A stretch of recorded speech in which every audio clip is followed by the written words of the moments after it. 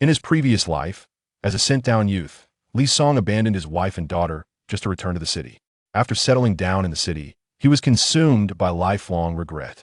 Now, given a second chance through an unexpected rebirth, he resolved not to go back to the city at all. Instead, he would stay in the countryside, content with his wife, child, and the warmth of their humble home. Chapter 1. Reborn as a youth. In a high-ranking cadre ward at Huaca Hospital, the spacious room was packed with people. The hospital's top two leaders, along with officials from several departments of the State Science and Technology Commission, had all gathered to pay their final respects to the old academician. Academician Li, our research institute has just developed a new drug. It's showing excellent results. Please give it a try, one official pleaded gently. The elderly man on the bed slowly shook his head, then closed his eyes. If Wei Ruowei, after clinging to this world for 50 long years, I can finally come find you. I wonder, will you even want to see me, a man so ungrateful? His consciousness faded, drifting further until it vanished completely. Beep, beep, beep, beep. A sharp alarm pierced the air.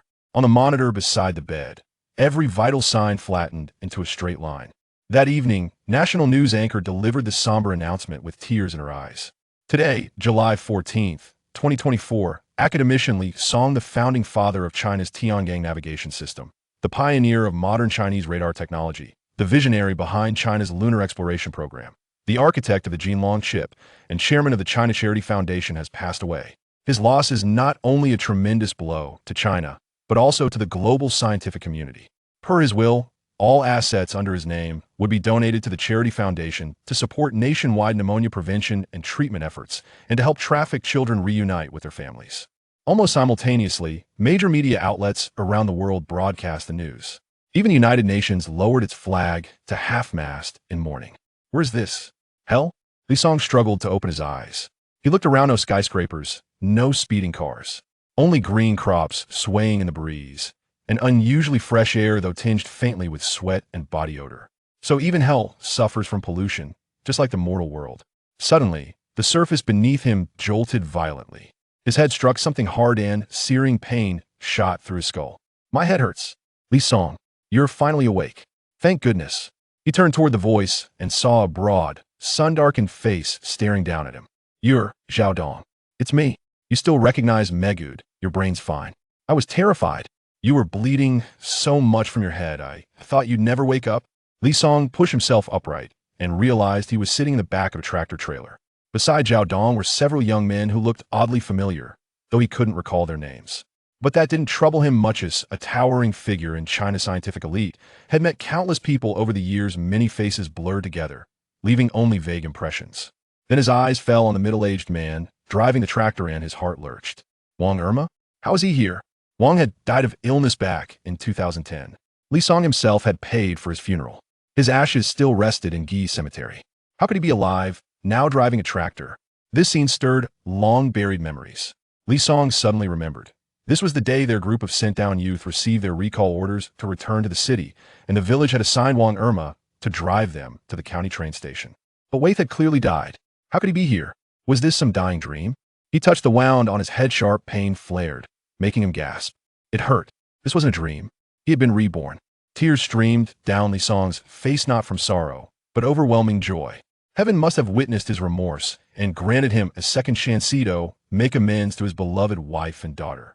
Decades of sealed memories began flooding back. In his past life, after receiving the recall order, had secretly gone to town and bought a train ticket.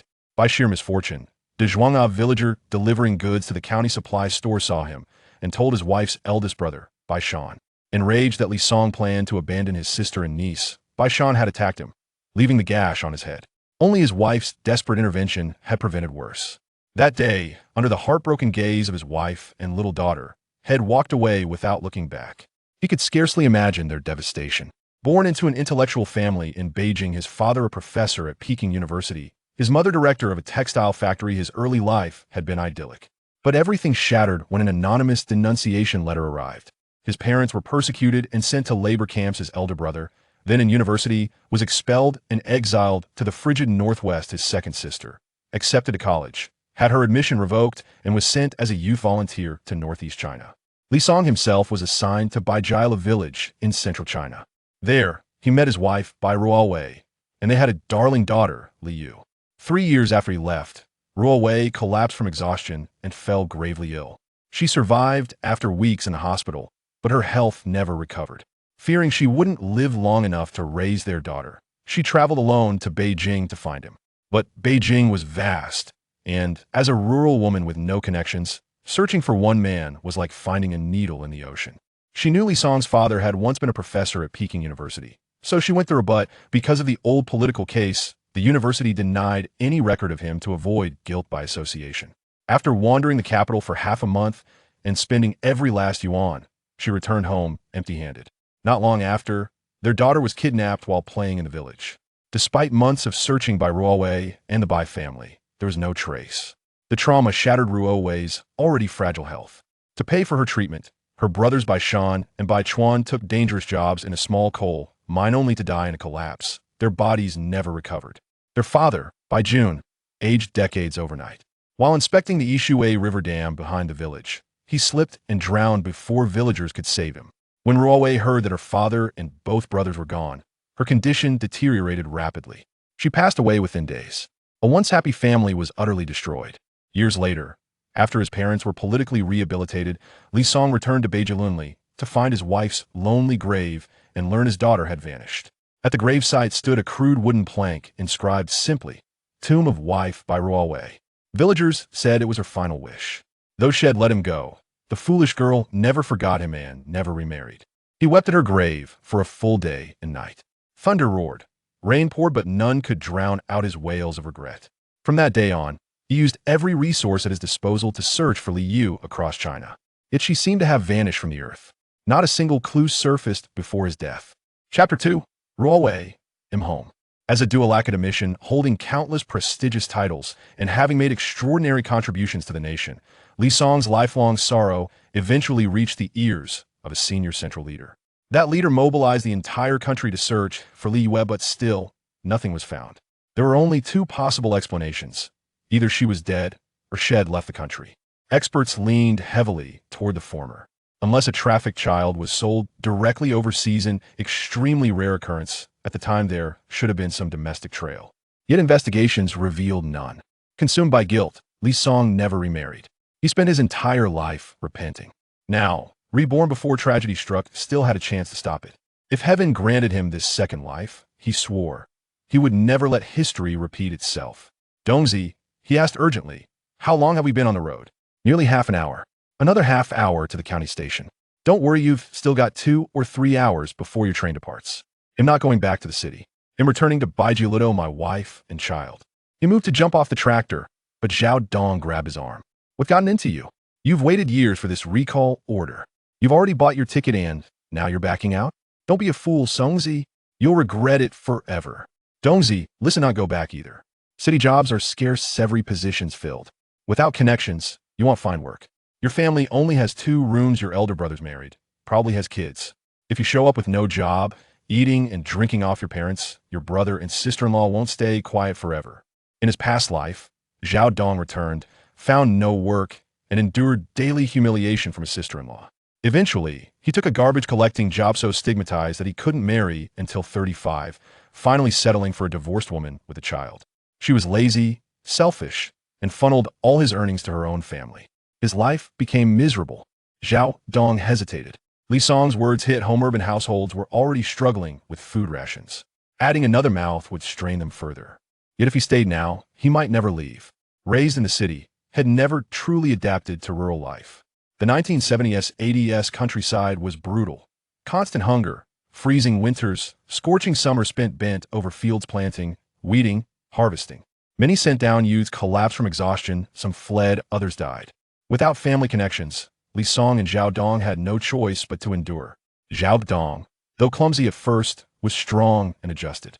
But Li Song, frail and bookish, couldn't survive the grueling farm labor. Under the collective work point system, no labor meant no points, no grain, and starvation. Most youths earned few points due to inexperience. Those from wealthier families received money and ration coupons from home, but Li Song, cut off from his persecuted family, got nothing. For months after arriving, had never eaten his fill. Starvation loomed until a girl entered his life, Bai Ruowei, the village chief's daughter. With universities closed, Ruowei had returned home after high school. At their first meeting, she was captivated by Li Song's scholarly grace and striking looks unlike any man shed seen in rural Xiaoqing. Her heart fluttered like a startled fawn. She immediately told her parents she wanted to marry him. They fiercely objected. He was a sent-down youth bound to leave. Thin, weak, unable to carry water or chop, how could their precious youngest daughter survive with such a man? Spoiled since childhood, while others ate cornmeal buns, she got white flour steamed bread, while everyone wore patched clothes. She had new ones. She had never done farm work. In an era when primary school graduation counted as educated, she had finished high school all because her family shielded her. But they couldn't deny her. After marriage, her father arranged a village teaching post for Li Song far easier than field labor. Only later did Li Song learn that teaching job had been meant for Ruowei. Because he took it, she was forced into the fields. Her once soft, smooth hands grew rough and calloused from years of toil. She never let him worry about household matters and, later, gave him their daughter, Li Yu. But blinded by ambition, had abandoned them both for the city and paid for it with a lifetime of regret. Now, reborn, he would change everything not just for himself, but for his friend Zhao Dong too. Dongzi, I found a way to earn money. We can stay in Baijialu, build something real. With savings in hand. Returning to the city later beats going back now to beg for scraps and endure your brother's scorn. Zhao Dong's resolve hardened. Songzi, I trust you. I'm staying too. Li Song immediately called out, Uncle Wang, stop the tractor. Dongzi and I aren't going to the city. Drop us off, we'll walk back. Wang Irma blinked in surprise. Boy, what nonsense is this? You were the loudest demanding to leave, even willing to abandon Ruowei and the child. Now you're changing your mind? Uncle Wang, I've come to my senses, Li Song said firmly. I may be just a frail scholar, but I will not be a man who abandons his wife and daughter. I'm going back to Ruowei. If I ever return to the city, I'll be with her and Yuer. Otherwise, he'll stay in Baijialu for the rest of my life. His tone left no room for doubt. Wang Irma studied him, then nodded slowly. At last, you've awakened, young intellectual. Don't get down, you two, sit tight. Uncle, I'll take you back myself. He turned the tractor around and sped toward the village. Half an hour later, it stopped before the modest adobe house built by the Bai family after a season of backbreaking labor for Li Song and Ruowei's wedding. By the gate bloomed several blue butterfly flowers, Ruowei's favorite. Li Song leapt down, running his hand over the courtyard had dreamed of countless nights. He pushed the door open gently. I am home. This time, he'll never leave you and Yuer again. Chapter 3. Publicly torn up return order. The sudden sound of the door opening startled everyone in the courtyard. Did you not leave? Why have you returned? Bai Shan's expression darkened as he fixed his gaze on Li Song, harboring a desire to strike down this ungrateful brother-in-law. Amidst the crowd, a frail woman, seemingly as delicate as a gust of wind could topple her, approached with a smile. Songzi, why have you come back? Did you forget something? I can help you find it. His wife had always been so kind-hearted. According to the policy, those who married and had children during the queue-jumping period automatically lost their qualifications for returning to the city. Although he and his wife had married and even had a child, they had not obtained a marriage certificate, leaving him legally unmarried. However, they had held a banquet in the village, and with a child to their name. If his wife chose to report this, he would certainly never receive the return order. Yet, she had refrained from doing so and even urged her family against it. Such an understanding wife. In his previous life, he must have been blinded by selfishness to abandon her. I am not leaving. I wish to stay in Baijia village, forever by your and Yuer's side. Songzi, you have yearned to return to the city all these years. If you miss this opportunity, who knows when you will have another chance. Li Song looked at his wife with concern. Her every thought was devoted to him and their daughter. Whenever there was a morsel of good food at home, it was given to him and their daughter while she endured hunger and cold, laboring tirelessly to earn work points, her health deteriorating. After his departure, her severe illness stemmed from the burdens she had borne. I understand, but I cannot bear to leave you and our daughter. As he spoke, Li Song retrieved the return order from his backpack and, before his wife, father-in-law, elder brother-in-law, second brother-in-law, and mother-in-law, he tore it to shreds. Then he took out the train ticket, but just as he was about to tear it, his wife snatched it away. This cannot be torn. It can be refunded for quite a bit. Listening to you, I shall not tear this one. Li Song smiled and nodded, handing the train ticket to his wife. She casually handed it to her elder brother, Bai Shan. Brother, could you ride your bicycle to the county and refund this ticket? You little girl. Always finding work for your elder brother. Though it sounded like a scolding, his tone was playful. Father-in-law Bai Jun cleared his throat gently. Have you thought this through? You truly will not leave? I have thought it through. I will not leave. Li Song's gaze was resolute as he looked at his wife and daughter. That is good to hear. From now on, live well with Ruowei. If you encounter any difficulties, come home. Your mother and I will support you as best we can. Uncle Lee, you can rest assured. I will take good care of Ruowei and Yuer. Father-in-law, along with mother-in-law and second brother-in-law, departed, even taking Yuer with them. Only Li Song and his wife remained in the house. Li Song pulled his wife to sit on the bed. Ruowei, why did you never try to stop me from returning to the city? I feared that if I held you back, I would lose your heart forever. And I dreaded that you might hate me for life. From now on, you must not be so foolish. A man must be firmly held on to. Never let him go again. In truth, I have long regretted it. I love you, and I wish for you to remain by my side, and that of Yuer forever. I will. Li Song held his wife close, marking the first time in 50 years, including his past life, that he embraced her so intimately. Ahem. Zhao Dong cleared his throat softly, awkwardly glancing at the tightly intertwined couple. Songzi, Ruowei, I do not mean to intrude upon your moment. But I have some matters to discuss with you, Songzi. Previously, on the carriage, Li Song had mentioned he had discovered a way to earn money. Yet he had not elaborated on this avenue. Now that he had forsaken his return to the city, uncertainty lingered in his heart regarding the financial path Li Song had alluded to. Reluctantly, Li Song released his wife and shot a fierce glare at Zhao Dong, who had so rudely interrupted their precious moment together after half a century. Ruowei, please rest for a moment. I shall return shortly. All right. Following Zhao Dong into the courtyard, Li Song cast a sharp look at him. If you have questions, ask them directly. Hee, what exactly is that money-making avenue you mentioned earlier? Li Song smiled mysteriously. You will find out in due time. You are being coy again, Zhao Dong retorted, shooting Li Song an irritated glance before turning to leave. The two had been brothers for many years. It was no exaggeration to say that Li Song's every move was well known to him. Go on. Enjoy your time with your wife. Old man, do you think our son-in-law is truly staying this time? Bai Jun furrowed his brow. He should be. He has torn up the return order. That document cannot be replaced. That's good to hear. The mother-in-law let out a quiet sigh of relief. Ever since she learned of Li Song's intention to return to the city, she had been anxious. Her daughter was still so young. How would she manage to live alone with a child? As long as they, the elderly couple, were around, they could provide support. Their eldest and second sons would not stand idly by either. However, the day would come when they would grow old, and their sons would eventually marry and start their own families, which might lead to discontent if they were overly attentive to their sister. If he dares to leave again, I will break his legs, Bai Chuan scoffed, expressing his disdain for Li Song, who had forsaken his wife and daughter. If it hadn't been for his sister's intervention, he would have certainly followed his older brother's lead and given Li Song a good beating. Bai Jun shot a glare at his second son, knowing he was always ready to fight. If he truly harmed him, it would be their sister who would suffer. While Bai Chuan might not accept reprimands from others, he could only endure his father's scolding. When it comes to a father disciplining his son, no one has a say. Upon returning home, Li Song found his wife still sitting by the bed. He approached her with a smile and once again embraced her. After a separation of 50 years, he longed to share an intimate exchange with her.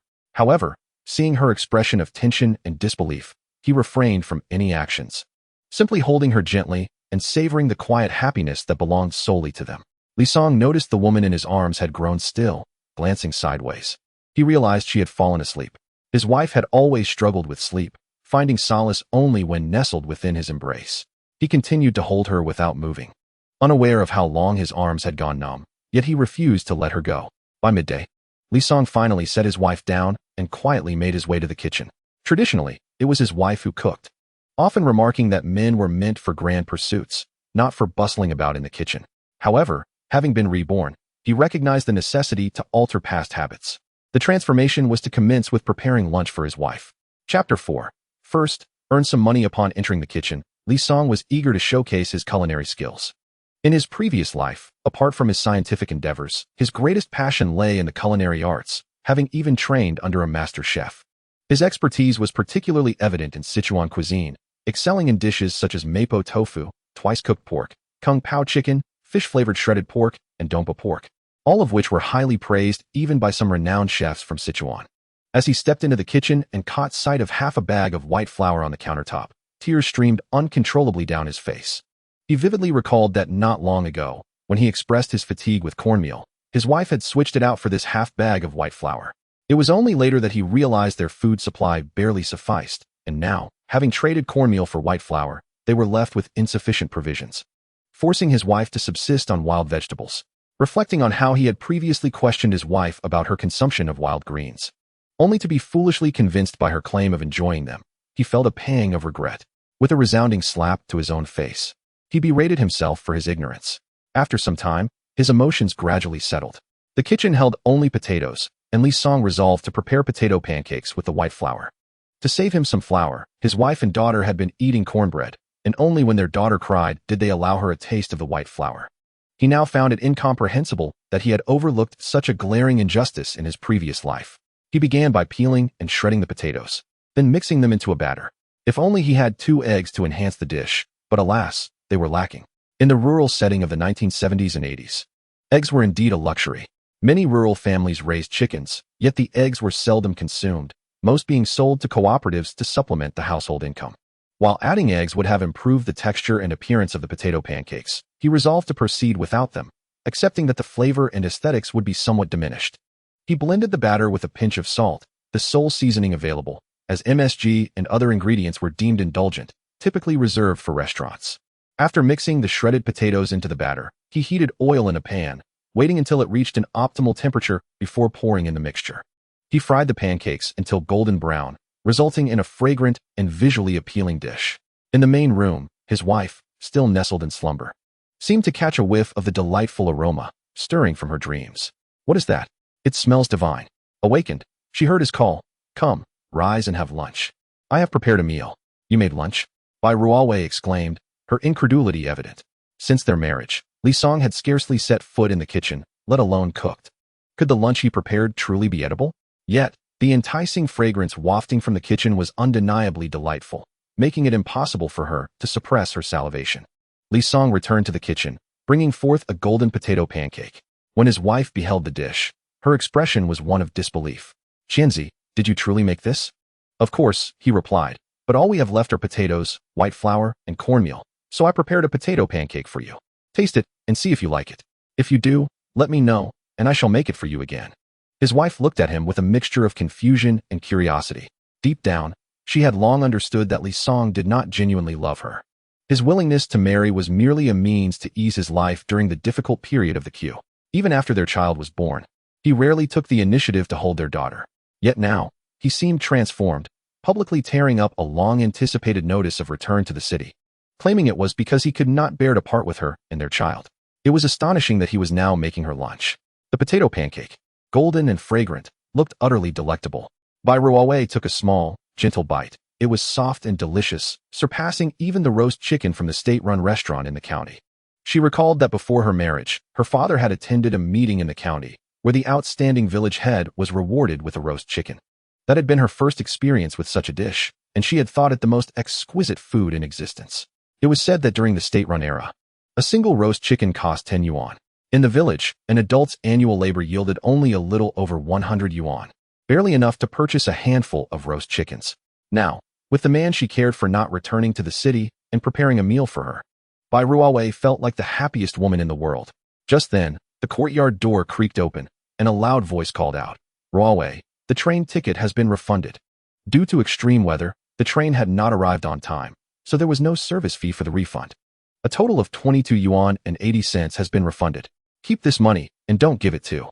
He was about to mention Li Song's name when he noticed his sister's husband standing beside her, causing his face to flush with embarrassment. As the saying goes, one should not speak ill of others in front of them. It was indeed awkward to criticize Li Song in his presence. Bai Shan thrust the money into his sister's hands, casting a disapproving glance at Li Song before turning to leave. "Elder brother, you must not have had lunch yet. Have you?" "Songzi made potato pancakes. They taste wonderful. You should try some." Bai Shan scoffed. "Sister, don't inflate his ego. He hasn't even stepped into the kitchen for years. How could he possibly cook?" Li Song felt a wave of awkwardness wash over him, as Bai Shan's words rang true. After years of not entering the kitchen, his sudden culinary prowess was indeed hard to believe. Once Bai Shan departed, his wife looked apologetically at him. "I'm so sorry, Songzi. I didn't realize that my brother didn't believe you could cook, let alone that it would be so delicious." Li Song, however, did not mind such trivial matters. On the contrary, he felt a deep-seated gratitude towards his brothers-in-law, Bai Shan and Bai Chuan. In his previous life, when his wife first fell ill and was hospitalized, it was they who had cared for her. When she fell ill a second time, they had even worked in a small coal mine to help raise funds for her medical expenses, only to suffer a mining accident that claimed their lives. The two brothers-in-law cared for his wife so tenderly, and he felt nothing but gratitude towards them. His wife was slender, and their daughter's complexion was a ghastly yellow, a stark indication of severe malnutrition. The only remedy to alter this dire situation was to earn money swiftly and enhance their living conditions. In his previous life, a natural disaster had delayed the train that should have arrived that very day, causing it to reach 3 days later. Out of sheer boredom, while waiting for the train, he and Zhao Dong meandered through the county town, inadvertently hearing some news from the textile factory in Linshan City. If he could leverage this information wisely, it would mark the beginning of his first fortune in this new life. Chapter 5. The Foolish Girl Ruowei. There's something I need to tell you. Tomorrow, I may need to go to the city. His wife stared at Li Song in shock, her bright eyes brimming with tears. Indeed, Songzi was going to leave. After a moment of daze, she turned back to the bedroom and emerged with a pile of torn paper. This is the return order you had torn apart earlier. I managed to piece it back together. It should still be usable. Li Song glanced at the fragments in her hands, feeling as though an immense weight pressed upon his chest, rendering him breathless. He had no idea that his wife would gather the remnants of the return order he had so recklessly destroyed. Was she afraid he would regret staying? What a foolish girl. She loved him dearly yet pushed him away time and again to avoid being a burden. He casually tossed the scraps into the stove, and the flames roared to life, consuming the pieces until they turned to ash. Ruowei, trust me. Since I have said I want to leave, I truly want to. I will stay to care for you and and I will strive to be a good husband and father. The reason I need to go to the county is that our family is too impoverished. I wish to seek opportunities to earn some money and improve our circumstances. Both you and are far too thin and need proper nourishment. Are you really not planning to sneak back to the city? Li Song understood his wife's reaction well. His previous actions had left her feeling insecure. Ruowei, rest assured, since I have vowed to stay, I will not depart again. Moreover, with the return order burned, even if I wished to go back, I could not. His wife locked her gaze onto his for a moment before bashfully lowering her head. Songzi, it's not that I don't trust you. I just wish for you to understand that if you ever plan to leave, you must inform me. Otherwise, if you vanish unexpectedly, I would be deeply worried. How could there be such a foolish girl in this world? Li Song held his wife tightly in his embrace. Rest easy. I shall never leave you and our daughter. I believe you. Bai Ruowei had always found it easy to trust her husband. A day trip to the city won't allow for a round trip. Come. Let me take you to find father for an introduction letter. And don't forget to bring the leftover potato pancakes for my in-laws to taste. You've thought this through. I will prepare it right away. In the 1980s, food containers had yet to become popular, and one had to bring their own bowls when buying meals. Thus, in that era, factory-style lunchboxes were quite fashionable, with nearly every worker in the city possessing one. In the countryside, however, lunchboxes were non-existent, but bowls were available. His wife carefully packed the remaining potato pancakes into a bowl and covered it with a layer of cloth. The netting of the basket had numerous gaps, failing to contain the enticing aroma of the potato pancakes that wafted through the air. The dogs wandering about the village caught a whiff of the delightful scent and trailed behind. Glancing back at the pack of dogs in tow, the wife chuckled softly. Songzi, I never anticipated that your inaugural attempt at cooking would create such a commotion. Look at those dogs behind us. They seem as if they would leap at the chance to devour those potato pancakes. Li Song recalled that in a not-so-distant past, their daughter would be abducted, prompting him to take precautions. Ruowei, don't you think the dogs are rather charming? Perhaps we should consider adopting one to keep Mooner company. His wife's face lit up with excitement. Are you truly willing to have a dog at home? Why not? Li Song shrugged nonchalantly. Mooner adores puppies. She has long wished for one. Not too long ago, my mother helped find a puppy, but since you disagreed, I had no choice but to leave it at my mother's place. Upon reflection, Li Song realized the truth of her words. He recalled visiting the post office that day, only to discover his return to city orders were still absent, leaving him in a state of profound disappointment. At that moment, when his wife broached the subject of a dog, he flippantly remarked that he could barely support himself, let alone a dog. He vividly remembered the look of disappointment in his daughter's eyes after his refusal. It baffled him how he could have been so cold-hearted at that time. The memory of her forlorn gaze now tugged at his heartstrings, a stark contrast to his previous indifference. Had it not been for his wife's presence, that moment of callous rejection might have left a lasting scar on their child. Though they resided in Baijia village, his fragile pride had led him to decline the carefully chosen plot of land next to the Bai family, which his in-laws had selected for their home. Instead, he opted for a less favorable site at the opposite end of the village, surrounded by rocky debris washed down from the mountains. Subsequently, his wife spent months clearing the stones to cultivate their land for vegetables. He distinctly remembered how she labored tirelessly, often retiring to bed with a sore back, while he remained oblivious to her struggles, offering neither assistance nor a word of comfort. Ruowei, I was thoughtless back then. I apologize to you and our daughter. I shall change. I will cherish you both, making you the happiest women in the world. The sudden depth of his emotion left her momentarily disoriented. He had never expressed such sentiments before. Noticing her bashful demeanor, Li Song gently took her hand. Let us go. If we delay any longer, the potato pancakes will grow cold. They are best enjoyed warm. Their flavor diminishes once they cool. Bai Ruowei felt the warmth of his hand and, after a moment's hesitation, chose not to withdraw. She relished this feeling, reluctant to let go. Old one, am I seeing things? That youth Li Song is actually holding Ruowei's hand. It was indeed peculiar. Hadn't he heard that Li Song had received his orders to return to the city? Perhaps he hasn't set off yet? That is improbable. Today, the village chief specifically had Wang Ermatzi drive the returning youth to the train station. Not long ago, I saw Wang Ermatzi returning with the tractor. Could it be that Li, the youth, has had a change of heart and decided against leaving for the city? It is impossible. Everyone in the village knows that he is the one among the educated youth who yearns to return to the city the most.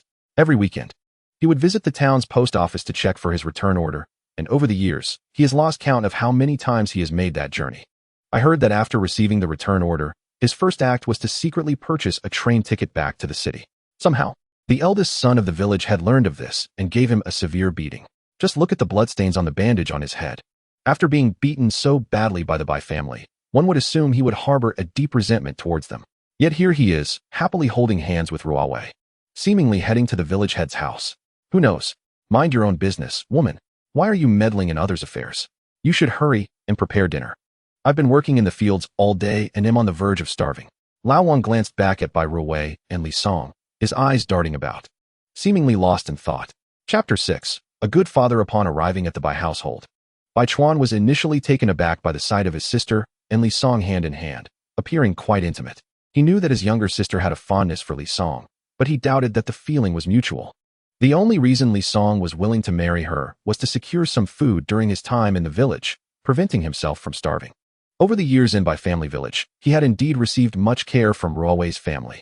Even his current job was secured through the assistance of his father-in-law. Therefore, Li Song never shied away from the fact that he was living off someone else's generosity. In fact, he took pride in it. How fortunate he was to have such a kind, gentle, and lovely woman allowing him to benefit from her support. Suddenly, Bai Chuan caught a whiff of a delightful aroma and couldn't help but inhale deeply. At that moment, he noticed the porcelain bowl in his sister's hands, covered with a layer of cloth. Ruowei, what have you brought that smells so good? Bai Ruowei smiled as she lifted the cloth to reveal potato pancakes beneath. Second brother, you must try this. It's the lunch that Songzi just prepared for me, better than roasted chicken. Li Song can cook? Bai Chuan expressed serious skepticism. Observing the incredulous expressions of his second uncle and elder uncle, Li Qian felt quite embarrassed. It seemed he had indeed left a rather poor impression previously. As his wife offered the potato pancake to her brother, she said, "Taste it, and you'll see whether Songzi can cook." Bai Chuan hesitated but ultimately succumbed to the allure of the aroma, taking a piece to sample. Upon tasting, it was soft and fragrant. Bai Chuan's eyes lit up. It was delicious. He quickly devoured the remaining pancake and grabbed another piece, rushing toward the room. "Yaya, come quickly and see what your uncle has brought you." Yaya, who was busy capturing ants indoors, raised her head at the commotion, curiously eyeing the small round pancake in Bai Chuan's hand. "Uncle, what is this?" "This is a potato pancake. It's very tasty. You should try it, Yaya." The little girl glanced apprehensively at her mother, hesitating. Previously, the white flour at home was only permitted for her father's consumption, and she was only allowed some when she cried for it. Now, with her mother silent, she dared not eat. Li Song, sensing the girl's concern, approached with a smile. "Go ahead and eat. Yaya, there's plenty more from your mother." "Thank you, Daddy." Yaya expressed her gratitude before taking a bite of the potato pancake. Observing her obedient demeanor, Li Song couldn't help but berate himself for his shortcomings. His daughter felt compelled to thank him for merely one potato pancake. What experiences had she endured to become so well-behaved? He couldn't blame his wife. The fault lay squarely with him, for he had failed to fulfill his duties as a father. "Good girl," he murmured, as Yaya devoured the pancake, her face smeared with grease. Li Song knelt down, gently wiping the oil from her cheeks. "Yaya, don't eat so quickly. This pancake was made by Daddy. If you like it, I'll make it for you every day." "Daddy, can I really have potato pancakes every day?" "Of course. Not only will you have potato pancakes, but also egg pancakes and stuffed pastries." "Oh, Daddy, That sounds wonderful. I like today's daddy. So, does that mean Yaya did not like the previous version of her father? She timidly hid behind her uncle. Previously, her father had not provided her with delicious food or played with her, and as a result, she had not liked him. Daddy was wrong before. From now on, I promise to make you delicious food and play with you, alright?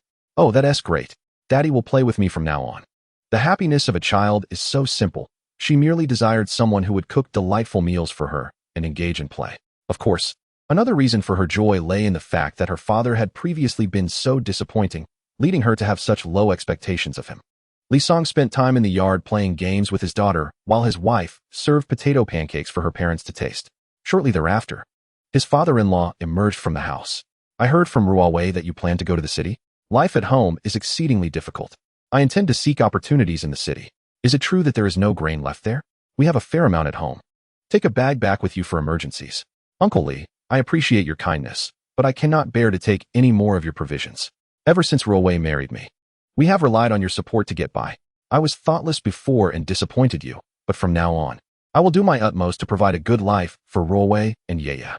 His father-in-law gazed at Li Song with a complex expression. Since his unexpected return that morning, he seemed transformed. If it weren't for the undeniable resemblance to his son-in-law, he would have doubted they were the same person, for the change was astonishing. However, regardless of the reason, this transformation was a positive development. At least he was beginning to embrace the responsibilities of a husband. I can help you with a letter of introduction. How many days do you plan to stay? 3 days, I suppose. I'll go to the brigade office to prepare it shortly, and then I'll have Air deliver it to you. Bai Chuan wore a sullen expression, perplexed as to why Li Song, who needed the letter, wasn't he the one to collect it, but rather the one to send it. Li Song, you know I have never been particularly satisfied with you. You couldn't bear burdens or shoulder responsibilities. My precious daughter has endured too much suffering since marrying you. But since she chose you, I reluctantly consented. However, you have changed now. You understand the value of your wife and child, and honestly, I find that reassuring. Your purpose in the city is not my concern, yet I implore you to consider your wife and daughter at home before embarking on your endeavors. Even if you must return to the city, I shall not impede your journey. You have arrived with honor, and I hope you will depart with the same dignity. Rest assured, Uncle Li, unless I can bring Ruowei and Yue along, I shall not venture anywhere. My trip to the city is prompted by a sudden recollection of a lucrative opportunity my teacher once introduced. I wish to ascertain its current viability. Though my son-in-law may not excel in manual labor, he possesses considerable knowledge, unmatched even in the surrounding villages. His mentors are either experts or professors. Perhaps they might indeed provide him with some profitable avenues. After spending some time at my father-in-law's home, Li Song embraced Yue and returned home with his wife. Along the way, his daughter and he shared a delightful conversation that left her in fits of laughter. His wife, observing the harmonious scene between her husband and daughter, could hardly believe her eyes, especially since Li Song had previously been reluctant to even hold their child. The following morning, Li Song set off early. As he was leaving the village, he fortuitously encountered De Zhuang, who was delivering goods to the supply and marketing cooperative. Upon seeing Li Song, Da Zhuang felt a surge of anxiety. Recalling how he had previously revealed the news of Li Song's clandestine purchase of a train ticket to Baishan, resulting in a furious beating. Wait a moment, Da Zhuang. Li Song called out. Da Zhuang feigned ignorance, vigorously cracking his whip against the ox. Unfortunately, he was driving an ox cart rather than a horse cart, so despite his efforts, the cart moved at a sluggish pace, eliciting only a few protests from the old ox. Li Song quickly caught up. You're heading to the county supply cooperative, right? May I accompany you? You're only calling me to ask for a ride to the county? Indeed, what else would I call you for? Nothing. Da Zhuang hastily waved his hand, as he could not admit his suspicions of retribution. That would be tantamount to confessing his own secret about the train ticket. Hop on. We're running late today, and we must hurry along the way. Li Song climbed into the empty space on the cart, while Da Zhuang, feeling guilty, remained silent as he focused on driving. Both men were absorbed in their thoughts, each respecting the other's quietude, which fostered an unexpected sense of ease. Upon reaching the county, Li Song spent 50 cents to purchase 5 vegetarian steamed buns. In 1976, the prices were astonishingly low. One could acquire a vegetarian bun for just 10 cents, while a meat bun cost a mere 20 cents. Unlike the minuscule buns of later years, these vegetarian buns were significantly larger. After buying 5, Li Song kept 2 for himself and generously offered the remaining 3 to Da Zhuang. Thank you for bringing me to the county. Take these 3 buns to enjoy. Without waiting for Da Zhuang's refusal, Li Song departed. Zhuang observed his retreating figure with a peculiar expression. The village chief's son-in-law seemed rather different from the tales he had heard. After bidding farewell to Zhuang, Li Song promptly made his way to the ticket hall at the station. At the ticket counter, a young ticket seller was knitting. Upon noticing Li Song's arrival, she glanced at him with a sidelong look. "Excuse me, I would like to purchase a ticket to Linshan City." The woman seemed to feel that Li Song's arrival interrupted her knitting. Reluctantly, she set down her yarn and knitting needles to say, "The introduction letter." Li Song hurriedly handed over the letter. Ticket sellers in the 70s were notoriously arrogant. If you displeased them, they would simply refuse to sell you a ticket and might even summon someone to forcibly remove you from the station. As for complaining about their poor service, that concept was non-existent at the time. After a meticulous inspection of the introduction letter, she confirmed its validity before returning it to him. However, her gaze continued to flit back and forth over him, as if she were curious about his purpose for visiting Linshan City. In the late 70s and early 80s, the movement of people was quite limited. Aside from government officials, most individuals remained within their commune, with many not having left their county for a decade or two. A ticket cost 3 yuan and 50 cents. Li Song paid and expressed his gratitude sincerely, which softened the ticket seller's demeanor somewhat. There was only one bus daily from Ming'an County to Linshan City, departing at noon. After obtaining his ticket, with 2 hours until noon, Li Song decided to visit a Xinhua bookstore. His willingness to tear up his city return order stemmed from his knowledge that the National College entrance examination would resume in just over a year. If he and his wife could pass the entrance exams, they could naturally return to the city. In his previous life, he had been engaged in research, so passing the exams was not a concern for him. His worry lay with his wife. Although she had performed well academically before their marriage, she had not studied for several years, having devoted her time to earning work points and managing the household. Years had swiftly passed, and she likely had forgotten much of what she had learned in junior and senior high school. To ensure she was well prepared, Li Song decided to have her begin studying 2 years in advance. This was no ordinary university she aimed for, but rather Kyoto University or Huqing University, two of the most prestigious institutions in the country, which were never easy to enter. Upon arriving at the Xinhua bookstore, Li Song couldn't help but feel a twinge of disappointment.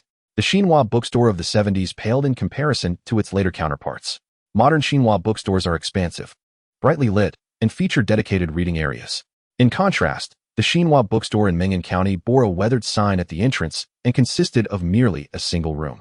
Inside, there were only 4 shelves. The foremost shelf was filled with quotes from great leaders, while the second shelf held a few literary classics. After perusing the store, he ultimately found only 2 high school textbooks on mathematics and physics tucked away in a corner. There were no textbooks for Chinese language or politics. In 1978, when the college entrance examination resumed, the subjects for science students included Chinese, mathematics, physics, chemistry, and politics. Those pursuing foreign language majors had to take an additional English exam, while arts students faced Chinese, mathematics, politics, and history-geography. Acquiring textbooks was the first step in the review process. Preferably, he could obtain some review materials to facilitate a more targeted study approach. Unfortunately, Ming'an County's Xinhua bookstore lacked a complete set of textbooks. However, Li Song did not give up. The absence of resources in the Ming'an County bookstore did not imply that the Xinhua bookstore in Linshan City would be equally deficient. After spending nearly 2 hours in the bookstore, he casually browsed through high school mathematics and physics textbooks, gaining a general understanding of the knowledge points and their complexities. Noticing the time, Li Song returned to the bus station and waited for a short while before the bus arrived. He glanced disdainfully at the dilapidated vehicle. In his previous life, he was accustomed to being chauffeured in a private car, with armed escorts clearing the way. And now he found himself on such a worn-out public bus. After validating his ticket and boarding, he was met with the unpleasant odor permeating the cabin, a noxious blend of gasoline and various other scents that made him slightly nauseous. Gritting his teeth, he made his way to a window seat and opened the window wide, welcoming a rush of fresh air that offered him some relief. As Li Song pondered how he would navigate to the textile factory in Linshan City, he recalled the factory's machinery was damaged, and due to the absence of a German translator, even the manuals were incomprehensible. The engineers at the factory were at a loss for how to proceed with the repairs. This presented an opportunity for him.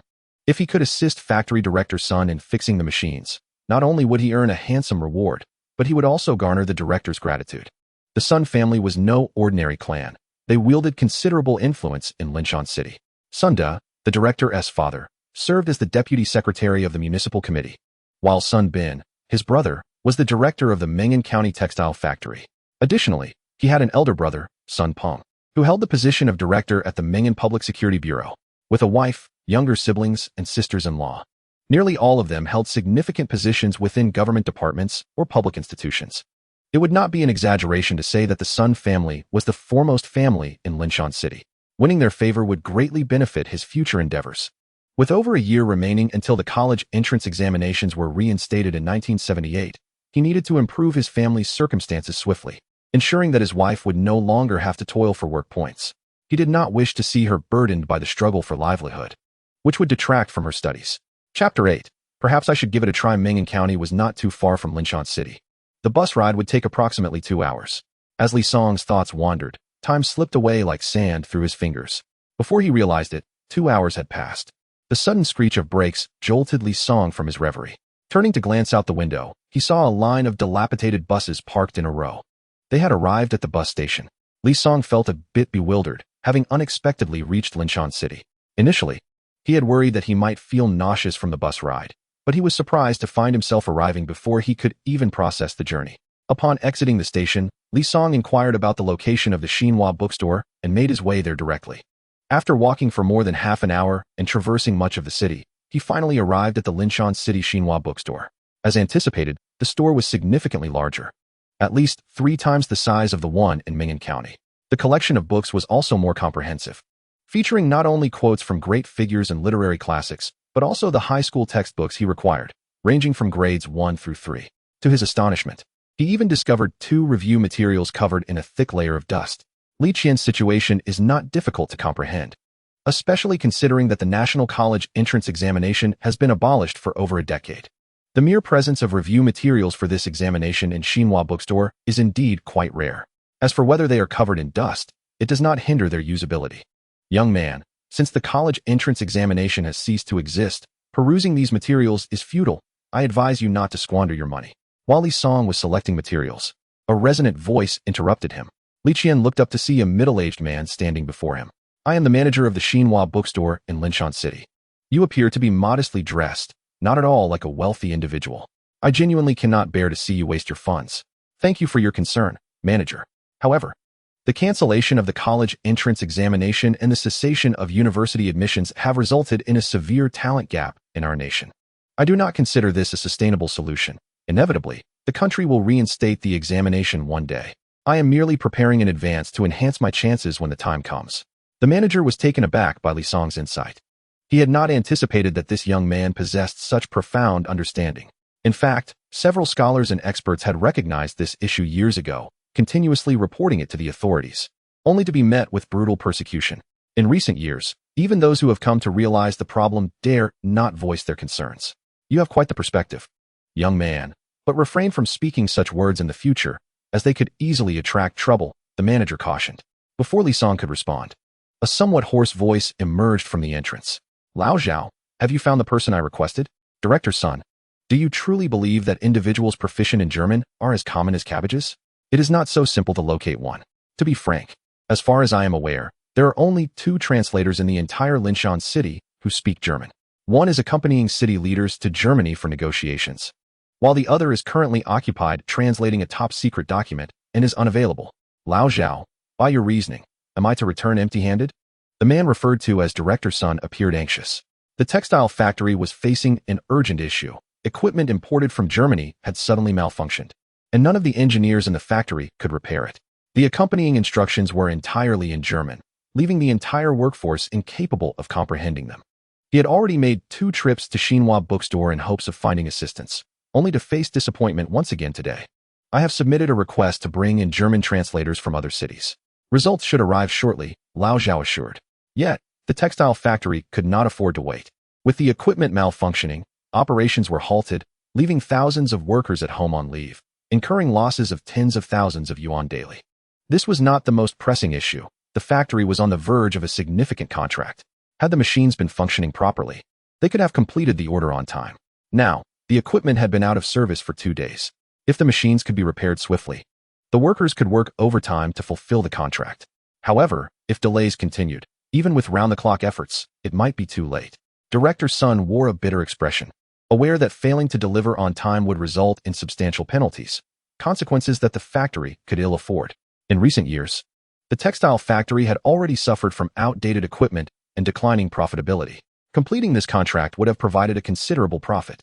He then sought some financial support from the government of Linshan City, which would enable the textile factory to upgrade its equipment. Once the decision to pay the penalty for breach of contract was made, not only would he, as the factory manager, face repercussions, but the factory itself would likely encounter even greater difficulties in the future due to the lost opportunity for equipment replacement. The textile factory has been in operation for several decades. If it were to collapse under his watch, he would be deemed a historical villain. Lao Zhao, we have been friends for many years. This time, you must assist me. Director Sun, I have truly exerted all my efforts. However, there are only a handful of registered professionals in the entire Shannan province. This is an even rarer find than English translators, and in every city, they are treasures. To borrow them would require approval from the provincial authorities, which is beyond my control. Director Zhao wore a troubled expression. As Director Sun mentioned, they had been longtime friends, and he naturally wished to help his friend through this predicament. Over the past few days, he had been tirelessly searching the province for German translators. Yet such talent was exceedingly scarce, and he had yet to find anyone. Director Sun, since the equipment of the textile factory was imported from Germany, why not try contacting the German manufacturers? They should have the means to resolve the factory's issues. Director Sun shook his head with a bitter expression. We have attempted to reach out to the German side, but they communicate in German, which we cannot comprehend at all. Hence, my urgency in seeking a translator. Director Zhao's lips twitched, unsure of how to comfort his old friend. Lao Sun, your luck is truly unfortunate. After finally securing a significant contract, the machinery of the textile factory malfunctioned, resulting in not only the inability to earn money, but also the potential obligation to pay a hefty penalty. This could even implicate you personally. Director Sun shot a glare at Director Zhao, who was being excessively insensitive, even in such dire circumstances. He still made light of the situation. Upon overhearing their conversation, Li Song's expression turned peculiar. On his way from Ming'an County to Linshan City, he had been contemplating how to establish contact with the textile factory. He never anticipated that he would unexpectedly encounter Director Sun while searching for high school textbooks at the Xinhua bookstore. Could it be that his luck had improved since his rebirth? Otherwise, such fortunate events, akin to someone offering a pillow just as he felt drowsy, would not have occurred in his life. Director Sun, please have your driver take me to the provincial capital. I am determined to find a German translator for you, even if it means risking my own reputation. Lao Zhao, I sincerely apologize for the trouble. Once we complete this textile order, I will treat you to drinks. Director Zhao. Director Sun, allow me to give it a try. I studied German for several years. Chapter 9. The slap in the face came so quickly both Director Sun and Director Zhao stared at Li Song in astonishment. Young man, you speak German? I am a youth from the capital. My father is a professor at Peking University and studied in Germany. I began learning German at the age of 6 alongside him. This is wonderful. The textile factory is saved. Director Sun was exceedingly excited. He had initially believed that the factory would be unable to fulfill its orders on time. But unexpectedly, a stranger he met at the Xinhua bookstore had given him hope. Time was of the essence, young man. I implore you to return to the factory with me immediately. Lao Sun, he has not yet agreed to help, Director Zhao reminded. I have become overly anxious. Director Sun's face flushed, but before he could continue, Li Song interjected. Director Sun, I am willing to assist. However, such assistance will not be rendered without due compensation. That is only natural. As long as you can help the garment factory navigate this crisis, I shall ensure you receive a salary commensurate with the highest rates for German translators in the market. Furthermore, I, Sun Ming, owe you a favor. Upon hearing the terms, Director Sun's initial skepticism dissipated. If this young man were indeed a fraud, he would not have dared to make demands. Li Song's eyes sparkled with delight. He had been contemplating how to forge a lasting connection with Director Sun, but unexpectedly, the director himself had already offered him a favor. The benefits of his rebirth were manifesting once more. With this favor owed to him by Director Sun, future interactions would seem far less abrupt. Director Sun, time is of the essence. Let us proceed swiftly. The sooner we repair the equipment, the sooner we can resume operations. You are indeed thoughtful, young man. I am Li Song. Feel free to call me Xiao Li, follow me. My driver is waiting outside. A mere 15 minutes later, Li Song stood before the entrance of the Linshan textile factory, a subtle smile gracing his lips, as though the first fortune of his life was beckoning him. Upon returning to the factory, Director Sun promptly convened a meeting with all the engineers. The chief engineer of the textile factory approached Director Sun with palpable excitement. Director, I have splendid news. In the past few days, I humiliated myself and leveraged all my connections to finally find a German translator. His name is Su Feng, a university student from the Engineering Core University who has studied German for 4 years. Director Sun was taken aback. It seemed that German translators had suddenly become rather commonplace. He had exerted great effort merely to discover one, while the chief engineer, Su Jian, had managed to find another. Nevertheless, during such a critical time, having an additional person brought extra assurance, which was beneficial for the factory. Director Sun, along with Li Song and chief engineer Su Jian, sought out the German translator Su Feng to discuss potential collaboration and foster familiarity for the upcoming partnership. However, even Director Sun did not anticipate that Su Feng, dressed in crisp trousers and a pristine shirt, would regard the patched attire of Li Song with disdain. "Kid, you should hurry back to where you came from. This job at the textile factory belongs to my nephew." "And why is that?" "Simply because my nephew is a university student, while you are merely a sent-down youth. What do you have to compare with him?" Chief Engineer Su Jian declared arrogantly. Li Song scoffed quietly. What did it matter if he were a university student? He had not earned the right to look down upon him. The tension escalated between the two, creating a charged atmosphere. Director Sun swiftly interjected to defuse the situation. "Enough. Enough. Let us not quarrel. It is crucial that we address the issues facing the textile factory. Director, where on earth did you find this beggar? Surely you haven't been deceived," Su Feng remarked disdainfully. Li Song felt Su Feng's condescending gaze, filled with contempt, as if this pompous university student regarded the rural youth as beneath his notice. Director Sun's expression darkened. After all, Li Song was the one he had brought along. Su Feng's disparaging remark about Li Song being a beggar was indeed a slap in the face. Chief Engineer Su Jian cast a worried glance at Director Sun. He did not anticipate that his distant nephew would audaciously claim that the person brought by Director Sun was a beggar, just as he was about to defend his nephew. He suddenly realized that if his nephew could help the textile factory navigate through this crisis, he would become its greatest benefactor. At that point, Director Sun would undoubtedly be immensely grateful to him. Such impudence from his nephew would be dismissed as a trivial matter. Moreover, this could elevate his own position. He had held the role of chief engineer for several years, and with the recent retirement of the deputy factory director, the city had yet to appoint a replacement. If his nephew could assist the garment factory in overcoming its challenges, the deputy position would likely be his for the taking. The deputy director held a significant role within the textile factory's leadership, with appointment authority residing with the city, even if the factory director harbored dissatisfaction. He could not remove him from office. The words of explanation lingered on Su Jian's lips, but he refrained from speaking them, instead turning to his distant nephew, Xiao Feng. "Are you all right?" Su Feng proudly lifted his chin. "Third uncle, rest assured, my 4 years of studying German were not in vain." Hearing his nephew's words, Su Jian felt a wave of relief wash over him. On one side was a student from a workers', peasants', and soldiers' university who had studied German for 4 years. On the other was an inexperienced youth. It was clear who the preferable choice was. However, since Li Song had been brought back by him, it seemed unreasonable to disregard someone willing to assist the textile factory in its time of need. "Xiao Su, Xiao Li are my recruited translation talents. You shall collaborate to translate the manual.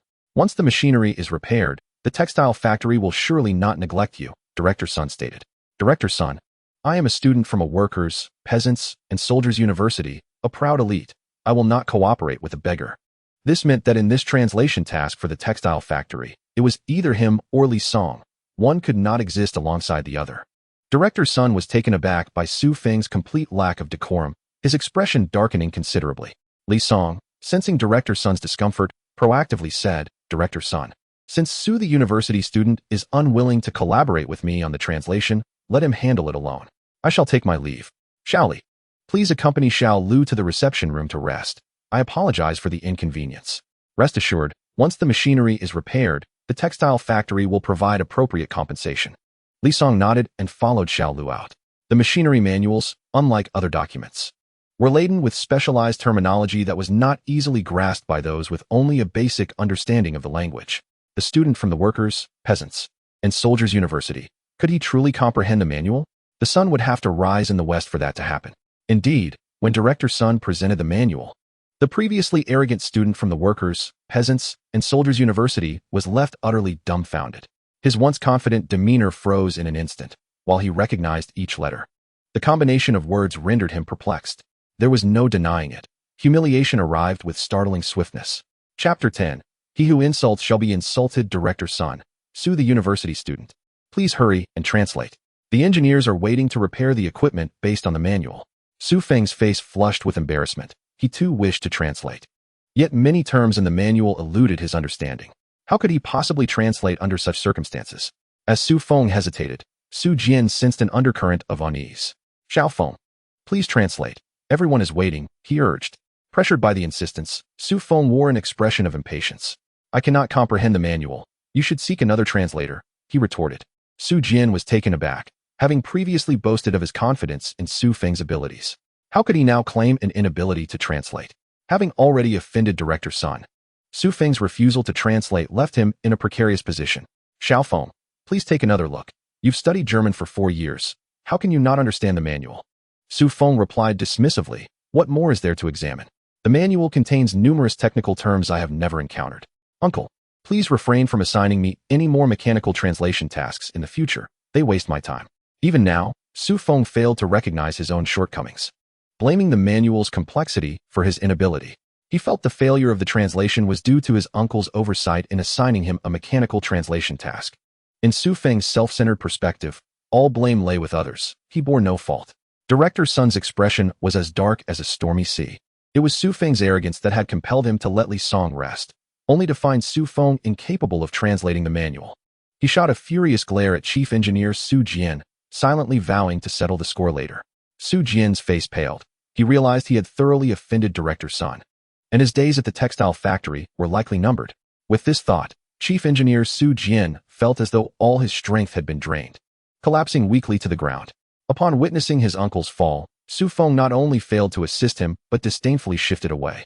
Seeing Su Feng, Su Jian suddenly found renewed vigor, struggling to rise and angrily lunging at him. This is all your fault. If it weren't for you, I would not have offended Director Sunday.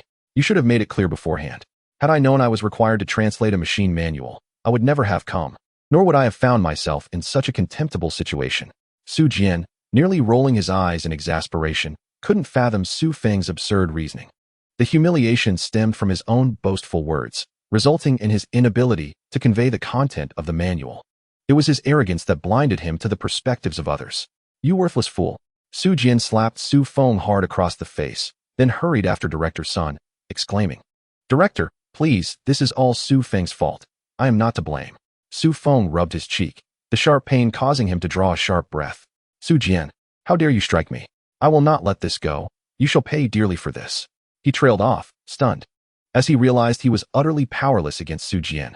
Director Sun rushed into the reception room, where Li Song was leisurely sipping tea. Li Song showed no surprise at the director's arrival. Director Sun, welcome. Please, take a seat. Li Song's reaction took Director Sun by surprise. Xiaoli, did you know I would return? The equipment manual was replete with technical jargon, and without a comprehensive understanding, it would be utterly impossible to translate. Not to mention that Su Feng was merely a student from a worker-peasant-soldier university. Even graduates of reputable German language programs, meticulously selected, might struggle with such terminology.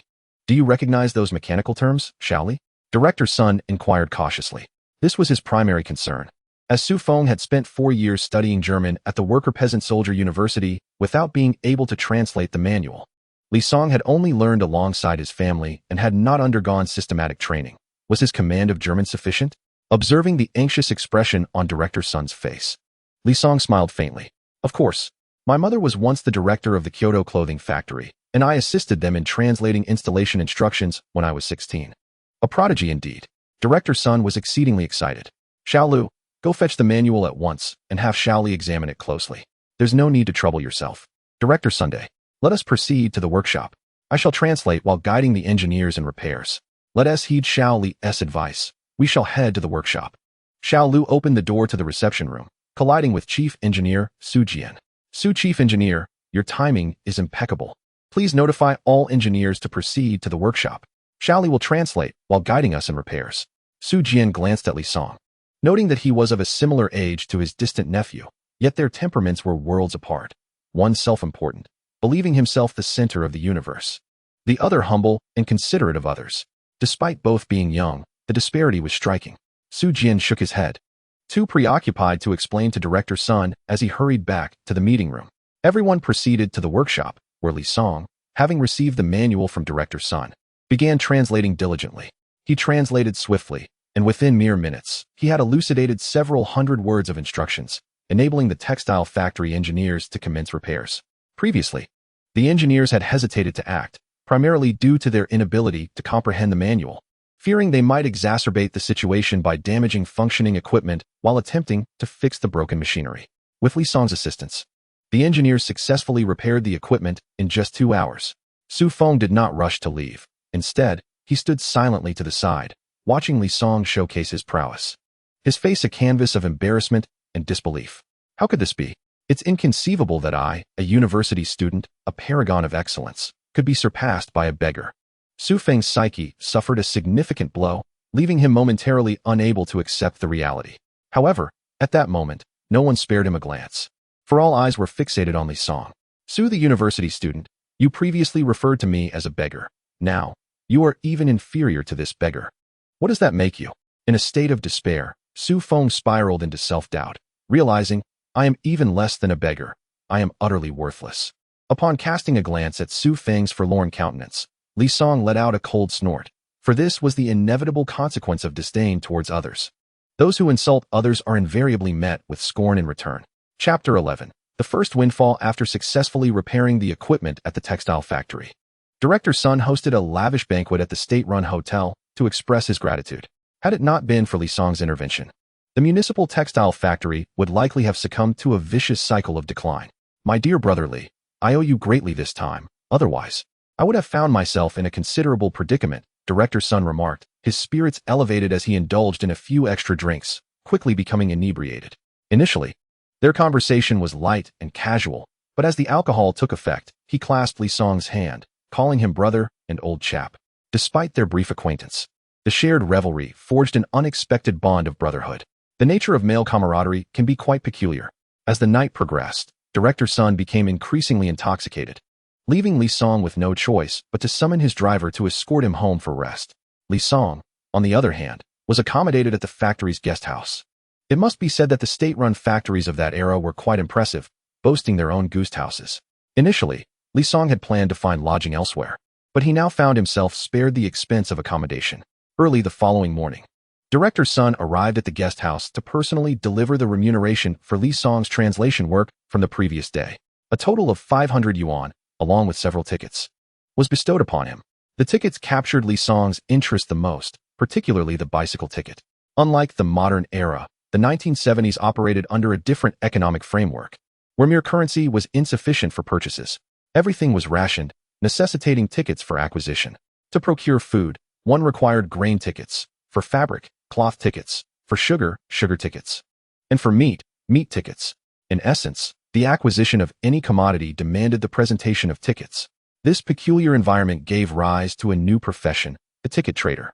Unlike the scalpers of contemporary times, these individuals were genuine intermediaries dealing in various tickets. During the 1970s, poverty was rampant. Yet, after a year of arduous labor, individuals managed to save a modest sum. However, these funds often proved futile due to the scarcity of tickets, particularly in rural areas where households struggled to meet their needs for grain, cloth, and meat tickets. Director Sun, is this not excessive? Li Song hesitated to accept the payment, recalling their prior agreement that he would receive remuneration according to the highest standards for German translation.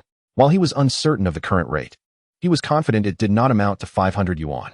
In that era, a worker employed at a state-run factory for many years earned a mere 36 yuan per month, with apprentices earning even less, typically around 10 or 20 yuan. 500 yuan was equivalent to the wages of 2 years. Not at all, it is hardly excessive. In fact, I consider it rather insufficient, Director Sun chuckled, explaining. Without your translated manual, the textile factory would have been unable to resume production, jeopardizing a substantial contract and risking a penalty of hundreds of thousands in breach of contract fees. You have played a pivotal role in mitigating such immense losses for the factory, and it is only fitting that I offer you a greater reward. Seeing Li Song still hesitating, Director Sun continued, Brother Li Song, do you have any idea how much it would cost to hire a German engineer for this machinery repair? A staggering 10,000 yuan. I can only offer you 500. It's already quite modest. After pondering for a moment, Li Song decided not to refuse this time. Noticing Li Song's willingness to accept the remuneration, Director Sun felt a surge of joy. He had long recognized that Li Song was no ordinary individual. Investing a small sum to foster a good relationship with him could only yield benefits. Moreover, should any mechanical issues arise in the textile factory that the engineer could not resolve, Li Song's translation skills would be invaluable for communication with the manufacturer's engineers. Having entrusted the payment to Li Song, Director Sun departed to oversee the production of the enterprise. Li Song then ventured out for breakfast before exploring the city of Linshan. In the 1970s, Linshan was not as prosperous as some towns in later years. Its only advantage was its larger scale and greater population. Spending the better part of the day, Li Song nearly circumnavigated Linshan, not for leisure, but in search of opportunities. After his extensive exploration, he discovered several promising enterprises. If the opportunity arose in the future, collaboration might be feasible. However, these factories in Linshan were merely contingency options, as Baijia village was far too distant. One would need to reach the county seat and then take a bus to Linshan, making travel exceedingly inconvenient. Thus, if he were to seek potential partners, Meng'an County would be his first choice. As dusk descended, Li Song finished dinner and made his way to the guest house. Before checking in, he first reviewed the introduction letter, which served almost as an identification card in those times. Wherever one went, this document was essential. Without it, one could neither travel nor secure accommodation. It can be said that in the 1970s, venturing out without an introduction letter was nearly impossible. In that era, guest house fees were exorbitant. A standard room cost 2 yuan per night. The beds were single, simply adorned with a layer of cotton quilt, devoid of comfortable mattresses or memory foam pillows. After a night's rest on such a bed, Li Song felt as though his back might break. Upon rising early, Li Song first indulged in breakfast, fried dumplings and spicy soup, a local delicacy. Although breakfast options were limited in the 1970s, the flavors were exquisite, particularly the authentically brewed spicy soup. After his meal, Li Song headed directly to the Xinhua bookstore in Linshan. As with 2 days prior, the entire store was still attended solely by manager Zhao. It was uncertain whether he was the only one present or if the others had yet to arrive for work. Xiaoli, you're back. Are you looking to buy high school textbooks and college entrance examination review materials again? Yes. Why don't you ever heed my advice? Li Song smiled faintly, choosing not to elaborate, as he was at a loss for how to explain to manager Zhao that he was a reincarnated soul who knew the national college entrance examination would resume in a year. If he were to convey that, Zhao would certainly regard him as mad. After purchasing the textbooks, Li Song remembered that his wife enjoyed classic literature. So he deliberately selected 2 works, Border Town by Shun Kongwen and The Fortress Besieged by Qian Zhongshu. In the 1970s, books were exceedingly expensive. A mere collection of 10 textbooks, along with supplementary materials and 2 literary classics, cost over 30 yuan, more than the total assets of Li Song's family. Before departing from home, his wife had entrusted him with all their savings, which amounted to less than 30 yuan. After purchasing the necessary books, Li Song glanced at the time and realized it was time to buy a bus ticket for his return journey. He had inquired at the ticket office earlier that day. The bus from Linshan City to Meng'an County departed at noon. He decided to buy his ticket and perhaps find a place to enjoy lunch and rest a bit. Xiaoli, wait a moment. I have something to discuss with you. Chapter 12, The Special Talent Bureau. Zhao, do you have any further instructions? Li Song held great respect for the manager of the Xinhua bookstore in Linshan City. Previously, the manager had earnestly advised him against squandering money on high school textbooks and tutorial materials, revealing his kind-hearted nature. In an age where materialism reigned supreme, such altruism was truly rare. Xiaoli, the nation is in urgent need of talents who are proficient in foreign languages and mechanics. I am here to extend an invitation for you to join the National Special Talent Bureau. The Special Talent Bureau? Li Song's expression grew somewhat peculiar, as he was quite familiar with this department.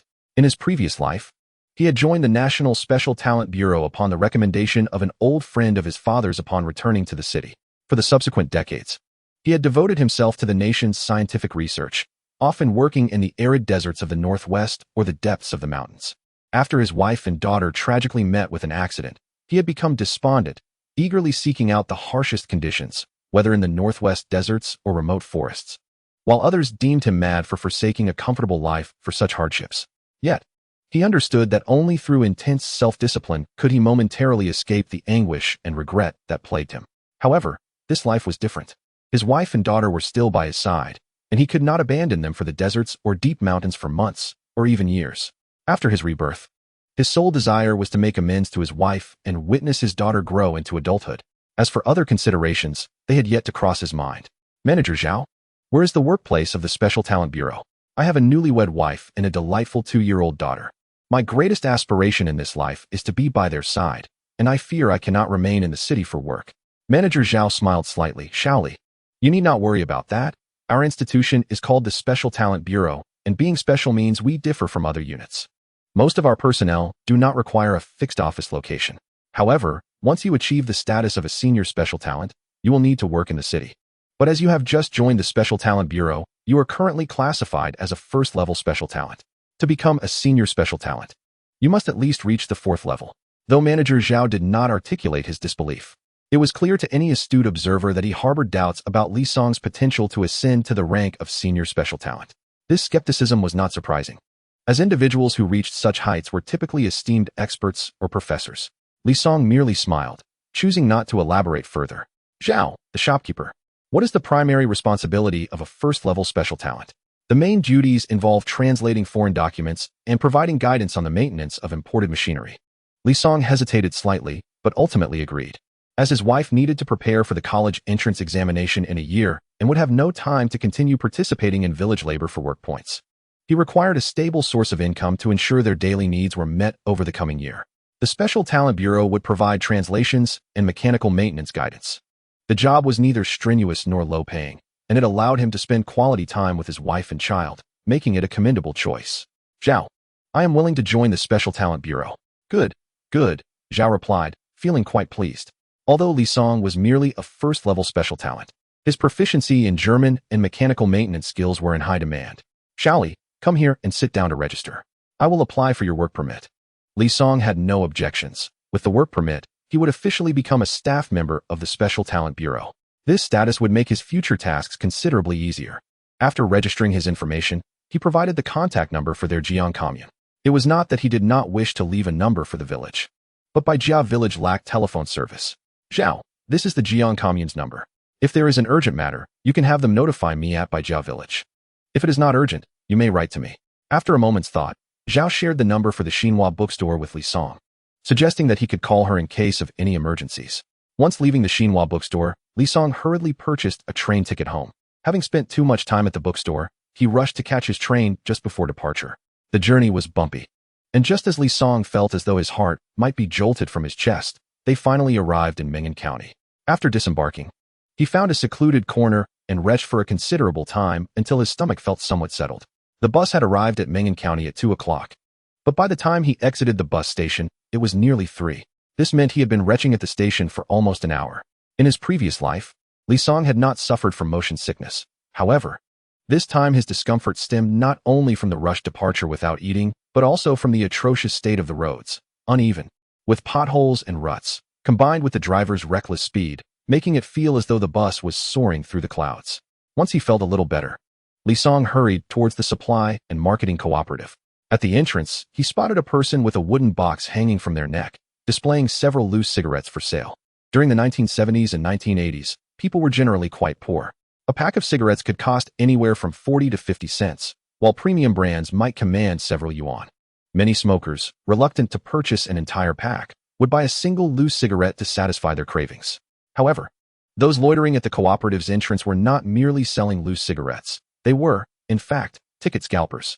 When someone needed goods, purchasing from the cooperative required tickets, thus presenting an opportunity for the scalpers. They were adept at reading people and could easily discern who required tickets, often approaching them to strike up a conversation. Li Song glanced around at the entrance and, spotting a familiar face, walked directly over. Mouse, what kind of tickets do you have on you now? Mouse scrutinized the individual before him, recognizing a semblance of familiarity. They must have crossed paths before, yet he opted for caution and inquired, "Who are you?" "I am a sent-down youth from Bai Jia village, Jiang commune." "What tickets do you possess?" "I have food tickets, grain tickets, meat tickets, sugar tickets, malted milk tickets, candy tickets, and cigarette tickets." "How many in total?" "I want them all." Mouse's eyes widened in astonishment. "Comrade, you're not jesting, are you? You truly want them all?" "Of course, I do." Li Song, without further ado, retrieved a large unity ticket from his pocket and handed it to Mouse. "Is this sufficient?" "There is actually quite a bit more." Mouse, exhilarated by the prospect of such a lucrative deal, impulsively kissed the ticket. "Comrade, follow me." Li Song trailed behind Mouse to a secluded corner, whereupon Mouse cautiously surveyed the surroundings to ensure no one was watching before revealing a wooden box brimming with various tickets. Chapter 13. A frenzied shopping spree, Li Song inspected the contents: grain tickets, sugar tickets, fabric tickets, and more, albeit in modest denominations. Despite the considerable quantity, the total value was not substantial: over 30 pounds of grain tickets and merely a few dozen pounds of rice tickets. The fabric tickets amounted to just over 20 feet, while the sugar and oil tickets were even scarcer. Mouse, how much is a sewing machine ticket? The current market price for a sewing machine ticket is approximately 5 yuan, while industrial vouchers are around 1 yuan each. A sewing machine requires 5 industrial vouchers, totaling about 10 yuan. 10 yuan is not exorbitant. Mouse was known for his integrity in business dealings. Please keep an eye out for sewing machine tickets for me. If you come across one, I would like to procure it along with the industrial vouchers. Here, SA deposit. Li Song handed over 5 yuan. The price of sewing machine tickets was relatively high, and many small ticket dealers hesitated to engage for fear of incurring losses. Providing a deposit would ensure their commitment. Rest assured, return here in 3 days, and I guarantee the sewing machine and industrial vouchers will be in your hands. Very well, I shall return in 3 days. With that, Li Song turned to leave, and Mouse ceased his activities at the supply and marketing cooperative, for he had sold all the tickets he possessed. Those tickets, which he purchased for 5 yuan, were sold for 10, yielding a profit of 5 yuan. In the 1970s, a meal for 5 or 6 people in a restaurant would cost around 5 to 6 yuan, making it a sufficient sum. Earning 1 or 2 yuan in a day was considered commendable. Today was undoubtedly a significant achievement. Upon entering the guest house, Li Song was greeted by a sign at the counter: staff are strictly prohibited from assaulting customers. Upon reading this, Li Song felt a tightening in his chest, nearly forgetting that it was the 1970s, a stark contrast to modern times where customers are revered as kings. In this era, the staff at the supply and marketing cooperatives wielded the real power, often speaking harshly, refusing service if displeased, and even resorting to physical violence.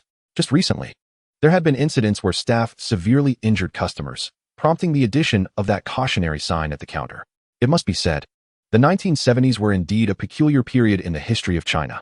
As the country entered the 1980s and embraced reform and opening up, such circumstances ceased to exist. Within the supply and marketing cooperative, there were 3 staff members. 2 were engaged in idle chatter, while the 3rd was knitting. Upon the arrival of Li Song, their attention was drawn to him. The 2 conversing individuals glanced at him and then promptly disregarded him, returning to their conversation. The older sister knitting cast a fleeting glance at her unresponsive colleagues, shot a fierce glare at Li Song, and reluctantly set her knitting aside. What would you like to purchase? Please use these tickets and kindly help me count them. The sight of Li Song producing a large handful of various tickets momentarily startled the woman. So many tickets have already been used. Our household is in need of supplies, so I decided to buy in bulk, Li Song replied. Young man, purchasing such a volume will require a substantial sum, she remarked, casting a meaningful glance at Li Song, whose patched clothing and soiled cloth shoes painted a picture far from that of affluence. Understanding her insinuation, Li Song directly retrieved a dozen large denomination bills from his pocket. The woman observed the bulging pocket and, after producing a handful of bills, noticed that it still appeared quite full, suggesting that there was indeed more money within. Seeing Li Song casually pull out such a considerable amount shifted her demeanor significantly. Aside from the peculiar period immediately following the establishment of the nation, it was evident that wealth commanded respect. With practiced efficiency, she swiftly organized the tickets. Young man, you have 32 jin of grain tickets, 15 jin of rice tickets, 26 feet and 4 inches of cloth tickets, 3 jin of sugar tickets, and 2 jin and 6 liang of oil tickets. Please prepare 32 jin of flour, 15 jin of rice, 3 jin of sugar, and 2 jin and 6 liang of peanut oil. Just a moment, I'll fetch your items. Before long, the woman began placing the goods on the counter one by one. Flour is 1 dime and 5 cents per jin. Rice is slightly more at 1 dime and 6 cents per jin. Sugar is 7 dimes per jin, and peanut oil is 1 dime and 8 cents per jin. The total comes to 11 yuan and 38 cents. Upon hearing the price, Li Song's lips twitched in disbelief. The counter was brimming with goods, yet it cost less than 11 yuan and 50 cents. The prices of the 1970s were indeed endearing. Madam, I would like 10 feet of that floral polyester fabric, 5 feet of the light purple cotton fabric, and the remainder in that blue cotton fabric. Also, please get me a medium-sized pink dress and a skirt suitable for a toddler of just over 2 years. I'd like a pair of sandals in size 38, and another pair appropriate for a child of the same age. Additionally, I need a hairpin, 1 each in pink and purple, and a pink hair flower for children. Lastly, half a jin of fruit candies and half a jin of milk candies. Money flowed like water, and in the blink of an eye, Li Song had spent 40 to 50 yuan. The two staff members, who had previously been engaged in conversation, now approached to lend a hand, clearly astonished by Li Song's extravagant spending. They had worked at the cooperative for some time, but this was their first encounter with such a generous customer. Noting the considerable quantity of items, the cooperative's lady warmly provided 2 large snakeskin bags, filled to the brim. After a flurry of activity, all 3 staff members were drenched in sweat. Seeing Li Song pack his belongings into bags, a quiet sigh of relief escaped him. It seemed this chapter was nearing its conclusion. "Sister, do we have bicycles at the supply and marketing cooperative?" The lady at the cooperative gazed at Li Song in astonishment. Just moments ago, he had spent 4 to 50 yuan, nearly equivalent to their wage for a month and a half. Now, his intentions seemed to indicate he wished to purchase a bicycle. "We do have bicycles. We just received a shipment yesterday. Could you please take me to see them? Are you truly intent on buying a bicycle? You've already purchased quite a bit. It would be impossible to carry it all back without one." The corner of the lady's mouth twitched in disbelief. She had heard myriad excuses for buying bicycles, but Li Song's reasoning was unprecedented. "Young man, to buy a bicycle, you not only need money, but also a bicycle ticket and an industrial coupon. Coincidentally, I possess both the bicycle ticket and the industrial coupon." Li Song reached into another pocket, and within moments, the bicycle ticket and industrial coupon appeared in his palm. "You genuinely have the ticket." The lady was taken aback. Bicycle tickets were exceedingly rare, and even she found it challenging to acquire one.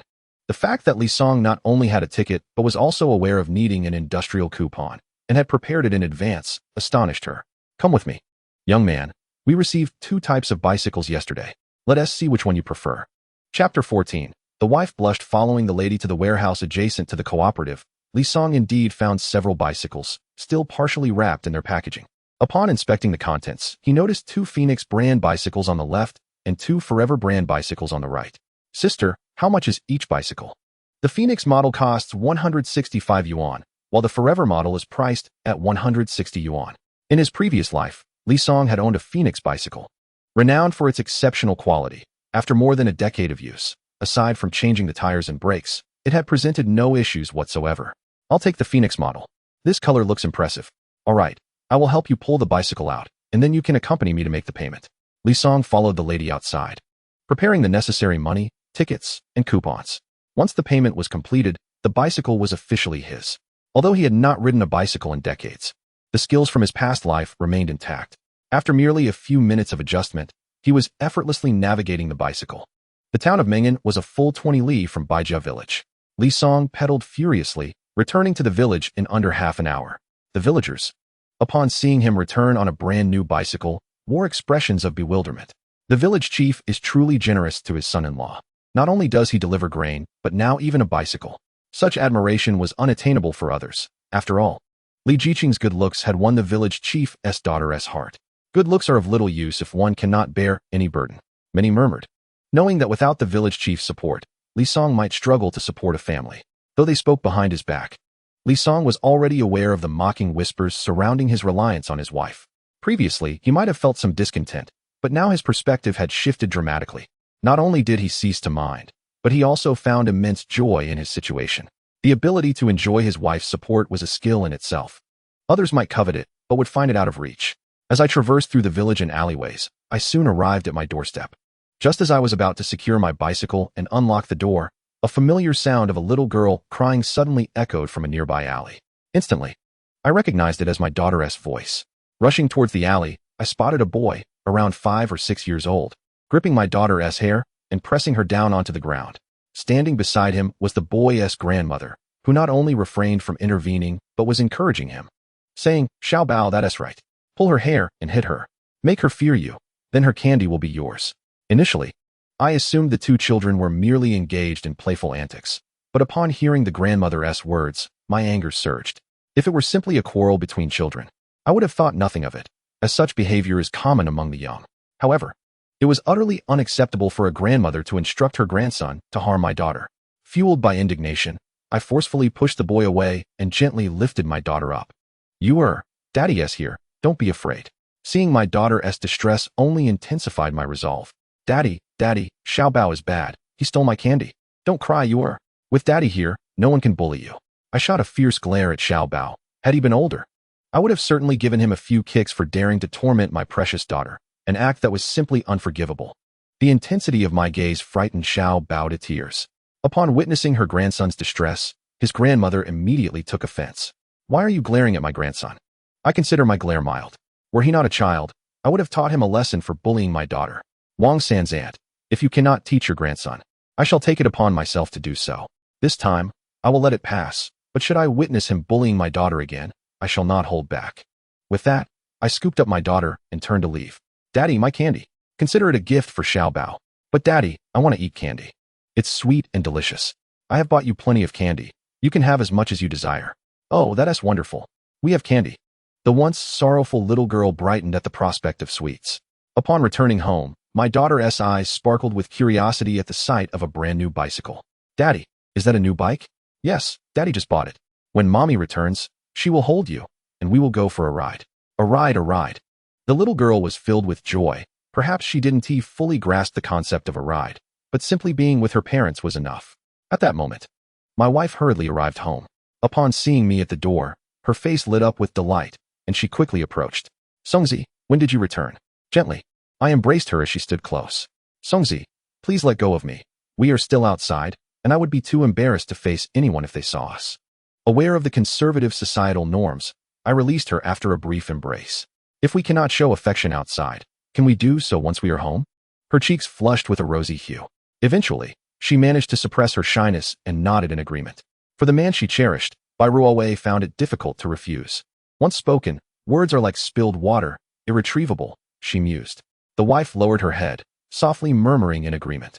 Captivated by the sight of his wife's rosy cheeks and delightful smile, Li Song could not help but steal a kiss. Daddy smells like Mommy, how embarrassing. The little girl exclaimed, covering her eyes with her tiny hands, though the gaps between her fingers revealed more than she intended. Li Song entrusted their daughter to his wife, retrieved the keys from his pocket, and opened the door, wheeling the bicycle inside. Earlier, Bai Ruowei had been too caught up in her joy at her husband's return to notice the bicycle at the entrance. Now, upon seeing Li Song push a brand new bicycle into their home, laden with 2 full bags, she inquired, Songzi, where did you borrow this bicycle? It looks quite new, as if it was purchased recently. It's not borrowed. I just bought it from the supply and marketing cooperative for 165 yuan, Li Song replied, puzzled by his wife's astonishment. What did you just say? Bai Ruowei's expression turned pale. She vividly recalled her husband's state when he left, with scarcely 30 yuan to his name. Although he had claimed he was going to the city to earn money, he had only been gone for 2 days. What kind of work could yield over 100 yuan in such a short span, unless it was theft? As this thought crossed her mind, Bai Ruowei immediately grasped her husband's arm, urging, Songzi, theft is against the law, and if caught, one could end up in prison. Come with me to find father. Let him accompany you to return the stolen goods. Chapter 15. Equitable balance. The wife tugged insistently, but Li Song remained unmoved. Songzi, stop fooling around, come with me. If someone discovers it, even the intention to return it will be too late. Rest assured, the bicycle is truly mine. If you don't believe me, look at the receipt from the cooperative, Li Song said, pulling out the receipt from his pocket and handing it to his wife. She set their daughter down and examined the receipt with care. It indeed bore the stamp of the Mengan County Supply and Marketing Cooperative, confirming that Li Song's bicycle was not stolen, but genuinely purchased. Songzi, is this bicycle really yours? Of course it is, Li Song replied, gently holding his wife's hand. Do not worry. I wish to live a good life with you and watch our daughter grow up. I would never do anything foolish. I believe you. As her husband's hand clasped hers, the blush that had just faded from her cheeks returned. Ever since her husband had rushed home a few days prior, she sensed that Songzi had transformed into a different person. Although they had lived together before, she had not felt much affection from him. However, that day upon his return, when Li Song looked at her and their daughter, his gaze was filled with deep emotion.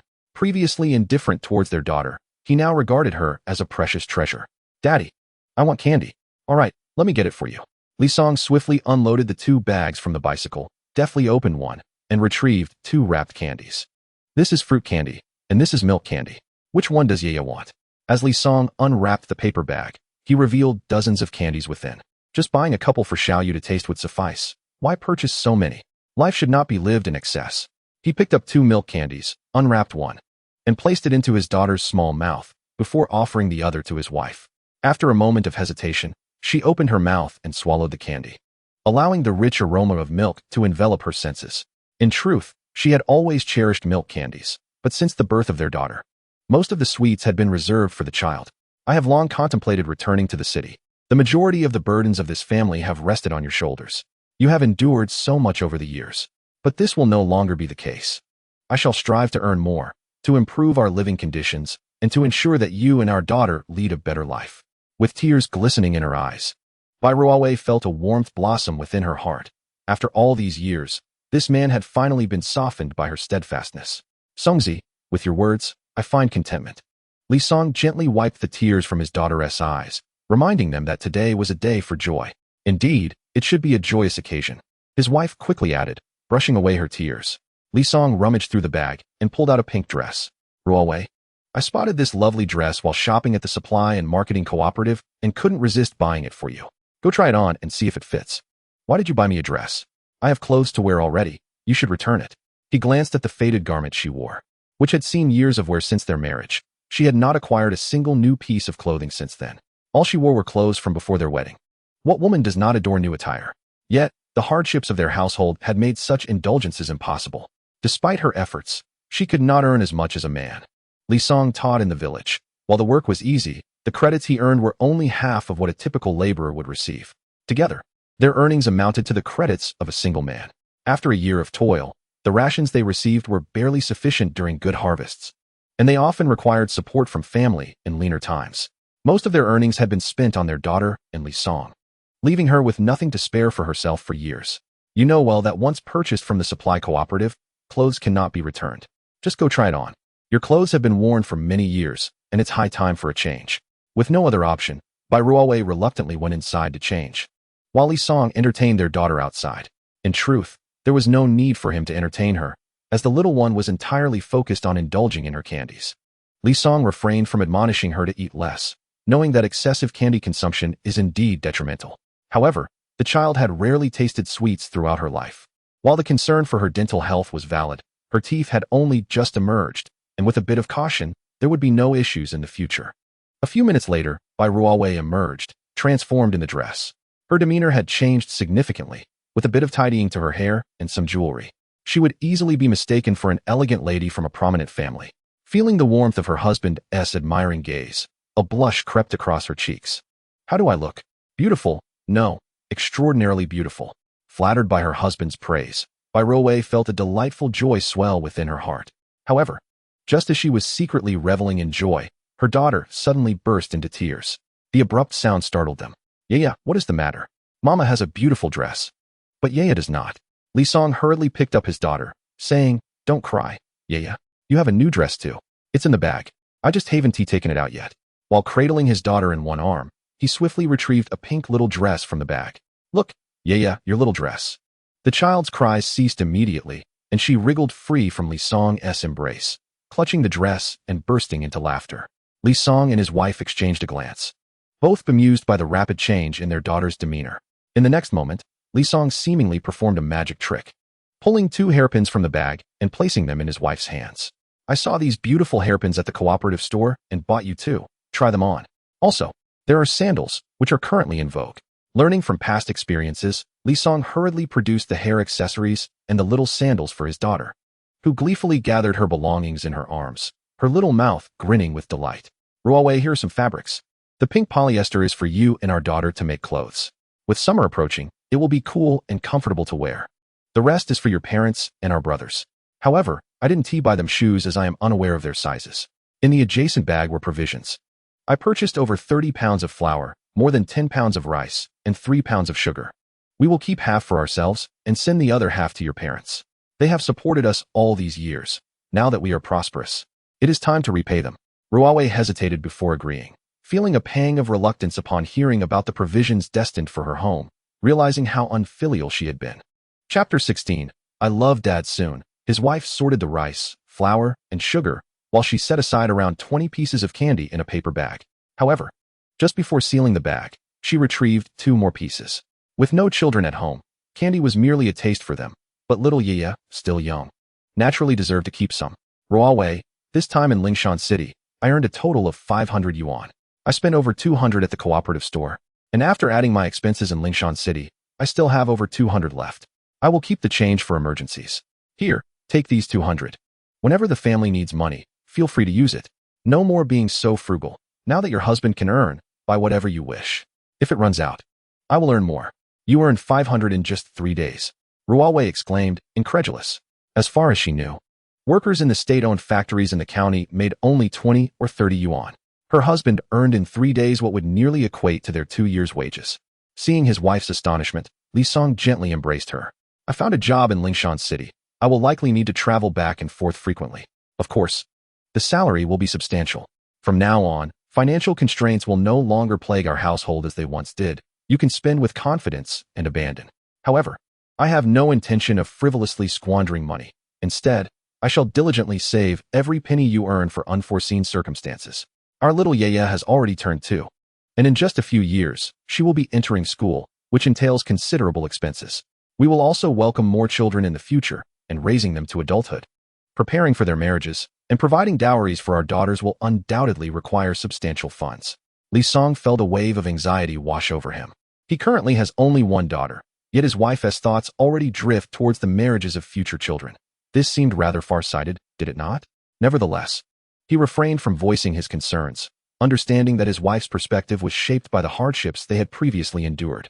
As long as she is assured of financial stability, her mindset will gradually evolve.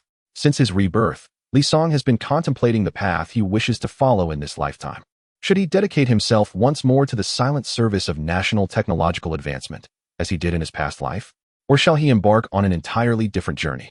In his previous existence, he was a luminary in the realm of Chinese technology, making significant contributions to its progress. One could assert that without him, China would have taken an additional 20 years to catch up with Western nations in numerous advanced technological fields. His former life was spent laboring for his country, achieving remarkable success. However, in this life, he would never agree to abandon his wife and children for a life rooted in the remote northwest or deep in the mountains. He had already let his family down in his past. This time, he simply seeks to make amends, prioritizing them above all other ambitions. Since he does not wish to retrace his steps in the field of technology, perhaps there exists an alternative path worth exploring. In a year or two, the nation will commence its reform and opening up policies, heralding the dawn of China's economic resurgence. Over the next 4 decades, the nation will experience rapid economic growth, ascending to become one of the most powerful countries globally. With the onset of reform and opening up, domestic opportunities will abound. Seizing just a couple of these opportunities could yield extraordinary accomplishments. As one who has been reborn, Li Song possesses insight into many pivotal opportunities from his previous life. As long as he can strategically position himself and seize the moment, his future achievements in business will undoubtedly rival those he had in the technology sector. In fact, becoming the wealthiest individual in China, or even the world, would not be an insurmountable challenge. Daddy, I want to wear a new dress. Just as Li Song was lost in thought about the future, his little girl suddenly tugged at his pant leg, gazing up at him with eager eyes. To hell with being the richest man in China or the world. The greatest treasure in this vast universe is my beloved daughter. Come, let us dress our little darling in a new frock. The clothes haven't been washed yet. It's better to wait until after they're clean, he reasoned. The garments had been hanging at the supply and marketing cooperative for a while, and any unpleasant odor had long dissipated. Furthermore, Yaya only wore them once, having changed out of them upon returning from your house, so there should be no harm to her health. His wife gently ruffled their daughter's hair. Just indulge her. After all, she is my Li Song's daughter. What harm is there in spoiling her a little? Li Song scooped up his daughter, one hand holding the dress and the other the little sandals. Let us go back inside and change into our new clothes and shoes. Daddy is the best. I love you, Daddy. The little girl planted a kiss on his cheek. Li Song gently touched the spot where his daughter had kissed him, a foolish grin spreading across his face. Daddy, hurry up. I want to change into my little dress. All right, let us go at once. In the brief moment of his distraction, the little girl grew impatient. Upon returning home, he quickly dressed her in a skirt that was slightly oversized, though not conspicuously so. Yaya was simply too slender at the moment. Over the next couple of days, he planned for her to consume more nutritious foods like eggs and meat, so that she might fill out a bit, making the clothing fit just right. The small mat was also a tad large, yet the young girl seemed entirely unconcerned. Once clad in her little dress and shoes, she darted around the house. Fearing she might trip or stumble, Li Song swiftly followed her. Observing this playful father-daughter interaction, his wife could not help but chuckle softly. All right, you two, cease the frolicking and let us be on our way. Li Song quickly stepped forward, scooping up his daughter to prevent her from continuing her merry race. With so many items to carry, it was somewhat burdensome, and he suggested they ride their bicycle instead. After a moment's consideration, his wife acquiesced. Although both families resided in Baijia village, they were situated at opposite ends, making the distance quite considerable. Loading the items destined for his mother-in-law onto the front of the bicycle, his wife sat behind him with their daughter as Li Song pedaled through the village. Along the way, many villagers witnessed this scene, naturally sparking a flurry of gossip, most of which insinuated that Li Song was living off his wife. His wife's expression darkened, for she was well aware of her husband's strong sense of pride. Previously, he had forsaken the land chosen by his parents to build a home, opting instead for the least desirable plot in the village due to such remarks. The surrounding land had been overrun with weeds, which she had to painstakingly clear before it could be cultivated for vegetables. Let them chatter. I'll not hesitate to silence their tongues, she muttered. Li Song gently took hold of her hand to restrain her. Their words are theirs to speak. We cannot control what others say. Besides, my reputation in Baijia village has not been stellar these past few years. Even if I were to reveal that the bicycle is mine, I doubt anyone would believe me. However, I do not wish for you to be misunderstood by the villagers. As the saying goes, distance tests a horse's strength. Time reveals a person's heart. There is still much time ahead. They will come to realize that you have not chosen poorly, and that the man you married is superior to all others in the village. Chapter 17. The astonishment of the in-laws. Bai Ruowei gazed at her husband, his confidence radiating, and suddenly let out a laugh, her previous anger dissipating entirely. All right, I'll follow your lead. Let us go. Hey, have you all noticed that the village chief's son-in-law seems different than before? The crowd pondered this. Indeed, there was something distinct. Previously, to avoid accusations of living off his wife, he seldom went out with Ruowei. I have heard that too. Even the village chief would only bring them supplies when Li Jiqing was away. Yet just moments ago, Li Jiqing had been laughing and chatting with Ruowei, riding his bicycle with her and their daughter, something he would never have done before. I've heard that Li Jiqing has received his transfer orders back to the city. Could it be that he is deliberately behaving this way, intending to slip away while the village chief is distracted? Surely not. Li Jiqing appears so gentle and reserved. He wouldn't act so callously. In recent years, a number of educated youth have gradually returned to the city, often abandoning their families in the process. A profound silence enveloped the group, as they had witnessed several instances of such heart-wrenching decisions, including one in their own Bai family village. This spring, a young man, in his quest to return to the city, divorced his wife, Xiaohua, leaving her to care for their 2 children alone in dire straits. Without her parents' support, survival would have been nearly impossible. Li Song and his wife arrived at the doorstep of the old Bai residence. He parked his bicycle and carefully removed the bags of rice, flour, sugar, and cloth that hung from the front rack before pushing the door open. His wife glanced back at the pristine bicycle, hesitating briefly before balancing their daughter in one arm and maneuvering the bicycle into the yard with the other. In the 1970s, a bicycle was akin to a luxury car in later years, possessing an undeniable allure. Although theft was rare in the village, it was prudent to secure the bicycle within the yard for added safety. The noise at the entrance drew the attention of the Bai family, who emerged from the main room to see their son-in-law carrying a half-full bag of supplies, with their daughter following closely, cradling her child while pushing the gleaming new bicycle. Ruowei, what brings you here? The Bai family exchanged puzzled glances. Mom, Dad, this time Songzi earned quite a bit while away, so I brought you some rice flour and sugar. The family's confusion deepened. They knew Li Song had been away for just 3 days. How much could one earn in such a brief span to procure and deliver these provisions? Ruowei seemed oblivious to her family's astonishment, urging her elder brother to take the bag from Li Song. Brother, inside there are over 10 pounds of flour, 7 or 8 pounds of rice, and 1.5 pounds of sugar. Please keep them separate, don't mix them up. Bai Shan opened the bag and confirmed its contents. Indeed, there were flour, rice, and a large package of sugar. Mom, Dad, there really is rice, flour, and sugar in the bag. Upon hearing this, Li Song felt a tinge of embarrassment. It was understandable that his brother-in-law was taken aback. Since his marriage, he had always taken items from his mother-in-law's home, and this was the first occasion he had brought gifts to her. Ruowei, your family is in more need than we are. Please take these provisions back for Xiao Song and Yeye to eat. We have enough food at home. His wife smiled and shook her head. Mom, this is what Songzi asked me to bring. We still have plenty at home. He earned a good amount in the city, and this bicycle is his recent purchase. The clothes and shoes Yeye and I are wearing are also new. Only then did her parents notice that both daughter and granddaughter were adorned in new dresses. They had seen similar garments at the supply and marketing cooperative, where adult sizes were priced at over 10 yuan, and children's sizes at 5 or 6 yuan each, exorbitantly expensive, beyond the reach of most families. Uncle, Aunt, please keep these items. Over the years, I have taken so much from you. If you don't accept this, I shall feel too ashamed to come for help again. You silly child. You're at home and still carrying on like this. The mother-in-law chuckled, yet she did not insist on returning the rice, flour, and sugar. Aunt, I also bought some cloth. You, my uncle, as well as my elder and younger brothers-in-law, should all have new garments made for you when time permits. As he spoke, Mr. Lee handed over another bag, filled to the brim with fabric. Dear child, why have you purchased such an abundance of cloth for us? If you wish to buy, it would be more appropriate to procure for Ruowei and Yaya. We still have clothing to wear. Ruowei and Yaya have already received theirs and are keeping them at home. This time, I managed to obtain over 20 feet of fabric tickets, all converted into cloth. Hence, please accept this fabric as a token of my gratitude.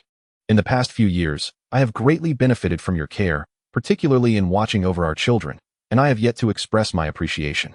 This fabric is but a small gesture from my heart. My dear, since it is the son-in-law's goodwill, you should graciously accept it. Having remained silent until now, the father-in-law finally spoke, prompting the mother-in-law to cast him a disapproving glance. Yet she complied and accepted the offering. Songzi, come with me. I have something to discuss. Bai Jun, having spoken, turned and entered the house. The eldest and second sons wished to follow but were met with a fierce glare, which sent them retreating. The wife, concerned for her husband, quickly signaled to her elder and younger brothers. However, having been chastised by their father countless times in their youth, they still harbored a deep-seated fear of him, and thus pretended not to notice her gestures. Li Song gently tugged at his wife's hand, reassuring her that there was no cause for worry. He understood well what his father-in-law intended to discuss. Having recently returned from Linshan City, after a mere 3 days, he had not only purchased a bicycle, but also procured several dozen pounds of rice and flour, along with numerous yards of fabric, totaling over 200 yuan. He felt an undeniable unease until he clarified the source of the funds. Indeed, upon entering the inner room with his father-in-law, he was immediately confronted with the question, Songzi, did you truly earn the money for these purchases? Of course I did. If you doubt my word, you may call Director Zhao Sun at the garment factory in Linshan City. No need to make the call. During your earlier stint in Baijia village, you nearly starved, yet never resorted to theft or deceit. I have great faith in your character, which is precisely why I consented to your union with my daughter. Rest assured, uncle, with Ruowei and Yaya waiting for me at home, I would never act foolishly. A good child. The village chief gently patted Li Song's shoulder before departing. Once the father left, the wife hurried into the room, and upon seeing Li Song emerge, she anxiously inquired, Songzi, did my father give you a hard time? Observing her worried expression, Li Song leaned closer, whispering softly, not at all. My father-in-law merely reminded me to cherish you and strive for a future where they may hold another grandchild by next year. Chapter 18. I can obtain it. The family was elated to witness the transformation of their son-in-law. The mother-in-law even indulged in preparing preserved meat, typically reserved for the new year. The family gathered for a sumptuous feast, with the youngest daughter being the most delighted. It had been quite some time since she had savored meat. Daddy, the meat is delicious. Li Song tenderly wiped the grease from her mouth. Then, shall I promise to buy you meat every day? Yes, yes. The little girl enthusiastically nodded. Though she was small, she understood well the delight of good food. Very well. Henceforth we shall indulge in meat daily. Li Song gently ruffled the little girl's hair, his face radiating affection. You jest. How could we possibly eat meat every day? Pork is currently 8 dimes per jean. Even purchasing half a jean daily would cost 12 yuan. I doubt even the laborers in the county can afford that. Merely 12 yuan a month is manageable for us, she retorted, yet hesitated as she recalled his earning capabilities, thus refraining from further argument. After all, in just 3 days, he had earned nearly 2 years' worth of a county worker's salary. Whether half a jean or a full jean daily, they could certainly manage it. Her brother-in-law, Bai Chuan, scoffed inwardly, feeling quite indignant. Just because he earned a bit of money, he acts as though he is above everyone else. Yet, he had to concede that Li Song had indeed made a considerable sum this time.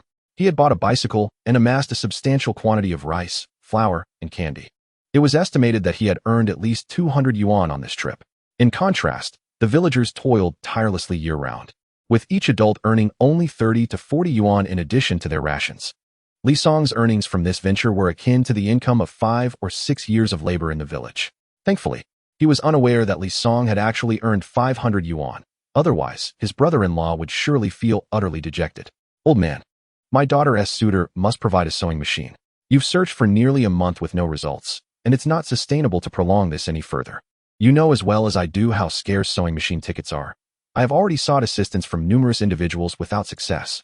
I have heard that there are those in the county who trade various tickets. Perhaps you could find a time to inquire. The father-in-law, flustered, huffed in annoyance, set down his bowl, and retreated to the corner of the courtyard, smoking his pipe heavily. Li Song observed this scene and understood that his father-in-law was too proud to relent. He exchanged a knowing glance with his wife, suggesting she keep an eye on their daughter while he placed his bowl down and approached the door. "Uncle, allow me to handle this matter. I have a way to procure a sewing machine ticket." His father-in-law looked at him with surprise. Sewing machine tickets were exceedingly rare, and he could not fathom how this seemingly inept son-in-law could obtain one. "I assure you, within 3 days, the ticket will be in your hands." Seeing Li Song's unwavering confidence, his father-in-law nodded in acknowledgement. "Do not force it. If you can acquire it, then splendid. If not, we shall devise another plan together." As Li Song and his family returned from his father-in-law's home, night had already fallen. The little girl, well-fed and content, had fallen asleep in her mother's embrace. "I had hoped to take you for a ride on the bicycle, but alas, it's dark now. Today's opportunity may be lost, but tomorrow is another day. Then let us visit the commune together tomorrow and perhaps buy a few things." His wife regarded him warily. "You have already purchased numerous items today. What more do you require?" "I promised Yaya that she could have meat every day, so we must buy some. Additionally, I wish to buy you a mirror, a comb, and a bottle of snowflower cream. You have endured so much these past years. Your hands are marred with many cracks." "Humph, Songzi. Are you implying that I am unappealing? Where did your thoughts wander?" "I am merely concerned for your well-being. That is more acceptable." Bai Ruowei felt a surge of joy within her. "However, there is no need to purchase snowflower cream. It costs several yuan for a single bottle. Purchasing a lotus oil for temporary use suffices." "No, absolutely not." Li Song shook his head vigorously, akin to a rattling drum. "Ruowei, I aspire to make you the happiest woman in the world. Thus, nothing of yours should be merely adequate. Although you can earn money, your spending pace is rather alarming. Ruowei, I intend not only to buy you snowflake cream, but also a sewing machine and a television. We must possess everything that others have. However, the sewing machine and television can wait. What is urgently needed now is to construct a house. Our current dwelling is too small, with the sweltering weather. We must bathe daily, yet we lack even a proper bathing space, which is exceedingly inconvenient. Aside from the bathing area, there is the matter of a toilet." Though Li Song refrained from mentioning it, in the 1970s, rural areas had dry toilets, and the summer scent was rather pungent. Li Song nearly fainted during his first visit to the toilet after his rebirth. Following that experience, he silently resolved to expedite the construction of a new house. This time, however, he did not intend to build a mud brick structure. He aimed to erect a brick house, complete with a second story. His wife cherished cultivating flowers, so he planned to create a spacious courtyard, allowing her to plant any flowers she desired. He also envisioned constructing a small playground for their daughter, featuring a slide, swing, and rocking chair. Unfortunately, such items are likely unavailable domestically, and importing them would be necessary. Fortunately, time was on his side, granting him the luxury to proceed at a leisurely pace. Upon returning home, and after a brief wash, the family began to rest. A night passed without incident. The following day, as the morning sun broke through the darkness, casting golden rays upon the earth, Li Song awoke early. Noticing that his wife and daughter were still in slumber, he quietly rose and took a jog around the village before returning home. By then, his wife had awakened and was dressing their daughter. Li Song proceeded to the kitchen to prepare breakfast for them. While rummaging through the kitchen, he discovered several eggs in the basket. They did not keep chickens, so these eggs must have been a gift from his mother-in-law. With eggs in hand, Li Song ventured to the vegetable garden outside the courtyard and plucked 2 small scallions. He peeled off their dry skins, washed them thoroughly, and chopped them into fine pieces. Placing them in a bowl, he then cracked 2 eggs into the bowl, added a pinch of flour and salt, and poured in a bit of water, stirring gently until the mixture reached a smooth consistency. He ignited the stove, heated the pan, and evenly coated the bottom with oil using a spatula. Then, he ladled a portion of the batter into the pan. Within a couple of minutes, a golden and fragrant egg pancake was ready. Li Song worked swiftly, and in less than 20 minutes, he had prepared a full plate of egg pancakes. Just then, his little girl, having washed her face, caught sight of the golden pancakes exuding a delightful aroma, causing her mouth to water. "Daddy, I want to eat." "All right, I'll cut it into smaller pieces for you to hold." At that moment, as Li Song enjoyed breakfast with his daughter, the front door was suddenly thrust open from the outside. "Who is Li Song? Come with me." Chapter 19. Different treatments. Li Song furrowed his brow, as the beautiful moments spent with his daughter were abruptly interrupted by this unexpected visitor. "Who are you?" And what business do you have barging into my home? The pleasant mood was shattered, and Li Song's expression naturally soured. I am Zhou Yang, a clerk from Jiang Commune. Not long ago, the commune received a call from the county, instructing you to head to the county town immediately. Now, let us depart without delay. Li Song remained motionless, continuing to feed his daughter. Li Song, why are you not setting off? Zhou Yang furrowed his brow, unable to restrain his impatience upon seeing Li Song's inaction. Can't you see that I am feeding my daughter?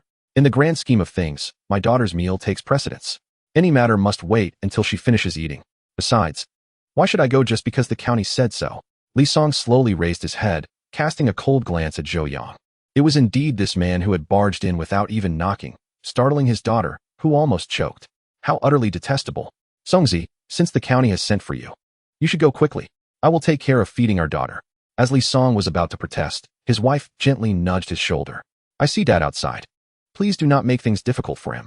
Li Song contemplated and realized the truth in her words. The commune typically sought out the village head when looking for someone, as otherwise, the commune staff would have no way of locating their home. At that moment, his father-in-law, Bai Jun, entered the room. Uncle, you are here. Why did you not come in? Have you had breakfast yet? I still have plenty of the egg pancakes I made.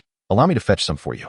Zhou Yang's eyes widened in disbelief as he glanced between village head Bai and himself, noting the stark contrast in their treatment. I will pass on the egg pancakes. Since the county has matters to discuss with you, you should hasten along. Uncle, rest assured, I shall ride over shortly. It's only 20-odd kilometers. Half an hour's ride, and I won't delay anything. The village head said no more and turned to Zhou Yang. Comrade Zhou, I have brought you to the person you were looking for, and I must return now. I have work to attend to. Once his father-in-law departed, the warmth faded from Li Song's face, returning to its usual icy demeanor. Comrade Zhou, let us go. The two mounted their bicycles and pedaled furiously, finally arriving half an hour later. Upon seeing the sign for Meng'an County Garment Factory at the entrance, Li Song surmised the situation. During a meal with Director Sun Ming at the temporary market, he had heard him mention that both his brother and elder brother were in Meng'an County. His elder brother, Sun Shang, was the director of the Public Security Bureau, while his younger brother, Sun Ning, managed the garment factory. Now, it was clear that Zhou Yang had brought him to the county's garment factory to find the person in question.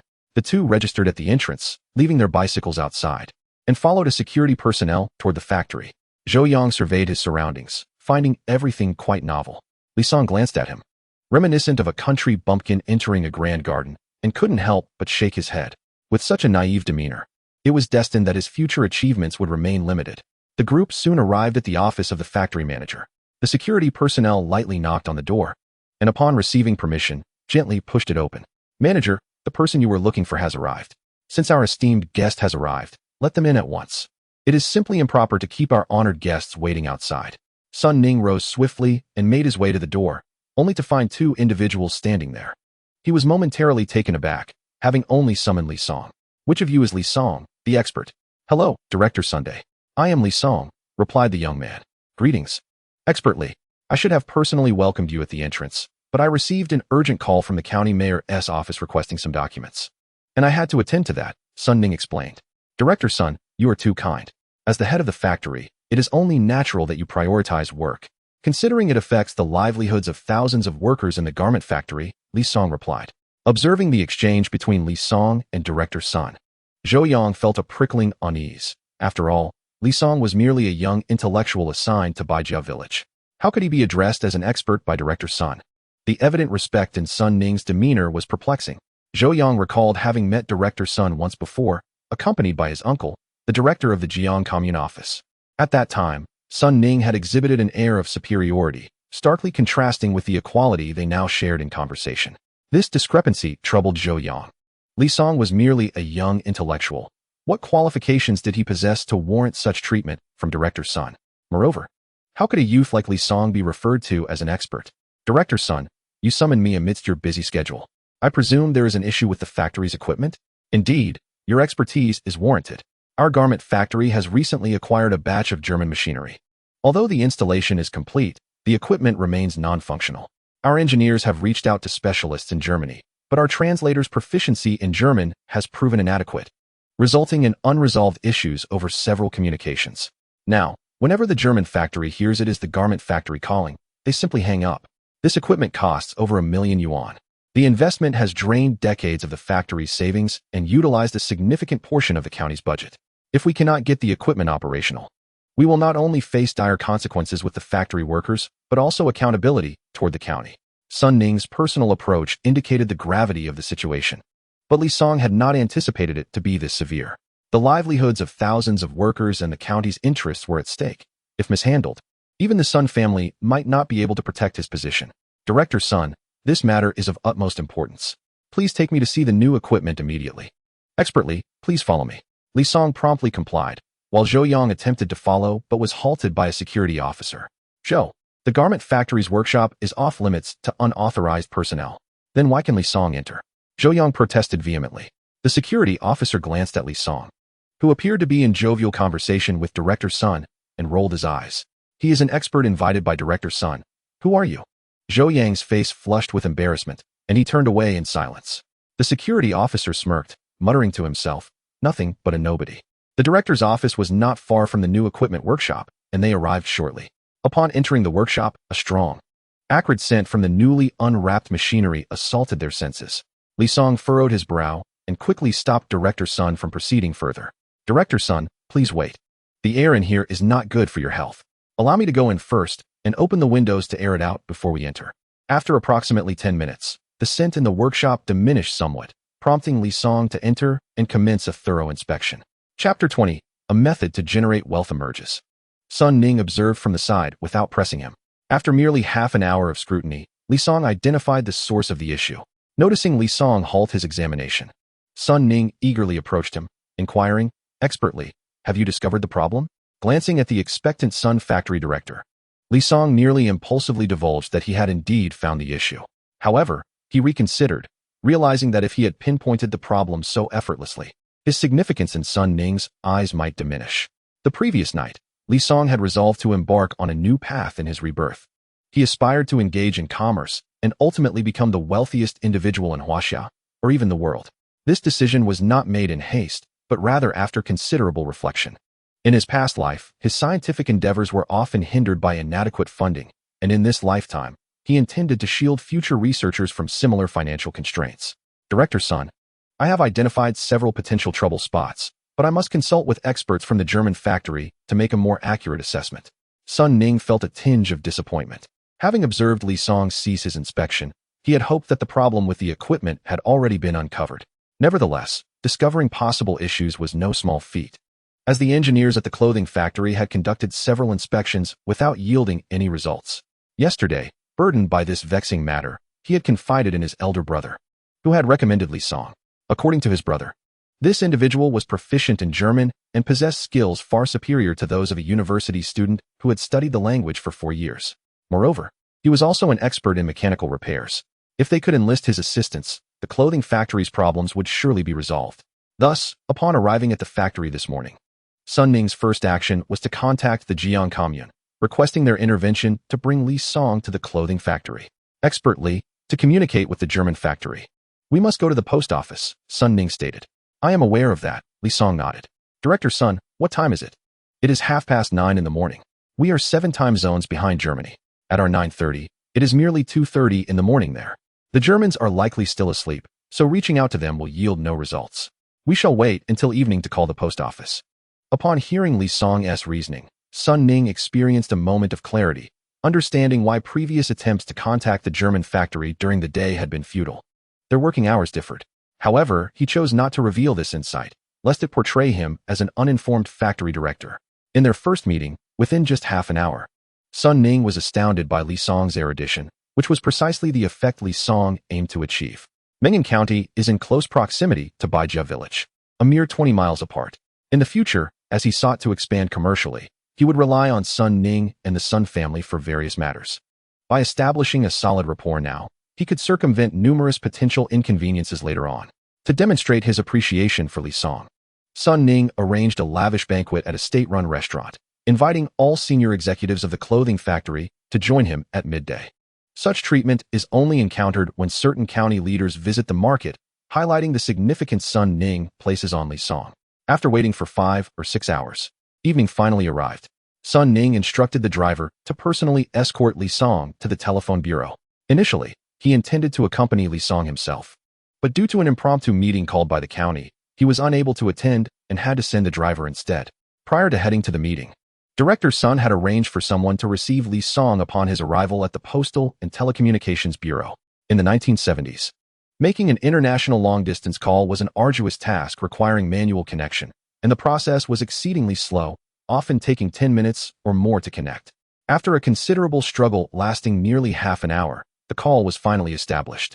Li Song conversed with the German factory representatives in German for a good 30 minutes, during which he occasionally jotted down notes. However, the content he recorded was entirely in German, rendering it incomprehensible to the driver. By the end of the half hour, Li Song had filled an entire page with notes. Li Song's diligence garnered the driver's admiration. Previously, the German translator hired by the textile factory would often end calls after just a few exchanges. Yet, Li Song managed to engage them for a substantial 30 minutes, showcasing his superior skills compared to the previous translator. After hanging up the phone, the driver eagerly approached him. "How did it go, Mr. Li? I already know the issues. Give me an hour, and I can resolve them."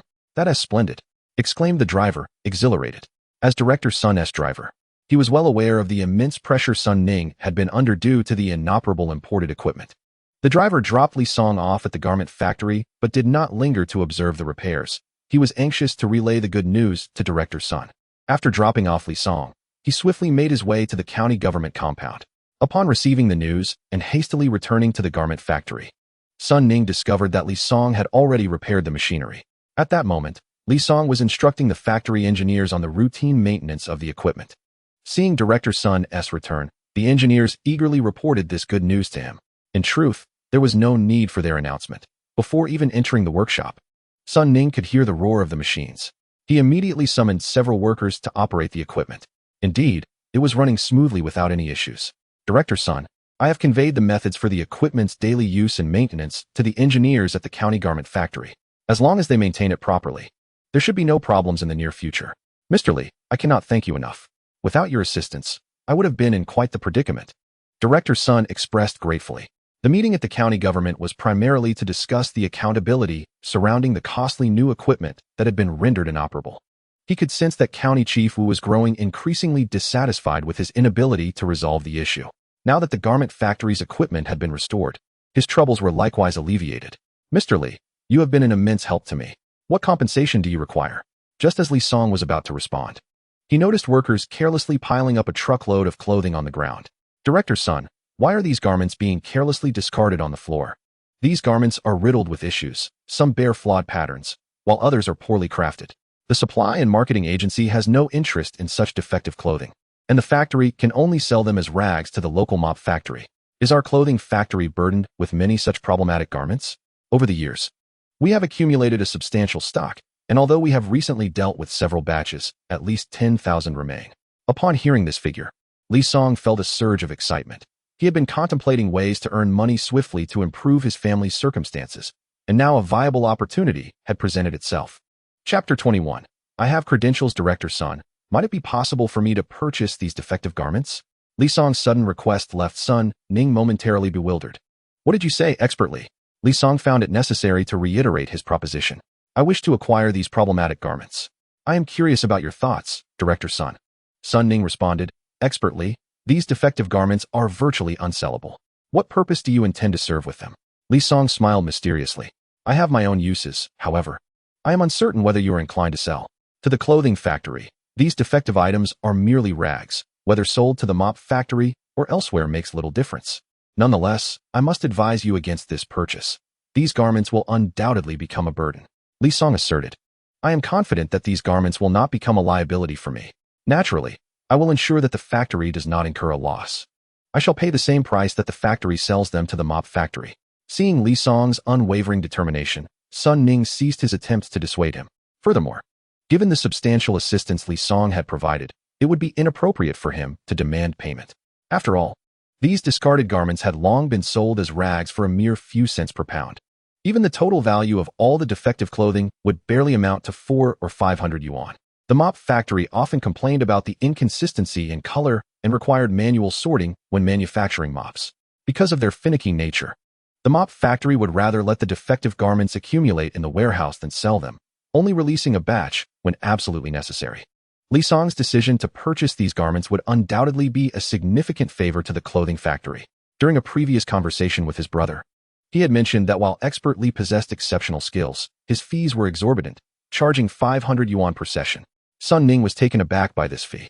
As the factory director, he earned only 60 to 70 yuan a month, making Li Song's charge equivalent to more than half a year's salary.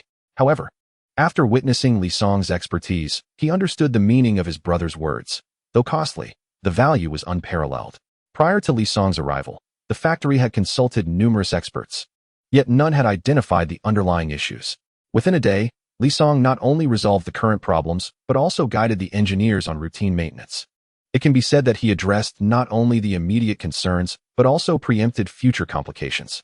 Typically, with proper maintenance, such large-scale equipment can remain problem-free for an extended period. Expert Li displayed remarkable generosity towards the garment factory, and naturally, Sun Ning did not wish to let him incur any losses. Expert Li, there are approximately 5,000 defective garments in the factory. You need not purchase them. I shall consider these 5,000 pieces as compensation for your services.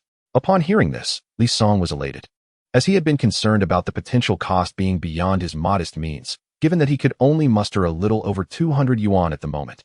Very well, let us promptly formalize this agreement. Sun Ning cast a surprised glance at Li Song, not anticipating such a formal approach, yet he did not object. It was prudent to have everything documented to avoid future complications. After the agreement was signed, Li Song prepared to take his leave. 5,000 garments were far too many to transport on his bicycle. Thus, he intended to return to his village and tomorrow come back with the sole tractor available there for the haul. Upon learning of his predicament, Sun Ning promptly informed the freight driver at the factory to deliver the defective garments to Baijia village. Li Song accepted the director's kindness without hesitation. Soon, the clothes were packed, and together with the freight driver, he set off, successfully delivering the garments before darkness fell. When his wife saw Li Song return with a large truck, she was taken aback. "Songzi, why is there a truck at our doorstep? I brought back some clothes. They might not fit inside the house. Please find a large tarpaulin and lay it out in the yard for the time being." Although puzzled, his wife complied, and soon the tarpaulin was spread out. Li Song then asked her to summon his brother-in-law and second uncle to assist, with 5,000 garments to unload. The two of them could hardly manage alone. Minutes later, his wife returned with a sizable entourage, his brother-in-law, second uncle, father-in-law, and mother-in-law, along with the driver. All rallied together to unload the garments. As they finished, Li Song slipped 2 yuan into the driver's hand as a token of gratitude. The driver had come on the director's orders, initially expecting another fruitless endeavor, but was pleasantly surprised by Li Song's generosity. While 2 yuan might seem insignificant in later years, perhaps even disregarded if dropped on the ground, in the 1970s, factory workers earned merely over 20 yuan a month. Thus, 2 yuan was nearly equivalent to 2 days' wages, demonstrating that expert Li was not only considerate, but also magnanimous. After bidding farewell to the driver, the family gathered in the yard, their gazes fixed upon the mountain of garments before them, all turning towards Li Song. "Songzi, what on earth is going on? Today, I sought assistance from our county's garment factory. These garments are the factory's defective items, and they compensated me with them for my hard work." The sight of such a vast quantity of clothing left everyone in stunned silence. The exchange for a single labor fee yielding so many garments was indeed astonishing. Among the crowd, Bai Jun, the father-in-law, stood as the most composed figure. "Songzi, what do you intend to do with all these clothes? Surely, you do not plan to sell them yourself?" While that was indeed a consideration, Li Song had surveyed the items and found that, despite some quality issues, they were all wearable. No, absolutely not.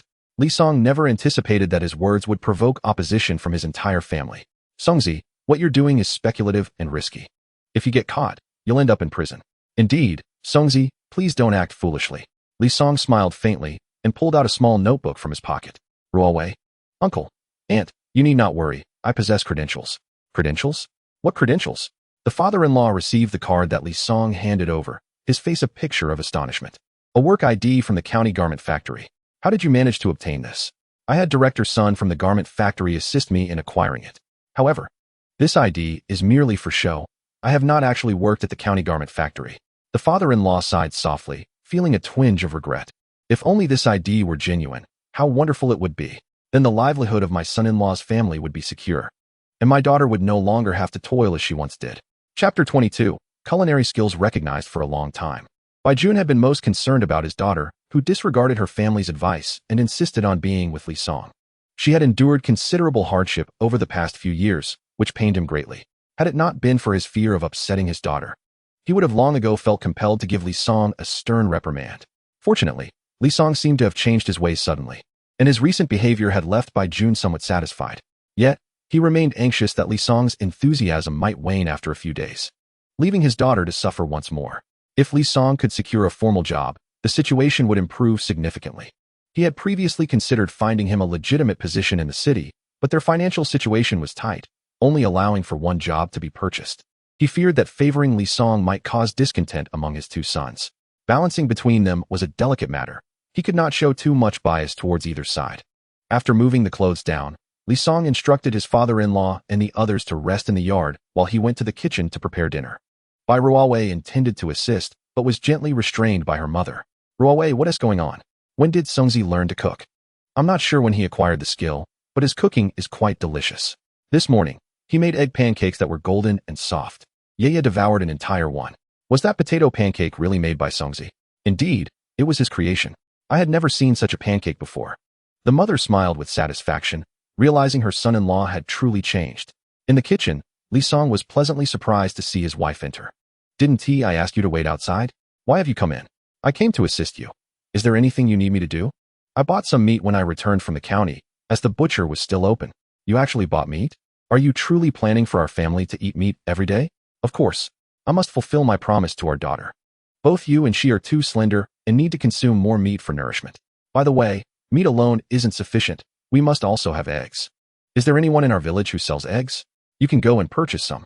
No need to buy. My parents have several chickens at home. If we run out of eggs, I can just get some. Ruowei, your elder and second brothers will marry in the future. Taking eggs from your family might not bother them, but your sisters-in-law may not view it the same way. I'm not afraid of them. If they dare to bully me, I'll have my elder and second brothers teach them a lesson. They dote on me the most. Li Song contemplated for a moment. Considering that his brothers-in-law's indulgent affection for their sister might indeed align with his wife's assertions. However, while a few instances might be tolerable, an abundance of such occurrences would inevitably stir discontent among the sisters-in-law, affecting the harmony of the household. Regardless of the circumstances, we cannot perpetually rely on your family for provisions.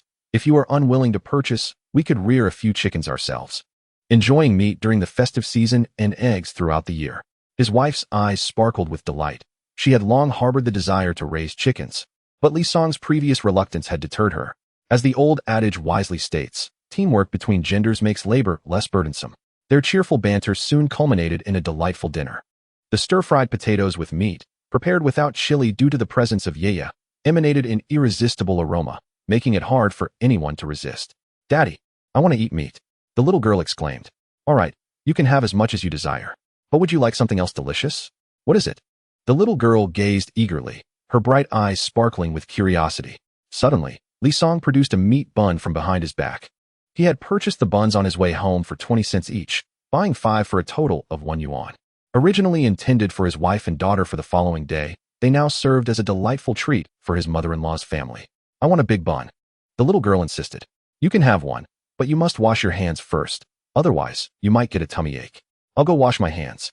I don't want a tummy ache. Li Song placed the meat buns in a basket and took the little girl to wash her hands. As their home lacked a water well, they needed to fetch water from the village center.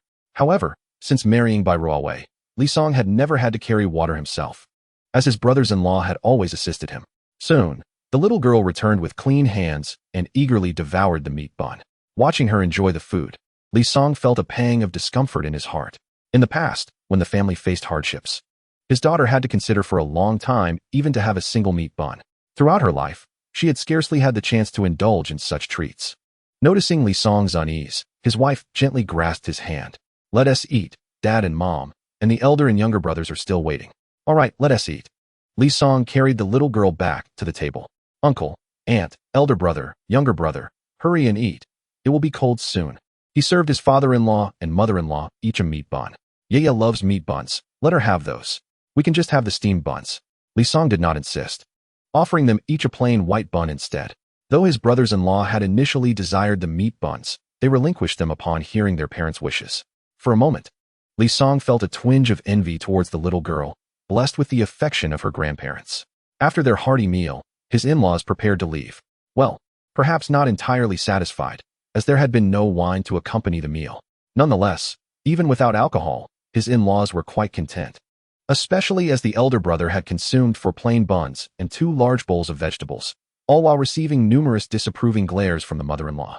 A dinner gathering led everyone to acknowledge Li Song's culinary prowess, particularly his father-in-law, who, after a hearty meal, rubbed his round belly and, with a toothpick in hand, offered a candid appraisal. The son-in-law's skills were on par with those of the state-run dining establishments.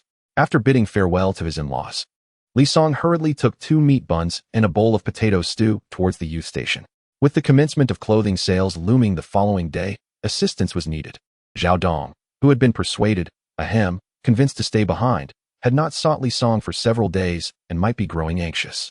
The youth station was a mere stone's throw from his home, and within 3 to 5 minutes, Li Song arrived. Outside the courtyard, he overheard a commotion inside. Zhao Dong, since you refuse to leave, do not linger idly. Hand over the return to city quota, someone exclaimed. The return to city quota belongs to me. Why should I give it to you? Zhao Dong retorted. Do not overstep your bounds. Today, that quota is mine to claim, whether you like it or not, came the response. Hearing his good friend potentially at a disadvantage, Li Song wasted no time and forcefully kicked open the door, declaring, Let us see who dares to seize my brother's return to city order. Chapter 23. Following Brother Song means having meat to eat. The sudden noise at the door startled the occupants of the youth station, but upon recognizing Li Song, their expressions turned to disdain. To them, he was merely a man living off his wife's family, lacking any semblance of authority. What are you afraid of? He.S. just a pretty boy. Hurry, snatch the return to city order from Zhao Dong, they urged each other. If Li Song dares to interfere, we'll teach him a lesson too. Lu Gu, Li Song is the village chief's son-in-law.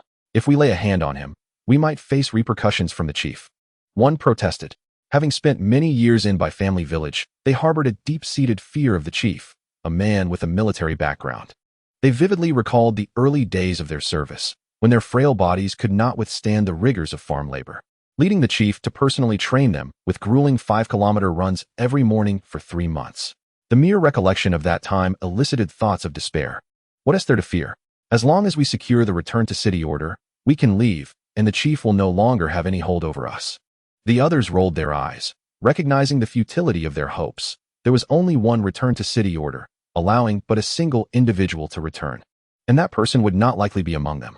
Seeing the hesitation among his peers, the man referred to as Lu Gu became incensed. He procured a thick bamboo pole and declared, What a bunch of useless fools, scared off by a mere pretty boy. Lu Gu approached Li Song with an air of disdain, smirking as he said, Li Song, this doesn't concern you. I advise you to mind your own business, otherwise. Do not blame me for being impolite. Li Song assessed Lu Gu, who towered above him, exuding a menacing presence. However, to Li Song, who had undergone specialized training, every aspect of Lu Ji's stance revealed vulnerabilities. Should it come to blows, Li Song identified at least 3 methods to swiftly subdue him. In his previous life, while engaged in scientific research in the remote northwestern regions and deep mountains, he not only pursued his academic endeavors, but also trained alongside the local garrison. He consistently excelled in subsequent military skill assessments, earning commendations from visiting officials who praised his prowess, stating that he was both a scholar capable of securing peace with his pen and a warrior adept at stabilizing the realm on horseback. Pretty boy, I shall grant you one last chance to step aside, he said. And what if I refuse? Lu Gu's gaze flickered with a fierce intensity as he lifted the bamboo pole and swung it towards Li Song. Li Song deftly sidestepped, executing a precise and forceful kick to Lu Gu's groin. The other young intellectuals observed the scene with sympathy for Lu Gu. Having heard a faint sound that suggested his manhood might have met a dire fate. Casting a cold glance at Lu Gu, who was doubled over in pain with his hands covering his groin, Li Song let out a disdainful snort and chose not to spare him another glance. Songzi no? Brother Song, when did you become so formidable? I have always been this formidable. It is merely that you failed to notice before. Did I truly fail to notice? Zhao Dong questioned, somewhat perplexed but unwilling to delve deeper. Brother Song, that kick was no trifling matter. Is Lu Gu all right? Fear not, he will not perish. I merely intended to inflict a momentary discomfort. That's a relief, Zhao Dong exhaled quietly. Although he found Lu Gu's attempts to usurp his return to the city orders quite distasteful, he did not wish for anything more severe to befall him. By the way, what brings you here at this late hour? Since he had heeded Li Song's advice and refrained from returning to the city for several days, he was surprised by Li Song's sudden appearance. as he had been preparing to inquire about ways to earn money the following day. Li Song pointed to a nearby table. Stir-fried potatoes with meat, accompanied by meat buns. Hurry over and eat. Gulping at the mention of meat, the young intellectuals could be heard swallowing audibly. Ever since they had responded to the national call and ventured into the countryside, their opportunities for meat had become exceedingly rare. The last time they had enjoyed meat was during the new year, nearly half a year ago. Now, even the thought of meat made their mouths water uncontrollably. Brothers, there is little food. If you do not mind, please come and have a taste. The group exchanged glances, murmuring about their reluctance, yet they surged forward. Zhao Dong, witnessing this, hurriedly clutched his meat bun. A single bowl of stir-fried potatoes with meat had to be divided among a dozen young intellectuals, allowing each person a mere bite or two. Once the crowd dispersed, Zhao Dong looked at his bowl, which was cleaner than his own face, feeling utterly despondent. My stir-fried potatoes with meat do not wear such a glum expression. Following Brother Song, you shall not be deprived of meat. Hearing Li Song's words, Zhao Dong's spirits lifted. So, you have found a way to earn money? Come to my house tomorrow morning, and I shall take you to make some money. All right. Zhao Dong did not hesitate in the slightest. After Li Song departed, the others turned their gazes towards the meat bun in Zhao Dong's hands, prompting him to hastily devour it in a few bites. Such a glutton, had he delayed even slightly, he might have missed out on the meat bun altogether. As for the previously arrogant Lu Ku, since his lesson from Li Song, no one had bothered to cast him a second glance. Lu Ku's family was quite well off, often sending an array of delicacies his way. Surrounded by a throng of admirers who affectionately called him Lu Gu, their intentions were rather transparent. They sought to indulge in some of his delightful treats. Yet, Lu Ku, oblivious to the underlying dynamics, genuinely believed he had ascended to a position of leadership, frequently directing others on various tasks. Unbeknownst to him, discontent had long been brewing among the group. After a night of silence, the following morning, Zhao Dong arrived early at Li Song's home, concerned that Li Song might still be asleep. However, upon reaching Li Song's doorstep, he discovered the door ajar and found Li Song bustling about in the kitchen. Songzi, what are you preparing in the kitchen? I'm making breakfast. You're just in time. Let's eat together. Even if we dine together, there seems to be far too much food. And this egg pancake, you're too kind to me. Zhao Dong, you're overthinking it. The egg pancake is for my wife and child. You'll be having the leftover steamed buns and dishes. Songzi, I never realized you were so devoted to your sister-in-law and little niece. That was in the past, Li Song replied, his hands still deftly working. Soon, the last egg pancake was cooked, and he placed it on the still warm stove to ensure that his wife and daughter would enjoy it hot upon waking. Meanwhile, Zhao Dong and Li Song shared the previous night's leftovers, which, despite being remnants, included a fair amount of meat, complemented by soft white buns, a meal that surpassed what many families would typically have. Songzi, your sister-in-law's culinary skills are exceptional. This dish rivals that of the chefs at state-run restaurants. This dish was made by me. You, Zhao Dong exclaimed, astonished at Li Song. He had long been aware of the significant changes Li Song had undergone since deciding not to return to the city, but he had not anticipated such a transformation. Chapter 24. Striking it rich after breakfast, Li Song set off to his father-in-law's house to fetch a bullock cart laden with clothing, ready to embark on their journey to Liuji village, which lay 15 miles away. Songzi, what are we doing with all these clothes in Liuji village? Of course, we are selling them. We can't just haul them there for fun. Zhao Dong felt a knot tighten in his stomach. Songzi, please don't act impulsively. Speculation is a serious crime. If caught, we could end up in prison. Seeing Zhao Dong's anxious demeanor, Li Song couldn't help but roll his eyes. Rest assured, this doesn't qualify as speculation. Yet, Zhao Dong remained uneasy. How about we consult the relevant authorities first? If it's not considered speculation, we can proceed with the sale. Zhao Dong recalled previous cases where speculators were publicly judged, bearing signs of their crimes. Public trials were a spectacle, and speculation was a grave offense, punishable by several years in prison, or even the death penalty in severe cases. Just recently, newspapers had reported on a man in northeast China who was sentenced to death for speculation. Li Song, witnessing Zhao Dong's cowardice, shook his head in exasperation. Use your brain for a moment. Do you think I would jeopardize my family for such risky ventures? After some contemplation, Zhao Dong conceded. Indeed, with a wife and children at stake, Li Song would hardly be foolish enough to engage in speculation. Upon reaching Liuji village, Li Song headed straight for the village chief. Lu Dayo. Hello, village chief Lu, Li Song greeted warmly, extending a cigarette towards him. Village chief Lu Dayo's gaze fell upon the red Tower Mountain cigarette pack, igniting a spark of interest within him. Priced at 2 yuan per box, these cigarettes were beyond the means of the average individual. May I inquire who you are? He asked. I am a salesman from our county's garment factory, responded Li Song, producing the work ID that factory director's son had arranged for him to show to Chief Lu. The ID bore an exact resemblance to those issued by the factory, complete with a steel seal, confirming its authenticity. Seeing that Chief Lu harbored no doubts, Zhao Dong silently exhaled in relief. In truth, he had been overly concerned. The work ID that factory director's son had provided to Li Song was identical to those distributed to the other workers, leaving no room for suspicion. The situation unfolded as follows. During production, the county garment factory encountered a number of defective products. Initially, these items were deemed suitable only for repurposing as mop fabric. However, upon learning of the dire poverty in vast rural areas, where entire families often shared a single outfit, factory director's son grew increasingly anxious. After discussions with the factory's leadership, a decision was made to sell these flawed products at a reduced price to the villagers. Upon inspecting these defective items, it became clear that the issues were generally minor, such as uneven dyeing or minor stains, flaws that did not significantly impair wearability, albeit rendering them less aesthetically pleasing. Consequently, while the supply and marketing cooperative charged 8 yuan for a standard adult short-sleeve shirt, these flawed garments could be acquired for half that price, just 4 yuan. Most importantly, no fabric coupons were required. Chief Lu seized Li Song's hand, exclaiming, "Are you saying that purchasing clothes from you requires no fabric coupons?" Indeed. Due to the nature of these flawed items, Director Sun had decided to waive the fabric coupon requirement, mindful of the scarcity of such coupons for many villagers. What a kind-hearted person Director Sun is, Lu Dayo exclaimed, filled with excitement. Although each household received a small allocation of fabric coupons annually, larger families often found this insufficient. Many lacked clothing not due to financial constraints, but because of the unavailability of fabric coupons. The garment factory's decision to sell these flawed items without requiring coupons alleviated a significant burden for numerous families. Chief Lu, time is of the essence, and our task is pressing. Could you please announce over the radio that any villagers in need should gather at the square in front of the brigade office? Li Song requested. Please wait a moment.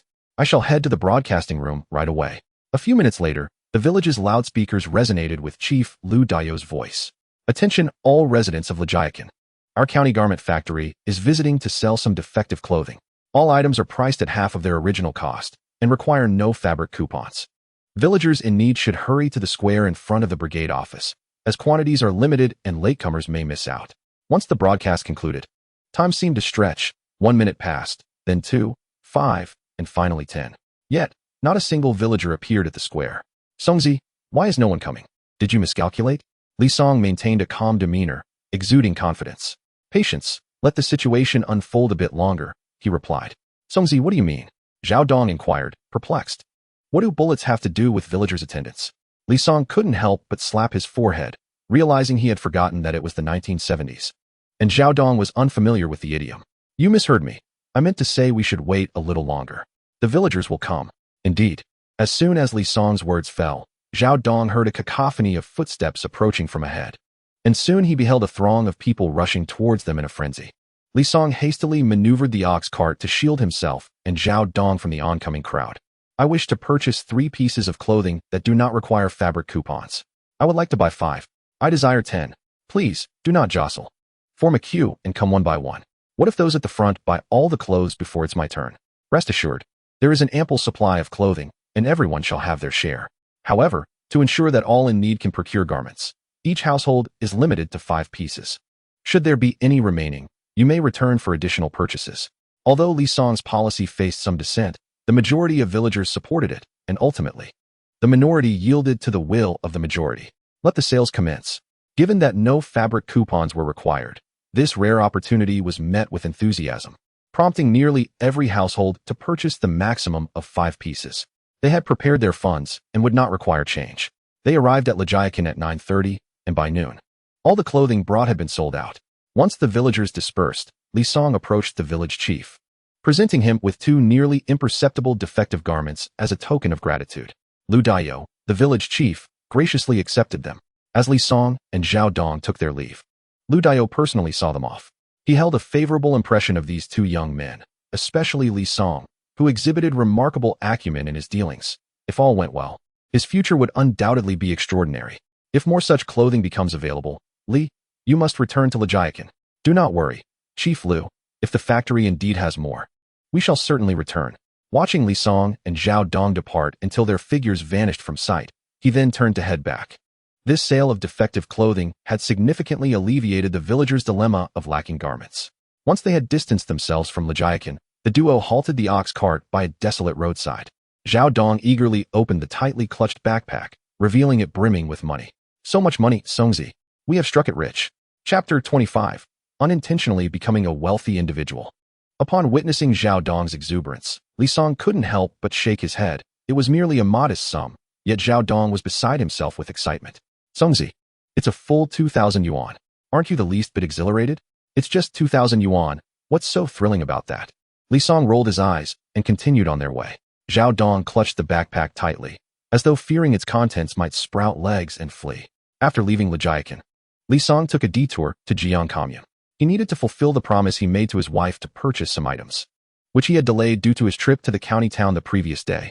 Additionally, he had assured his daughter that there would be meat for her every day. As a devoted father, he could not break that promise. Li Song, this does not seem to be the route back to Baijia village. I am heading to Jian Commune to buy some things. Since the clothing sold so well in Lijiakin, shouldn't we seize the momentum and visit another village this afternoon? There is no need to rush. Our clothing will sell without issue. Moreover, life encompasses more than merely making money. There are other pursuits that are equally engaging. Zhao Dong, however, dismissed Li Song's sentiments. To him, earning money was the most joyous endeavor in the world. As the day's tasks were completed, Li Song leisurely drove his ox cart to the Jian Commune. To facilitate shopping for the community, each commune is equipped with a supply and marketing cooperative, albeit on a smaller scale compared to those in the county town. Upon entering the cooperative, Li Song noticed a sign advising against the indiscriminate assault of customers, a reminder he had seen before, yet it still felt somewhat jarring. Miss, could you fetch me a wooden comb, a mirror, and some snowflake cream? He requested. Young man, are these gifts for a special someone? The lady inquired. Your intuition is quite sharp, he replied with a smile. After exiting the cooperative, Li Song purchased an additional 2 pounds of pork, lacking a meat coupon. The price was 10 cents higher than usual. Songzi, are you buying so much meat to treat me to dinner tonight? Zhao Dong jested. Ah, you flatter yourself. I promised my daughter she could have meat every day. Li Song chuckled, prompting Zhao Dong to fall into a moment of silence. Upon returning to Baijia village, Li Song noticed Zhao Dong's despondency, but still extended an invitation for him to stay for dinner. Without a moment's hesitation, Zhao Dong accepted. That evening, Li Song took to the kitchen once more. However, with the potatoes exhausted, he prepared eggplant stir-fried with pork. The most delighted among them was the little girl, who relished the thought of yet another meal of meat. After a breakfast of egg pancakes, a lunch of meat buns, and now a dinner of stir-fried pork, the little girl, overwhelmed with joy, planted a greasy kiss on Li Song's cheek. Daddy is the best in the world, always cooking meat for me. Li Song beamed with a silly grin, while his wife, noticing the grease on his face, reminded him to wash up. He steadfastly refused, viewing it not as a blemish but as a testament to his daughter's affection. Children are indeed simple. A few delectable meals and a touch of care engender a deep bond. After dinner, as Zhao Dong returned to rest, Li Song and his wife coaxed their daughter to sleep before retrieving Zhao Dong's heavily laden backpack. Upon discovering it filled with money, his wife was taken aback. Songzi, where did you acquire such a fortune? Of course, it's from selling clothes. I sold the defective garments for 4 yuan each, without requiring fabric coupons. In just 2 hours, we sold out the 500 pieces we brought in this morning. And that was with limited stock, if there were no limits. I believe we could have sold 1,000. Listening to her husband's account, Bai Ruowei felt a swell of pride. This was her husband's prowess, transforming the scraps that the clothing factory could only use for mops into lucrative opportunities, yielding a remarkable profit of 2,000 yuan in a single day. Ruowei, I need you to visit your parents tomorrow and enlist some help. I intend to build a house. If possible, I would like to construct it on that plot they selected for us. Should there be any objections from the village, we can purchase that land. Bai Ruowei stood momentarily stunned by his words. Songzi, we already have a house. Why the sudden desire to build another? This house is too small and lacks a bathing area. With the heat of summer approaching, daily baths will be necessary. It may not bother me as a man, but it is quite inconvenient for you. The new home must include a dedicated bathing area and a water heater, ensuring that even in the cold, you can enjoy a warm bath. It would be ideal to construct an indoor restroom, as the little one, is still quite young, making it more convenient for her. The wife gazed astonished at her husband, initially believing that Li Song's thoughts about building a house were merely whimsical. She never anticipated he had meticulously planned the layout. An indoor bathing area and restroom. Wouldn't that be akin to the grand cities depicted on television? Due to her preoccupations, Bai Ruowei found it difficult to fall asleep. And when dawn broke the next day, she was still in a deep slumber. Li Song rose quietly, dressing himself carefully to avoid disturbing the mother and daughter. As was his routine, he went for a run before returning to prepare breakfast for his wife and daughter. After the meal, he and Zhao Dong loaded a cart full of clothes and set out once more. Having repeatedly followed this routine for over 10 days, Li Song had successfully sold all 5,000 garments sourced from the county's clothing factory, with each piece priced at 4 yuan. The total revenue amounted to an impressive 20,000 yuan. Staring at the piles of money scattered across the floor and bed, Li Song found it hard to grasp the reality of his situation. Initially, he merely sought to earn a little to enhance his family's living conditions, but unexpectedly, he had become a person of considerable means. In recent days, Zhao Dong's tireless efforts running about had been commendable, and Li Song ensured he duly rewarded his brother with 1,000 yuan for his labor. It was not that he was unwilling to give more. Rather, he understood that excessive generosity might leave Zhao Dong feeling uncomfortable. There would be ample opportunities ahead, and as brothers in 2 lifetimes, he would certainly not neglect his kin. Originally, with only 2,000 yuan, constructing a 2-story house seemed somewhat daunting. However, with over 10,000 yuan now at hand, it was feasible to even erect a 3-story building. Following a conversation with his father-in-law some time ago, preparations had been diligently underway for over 10 days. One could say that everything was in place, awaiting just the final push. On this day, Li Song visited his in-laws with his wife, primarily to deliver the sewing machine ticket to his brother-in-law. He had obtained the ticket a few days prior, but amidst the busyness of selling clothes, he had forgotten about it. Fortunately, the delay did not hinder his brother-in-law's important matters. Otherwise, he would have felt quite remorseful. Upon receiving the sewing machine ticket along with the accompanying industrial vouchers, his father-in-law and mother-in-law were visibly delighted, as their greatest concern had finally been alleviated. With the sewing machine ticket in hand and all the requirements met, they could now focus on preparing for the wedding. Chapter 26. Transforming from a pretty boy to a good son-in-law in matters such as these, Li Song wished to assist, yet felt powerless. Nonetheless, he instructed his wife to take 1,000 yuan back home, a sum that, in the 1970s and 80s, was considered substantial. His father-in-law's military pension, combined with years of serving as village head, had yielded savings of just over 1,000 yuan. Despite the significant amount, his father-in-law and mother-in-law adamantly refused to accept it. However, his wife, adhering to her husband's wishes, left the money in their home. By evening, his in-laws returned with the money once more. His father-in-law insisted, "Songzi, you must take this money back. Your aunt and I are not so old that we cannot manage without it.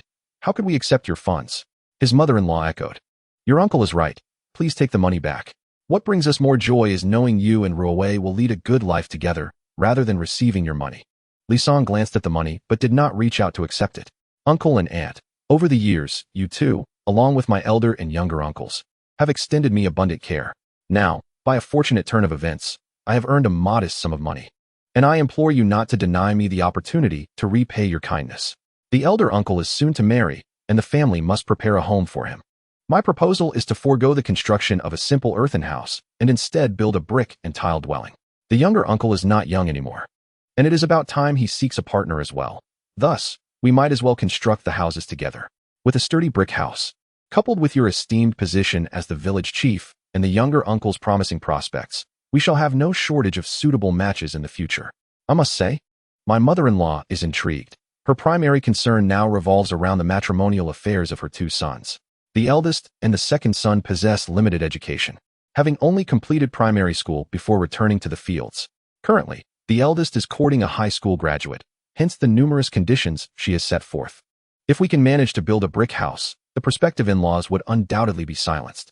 In these parts, a pure brick house is a rarity, with the 1970s having seen the prevalence of earthen homes. Those in better condition are the mixed structures, known as brick concrete houses, which feature a layer of red bricks on the exterior while the interior remains earthen. There was even a saying that such houses were like donkey dung coated with frost, smooth on the surface but lacking substance. Seeing my mother-in-law's interest, I continued, "Since we are building, let us construct a few more rooms." Both the elder and younger uncle's houses would consist of 3 main rooms, flanked by 2 side rooms. Among the 4 side rooms, one would serve as a kitchen, while the other 3 could function as storage or, in the future, children's bedrooms. My father-in-law gazed in astonishment at his son-in-law, who had previously not garnered much of his favor. Ever since our return from the county, he seemed transformed, as if he had become an entirely different person. Indeed, while Li Song had possessed some talent, even standing out among the educated youth, the current Li Song exuded an enigmatic aura that left him feeling uncertain about his depth. Fortunately, post-transformation, Li Song has shown great kindness to his daughter and granddaughter. My dear, I believe what Songzi proposes holds merit, yet constructing 2 brick houses necessitates a considerable amount of money. Do we possess sufficient funds? My father-in-law shook his head. 3 main rooms and 4 side rooms amount to 7 in total, not to mention the courtyard and entrance. Our savings may not suffice for even one complete house. Uncle and aunt, fret not about the finances. I shall cover it, I assured them. After some calculations, the cost to build such a courtyard is approximately 2,000 yuan for one house, totaling 4,000 for both. I intend to erect a 2-story small building with 3 rooms on each floor, accompanied by 2 side rooms, which I estimate will require around 4,000 yuan. Altogether, that sums to about 8,000 yuan. I exchanged a glance with my wife, who promptly went inside and returned with a large box cradled in her arms. Inside lay stacks upon stacks of money. Father, mother, this box contains 7,000 yuan, which Songzi had prepared beforehand, and combined with the 1,000 you just returned. It totals exactly 8,000. As I beheld the box brimming with money, even Bai Jun momentarily found himself in a daze. This was 8,000 yuan, a sum they might never earn in their lifetimes. Yet, my son-in-law had managed to acquire it in just over 10 days. No, it had only taken him 4 or 5 days. He was away for a total of 10 days, yet he typically returned shortly after noon, having only worked half a day and earned 20,000 yuan. Is this the disparity between intellectuals and ordinary individuals? Ultimately, the elderly couple accepted the money. Although the father-in-law insisted that the 4,000 yuan for building a house for his son be considered a loan that would be repaid gradually. Li Song understood this principle of his father-in-law and did not object. After the in-laws departed, he tore the IOU into pieces and discarded it in the trash bin. With money in hand, the following day Zhao Dong took leave to visit home. Just a few days prior, Zhao Dong had received his transfer order back to the city. If he delayed returning, his family would undoubtedly be quite anxious. In his previous life, Zhao Dong's father had devised a way to bring him back. Yet he struggled to find employment. Without a job, there was no income, and he was forced to rely on his family, exacerbating their already strained financial situation. Consequently, his sister-in-law constantly caused disturbances at home. What had once been a harmonious family was now marred by frequent quarrels, much to the amusement of their neighbors. Zhao Dong's father, concerned about appearances, was humiliated daily, which ultimately led to a heart attack that nearly claimed his life.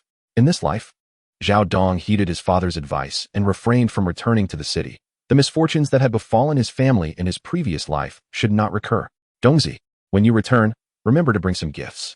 Your father enjoys drinking. Bring him 2 bottles of fine liquor.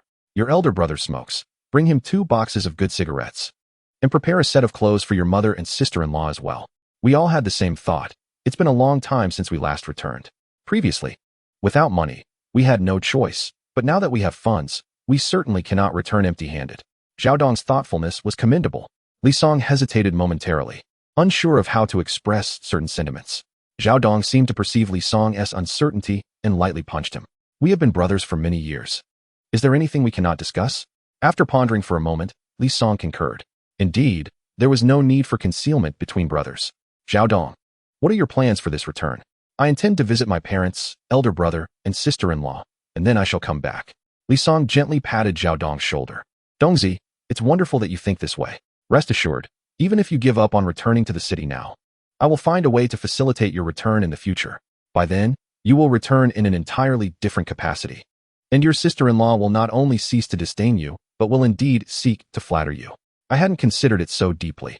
As long as my elder brother, sister-in-law, and parents are living well, I have no qualms about remaining in the countryside.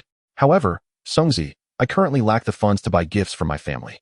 While I have enough money, I still require coupons for cigarettes, alcohol, and clothing, which I do not possess. Chapter 27. Zhao Dong returns home. I can help you procure those coupons. Come, I will ride with you to the county town. Li Song was a good brother, and Zhao Dong naturally did not hesitate. Li Song rode at a leisurely pace, and after half an hour, they finally arrived at the entrance of the supply and marketing cooperative. Li Song quickly spotted a familiar figure loitering at the entrance. Dongzi, wait here for a moment. I will help you get the coupons. Zhao Dong was somewhat puzzled. This was the entrance to the supply and marketing cooperative, How would he obtain coupons here? Before he could utter a word, Li Song tossed the bicycle to him and made his way toward the supply and marketing cooperative, swiftly arriving before the rat. Rat, can you procure some fine tobacco and liquor? Ah, Li Jiqing, it depends on what kind of tobacco and wine you desire. I am looking for mitai and any good cigarettes, but I prefer them in full packs. I don't have any liquor on hand, but if you are truly interested, I can take you to my friend who has 4 bottles of mitai. As for cigarettes, I possess 2 packs of Hometown Mountain and 2 packs of Red Double Happiness. I will take both the cigarettes and the liquor. Additionally, I require some fabric coupons sufficient to purchase 2 adult skirts. Do you have any? Naturally, I have fabric coupons. Li Gu, you remain quite generous, Rat exclaimed, exhilarated. He had been eager to sell the 2 packs of Hometown Mountain and 2 packs of Red Double Happiness for several days, and unexpectedly, Li Song arrived with a significant order. Li Song glanced at Rat and chuckled. All right, enough flattery. Quickly hand me the fabric coupons. Rat nodded eagerly, rummaging through a wooden box to retrieve a stack of coupons, selecting a few to offer to Li Song. Li Gu, here are the fabric coupons you requested. For the liquor, I must take you to my friend to collect it, Rat stated. Li Song accepted the coupons, examined them briefly, then nodded. Very well. I appreciate your assistance. He turned to Zhao Dong and said, Dongzi, please wait for me here while I go procure the liquor for you.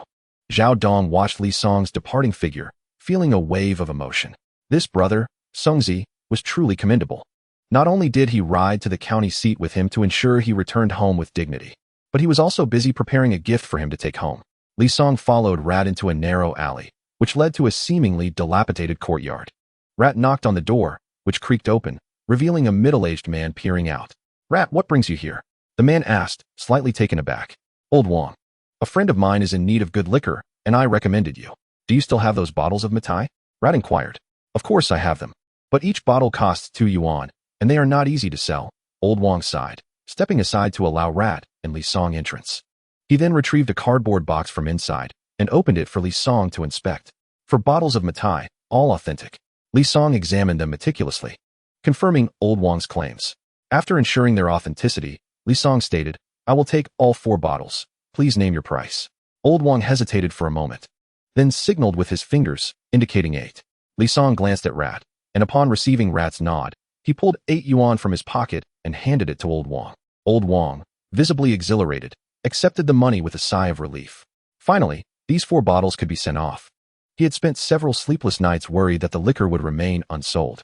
After receiving payment, Old Wang handed the box to Li Song, who did not exit immediately. Old Wang, can you procure more mitai? Old Wang nodded. I have a friend who deals in this, but it's hard to sell. No matter. However much you can obtain, I will take. But I only want genuine mitai, no fakes. My friend, are you truly willing to take as much as I can provide? Of course, it must be authentic. In the future, when you acquire mitai, you can come directly to me. I reside in Baijia village of Jiang Commune, where you can find Li Song. Old Wang was exceedingly excited, assuring comradely, rest assured, should I manage to procure the mitai, I will personally inform you. Upon exiting Old Wang's residence, Li Song turned to Haozi and said, Haozi, I appreciate your assistance today. Do come by sometime, and I shall treat you to a drink. Haozi chuckled. Li Gu, you are being overly polite. We are brothers, no need for such formalities.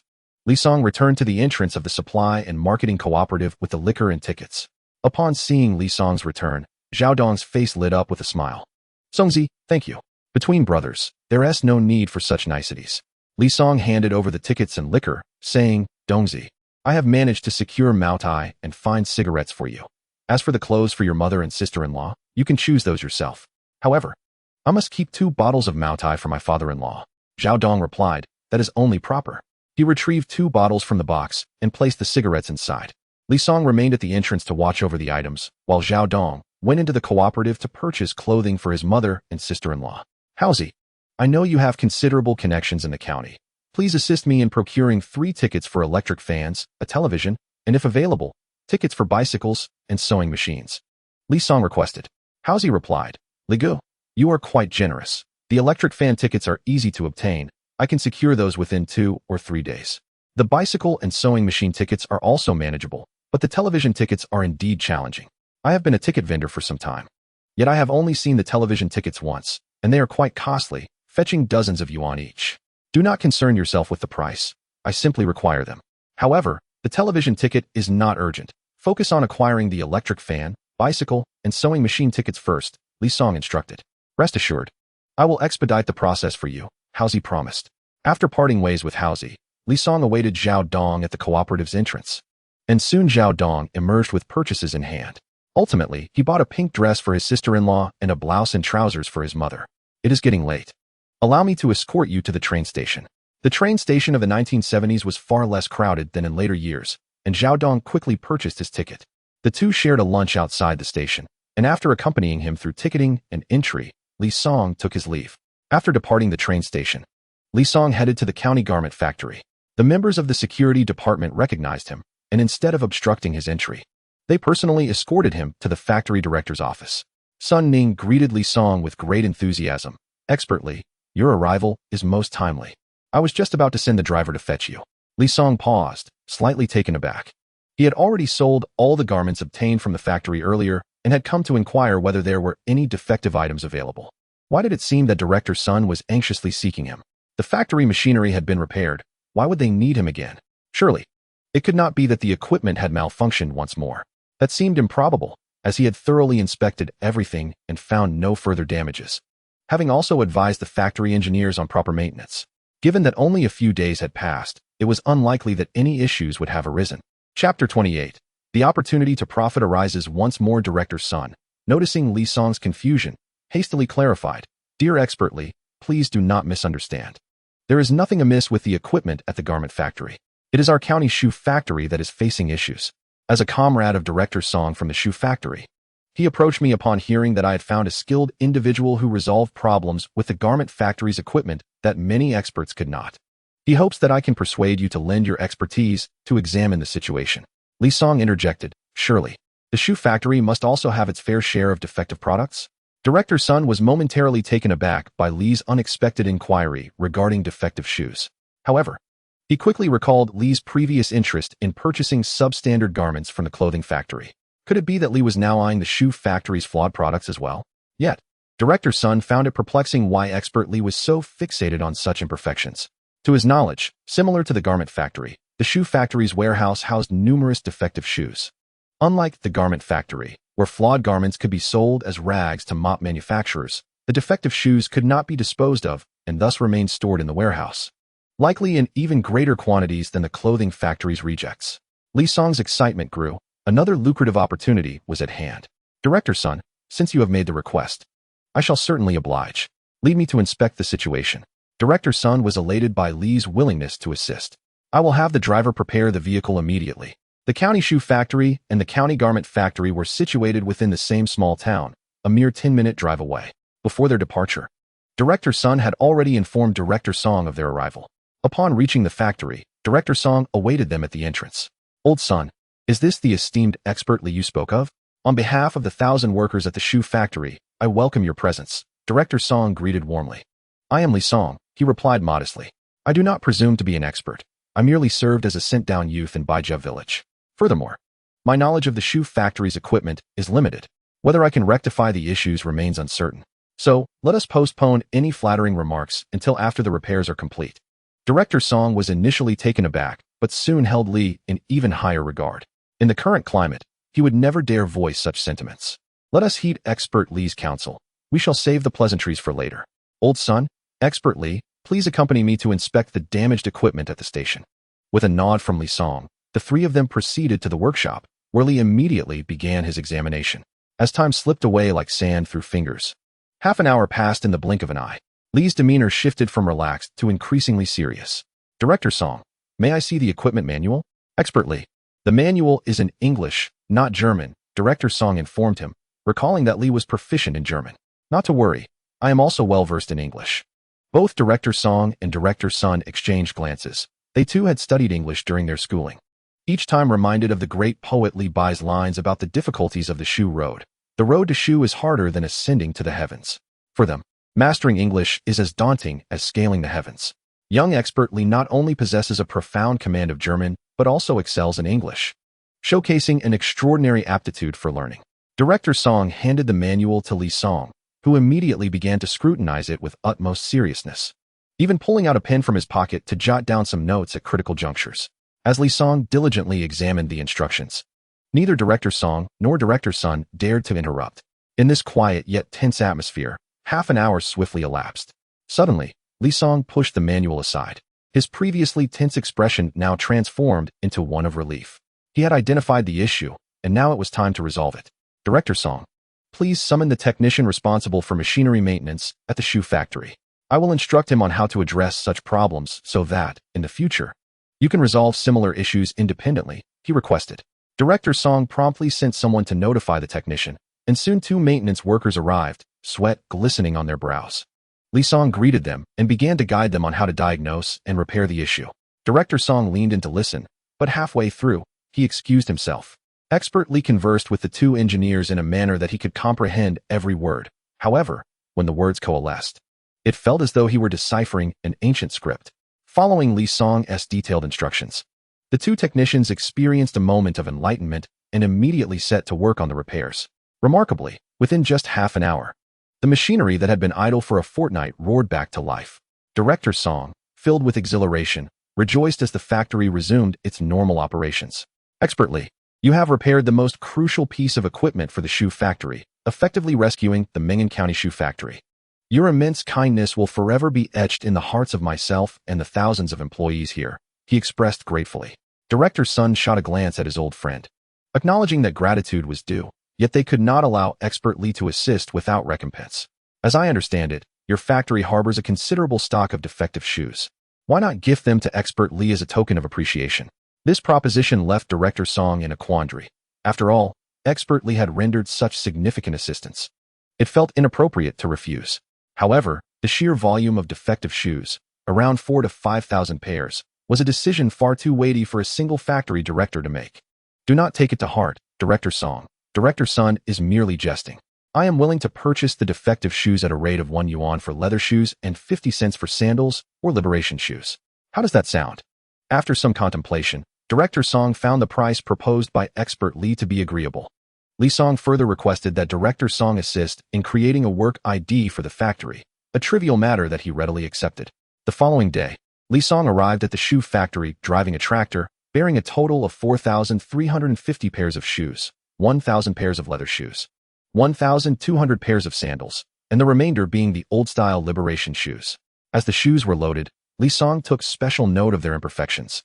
Nearly every pair bore some flaw, though the issues were not severe. Provided the quality remained intact, it should not hinder sales. After settling the payment at the previously agreed price, the shoes became Li Song's possession. With a rumble and a plume of black smoke, the tractor once again halted at Li Song's doorstep, stirring his wife, Bai Ruowei, from her reverie. Upon seeing the vehicle brimming with shoes, without waiting for Li Song's instructions, she directly went to her hometown to fetch her father, elder brother, and second brother for assistance. The 5 of them unloaded the entire truckload of shoes. A task far from easy, yet, at that moment, none of them felt fatigued, for they understood that what they were unloading was not merely shoes, but a substantial fortune. Chapter 29. It turns out earning money can be this simple. After an exhaustive 2 hours, the shoes from the tractor were finally all unloaded. Li Song washed his face and then distributed bottles of soda, purchased from the county town, to everyone. Uncle, aunt, elder brother-in-law, second brother-in-law, have some soda to refresh yourselves. Songzu will suffice with water. Soda is rather expensive, why waste that money? You and Ruowei have plenty of time ahead. Even if you have some money, you ought to spend it sparingly. Aunt, your point is well taken. I shall be more mindful in the future. The intention behind buying the soda was to let Yaya, who had never tasted it before, indulge in a novelty. Let us save these 2 bottles for Yaya, your uncle, and I shall manage with plain water.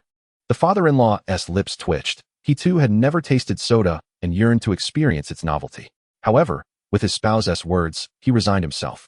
Seeing their parents set aside the drinks, the elder brother-in-law and second brother-in-law also decided to do the same, though their gazes remained fixed on the soda, clearly eager to savor its flavor. At that time, soda was merely 20 cents a bottle, an affordable price. However, in rural areas, many could scarcely afford a meal, let alone a beverage. Although both elder brother-in-law and second brother-in-law were in their 20s, they had never tasted soda. Uncle, aunt, Yaya is still young. She and Ruowei can share a bottle. Moreover, this soda has a short shelf life. If you don't drink it, it cannot be preserved. Bai Ruowei, having tasted soda while studying in the county, knew its shelf life was indeed limited. Just as she was about to explain, Li Song shook his head to stop her. Hearing Li Song's words, The mother-in-law could only twist open a bottle and take a sip. The father-in-law glanced at Li Song but said nothing, joining his spouse in enjoying the drink. Seeing their parents partake in the soda, the elder brother-in-law and second brother-in-law could hardly contain their excitement and soon joined in. Subsequently, Li Song suggested that everyone take a moment to rest in the yard while he prepared dinner. The meat he had bought yesterday remained uneaten, but without a refrigerator at home, his wife had already salted it, ensuring it would not spoil despite sitting for a day. Li Song surveyed the kitchen, and a large winter melon in the corner immediately caught his attention. That would be perfect, winter melon stir-fried with meat. He peeled the winter melon and cut it into 1-inch cubes for later use, alongside preparing scallions, ginger, and garlic. Ideally, some dried red chilies would enhance the dish. But as the little girl could not handle spice, he reluctantly set that thought aside. Before long, the winter melon stir-fry was ready, filling a large pot. As the dish was served, Li Song also brought out the baked flatbreads and buns he had purchased. In the 1980s, baked flatbreads were quite inexpensive, costing only 10 cents each, and he had bought a total of 10. He also procured $1 worth of vegetarian buns and a few meat buns, as his little princess had a fondness for meat-filled treats. In recent days, the little girl had been eating well, and it was evident that her cheeks had filled out noticeably compared to a few days prior. Plump and rosy, the sight was truly delightful. Upon spotting the meat buns, the little girl abandoned her soda and excitedly rushed over. "Daddy, meat buns. I want 7 meat buns." "Yeah," her father reminded gently. "What should we do before we eat?" "We should wash our hands before eating," she replied. Promptly, the little girl turned and headed to the basin, though her vigorous washing left her clothes quite damp, almost as if she were bathing. Li Song, unfazed, approached her calmly to guide her on how to wash properly. Witnessing this harmonious scene between father and daughter, his wife couldn't help but smile softly. This was the image she cherished the most. "Grandma, Grandpa, Uncle, come wash your hands."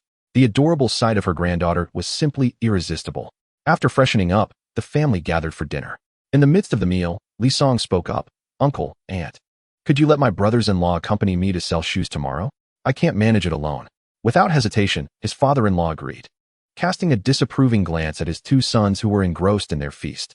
"All you do is eat," he scolded. The truth was, his son-in-law's culinary skills were exceptional. The stir-fried winter melon with meat was simply divine, better than what the wedding banquet chef had prepared for Big Nyo's marriage. Indeed, the dishes made by my brother-in-law are truly delicious. The father-in-law, observing his son's lack of ambition, felt an urge to kick them both. "You heard what Songzi said, right? You two can skip work tomorrow and accompany him to sell shoes." "Don't worry, Dad, we will take good care of our brother-in-law," they replied, to which their father shot them a skeptical glare. Given their current state, he doubted they could care for anyone, much less their son-in-law. Early the next morning, Li Song set off with the 2 of them, their destination once again being Lijiakan. After successfully launching his clothing venture there, he aimed to do the same with shoes. As before, he first sought out village chief Lu Dayo, who was thrilled to see him again. Li Song had previously resolved a significant issue for the villagers, and upon learning that he had come to sell shoes this time, Chief Lu was even more delighted. In village life, the essentials revolve around food and clothing. While the village could manage food, clothing was a more complex matter, having previously addressed the villagers' need for garments. Li Song's arrival with shoes promised to resolve their footwear dilemma as well. Chief Lu promoted the event with a loudspeaker, drawing a crowd of eager villagers.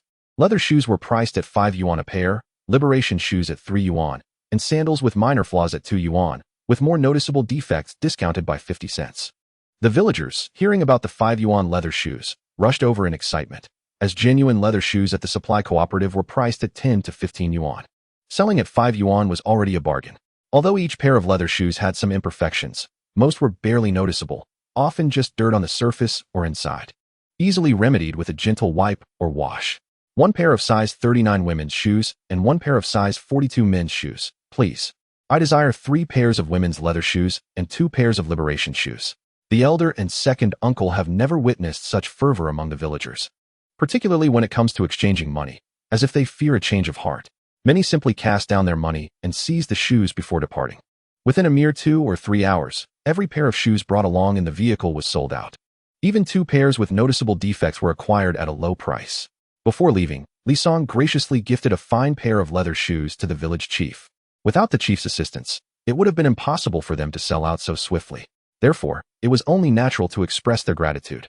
After departing from Lijiakan, Li Song and his companions organized the money they had collected, totaling over 1,300 yuan. Upon seeing such a substantial sum, Both the elder and second uncle were somewhat taken aback. They had never imagined that earning money could be so effortless. Chapter 30. Matters more meaningful than earning money, sister-in-law. It's still early. Shall we sell another round? The elder uncle exclaimed with excitement. My brother is right. We shouldn't waste time and should head home to gather more stock. The second uncle declared, promptly leaping onto the ox cart, ready to raise his little whip and hasten their journey, only to be halted by Li Song. Elder uncle. Second uncle, money is limitless. There are far more significant matters in life beyond merely earning. Bai Shan and Bai Chuan were somewhat bewildered. Could there truly be things in life more important than money? Let us proceed to the Jiang Commune Supply and Marketing Cooperative. We have run out of meat at home, and I promised Yeye that she could have meat daily. I must not go back on my word. Li Song climbed onto the ox cart and set off. Bai Shan and Bai Chuan were somewhat reluctant. In their view, purchasing items at the commune could not compare to the allure of earning money. Though hesitant, they were merely there to assist and naturally deferred to Li Song's opinion. Upon arriving at the Supply and Marketing Cooperative, Li Song was captivated by a tin frog displayed at the counter. Comrade, how much for this tin frog? 2 yuan each. Bai Shan and Bai Chuan gasped. They had not anticipated such a trivial item would command such a price. Currently, meat buns were merely 20 cents each, meaning 1 tin frog could purchase 10 meat buns. 2 yuan. I will take it, Li Song declared, preparing to pay, when Bai Shan hurriedly grasped his arm. Sister-in-law? Such a small item at 2 yuan is simply not worth it. The tin frog will jump about on its own. Yeye will surely adore it. Spending 2 yuan to see her happy is quite reasonable. Bai Shan found himself momentarily at a loss for words. However, recalling that his brother-in-law had earned a considerable sum that day, he chose to remain silent. With money comes indulgence. What more could he say? Also, please bring me 2 of those little hairpins over there, and half a pound of milk candy. Just a moment, I shall weigh it for you. When Li Song spotted a charming pink floral dress hanging on a rack, his eyes lit up. It was exquisite. His daughter would look splendid in it. Comrade, please fetch me that floral dress over there. This comrade requires fabric coupons to purchase clothing. Having exhausted the fabric coupons he acquired earlier from the rat, and having given the last batch to Zhao Dong, Li Song now found himself without a single inch of fabric coupon. He could only look toward the elder and second uncles for assistance. Matsuko, please do not gaze upon us. Indeed, we possess some fabric coupons at home, yet we have not brought them with us. Li Song felt a tinge of disappointment at this outcome. However, the necessity of fabric coupons for purchasing garments is an established rule. Without them, no transaction can occur. Comrade, let us forego the little dress for now. I shall return once I have brought the fabric coupons. The sales attendant, observing Li Song's crestfallen expression, hesitated for a moment before producing a 2-inch fabric coupon from her pocket. Comrade, I have a fabric coupon here, just sufficient to purchase that little dress. Consider it a loan. You may return it to me when you visit the Supply and Marketing Cooperative next time. To be honest, Li Song was somewhat taken aback. Typically, the staff at the cooperative exhibit a rather indifferent demeanor, treating everyone with a lack of regard. It was indeed a rarity for this saleswoman to voluntarily lend him a fabric coupon. Without further ado, Li Song expressed his gratitude and paid for the little dress. After departing from the cooperative, Li Song proceeded to the butcher shop, which was less rigid than the Supply and Marketing Cooperative. Here, there existed some latitude regarding purchases without coupons. Boss, can you sell meat without a meat coupon? How much do you need? I would like 4 pounds of pork belly, cut into 2 pieces, one weighing 2 pounds. I can sell it, but without a meat coupon, the price will be slightly higher, 8 mao per pound with a coupon, and 9 mao without. That is acceptable. Please weigh the meat. The butcher's hands were deft, precisely cutting the 2 pieces, one weighing 2 pounds, and one weighing 1 pound and 9 ounces, totaling exactly 4 pounds. Li Song handed over 4 yuan. And just as the butcher was about to give him change, Li Song stopped him. Master, do you sell the bones you've trimmed off? I've never sold them before, but if you wish, I can sell them to you. You need not return the remaining 4 mao. How about you give me those bones? The butcher agreed without hesitation. As these bones were rarely sought after, and at the end of each day, he had to find a place to dispose of them, which was quite cumbersome. Now that Li Song was willing to purchase them, it not only provided him with a few mao of income, but also saved him considerable trouble. What a win-win situation. Sister-in-law, these bones have no meat on them. Why would you buy them? Yeye and Ruowei are rather frail. Using these large bones to make soup will not only impart a delightful flavor, but also be highly nutritious. Before long, the group returned to Baijia village, where Li Song handed the substantial piece of meat to his brother-in-law for him to take home. Brother-in-law, this meat is yours. We cannot accept it. What do you mean it's yours? It's mine. We are family, and this meat is my filial offering to our elders. Bai Chuan could not decline any further and accepted it. On the way back, he couldn't help but reflect on the large piece of meat in his hand. Previously, their family had scarcely eaten meat more than a few times a year. However, over the past month and a half, he had consumed meat more frequently than in the entire previous year. The primary catalyst for such a significant change was none other than his brother-in-law, whom he had initially underestimated. After bidding farewell to his brothers-in-law, Li Song returned home, bearing meat, toys, and a little dress. Upon hearing the door open, the little girl joyfully dashed out from the living room. Spotting Li Song at the entrance, she excitedly scampered over with her short legs. Daddy is back. Run slowly. Don't fall. Li Song anxiously watched as the little girl rushed toward him, relieved when she arrived unscathed. Yeah, look what Daddy has bought for you. As he spoke, he rummaged in his pocket for the tin frog toy. Mother, Father has bought me a frog. Nonsense. How could there be frogs for sale? As she spoke, the wife emerged from the house. Ever since Li Song forbade her from working, he had been preoccupied with sewing at home. A few days ago, his father-in-law had brought back a sewing machine, originally intended for their eldest son's wedding, yet now it was being repurposed for their daughter without any objections. Look, the little girl exclaimed, raising the toy in her hand. Upon seeing it was a tin frog, the wife's heart ached. Another frivolous purchase. This tin frog is quite expensive. It costs 2 yuan. I thought our daughter would surely love it, so I bought one. Anything for her is worth the price. Moreover, I bought her a little dress. Could you see if it fits her? You've already bought her a dress, and you purchased a lot of fabric before. I'm still in the process of making her a dress. Why buy another one? Besides, these dresses from the supply and marketing cooperative are quite costly. It's far more economical to make one yourself. What is wrong with buying my daughter another dress? Li Song pulled his wife into an embrace, gently kissing her forehead. This sudden gesture made his wife blush furiously. Recently, Li Song had been acting unpredictably, often taking her hand and kissing her, leaving her flustered. Chapter 31. The Zhao family. Yali was momentarily stunned. You just indulge her. If you spoil her, I wonder how you'll manage. The wife quickly escaped from his embrace. And seeing her shy demeanor, Li Song felt a stirring in his heart.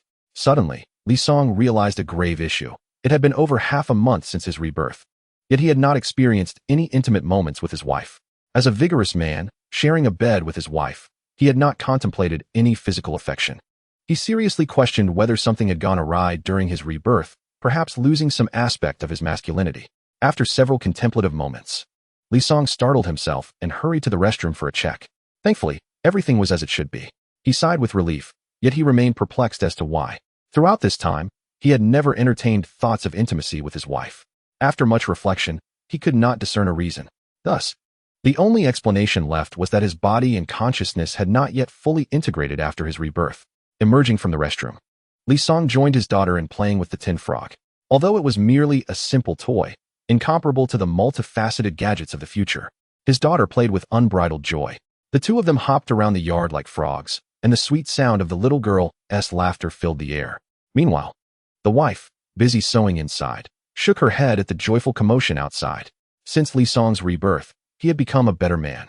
Yet at times he still exhibited childlike behavior, frolicking with their daughter. After spending a day and night on the train, Zhao Dong finally returned home to Kyoto. His parents and elder brother were elated to see him, though Zhao Dong noticed an unusual expression on his sister-in-law's face. He recalled the words of Songzi and felt an inward sense of relief. Fortunately, he had not returned to the city. Otherwise, his arrival would have undoubtedly disrupted the household's tranquility. Zhao Dong began to unpack the gifts he had brought. Dad, this is the Maotai liquor I brought for you. It was a bit cumbersome to carry on the way, so I only managed to prepare 2 bottles. Please don't think it's too few. Mom, here is a dress I bought for you.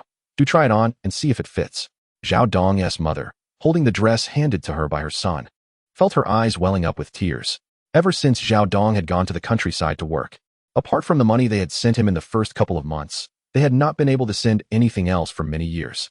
It wasn't that they didn't want to, but rather that their own circumstances were quite difficult. Their greatest wish was simply for their youngest son to look after himself in the countryside. They had never expected that he would return bearing gifts. Elder brother, this is for you, some cigarettes. It was hard to come by these boxed ones, so I only managed to get 4 packs. You little rascal still remembers your elder brother. Well done. Zhao Dong playfully punched him and handed over the cigarettes, only to discover they were Hongtao Mountain and Hong Shuangxi, which pleased him even more. Hongtao Mountain, priced at 2 yuan a pack, and Hong Shuangxi, which cost 5 yuan a pack, meant that the 4 packs combined were worth over 10 yuan, almost equivalent to a month's salary for him. Currently, he was working at the 6th textile factory in Kyoto. Although he was not a formal employee, his salary was considerably lower than that of regular workers, amounting to only 18 yuan a month. Sister-in-law, this is a gift for you, a skirt. I didn't know your size when I bought it, so I just picked a medium size at random. Does it fit? His sister-in-law was taken aback. She had not expected her younger brother-in-law, who had gone to the countryside, to bring her a gift, especially one as lovely as a skirt. Her demeanor instantly became warm and welcoming. However, when the topic of returning to the city arose, Zhao Dong could clearly sense his sister-in-law's anxiety.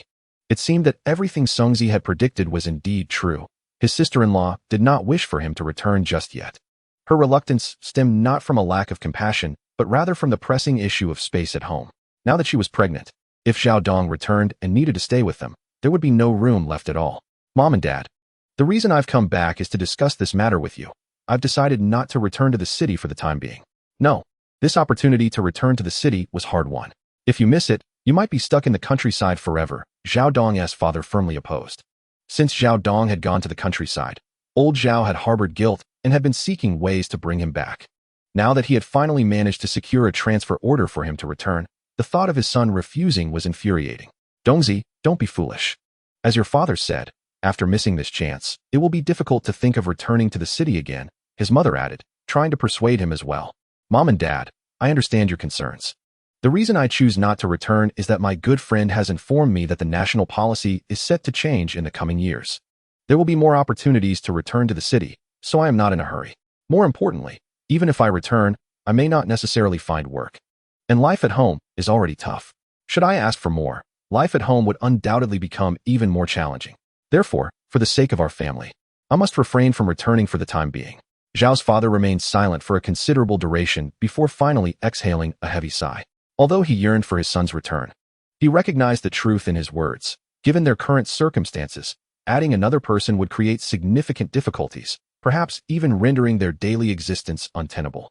Observing his parents' silence, Zhao Dong refrained from saying more and simply extracted 200 yuan from his pocket, placing it into their hands. Mom, Dad, I fear I may not be able to fulfill my filial duties in your presence frequently. Here are 200 yuan for you to keep for any unforeseen needs. Gazing at the thick wad of cash, 200 yuan constituted an impressive sum in the 1970s. Their family had toiled for many years and had scarcely saved 100 yuan. Now, their son effortlessly produced 200, leaving Zhao Dong's parents utterly astonished. Dongzi, where did you acquire so much money?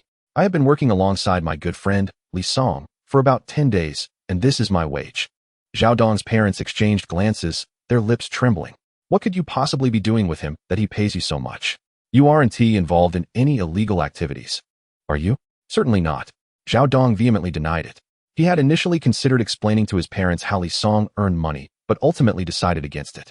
Rest assured, we are not engaged in any unlawful actions. My brother is already married, and he dotes on his wife and newborn daughter.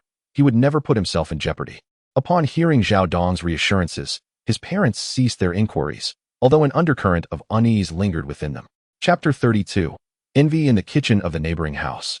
Aunt Wang suddenly inhaled deeply, a rich aroma of meat wafting through the air. They're cooking meat again next door. Old Wang, what on earth is going on? Li Jiqing and the village chief's daughter were struggling to make ends meet, barely able to eat. Yet, why are they suddenly feasting on meat every day? Stop fretting and focus on your cooking. I've labored in the fields all morning and am utterly exhausted. You still have the energy to indulge in idle speculation? I see you haven't been reprimanded for a while, and your rebellious spirit is surfacing, as if I would be content with a meager existence. If you have the ability, let me enjoy meat every day. I won't hold back from confronting you. Aunt Wang scoffed, casting a glance at Li Song's house, her mind racing with thoughts. You really are asking for trouble, Uncle Wang said, removing his shoes and preparing to confront her. Startled, Aunt Wang hurried into the kitchen and locked the door behind her. You think I'm foolish? If you intend to hit me, I certainly want to open the door. Refusing to open, are you? Fine, then you may remain inside forever. Uncle Wang huffed, donned his shoes, and departed. Pausing at the doorway, he glanced back at Li Song's house, which had indeed been peculiar in recent days. Just as his wife mentioned, they had been on the brink of starvation, yet now they enjoyed meat daily. The tantalizing aroma made his stomach grumble uncontrollably. After working hard for most of the day, he was already famished. Having been angered by his wife, he had stepped out, only to realize he had nowhere to go, and reluctantly turned back home. Upon returning home, Wang San's wife remained hidden in the kitchen, reluctant to emerge. With no other options, he could only nibble on 2 pieces of hard steamed bread before heading off to work. In the 1970s, although the countryside operated under a cooperative system with communal labor, large gatherings for meals were rare except during the busy farming seasons. Once she heard her husband had left, Aunt Wang quickly departed for the neighboring widow Lu's house, where the two engaged in hushed conversation for quite some time, the content of which remained a mystery. Zhao Dong, after much toil, resolved to stay home for a few more days. During this time, Li Song took his elder and second brothers-in-law out early each morning to sell shoes. Due to their low prices and the absence of shoe coupons, they sold out effortlessly at every location they visited. In the span of 10 days, the shoes obtained from the Meng'an County Shoe Factory were completely sold, and as he gazed at the overflowing box of money, Li Song felt an overwhelming sense of accomplishment. Upon returning home in the evening, Li Song summoned his brothers-in-law aside and counted out 1,000 yuan for each of them from the box. Elder brother, second brother, you've worked hard these past few days. Consider this your reward for your efforts. Though they were inclined to refuse, the weight of the 1,000 yuan felt as heavy as a boulder in their hands, making it impossible to return. After seeing his brothers-in-law off, Li Song set about preparing dinner for his wife and daughter. Upon entering the kitchen, he noticed his wife's expression was somewhat discontented. He gently grasped her hand and inquired, "Who has upset you?" "It's my elder and second brother," she replied. "They were invited by our father to help, yet they shamelessly accepted your reward, each taking 1,000 yuan. Hearing her grievance, he couldn't help but chuckle. "Do not be upset, Ruowei. I intentionally gave them the money. In the past, when I was less understanding, they assisted us greatly. Now that we are financially stable, and knowing they are preparing for marriage, they will incur considerable expenses. They would refuse a direct gift, but as a reward for their hard work, they cannot decline." Her mood brightened at his thoughtfulness. "All right, take our daughter outside to play for a while. Didn't Tia say she wanted braised pork? I shall prepare it for her tonight." Li Song had remembered his daughter's fondness for braised pork, so he had specifically purchased pork belly during his last trip to the market. "You've worked hard, Chef Li," his wife remarked, glancing at their daughter who was busy playing with ants in the yard. She quickly pecked Li Song on the cheek and hurried back inside. "Such a sneak attack. Next time, I shall not let you escape so easily," he teased. "Well, let us see if you possess such skill next time," she retorted playfully. Once his wife departed, Li Song busied himself in the kitchen. Soon, the sounds of vigorous cooking filled the air, accompanied by enticing aromas that were enough to make anyone's mouth water. Aunt Wang next door caught a whiff of the braised pork and muttered to herself, "Eating meat every day, aren't you afraid of overindulging?" Gurgle, gurgle. Tempted by the delicious scent of braised pork, Aunt Wang's stomach protested. She glanced at the steamed buns on her table and found her appetite had vanished completely. Fuming, she stormed out of the kitchen and cast a glance at the old man, Wang San, who was leisurely enjoying the cool breeze in the courtyard. "Wang Laosan, I demand meat." Wang San's eyes widened in irritation. "What madness has possessed you this time? Do you not comprehend our situation? We cannot afford meat. I want meat. Wang Laosan, I have been by your side for over 20 years, bearing you 2 sons, and now you deny me even a single meal of meat? I cannot endure this." As her grievances escalated, Wang San's wife, increasingly aggrieved, threw herself onto the ground in a fit of exasperation. With no recourse, Wang San turned and left their home. The tantalizing aroma of braised pork wafting from the neighbor's house made even him swallow hard. The scent was irresistible. Realizing her scene had achieved nothing, Wang San's wife clambered back to her feet, only to discover that in her fervor she had torn her one unpatched garment, which she had always cherished. The realization of her carelessness pained her heart deeply. "You, surnamed Li, if you do not allow me peace, I shall ensure you do not find it either." Spitting in frustration, she glared with a scheming glint in her eye. Meanwhile, Yaya was playing in the yard when she suddenly caught a whiff of a familiar fragrance. Excitedly, she dashed into the kitchen, where she found her father, Li Song, busy at work. With her little legs propelling her forward, she hugged his leg from behind. "Daddy is making meat. I love you, Daddy. And I love you, Yaya," Li Song replied, lifting his daughter and planting a gentle kiss on her cheek. Soon, the meal was ready, and the family gathered around the dining table to savor the meticulously prepared braised pork. Yaya, with grease smudging her face, radiated joy. Li Song, watching his daughter's contentment, felt a swell of pride and fulfillment within him. He understood that this was the essence of his hard work, the happiness he wished to bestow upon his family. As the night deepened, Li Song carried his daughter back to their room, gently placing her on the bed. He leaned down and kissed her small face, murmuring tenderly, "Good night, my precious daughter. Daddy loves you." Chapter 33. Zhou Yang returns after lulling his daughter to sleep. Li Song stepped outside to wash up briefly before hastily returning indoors. At that moment, his wife, Bai Ruowei, was seated on the bed engrossed in a book. Ever since Li Song mentioned that the National College entrance examination might resume in a year, she had been diligently revising her high school knowledge whenever she had a spare moment during the day and studying English before bedtime. Whenever she encountered difficulties, Li Song would patiently guide her through.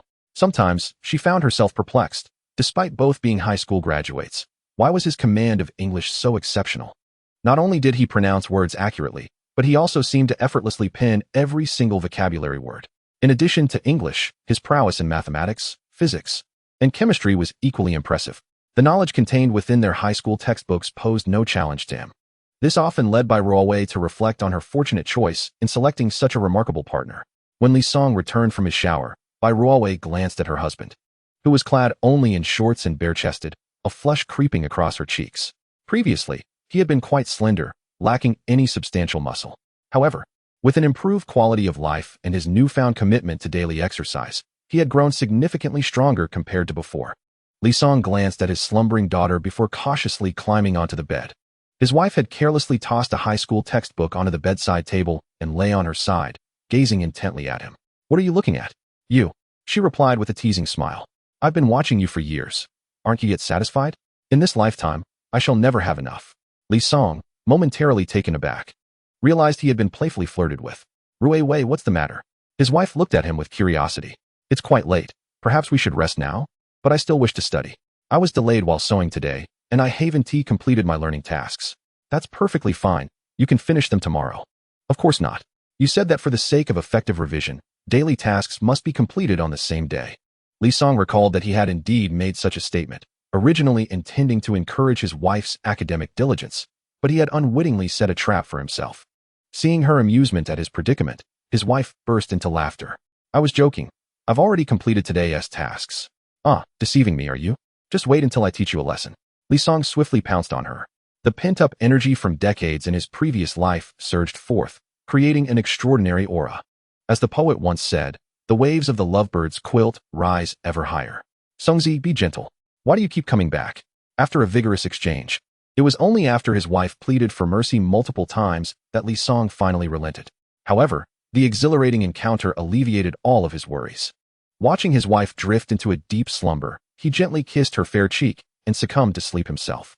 Despite the previous night's fervor, Li Song awoke early the next morning, as was his custom. He went for a run and subsequently returned home to prepare breakfast for his wife and daughter. Perhaps due to exhaustion from the previous night, his wife remained asleep until he finished cooking.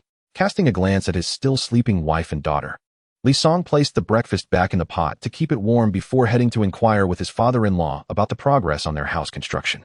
Just as he pushed open the door, he spotted his father-in-law approaching with a young man. The young man was none other than Zhou Yang, the clerk from the Jiang commune who had visited him not long ago. "Clerk Zhou, what brings you here today?" "Expertly, this morning. Director Zhao from the Xinhua bookstore in Linshan City called, requesting your immediate presence there." Since Director Zhao took the trouble to call, it seems there are difficulties on their end. As a member of the Special Labor Bureau, I must fulfill my obligations. I will inform my family and set off.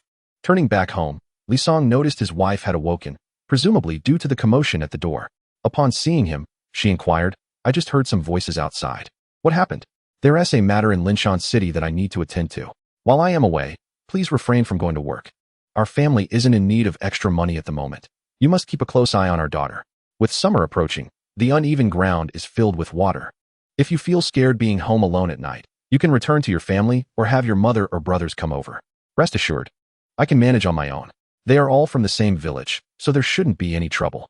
However, recently our family has been consuming meat daily and is also in the midst of building a house, which has certainly drawn the attention of the villagers. I can only imagine how many eyes are secretly watching us. For safety's sake, you must not stay home alone at night." After contemplating his words, my wife agreed. Recognizing the wisdom in his caution, Li Song glanced at his daughter, still peacefully asleep, and gently kissed her small face. "Little one, you must be good while Daddy is away these few days." Reluctantly, he departed, but mere seconds later, he returned. His wife looked at him in confusion. Wasn't there an urgent matter in Lin City that required his immediate attention? "Ruowei, during my absence, ensure that our daughter eats meat every day. I promised her that I would never break my word. Rest assured, I will not let our precious daughter suffer, Bai Ruowei pouted, feeling a twinge of jealousy for the affection her husband showed their daughter. As Li Song exited the house, Zhou Yang hurried forward. Expertly, there's a pressing matter in Lin City that requires your swift presence. If all your affairs at home are settled, we should not delay any further. Since witnessing Director Sun's courteous demeanor toward Li Song, Zhou had adopted a much more humble attitude in his presence, suppressing his earlier pride. It was clear that someone like Director Sun, who treated even his uncle with such respect, was not someone to be trifled with. Li Song shot a glance at Zhou Yang, prompting him to fall silent. Uncle, I would appreciate it if you could provide me with a letter of introduction. I have already prepared it for you. Since I was uncertain how long you would be in Lin City, I made two, one valid for 7 days and another without a date, for you to fill in as needed. Zhou Yang couldn't help but smirk. Today had been an eye-opener. It seemed that letters of introduction could be issued this way, and the rapport between the two was quite remarkable. You are truly considerate, uncle. Li Song accepted the letters. At that moment, a commotion outside drew attention, as several neighbors had gathered at the entrance of Li Song's home.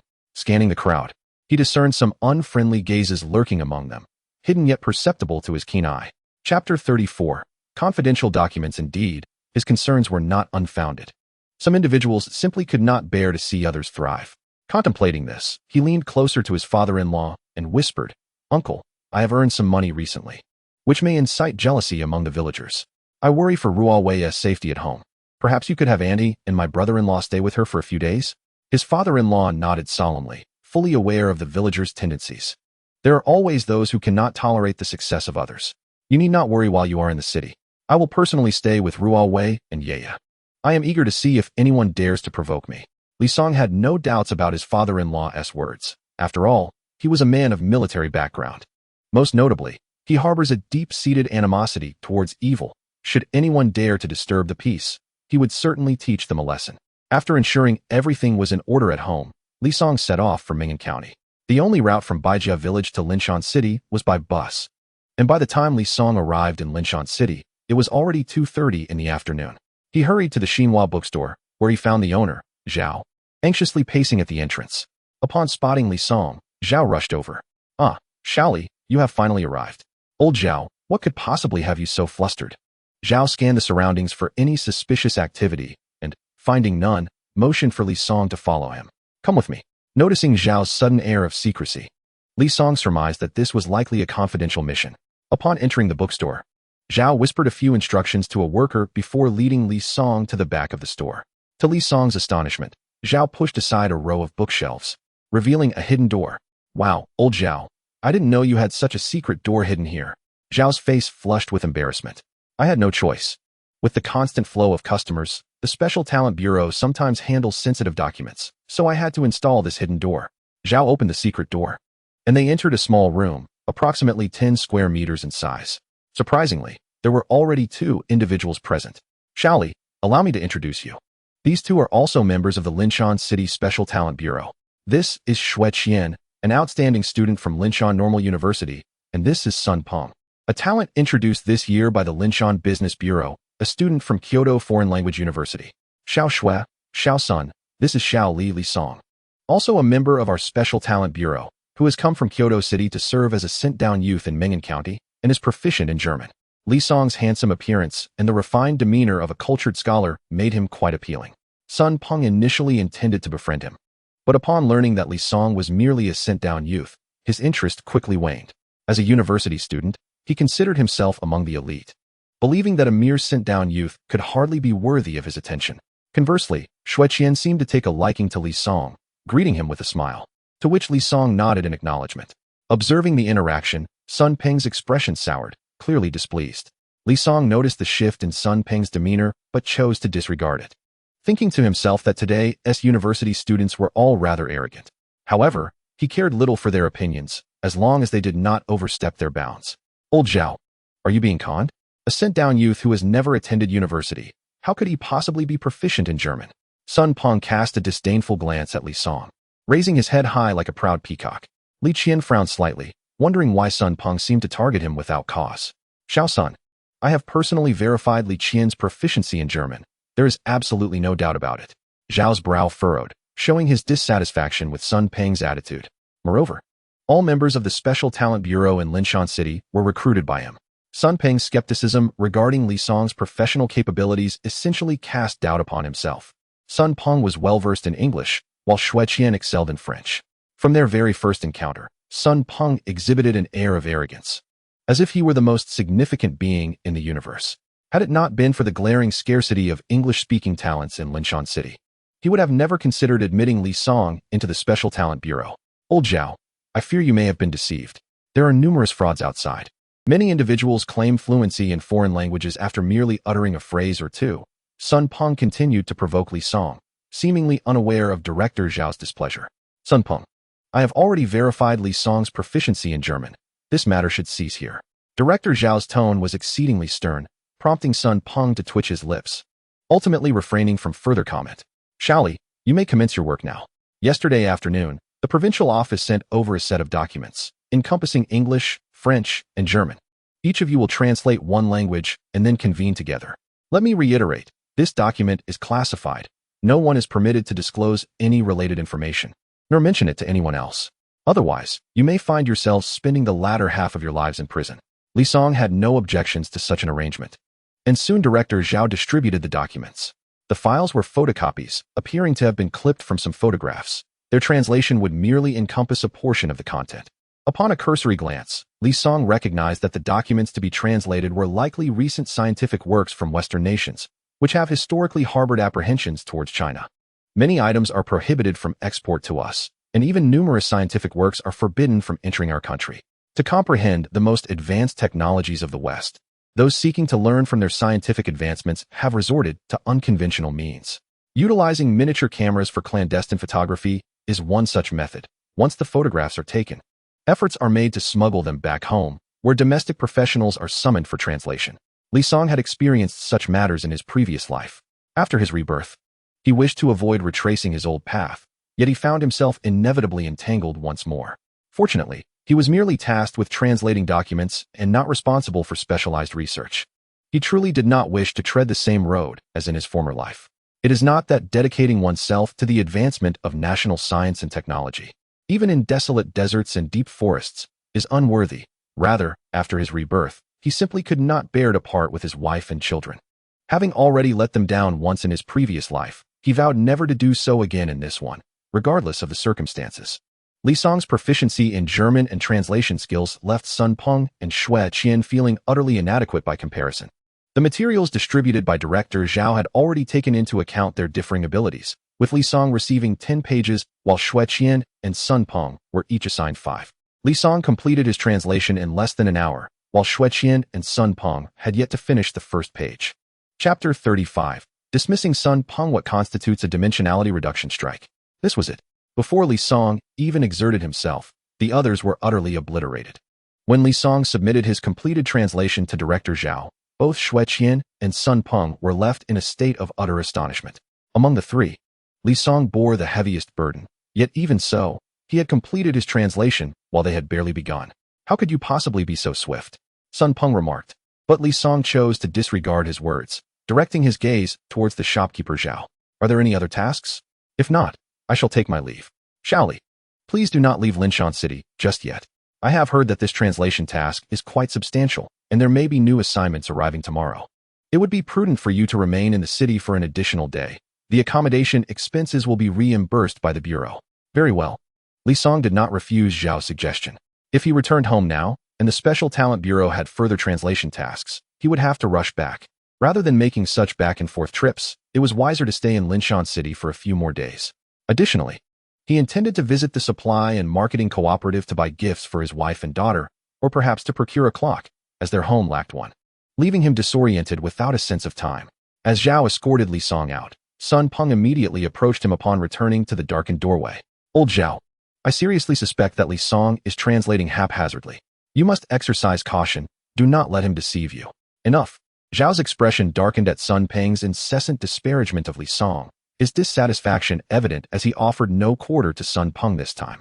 The Special Talent Bureau is a place for gathering talent for the nation, reserved for those who are capable and genuinely dedicated to serving the country. If you do not wish to remain here, you may apply to withdraw. Old Zhao, are you trying to expel me? Sun Peng's face was one of disbelief. If you continue to slander Li Song, I will have no choice but to ask you to leave. Although there may be few English talents in Linshan City, they are not impossible to find. Old Zhao, you truly need not search. One of me is sufficient. Sun Peng interjected, I am indeed proficient in German. But my English is even better. No sooner had Zhao finished speaking than a voice unexpectedly rang out at the doorway. Naturally, the voice belonged to Li Song, who had just exited the Xinhua bookstore but realized he had forgotten to bring fabric coupons for purchasing clothing for his wife and daughter. As he returned, he intended to inquire if old Zhao had any means of obtaining fabric coupons. To his surprise, upon arriving at the darkened doorway, he overheard Zhao reprimanding Sun Peng. Li Song held no favorable impression of Sun Peng, who considered himself a talent introduced by the Foreign Trade Bureau and thus looked down upon others.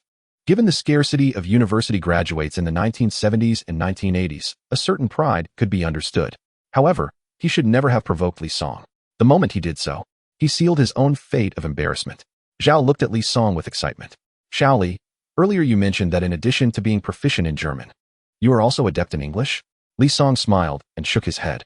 Zhao, with a bitter smile, realized he had overestimated the situation. How could someone so young truly be proficient in 2 foreign languages? However, before his disappointment could fully register, he heard Li Song's tone shift. I am not merely proficient in English. Rather, my English is superior. Zhao was taken aback for a moment before seizing Li Song with enthusiasm. Is what you say truly the case? Seeing Zhao's fervor, Li Song smiled and nodded. Then please translate this section of content. The shopkeeper Zhao reassigned the translation task originally given to Sun Peng to Li Song. Without a moment's hesitation, Li Song accepted the task and began translating. Within mere minutes, he had completed the first page. Throughout Li Song's translation, Zhao observed Sun Peng's work. Although the content of the first page was generally similar, Li Song's translation was evidently more precise, incorporating numerous technical terms that were absent in Sun Peng's version. More crucially, Li Song's speed was astonishing. He required only a few minutes for a page, while Sun Peng, a top student from a foreign language university, took an hour and produced far less accurate results. Proficient in both German and English, Zhao realized he had stumbled upon a gem. Previously, he had reported to higher authorities and applied to classify Li Song as a first-level special talent. But given his current display of skill, such a designation seemed woefully inadequate. With a dearth of foreign language talent in the country, individuals like Li Song, who could provide literal translations, were rare indeed. Such talent must be retained within the Bureau of Special Talents, lest they lament their decision in the future. Suppressing his excitement, Zhao recognized the urgency of addressing Sun Peng's situation to avoid leaving Li Song with a negative impression. After much contemplation, Zhao said to Sun Peng, given your performance today, I find you ill-suited for the Bureau of Special Talents. From this day forth, you are no longer a member. Please surrender your special talent credentials immediately. And you are forbidden from identifying yourself as a member of the Bureau or disclosing any matters pertaining to it to others. The consequences of such actions are clear. Upon hearing Zhao's verdict, Sun Peng appeared utterly despondent, as if all vitality had been drained from him. He could not fathom why Zhao would forsake him. A distinguished student from a foreign language university and a high-end talent introduced by the Ministry of Commerce, in favor of Li Song, a mere educated youth. Xueqian was equally astonished by Li Song's capabilities. Considering they were of similar age, she struggled with her own studies in French, while Li Song, who had not even attended university, seemed to possess mastery of both German and English. After Sun Peng relinquished his special talent credentials and departed, he shot a furious glare at Li Song. In his mind, the blame for his expulsion from the Bureau rested squarely on Li Song. Some individuals are like this, never seeking to reflect on their own shortcomings, instead casting blame onto others when faced with adversity. He failed to recognize that the situation had escalated due to his own provocations and repeated slanders against Li Song, who had never initiated conflict but remained composed while Sun Peng acted out. Li, Zhao said, with Sun Peng dismissed, I must rely on you to complete the remaining portion of the English translation. Please give me half an hour. Li Song did not hesitate to accept the new task. He understood that Sun Peng had lost his position because of him, and to refuse the assignment would complicate matters for Zhao. Moreover, Zhao's decision to dismiss Sun Peng was ultimately in his favor. He was not one to be ungrateful. Before long, half an hour passed, and Li Song presented his translation results to Zhao.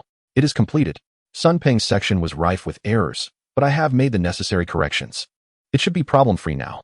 Chapter 36, Tier 3 Special Talent Zhao. The shopkeeper perused the content translated by Li Song, and indeed, as he had claimed, it had replaced the work of Sun Peng.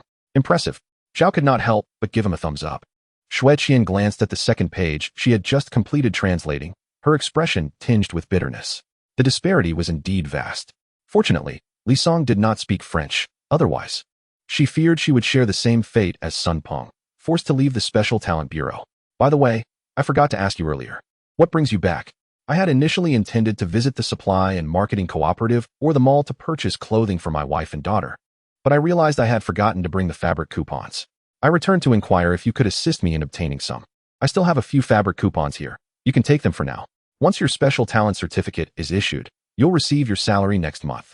The salary from the Special Talent Bureau comprises two parts: monetary compensation and various coupons. Upon receiving the fabric coupons from Zhao, Li Song did not refuse.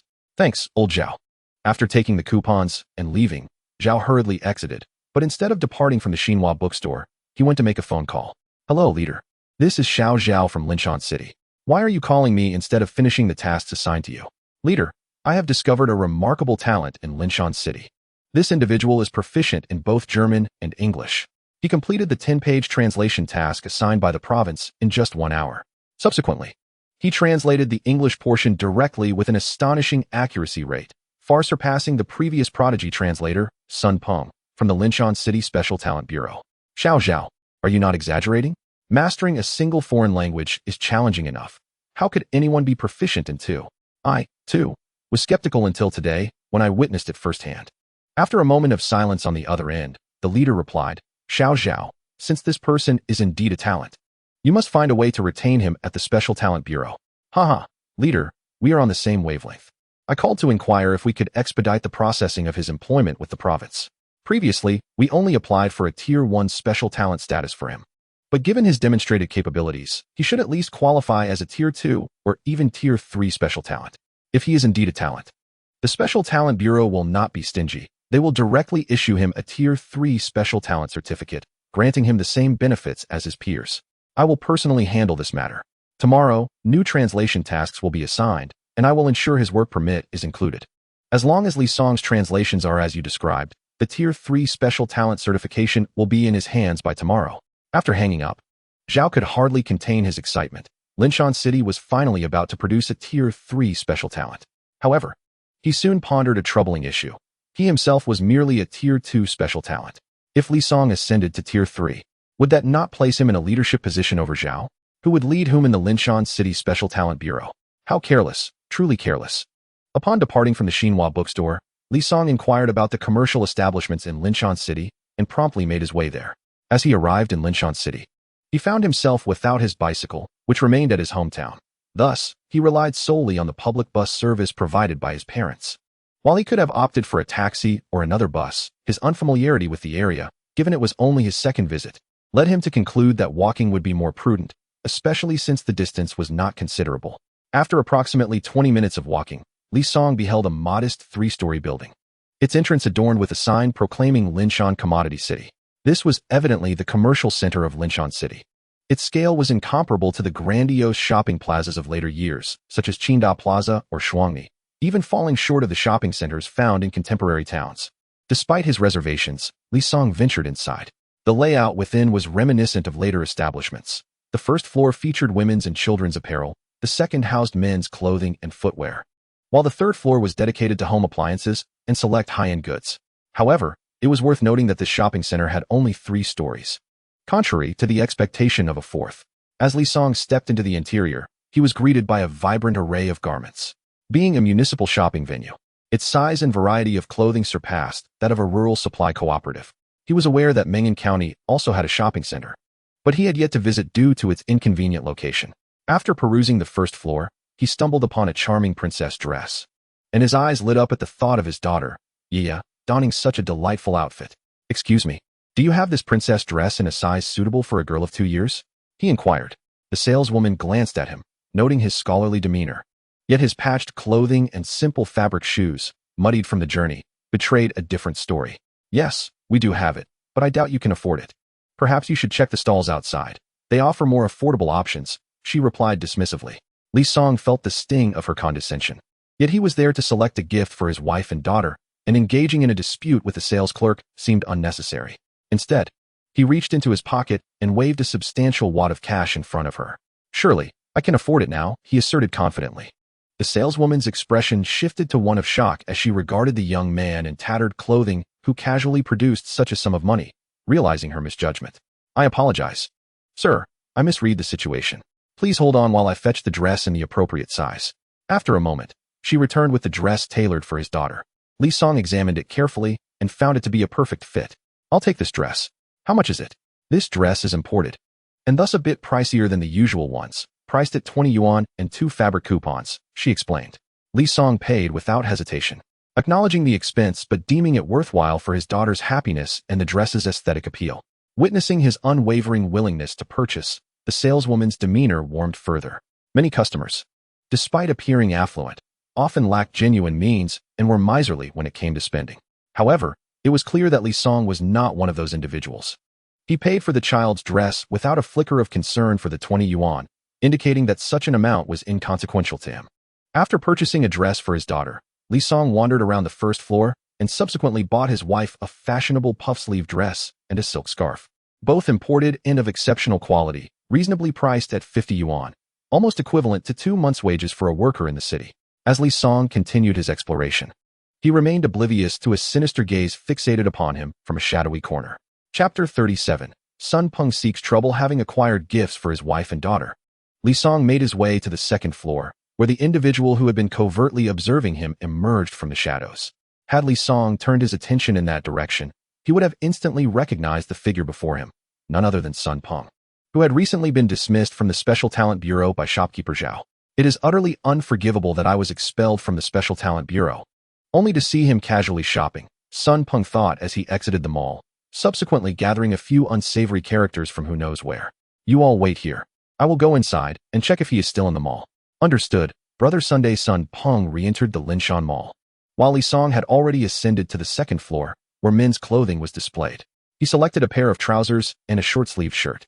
Having been preoccupied with purchasing garments for his wife and daughter, he had forgotten to attend to his own attire, which had led to the sales attendant's condescension earlier. As the saying goes, clothes make the man, and after donning his new outfit, Li Song transformed into an elegant and refined gentleman of high society. However, he did not change his shoes, having worn cloth shoes his entire life. The habit was deeply ingrained and difficult to alter. Previously, while dealing with defective shoes at the factory, he had saved 2 pairs of leather shoes for himself. Although they looked appealing, they could not compare to the comfort of his cloth shoes. When Sun Peng arrived on the second floor, he was momentarily taken aback by Li Song's striking transformation. The newfound elegance and his proficiency in German and English indicated that he was certainly not a product of an ordinary household. Having previously suspected Li Song's true identity, Sun Peng's certainty only grew stronger. If Sun Peng had possessed the composure to act rationally, he would have discreetly departed, sending the thugs away as if the previous events had never occurred. However, he could not suppress his anger. Moreover, shopkeeper Zhao had previously mentioned Li Song's background as a youth sent from the capital to the countryside in Ming'an County. Perhaps Li Song's family was once a prestigious lineage, but their fortunes had waned. Otherwise, he would not be in such a position. Furthermore, since last year, many youths had begun to return to the city. Yet Li Song remained in the village of Baijia, suggesting either a reluctance to return or a lack of means on the part of the Li family. Sun Peng leaned towards the latter explanation, as life in the countryside was arduous, and any family with the slightest resources would strive to bring their child back home. After completing his selections in the men's section on the second floor, Li Song, in high spirits, ascended to the third floor, which housed the appliance and boutique sections, featuring various household appliances and an array of watches. Li Song's gaze was swiftly drawn to a watch displaying both the day of the week and the date. He approached the counter, scrutinizing the elegantly simple yet grand design of the timepiece. The salesperson warmly welcomed him, enthusiastically detailing the manufacturer and features of the watch. Listening intently to the salesperson's introduction, Li Song silently admired the craftsmanship. Priced at 120 yuan, the watch required both a watch ticket and an industrial coupon, neither of which Li Song possessed. Even though he could readily produce the 120 yuan, he still could not acquire the watch. He inquired whether it was possible to purchase the watch at a premium without the necessary tickets, only to receive a negative response. With a heavy heart, Li Song reluctantly departed from the counter, planning to return home and enlist the help of his friend to obtain 2 watch tickets, one for his wife's feminine watch and another for himself. Emerging from the mall, Li Song embarked on the journey back to the Xinhua bookstore. Unbeknownst to him, Sun Peng had been waiting outside the mall with a group of thugs for quite some time. as Sun Peng spotted Li Song exiting. A glimmer of cunning flashed in his eyes.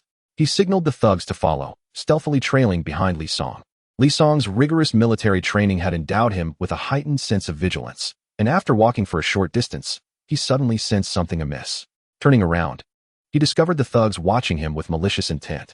A wave of tension gripped his heart, yet he maintained a facade of composure. He quickened his pace in an attempt to shake off his pursuers. However, the thugs were relentless. As he sped up, they matched his pace and soon cornered him in a secluded alley. At that moment, Sun Peng stepped out from the side, a triumphant smile adorning his face. Li Song, I never expected you to fall into my hands, Sun Peng proclaimed, brimming with arrogance. Li Song regarded Sun Peng coldly, puzzled by the sudden hostility directed at him, especially since this was only his second visit to Linshan City and he had wronged no one. It became evident that Sun Peng was orchestrating this entire scheme from the shadows. Sun Peng attributed his expulsion from the Special Talent Bureau to Li Song, indicating that a confrontation today was unavoidable. After his rebirth, Li Song had aimed solely to make amends to his wife and daughter and to live harmoniously with them. He had consistently exercised restraint and refrained from provoking trouble. Yet, with trouble now seeking him out, he felt undaunted. Li Song, it is all because of you that I lost my dignity in front of Xue Qian and was expelled from the Special Talent Bureau, Sun Peng lamented. He had been infatuated with Xue Qian since their first meeting and had intended to leverage his position at the Bureau to win her affection. Now, however, due to Li Song, he faced expulsion, and Xue Qian, who had never been particularly warm towards him, would likely regard him even less favorably. Li Song raised his hand and gave Sun Peng a thumbs up. Sun Peng, you ought to change your surname to Zhu, for backstabbing is the forte of the second brother. What are you rambling about, with your first and second brothers? Sun Peng responded, visibly bewildered and clearly misunderstanding Li Song's meaning. Li Song was momentarily taken aback. It seemed Sun Peng had never heard of the second brother reference. He couldn't help but ponder how Sun Peng had spent his childhood summers. Just as he was about to internally scorn him, Li Song suddenly recalled that it was now 1976, and the filming of Journey to the West would not commence until 1982, with the television broadcast not starting until 1986. After the broadcast of Journey to the West, the Four Disciples became a sensation nationwide, and the second senior brother meme emerged during that time. I merely wish to commend your remarkable skill in turning the tables. If my memory serves me correctly, I have never instigated anything against you. It has always been you who has targeted me at every turn. Now, as you find yourself embarrassed and dismissed, it is entirely of your own making and has nothing to do with me, Li Song coldly remarked. Sun Peng's face flushed with embarrassment, for Li Song's words rang true. It had indeed been he who had continually harassed Li Song. I don't care. It's all your fault. Li Song shook his head, noting that Sun Peng, unable to argue, resorted to playing the victim. Even if it's my fault, what do you intend to do? Will you strike me or resort to something else? Draw the line, and I shall engage with you to the end. Chapter 38. Director Sun takes action. Taking a deep breath, Li Song stretched his limbs, preparing for a potential confrontation. In his previous life, while conducting research, he had also trained with the military. As one of China's foremost scientists, there were those who wished for his demise. He had faced numerous assassination attempts, with 3 assassins managing to breach his security and approach him. However, those 3 were the most unfortunate of individuals, for just as they believed they would succeed, they discovered that the seemingly harmless top scientist was indeed the most formidable adversary. He embodied the principle of being as still as a maiden, yet as swift as a hare. When security arrived to apprehend the 3, they bore at least a dozen fractures, a pitiful sight. At that moment, a black sedan slowly approached, coming to a halt at the entrance of the alley. The door swung open, revealing a middle-aged man, Director Sun, whom Li Song had previously assisted. Upon seeing Director Sun, Li Song smiled slightly, realizing that he might not need to intervene this time. Sun Peng, misinterpreting Li Song's smile as fear, became even more arrogant. Li Song, now you know fear. But it is too late. There is no escaping the beating you will receive today. However, if you kneel and beg for mercy, I might show some compassion and strike you a few less times. As Sun Peng finished speaking, an authoritative voice resonated from behind. The leader of the thugs spun around in anger, encountering a middle-aged man stepping out of a small car. Who the hell are you to speak to our brother Peng like that? Director Sun instructed the driver beside him to silence. The driver stepped forward and, with a swift motion, incapacitated the thug with a single blow. Li expert, I never anticipated we would meet in such a setting. Li Song had noticed Director Sun as he exited the shopping mall in Linshan City, but since there were others in the car, he could not approach immediately. Once he had sent his acquaintances away, He instructed his driver to pursue Li Song, hoping merely to have a word with him, unaware that trouble was brewing. As he drew closer, he recognized the young man mingling with the thugs as Sun Peng, the son of a friend, and his expression darkened considerably. Sun Peng, what are you doing with these ruffians? Director Sun's voice commanded with undeniable authority. Sun Peng was taken aback. He had not anticipated encountering Director Sun here. He wished to explain himself, yet Director Sun had already approached him. Uncle Sun, Sun Peng, your father expects you to work diligently, so you must indeed do so. You dare to confront my benefactor? Upon learning that Li Song was actually Director Sun's benefactor, Sun Peng's expression shifted dramatically. He realized that he had likely landed himself in significant trouble. Uncle Sun, I apologize. I was unaware that Li Song was your benefactor. Otherwise, even if I had 10 times the courage, I would never dare to cause him any trouble. I doubt you would, Director Sun retorted with a cold snort. What are you still standing there for? Hurry and apologize to Expert Li's family. Sun Peng appeared genuinely intimidated by Director Sunday. At the command to apologize, he immediately complied without a moment's hesitation. Expert Li, I sincerely apologize. It was my pettiness and narrow-mindedness that caused this misunderstanding. Please forgive me for my folly. Li Song glanced at Director Sun. Given that they both shared the surname Sun, it seemed apparent that there was a significant connection between Director Sun and Sun Peng. Although Director Sun had ostensibly been reprimanding Sun Peng, he was, in fact, assisting him. As a member of the Special Talent Bureau, anyone who dared to provoke its members, such as Sun Peng, would find themselves in deep trouble. However, with Director Sun's intervention, the situation was swiftly defused. Nevertheless, out of respect for their amicable relationship, a modicum of courtesy was still warranted.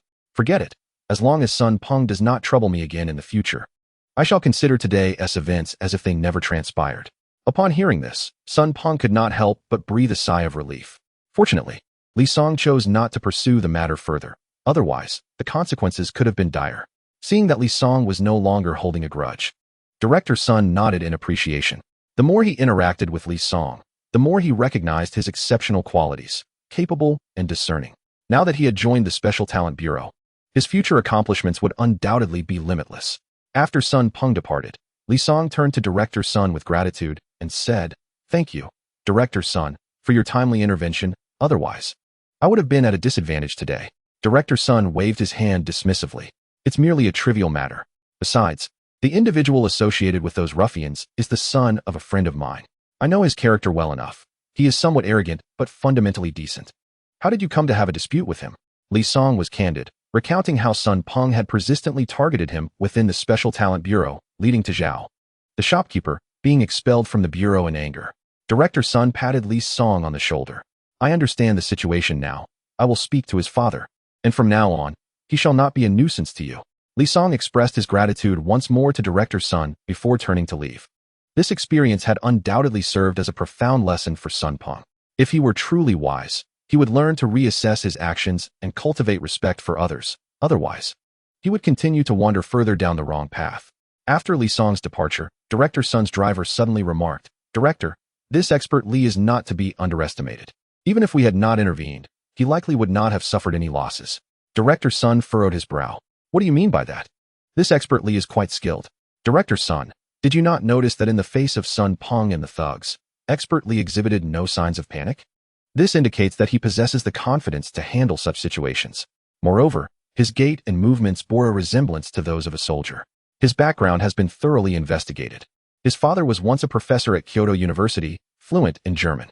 He studied under his father from a young age, thus acquiring proficiency in the language as well. His mother was formerly the manager of a textile factory in Kyoto, enabling him to repair the factory's machinery. The investigation revealed that he had never served in the military. I cannot ascertain the truth of this, yet he exudes an air reminiscent of a military man. Everyone harbors secrets. You do, and so do I, and there is no need to delve into them. My intention in cultivating a rapport with him is primarily based on his capabilities, while other matters hold little significance. The driver nodded, refraining from further comments. Director Sun cast a glance at the few ruffians lingering in place, let out a cold snort, and called the municipal bureau, instructing them to send someone to apprehend them. Upon hearing this, the ruffians collapsed to the ground, utterly astonished that a mere minor task could lead to such significant trouble. If they were caught, their previous offenses would inevitably come to light. Given the current crackdown, they would likely find it exceedingly difficult to escape the consequences of their crimes. Chapter 39. Level 3 Special Talent Certificate. Li Song did not return to the Xinhua bookstore. The sky had darkened, and the bookstore was likely closed. He found a guest house near the bookstore to stay in. Despite old Zhao's assurance of reimbursement, he opted for a standard room rather than a lavish suite, as he usually did. Of course, during the 1970s, even if he wished for a luxury suite, it might not have been available. The standard room was devoid of television or telephone, containing merely a bed, a table, and a teapot. After dinner, as darkness enveloped the city, the night appeared as a ferocious beast, gradually swallowing Linshan City into its gaping maw. With the onset of night, the bustling city began to settle into tranquility. Li Song stood by the window, gazing at Linshan City cloaked in darkness. In a previous life, he had resided here for a period. Following a significant research endeavor, he learned that his daughter might have been in Linshan City, prompting him to settle here and exhaust all means to uncover news about her. Although he failed to find any information regarding his daughter, he grew familiar with this city. However, that was a tale from 20 years hence. And Linshan City then bore little resemblance to its current state. Located at the intersection of two major railway arteries, its development had been exceedingly rapid. 2 decades later, Linshan City emerged as the most economically advanced city in Shannan Province, aside from the provincial capital. During those countless days and nights spent searching for his daughter, he had stood by the hotel window innumerable times, gazing at the city beneath the night sky. Now, standing in the same spot, the memories of his past life felt as vivid as if they had transpired yesterday. In this rebirth, he constantly reminds himself that the regrets of his former life must not recur, whether concerning his wife or daughter. Thus, he seeks ways to earn money to alter their living conditions, alleviating the burdens borne by his wife. He has repeatedly urged her to keep a vigilant eye on their daughter, fearing the possibility of her being abducted by human traffickers. The incident concerning the abduction of his daughter by human traffickers is shrouded in numerous suspicions. Firstly, it is perplexing that even after invoking the power of the state, no trace of her could be found. Secondly, investigative results revealed that no gang activities were organized in the vicinity of Baijia village at that time. Nevertheless, the news of the daughter's abduction did originate from Baijia village, and indeed, his in-laws had gone to great lengths to search for her. Later, when he specifically inquired in Baijia, the villagers unanimously claimed that the daughter had been taken by traffickers. However, the identity of the first person to voice this assertion remains unknown. Most villagers seem to have relied on the words of his in-laws, and how they acquired this information is a mystery. Subsequently, his in-laws faced a series of misfortunes, and the secret was buried alongside them. Due to his rebirth, significant changes have occurred in the lives of his wife and daughter. He remains uncertain about the alterations his reincarnation may bring to this world. As dawn breaks, the city awakens from its slumber. The night's veil gradually recedes, allowing the darkness to soften and blend with the morning sun's brilliance, creating a serene beauty. The once desolate streets begin to fill with pedestrians. In the distance, the outlines of buildings become clearer, with the faint glow from windows resembling the companionship of night watchmen. The occasional chirp of birds heralds the arrival of a new day. A hint of coolness permeates the air, and dewdrops shimmer on the leaves, rendering the entire city exceptionally tranquil and enigmatic at this moment. Li Song rose early, jogging along the street in front of the guest house for half an hour. On his return, he seized the opportunity to have breakfast, then took a shower and changed his clothes before setting off for the Xinhua bookstore. At the entrance of the bookstore, the proprietor, Zhao, was in the midst of opening the doors and appeared somewhat surprised upon seeing Li Song. "Shaoli, where were you yesterday? I was hoping to share a drink with you in the evening, but I waited until 8 o'clock and you never returned. I exited the mall and found a guest house to rest. I didn't expect you, old Zhao, to be waiting for me at the Xinhua bookstore. Next time, it's on me. We shall not return until we are intoxicated. This is your promise, no backing out." Upon entering the Xinhua bookstore, he made his way once again to the small office behind the concealed door. "Shaoli, the leaders from the Special Talent Bureau's Shannan Province branch will be arriving shortly. Make sure to perform well. Leaving a good impression on the leaders will benefit your future. Rest assured, old Zhao, I shall not bring shame upon you."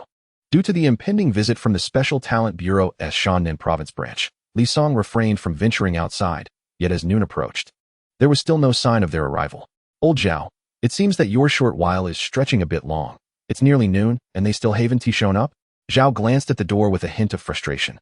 "The leaders assured me that the inspection team would arrive in the morning. It's nearly noon, and we have yet to see anyone. They must have been delayed by some matter, but since they mentioned coming, they will certainly arrive." Indeed, Zhao's words proved accurate.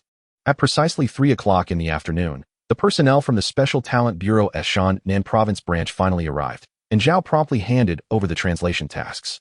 The experts responsible for the inspection praised the translation results from Linshan City, particularly commending the English and German sections for their precise terminology, especially the translation of numerous specialized terms that had been accurately rendered.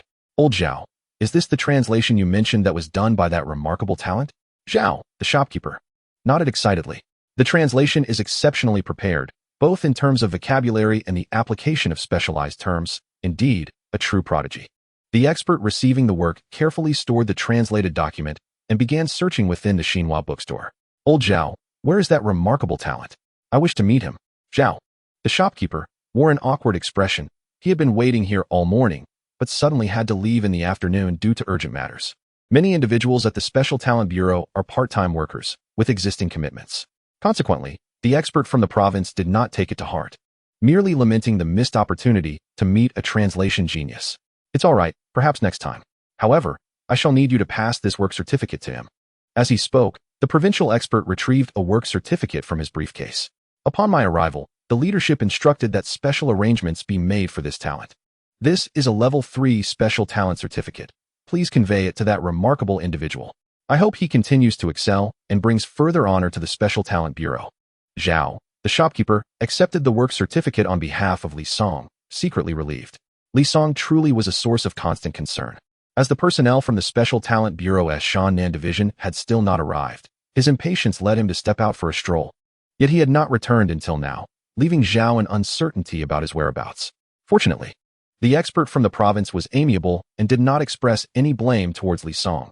Otherwise, the level 3 special talent certificate might have been jeopardized. Chapter 40. Astonishing speed. After assigning the translation task, the expert from the Shannan division hurriedly departed. By evening, Li Song returned from his outing. Upon seeing old Zhao anxiously waiting at the entrance of the Xinhua bookstore, he approached with an embarrassed demeanor. Earlier, he had merely mentioned stepping out for a quick walk, but had lost track of time and ended up outside for the entire afternoon. Isn't this our genius translator? You have finally decided to return. Li Song's face flushed crimson. Well, old Zhao, has the province assigned another task? I will commence translating immediately and ensure there's no delay. Do not speak so confidently just yet. The province is aware of your capabilities and has specifically increased your translation workload several-fold, 20 pages in German and 30 pages in English, with the manuscript to be collected tomorrow morning. A total of 50 pages with a deadline of tomorrow morning indeed presents a weighty challenge. Zhao's expression shifted as he realized, from Li Song's words, that completing such an extensive translation within such a short time frame seemed implausible. What should be done if that were the case? Talent in translation is scarce in Lin City, and those who are skilled are even rarer. Prior to Li Song, the best 2 translators had been Sun Peng and Xue Qian. This morning, Sun Peng was dismissed from the Special Talent Bureau, leaving none of the remaining translators capable of stepping up. Just as Zhao pondered his next steps, he heard Li Song continue. It appears I must take this a bit more seriously. It is now 6 in the evening. I will strive to finish the translations by 10. Little Li, is 4 hours not a bit too tight? Indeed, it is rather tight. If I finish by 10, I still need to bathe, making it impossible to ensure I am in bed by 10:30. It seems I must accelerate my translation pace and aim to complete the task by 9:30. Upon hearing Li Song's plan, the corner of shopkeeper Zhao's mouth twitched violently. His primary concern was the insufficient time Li Song had from now until tomorrow morning.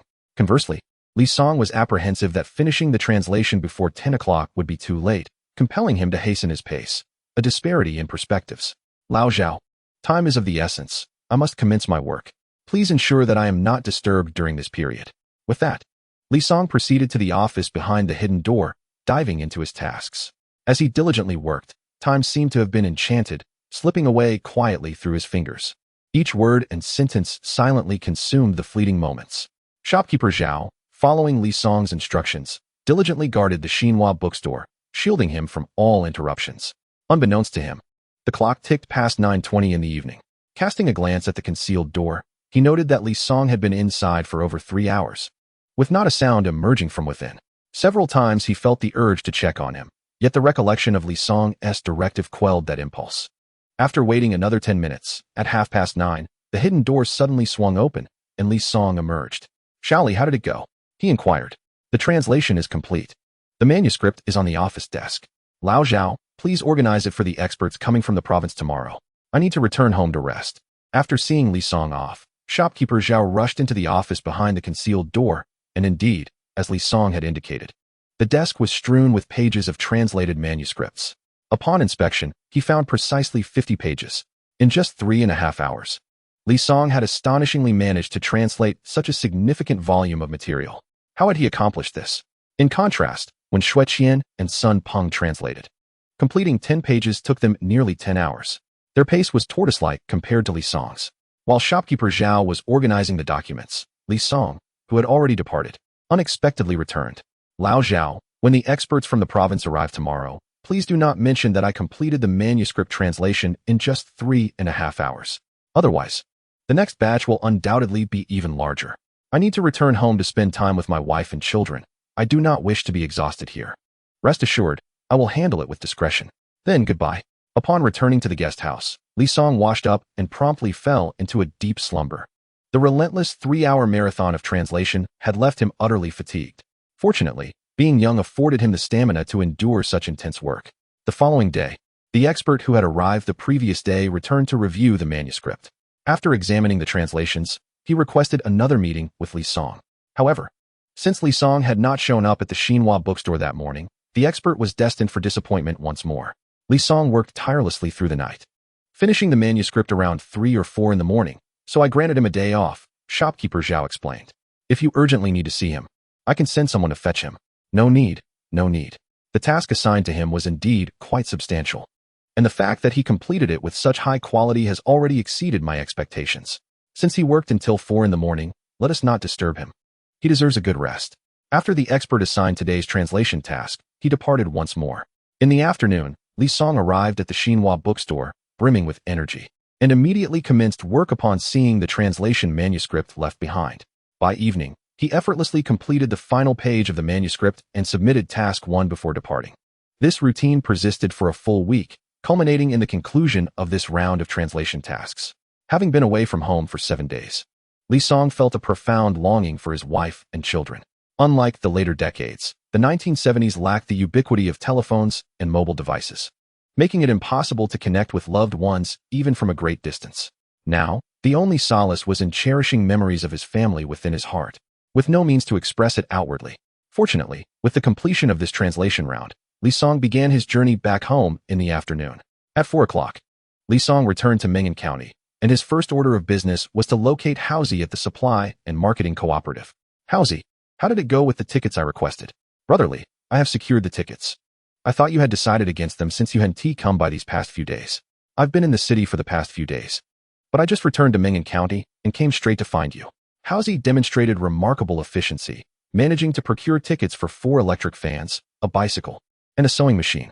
The tickets, valued at 20 yuan, prompted Li Song to generously offer Housie an additional 5 yuan as a token of appreciation for his efforts, requesting that he continue to assist in acquiring a ticket for a television. Without delay, Li Song proceeded to the County Supply and Marketing Cooperative to purchase a 26-inch bicycle. This bicycle was intended as a gift for his wife.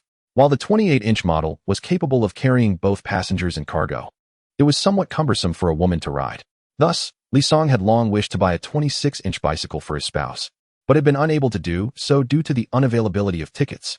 As Li Song rode the bicycle, carrying gifts prepared for his wife and daughter from Lingshan City, he hurried homeward.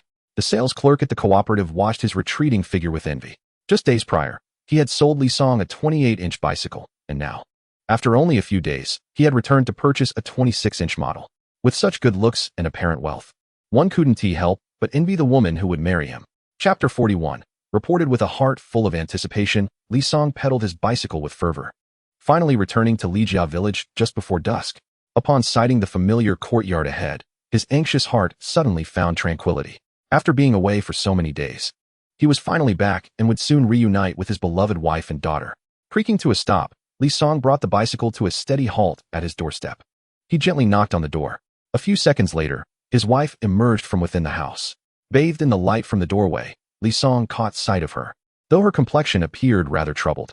Seeing Li Song at the door through the fence, his wife froze momentarily, then seemingly ignoring him, turned back inside. What was happening? Li Song was taken aback. Who is knocking? A deep voice suddenly resonated from within the house. This voice was neither that of his father-in-law nor his elder brother-in-law or second brother-in-law. Li Song found himself even more perplexed. It was dark outside. Why was there another man in his home? Furthermore, before his departure, his father-in-law had explicitly stated he would personally stay with his wife. Where was he? Not seeing anyone, Li Song thought it must have been the wind. No, just moments ago, he distinctly heard footsteps. As the middle-aged man rose to investigate, his wife suddenly turned and shouted towards the doorway, "Songzi, run. The police are coming for you. You vile woman, daring to betray me," he seethed. At that moment, the young man beside him forcefully shoved his wife aside. Through the fence, Li Song witnessed her stagger back several steps, colliding heavily with the door of the hall, producing a dull thud. Outside the courtyard, Li Song's fury ignited, and he kicked the gate open, charging inside. The middle-aged man, who had emerged from the hall, froze at the sight of Li Song barreling through the door in a frenzy.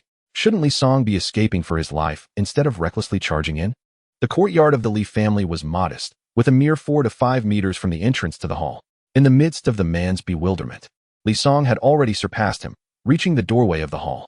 Li Song's expression was grim, his eyes bloodshot, resembling a demon. The young man was taken aback by Li Song's appearance and, before he could react, was struck in the throat by Li Song's palm. The throat is one of the most vulnerable areas of the human body. Once attacked, the young man instantly lost his ability to fight back, clutching his throat in agony and uttering pitiful sounds. In the nick of time, Li Song restrained his strength. Had he not, the young man would surely have met his demise. After landing the blow, Li Song stepped forward and, with one hand, seized the young man's collar, lifting him effortlessly. Since his rebirth, Li Song had discovered his newfound strength. The young man, standing at approximately 1.7 meters and weighing at least 140 to 150 pounds, was lifted with ease. "How dare you harm my wife? You deserve to die?" Songzi no. His wife struggled to her feet, alarmed at Li Song's intention to strike again, and hastily called out to stop him. Upon seeing her standing, Li Song discarded the young man and rushed to support her, anxiously inquiring, "Are you all right? Did you sustain any injuries?" "I'm fine, just bumped my back against the door. It hurts a little," she replied. Li Song's gaze abruptly turned to the young man, his cold eyes devoid of any compassion. "You had better pray my wife isn't scathed. Otherwise, I will not let you off lightly. Ruowei, let's go. I'll take you to the hospital for a checkup." At this moment, the middle-aged man finally regained his composure, blocking the entrance to the hall. "Li Song, I fear you won't be leaving here now. Who are you?" Li Song's gaze shifted to the middle-aged man, who had just spoken with his wife. "I am Su Ming, the deputy director of the Jiang Commune Police Station." "Deputy Director Su, why are you here at my home instead of apprehending criminals?" Li Song's brow furrowed. He had considered numerous possibilities, but had not anticipated that this middle-aged man was a police officer. "We received a report from the public alleging that you are engaged in speculative activities," Su declared. "Speculation is a serious crime, and we are here to arrest you." The young man, who had been thrown aside by Li Song, now stood up, his body aching as if all his bones were broken. Any movement sent sharp pangs of pain throughout him. Particularly when he spoke, he winced, gasping in discomfort. Hearing the young man claim they were there to arrest him, Li Song did not feel an ounce of nervousness. Instead, he smiled faintly. "So someone reported me for speculation, and that automatically makes me guilty? If someone accused you of swindling, would that make you a swindler? Where is the evidence? Do you police officers handle cases without evidence, believing whatever others say?" A hint of worry flashed across Su Ming's brow. They had merely received a report without any solid proof. Initially, he had planned to apprehend Li Song and interrogate him, thinking that once he confessed, evidence would follow. However, it now appeared that they had underestimated the situation. Li Song was not easily subdued. "We are the police. We can arrest whomever we choose without needing evidence." The young man scoffed, his pride evident. His greatest source of satisfaction stemmed from his identity as a police officer. Since becoming an officer at the Jiang Commune Police Station, he had been met with respect both in his village and beyond. Even those who had previously bullied him now regarded him with deference. This shift in status had led him to believe that the police were invincible, capable of doing as they pleased. "Zhao Ming, be quiet." Su Ming shot a glare at the young man. Though he often tolerated his foolishness, the gravity of the situation demanded seriousness. He regretted bringing such a fool along for the mission. Speaking in such a manner only provided Li Song with ammunition. "Li Song, do not heed his nonsense," Su Ming continued. Zhao Ming had only recently joined the station and was still unfamiliar with the procedures. "As police officers, we must have evidence to apprehend someone. We received a report stating that you had brought a truckload of clothes and shoes from an unknown source and were secretly selling them to villagers." "I did indeed sell clothes and shoes," Li Song candidly admitted, leaving Su Ming perplexed. The operation had concluded, and he had sold all the items he acquired. If Li Song refused to cooperate, it would be challenging to gather further evidence. As for identifying the villagers, that would prove even more difficult. Those who purchased the contraband would certainly not admit to it for fear of repercussions. Without evidence, it would be impossible to make an arrest, and the matter would likely end inconclusively. Yet, he was utterly astonished that Li Song had openly confessed, displaying a calm demeanor devoid of any anxiety. Chapter 42. Explanation. Even in such dire circumstances, Li Song remained unperturbed, which suggested he had nothing to fear. "Su, did you hear that? Li Song has confessed." The young man was elated, exclaiming with laughter, "At last, you have fallen into my hands, Li Song. You dared to lay a hand on me. Just wait until we reach the station." Upon hearing that the police intended to arrest her husband, Bai Ruowei's complexion turned pale, her entire being teetering on the brink of collapse. Noticing the tremor in his wife's hands, Li Song flashed a reassuring smile. "Ruowei, do not worry, they cannot capture me." His confident demeanor calmed her fears, and she felt a sudden sense of relief. "Li Song, whether they can arrest you is yet to be seen," Zhao Ming declared. Producing handcuffs from his pocket, eyes fixed on Su Ming, ready to act at his command. Su Ming hesitated, not issuing an immediate order, but instead turned to Li Song. "I require an explanation. Otherwise, I will have no choice but to take you into custody." Li Song cast a glance at his slightly anxious wife and directly retrieved a crimson booklet from his pocket, which was the Special Talent Bureau work permit he had just received 2 days prior. A Level 3 Special Talent Certificate issued by the Huaxia Special Talent Bureau. The document bore a steel seal, and its craftsmanship was akin to that of their police badges, rendering it seemingly authentic. Yet, what exactly was this Special Talent Bureau that he had never before heard of? Sensing Su Ming's bewilderment, Li Song elucidated. The Huaxia Special Talent Bureau is a department established by the state in response to certain unique needs. It is dedicated to gathering individuals with exceptional talents from across the nation. Its primary responsibility is to tackle complex, high-security issues that ordinary individuals cannot resolve. For instance, not long ago, the textile factory in Linshan City faced equipment malfunctions that no one in the entire city, or even in the southern province, could repair.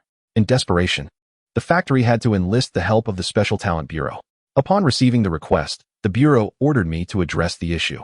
The clothing and shoe factories in Meng'an County also sought my assistance in repairing equipment and managing a backlog of defective garments and shoes. Li Song's words, a blend of truth and deception, left listeners in a state of uncertainty. The reason he felt emboldened to speak so audaciously was his belief that Su Ming would not verify his claims with the county's clothing and shoe factories. In fact, even if Su Ming did confirm, it would matter little. He had rendered significant aid to Directors Sun and Su, and such minor assistance would surely be reciprocated. Upon hearing Li Song's explanation, Su Ming suddenly comprehended the situation. No wonder Li Song appeared so unperturbed. He was not engaging in illicit speculation, but rather fulfilling a task assigned from above. "Comrade Li Song, I sincerely apologize. We were misled by the report and approached you without thorough investigation," Su Deputy Director said. "However, if you were merely misled, that is one matter. But I fear you may become an unwitting tool for others' retaliation." "What do you mean?" "When I was assisting with the handling of those defective garments and shoes, I always contacted the village head first, presented my work permit, and explained the situation, after which he would notify the villagers to come. Given that these were defective items, the prices were only half or even a third of the original, and no fabric or shoe coupons were required. This endeavor alleviated many villagers' issues regarding clothing and footwear. In every village I visited, the residents expressed their gratitude towards us. If I were truly engaging in speculation, they would have reported me to the commune long ago. Why would they wait until now?" Su Ming nodded, finding Li Song's reasoning quite compelling. "If I am not mistaken, the informant must be from Baijia village, correct?" "I cannot disclose the identity of the informant," came the response. Although Su Deputy Director did not explicitly state it, Li Song could perceive that his speculation was likely accurate. However, the exact identity remained unclear. Yet, after Li Song's hints, Su Deputy Director would probably seek out the informant later, as he could deduce the answer by observing who was absent from the village. "Zhao Ming, let us return."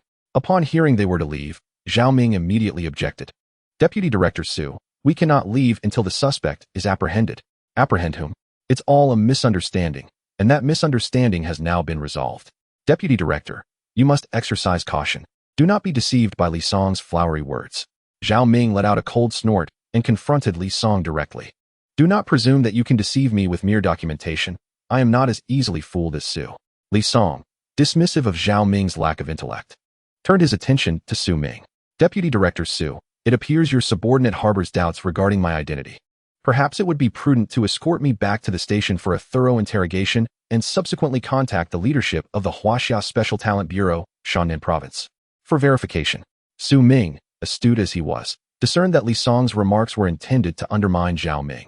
It was indeed foolish of Zhao Ming to provoke Li Song, who had already made his identity clear. It was prudent for a mere deputy director of a precinct not to offend someone deemed a special talent by the state. Now that Li Song had spoken up, Su Ming felt compelled to act. Moreover, they were indeed at fault this time. Should Li Song pursue the matter, even he would find it difficult to evade responsibility. During work hours, Zhao Ming's inappropriate remarks had caused harm, leading to his suspension and a mandate for self-reflection until he recognized his errors. Upon hearing Su Ming's decision, Zhao Ming seemed utterly drained, collapsing to the ground. After bidding farewell to Li Song, Deputy Director Su cast a glare at the prostrate Zhao Ming. What are you still doing lying there? Hurry up and return with me. Zhao Ming, devoid of hesitation, scrambled to his feet and followed Su Ming out. Once the police departed, Zhao Ming's wife breathed a sigh of relief. Thank goodness the officers have finally left. When they came to report that Li Song was engaging in illicit trade, I felt as if the sky was about to fall. Fortunately, it turned out to be a false alarm. My husband is safe. I apologize, Ruowei, for causing you worry. Rest assured, I shall ensure that such incidents do not recur, he said. His wife smiled and shook her head. As your wife, it is only natural for me to be concerned for you. As long as you are well, that is what truly matters. Upon exiting Li Song's residence, Su Ming's expression darkened considerably. Although Li Song's earlier warning hinted at potential retaliation against those who reported him, he had made a valid point. Li Song's clothing and footwear were openly sold, without any clandestine dealings.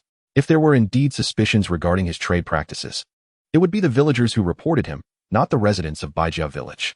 Furthermore, the reports came only after Li Song's stock had sold out, indicating that someone, envious of his success, sought to retaliate.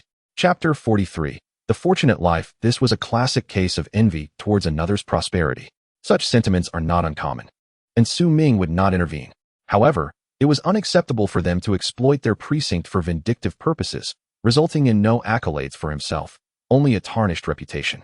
Zhao Ming, return and investigate who reported Li Song. Capture him and administer a severe reprimand, Su Ming commanded. But Deputy Su, didn't you just instruct me to reflect at home? Zhao Ming protested, feeling wronged. Su Ming glanced at Zhao Ming, incredulous at the extent of his foolishness. Forget it. Such an imbecile suggests it is best to limit contact with him, lest one eventually be ensnared by his folly. After coming to this realization, Su Ming dismissively waved his hand, instructing, go home and reflect. I shall explain the situation to the office on your behalf. Observing Director Su departing without a backward glance, Zhao Ming was left in a haze. Just moments ago, everything seemed fine. Why had Su suddenly become incensed? After much contemplation, Zhao Ming could not fathom the reason. His greatest virtue was his carefree nature. If he could not understand, then he would simply let it go.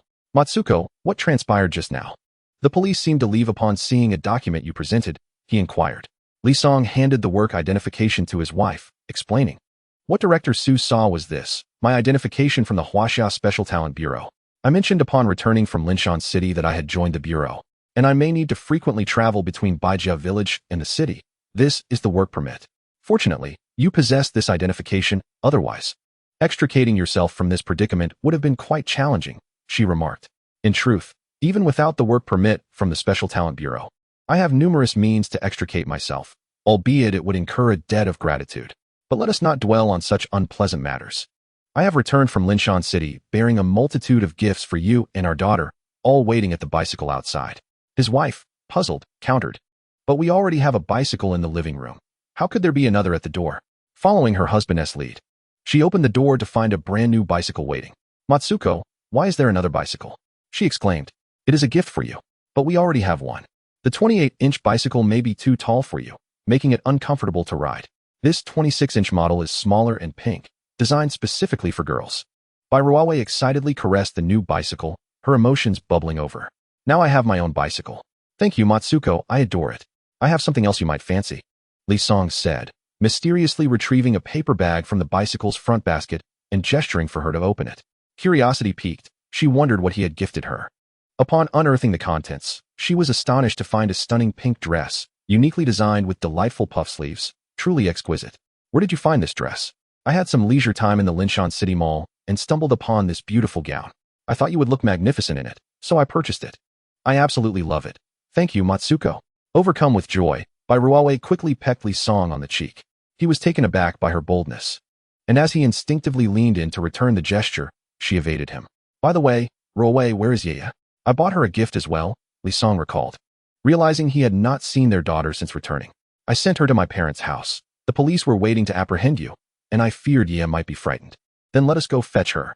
It is the perfect opportunity to deliver the fine liquor I prepared for my father-in-law and the gifts for your mother and elder brother. Li Song returned inside to grab the 2 bottles of matai he had brought home, then rode the new bicycle to his father-in-law's house. As twilight approached, many villagers had yet to commence their dinner preparations, gathering in small clusters at their doorsteps to engage in idle chatter. When they spotted Li Song riding a new bicycle with Ruowei, a flurry of speculation ensued. Am I mistaken? Or does it appear that the educated youth Li is riding a brand new bicycle? It's no illusion. It's true, for I have seen it myself. The previous one was a 28-inch, and this one is a 26-inch, and in a lovely shade of pink. Surely, it must be a gift from Li to Ruowei. Where could he have acquired such wealth? In just a few days, they have managed to procure 2 bicycles. Each one costs over 100. So together they must amount to nearly 300. Where else could it come from? He has a wealthy father-in-law. Even if the village chief is well off, would he part with such a sum? After all, he has 2 sons, Bai Shan and Bai Chuan, who are of marriageable age. That remains to be seen. You know how much the village chief dotes on his daughter. He supported her through high school, and in our village, very few would invest in their daughter's education to that extent. Ah, Li's fortune is truly remarkable. He has encountered such a benevolent father-in-law. Li Song occasionally caught snippets of the gossip, yet he felt no inclination to clarify, nor did he take it to heart. Soon, they arrived at his father-in-law's home, where the little girl played with a tin frog in the yard. Inside the main room, the family sat together, their atmosphere thick with suppressed anger. The police have come to arrest people. You must think of a solution quickly, old man. We cannot allow them to take Songzi away. If he were to be sentenced and imprisoned, what would become of Ruowei and Yu? The mother-in-law wept incessantly. I will visit the commune's police station early tomorrow to see if I can resolve this matter with some money. Bai Shan interjected, Father, if money is needed, I will contribute. Bai Chuan added, I too am willing to contribute. What nonsense. Our family's funds are with your mother. What money do you two have? Bai Shan replied, last time, when we helped our brother-in-law sell shoes, he gave us some compensation for our efforts. We initially intended to refuse, but he insisted, and we could not decline. Bai Chuan continued, later, my brother and I reflected that we should not have accepted that money. We feared you would think us ungrateful, so we kept it from you. What amount did he give you, Songzi? Bai Jun inquired, taking a couple of deep puffs from his cigarette. Bai Shan and Bai Chuan exchanged glances before simultaneously raising a finger. Although they acknowledged that they should not have accepted the money, 10 yuan would have been acceptable. Father, it is not 10 yuan. They both shook their heads. It was 100. Bai Jun sprang to his feet, exclaiming, how could you two be so foolish as to accept such a sum? Father, it is not 100. They awkwardly scratched their heads. It is not 100. Could it be our brother-in-law gave us each 1,000 yuan? Bai Jun, taken aback, removed his shoes and prepared to chastise his sons for demanding such exorbitant compensation from their sister's family, nearly driving him to the brink of fury. Chapter 44. Regret seeing their father remove his shoes. Bai Shan and Bai Chuan hurriedly fled, having been on the receiving end of beatings since childhood. I am well acquainted with my father's temper. When he resorts to violence, it is not done lightly, but with genuine severity. I recall an incident from my childhood when Bai Shan failed to complete his homework. The village chief, in a fit of anger, struck him repeatedly with the sole of his shoe, leaving Bai Shan with a swollen backside for an entire week, unable to sit on a chair. Throughout that week, he could only stand during class, thus earning an unparalleled record at Baijia Village Primary School for sleeping while standing, a feat yet to be surpassed. As Bai Shan and Bai Chuan rushed to the entrance, they collided with Li Song, who was just pushing the door open.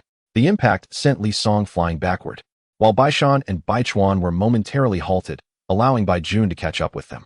Just as he was about to treat his 2 sons to a meal of stir-fried meat, he noticed his daughter and son-in-law at the door and immediately diverted his attention. Songzi, what brings you here? Bai Jun inquired, prompting Li Song to feel bewildered.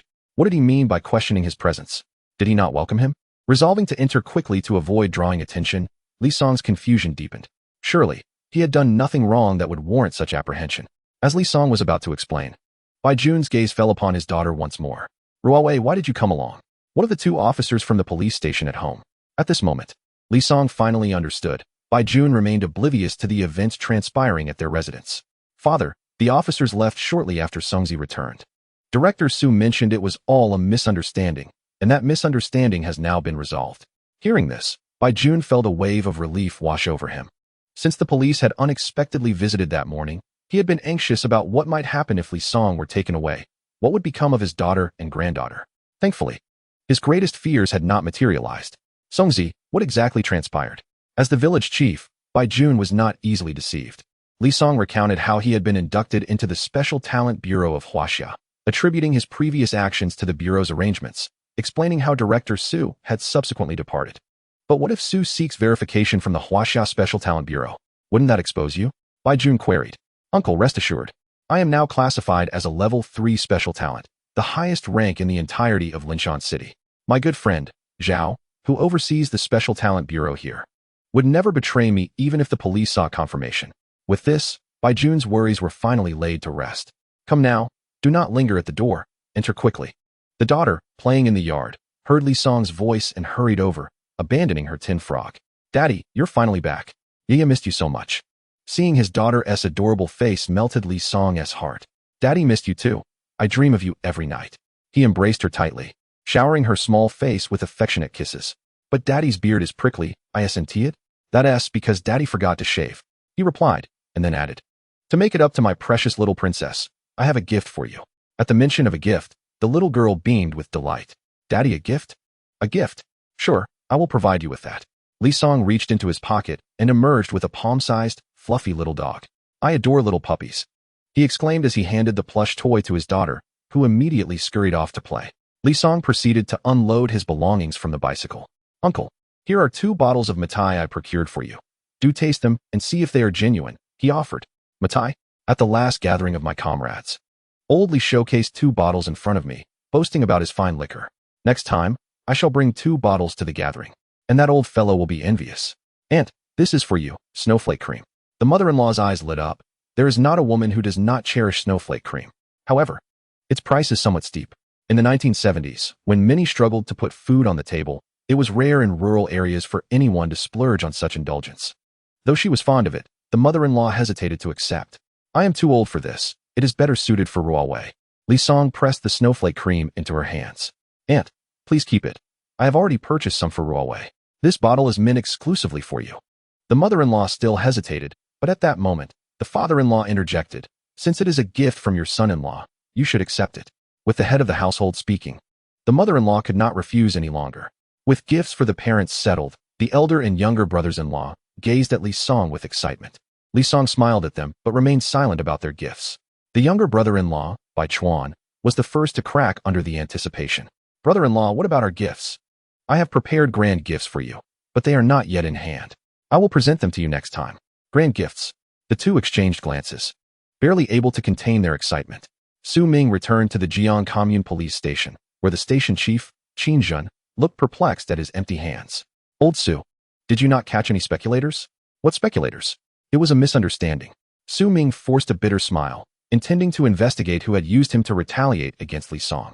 Suddenly, he recalled the Special Talent Bureau where Li Song worked. He was uncertain about this department. But the chief was a rank above him and had connections in the county. Perhaps he had heard of it. Chief Qin, have you heard of the Huaxiao Special Talent Bureau? The previously calm expression of Chief Qin turned tense upon hearing the mention of the Special Talent Bureau. Old Su, where did you hear about this department? You haven't offended anyone from there, have you? Witnessing the chief's agitation, Su Ming's heart sank.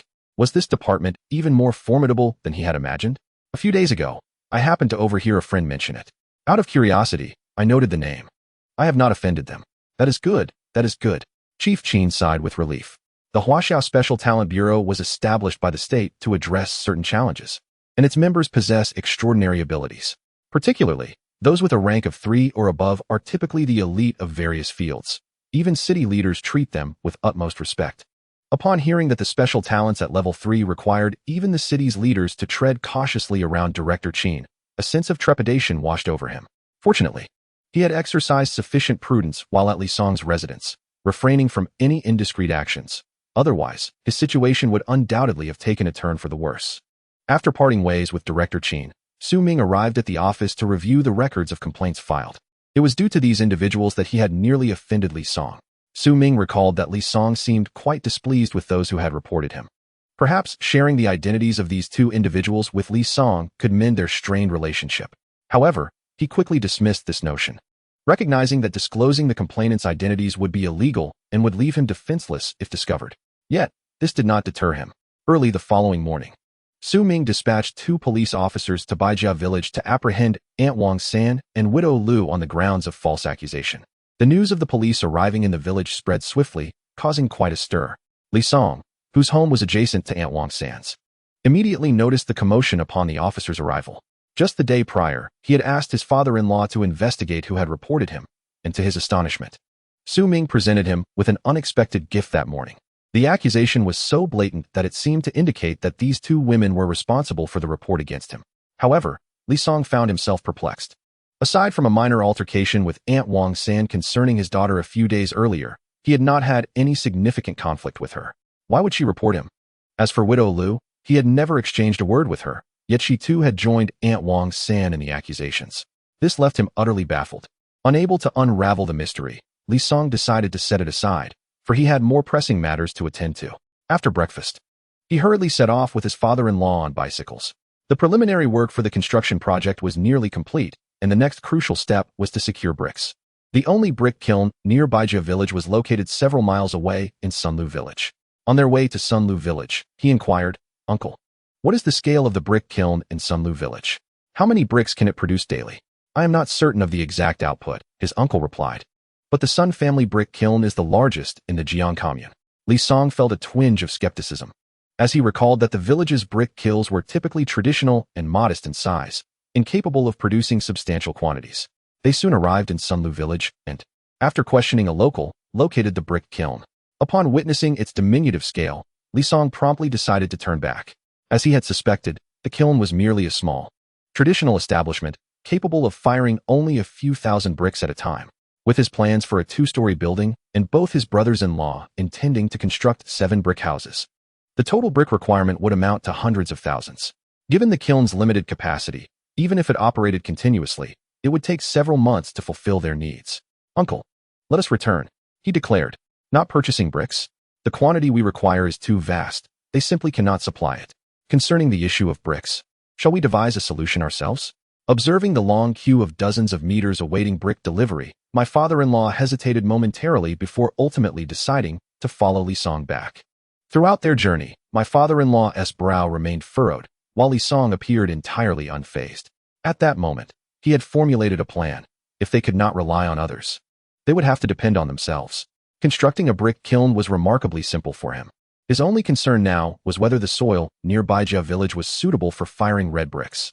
As they traveled, Bai Jun noticed Li Song's silence and, after some deliberation, finally inquired, "Songzi, do you truly have a way to procure red bricks?" "To my knowledge, the largest kiln is at Sun Lu in Jiang commune. While other places may boast larger kilns, their distance poses a significant transportation challenge." "Uncle, you need not worry about transportation, for I do not intend to purchase bricks from other kilns." Bai Jun was now more perplexed. If not buying bricks, how would they construct a house? Could Songzi conjure bricks out of thin air? Upon returning to Bai Ruowei village, my father-in-law headed straight home while Li Song began to wander around the village. The surrounding area was predominantly sandy soil, and after inspecting 4 or 5 locations, he discovered one suitable for constructing a brick kiln, a depression located several hundred meters from the reservoir. Upon arrival, seeing the red clay in the pit, Li Song could not suppress his laughter. Indeed, fortune smiled upon him, allowing him to find red clay in this last location. With clay in hand, they could produce red bricks, thus resolving the issue of building materials. Furthermore, this depression was conveniently close to the main road leading to the reservoir, facilitating the transportation of the bricks once they were fired. The process of manufacturing red bricks required a substantial quantity of timber, and the area surrounding the depression was abundant with deadwood, which could be cut down for kiln use. As for water, that posed no difficulty either, given the reservoir's proximity and the ease of diverting water to the depression. After considering all the challenges associated with establishing the brick kiln, Li Song departed and rode home, only to find that his wife and daughter were not there. He then made his way to his father-in-law's house. Before he could step inside, he overheard his mother-in-law's furious voice. "Wang Laosan, take your things and leave my home. or I shall drive you out with a broom." Initially unaware of who had reported him, his mother-in-law, though enraged, had no one to vent her frustration upon. Earlier that morning, police officers had come to Bai Ruowei village and arrested Aunt Wang San and widow Lu, accusing them of falsely accusing others. Among all the villagers reported, only her son-in-law Li Song was implicated. Although she sometimes wished to reprimand her son-in-law for his treatment of her daughter, things had changed. He had transformed, treating both her daughter and granddaughter with great care and being very filial to her and her husband. Seeing her daughter poised to enjoy a better life with him, she felt frustrated that her son-in-law had been reported. Had it not been for his capabilities, he would have already been taken to the police station. Upon learning the news, she considered it merciful not to storm over with a stick, yet now Wang Laosan had the audacity to approach them, seeking their intervention to plead with the police for his wife's release. She could hardly fathom how he could possess the gall to make such a request. "The village chief, I must admit that my daughter-in-law has indeed acted improperly this time. I kneel before Li Jiqing to offer my sincerest apologies. I implore you, considering our shared upbringing, to intercede at the police station and plead for her release." At this moment, the village chief, Bai Jun, was also exceedingly angered. His son-in-law had been reported for engaging in unscrupulous practices, and he had always believed it to be the doing of outsiders. He was utterly astonished to discover that it was, in fact, a fellow villager from Bai family village who had made the accusation. Since taking on the role of village chief, he had dedicated himself wholeheartedly, maintaining impartiality and fairness. One might say he had served with a clear conscience, never having wronged Aunt Wang or widow Lu. Yet, how had they repaid his efforts? By reporting his son-in-law and allowing the police to apprehend him. Such actions were unbecoming of a villager. After a brief pause, my father-in-law let out a heavy sigh. "Wang Laosan, we are all members of the same village. It is only natural that we experience quarrels and disputes from time to time. However, your wife seeks to imprison my son-in-law. Reflect on your conscience. Has Bai Jun ever wronged your family? My son-in-law has never acted inappropriately towards you. So why must she be so cruel as to send him to prison?" Wang Laosan's lips quivered, yet he could not find the words to respond. In recent days, he had noticed his wife and widow Lu conspiring together, but he had assumed they were merely exchanging whispers and had not given it much thought. Little did he know that his wife had taken such drastic measures, going so far as to report the village chief's son-in-law to the police. The accusation had backfired, resulting in her own arrest for false allegations, and now he found himself groveling before the village chief. Moreover, following this incident, their family's reputation in the village was irreparably tarnished. Others would likely distance themselves, fearing they too might be reported. "Village chief, I am acutely aware that my wife has acted inappropriately. I beseech you to grant her another chance. I promise to discipline her rigorously from now on to prevent any further misconduct." Wang Laosan knelt on the ground, pleading earnestly, as his father-in-law remained silent.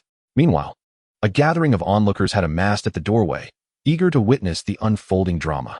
Li Song recognized that he must intervene. Although he was indeed furious with Wang Laosan's wife, as Li Song's father-in-law, he felt compelled to uphold fairness as the village chief. Otherwise, his reputation would suffer. "Uncle, since Wang San has assured us of his wife's future good behavior, let us put this matter to rest. Please, make the effort to visit the police station and advocate on her behalf." Bai Jun cast a surprised glance at his son-in-law, astonished by his willingness to speak up for Wang Laosan's wife. However, upon noticing the crowd gathering at the entrance, he quickly grasped the underlying intention. "My son-in-law is the party involved, since he has set aside his grievances to plead for your wife. I shall visit the police station tomorrow to see if I can secure her release. Village chief, would it be possible for you to go this afternoon? Bauer is still so young. Since birth, it has been his grandmother caring for him. Now that she has been taken away, the child is left without a mother and has been crying incessantly. I fear that prolonged separation may adversely affect his health." "Very well. I shall make the trip after lunch, though I cannot guarantee her release. Regardless of success or failure, I, Wang Laosan, am profoundly grateful to you. If gratitude is to be expressed, it should be directed toward my son-in-law. Had he not interceded on my behalf, I would have been reluctant to offer my assistance." Wang Laosan was poised to kneel before Li Song, yet before he could descend, Li Song gently supported him. "Uncle Wang, we are all fellow villagers. There is no need for such formality." Li Song's magnanimity garnered the admiration of many onlookers from the village. Previously, his reputation was less than favorable, but this display of generosity significantly improved public perception. After bidding farewell to Uncle Wang, my mother-in-law remained discontent, believing that we should not have so readily agreed to help. My father-in-law, with a subtle smile, leaned close to her and whispered a few words. at which point she realized that the encounter had been a performance to elevate Li Song's standing within the village and alter the villagers' opinions of him. Crucially, while my father-in-law agreed to appeal to the police station, he did not guarantee the return of the individual in question. Songzi, how do you believe this matter should be handled? It is imperative that the person is returned, yet Aunt Wang must also receive a lesson, otherwise, her mischief will continue to be a source of annoyance. I propose that we allow the police station to impose a fine.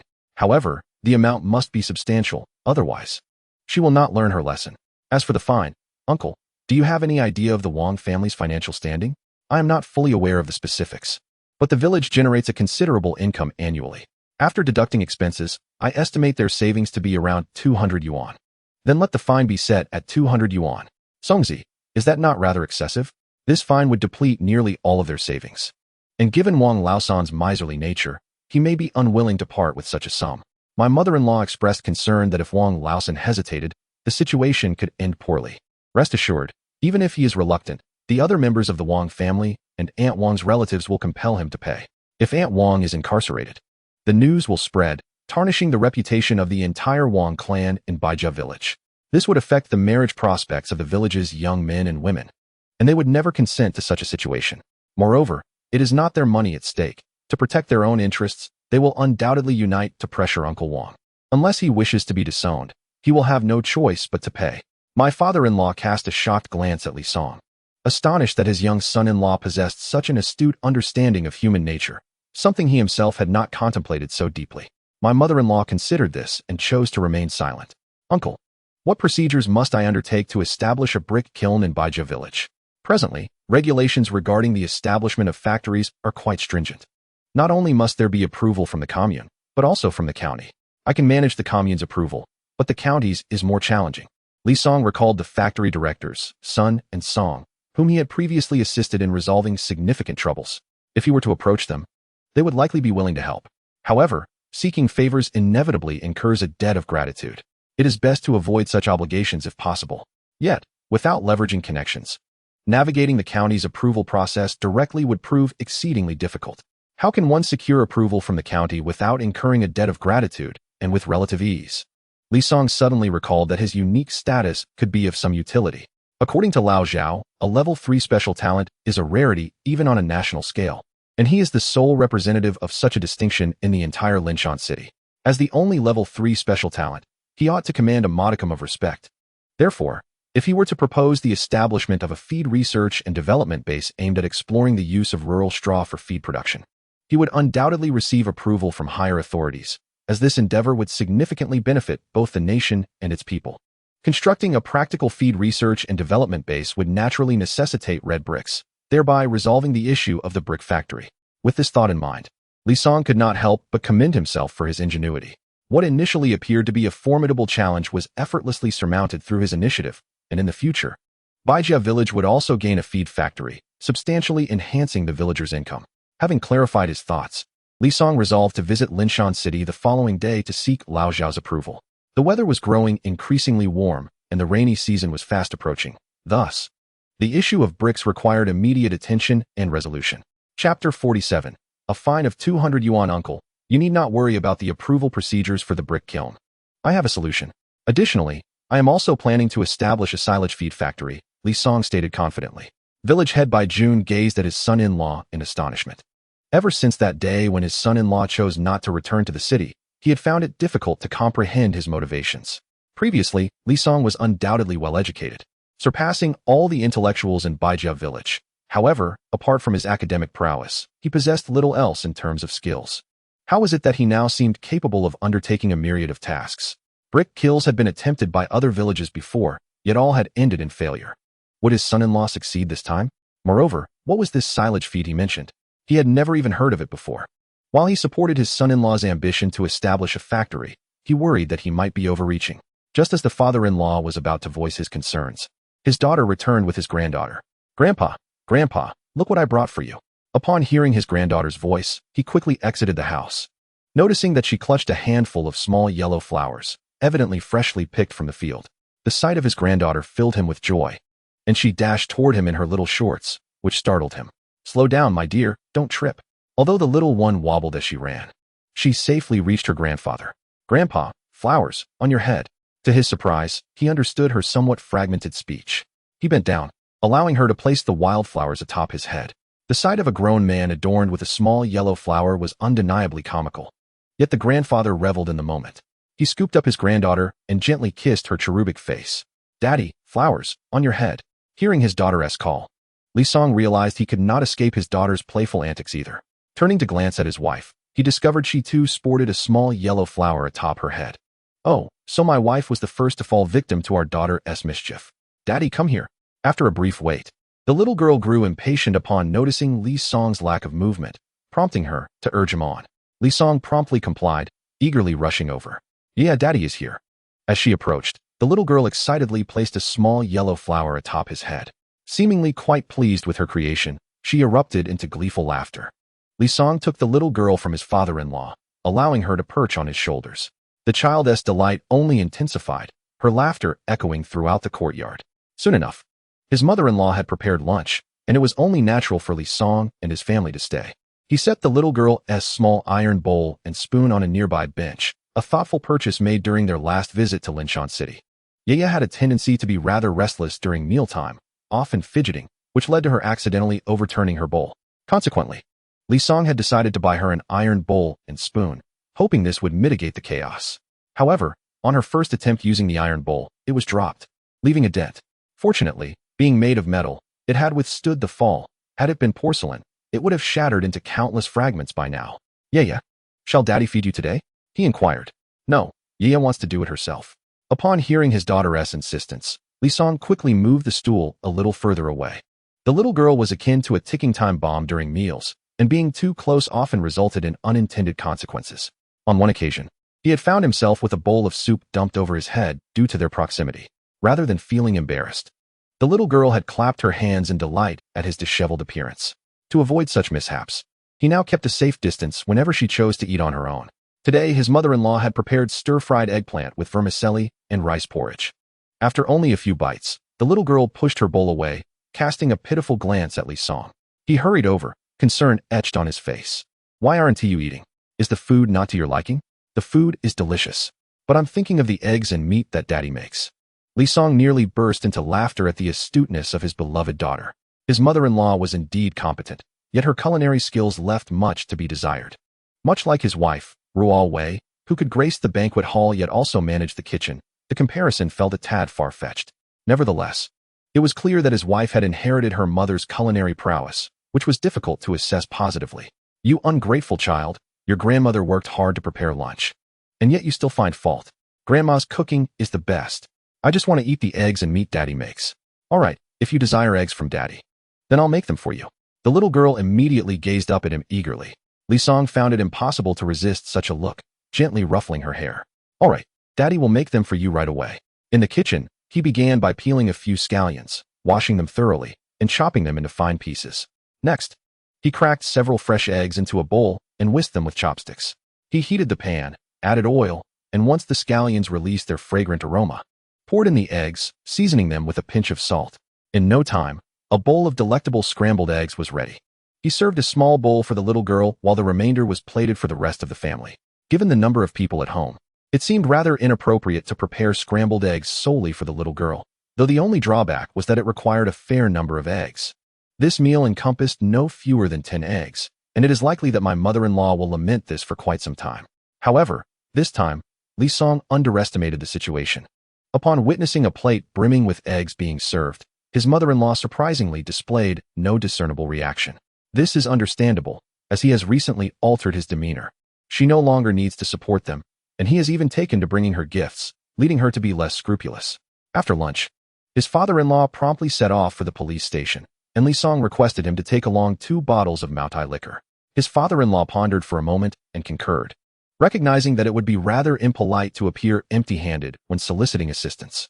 Yet, these 2 bottles of Maotai were a gift from his son-in-law, originally intended for display at a comrades' gathering. Admittedly, he felt a twinge of reluctance at the prospect of gifting them to someone else. Noticing his father-in-law's hesitation, Li Song remarked, "Uncle, if you truly appreciate this Maotai liquor, I can procure a few more bottles for you. I have my channels. In the future, as we establish a brick kiln in our village, it is imperative to cultivate a good rapport with the police station. Otherwise, they may frequently create trouble for us, jeopardizing the operation of our brick kiln. His father-in-law glanced at Li Song, suddenly realizing that in matters of social etiquette, his son-in-law seemed to possess a clearer insight. Uncle, when you set off, could you also stop by Wang Laosan's house and inquire if he would like to accompany you to the commune? Just take the road that runs directly through the middle of our village. Chapter 48. The conscience-clear village head. The village head furrowed his brow, hesitating slightly. He had always approached his role as village head with a natural disposition, never deliberately orchestrating events. Songzi, doesn't this seem a bit too contrived? Li Song smiled, his tone resolute. Uncle, this is not about being contrived. It is about ensuring the villagers recognize your dedication to serving them. Moreover, my actions also lay the groundwork for the future. When we establish the brick kiln, we will require not only approval from above, but also the support and cooperation of the village. By taking this route, you will demonstrate that you are not only running errands for them, but also bringing gifts. Consequently, they will undoubtedly hold you in higher regard, significantly enhancing your prestige within the village. Furthermore, once the brick kiln is operational, the villagers will benefit as well. Just look at Sunlu village. Due to the establishment of their brick kiln, the villagers enjoy a far better quality of life than those in surrounding villages. The village head remained somewhat uncertain. But at that moment, his mother-in-law interjected, by bringing 2 bottles of Maotai liquor, you should ensure that the villagers see and understand this. Otherwise, wouldn't that render the gesture meaningless? Such fine liquor, wouldn't it be more delightful to savor it yourself or to entertain friends?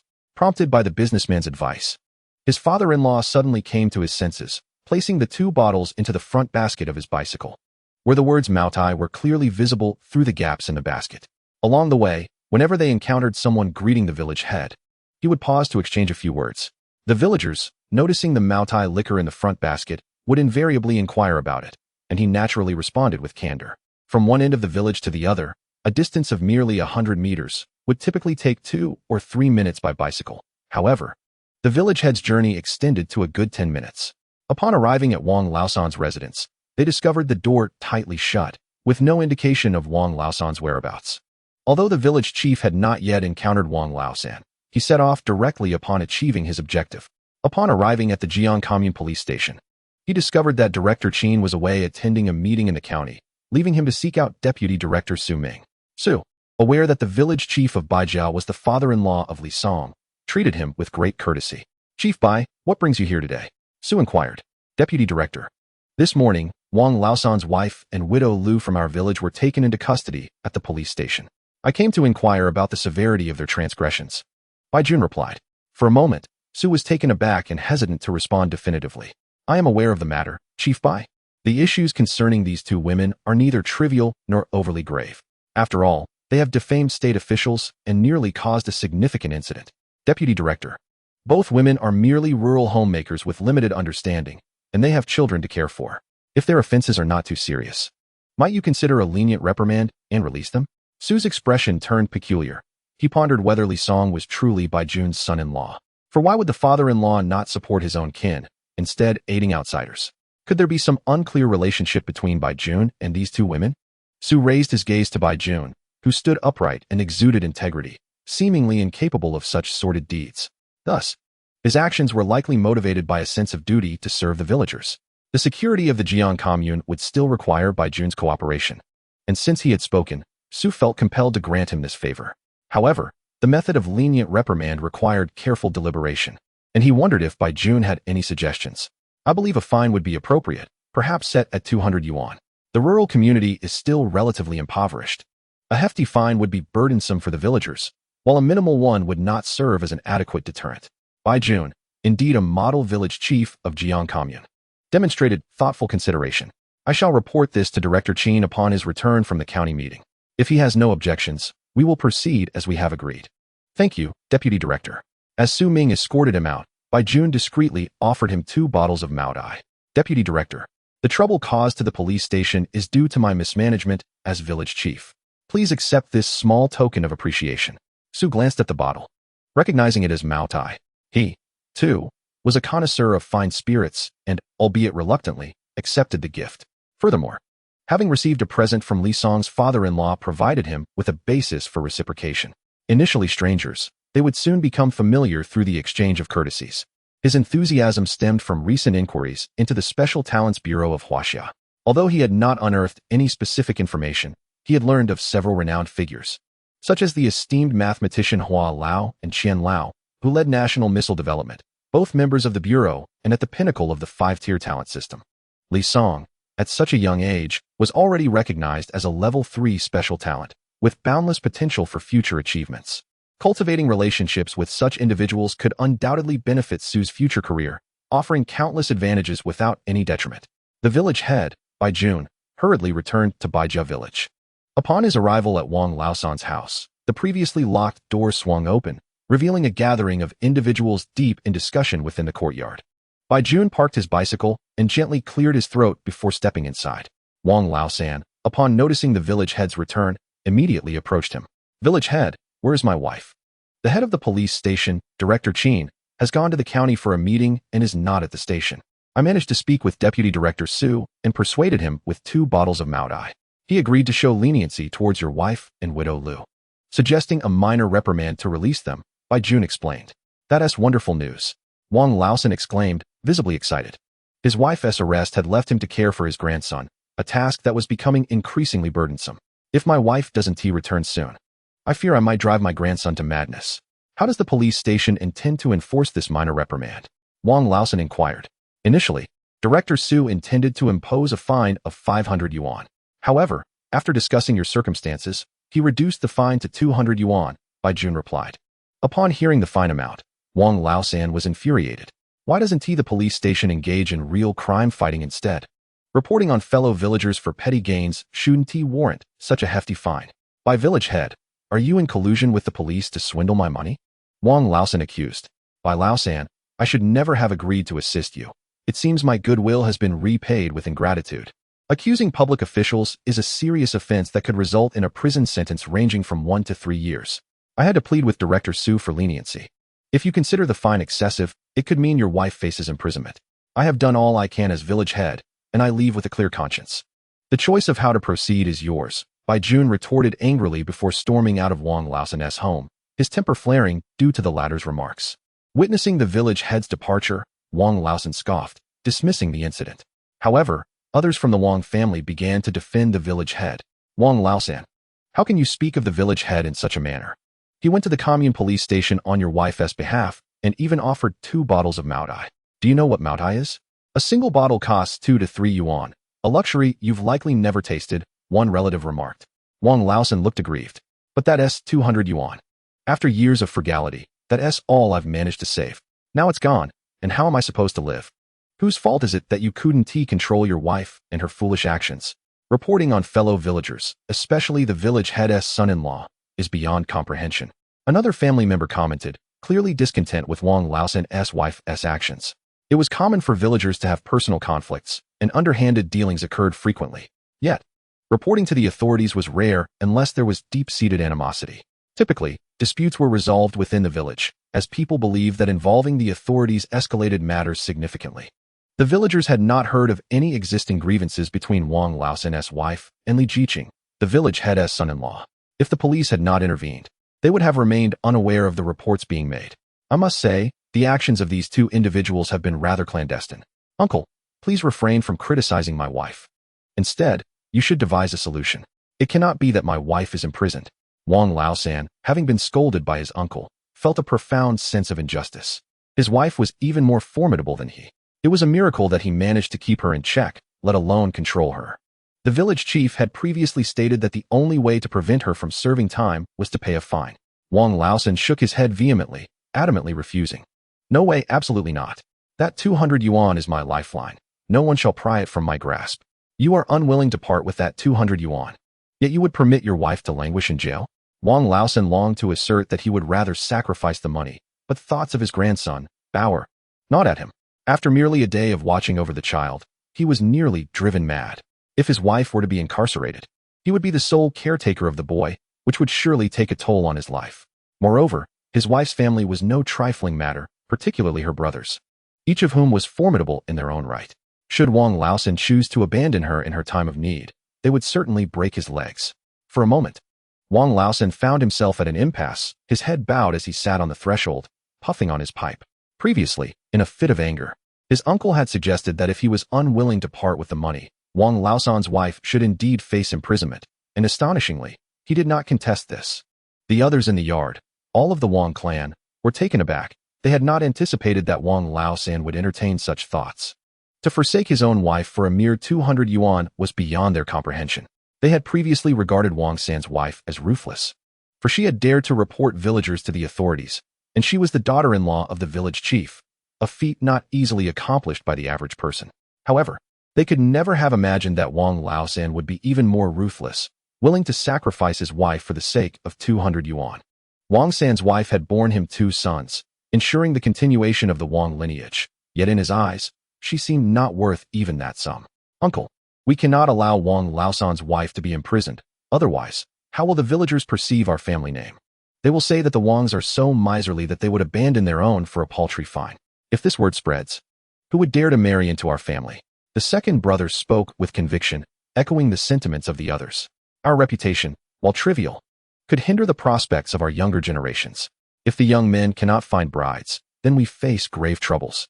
After some contemplation, the uncle recognized the validity of their argument. Laosan, you have heard the consensus. The fine must be paid. Otherwise, I shall have no choice but to expel you from the Wang family genealogy. His tone was stern, for he too had descendants of marrying age, and the reputation of the Wang family in Baijia village was of utmost importance. Should their name be tarnished, they would all suffer the consequences. Faced with the mounting pressure from the others and the threat of being disowned, Wang Laosan ultimately relented. However, he was loath to deplete his household's savings in one fell swoop. Uncle, brothers, you are all aware of my circumstances. To produce such a sum all at once would render our future untenable. I am willing to pay the fine. But might we consider this arrangement? I shall contribute 100 yuan, and perhaps the rest of you could assist with 10 or 8 yuan each. In the present era, 10 or 8 yuan holds little significance. Many would not even stoop to pick it up if it fell to the ground. Workers in county towns earn merely over 20 yuan a month, rendering 10 or 8 yuan nearly equivalent to a substantial portion of their wages. The situation is even more dire for farmers in rural areas, where income is significantly lower. In fact, for many families, the labor they endure yields less than 10 yuan after accounting for their grain. Although they are all relatives, expecting them to produce such sums of money is understandably met with reluctance. Uncle Air glanced around at the gathered crowd, who all averted their gazes. He discerned their unwillingness to contribute, a sentiment he shared, for parting with his hard-earned money was a painful proposition. Yet, as the elder within the Wang clan of Baijia village, he felt compelled to set a precedent. I am willing to contribute 10 yuan. Air, see, you should also pitch in to help San through this difficult time. Uncle Air, if San's family truly cannot afford this amount, we are indeed willing to assist. However, it is unreasonable to expect us to shoulder the burden when he has sufficient funds but is reluctant to part with them. He treasures his hard-earned money, just as we do. Given our current circumstances, none of us have any spare cash. Uncle Air acknowledged the truth in their words, but he understood that without some sacrifice, San might be unwilling to pay the fine. After a moment of contemplation, Uncle Air spoke again. You have seen San's predicament. I suggest you contribute 150 yuan, and the remaining 50 will be covered by the rest of us. If you agree, I will collect the money. If not, I shall wash my hands of this matter. Upon hearing the demand for an additional 50 yuan, Wang San felt a pang of regret. However, given the circumstances, gathering 100 yuan from everyone seemed impossible. With Uncle Air's ultimatum, refusal could result in him bearing the entire penalty alone. Saving 50 was better than paying 200 entirely out of his own pocket. Thus, Wang San acquiesced to Uncle Air's proposal, and soon enough, the 50 yuan was collected and handed over. In the afternoon, he proceeded to the police station with 200 yuan in hand. As he stood at the counter to pay the fine, he hesitated for what felt like an eternity, nearly turning to flee with the money. After settling the fine, he emerged from the station with his wife in tow. In stark contrast to her previous haughty demeanor, Wang San's wife now displayed an evasive gaze and an expression of utter disarray. Her arrogance completely vanished. This scene was fortuitously witnessed by Li Song, who was at the commune purchasing meat for his daughter. It seemed that Wang San's wife had received a lesson that would keep her in check for some time. Chapter 50. Father is amazing. Upon exiting the police station, Wang San turned and struck his wife sharply across the face, channeling all his pent-up anger into that single blow. This is all your fault, you fool. I had to use my savings to pay the fine. Typically domineering, Wang San's wife did not dare to retaliate this time. She merely lowered her head, covering her face in silence. Upon returning to Baijia village, the villagers pointed and whispered, offering cold jibes and ridicule. Wang San's wife returned to the village, where the village head, who should have extended some words of comfort, remained conspicuously absent. However, due to Wang Laosan's disrespectful remarks, the village chief had not made an appearance. The other members of the village committee, upon noticing the chief's absence, also refrained from showing up. They had heard about Wang Laosan's ingratitude towards the chief, and, being aware of his ungrateful nature, they were disinclined to engage with him. Li Song returned from Jiang commune with meat, and the sound of his bicycle immediately drew the attention of his little daughter, who was engaged in a playful duel with a plush dog and a tin frog. She hurriedly toddled to the door. "Daddy's back. Meat." Li Song pointed to the front basket of his bicycle, which contained not only a large piece of meat, but also some eggs and a bottle of milk. Cradling his daughter in one arm while steering the bicycle with the other, he entered the courtyard. Curiously, his daughter noticed the small bottle among the eggs and inquired, "Daddy, what's this little bottle?" "That's milk I bought for you," he replied. The little girl looked puzzled, uncertain of what milk was. "Milk is something you drink, and it tastes really good. Daddy, Yaya wants to drink from the little bottle."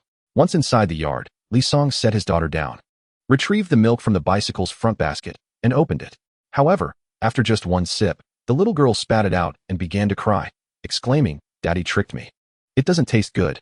Li Song, bewildered, had consumed pure milk in his past life and found it palatable, albeit not as delightful as flavored milk. The girl's reaction seemed abnormal. Could the milk have gone bad?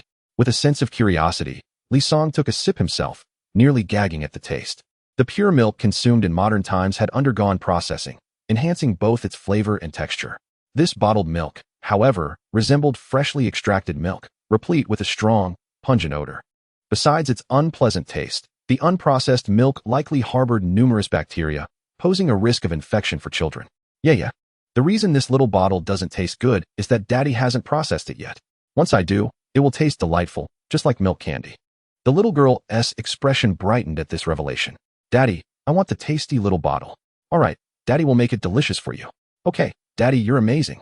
At that moment, Li Song's wife emerged from the back room, where she had been busy reviewing her studies. Upon seeing the little bottle in Li Song's hand, she asked, "Why did you buy milk for Yaya? It's expensive and not very tasty. It tastes bad because of the processing method they used. Just wait. I will definitely transform this milk into a delightful treat akin to soda." Upon hearing the word soda, the little girl nearly drooled at the thought. Ever since she had tasted it a while ago, she had been yearning for more and had asked him multiple times to bring some home. Although Li Song adored his daughter, he was not without limits. While occasional soda was acceptable for children, frequent consumption could adversely affect their growth and development. Thus, despite her persistent requests, he had steadfastly refrained from indulging her. Li Song entered the kitchen, first sterilizing the milk with high heat, then adding some sugar for flavor. The high temperature not only eradicated bacteria, but also diminished the milk's raw odor. With the addition of sugar, the sweetened pure milk was finally prepared. Li Song brought out the processed milk, and the little girl could not help but take a sip, her eyes narrowing into slits. "Mommy, the milk in the little bottle tastes amazing now. Daddy is so impressive." His wife also took a sip, and her eyes lit up. After being treated by her husband, the flavor had indeed improved considerably. "Songzi, you are truly remarkable. Of course, I am your man." Receiving his wife's praise felt like winning a grand prize, and Li Song's grin stretched from ear to ear. While the two shared tender moments, the little girl joyfully sipped the milk with a small spoon, her face radiant with delight. Just then, Li Song noticed some commotion next door and couldn't help but glance over. It was Aunt Wang cleaning the yard. However, Aunt Wang lacked her usual arrogance, and upon catching Li Song's gaze, she quickly averted her eyes. As long as this woman refrained from causing trouble, Li Song was indifferent to her presence. Should she overstep her bounds again, he would not hold back. After playing with his daughter for a while, seeing that dusk was approaching, Li Song hastened to prepare dinner. Just as he contemplated what to cook, the little girl suddenly appeared at the kitchen door. "Daddy, Yaya wants steamed eggs." "All right, Daddy will make that for you shortly.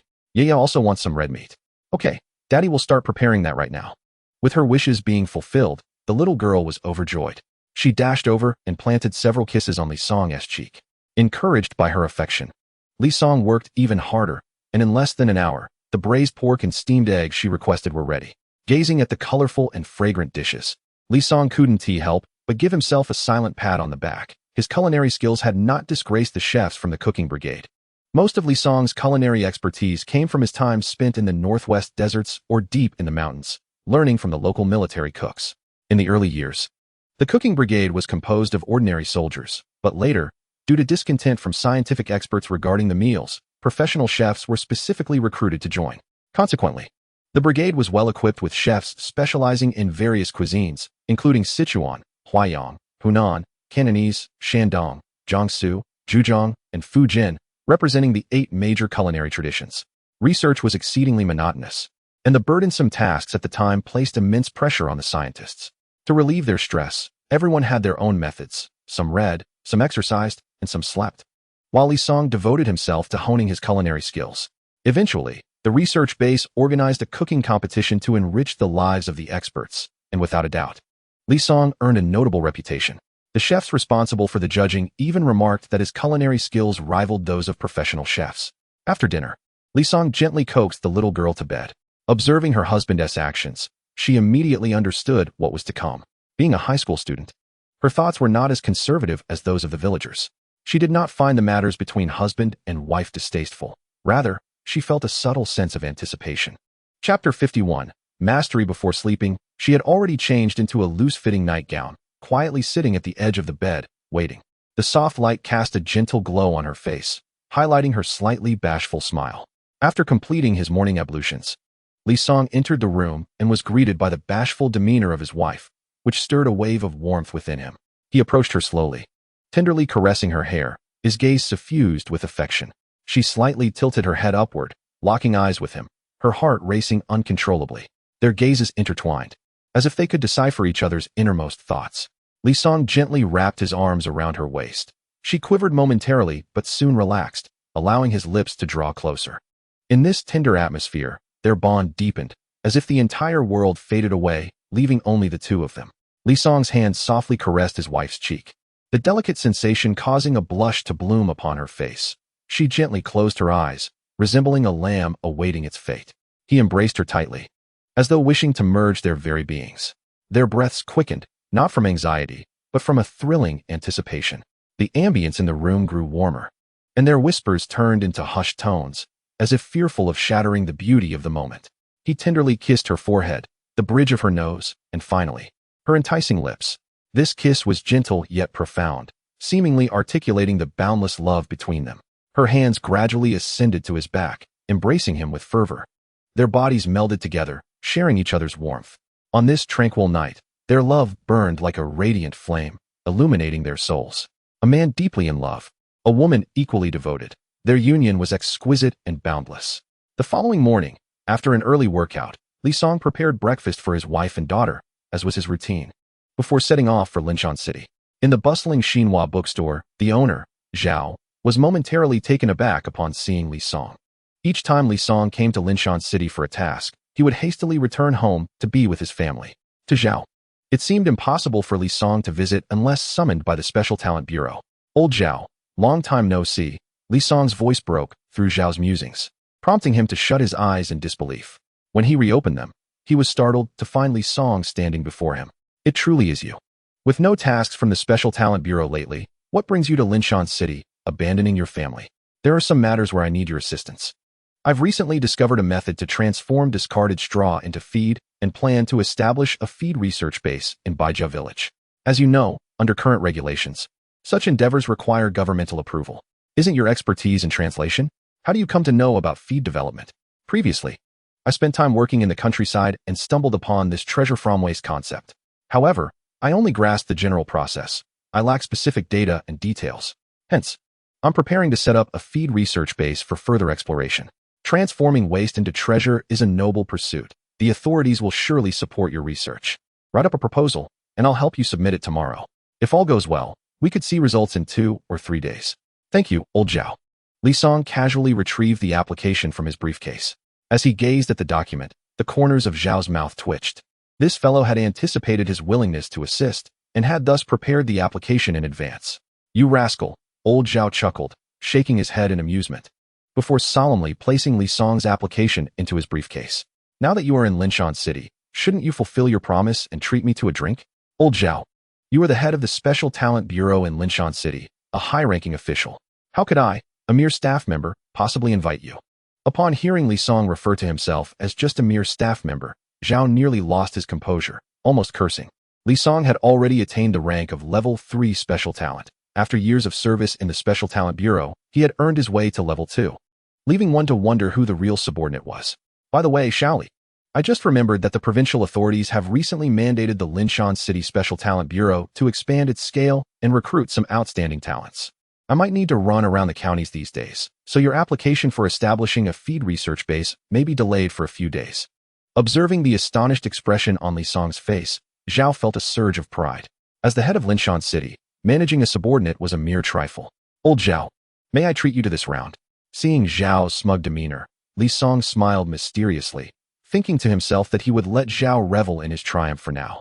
But there would come a time for him to lament. If only we had done this sooner, we could have avoided all this trouble. Zhao, noticing Li Song's glum expression, felt a sense of satisfaction. Since their acquaintance, Li Song had repeatedly astonished him, and now he had finally regained some dignity. Having decided to treat Zhao, Li Song was determined not to skimp on the occasion. He took Zhao to the largest state-run restaurant in Linshan City. Although it was just the two of them, Li Song ordered 4 substantial dishes right away, followed by a plate of dumplings as the staple. As the saying goes, nothing tastes better than dumplings. For Northerners, dumplings hold a special significance. They are a staple during festivals, a welcome treat for friends and family, and a celebratory dish for families wishing to enhance their lives. Noticing that they had dishes and a staple, but were missing soup, Li Song ordered a bowl of egg drop soup. This soup is traditionally served at the end of a banquet, signaling that the meal has concluded and it's time for everyone to return home. Old Zhao, give me a few drink tickets. I shall procure a bottle of wine. You invite me for drinks but don't bring any tickets? Surely this cannot be intentional. I left in a hurry and didn't bring any tickets. How could I have known I would be inviting you to dinner? After a moment of contemplation, Zhao conceded that it made sense. He had spontaneously decided to let Li Song treat him. Thus, even if there had been some premeditation, it was not feasible. Consider yourself off the hook. Zhao retrieved a handful of tickets from his briefcase. Just as he was about to find the drink tickets, Li Song swiftly snatched all the tickets from behind him and stuffed them into his own briefcase. A high-ranking official like you, being so stingy over a few drink tickets, really tarnishes your image. Hand those over to me, and let them come criticize and chastise me instead. Gazing at his empty palm, the shopkeeper Zhao felt an overwhelming surge of despair. This represented the culmination of over half a month's worth of tickets, now lost in an instant. He should have anticipated that Li Song's generosity was not to be easily exploited. Shaoli, at least leave me a couple of tickets, he implored. Upon hearing this, Li Song halted his steps, and Zhao secretly reveled in the thought that Shaoli had finally developed a sense of conscience. However, in the next moment, Li Song's actions left him utterly astounded. He meticulously extracted the tickets from his briefcase, placed them into a cloth bag, and then carefully tucked it into his pocket. Fastening it securely, Zhao's lips twitched in frustration. Shaoli was indeed ruthless, effectively extinguishing any hope of reclaiming even a single ticket. The memory of Li Song's earlier preparation of the cloth bag sent a jolt of realization through Zhao's mind. Had Li Song come to Linshan specifically to swindle his tickets? Otherwise, why would he have gone to the trouble of bringing a bag? He chastised himself for being so careless. After securing all the tickets, Li Song, satisfied, nodded at the bulge in his pocket, pleased that he had been prudent in preparing the bag. Otherwise, keeping so many tickets in his pocket would have been most imprudent. Soon, Li Song returned with a bottle of wine, and upon seeing the words Mutai emblazoned on the box, Zhao's resentment diminished slightly. Shaoli had shown a modicum of decency in not simply picking any bottle to appease him. However, it was undoubtedly insufficient. Otherwise, it would take him weeks to recover the various tickets he had relinquished, only to have them confiscated by Li Song. This was more tyrannical than a bandit. Previously, Zhao could only liken it to a bird's plucking of feathers, but now Li Song was akin to a bird stripping its feathers clean, leaving nothing behind. Old Zhao, I am not asking for your tickets without reason. I am treating you to Matai. With all those tickets, do you think a single bottle can suffice to placate me? If one bottle is insufficient, then I shall procure 2. If that is still lacking, then 3. I declare today, I will treat you to as much as you can drink. Even if you empty the Matai cellar, it will be my pleasure. Zhao glared fiercely at Li Song, incredulous that such words could be uttered as a sincere invitation to drink. Emptying the Matai cellar? He scoffed. Does he think I am a bottomless pit? 1 bottle, at most 2, would be my limit. Does Li Song believe I am a pump? Li Song soon realized that he had spoken too soon. While Zhao was not a pump, his capacity for alcohol was indeed astonishing. Consuming the 52-degree Matai seemed as effortless to him as drinking water. And within a mere 10 minutes, he had downed an entire gene of the liquor. In this life and the last, Li Song had encountered many heavy drinkers, but Zhao was the first he had seen to finish a bottle of Matai so rapidly. Old Zhao, impressive. Wait a moment. I shall fetch another bottle, Li Song remarked. Approaching the front desk of the restaurant, he noticed a woman cradling a small boy who appeared to be turning blue. The woman was urgently speaking to the receptionist, and Li Song quickly discerned the distressing situation. The boy had accidentally swallowed a glass marble, which was now lodged in his throat, obstructing his breathing. The woman pleaded for the restaurant to call an ambulance immediately. The child's face was a disturbing shade of blue, clearly unable to breathe. In such circumstances, a child could only endure for a few minutes at most. The hospital in Linshan City is not in close proximity to the state-run hotel, even by car. It would require at least 10 minutes to arrive, a duration far beyond what the child could withstand. Madam, if you trust me, hand your child over to me. I possess a means to save him. The woman cast a perplexed glance at Li Song. Are you a doctor? Li Song shook his head.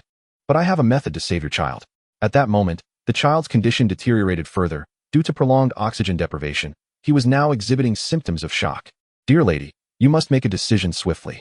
Time is of the essence. In another minute or two, even a deity might arrive too late. Li Song felt a surge of urgency. Neither the woman nor her child bore any connection to him. Yet he could not bear to witness the extinguishing of a young life. After a moment of hesitation, the woman, witnessing the worsening state of her child, ultimately relinquished him to Li Song. This was the state-run hotel, bustling with staff and patrons alike, and he would dare not engage in any actions that might harm the child. Upon receiving the child, Li Song immediately commenced the Heimlich maneuver. He cradled the child in his arms, positioning him across his forearm, then used his other hand to deliver a series of rapid, forceful strikes to the child's back. The woman, witnessing Li Song striking her child, rushed to intervene, exclaiming, "How can you be so heartless? My child is in such distress, and you still strike him. Madam, I am not harming your child. He is too young, and a glass bead is lodged in his throat, obstructing his airway, rendering him unable to breathe. I am attempting to dislodge the glass. If the child remains oxygen-deprived for too long, even if he is saved in the end, irreversible damage to his brain may occur." Upon hearing the gravity of the situation, the woman hesitated but ultimately chose not to impede Li Song any longer. The commotion had attracted a number of onlookers, all of whom were now tense and focused, as if the very air had solidified around them. Each heart hung in suspense, silently praying for the child. 1 strike. 2 strikes. 3 strikes. Li Song's actions were resolute and powerful. Gradually, the child's complexion began to show signs of improvement, yet he still struggled to breathe. Li Song did not cease. He understood that time was synonymous with life. Sweat trickled down his forehead, yet his gaze remained steadfast. At last, after several determined efforts, a glass bead was expelled from the child's mouth. Instantly, the child's breathing normalized, and he began to cry out loudly. The woman, overwhelmed with emotion, embraced her child, tears streaming down her face. She looked at Li Song with gratitude, repeatedly expressing her thanks. The crowd erupted in applause, lauding Li Song's bravery and decisiveness. He smiled and waved his hand, signaling for the applause to cease. As he gazed upon the child, now safe and sound, a profound sense of fulfillment enveloped him. In that moment, he experienced the pride of being a doctor. The joy derived from saving a life with his own hands was exquisite and deeply satisfying. This pride stemmed not only from professional achievement, but also from a profound respect and appreciation for life itself. After a while, the ambulance finally arrived. The doctor hurriedly approached to conduct an examination on the child. Once the obstruction in the throat was removed, the child's breathing returned to normal. If the family remained concerned, they could opt for a comprehensive examination at the hospital. However, I did not deem it necessary, as the child appeared to be perfectly fine now. Reminded of the earlier peril, the woman still wore an expression of fear. For the sake of her child's safety, she decided to go to the hospital for a thorough checkup. Naturally, the doctor would not refuse her decision. Just as the doctor was about to leave, he suddenly noticed a glass marble on the ground, roughly the size of a thumb. Astonished, he inquired, "Is this the very marble that the child accidentally swallowed?" The woman nodded in affirmation. "How on earth did you manage to extract such a large glass ball without surgery?" Upon hearing the doctor's question, all eyes turned to Li Song. Chapter 53. The Heimlich maneuver following the gaze of the crowd. It came to rest on a young man appearing to be in his 20s. "Young man, are you a doctor?" Li Song shook his head. "I am not a physician. I merely stumbled upon this life-saving technique by chance." The doctor pressed further. "How did you manage to remove such a sizable glass marble from the child's throat without surgical intervention?" Li Song proceeded to explain the principles of the Heimlich maneuver to the doctor and those present. The doctor listened with an expression of admiration, marveling at Li Song's ingenuity and bravery, while simultaneously developing a keen interest in this method of first aid. Li Song recognized that this technique could save lives in critical moments. If more people were to master it, countless lives could be saved, particularly with small children, who are often mischievous and tend to place objects in their mouths. Choking incidents could occur unexpectedly. Given that a person can only survive without breathing for a few minutes, many would not have the time to reach a hospital. The promotion of the Heimlich maneuver could provide them with a glimmer of hope. Thus, he resolved to teach the Heimlich maneuver to the doctor, hoping he would advocate for its use in the hospital. The doctors exhibited great interest in Li Song's method and readily agreed to his request without hesitation. Li Song meticulously explained the operational steps and precautions associated with the Heimlich maneuver. He further enhanced their understanding through practical demonstrations, allowing the doctors to grasp the technique more intuitively. Thanks to Li Song's efforts, Dr. Sun quickly mastered the Heimlich maneuver, which he would subsequently apply in his professional practice, successfully saving many lives.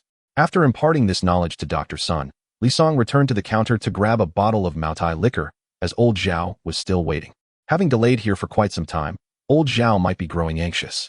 Upon returning to the private room with the liquor, Li Song discovered that the dishes on the table had hardly been touched, while old Zhao lay sprawled on the dining table, snoring loudly, with drool forming a small stream on the surface. Li Song shook his head, realizing that he had mistaken old Zhao for a heavyweight drinker. It turned out he was merely a lightweight. Previously, his apparent ease with the Maotai had been mere pretense, as he succumbed to the effects after only a brief period of about 10 minutes. Observing the gentle stream on the desktop, it seemed that Lao Zhao must have collapsed immediately after his departure. Yet, how he managed to conceal such a state before leaving remained a mystery. Lao Zhao, Lao Zhao. After calling his name twice, the shopkeeper finally regained some awareness, struggling to open his eyes. Shally, you're back. Shall we continue drinking? Even in such a drunken state, he still wished to drink. Who says I'm drunk? I'm not intoxicated. Indeed, you are not intoxicated. It is I who is inebriated. Drunk individuals invariably assert their sobriety. It appears that this holds true across lifetimes. Lao Zhao, where do you live? I will escort you home. I reside at the Xinhua bookstore. I know your shop is at the Xinhua bookstore. I meant the place where you sleep. Sleep? My wife. Where's my wife? Struggling to rise, Lao Zhao surveyed his surroundings and suddenly began to weep. Shaoli, my wife is gone. Li Song looked at Lao Zhao in shock, surprised to see this vulnerable side of him. Do not cry, Lao Zhao. Your wife has not left. She is waiting for you in bed. Then I shall go to sleep. Saying this, Lao Zhao began to undress, swiftly unbuttoning his shirt, prompting Li Song to intervene. This is the 1970s, not 50 years later. It's not appropriate to be so indiscreet. Lao Zhao, your wife just mentioned she would help you undress. So please refrain from doing so. Hee, how wonderful my wife is. Lao Zhao heeded the advice and ceased his actions. Finally, he stopped undressing, which allowed Li Song to breathe a sigh of relief. Dealing with a drunken individual is indeed quite challenging. One wonders if he behaved similarly in his past life. Surely not, as he recalled asking his assistant, who indicated that when intoxicated, he was exceedingly honest and would simply lie down to sleep. Such a refined individual would never succumb to drunken antics. Thankfully, Li Song's assistant was not present. Otherwise, he would have undoubtedly remarked that Lao Zhao indeed did not cause a ruckus, as such behavior would pale in comparison to his own. He remembered an occasion where a significant breakthrough in an experimental project led to a celebratory feast, during which he became inebriated and attempted to sleep while calling out for his wife. Fortunately, all of Li Song's assistants were male, or it might have ended awkwardly. After some inquiries, Li Song discerned Lao Zhao's residence, only to be surprised to learn that it was in the city government's compound. As the owner of the Xinhua bookstore, Lao Zhao could not possibly work for the municipal government, implying that either his wife or his parents were employed there. At this moment, Li Song finally understood why Lao Zhao was not short of tickets. It turned out that someone in his family held a position of authority regarding them. Li Song hailed a taxi at the entrance of the state-run restaurant and directed it to the city government's compound, where he assisted Lao Zhao in knocking on the door. Knock, knock, knock. The crisp sound echoed. Coming. After a brief moment, the door swung open, revealing a stern-faced woman. Upon seeing Li Song at the threshold, she paused momentarily. Who are you? I am Li Song, a colleague of Lao Zhao's. We were dining together, and he drank a bit too much. A flicker of concern crossed the woman's cold gaze as she glanced at the man beside Li Song. Despite knowing he shouldn't drink, he continues to indulge, ignoring countless warnings. The once soundly sleeping Zhao was roused by his wife's voice. Upon glimpsing her, he broke into a mischievous grin. "Darling, you look absolutely stunning." The woman, initially stern and somewhat irate, found herself disarmed by his words and erupted into laughter. "You, with others present, should refrain from such remarks. Why shouldn't I praise my beautiful wife?" "All right, let it be said," she conceded. "Li, could you kindly assist in bringing Zhao inside?" "Certainly," Li responded. And along with Zhao's wife, they supported him towards the bedroom. Once Zhao was safely inside, Li took his leave, with Zhao's wife not insisting he stay, given the presence of an inebriated individual in the house. Meanwhile, on a highway outside Lynching City, a black sedan tore through the darkness like a bat out of hell. "Secretary Liu, what is the status of Bauer?" "Half an hour ago, my sister-in-law called from the hospital. Bauer is out of danger and is currently under observation. Investigate how this happened. Where did the glass bead come from? Our family has never encountered such a thing." Chapter 54. A Conspiracy Director. "Do you suspect someone intended to harm Bauer?" The secretary's expression shifted dramatically. Receiving a call from the director's wife, he assumed it was merely an unfortunate accident. After all, many children have a tendency to put objects in their mouths, and swallowing a glass bead is not unheard of. Because such incidents are common, he had not given it much thought. However, the director's suspicion of foul play was alarming. "I cannot be certain, yet my reforms have adversely affected many interests, and there are those in Lincheng who wish for my downfall. Even so, would they truly target a child?" The secretary remained incredulous, as the notion was too shocking to fathom. When people become desperate, they are capable of anything. The man known as the director rubbed his temples, revealing the turmoil beneath his composed facade. One must be vigilant. While malice should not be assumed, caution is essential. "Xiao Lu, find a trustworthy individual from the security department to protect my wife and child in the coming days." "Director, the personnel in the security department are those who have remained from before. None can be fully trusted. However, I do have a comrade who can assist in safeguarding your family, although he will require compensation. Money is a trivial matter. I seek loyalty. You can rest assured on that front. My comrade is a former member of the Special Forces, skilled and of good character. Unfortunately, he fell out of favor during a training exercise due to a wealthy recruit and was dismissed without severance pay. He has been struggling to find work since returning. Then he shall do. Ensure you instruct him to protect my family well. Financial matters are not an issue." "Understood, Director. I will contact him tomorrow." The sedan raced through the darkness, ultimately coming to a halt in front of Lynching City People's Hospital. Secretary Liu had just stepped out of the car when Director Cui gently patted him on the shoulder, saying, "You've had a long day driving. Why not take a moment to rest in the car? I can manage on my own." Director Cui descended the vehicle and made his way upstairs alone, while Secretary Liu leaned back in his seat to rest, quickly drifting into slumber. A man hurriedly arrived outside the hospital room, peering through the doorway to see a child joyfully bouncing on the hospital bed, closely watched by a woman who was carefully preventing any falls. If Li Song were present, he would instantly recognize this child as the one he had rescued from the state-run restaurant. After undergoing an examination at the hospital, it was determined that the child was in good health. However, upon learning of the child's identity, the director recommended that, for safety's sake, he remain in the hospital for overnight observation. "Knock, knock, knock." The man gently tapped on the door before entering. Upon seeing him, the woman hurriedly scooped up the child from the bed. "Bauer, look who has come." "Daddy, daddy. Good boy, Bauer." Director Cui took the child and tenderly kissed his small face, only to be playfully pushed away the next moment. "Daddy's bad, prickly." It turned out that after a long day, the man had grown stubble, inadvertently pricking the child when he kissed him, hence the child's disdain. "Guiying, what exactly transpired today?" The woman immediately recounted how she had gone to the state-run restaurant with friends. After dining and seeing her friends off, she prepared to leave with Bauer, only to witness him swallowing a glass marble hole, which lodged in his throat and rendered him unable to breathe, a perilous situation. "Where did Bauer's glass marble come from?" "I'm not sure. It must have been brought by my friend's children. I checked before we left, and Bauer had no glass marbles in his hands." "Guiying, you should cease contact with those friends. I suspect this incident may not be coincidental. My recent actions have infringed upon the interests of many, and since they cannot reach me, they may have targeted you." The woman's expression changed dramatically. She had initially thought everything was mere coincidence. Now, upon hearing her partner's words, she too found the situation rather suspicious. Previously, their gatherings had only included their small circle. Yet this time, someone suggested bringing the children along. She had not thought much of it then, but now it indeed seemed peculiar. If what her partner said were true, everything would fall into place.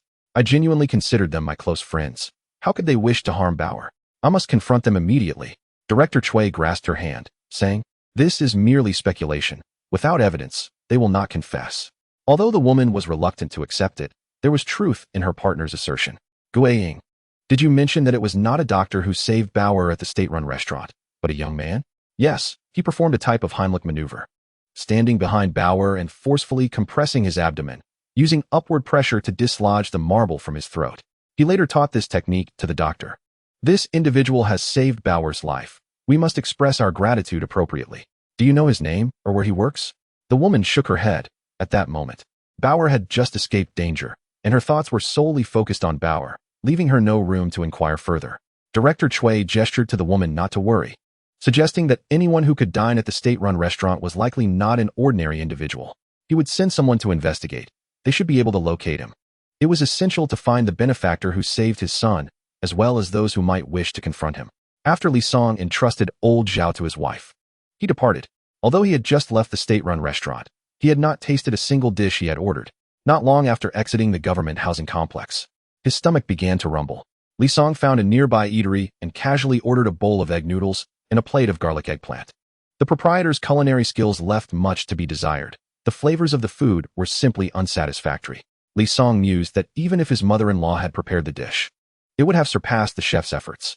With such poor craftsmanship, he wondered how the establishment managed to stay in business. Did patrons have such low expectations? After sampling the less-than-appetizing fare, Li Song longed for the delectable dishes he had ordered at the state-run restaurant, including the beef dumplings that had not even made it to the table. They had only nibbled at those dishes, leaving a significant portion uneaten, a waste indeed. All of this was old Zhao's fault for drinking excessively. Had he not become intoxicated so early in the meal, those fine dishes would not have gone to waste. After the meal, Li Song found a nearby guest house to stay in. Lying on the bed, he felt the bulging tickets in his pocket. Initially, he felt a twinge of guilt for having taken so many tickets from old Zhao. However, upon learning that old Zhao's wife worked at the city government, any remnant of guilt vanished, and he even pondered whether he could extract more tickets from old Zhao, as he had no shortage of them. Chapter 55. Li Song's new calculations. Fortunately, old Zhao was at home, intoxicated and unaware of Li Song's thoughts. Otherwise, he would undoubtedly have retorted, "You shameless scoundrel." After a night of silence, Li Song rose early the next day to exercise. After breakfast, he arrived at the Xinhua bookstore, and to his surprise, old Zhao was already there, exhibiting no signs of the previous night's inebriation. "Old Zhao, are you all right?" Li Song inquired. "I am perfectly fine," old Zhao replied nonchalantly. However, Li Song soon noticed that his gait appeared somewhat awkward, with one hand grasping the wall and the other on his hip. What a peculiar posture. "Old Zhao, are you truly unscathed? What could be wrong?" "I was just a bit tired last night." Realizing he had misspoken, old Zhao quickly changed the subject. Little Li. Feel free to browse. I'll go tidy up the books over there." Watching old Zhao's retreating figure, Li Song pondered. That peculiar stance seemed to reveal a significant secret. He chuckled to himself, concluding that old Zhao must have been thoroughly trained the previous night. The more he thought about it, the more amusing it became. And he could not resist approaching old Zhao. "Old Zhao, you're not young anymore. In the future, be cautious with any high-difficulty maneuvers you perform with your wife, huh?" Li Song teased with a mischievous grin. Upon hearing this, old Zhao's face flushed slightly. "Oh, go away. Don't make wild guesses, you child. Lao Zhao, you must take care of your health. You need to protect your old back well. Otherwise, how will you contribute to our Special Talent Bureau in the future? Your wife would certainly have her opinions, too." Li Song continued with a grin. Lao Zhao, feeling slightly embarrassed by Li Song's remarks, shot him a fierce glare, as if to say, "You think you know everything." After a while, personnel from the Provincial Special Talent Bureau arrived to deliver documents. After Lao Zhou received them, he handed over Li Song's application for establishing a feed research and development base to the staff, requesting they take it to the province for approval. In truth, constructing a feed research base shouldn't require such cumbersome procedures, nor the approval of the Provincial Special Talent Bureau. Li Song was thinking ahead. The decade-long turmoil in the country had just concluded, leaving some unresolved issues. Opening a factory at this time could easily attract unwarranted scrutiny from certain individuals. With the provincial endorsement, even those who might entertain such thoughts would hesitate to act. Whether it was a brick factory or a feed research base, perseverance was essential in the years to come. Once the nation implemented reforms and opened up on a national scale, the focus would shift towards economic development, at which point he could unleash his ambitions. The staff glanced at the application and then placed it in a file. They were accustomed to such requests, receiving countless similar applications daily, yet very few ever received approval. By noon, the provincial representatives had departed. "Come on, Lao Zhao, it's my treat. Lao Zhao eyed Li Song warily. What's with your sudden generosity today? You submitted the application to the province, which was a great help to me. Isn't it only natural that I express my gratitude? After pondering, Lao Zhao conceded that Li Song had a point. His assistance warranted a meal in return, after all. Seeing that Lao Zhao had no objections, Li Song sprang to his feet, heading towards the state-owned restaurant. Li Song's abrupt movement startled Lao Zhao. Don't startle me like that. Lao Zhao glared at Li Song, then hesitated before asking, Wait, Shaoli, where did you say we were going for this meal? To the state-owned restaurant. Lao Zhao felt a sudden tension, clutching his pocket tightly. Shaoli, I warn you not to have any designs on my ticket. Come on, Lao Zhao. That's quite unkind. What do you mean by designs on your ticket? Am I really that kind of person? You are. Lao Zhao rolled his eyes, realizing he had never noticed how thick-skinned Li Song could be. Lao Zhao, it's a misunderstanding, a colossal misunderstanding. Think of me, Li Song, a man of honor and loyalty. Known to be a modern-day Robin Hood, always there when needed. How could I ever engage in such petty scheming for your ticket? If that's the case, then it truly is a misunderstanding. However, dear timely rain, Li Song, could you kindly return the various tickets you took from here last night? Lao Zhao, I misjudged you. I truly did. I have shown you my heartfelt sincerity, and yet you still count the tickets against me. My heart aches. Watching Li Song's theatrical performance, Lao Zhao's lips twitched uncontrollably. How had he not noticed this facet of Li Song before? Not only was he shameless, but he was also a skilled performer. With such talent, he could easily win the most shameless award at the Oscars. Based on his understanding of Li Song, Lao Zhao was acutely aware that once the tickets were in Li Song's possession, they would never return. Given this, it would be more gracious to let it go. Fine. Consider those tickets a gift, but do refrain from coveting my tickets in the future. Lao Zhao, no, brother Zhao, let's go out for a grand meal. Upon arriving at the state-run restaurant and ordering the dishes, Li Song, eager to tease Lao Zhao, playfully inquired, Brother Zhao, shall we indulge in some drinks to celebrate? Lao Zhao quickly waved his hands. No, I can't drink, my waist hasn't fully healed yet. Li Song burst into laughter, so you do have moments of fear. Lao Zhao, when have I ever been afraid? It's just that I don't feel like drinking today. Observing Lao Zhao's stubborn demeanor, akin to a dead duck refusing to admit defeat, Li Song nearly erupted in laughter. Soon, the dishes arrived, and as they dined and conversed, the atmosphere remained amicable. After several rounds of drinks and a variety of dishes, Li Song set down his chopsticks.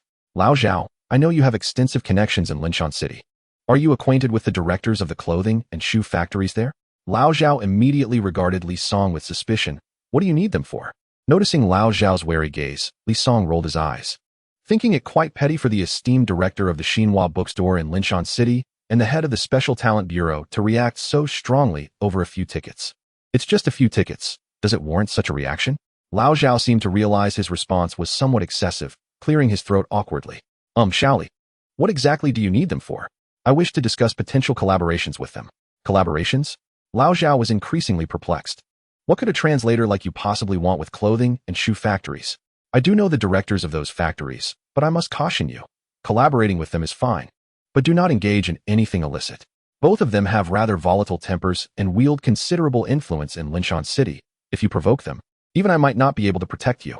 Li Song understood that Lao Zhao's warning was well-intentioned, but in this instance, Lao Zhao had misunderstood. He genuinely sought to collaborate with them.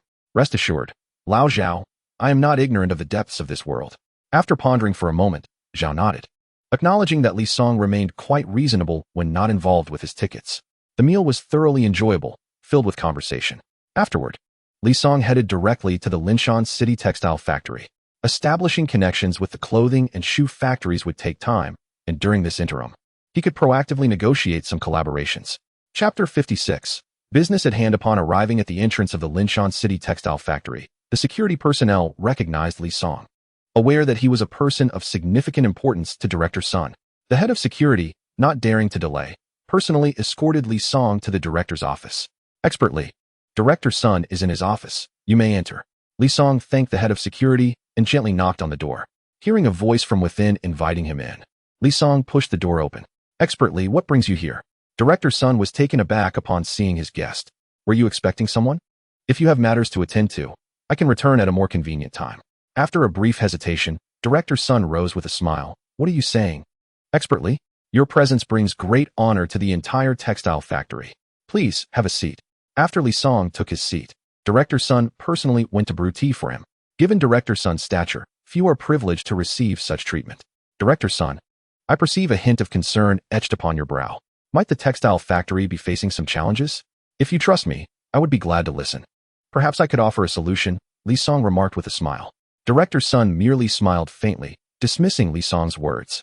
While Li Song may be proficient in foreign languages and adept in mechanical engineering, the issues at hand fell outside his domain of expertise. A direct refusal seemed inappropriate, considering Li Song's good intentions.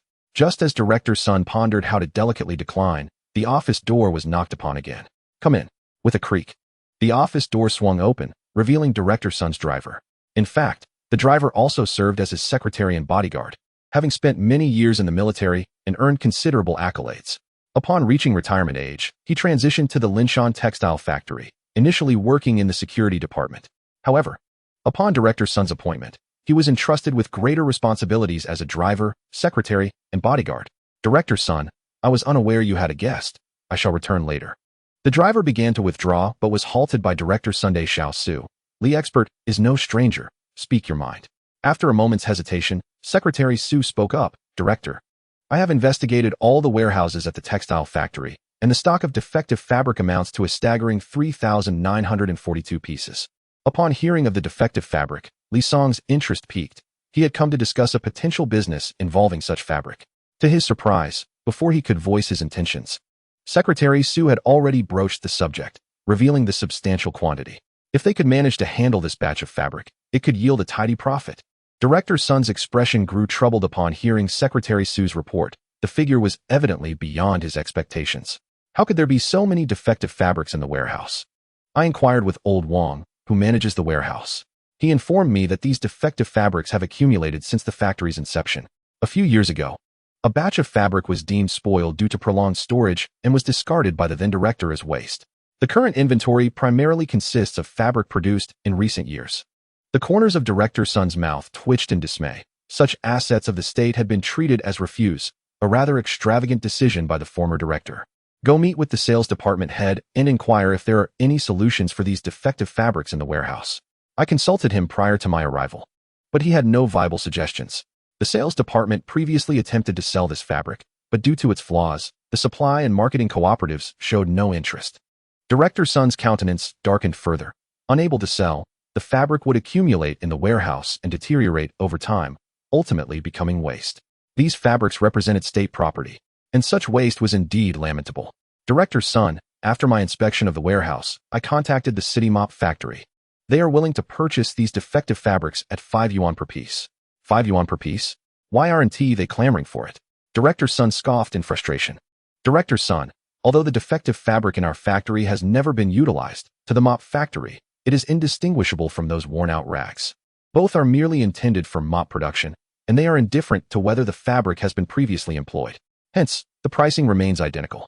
While the secretary's reasoning holds merit, the 5 yuan per bolt is insufficient to recover even half of the costs. Is there truly no other factory willing to take these fabrics, aside from the mop factory? The secretary fell silent. If there were a demand for these defective fabrics, they would not have accumulated in the warehouse until now. After a prolonged silence, Director Sun sighed. Although the price offered by the mop factory is quite low, each bolt still brings in at least 5 yuan, amounting to nearly 20,000 yuan for almost 4,000 bolts. In the 1970s, 20,000 yuan was indeed a substantial sum, yet for a textile factory employing thousands, it is woefully inadequate, hardly enough to cover half the wages for the workers. Fortunately, thanks to expert Li's assistance in repairing the equipment recently, they managed to fulfill their orders on time, avoiding penalties and even making a modest profit. Otherwise, he would be in the factory, fraught with worry over how to gather funds to compensate for breaches of contract. Although the factory has temporarily weathered the storm, the prior expenditure on upgrading equipment has depleted years of accumulated funds, leaving the textile factory's accounts exceedingly strained. It has reached a point where if there are no incoming funds this month, wages cannot be disbursed next month. As the month is already half over, the balance in the factory's account is insufficient to cover the workers' salaries. This dire situation prompted Director Sun to contemplate disposing of the inventory fabric to generate additional revenue to meet next month's payroll. Given the lack of alternative options, selling these defective fabrics to the mop factory seems the only viable choice.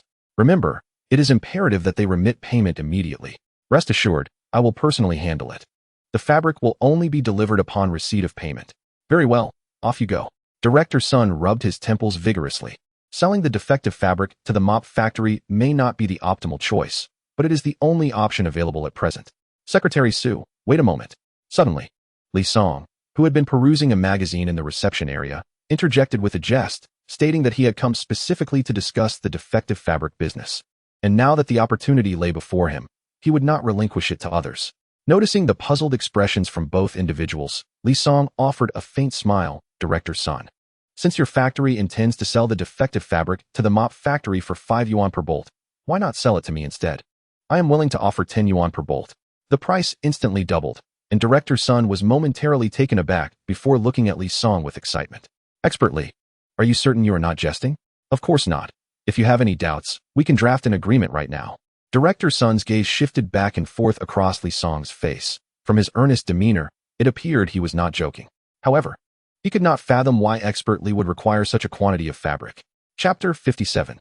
Follow me to profit. Despite his mind swarming with questions, he had no reason to decline Li Song's generous offer. Secretary Su went to prepare the agreement. Soon, the document was ready, and Director Sun promptly signed it. Affixing the textile factory's official seal, Li Song took the pen and swiftly inscribed his name. But to Director Sun's surprise, Li Song did not hasten to press his fingerprint. Director Sun, I am willing to purchase these defective fabrics from the textile factory at the price of 10 yuan per piece, but I have 2 stipulations. Rest assured, Director Sun, I have no intention of creating difficulties. These are quite simple conditions. Expertly, as you mentioned, we can agree to terms as long as they are not overly stringent. My first condition is that you must assist me in obtaining a work certificate from the textile factory. Otherwise, my handling of these fabrics would lack legitimacy. Secondly, the factory must issue me a letter of authorization, which essentially delegates the responsibility of managing these defective fabrics to me. Is there anything else? Li Song paused, momentarily perplexed by Director Sun's inquiry. What do you mean by that? I have already presented both conditions. After careful consideration, Director Sun acknowledged that Li Song had indeed proposed 2 conditions, the first being assistance in obtaining a work certificate from the city's textile factory, and the second being the issuance of a letter of authorization. Expertly, are these truly your only conditions? Certainly. If it weren't for the nationwide crackdown on speculation, I wouldn't have even proposed these 2 stipulations. With that, Li Song pressed his seal onto the agreement. Upon the signing of the contract, Director Sun could not help but breathe a sigh of relief. The long-standing issue of the factory's inventory of defective fabrics was finally resolved. However, Director Sun, with over 3,900 pieces of fabric, nearly 40,000 yuan is beyond my immediate financial capacity. I can only manage 1,000 pieces at a time, settling the payment in 4 installments. That is acceptable. Li Song's request was reasonable, and Director Sun naturally would not refuse. In rural areas, many struggle to afford a meal.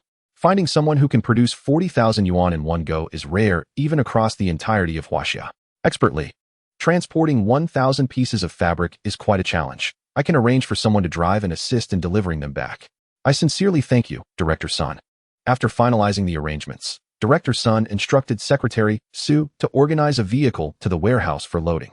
Soon, 1,000 pieces of fabric were prepared, and Li Song, in Director Sun's office, called Old Zhao before embarking on the textile factory's vehicle. After a little over 2 hours, they returned to Bai village, the rumble of the truck attracting the attention of many villagers. His wife, Bai Ruowei, who was studying in the main room, hurriedly stepped outside upon hearing the commotion, just in time to see Li Song disembarking from the large truck. Songzi, what is happening? I acquired some fabric in Linshan City. Please retrieve the large plastic sheet we previously used for shoes and clothing and lay it on the ground. There are a full 1,000 pieces in the truck, and we simply cannot accommodate them inside our home, so I plan to store them in the courtyard as before. This will facilitate future loading. His wife returned to the house to find the plastic sheet and, without waiting for further instruction, rushed back to her family home to seek assistance. 1,000 pieces of fabric. How long would it take just the 2 of them to unload? Before long, her brother-in-law, second brother-in-law, mother-in-law, and father-in-law all arrived. The truck driver and Secretary Su also came to lend a hand, with 7 or 8 people working diligently for over an hour. They finally managed to unload the 1,000 pieces from the truck. Li Song led Secretary Su into the house and retrieved a box from under the bed, placing it into his hands. Inside was precisely 10,000 yuan, just enough to cover the payment for this shipment. Secretary Su opened the box, revealing it brimming with cash. Although he served as the secretary, driver, and bodyguard to Director Sun, He had never encountered such a sum of money before. A single box brimming with cash was an overwhelming sight. Expertly, "I never imagined you to be a person of such wealth," he remarked. "With this amount, even Director Sun might find it challenging to procure." Li Song merely smiled at Secretary Su's words, choosing not to comment. The money had been meticulously counted by his wife beforehand, each stack consisting of 100 yuan notes. Now, he merely needed to tally the quantity. Once he confirmed the funds were in order, Secretary Su sealed the box with tape and secured it around his person. This was a substantial amount. Any misstep could lead to repercussions he could ill afford. After bidding farewell to Secretary Su, Li Song began to prepare dinner. His father-in-law and the others had worked hard today, and he felt it was only right to treat them well. Upon entering the kitchen, he found chili peppers, eggs, and a slice of pork belly, which sparked an idea. Stir-fried eggs with chili, braised pork, accompanied by fragrant steamed buns. Just the thought of it made one's mouth water. Next door, Aunt Wang caught a whiff of the savory aroma wafting from Li Song's kitchen and cast an envious glance before returning to her own cooking. If anyone were to observe at that moment, they would notice the bruises adorning Aunt Wang's face and her limping gait. Since being released from the police station, every time Wang Shu thought of the 200 yuan fine, she faced a beating from her husband. Today alone, she could hardly recall how many times she had been struck. Feeling guilty, she dared not retaliate or evade.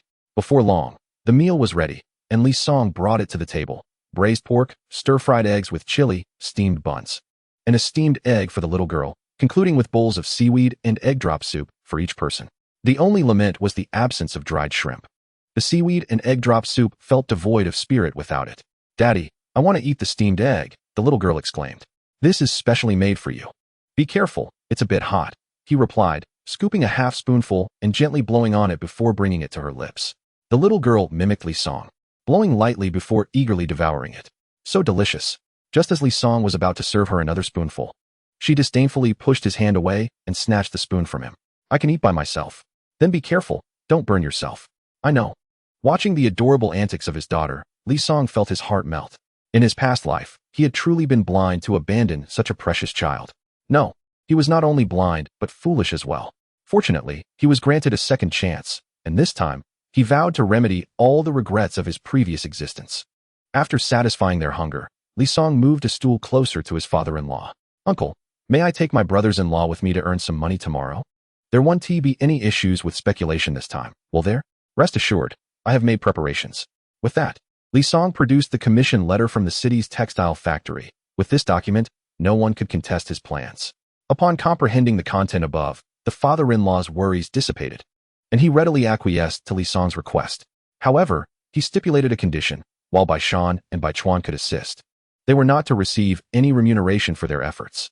Li Song, of course, readily agreed, though he mused that this time he would not provide any compensation. Instead, he would directly pay his brothers-in-law. This time, the arduous labor might extend longer, so a provisional salary of 2,000 yuan was settled upon. Chapter 58. The envy of the villagers. After seeing off his father-in-law's family, Li Song and his wife returned indoors, only to discover that the little girl had already fallen asleep at the dining table. The child had succumbed to slumber remarkably quickly. How could she not? She had spent the entire morning frolicking outside, and had spent the afternoon directing activities. At this, his wife could not help but chuckle softly. Li Song also recalled how the little girl had taken on the role of a miniature adult, commanding everyone around her as they moved things, and he too smiled. Ever since his rebirth, the little girl had become much more cheerful, particularly in his presence. Previously, she would shy away from him. Now, they shared a close bond, and she would excitedly run over to him, seeking a hug whenever she spotted him. "Ruowei, please carry Yaya to bed. Sleeping on the table is uncomfortable." "I will tidy up the kitchen," Li Song suggested. "You've worked hard all day outside, and after preparing dinner, you must be exhausted. Allow me to handle the kitchen. You should freshen up first." Suddenly stepping closer, he leaned in and whispered softly into his wife's ear. "Is your man feeling sorry for you?" His wife nodded shyly. Her cheeks flushed. Gazing at her rosy complexion, reminiscent of a red apple in autumn, Li Song was irresistibly tempted to take a bite. "Ruowei," he called gently. His wife looked up, puzzled by his demeanor. As he beheld her cherry-like lips so near, Li Song could not resist, and kissed her. Bai Ruowei was taken aback by her husband's boldness, especially since they were still in the courtyard, which was enclosed by a wooden fence with gaps wide enough for children to squeeze through. Had anyone passed by at that moment, they would have undoubtedly witnessed their intimate display. Aware of his wife's modesty, Li Song immediately retreated after the kiss. "I'll go tidy up the kitchen," he said, as he swiftly departed. His wife chuckled softly, embracing their daughter as they returned to rest. The following morning, just as dawn began to break, Li Song rose early to exercise, having gradually cultivated this habit since his rebirth. Regardless of how late he had gone to bed the night before, he consistently awoke early the next day. Running along the countryside path, a gentle mist enveloped the fields like a delicate veil, rendering everything hazy and tranquil. Dewdrops clung to the blades of grass by the roadside, swaying gently in the breeze. The distant hills appeared shrouded in mystery, resembling a captivating ink-wash painting. Birds chirped merrily from the branches, their melodious tweets resonating like delightful harmonies. A soft breeze rustled the leaves, as if they were quietly reciting a lyrical ode. The air was infused with the earthy scent of soil and the fragrant aroma of fresh grass, invigorating one's spirit. Sunlight filtered through the gaps in the leaves, casting golden patches of light. The winding path beneath his feet seemed to lead towards an unknown yet beautiful world, accompanied by the sweet symphony of birdsong and the rustling of leaves throughout this serene journey. Li Song thoroughly relished the experience of his morning run. Although the country path was somewhat rugged, it possessed a charm that starkly contrasted with the synthetic tracks of the city. After completing a lap around the village, he returned home to find his wife and little daughter still lost in slumber. With a sense of purpose, Li Song began to prepare breakfast. Recalling that both his wife and daughter had a fondness for egg pancakes, which spurred him into action, he ventured into the yard to pluck a sprig of green onion, finally chopping it as a preparation. He also harvested a carrot, dicing it into small pieces before combining the onion and carrot in a bowl. Adding a bit of batter and whisking together 2 free-range eggs, he blended the mixture until it was homogeneous. The term free-range eggs was something he had picked up from a culinary blogger, and he found it perplexing that such bloggers would disparage eggs by referring to them in such a manner. In his view, eggs were indeed quite clever, deserving of the title smart eggs. Just as he finished frying the pancakes, his elder and second brothers-in-law arrived. "It smells so good. What are you making, brother-in-law?" The elder brother-in-law exclaimed as he entered the kitchen, his eyes widening at the sight of the golden egg pancakes, nearly drooling in anticipation. Observing their eager expressions, Li Song instinctively shielded the pancakes. "These are for my wife and daughter. You two are not entitled to any. Have you two eaten yet?" he inquired. They were about to say they had, but the sight of the sumptuous egg pancakes prompted them to hastily amend their response, claiming they had not eaten. "If you haven't, then come and join us," Li Song invited. The two brothers-in-law beamed with delight and quickly rushed to the kitchen, eager to grab the plate of pancakes. "There's no need to serve the pancakes. They are specifically made for Ruowei and Yaya. We'll have steamed buns with pickled vegetables instead," Li Song clarified. "Oh, so the pancakes were not meant for us." Both brothers-in-law's faces fell with disappointment, but they could hardly protest. They resigned themselves to nibbling on steamed buns while casting envious glances at the plate of golden egg pancakes. Li Song chuckled at their expressions, teasing, "You two, don't look so starved. It's merely a few egg pancakes that have you so entranced." At that moment, his wife and little daughter stirred awake. The little girl, rubbing her sleepy eyes, chimed in with a soft voice, "Daddy, I smell the delicious egg pancakes." Li Song, smiling, scooped her up and said, "Indeed, dear. I made these special pancakes just for you and Mommy." With that, he brought out the pancakes. "Wow, we have egg pancakes." The little girl clapped her hands in excitement, eagerly anticipating her treat. The elder and second brothers-in-law watched with palpable envy. After witnessing the little girl take a bite, the elder brother-in-law could no longer contain himself and remarked, "Brother-in-law, I see there are several pancakes. If Ruowei and Yaya can't eat them all, do share some with Bai Chuan and me." At this juncture, Li Song's wife noticed that her elder and second brothers were relegated to eating steamed buns with pickled vegetables and shot her husband a disapproving glance.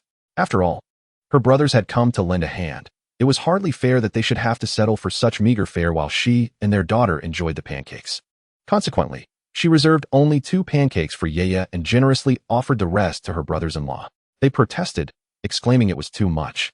Yet their actions belied their words as they quickly grabbed a pancake and devoured it heartily. Observing the 2 individuals devouring their meal, Li Song couldn't help but cast a disapproving glance at them. The lovingly prepared breakfast for his wife had ended up being enjoyed by these 2 gluttons. After finishing their meal, the trio promptly began loading the cart. Following Li Song's instructions, the 2 had already modified the ox cart the previous day. Wooden planks had been affixed to both ends, allowing the fabrics to be stacked layer upon layer without the risk of falling. Once the cart was fully loaded, they set off, drawing envious looks from the villagers directed at Li Jiqing. Although Li Jiqing had been reported by Aunt Wang San, the attempt had failed. And now everyone in the village was aware that he had ventured into the city, not only to secure a job, but also to discover a lucrative opportunity. He was engaged in the trade of clothing and shoes, which, after all, could not be classified as mere speculation. Previously, Li Jiqing's family had been impoverished to the point of near starvation, reliant on the village chief for assistance. Yet now, passing by his home, one could catch the rich aroma of meat wafting through the air. Consuming meat daily was a luxury that even urban factory workers might not enjoy. Chapter 59. Greatly popular along the way, both the elder and younger brothers-in-law were brimming with excitement.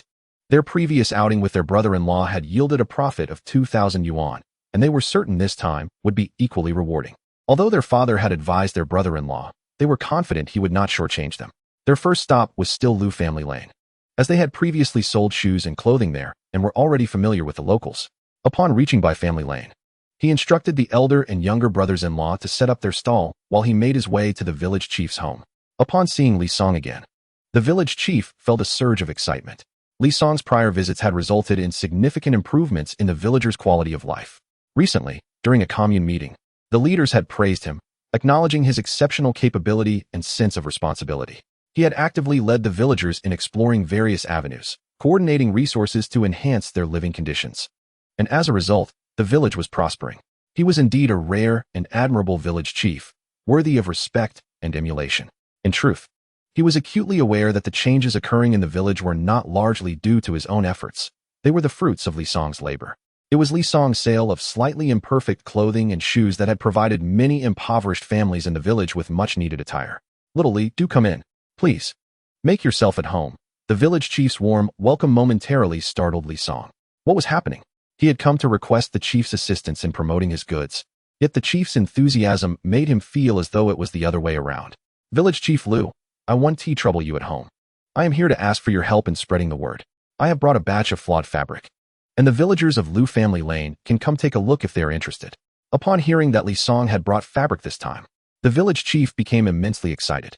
"Little Li, will it be the same as before, without the fabric coupons?" "Of course. And what about the price?" "The cotton fabric at the Supply and Marketing Cooperative is priced at 41 cents per foot. I'm selling it for 30 cents per foot. If one wishes to purchase a whole piece, it would be 25 cents per foot." "That's wonderful. I'll reserve 10 feet. No, I'll reserve 10 meters. Village Chief, I believe you could collaborate with other villagers to buy a piece together. That way, you can split it at an even better price." The village chief looked at Li Song in disbelief, exclaiming, "Truly a conscientious merchant. Xiao Li, may I share this method of collective purchasing with other villagers?" "Certainly.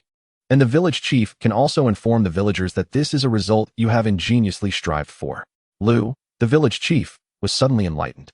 If he truly followed Li Song's advice, his standing among the villagers would undoubtedly soar, ensuring his re-election, as the villagers would naturally wish to elect a chief who genuinely cares for their welfare. The village chief promptly made his way to the broadcasting room of the brigade office. "Good morning, esteemed villagers of Lijiaku. A few days ago, Xiao Li visited us to sell clothes and shoes. This time, however, he brings fabric, and as before, no tickets are required. Those in need may come to the brigade office to purchase immediately." As the announcement concluded, just as the village chief was about to turn off the broadcast, he recalled Li Song's suggestion and hesitated before continuing. "Considering that many of you may not have much money left from previous purchases, I have negotiated with Xiao Li and managed to secure some discounts for everyone. The cost for fabric sold by the foot is 3 dimes. But if one buys a whole bolt, it's only 2 dimes and 5 cents per foot. Naturally, some may say that a bolt is 100 feet long, and no one can buy that much. I have a solution. Several families can combine their purchases and then divide the fabric at home." Upon leaving the village chief's house, Li Song hurried to the square in front of the brigade office. Having visited twice before, the villagers had come to trust him. Thus, when the village chief's announcement was made, the villagers quickly gathered. Within mere minutes, the stall was surrounded by eager customers, and business was booming. "I want 10 feet. I want 20 feet. I want 18 feet. The eldest and second elder brothers were in charge of measuring the fabric, while Li Song handled the payments.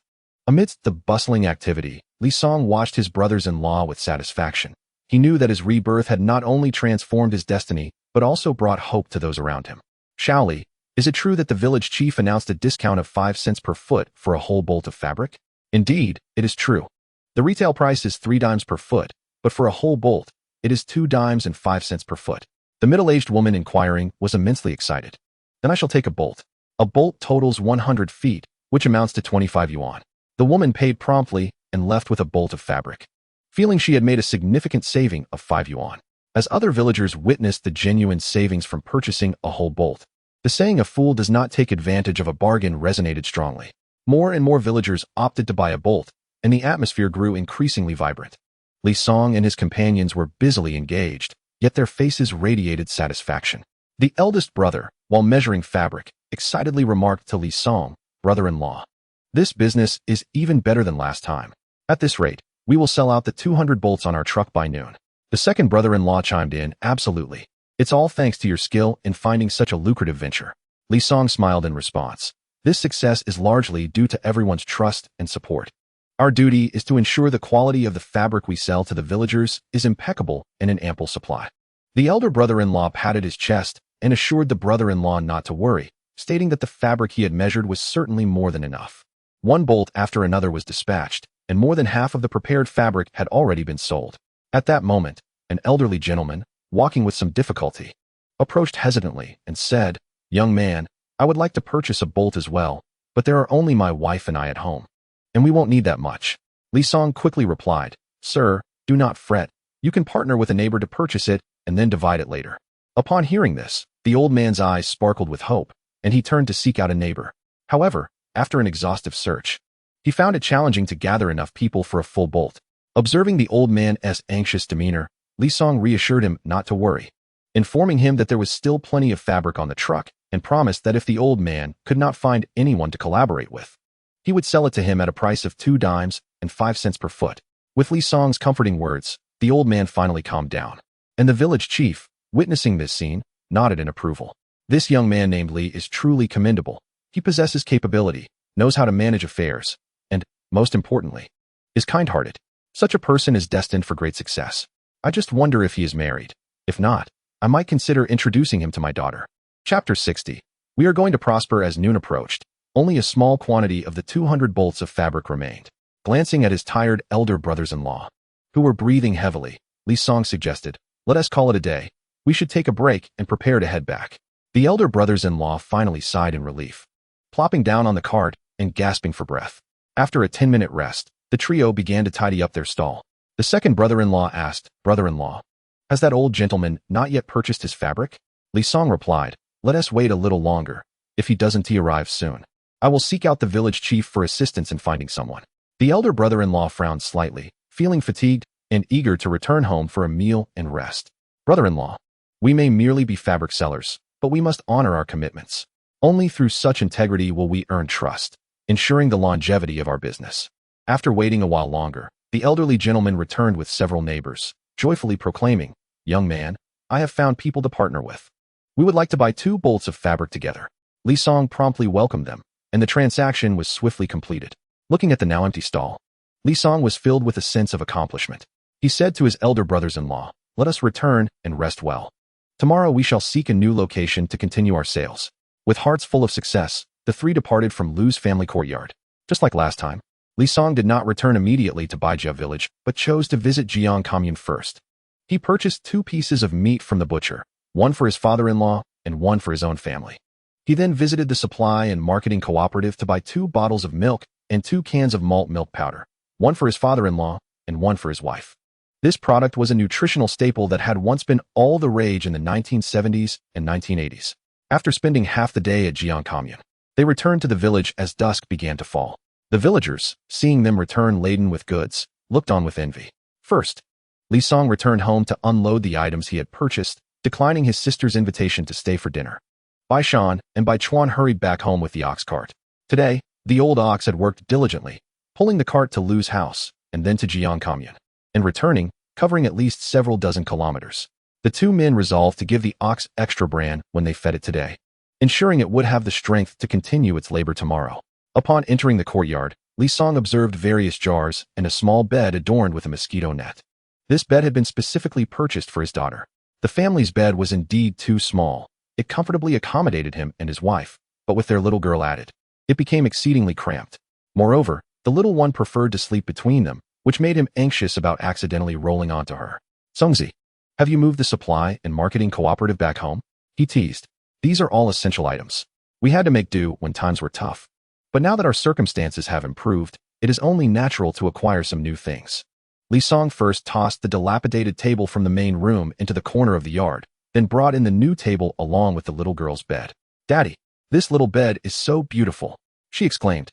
"This is a special gift from Daddy just for you. Do you like it?" "Yes, yes." The little girl twirled excitedly around her new bed. In the 1970s, beds were made entirely of solid wood, devoid of any additives. And there was no need to air out furniture, as in later years. The bed was draped with a mosquito net, which was a relief as summer approached.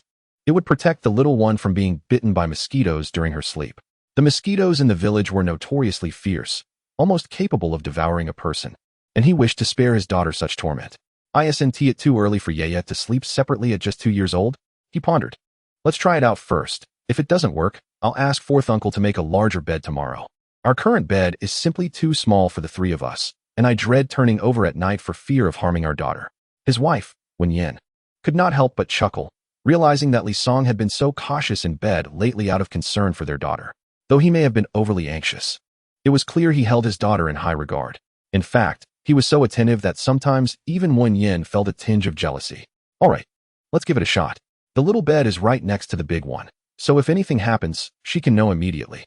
Mommy, look, Daddy has bought us delicious little bottles." Following the direction of the little girl's finger, Li Song indeed spotted 2 bottles of milk, at 1 yuan per bottle. Milk was rather expensive. In the future, he decided to buy it solely for his daughter, as he was old enough to forego such treats. "You two are my treasures. Whatever the daughter has, you must have too." After his rebirth, Li Song's greatest concern was his wife's health. In his previous life, she had suffered from 2 severe illnesses within a few short years and ultimately succumbed. He speculated that her recurrent ailments were due to the burdens of caring for their child while laboring excessively, leading to her young body failing under such strain. Thus, after his rebirth, he sought ways to earn money, ensuring she would no longer have to work. Instead, he would spend his days at home reading and looking after the child, thereby preventing her from overexertion.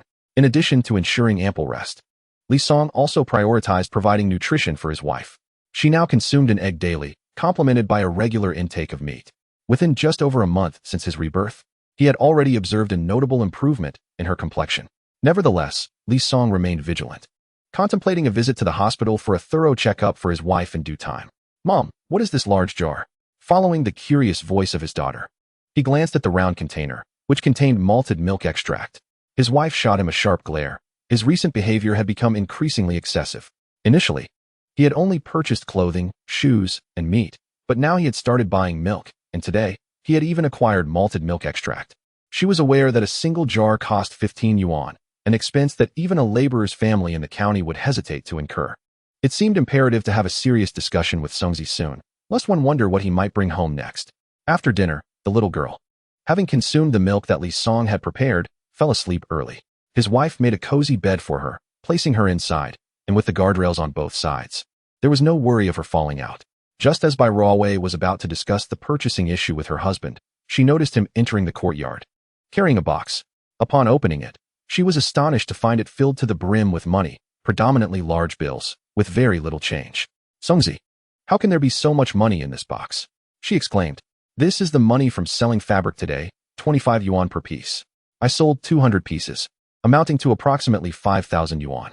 You acquired the fabric from the city textile factory at 10 yuan per piece, selling it for 25 yuan, yielding a profit of 15 yuan per piece. We have a total of 1,000 pieces of fabric. My goodness, Songzi, we are going to prosper. Isn't your husband impressive?" Li Song asked with a smile. "You are the most impressive," Bai Ruowei replied playfully, adopting an adoring expression in response to her husband's pride. "As long as you recognize my prowess, will you still oppose my future purchases for the family?" "No more objections, but you must refrain from buying unnecessary items." Though she no longer resisted, she maintained her boundaries.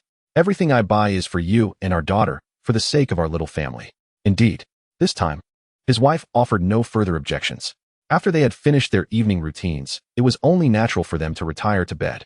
Li Song, in the vigor of youth, and Bai Ruowei, in the bloom of her age, lay together in the same bed, the absence of a third party facilitating the occurrence of certain natural events.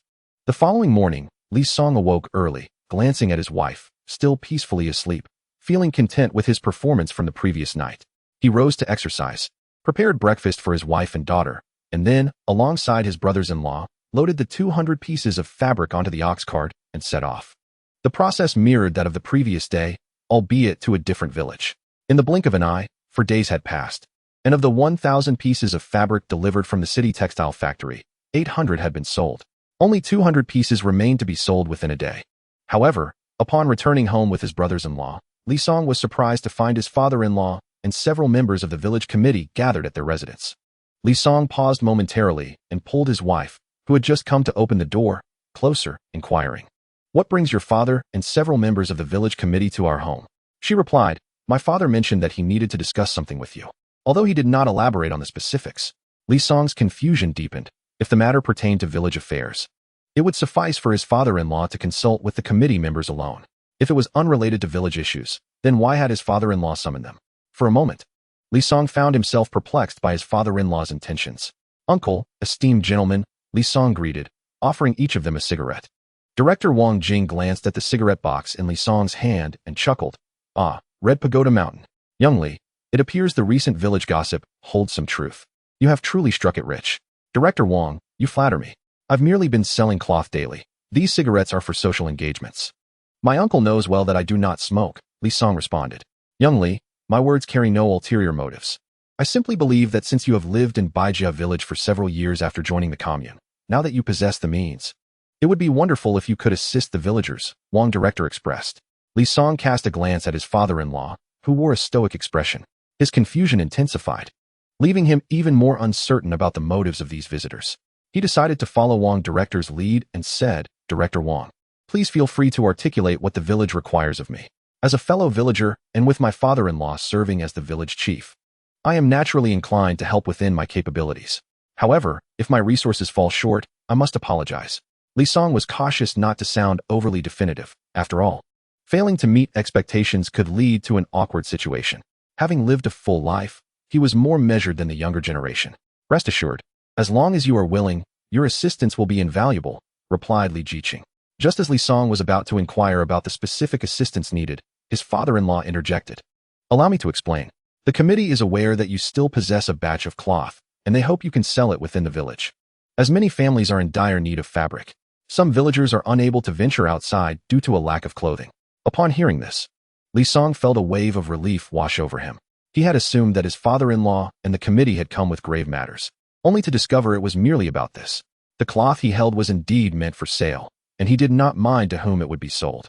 Despite having previously refrained from selling clothes, shoes, or fabric in Baijia village, primarily out of concern for potential misunderstandings, now that the committee had approached him, he felt it would be rude to decline.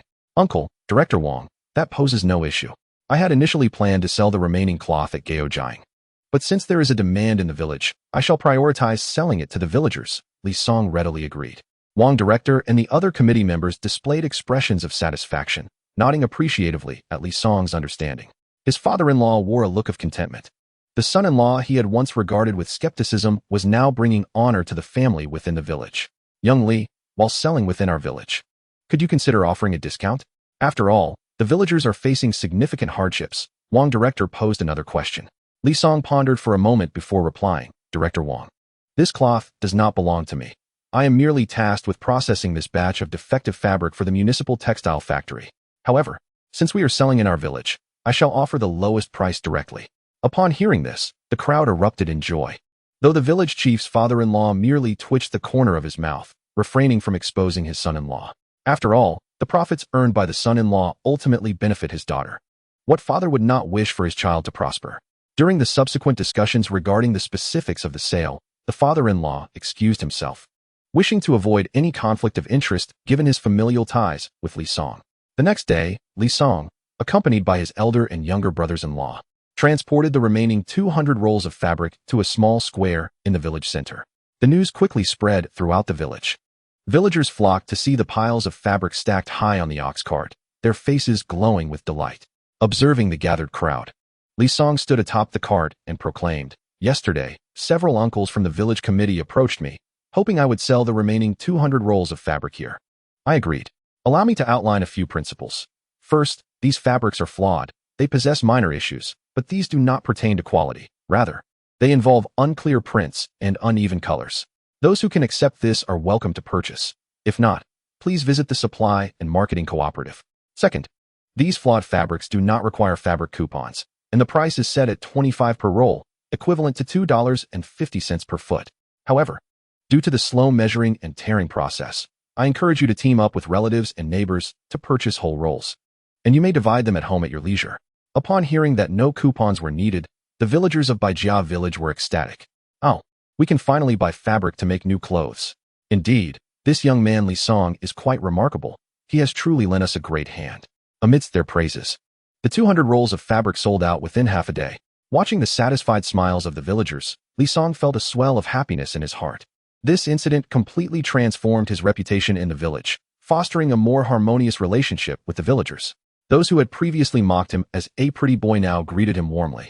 Calling him Li the educated youth, he and his wife intended to reside in the village for some time, having been reborn.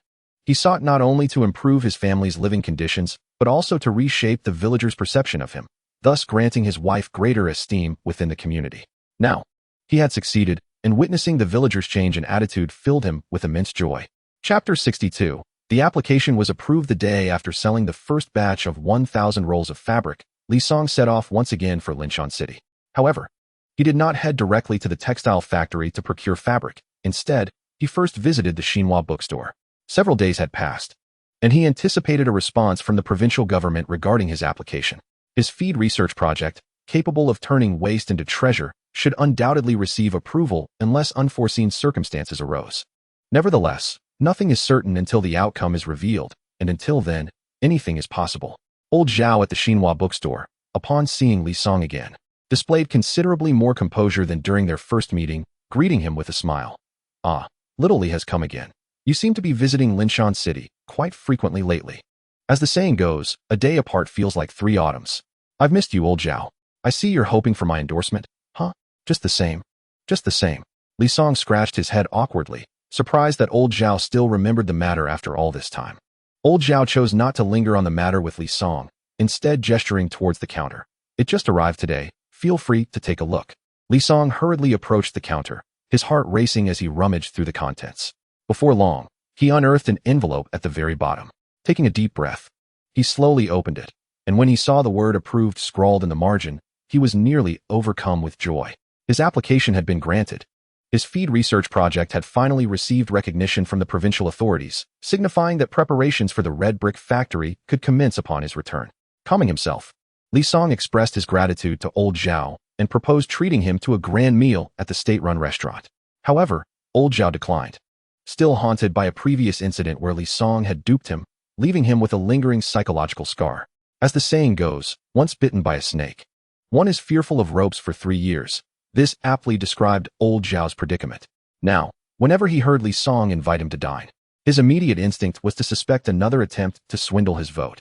Not wishing to press the matter, Li Song respected old Zhao's decision and, with pressing tasks ahead, bid him farewell before hastily departing for the textile factory. Upon arriving at the garment factory, he was warmly greeted by old Wang, who managed the warehouse, and informed him that 1,000 bolts of fabric were ready. Gazing at the towering stacks of cloth, Li Song felt a surge of joy and accomplishment. He directed the workers to load the fabric onto the truck and joined them, prepared to return to the village with the materials. During the journey back, Li Song's mind raced with thoughts. With the provincial documents now in hand, he planned to visit the Jiang commune for proper registration the following day, to preempt any potential disturbances from villagers eager to report him at the slightest hint of activity. Besides ensuring he registered at the commune, he also resolved to have a thorough discussion with his father-in-law upon his return. With the approval in place, construction in the village could finally begin. As for the fabric sales, he intended to entrust that responsibility to his elder and second brothers-in-law, who had accompanied him on several outings. By the third trip, he had begun to delegate nearly all tasks to them, merely offering guidance from the sidelines. Thus, he felt confident in their ability to handle the sales. Once the red brick factory was completed, the feed research base, along with the houses for himself and his brothers-in-law, could also commence construction.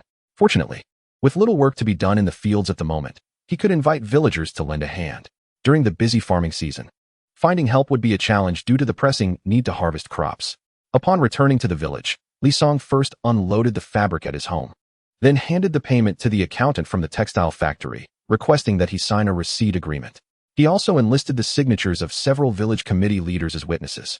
This was not merely a precaution. With amounts exceeding 10,000 yuan at stake, caution was paramount. As the saying goes, one must harbor no ill intentions, but remain vigilant against the intentions of others. After seeing off the representatives from the textile factory, Li Song promptly rode his bike to the Jiang commune to finalize the registration.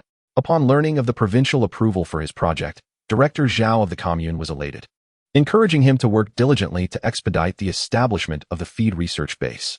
Li Song immediately mentioned that constructing the feed research facility would require a substantial quantity of red bricks, and thus he intended to build a brick kiln first. The commune leaders expressed their understanding of the situation and provided a directive in the records, permitting Li Song to independently establish a brick kiln. With this document in hand, Li Song felt a sense of relief and was ready to embark on his ambitious endeavor. Upon returning from the commune, he found his father-in-law still at home and earnestly shared his plans. His father-in-law subsequently attended a village committee meeting, where the consensus was that the community wholeheartedly supported him. The committee also pledged to assist him in constructing the brick kiln and the feed research and development base. Li Song was filled with gratitude, with the committee's backing. His tasks became significantly easier. In the following days, the construction of the brick kiln commenced with great zeal. His brothers-in-law formally took over the fabric business. And at this moment, Zhao Dong, who had returned home for a while, finally came back. Li Song entrusted the fabric business entirely to the three of them. They worked with vigor, managing the business efficiently, while Li Song devoted himself to the construction of the brick kiln and the feed research base. To expedite progress, he requested the village committee to mobilize the villagers for assistance. Those who participated in the brick kiln construction were provided with 2 meals a day, consisting of steamed buns made from white flour and meat at every meal. In the rural setting of the 1970s, having meat at every meal was a luxury that surpassed what most families experienced during festive occasions. With little agricultural work at the moment, the villagers eagerly came to help. With their collective efforts, the 3 brick kilns began to take shape within just 3 to 4 days, and the feed research base was also steadily advancing. As time passed, everything moved in a promising direction. Li Song looked at the fruits of his labor, filled with a sense of achievement. He understood that this was merely the beginning, as many more challenges and opportunities awaited him in the future. A well-known saying goes, a good start is half the success. With the brick kilns and feed research base progressing steadily, this indeed marked a remarkable beginning. However, Li Song remained vigilant, aware that the commotion in Baijia village could easily attract the attention of those with ulterior motives. Even though his project had been approved by the provincial government and he had completed the necessary filings with the commune, it was unlikely that all troubles could be averted. One day, as was his routine, Li Song rose early to exercise and began preparing breakfast for his wife and daughter. However, before he could finish, the commune clerk Zhou Yang, with whom he had previously interacted on 2 occasions, appeared at his doorstep once more. This time, he did not alert the village chief as he approached, for Li Song's home was familiar territory for him. Upon seeing Zhou Yang, a sense of foreboding washed over Li Song. He feared that the troubles he had been dreading had finally arrived. Chapter 63. The emperor is not in a hurry. But the eunuch is anxious since his wife and daughter had not yet risen. Li Song did not invite Zhou Yang inside. Zhou Yang was not surprised by this, as Li Song had also refrained from inviting him in during his previous visits. Zhou, I appreciate your effort in coming all this way. Is there something from the commune that requires my attention? In recent days, the commune has received continuous reports alleging that you are engaging in capitalist activities within the village. Director Zhao is concerned that the matter may escalate, so he intends to hold a meeting at the commune, inviting village chiefs and representatives from each village to attend. You will be asked to address the audience and clarify the situation. When will the meeting take place? This afternoon at 2 o'clock. Please inform Director Zhao that I will attend punctually. I will report this. Zhou Yang nodded. By the way, expertly, could you kindly notify village chief Bai to attend the meeting this afternoon? After Zhou Yang left, Li Song's expression gradually darkened. He had not anticipated that the commune would succumb to pressure so swiftly. It seems that merely filing with the commune is insufficient. A record must also be established at the county level. Li Song hurriedly arrived at his father-in-law's home after preparing breakfast, neglecting to eat. His father-in-law had served as village chief for many years and was acquainted with many people in the commune, both chiefs and villagers alike. If his memory served him correctly, he believed a comrade of his was currently working in the commune. He hoped his father-in-law could investigate who had made the report so that he could prepare accordingly. Upon arriving at his father-in-law's house, he found only his mother-in-law and father-in-law at home. His elder and second brothers-in-law had departed at dawn. Recently, several neighboring villages had already sold fabric, necessitating travel to more distant villages, which caused an earlier departure time than usual. His mother-in-law, hearing the commotion, immediately spotted Li Song at the door. "Songzi has arrived. Have you eaten breakfast? I just finished preparing it. Ruowei and Ye are still asleep. So I came over to discuss some matters with uncle. Then sit down and eat together. You and your uncle can discuss while dining." Li Song, unceremoniously, took a seat and began to eat. "Songzi, you mentioned wanting to talk to me about something. What is it?" Li Song promptly recounted Zhou Yang's visit and the report he had received in full detail. Bai Jun was not surprised. The recent activities surrounding the Bai family village's brick kiln and feed research facility had created considerable noise, which naturally drew the attention of neighboring villagers. "What are your plans now? Will you pause operations to avoid scrutiny, or will you seek to dispel the notion of reporting?" With the brick kiln and feed research facility already underway, halting operations was absolutely out of the question, as it would render all prior efforts futile. Therefore, the only option was to find a way to dissuade the inclination to report. The father-in-law supported his son-in-law's decision. Much had already been invested in the village's development, and he did not want the villagers' hard work to go to waste. Furthermore, once the brick kiln and feed research facility were completed, they would bring significant benefits to the villagers of Bai Family Village, greatly enhancing their standard of living, just like in Sunlu Village, where the establishment of a brick kiln had vastly improved the villagers' lives compared to others. "Songzi, how do you intend to proceed?" "Uncle, I know you have comrades working in the commune. I would like to ask you to investigate who exactly is making the reports. Knowing the identity of the informant will aid us in formulating a strategy." Additionally, the commune's Zhou officer mentioned that this afternoon, Director Zhao would convene a meeting for all natural village chiefs at the commune, requiring them to lead representatives of the villagers in attendance. He also asked me to speak at the meeting and provide an explanation to everyone. The father-in-law immediately discerned the underlying implication of Zhao's message. It indicated that the pressure was becoming untenable. Perhaps his son-in-law had initially underestimated the situation, thinking that support from the provincial level would ensure their safety. He had significantly underestimated the lengths to which some individuals would go when their interests were threatened. After breakfast, the village chief, Bai Jun, promptly sought out his comrades at the commune to ascertain the situation.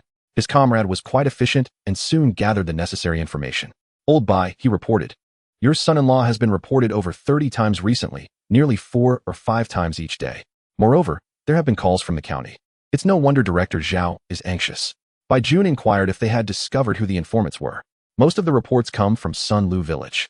As expected, the village chief appeared unfazed by this revelation, recognizing that Baijia Village's brick kiln posed a threat to the interests of Sunlu Village, prompting their vigorous opposition.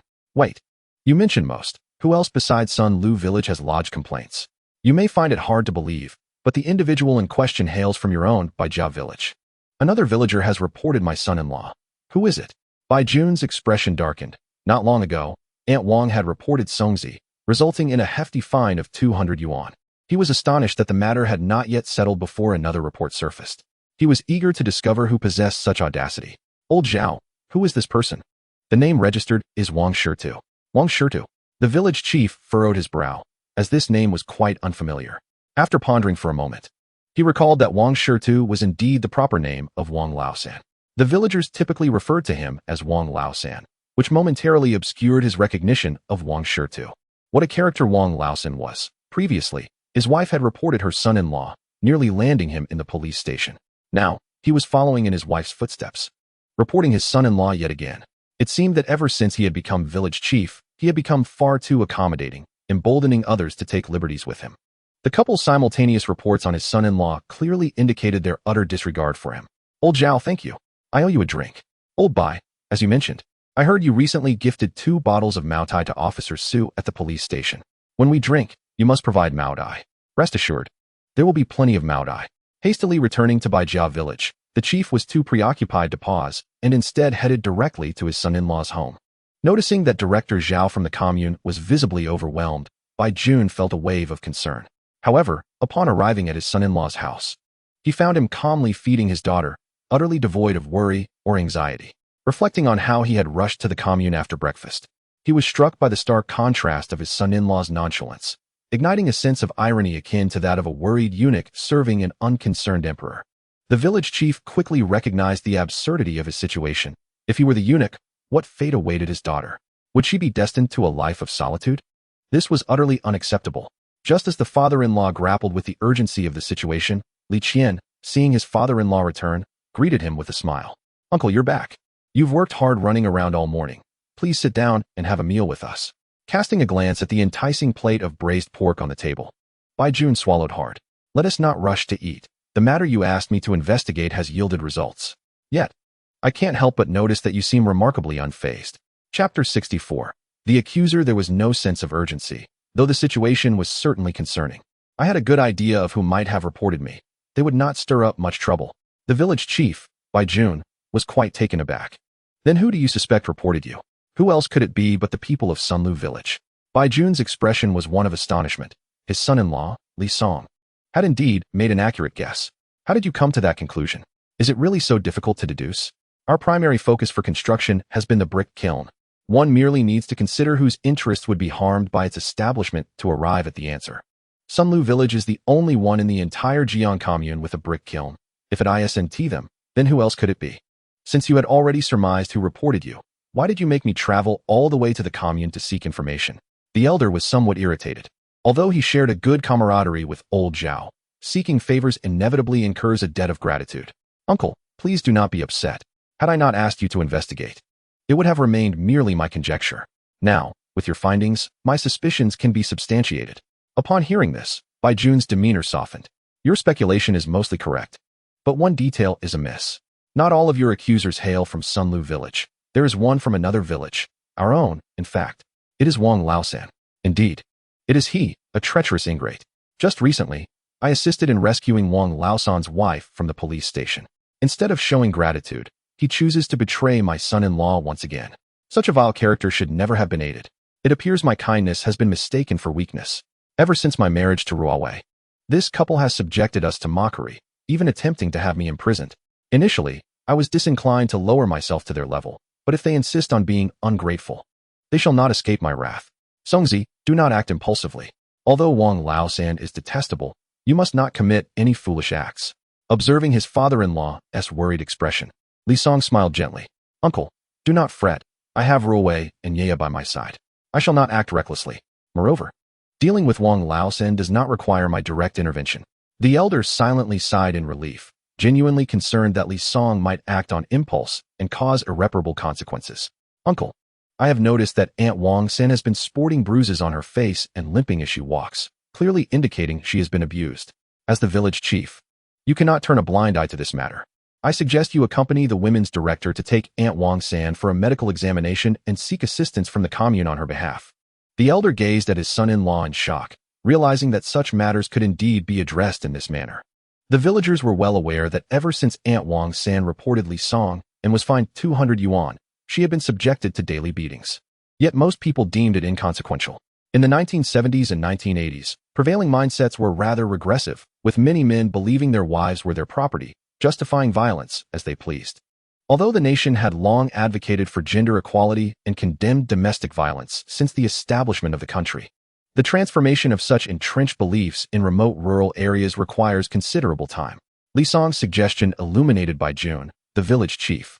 It became apparent that one need not resort to underhanded tactics to address an individual. As the village leader, it is his duty to uphold the rights of every villager, even in what may seem like domestic disputes. Bai Jun resolved to heed Li Song's advice and to find a suitable moment to accompany the women's director and Aunt Wang to the hospital for a health checkup. The reason for postponing this endeavor was not due to hesitation, but rather the impending meeting of all village chiefs and villagers convened by the commune that afternoon, which both he and the women's director were obliged to attend. After lunch, Li Song set out with his father-in-law, the women's director, and several representatives of the villagers towards Jiang commune. Upon their arrival, they found a considerable gathering of village chiefs and representatives already convened, engaging in hushed discussions regarding the theme of the meeting. Soon, the meeting commenced, and as Director Zhao ascended the stage, the hall gradually fell silent. Zhao briefly outlined the situation before inviting Li Song to speak. Li Song approached the podium with measured steps, casting a sweeping gaze over the audience. Pausing momentarily upon the assembly from Sunlu village, the village chief of Sunlu perceptibly sensed Li Song's scrutiny, and a sudden jolt of anxiety surged within him. Did Li Song intentionally linger his gaze on them, perhaps suspecting their involvement in the reports against him? Surely not, as their denunciations had been made in secrecy, known only to the commune officials. How naive, a voice echoed in his mind. Li Song's father-in-law has comrades working within the commune. Identifying the informants would be child's play. A wave of trepidation washed over them at the thought of potential retribution from Li Song, whose reputation for being formidable was well known. Yet, despite their fears, they exchanged glances. Murmuring in silent agreement, "You are the village chief, with connections in the county. Naturally, you are unafraid, but we are terrified." As Li Song's gaze shifted away from the assembly of Sunlu village, he began to speak. "I am aware that I have recently faced numerous reports regarding my oversight of the construction of a brick kiln and a feed research base in Baijia village. Director Zhao, wishing to dispel any lingering misunderstandings, has asked me to clarify the situation." He continued, "Currently, Baijia village is engaged in the construction of 2 projects, a brick kiln and a feed research base.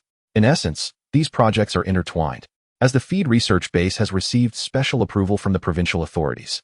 The construction of this base necessitates a substantial quantity of red bricks, which are increasingly difficult to procure in Jiang Commune. Consequently, we find ourselves compelled to construct our own brick kiln, a fact I duly reported to Director Zhao prior to commencing our work." All eyes turned toward Director Zhao, who stood to affirm Li Song's statements. Indeed, Li has properly registered this project with the commune, and the construction of the brick kiln has been sanctioned. The audience accepted Zhao's confirmation with unwavering belief. Li Song continued, "Now, concerning the feed research base, the straw left over after harvesting crops is either used for cooking or carelessly piled up to decay. The purpose of the feed research base is to develop methods for transforming this discarded straw into feed for cattle and sheep. With such feed, we can raise pigs, cattle, and sheep. The raising of more pigs, cattle, and sheep will undoubtedly provide the community with an abundance of meat, significantly enhancing the livelihoods of many. This beneficial initiative for the people of Jiang Commune is perplexing, as I cannot fathom why some individuals would oppose it and even report me. Could it be that these individuals, enjoying a higher standard of living, wish to maintain their sense of superiority by denying others the opportunity for a better life?" Li Song's words were sharp, positioning those who reported him in stark opposition to the community. He was eager to see whether those who dared to report him would still have the audacity to face the public scorn. Chapter 65. Who supports and who opposes? The audience listened intently, and after Li Song concluded his remarks, a brief silence enveloped the gathering, which was soon broken by a wave of enthusiastic applause. In contrast, the representatives from Sunlu village wore expressions of distress. Li Song elevated the discourse surrounding the feed development base to a matter of collective interest for all villagers in Jiang Commune, implying that any further opposition would equate to enmity against the entire community. Director Zhao observed the crowd's reaction with a satisfied smile. Aware that Li Song's speech had made an impact, following the meeting, he had anticipated the crowd's response. However, he understood that the residents of Sunlu village were merely hesitant to report further for the time being. If the brick kiln and feed development base were to flourish and transform public sentiment, they must swiftly demonstrate their value. The day after the communal meeting, the village head's father-in-law and the women's director accompanied Aunt Wang San to the commune health clinic. Upon reviewing the examination results, both the village head and the women's director were taken aback. The report clearly indicated multiple soft tissue contusions and minor fractures on Aunt Wang San, indicative of prolonged physical abuse. They struggled to reconcile this revelation with the seemingly docile Wang Lao-san, who could inflict such harm on his wife. Upon returning to the village head Bai Jun promptly convened a meeting to disclose Aunt Wang San's medical findings. The villagers were shocked, expressing their outrage at Wang Lao-san's brutality. Bai Jun addressed them gravely, asserting that they could no longer tolerate such domestic violence, and that Wang Lao-san must be held accountable for his actions. The villagers wholeheartedly supported the village head's decision. Subsequently, the village head dispatched the militia to apprehend Wang Lao-san, who, having received word of the impending arrest, fled. The militia captain and his men pursued him for several miles before finally catching up. Upon encountering the exhausted Wang Lao-san, Captain Bai Yong delivered a sharp kick, exclaiming his surprise at the old man's surprising speed. After a relentless chase, the militia, accustomed to rigorous training, managed to subdue him, showcasing the remarkable swiftness of their quarry. Wang Lao-san was brought back to the village bound tightly. Bai Yong immediately reported to the village head, stating, "Third uncle, we have captured that scoundrel Wang Lao-san. He nearly escaped, but my brothers pursued him for over 10 miles before catching up. I will escort him to the police station. You should personally visit Zhonglu village to inform Aunt Wang San's family about her abuse at the hands of Wang Lao-san, so they may file a complaint with the commune." Bai Yong was somewhat taken aback. It was truly perplexing how Wang Laosan had managed to offend his third uncle to such an extent that his uncle now sought to bring him to ruin. Wang San's wife had stirred up trouble with her family at the commune, compounded by the existence of a medical examination report, ensuring that Wang Laosan would not escape unscathed this time. When he was escorted to the police station, his face was etched with terror and remorse. But it was far too late for regrets. His actions had transgressed the law, and he was bound to face its consequences. This incident sent shockwaves through the village, deepening the community's understanding of domestic violence. Li Song, upon learning of the events, felt a twinge of reflection.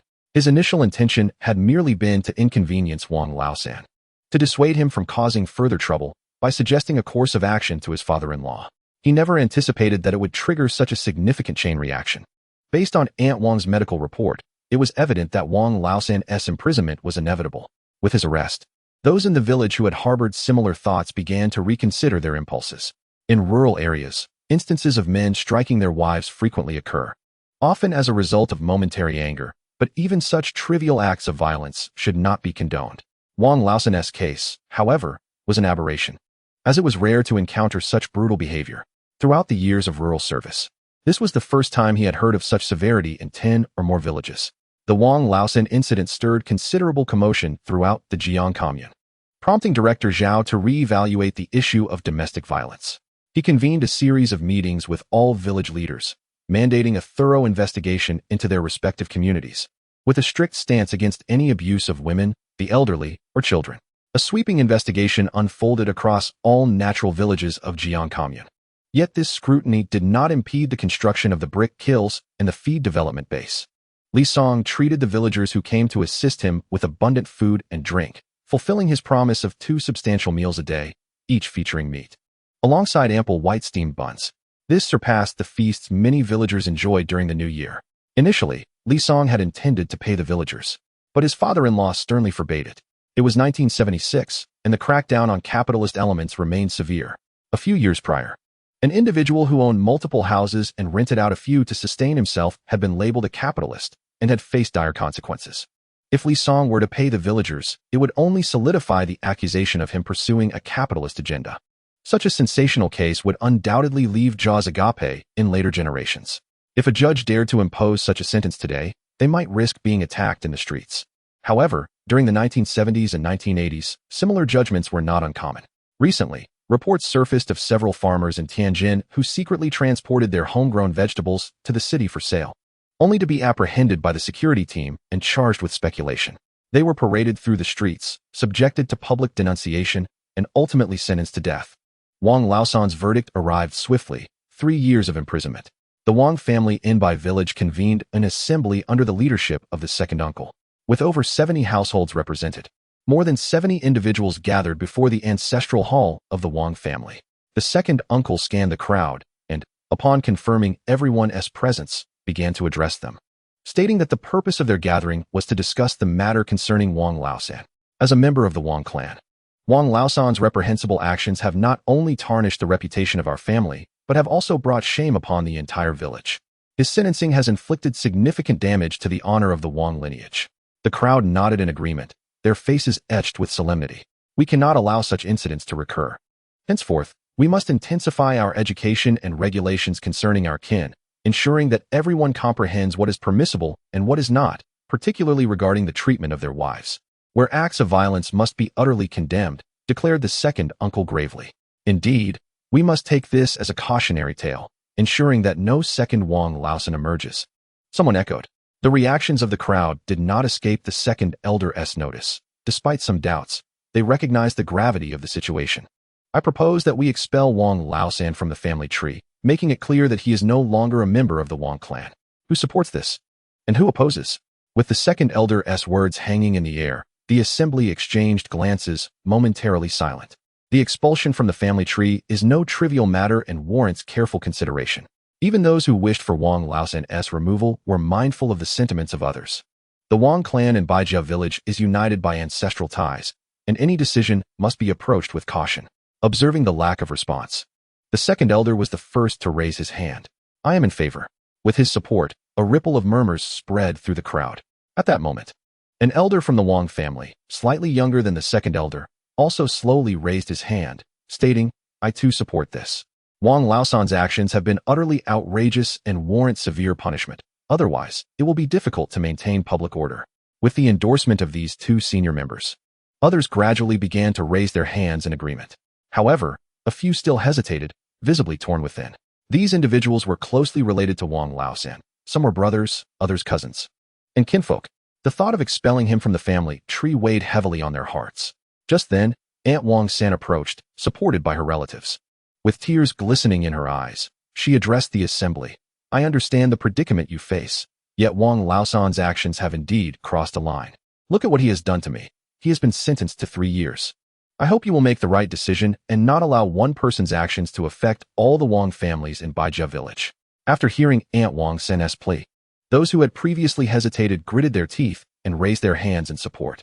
Ultimately, all the Wang families in Baijia village agreed to expel Wang Laosan from the family tree, their decision influenced by the current repercussions on the village. The second elder looked upon the assembly, nodding in affirmation. Very well, since everyone consents, from this day forth, Wang Laosan shall no longer be considered a member of our family. I hope he reflects upon his misdeeds during his time in prison and strives to become a better person. Following his expulsion from the family tree, the second elder promptly instructed Wang Laosan's brother, Wang Laodi, to convey this news to him in prison. Upon learning of his expulsion, Wang Laosan collapsed to the ground, tears streaming down his face, fully aware that these consequences were of his own making. He deeply regretted his actions, realizing that it was unwise to repeatedly resort to violence against his wife over a mere 200 yuan fine, ultimately leading to the destruction of the home he had once cherished. After Wang Laosan was imprisoned, the absence of a breadwinner rendered the life of Wang San's family exceedingly difficult, to the point where they faced the dire circumstance of not knowing where their next meal would come from. Upon learning of their plight, the village chief, Bai Ruowei, sought out Li Song. Songzi, although Wang San's wife had previously reported you, she has since faced the consequences of her actions. With Wang Laosan now apprehended, her family's situation has become quite dire. Bai Ruowei began, hesitating to express himself further, feeling that his request might be excessive. Li Song, perceiving his father-in-law's discomfort, smiled and said, such trivial matters, uncle, you may handle as you see fit. There is no need to consult me. Very well, Bai Ruowei replied, greatly pleased with Li Song's response. He had long feared that his son-in-law would hold a grudge against Wang San's wife, but it was evident from Li Song's demeanor that he had not dwelled on the past incident. After bidding farewell to his father-in-law, Li Song resumed sketching peculiar designs on paper. With the brick kiln nearing completion, he was preparing to engineer a machine for extruding brick molds, as the manual production of brick molds was far too slow to meet the demands of 3 kilns operating simultaneously. Before long, the design for the brick extruding machine was completed, its working principle elegantly simple, compressing clay into elongated strips and then cutting them to the size of red bricks. However, the sole challenge that remained was how to bring this machine into production. To his knowledge, such a brick extruding machine did not yet exist domestically, and crafting one would necessitate custom fabrication from a machinery factory. This straightforward piece of machinery would not pose a significant challenge to a factory, but the difficulty lay in the fact that he had no acquaintances within such establishments. Without connections, they would likely refuse to take on a personal order for just a few extruding machines. Furthermore, as a state-owned enterprise, they primarily produced items commissioned by the government, making individual orders a rarity. In the wake of the reforms that followed the opening of the economy, state-run factories had begun to decline and might have entertained personal orders for profit. But at this juncture, the reforms had yet to commence, and state enterprises were still flourishing. It appeared that securing the extruding machine would indeed require the assistance of the enigmatic Lao Zhao. Recalling Lao Zhao, Li Song thought back to his earlier request for Zhao to facilitate connections with the clothing and shoe factories in Linshan. So many days had passed, and he wondered how that endeavor was progressing. At that moment, his brothers-in-law returned, driving a bull cart from outside. You're back. Where is Zhao Dong? Just as we reached the village entrance, he hurried back to the youth station, clutching something mysterious that he must have purchased from the supply and marketing cooperative. Mysterious? Could it be that the lad has found himself a romantic interest? I must make it a point to inquire further. If he has indeed embarked on a relationship, as a good friend, I shall ensure he treads carefully and avoids repeating past mistakes. How did the fabric sell today? He asked his brothers-in-law. Just like before. It was snatched up the moment we arrived in the village. Songzi, tomorrow we plan to head to Hezhuang. This area comprises North Hezhuang, South Hezhuang, East Hezhuang, and West Hezhuang, which is twice the size of Lijialu. Therefore, We intend to take 2 bull carts to transport the remaining 300 bolts of fabric. Now, the matter of selling the fabric is entrusted to you 3. You shall take charge. However, with over 300 bolts of cloth, a considerable sum awaits. When you return, exercise caution. It would be prudent to prepare some tools in case of unforeseen circumstances. Moreover, pay particular attention, regardless of whether you sell everything. You must begin your journey back by early afternoon. Under no circumstances should you take a back road. If danger arises, do not hesitate to prioritize your safety. But how can that be? The income from selling fabric amounts to a significant fortune, vehemently countered my elder brother-in-law regarding Li Song's concerns. Indeed, that is your money. The second brother-in-law clearly disagreed as well. Elder brother, money can be earned again, but once life is lost, nothing remains. You should have faith in my ability to generate income. Should I lose several thousand yuan, I can recover it within days. If you were to sustain injuries, how heartbroken would uncle and aunt be, as well as Ruowei? The elder and second brother-in-law exchanged glances, their expressions darkening. Songzi, I know you mean well, rest assured. We will be cautious in the future. After the elder brother-in-law returned, Li Song began to pack his belongings. The remaining fabric would suffice for only 1 day's sales. And he needed to go to the city textile factory to retrieve the last few hundred bolts, while also finding a solution for the brick pressing machine issue. Chapter 67. The ticket manipulator. The following morning, after preparing breakfast for his wife and daughter, Li Song set off once again for Linshan City. As he sat on the bus, gazing out at the fleeting scenery, he secretly contemplated how to extract more tickets from old Zhao. Recently, he had acquired quite a few items, and the tickets he obtained last time were nearly exhausted. However, old Zhao had been quite unfortunate during their last encounter, and his wariness had significantly increased. It might be a challenge to procure tickets from him again. Upon arriving at the Xinhua bookstore, old Zhao tensed at the sight of Li Song's uninvited presence. What brings you here again? I'm just checking to see if the Bureau has released any new tasks. As a third-level special talent in the Shannan Provincial Special Talent Bureau, it weighs heavily on my conscience to receive a salary without contributing, Li Song replied with a chuckle. Old Zhao forced a smile. He found it hard to believe Li Song's words. Previously, Li Song would immediately complain about leaving once he completed his tasks. And now he was genuinely interested in checking for new assignments? Old Zhao was uncertain whether to believe him, but regardless of the truth, he remained skeptical. Wait a moment. Since Li Song wasn't truly there to inquire about tasks, what was his real motive? Old Zhao suddenly sensed a perilous signal. Old Zhao, I haven't had lunch yet. Let us go to the state-run restaurant. It's on me. Once again, the state-run restaurant. This rascal was clearly plotting something. Since being severely duped by Li Song, old Zhao had developed a psychological aversion to the establishment. Old Zhao, are you afraid of angering your wife and thus reluctant to go? Am I afraid of her? In our household, I hold the authority. Old Zhao stubbornly replied. Then let us go. It's perfect. We can enjoy a drink together. Li Song casually threw an arm around old Zhao's shoulder, pulling him along without further ado. Old Zhao, though resigned, had no choice but to follow. Upon reaching the state-run restaurant, Li Song expertly ordered several dishes and even requested a bottle of Maodai. At the outset, the two exchanged pleasantries, indulging in delectable delicacies and fine wines, thoroughly relishing the moment. As the wine flowed and the dishes were savored, Li Song transitioned to the crux of the matter. Old Zhao, he began with a jovial grin. I found myself in a bit of a financial bind lately. Could you possibly extend a helping hand? Old Zhao, taken aback, nearly spewed his drink in surprise. He quickly waved his hands in refusal, exclaiming, No. The last time you led me astray was more than enough. I cannot fall for your tricks again. Li Song, ever the charmer, laughed and replied, Oh, come now. Old Zhao, what kind of relationship do we share? Asking for a few tickets hardly constitutes a trick. Regardless of your reasoning, there is no way you will extract a single ticket from me, Old Zhao retorted, his brow furrowed and his resolve unwavering. The last time Li Song had duped him, he had endured a rigorous reprimand from his wife, leaving him nearly bedridden the following day. He understood that his wife did not genuinely desire those tickets. Rather, she managed the family's ticket supply. Should she wish for them, acquiring them would be effortless. Her reprimand stemmed from the embarrassment of her husband, a leader in a specialized talent bureau, being outwitted by a subordinate. Having survived that ordeal, Old Zhao had no desire to repeat the experience. It had been far too excruciating. Observing Old Zhao's steadfastness, Li Song's eyes sparkled with cunning as he endeavored to appeal to their friendship. Old Zhao, it is not greed that drives me. I am truly at my wit's end. Living in the countryside, the tickets allotted to me each month are woefully insufficient. My wife and daughter lack even proper clothing.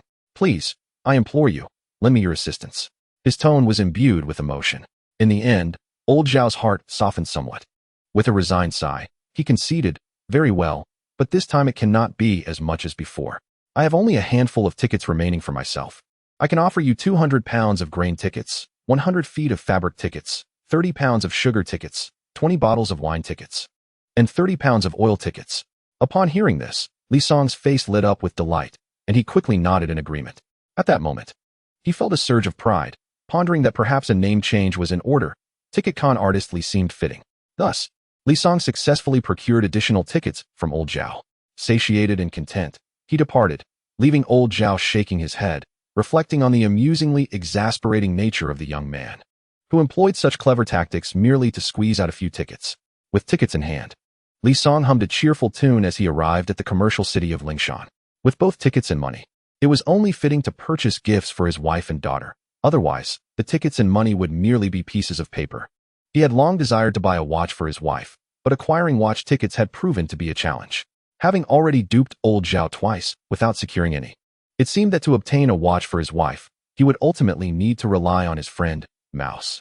Previously, he had tasked Mouse with procuring watch tickets, and now, after many days, he wondered if he had succeeded. Upon returning from Lingshan, it seemed prudent to schedule a trip to the county town, perhaps bringing along his wife and daughter. It had been far too long since he had taken them both on an outing, a neglect that he deemed unacceptable. Upon entering the commercial city, he revisited the shop where he had previously purchased skirts for his wife and daughter, only to discover new arrivals, a stunning adult-sized pink princess dress, a style that would remain timeless even in future generations. Without a moment's hesitation, Li Song made his purchase, subsequently buying his daughter a princess dress. The previous one was pink, while this time it was a shade of blue, with a different design from the last. When the little girl wore her princess dress out to play, she became the envy of the other children in the village, many of whom clamored for one of their own. In fact, some parents approached, inquiring about the dress. But upon learning it was purchased in Linshan City at a remarkably appealing price, they promptly abandoned the idea. It was not that they were unwilling to indulge their children. Rather, they lacked the financial means of Li Song. After a leisurely stroll through the commercial town, Li Song acquired several more items. Noticing the time, he hurried towards the city textile factory. Upon his arrival, he was greeted by old Wang, the warehouse manager. "Ah, expertly you have come," Wang exclaimed. "Did you know I would be here today?" Li Song replied. "I guessed based on your previous patterns, you typically come to the factory every 5 days. And today just happens to be the 5th.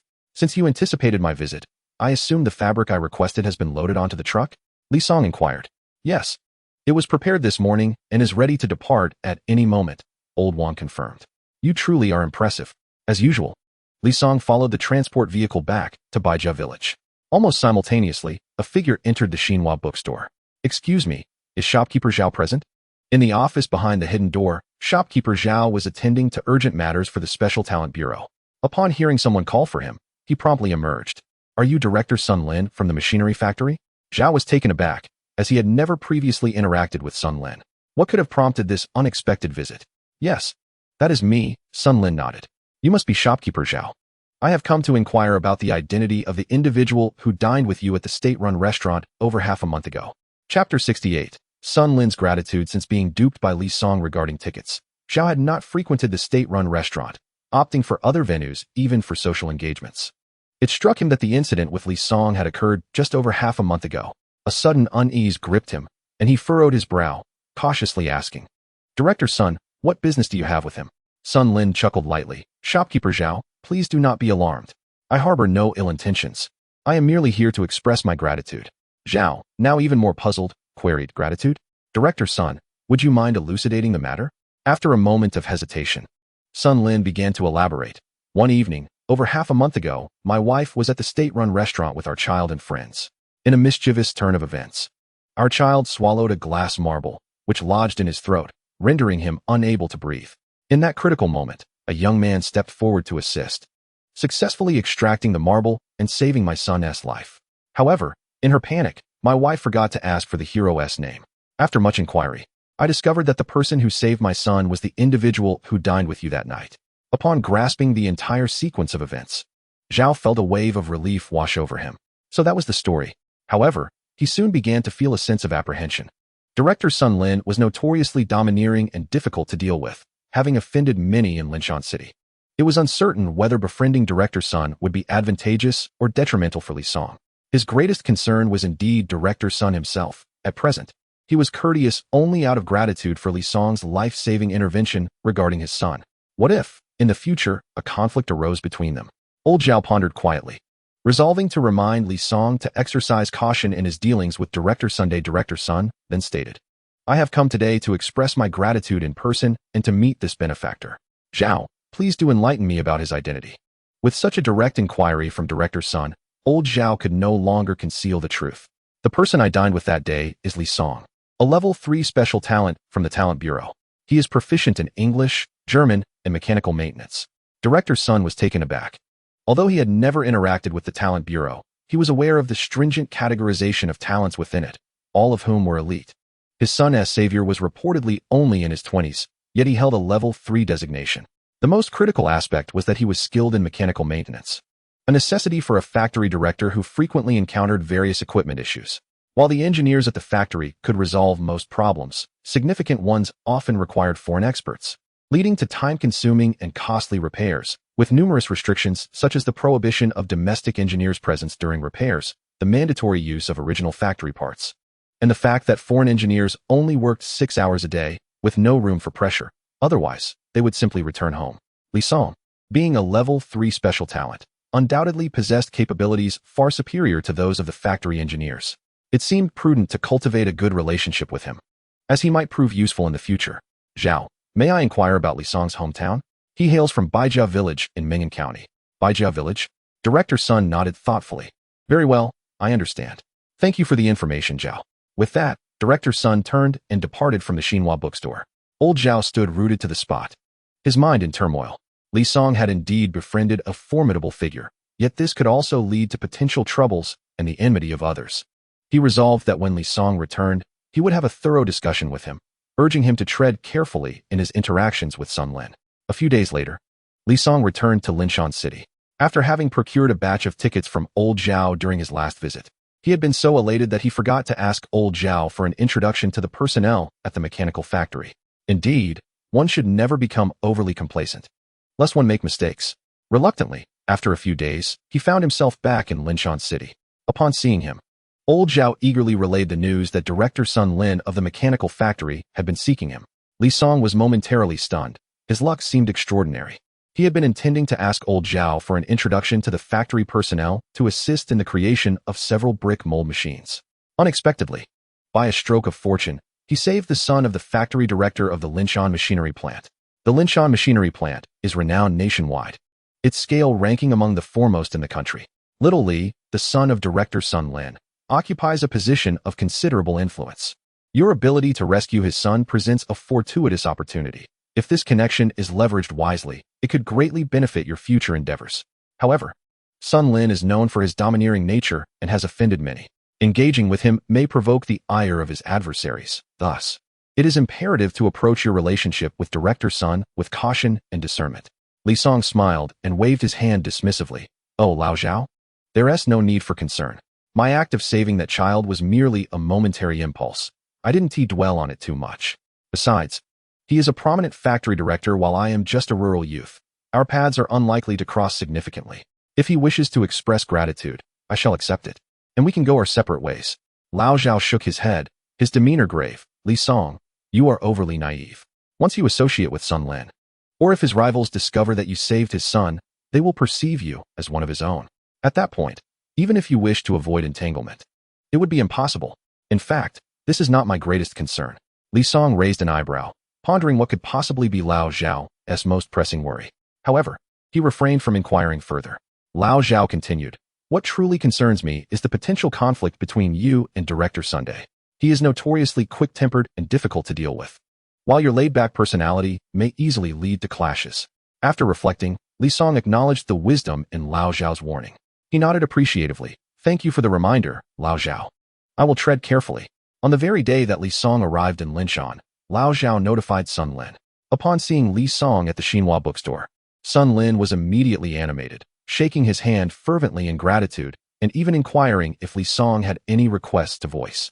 Lao Zhao anticipated that, having received his counsel, Li Song would decline. To his surprise, Li Song did not hesitate to make a request. However, rather than asking for money or tickets, he produced a blueprint from his pocket and handed it over. Chapter 69.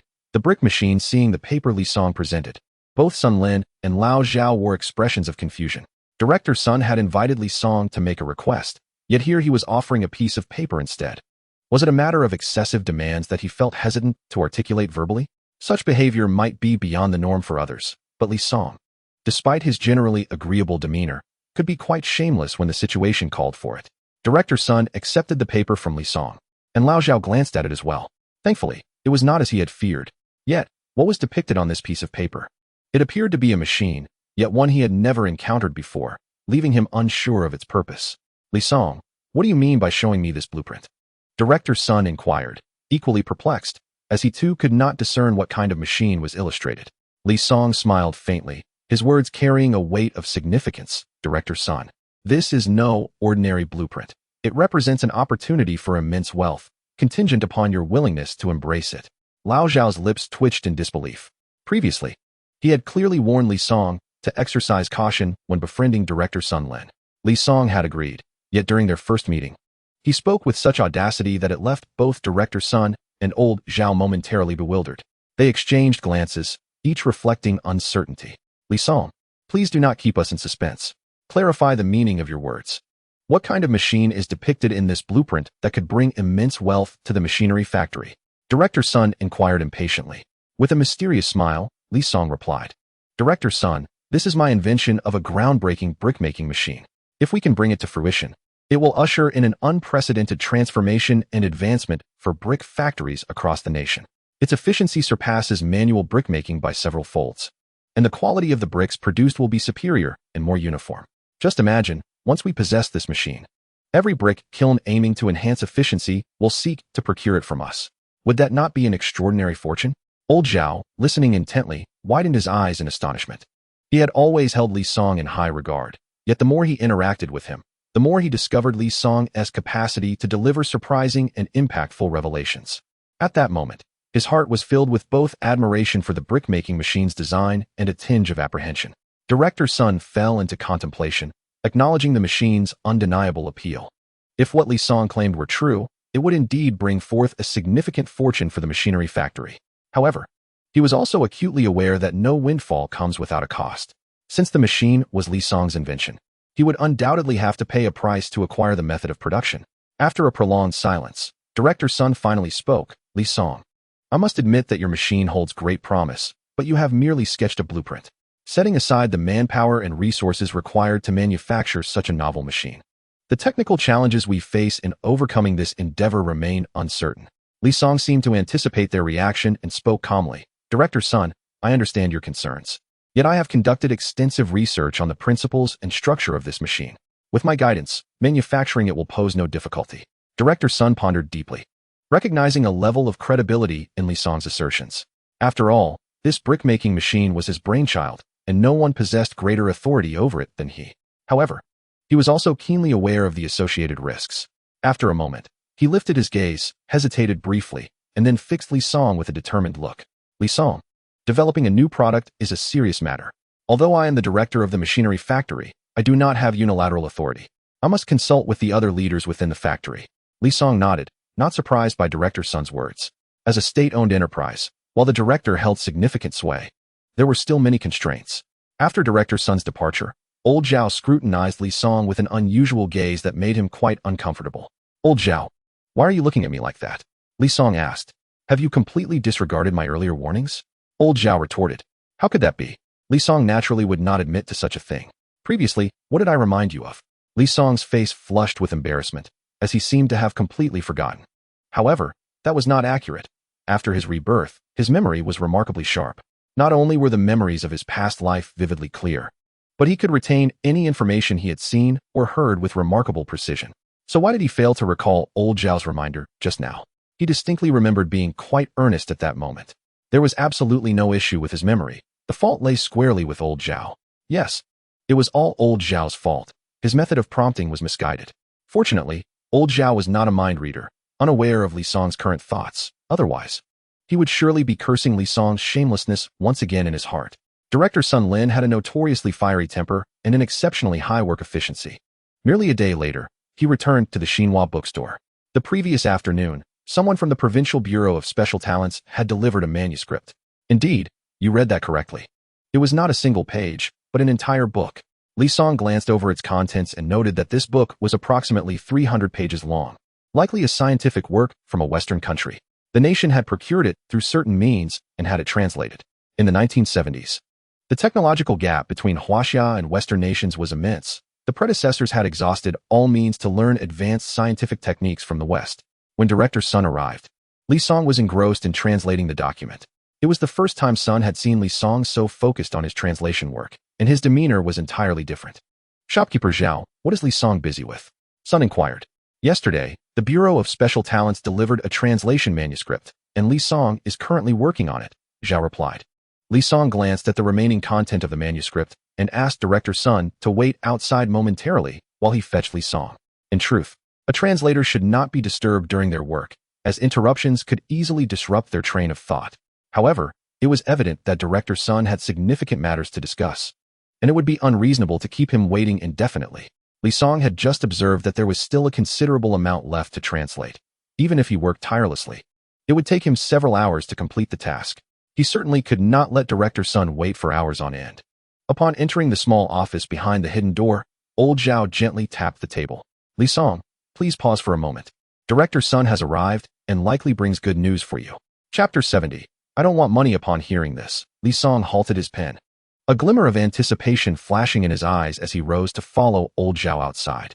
When Director Sun saw Li Song emerge, a smile crept onto his face. Young Li, I went back and had a serious discussion with the senior management at the factory. We have decided to take a gamble and collaborate with you on the brick-making machine project. Hearing this, Li Song felt a surge of joy. Indeed, as he had predicted, Director Sun could not resist the allure of this opportunity. Now that Director Sun has decided to collaborate, let us discuss how we should proceed with this partnership. Director Sun was momentarily taken aback, as he had never considered this aspect before. To him, the willingness of the municipal machinery factory to collaborate with Li Song was already a tremendous favor. He had never imagined that Li Song would dare to propose conditions. However, after discussions with the factory's senior management, they collectively concluded that this was a promising project with significant potential.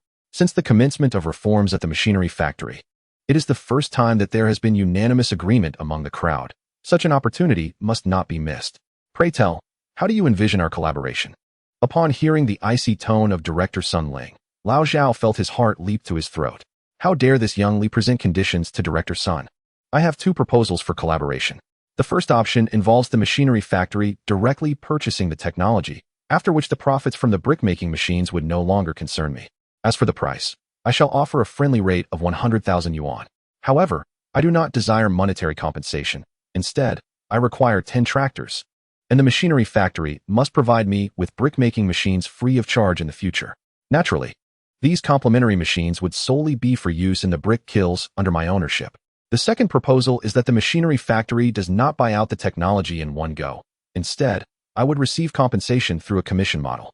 Regardless of how many brick-making machines the factory sells, I would receive a mere 10 yuan per machine over a period of 10 years. Likewise, the factory must provide me with brick-making machines free of charge, exclusively for my kilns. Upon hearing Li Song's words, Lao Zhao cautiously glanced at Director Sun Ling, fearing that he might erupt at any moment. This was not the first occurrence of such a situation. Sun Ling was known for his fiery temper, and when angered, he showed no regard for anyone's face. The prolonged silence from Sun Ling left Lao Zhao in a state of unease. After what felt like an eternity, Sun Ling finally spoke, declaring his preference for the first proposal. Li Song was somewhat taken aback. He had presented two options under the assumption that Sun Ling would likely reject the first due to its inherent risks. 100,000 yuan was an astronomical sum in the 1970s, and even for a large state-owned enterprise like the machinery factory, it represented a significant expenditure. Simultaneously, he gained a newfound respect for Sun Ling's audacity to directly purchase a new product for such a sum without prior market validation. The machinery factory could indeed acquire the technology for 100,000 yuan, but we also require certain assurances. First, the technology must be exclusively purchased, and you cannot sell it to other factories. Second, the initial payment of 50,000 yuan must be made up front, with the remaining 50,000 due only if sales exceed 1,000 units within the first year post-launch. Agreed. Li Song was confident in the design of his brick-making machine, which boasted efficiency improvements by several multiples. Anyone in the brick kiln business would find it impossible to resist such an enticing offer. Thus, we have a deal. I shall return and promptly arrange for a new workshop. How is your translation work progressing? Director Sun Ling inquired. There are quite a few tasks at hand. Based on my pace, I estimate that I will require a little over half a day to complete it, Li Song replied candidly. Then I will come by tomorrow afternoon to sign the agreement, and I will also need you to conduct a brief training session for the workers at the machinery factory. Director Sun Ling instructed. Rest assured, Director Sun, I will complete the translation work before tomorrow afternoon, ensuring that the production schedule of the machinery factory remains unaffected. Li Song assured him. The following afternoon, as promised, Director Sun Ling arrived, and Li Song had been waiting at the Xinhua bookstore. The process of signing the agreement went exceedingly smoothly. Li Song skimmed through the document, confirming that it aligned with their previous discussions, before signing his name and affixing his seal. In the ensuing days, Li Song took up residence in the machinery factory to conduct a week-long training for the factory workers. The entire process, though bustling with activity, yielded remarkable results. On the 6th day, the first brick-making machine was produced. With the completion of this machine, Li Song's training efforts came to a conclusion. Upon the unveiling of the initial brick-making device, the workers in the workshop were filled with exhilaration. Director Sun Lin promptly organized a test to assess the machine's practical performance. As the machine roared to life, bricks rapidly took shape, the efficiency astoundingly eliciting cheers from all present. A beaming smile adorned Director Sun's face as he patted Li Song on the shoulder and remarked, expertly, "This brick-making machine is truly a marvel. Its speed surpasses my expectations by 30%. Li Song, smiling in return, replied, Director Sun. The workers have now mastered the production process and safety protocols of the machine. I have fulfilled my responsibilities, and barring any unforeseen circumstances, this machine will undoubtedly bring substantial profits to the factory." Understanding the underlying message in Li Song's words, Director Sun immediately instructed his secretary to notify the factory's accountant to deliver 50,000 yuan. After a brief interval, the accountant arrived carrying a large box. Director Sun, as per your request, the box contains 50,000 yuan. Li Song glanced at the box brimming with money but refrained from reaching for it. Director Sun, you may have forgotten, I mentioned I do not desire money, but rather tractors. Surprised by Li Song's apparent indifference to the substantial sum, Director Sun could hardly believe that Li Song was truly unmoved by the allure of 50,000 yuan. Even in later years, such an amount was not insignificant. Were he faced with 50,000 yuan, his heart would race uncontrollably, yet Li Song remained unaffected. If Li Song hailed from a wealthy background, it might have been more understandable, but his origins suggested otherwise. This only deepened Director Sun's respect for Li Song, and he nodded affirmatively, saying, "Very well. I will arrange for 5 tractors for you." Shortly thereafter, 5 brand-new tractors arrived before Li Song, who beamed with joy at the sight. With these tractors, the production efficiency of the brick kiln under his name would significantly increase. Li Song climbed onto one of the tractors to test it, finding no issues with the machine. He then requested Director Sun to arrange for 4 workers to accompany him in delivering the tractors to Bai Ruowei village. Such a modest request was one that Director Sun would not refuse, and as he departed, Li Song also took the opportunity to transport the newly manufactured brick-making machine.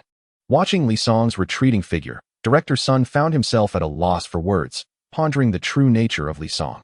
Chapter 71. The commotion brought by 5 tractors. In truth, ever since learning that Li Song had saved his son, Director Sun had dispatched someone to investigate, even sending individuals to Bai Ruowei village in Ming'an County. The findings from the investigation revealed that during his time in Bai Ruowei village, Li Song's performance was rather unremarkable. Although the villagers acknowledged his knowledge, he did not exhibit significant advantages compared to other educated youth, due to his frail physique and lack of expertise in manual labor. His initial days in Bai Ruowei village were fraught with hardship, often enduring days where he scarcely had enough to eat. In a desperate bid for survival, he wed the village chief's daughter, relying on her father's assistance and her labor to stave off starvation. His feelings towards his wife were negligible, and he showed little interest in their daughter. Throughout his time in the village, Li Song continuously sought ways to return to the city. Over a month ago, he finally received an order to return, but to everyone's astonishment, he chose to tear the notice to shreds in front of his wife. From that day forth, he transformed entirely, no longer indifferent. He became exceedingly affectionate towards his wife and daughter. Each outing was accompanied by gifts for them, and soon, they became the best-dressed and most stylish women in Bai Ruowei village. In addition to showering his family with love, Li Song also joined a special talent bureau, becoming the only level 3 special talent in Linshan City. The magnitude of such a rapid transformation left him bewildered. As dusk fell, Li Song and his companions finally returned to Baijia village, the rumbling of 5 tractors shattering the evening calm. Gazing at the familiar village, a wave of emotion surged within him. After over a week away, he wondered how his wife and daughter were faring. The villagers, drawn by the sound, emerged to witness the spectacle, and their astonishment grew as they beheld 5 brand-new tractors. The sight of the tractors, which they typically revered, left them in utter disbelief. The throaty sounds of the engines reverberated like a heavy hammer, striking at the hearts of all who listened. It was unfathomable that just a month prior, Li Song had relied on the village chief for sustenance, and now he possessed such valuable machinery, a notion beyond their wildest imaginings. Each tractor cost over 10,000 yuan. 5 of them totaled over 50,000. Meanwhile, the villagers toiled daily, earning barely over 200 yuan a year. How could Li Song, after only a few days away, have returned with 5 tractors? These tractors shone like brilliant beacons, illuminating the village and filling the hearts of the residents with admiration and awe for Li Song's remarkable achievement. Li Ziking, from where did you acquire all these tractors? They inquired. I purchased them, he replied with a smile. Our village's brick kiln is nearing completion, and the freshly fired bricks require transport. Using ox carts is far too slow, so I bought 5 tractors. Upon hearing this, the crowd collectively gasped. In fact, the village had only ever possessed a single tractor, meticulously guarded in the courtyard of the brigade office, only ever used for public grain contributions or harvests. The village chief had gone to great lengths to secure a quota for that one tractor, in a bid to raise over 10,000 yuan. The village chief convened multiple meetings to rally support.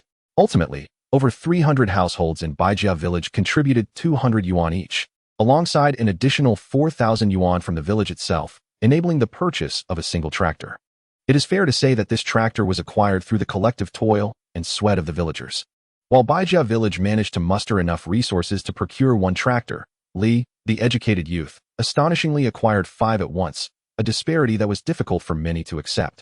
The unmistakable rumble of the tractors soon caught the attention of village chief Bai Jun, who hurriedly arrived to find a row of 5 tractors parked outside his son-in-law's home. Songzi, what are these tractors? He inquired. Uncle, these are the ones I purchased from the municipal machinery factory, Li replied. Due to the number of vehicles, I couldn't drive them all myself, so I asked director's son to send a few people to assist with the delivery. Li waved dismissively at the factory workers. The tractors have arrived. You may head back now. Thank you, Master Li, the 4 workers replied as they turned to leave. Noticing the darkness settling in, Li quickly called out to them. It's already dark. You should stay in the village for the night. I will take you to the county town first thing in the morning. The workers were immensely grateful, as returning now would have left them exposed to the elements. Li requested his father-in-law to arrange accommodations for the 4 at the brigade headquarters, where bedding was available, and there were no issues with their lodging. Regarding their meals, his father-in-law arranged for his mother-in-law to prepare food for them. Li silently offered a moment of sympathy for the 4, hoping they could withstand the culinary trials of his mother-in-law's cooking. At that moment, his wife, Bai Ruowei, and daughter rushed out, with the little girl joyfully leaping into Li's arms. He laughed, lifting her and planting a kiss on her cheek, before returning home with his wife and daughter. His wife gazed at him tenderly, her eyes filled with love and pride. Noticing the recent changes in her husband often brought a smile to her face, as she felt fortunate to have chosen such a wonderful man. After ensuring the factory workers were settled, his father-in-law visited Li once more, just as he was preparing dinner for his wife and daughter. Seemingly anticipating his father-in-law's arrival, he had already set the table. Li placed a steaming egg dish in front of his daughter, who immediately began to devour it. Daddy, the egg is delicious. Did mommy not make you any when you weren't here? Upon hearing her mother's attempt at cooking, the little girl wrinkled her nose in disdain. Mommy, it's awful. You ungrateful little one. I want to make you steamed eggs next time, her mother teased, eliciting a gleeful leap into Li's embrace from the little girl. I have daddy, she declared, to which her mother retorted, Humph, let us see what you do when daddy isn't around. Watching the playful banter between his wife and daughter brought a smile to Li's face. Songzi, what is the story behind these 5 tractors? Li did not conceal anything from his father-in-law, recounting the transfer of the brick-making machine technology for 100,000 yuan to the machinery factory. Songzi, are you referring to that contraption you were sketching a while back? His father-in-law asked. Indeed, that's the one. A glance exchange between his wife and father-in-law revealed a shared, unspoken shock. In Bai family village, The villagers toil for an entire year, earning a mere few hundred yuan despite their relentless labor. In stark contrast, Li Song casually sketched a few drawings and amassed a staggering 100,000 yuan. Such a feat is nothing short of astonishing. Chapter 72. The first kiln for red bricks is set to ignite. Uncle, I have brought back a brick-making machine. We can commence on-site testing tomorrow. If all goes well, we shall begin producing brick blanks. Excellent. The day has finally arrived. The village head was overwhelmed with excitement. After tirelessly working for many days, the brick kiln was finally about to come to life. The following dawn, Li Song rose early, driving the tractor to deliver 4 employees from the machinery factory to the county seat before making a trip to the supply and marketing cooperative. Upon his arrival, the excitement from Housie was palpable, nearly bringing him to tears. Recently, Li Song had enlisted his help in collecting tickets for electric fans, watches, and televisions. Due to their previous successful collaborations, Housie had put considerable effort into securing 4 tickets for electric fans, 2 for watches, and 1 for a bicycle. However, since Li Song had not visited in a while, Housie was increasingly anxious. Brotherly, where have you been these days? Seeing Housie's fervent demeanor, Li Song was perplexed. Their relationship had not been particularly close, so why the overwhelming excitement? Housie, what seems to be the matter?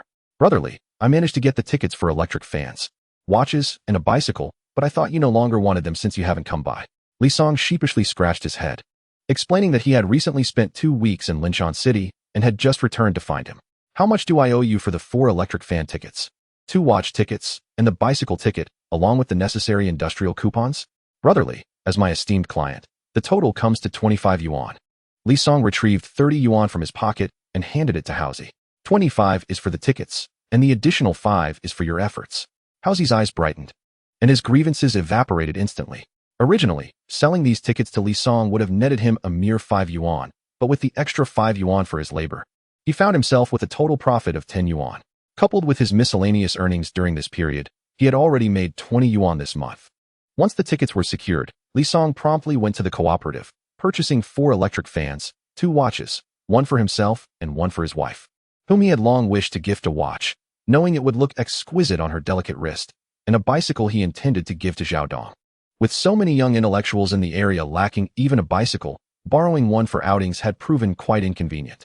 Witnessing Li Song's substantial purchase of 4 electric fans, 2 watches, and a bicycle at once, the staff at the supply and marketing cooperative were left speechless. What kind of family could spend 700 or 800 yuan in one go? However, once they saw Li Song loading the fans and bicycle onto the tractor, they regained their composure. In comparison to a tractor, a few fans, a bicycle, and 2 watches are utterly inconsequential. Driving the tractor, Li Song halted beside the rat. Don't forget to keep an eye out for the television ticket, okay? If that proves too difficult, a radio ticket will suffice. Rest assured, brotherly, I will find a way to assist you. Upon returning from the county town, Li Song directly drove the tractor to his father-in-law's home, unloading 2 electric fans. One was for his father-in-law and mother-in-law, while the other was for his elder and second brothers-in-law. The remaining 2 fans consisted of one he intended to keep for personal use, and the other was meant as a gift for Xiaodong. As summer approached, the sweltering heat of Bai family village made life unbearable without fans. Since the day he was assigned to the countryside, Li Song had longed for a fan. But their exorbitant price of over 80 yuan and the necessity of purchasing with tickets rendered that dream unattainable. Thus, he had to endure the heat. With a steady rumble, Li Song returned home. His little girl had already heard the tractor's sound and was waiting eagerly at the door. Daddy, hug. All right, let me park the tractor first, he replied, reaching out to lift his daughter into his arms. Wow, so high? Carrying his daughter inside, he found his wife reviewing her lessons. She stood up with a smile upon seeing him return. Did you not just take 4 people to the county town? Why did you take so long? I stopped by the supply and marketing cooperative to buy you a small gift. As he spoke, Li Song produced a box from behind him. What is this? It even has a gift box? His wife, puzzled, took the present. Upon opening the box to reveal an exquisite Shanghai watch, her face instantly lit up with surprise, tears of emotion shimmering in her eyes. Is this truly for me? She asked softly, her voice trembling. Li Song nodded with a smile, gently replying, of course. It is for you. I have long wanted to gift you a watch, but I could never find the ticket. This delicate watch will surely look stunning on you.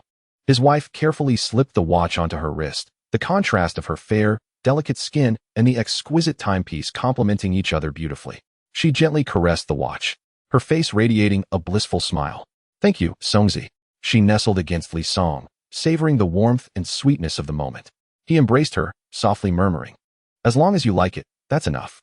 At that moment, a commotion erupted outside, as villagers gathered, drawn by the sight of Li Song returning with the fans and bicycle. His wife quickly extricated herself from Li Song's embrace, discreetly hiding the watch in a drawer before stepping outside. Li Song followed, holding his daughter, who suddenly noticed something and exclaimed, "Daddy, who made you angry?" "Stinky Daddy. I don't like you anymore. Mommy has a gift, but I don't. But Yaya has one too." Li Song rummaged in his pocket and produced a beautiful hairpin, handing it to his little girl.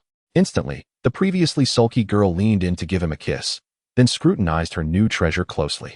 Upon his return, Li Song placed the electric fan and bicycle inside his home, then commenced testing the brick-making machine, witnessing the soil being continuously fed into the machine, and subsequently transformed through a series of processes into neatly formed brick molds. Li Song felt an overwhelming sense of accomplishment.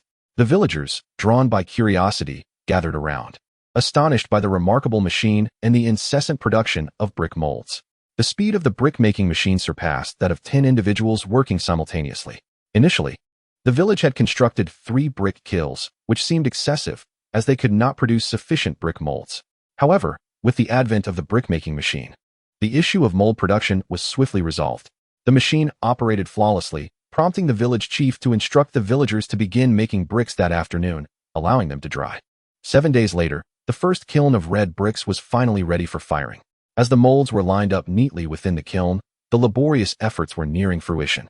The villagers had prepared firewood, awaiting Li Song's command to ignite the kiln. Just as Li Song was about to give the order, his father-in-law interjected, "Songzi, do you know how to fire bricks? The firing of red bricks demands precise control over temperature and time." The previous failures in constructing kilns were due to a lack of expertise. Li Song furrowed his brow, realizing he had overlooked this critical aspect. In modern times, brick firing is often managed electronically. However, without such equipment, it relied solely on human skill and experience, which required years of practice for accurate control. "Uncle, since there is no one in our village skilled in brick firing, what about other villages?" Li Song inquired. The village chief, Bai Ruowei, sighed. "In the entire Jiang commune, there is only one brick kiln in Sunlu village, so most skilled brick firers reside there. Our village's establishment of a kiln threatens their interests, and they are unlikely to assist us." Li Song wholeheartedly agreed with his father-in-law's assessment, for otherwise, the people of Sunlu would not have reported him previously. Although he had managed to resolve the crisis, their wariness of him remained.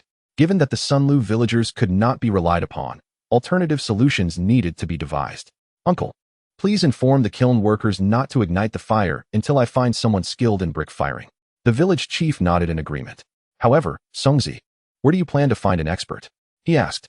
"If Sunlu village is unwilling to help, I shall seek assistance from other communes. Meng'an County is not limited to Jiang commune, nor is there only one brick factory in Sunlu village. I refuse to believe I cannot find someone willing to assist for the right price."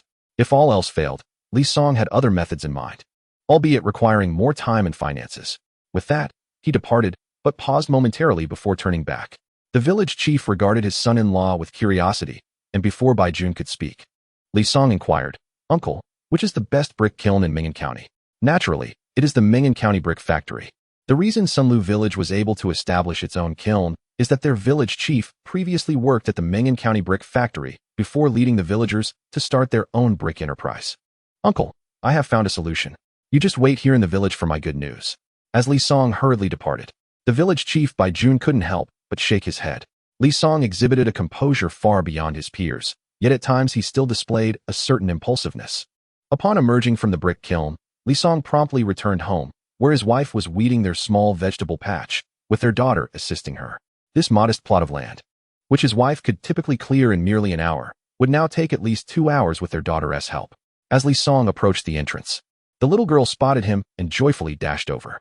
In her exuberance, she tripped over a tuft of grass and fell flat on the ground. This sight tugged at Li Song's heartstrings, and just as he was about to rush over to help her up, she sprang up as if nothing had happened and continued to run towards him. "Daddy," she called out, observing the disarray of the vegetable patch. His wife shook her head in amusement and exasperation. Li Song scooped up his daughter, playfully scratching her little nose as he said, "Oh dear, my precious little one. Did you hurt yourself?" "Not at all." She giggled, nestled in his embrace, laughing heartily. His wife watched this tender moment and playfully admonished, "You just indulge her, don't you?" Li Song chuckled, carrying their daughter over to his wife. Ensuring no one was around, he swiftly planted a kiss on her cheek and declared, "Not only do I spoil our daughter, but I spoil you as well." Startled by his boldness, his wife exclaimed, "Have you lost your mind? We're outside. What if someone sees us and ridicules us?" "Fear not. I surveyed the surroundings and saw no one," he reassured her. After she confirmed their privacy, she felt relieved. "Even so, refrain from such displays in public in the future." "All right, I shall reserve my affections for home," he promised. She did not protest this time. Recently, she had come to relish the intimate gestures shared between them, such as kisses and embraces. "I no longer like Daddy," the little girl pouted, looking quite displeased. Li Song, amused, inquired, "Why have you stopped liking Daddy?" "Daddy smells good, but Mommy does not," she replied. "Then I shall smell like our little Yu. Li Song said, gently kissing his daughter's cheek. Instantly, her frown transformed into a radiant smile. Afterward, Li Song set her down and informed his wife, "I have a matter to attend to in the county. If you two have no objections, why not accompany me for a stroll?" Bai Ruowei's eyes lit up. She had attended high school in the county, but had scarcely visited since graduating. Moreover, Li Song had yet to take her there since their marriage.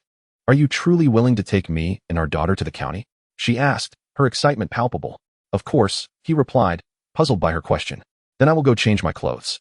"We should also change you. She's gotten quite dirty," she noted, glancing at their daughter, who was now covered in mud from her earlier tumble. "That sounds good," Bai Ruowei agreed, taking their daughter from Li Song's arms. Naturally, they would need to return home to change. Li Song closely followed his wife. "Why do you need to follow us to change clothes?" she asked. "I'm just here to see if you need any help," he replied. Li Song's response elicited an eye roll from his wife. Recently, he had been exceptionally kind to both her and their daughter, albeit with a hint of frivolity. Nevertheless, compared to the past, he found himself preferring his current self. With a creak, his wife promptly shut the door to the main room, followed by the unmistakable sound of it being locked. Li Song felt his face flush. How could his wife doubt him so? As a man of his word, a paragon of integrity, would he truly resort to peeking? After all, was there any need to sneak a glance at his own wife changing? Moments later, his wife and daughter emerged from the room. Their daughter donned a princess dress, while his wife had put on a puff-sleeve dress that she seldom wore. Together, they resembled a pair of ethereal fairies. "Two fairies, we are setting off." Li Song's compliment earned him another eye roll from his wife, who dismissed his exuberance as mere nonsense. Understanding her modesty, he refrained from further comments and instead wheeled out the bicycle, ready to embark on their outing. Bai Jia village was not far from the county town, and after a leisurely half-hour ride, they arrived. This was the little girl's first visit to the county since her birth, and everything around her appeared remarkably novel. "Daddy, is this the county town? It's so big." Li Song felt a pang of bittersweet emotion at his daughter's words. She was already 2 years old, and today marked her inaugural trip to the county. "Does Yaya like the county town?" "Yes, I like it, Daddy." "Then how about I buy a house here in the county, and we can live here in the future?" Good. The little girl beamed with delight, observing her excitement. His wife gently pinched his waist, reminding him that although their child was still young and unlikely to remember, he should not mislead her. "I am not deceiving her. The child is 2 years old. By this time next year, she should be starting kindergarten. Bai Jia village lacks such facilities. I plan to find a way to purchase a house in Ming'an County or Linshan City, making it convenient for Yaya to attend school in the city." His wife's astonishment was palpable upon realizing he was serious. Living in the city had always been her dream. Yet, the current regulations regarding population movement and household registration were exceedingly stringent. For a woman, unless she married a city dweller, opportunities to enter urban life were nearly non-existent. However, owning a home in the city could change that. Yet, most city properties were state-owned and not available for sale. Only self-built houses could be transacted. Delicious meat buns. Big and tasty. As his wife pondered these complexities, a street vendor's call broke her reverie. "Daddy, meat buns. Would you like some?" Yes. The little girl nodded eagerly, her eyes fixed on the bun shop. At that moment, the vendor noticed the little girl among the crowd and greeted her with a smile. "What a beautiful dress you have, little friend. It's a gift from Daddy. It's called a princess dress." "Indeed, you look just like a little princess." "Big brother, I'll take 5 meat buns. Here is the money and ration tickets." The vendor glanced at the currency, swiftly wrapping the buns in oil paper before handing them over. In the 1970s, plastic bags had yet to become commonplace in the country. Thus, buns were traditionally wrapped in paper. The salesperson exhibited remarkable professionalism as he observed 3 individuals dividing 5 steamed buns into 3 portions, 1 bun each for 2 and 2 buns for 1. Li Song handed one of the buns to the little girl, who immediately took a hearty bite. "Daddy, the meat buns are so delicious." Li Song affectionately wiped the meat filling from the corner of her mouth. Yaya loves to eat. Let us buy some more when we return home. Yes, yes. I want to buy many buns for Grandma, Grandpa, and Uncle. Our Yaya is truly filial. We must remind Daddy to buy meat buns for Grandma and Grandpa when we get back. All right. The little girl eagerly agreed. Ruowei. This shop's meat buns are indeed delightful. You should try one, the wife suggested, handing over 2 of the buns. The aroma of the meat bun in the little girl's hands made her feel quite hungry. Thus, the 3 swiftly devoured the 5 buns right at the entrance of the bun shop. Ruowei's puff-sleeve dress and the little girl's princess gown were so enchanting that passers-by couldn't help but steal glances at them. Shy by nature, Ruowei felt a bit embarrassed as the crowd grew, prompting her to urge Li Song and the little girl to leave quickly. Just a few steps ahead, they encountered a tailor shop, where delicate light blue floral dresses hung enticingly in the window. As Li Song's gaze swept over the dresses, he noticed Ruowei's pace involuntarily slow down. Turning to her, he saw her eyes fixed on a particular dress, filled with admiration yet tinged with hesitation. Li Song smiled gently and said, "If you like it, why not try it on?" Ruowei shook her head. "I've already bought several dresses recently. It would be too wasteful. Clothes are only wasteful if they are not worn, and this dress would look absolutely stunning on you," he replied, taking her hand and leading her into the tailor's shop. The little girl chimed in cheerfully, "Mommy, do try it on. That dress is so pretty." Encouraged by her father and daughter, Ruowei finally mustered the courage to enter the fitting room. When she emerged, both Li Song and the little girl's eyes sparkled with delight. The dress seemed tailor-made for her, accentuating her beauty exquisitely. "We'll take this dress. How much is it?" Li Song asked without hesitation. "Comrade, this dress costs 15 yuan and requires 5 fabric coupons," the shopkeeper replied with a smile. Upon hearing the price, Ruowei quickly protested, "That's too expensive. I don't want it." Yet Li Song remained resolute. "We must have it." He then pulled out the necessary money and coupons to settle the bill. Ruowei shot him a reproachful glance, mildly chiding him for spending recklessly. But Li Song simply smiled. "Ruowei, you are so beautiful. You deserve to wear lovely clothes. Moreover, I will buy a matching dress for our daughter, so you both will have one." Coincidentally, the shop had a ready-made version of the same dress for little girls, which sent the little girl into a joyful dance. "Mommy has a big dress, and I have a little dress." As Li Song gazed at the joyful expressions of his wife and daughter, his heart brimmed with emotion and happiness. The trio, holding skirts in hand, continued their cheerful stroll through the county town, with sunlight cascading upon them, making the entire world seem exceptionally beautiful. Unbeknownst to them, noon approached, and Li Song led his wife and daughter to the state-run restaurant. The little girl, experiencing such an environment for the first time, felt a tinge of fear, curling up in Li Song's embrace while curiously peering around. "Matsuko, a meal here at the state-run restaurant costs several yuan. It's rather expensive. We should leave before the dishes arrive," she suggested. "Fear not. Our family is not in want of money," Li Song reassured her. His wife had intended to voice that even if they were financially comfortable, they should not indulge in wastefulness. However, recalling the several boxes beneath their bed, brimming with cash, she found herself at a loss for words.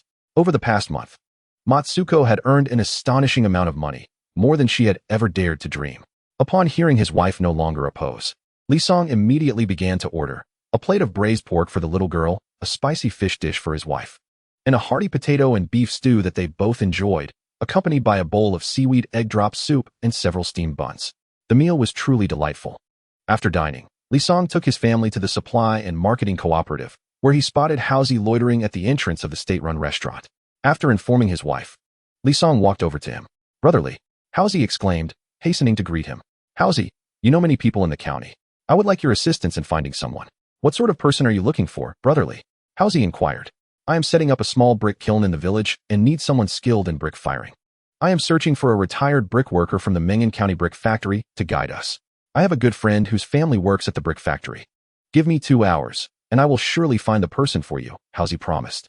Li Song glanced at Haozi. "All right, I will await your return for 2 hours. If you indeed manage to find the individual, I shall reward you handsomely." Without delay, Haozi dashed to his friend's home. With some inquiries and searches, he eventually located a seasoned brick worker who had previously been employed at the Mengan County Brick Factory. Once he found the individual, Haozi hurried back to the supply and marketing cooperative to find Li Song. The family of 3 had just exited after purchasing various items. Though they hadn't bought anything substantial, they had accumulated quite a collection of miscellaneous goods. As they stepped out of the cooperative, they noticed Haozi, drenched in sweat. Li Song turned back to buy him a bottle of chilled soda. "You're sweating profusely. Have some soda to cool down," he offered. "Thank you, brotherly." Housie took the soda and gulped it down eagerly. "Brotherly, I have fulfilled your request. I found the person you needed," Housie declared. "Housie, you have indeed not let me down," Li Song responded, retrieving 20 yuan from his pocket and placing it in Housie's hand. "You've worked hard running around." Housie glanced at the 2 crisp bills in his palm with reluctance, stepping back. "Brotherly, if you mean to cover my travel expenses, I would not refuse. However, I merely ran an errand. A soda is sufficient. I cannot accept this money." Housie's reaction surprised Li Song, given that he often lingered at the cooperative. He hardly earned 20 yuan in a month. It is indeed intriguing that one can refuse a modest benefit of 20 yuan. Li Song did not reclaim the 20 yuan. Instead, he expressed his desire to purchase a house in the county, preferably one with a small courtyard. Given the current scarcity of housing, it may require considerable effort to locate a suitable property, and he suggested that the money be considered as a gesture for a soda. Housie hesitated momentarily, but ultimately accepted the offer. "Brotherly, most of the houses in the city are part of family compounds, which cannot be bought or sold. Therefore, acquiring a house may prove quite challenging. I am aware of the situation, so please assist me in gathering information. If you can find something, that would be ideal. If not, I will consider other options." Li Song instructed his wife and daughter to wait for a while as he and Housie attended to some matters. Soon, they arrived at the home of Mr. Wu, a retired worker from the brick kiln factory in Ming'an County. After explaining his purpose, Mr. Wu declined outright. Since his retirement, he had been caring for his grandchildren at home, and he was concerned about their well-being if he were to work at the brick kiln in Baijia village. The brick kiln in Baijia village was built over a month of hard work by the entire community. Currently, the 3 kilns cannot be ignited due to a lack of knowledge on how to fire bricks. "We implore you to assist the villagers and not let their efforts go to waste," Li Song urged. Mr. Wu furrowed his brow, given the gravity of the situation. It would be unkind to refuse outright, but he worried about his precious grandson. "Shaoli, I sympathize with your predicament, but I have my own issues. My grandson is only 2 years old and requires constant supervision. What will happen to him if I go to fire the kilns?" Li Song reassured him. "You need not worry about the child. My daughter is also over 2 years old. While you work, you can leave him at my home, where my wife can help look after him, ensuring he has companionship and is entertained." Noticing the old man's wavering resolve, Li Song continued, "Moreover, we at the Baijia village brick kiln will not leave you empty-handed.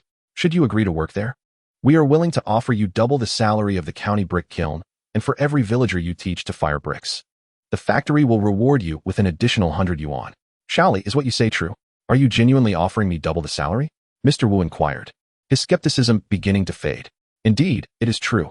If you doubt our sincerity, we can formalize an agreement, and we are prepared to advance you 3 months' salary." With such assurances from Li Song, Mr. Wu felt reassured.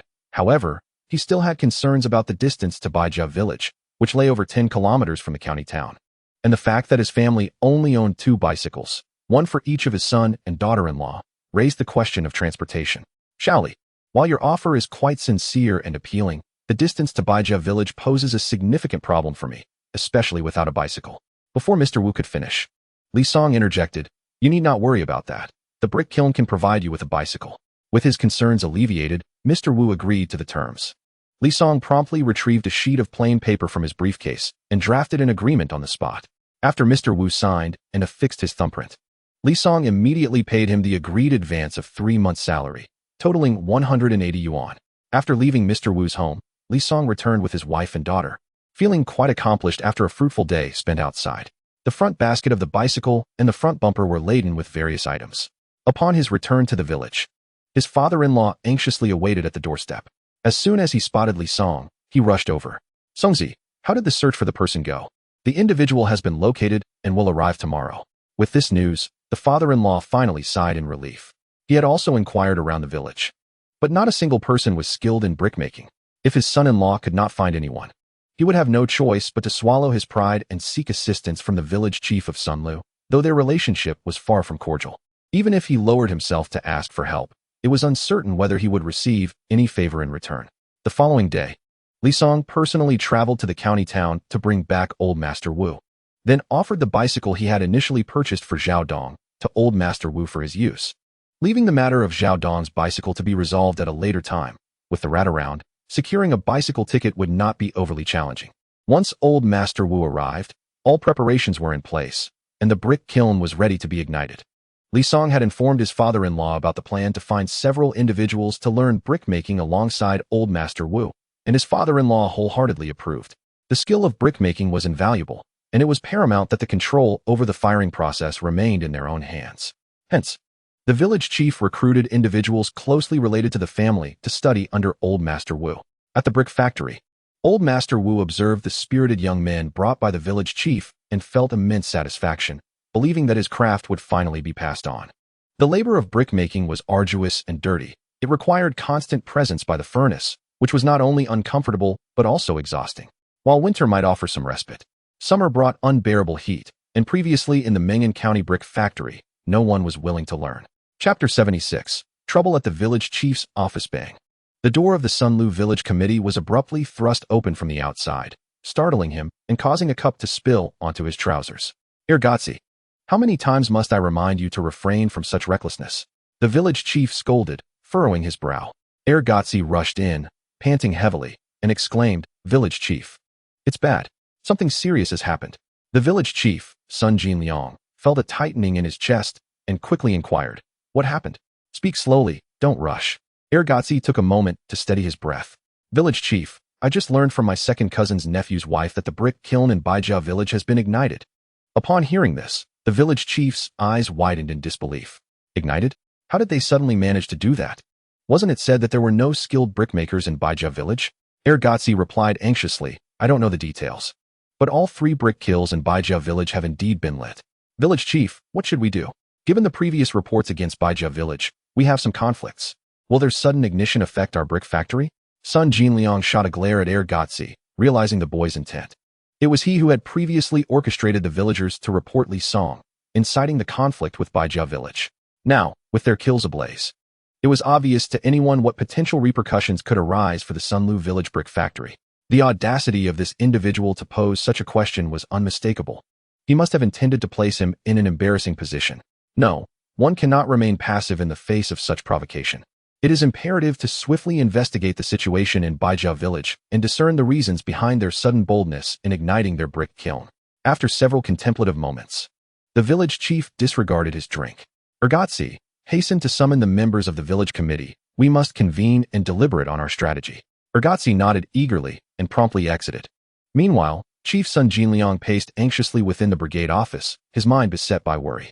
Before long, several committee members arrived in haste, and Chief Sun Jinliang quickly briefed them on the situation.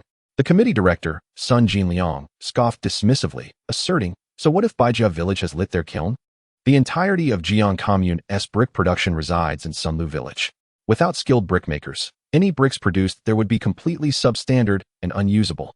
Therefore, I believe we need not concern ourselves."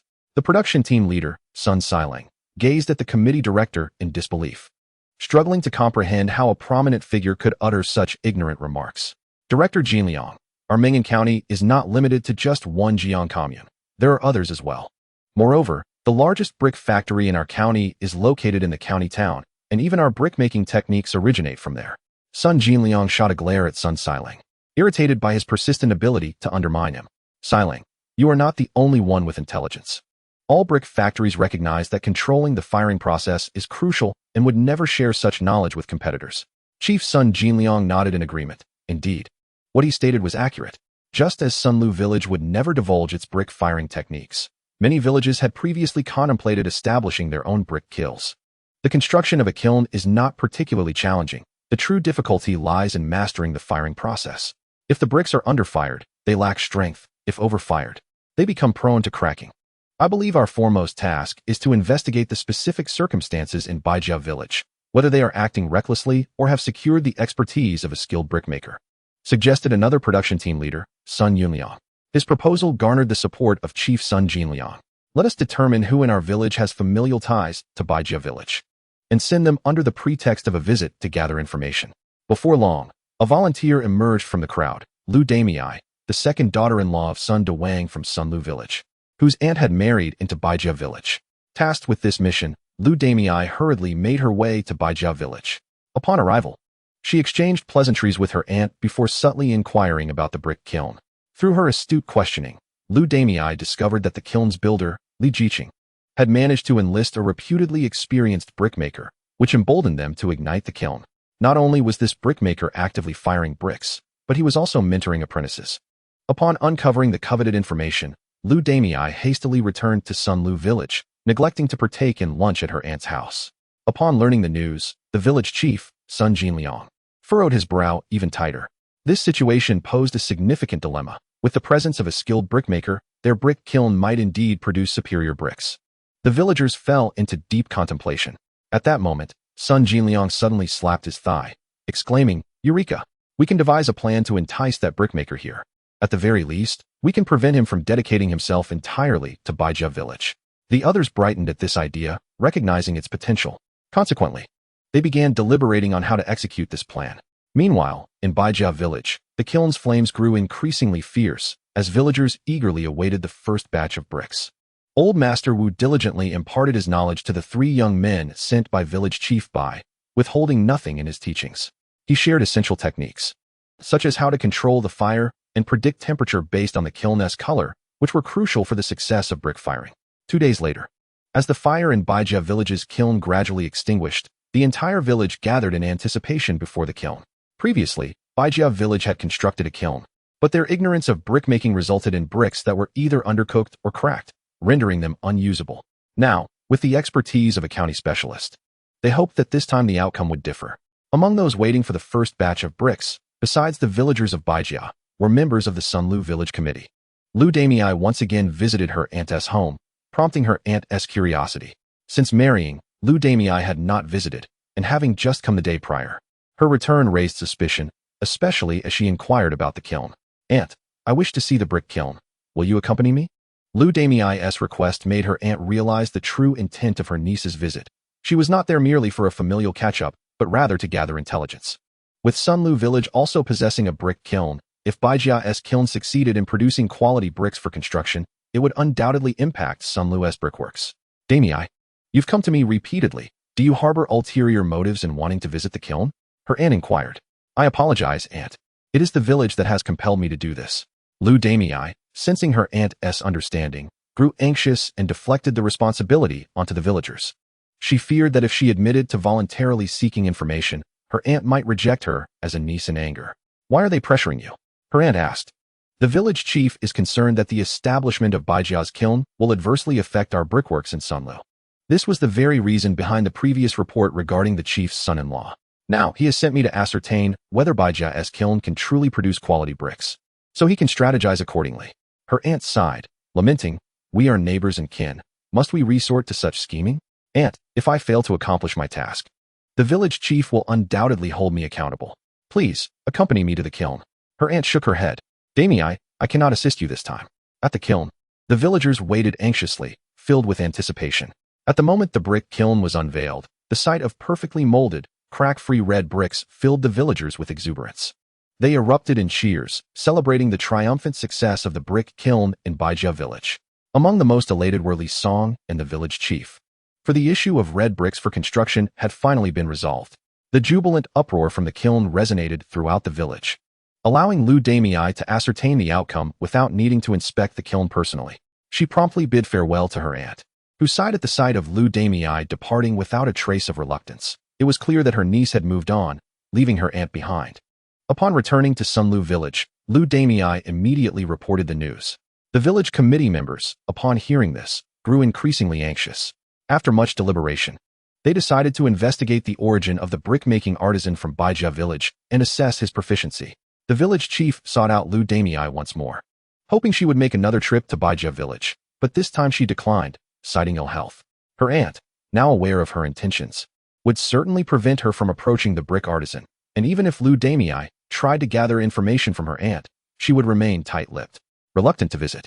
Lu Damei's hesitance left the village chief with no choice but to seek assistance from those with familial ties to Baijia village. Both villages were situated within the Jiang commune and were not far apart, with many connections between them. However, when approached for information, most were unwilling to venture forth. After considerable persuasion, the village chief succeeded in convincing one individual. The following day, village chief Sun Jinliang received news from a villager. The brick-making artisan hired by Baijia village was surnamed Wu, a former master from the brick kiln factory in Ming'an County, who had been invited by Li Song after his retirement. Sun Jinliang's expression twitched. He had imagined countless scenarios, but never anticipated that Baijia village could enlist such an esteemed craftsman. He had once worked at the Meng'an County brick kiln factory, where Master Wu had been his mentor. In truth, the skills he possessed were largely imparted by Master Wu. Although his brief period of training and lack of diligence meant he had only grasped about 60 to 70% of the craft. Nonetheless, upon establishing a brick kiln in Sunlu village, the standard of living for its residents had significantly surpassed that of others. The Jiang commune comprised over 20 villages, where many villagers struggled to make ends meet annually, yet Sunlu village had not faced such hardship in recent years. Moreover, the annual dividends resulted in a considerable income for Sunlu villagers, approximately double that of their neighbors. This prosperity led many young women from neighboring villages to seek marriage in Sunlu, well aware that joining this village would spare them from hunger and financial strife. Those who have never experienced the helplessness of financial hardship cannot fathom the struggles it presents. Village Chief Sun Jinliang promptly convened a meeting with the village committee members to discuss the situation. Upon hearing the news, the attendees were filled with excitement. With the village chief's connection to the brick-making artisan in Baijia village, the prospects of securing him seemed significantly brighter. However, the village chief remained cautious, fully aware of the artisan's temperament. Given that he had already accepted Baijia village's offer, the likelihood of luring him to Sunlu village appeared exceedingly slim. However, even with the knowledge of the impending outcome, he felt compelled to give it a try. The brick kiln in Baijia village posed an immense threat to the brick factory in Sunlu village. Sunlu village possessed only a single kiln, while Baijia village boasted 3, each larger in scale. The kiln in Sunlu village could produce approximately 5,000 to 6,000 red bricks, whereas the kilns in Baijia village could yield 7,000 to 8,000, or even surpass 10,000 bricks. When all 3 kilns operated simultaneously, they could produce nearly 30,000 bricks in one go, a staggering output far exceeding that of Sunlu village. The current reason everyone sought Sunlu village was that the Jiang commune had only one kiln there. The demand for red bricks was high, yet the production was woefully inadequate. Thus, acquiring bricks necessitated leveraging connections, a circumstance he found rather enjoyable, relishing the attention he garnered. After the village committee meeting, Sun Jinliang resolved to personally visit Old Master Wu, bringing along some gifts to Baijia village. Upon meeting Old Master Wu, he was met with a calm demeanor, as though the elder had anticipated his arrival. Sun Jinliang sincerely articulated his intentions, hoping that Old Master Wu would assist Sunlu village, promising improved treatment and conditions. However, Old Master Wu merely shook his head and replied coolly, "Since I have made a commitment to Li Song, I shall not waver. One must uphold integrity. This has always been my guiding principle." Sun Jinliang understood his master's temperament. Once he had made such a statement, it was evident he would never join the brick kiln of Sunlu village. "Master, I am your apprentice. Can you not see the significant impact that the Baijia village brick kiln will have on our kiln?" Despite his advanced age and fading eyesight, the old man was not oblivious to this reality. "Then why do you still agree to join the Baijia village brick kiln?" "Initially, I could not refuse the salary offered by Li Song. However, upon arriving in Baijia village, my perspective shifted. I have come to appreciate the atmosphere here, and the village head has introduced me to several diligent young apprentices who are eager to learn. You have been my disciple for many years. With a little effort, you could master 70 to 80% of my skills, rather than the 5 to 60% you currently possess, resulting in various issues with the bricks you produce. For years, your mind has been occupied with misguided thoughts, showing little progress." Hearing the disappointment in his master's voice, Sun Jinliang felt a twinge of embarrassment. He was now the village head of Sunlu, no longer the inexperienced apprentice from the Meng'an County brick factory. His master offered him no regard whatsoever. Chapter 78. The attempt to steal apprentices. After failing to lure the apprentices away and receiving a scolding from Old Master Wu, Sun Jinliang could only return in frustration. Upon his return to Sunlu village, the committee members were disheartened. They had believed that the village head's relationship with the brick kiln master of Baijia village would guarantee success. So they were taken aback by his failure. "What shall we do now, village head?" one asked. "You ask me, but who should I ask?" Sun Jinliang shot a glare at the questioner, Sun Jinliang, and turned to leave the team office. The elder's words had left a bitter taste in his heart, causing him to avoid the office for the next few days. Although the village head had faltered, the other committee members did not abandon hope. The influence of the brick kiln in Baijia village on the brick kiln factory in Sunlu village is indeed profound. To preserve the status of the Sunlu brick kiln factory, it is imperative to dismantle the one in Baijia village. The village head has been absent from the village committee for several consecutive days, which they attribute to the strained relationship with Old Master Wu. However, They harbor no such reservations and began to contemplate alternative strategies. After much deliberation, it was unanimously decided to target Old Master Wu's grandson. The members of the Sunlu village committee began to discreetly follow Old Master Wu's grandson, seeking opportunities to exploit. Soon, they discovered that each day, upon arriving in Baijia village, Old Master Wu would leave his grandson at the home of a villager. There, he played in the yard with a little girl, while a woman, presumably the girl's mother, remained vigilant, locking the door promptly after Old Master Wu departed. Upon further inquiry, they learned that this was, in fact, the home of Li Song. The woman was Li Song's wife, and the little girl was his daughter. After trailing Old Master Wu for several days, the committee members grew increasingly anxious, having failed to find a suitable opportunity. Moreover, given that this was Baijia village, they could not resort to a brazen act, as a single cry from Li Song's wife would summon the villagers, who would undoubtedly overwhelm them, as they awaited their chance. One day, they overheard Li Song's wife instructing the two children to remain indoors while she went out to purchase a few items, assuring them she would return shortly. The children obediently continued playing in the yard. An extraordinary opportunity had arisen. They exchanged glances and hatched a plan. Village committee leader Sun Jinliang whispered, "Let us act now." Team leader Sun Siliang hesitated, questioning the prudence of such a venture. Is this truly feasible? Might it be too perilous? Fear not. We must seize this moment. Sun Jinliang's face hardened with resolve. Sun Siliang and Sun Yunliang exchanged a glance, and though they hesitated, they ultimately refrained from voicing opposition. Sun Jinliang proposed, "Shall we take both children?" Sun Siliang replied, "Isn't it sufficient to threaten Old Master Wu with just his grandson? Why risk capturing that little girl? Have you forgotten the significance of that little girl?" Sun Jinliang countered. Realization dawned upon Sun Siliang and his companion. The girl was indeed Li Song's daughter. The brick kiln in Baijia village was established by Li Song himself, making him a far greater threat to them than Old Master Wu. They had already discerned that Li Song was exceedingly fond of his daughter. Capturing her would compel him to comply. Very well, I agree. We shall seize both children. The group stealthily approached the yard, taking advantage of the absence of onlookers, and retrieved some candies from their pockets, hoping to entice the children into opening the gate.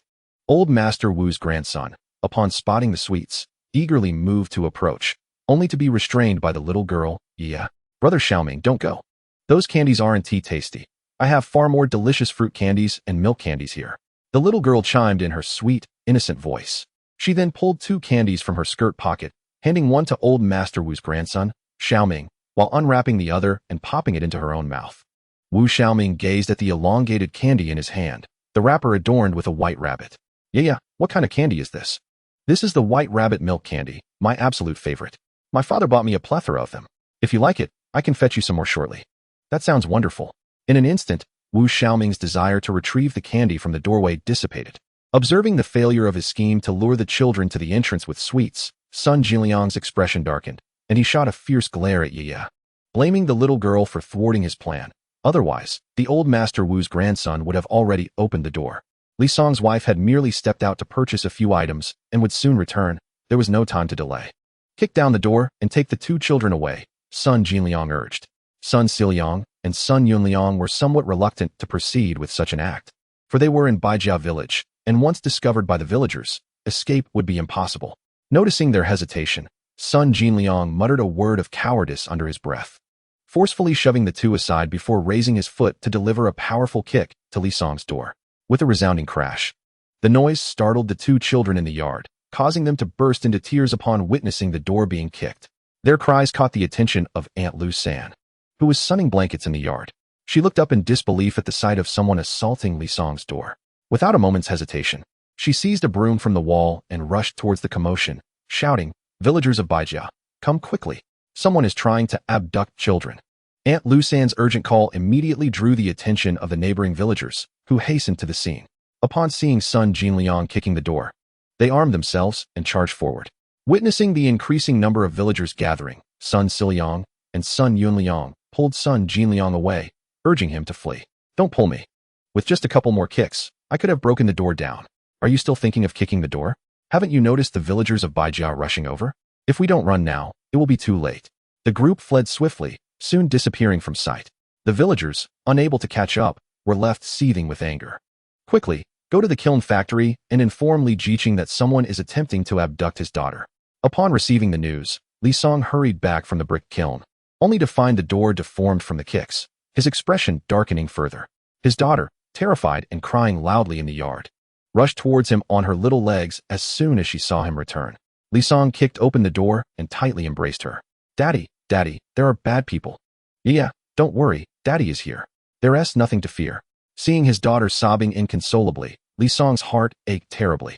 He glanced at the old Master Wu's grandson nearby, who, being 2 years older and slightly braver, had ceased his tears. After comforting his daughter for a considerable time, she finally calmed down, allowing Li Song the opportunity to inquire of the villagers. "Dear villagers, did anyone recognize the identities of the individuals attempting to abduct the children?" The crowd shook their heads in unison. "We heard the shouting and came out, but only caught a glimpse of 3 fleeing figures. However, Aunt Lu San, who was the first to rush out, must have seen their faces." Chapter 79. Forced submission. Li Song quickly sought out Aunt Lu San amidst the crowd. "Aunt, do you recall the appearance of those 3 individuals?" Aunt Lu San pondered carefully before replying. "Those 3 seemed somewhat familiar. I'm certain I have seen them before. But at this moment, I cannot quite recall where." "Greetings, Aunt San. Please take a moment to reflect. Perhaps something will come to mind." Lu San nodded, and Li Song urged everyone to remain silent to avoid disturbing her thoughts. As the seconds ticked by, just when Li Song began to lose hope, Lu San suddenly spoke up. "I remember now. Those 3 seemed to be members of the village committee from Sunlu village. They even spoke at the villagers' meeting held by the commune last year." Upon hearing this, Li Song's expression darkened. He was astonished at the audacity of the Sunlu villagers. At that moment, his wife returned with some purchases, and upon learning of the recent events, she was also filled with trepidation. Li Song entrusted their daughter and Wu Xiaoming to his wife, then summoned a tractor, bringing along his brothers-in-law, father-in-law, Lu San, and several villagers from Baijia village to Sunlu village, where they sought out the committee members. Upon their return to Sunlu village, Sun Jinliang and his companions felt a pang of guilt as they spotted Li Song approaching. Li Song glared at the 3 men. "You were the ones who attempted to abduct my child in Baijia village, weren't you?" Sun Jinliang and the others stammered, unable to articulate a defense. "I never intended to be at odds with Sunlu village, and even when you reported me multiple times, I dismissed it. However, you have crossed a line by attempting to use my daughter as leverage against me." Li Song was seething with rage. In his rebirth, his wife and daughter were his Achilles heel, and he would not let Sun Jinliang and his companions go unpunished for their audacious actions. At that moment, the village chief of Sunlu finally arrived. Observing the aggressive demeanor of Li Song and his group, Sun Jinliang cast a fierce glare at Sun Jinliang, berating him silently for his incompetence. Turning to Bai Jun, the village chief, and Li Song, he said with a forced smile, "Village Chief Bai, comrade Li, is there perhaps a misunderstanding here? If there is a misunderstanding, we can have the police investigate, and the truth will come to light. There are several villages surrounding Baijia village, and although it is not the busy farming season, there are still many people working in the fields. These criminals who attempted to abduct a child must have encountered witnesses on their way back." Sun Jinliang and his companions turned pale at his words, realizing that, as Li Song had pointed out, they had indeed crossed paths with numerous villagers working in the fields during their escape. If the police were to conduct an investigation, there would be no way for them to evade responsibility. "Village Chief." The 3 of them looked to Sun Jinliang for help. "Comrade Li, Village Chief Bai, surely this minor issue does not warrant police involvement?" "Uncle, I am not well versed in our country's laws. How many years is the sentence for child trafficking?" 10 years or more. Even for attempted trafficking, one could face 3 to 5 years. The faces of Sun Jinliang and his companions turned ashen. They were genuinely terrified. If imprisoned, not only would their lives be ruined, but their families would also face dire consequences. There were families in neighboring villages who had been caught and shamed, unable to hold their heads high in the community, with villagers avoiding them as if they were plague-ridden. Sun Jinliang's countenance also grew grim. He had not anticipated that the situation would escalate to such an uncontrollable extent. Gritting his teeth, he addressed Li Song, "Comrade Li, we acknowledge that this matter was indeed a misstep on the part of Sunlu village. On behalf of the village, I apologize and hope you can show mercy and let them go."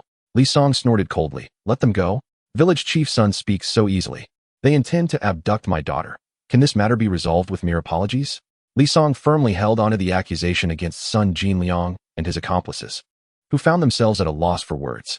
Sun Jinliang hastily exclaimed, "Li Jiqing, feel free to state your demands. We shall comply with all that is within our power." Just as Li Song was about to retort, he noticed his father-in-law subtly shaking his head, a silent reminder to temper his response and refrain from overstepping. "In light of your position, Village Chief Sun, I may show leniency. However, Sun Lu village must meet two of my conditions. First, ensure that such incidents do not recur in the future. Second, my daughter has been severely traumatized by the fright caused by the three of you, and thus, Sun Lu village must provide me with adequate compensation. I do not ask for much, just 500 yuan. Sun Jinliang hesitated momentarily, but ultimately nodded in agreement.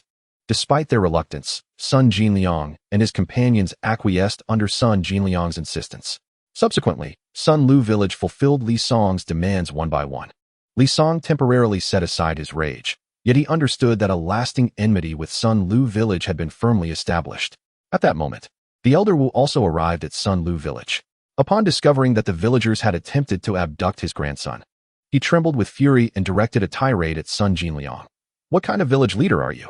Members of the village committee committing such heinous acts do not dare to claim ignorance. I refuse to believe they would act without your consent. Sun Jinliang, I was your mentor. I devoted myself to teaching you at the brick factory in Ming'an County. And now, because you refused to join the Sun Lu brick factory, they sought to take my grandson. Have you no conscience? Sun Jinliang stood there, utterly at a loss for how to respond. While the actions of Sun Jinliang and his companions were not under his direct orders, it would be disingenuous to claim ignorance. He was well aware of their intentions and had even tacitly approved of them. After enduring a scathing reproach for a good 10 minutes, the elder Wu finally ceased his tirade. Just when everyone thought his outburst had concluded, he stepped directly in front of Sun Jinliang. From this day forth, our bond is severed. You are no longer my disciple, and I am no longer your master. With that, the elder Wu turned on his heel and departed, followed by Li Song and the others. The once crowded gathering quickly dwindled to just a few members of the Sun Lu village committee and some onlookers from the village. Village chief Sun Jinliang wore a countenance of grave concern. Li Song's commotion had irreparably tarnished their reputation. Even the villagers of Sun Lu now regarded them with a complex mix of emotions. Upon returning to Baijia village, village chief Bai Jun called out to Li Song, Songzi. Sun Jinliang is cunning and vengeful. Today's incident has left the committee members of Sun Lu village utterly humiliated. They will harbor deep resentment towards you. Exercise caution when you venture outside. Uncle, are you worried they will act against me in secret? It is not merely concern. They will undoubtedly take action against you. Bai Jun sighed softly. With the successful operation of the Baijia village brick kiln, we can now focus solely on producing quality bricks. To my astonishment, such events have transpired, leading to a complete severance of ties with Sun Lu village. In the future, we must not only contend with them, but also guard against their potential subterfuge. Given the nature of the people from Sun Lu village, they are capable of resorting to any means necessary. Chapter 80. Reluctance. Uncle, rest assured, I shall exercise caution. The father-in-law observed that his warnings seemed to have gone unheeded by his son-in-law. After a moment's hesitation, he continued, Songzi, I know you are quite astute. Yet do not underestimate the village chief of Sun Lu. This individual possesses a profound cunning. Just like this time, the responsibility for dealing with us should have fallen upon him as the village chief, yet he chose to remain in the shadows, allowing the village committee director and two production team leaders to take the forefront. Li Song was momentarily taken aback. Upon reflection, he realized the truth in his father-in-law's words. It appeared he had indeed underestimated the chief of Sun Lu village. Uncle, you need not worry. During this period, I will refrain from venturing out, and if I must, I will do so in the company of others. The village chief, Bai Jun, noted that his suggestion had garnered Li Song's attention, allowing him to feel a measure of relief. As long as Li Song remained vigilant, even the village chief of Sun Lu would struggle to find an opportunity for retaliation. Thanks to everyone's assistance, Ye was not taken away. This is the 500 yuan compensation from Sun Lu village. Uncle, please take this and find a way to purchase a pig, along with some tofu and vermicelli, to prepare a large pot of stew. Just tell everyone that I am grateful for their help in saving Ye and that I am treating them to a meal. The father-in-law approvingly patted Li Song's shoulder before departing. As he watched his father-in-law's retreating figure, Li Song's expression darkened gradually. Sun Jinliang, you had better take action against me. Otherwise, how shall I exact my revenge? Li Song would not easily forgive those from Sun Lu village for their audacious intentions toward his daughter. Village chief, I apologize. Sun Jinliang cast a glance at the three individuals, scoffed, and turned away. The three exchanged uncertain glances, unsure whether to follow. Just as they hesitated, the village chief's voice echoed from ahead. What are you dawdling for? Are you waiting for an invitation? No need, no need. The three hurriedly caught up. Village chief, this Li Song has put us in a predicament. We must not let him off the hook. Sun Jinliang halted, glaring fiercely at Sun Jinliang. Not let him off the hook. Pray tell, how do you propose we do that? He is now on guard. Can you still find an opportunity to strike as easily as before? Sun Jinliang was rendered speechless by the inquiry, while the other two kept their heads down, silent. Sun Jinliang sighed. Very well, let's return and deliberate further. Do not make a scene here. Do you wish to be more embarrassed? With that, Sun Jinliang strode forward, and the group fell into silence, each lost in their own thoughts. Upon reaching his doorstep, Sun Jinliang summoned the three into his home and closed the door. This Li Song is indeed a formidable character. You must refrain from any impulsive actions. Otherwise, should anything arise, I assure you I will not come to your aid. Sun Jinliang stated sternly as he sat in a chair.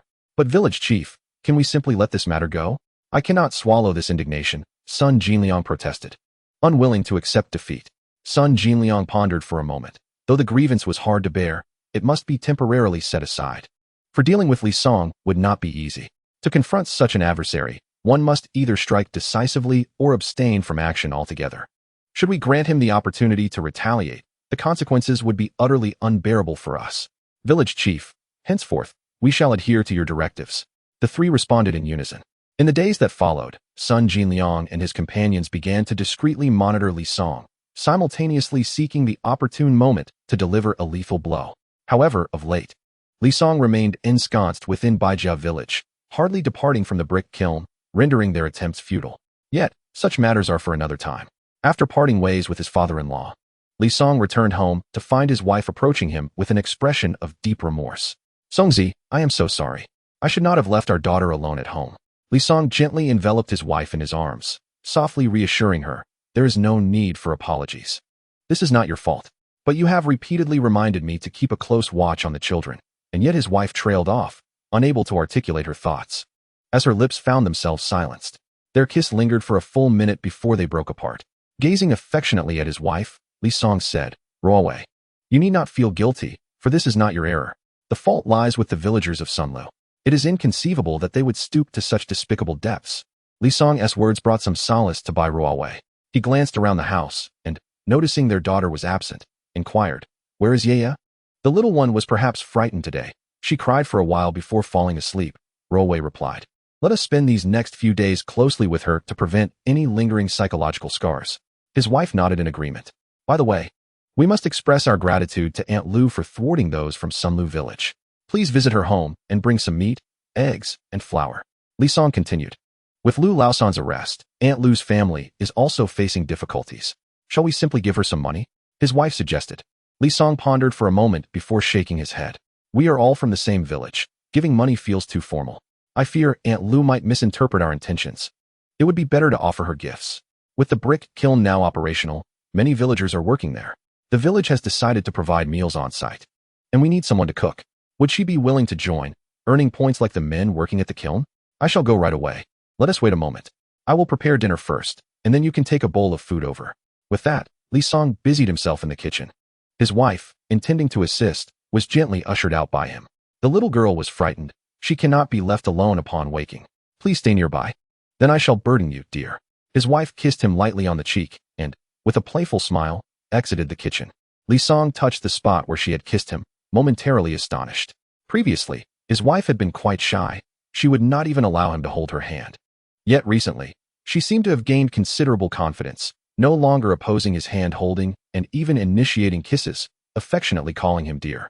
Could it be that the saying one becomes like those one associates with holds true?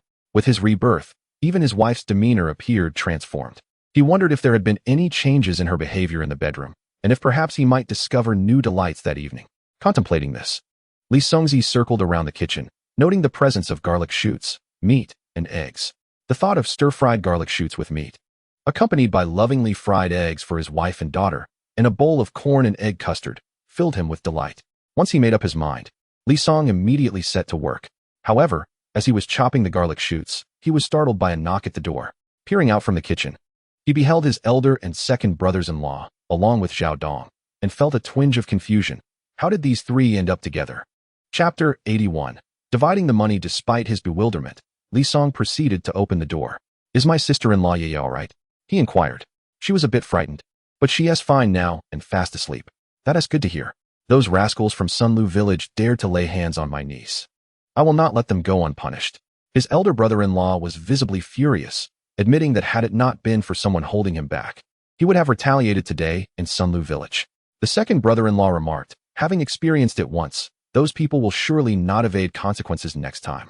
Songzi, during the day, let Ruowei take Yiya and Xiaoming back to the old home. This place is far too remote.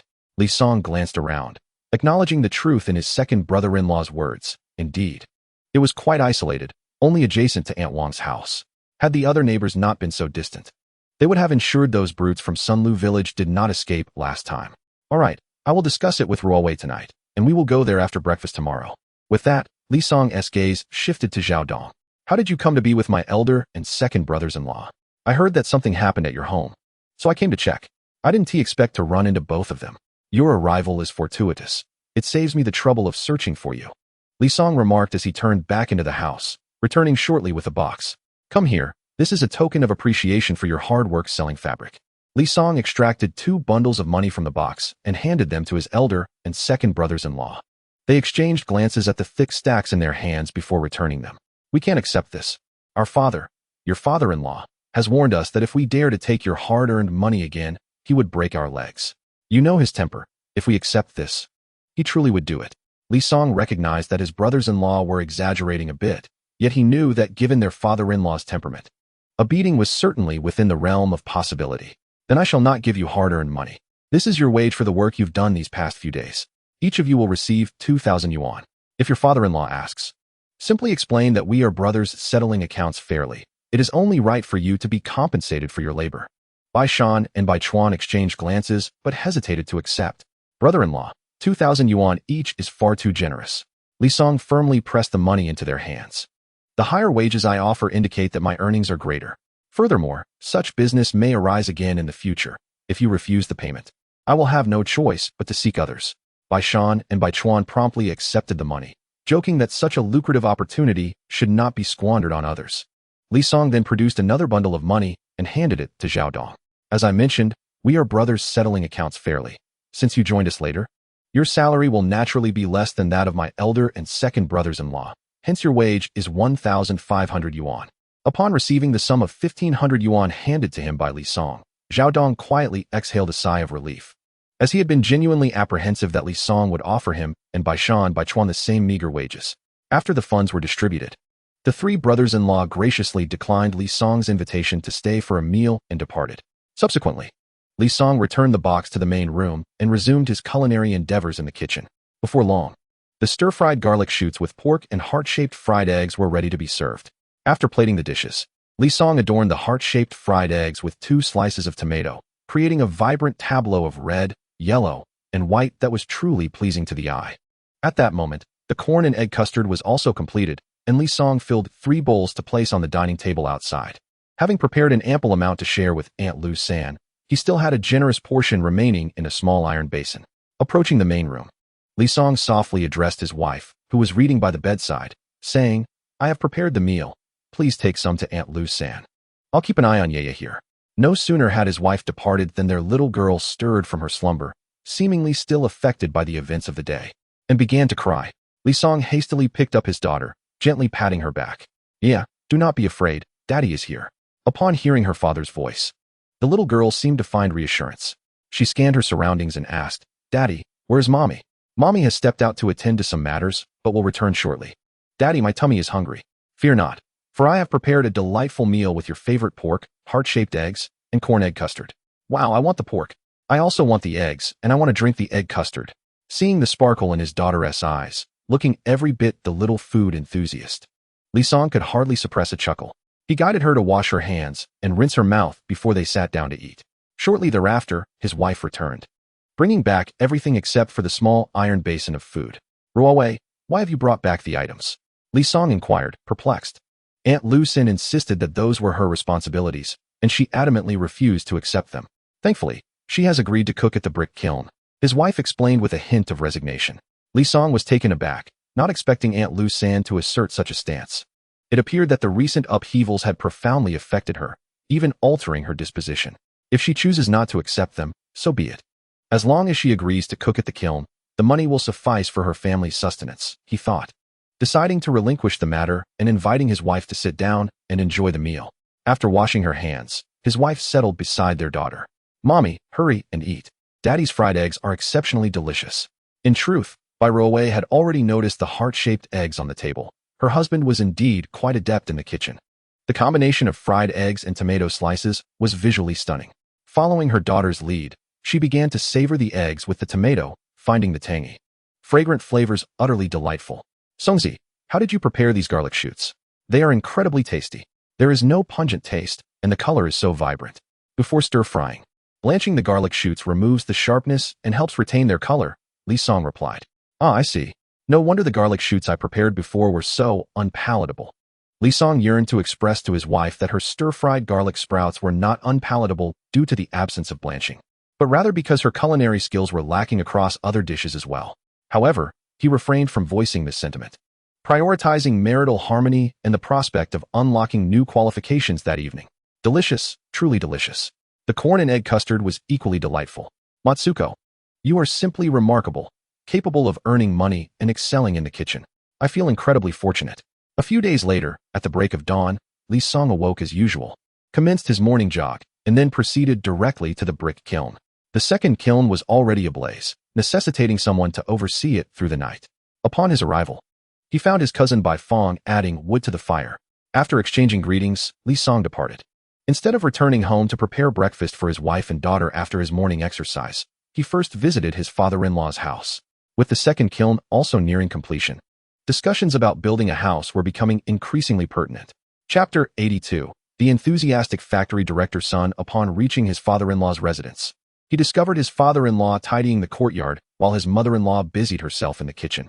Seeing Li Song, his father-in-law paused momentarily. "Matsuko, why have you come so early? Is everything all right at home?" "Everything is fine.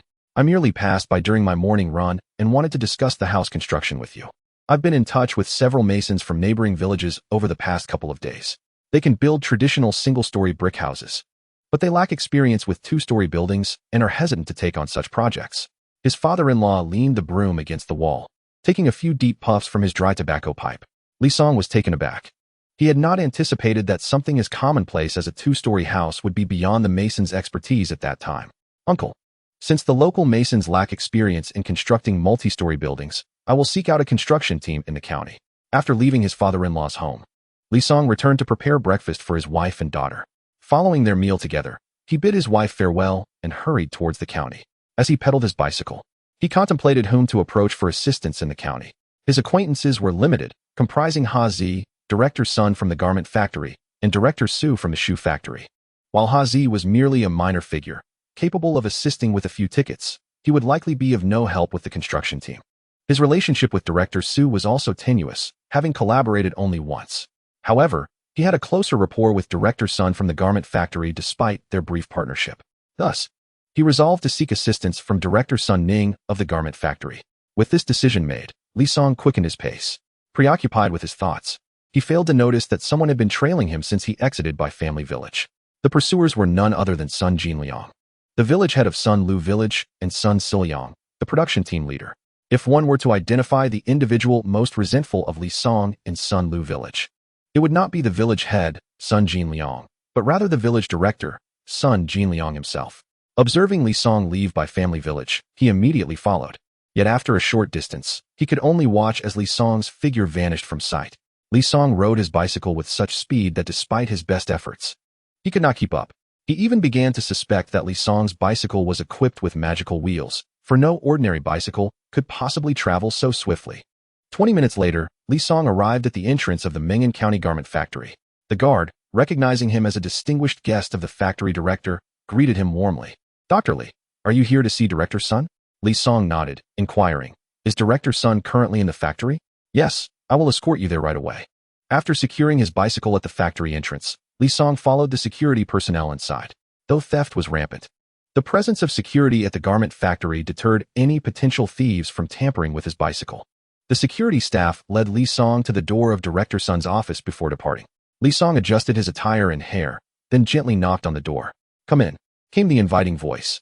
Upon entering, he was met by Director Sun Ning, who was momentarily taken aback before rising enthusiastically. "Dr. Li, why didn't you have the security notify me? I would have come to greet you at the door. Li Song felt somewhat flattered by Director Sun's cordiality. You are too kind. I come today with a request and would not dare to trouble you to welcome me. Our family has some standing in Ming'an County and even in Linden City. I assure you I can handle any matter with great care. In truth, it was not a particularly pressing issue. He intended to construct a 2-story building in the village, but the local masons lacked experience in such projects. Thus, he sought Sun's assistance in contacting a county construction team to ascertain their willingness to undertake the work, which involved a modest scope, a 2-story building and 2 courtyards, each with 7 rooms. Director Sun stared at Li Song in astonishment.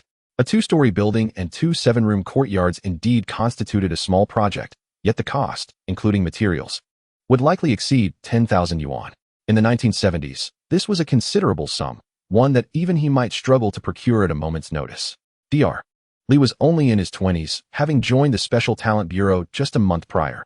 From where could he possibly have amassed such funds?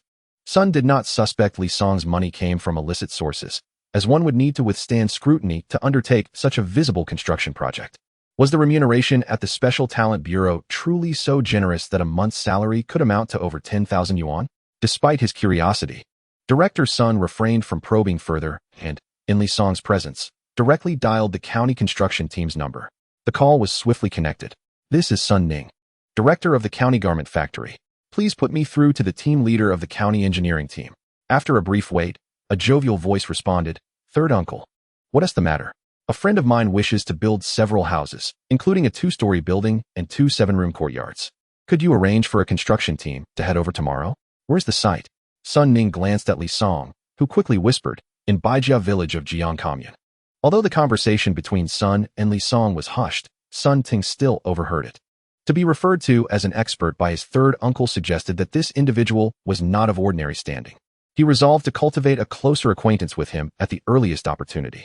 Sun Tong, the construction site is in Baijia village of Jiang Commune.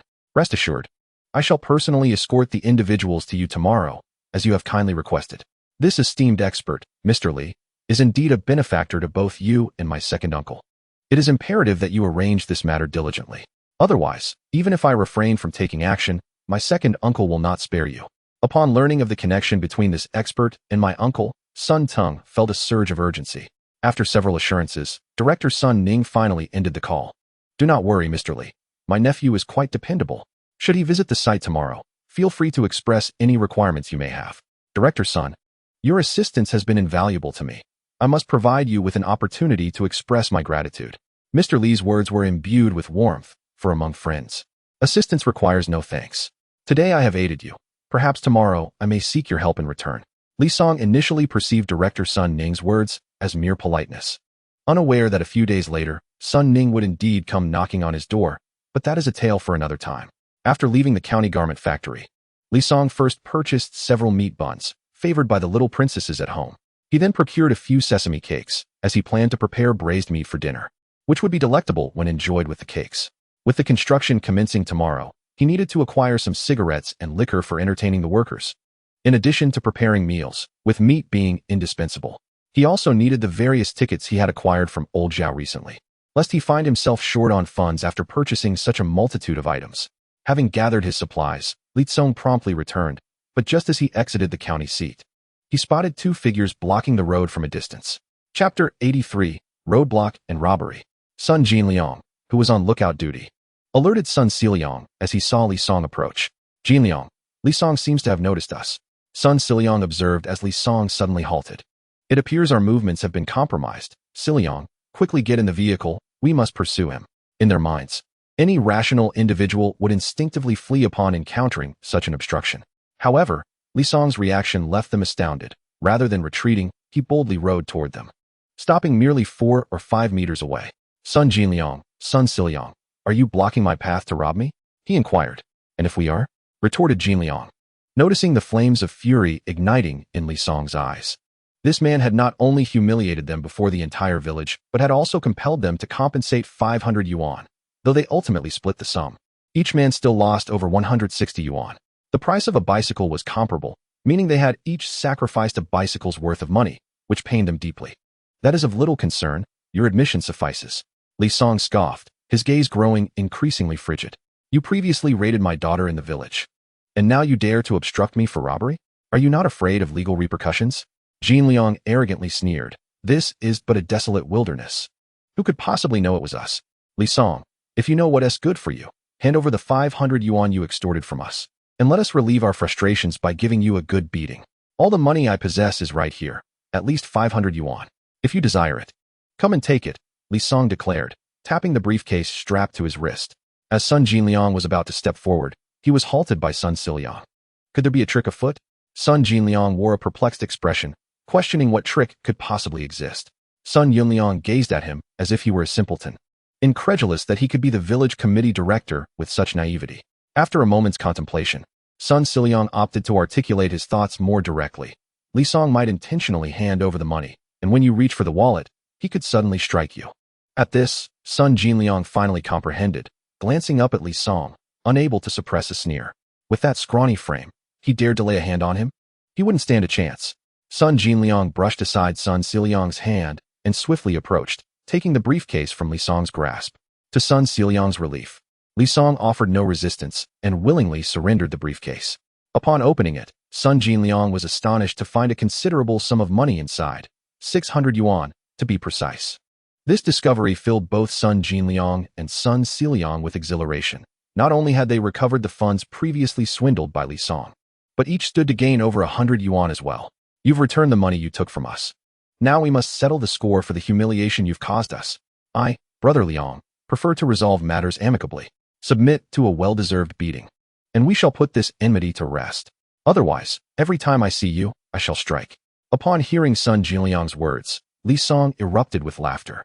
Even at this juncture, Sun Jinliang remained lost in daydreams. Casting a glance over his shoulder, he vaguely discerned the silhouettes of Mouse and his friend, Old Wang, approaching. The farce had gone on long enough. It was time to conclude it. Robbery, with a substantial sum involved. Prepare to spend the rest of your lives in prison. Sun Jinliang was momentarily taken aback before spitting vehemently. What a death wish. Even now, you dare to threaten us. Enraged, he charged forward and engaged in combat. Although Li Song appeared frail, his physical condition had improved significantly over the past month of training, and having previously undergone military training. He quickly turned the tables on Sun Jinliang, leaving him bruised and battered. Sun Siliang, witnessing this turn of events, found himself bewildered by how the situation had escalated. Their initial intention was merely to surveil Li Song. Now, with Sun Jinliang attacking, he felt compelled to intervene. This was far from his original plan. Why are you standing there? Hurry up and help, he urged. I'm coming, Sun Siliang replied, and the moment he joined, the three men were soon entangled in a fierce scuffle. Li Song feigned being overwhelmed, gradually losing ground.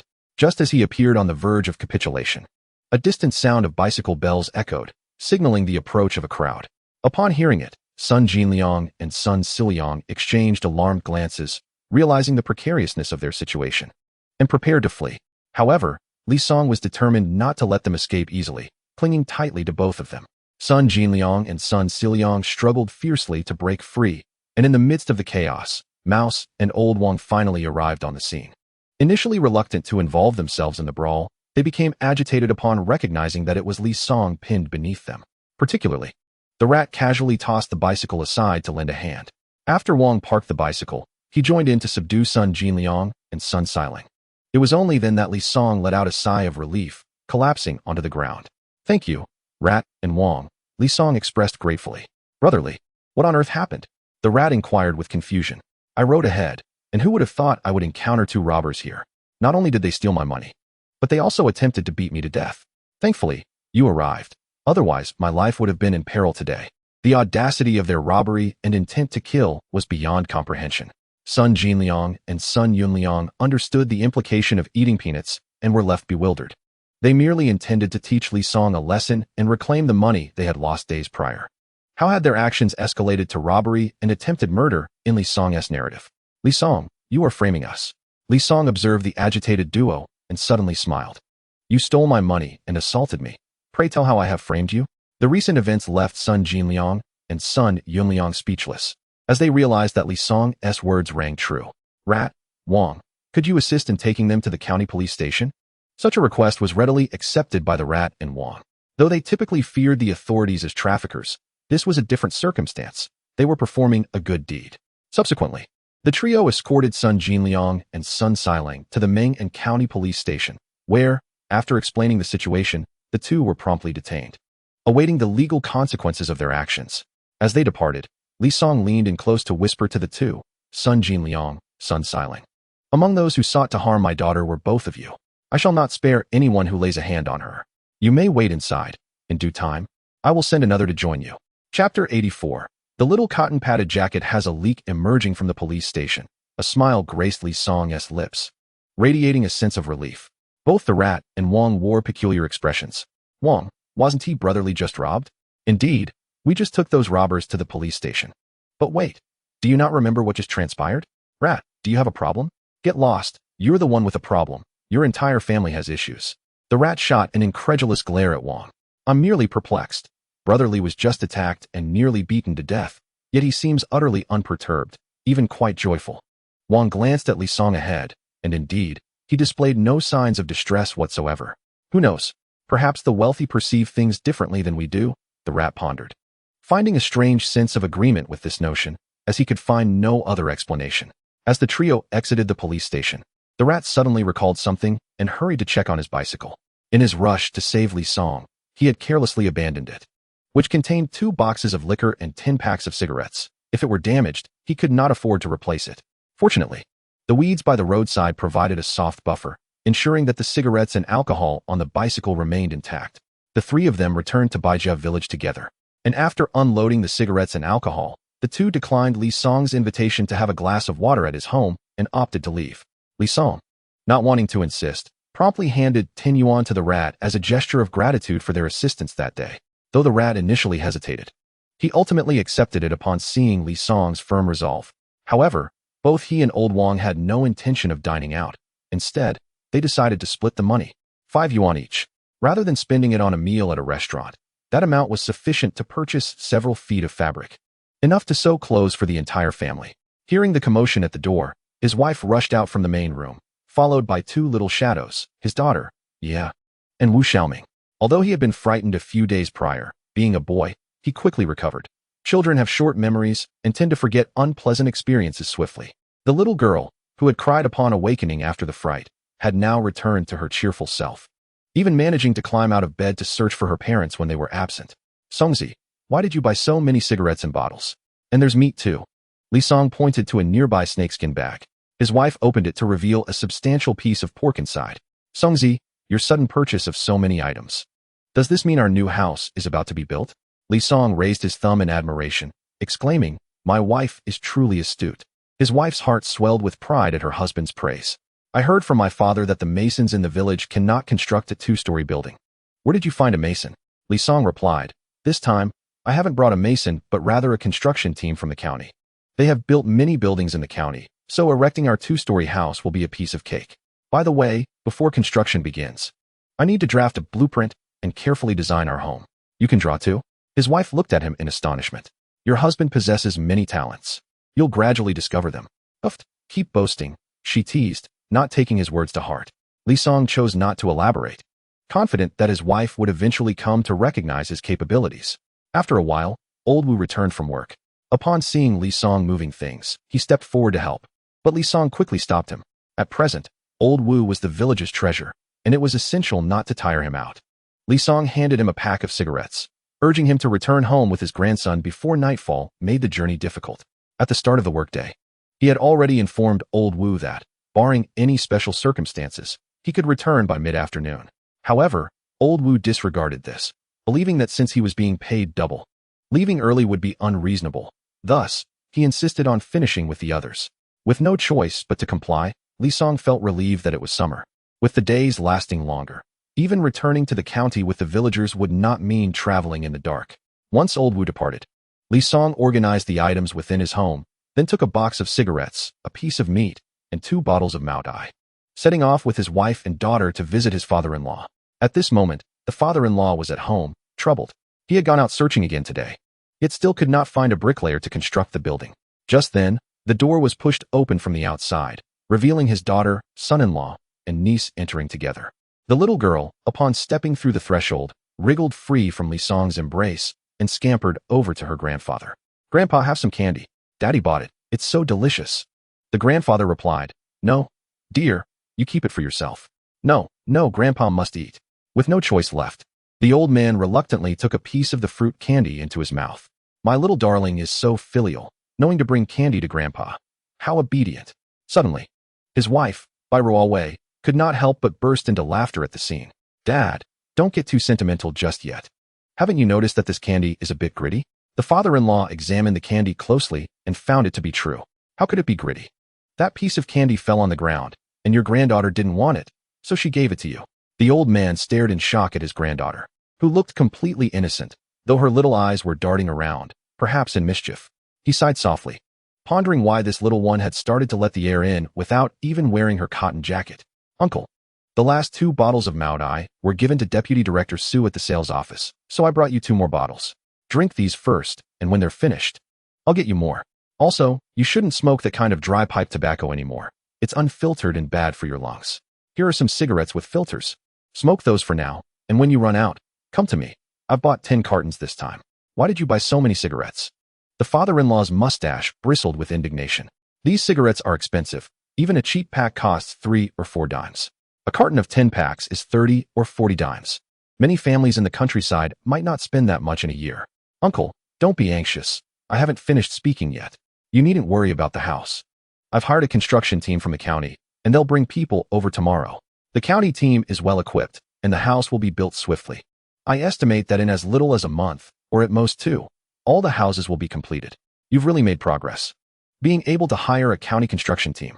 The father-in-law looked at Li Song with growing satisfaction for a son-in-law he had previously viewed with skepticism. Chapter 85. Money won't help. After chatting with his father-in-law for a while, Li Song took the meat he had brought to the kitchen. Seeing his mother-in-law preparing dinner, he immediately suggested that he take over the cooking. Let me do it. You've had a tiring day running around. Although she had been in the kitchen, she had heard about her son-in-law's busy day in the county. Aunt, I'm still young. This is nothing. How about I cook dinner instead? Mom, let Songzi cook. His dishes are delicious, his wife chimed in, peeking her head out from the kitchen with a smile. All right. Then you cook, and I'll help you with the fire. The mother-in-law laughed and stepped aside. Li Song expertly tied on an apron and began to methodically prepare the ingredients. He first cut the meat into evenly sized pieces, then lit the stove, poured in oil, and once it was hot, added the meat to the pan. Instantly, the kitchen was filled with a sizzling sound, and the enticing aroma gradually wafted through the air. As the wife observed Li Song's industrious figure from the side, her eyes brimmed with affection and happiness. Occasionally, she would hand him a spice or exchange a few playful remarks, creating a warm ambience in the kitchen. Upon entering, Li Song noticed that his mother-in-law's kitchen contained only a few chilies and 2 potatoes. Seizing the opportunity while the meat was being braised, he swiftly cleansed the chilies of their seeds and peeled the potatoes, cutting them into chunky pieces. Once the meat had simmered sufficiently, he first added the chilies for sautéing, followed by the potatoes, tossing them for a couple of minutes before drizzling in some soy sauce for color, and finally adding a suitable amount of water to let it gently stew. Regrettably, there was no chicken essence. Had there been, the flavor would have been more exquisite. While the small pot sizzled, the larger pot was likewise busy. Realizing the dish contained chilies, Li Song prepared to make a special steamed egg for his little girl, knowing she might not handle the heat. The method for crafting a steamed egg is quite simple, yet it is rich in nutrition and boasts a tender, smooth texture, making it particularly suitable for children with incomplete dentition. Li Song cracked a fresh egg into a bowl and quickly whisked it with chopsticks. He ensured to whisk for an extended period, as this would render a more delicate mouthfeel. Once the egg mixture was well combined, he added an appropriate amount of clear water and salt before placing it in the steamer. After covering the pot, Li Song recalled the teachings of his culinary mentor from years past. The steaming time must be precise, otherwise, the texture would suffer. After about 10 minutes, he lifted the lid, and a rich aroma of egg wafted towards him. The steamed egg was cooked to perfection, its surface smooth and devoid of bubbles, prompting Li Song to nod in satisfaction. He carefully removed the steamed egg from the steamer, allowing it to cool momentarily before cutting it into a neat checkerboard pattern. A drizzle of soy sauce and sesame oil finished it beautifully, and a sprinkle of scallions would have been the perfect garnish. At this juncture, the dish in the pot was nearing completion. Li Song lifted the lid, releasing a fragrant medley of meat, potato, and chili aromas. He sampled a bite, finding it delectably savory, with the potatoes tender and appetizing. Ah, how delightful! His wife, drawn by the enticing scent, entered the kitchen and beamed at the steaming stir-fried meat and steamed egg. Little glutton, do try it and tell me how it tastes, Li Song said with a smile. His wife took a piece of meat, savoring it thoroughly before exclaiming, "Delicious. Absolutely delicious. Li Song, your culinary skills have truly flourished."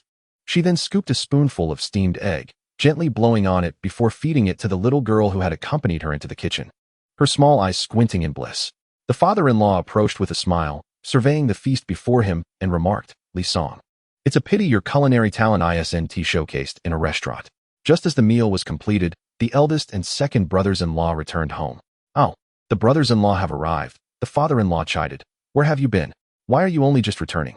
"We were at the feed research base, keeping a close watch. The cellar is nearly excavated, and we were concerned the villagers might inadvertently disrupt your important work," they replied.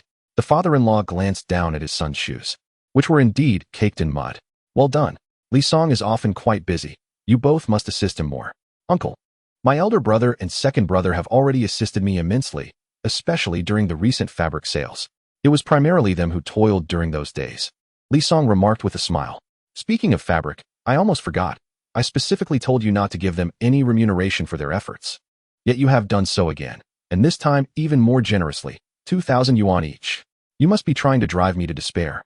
Noticing his father-in-law's disgruntled expression, Li Song quickly clarified, "Uncle, I did not provide my elder brother and second brother with remuneration.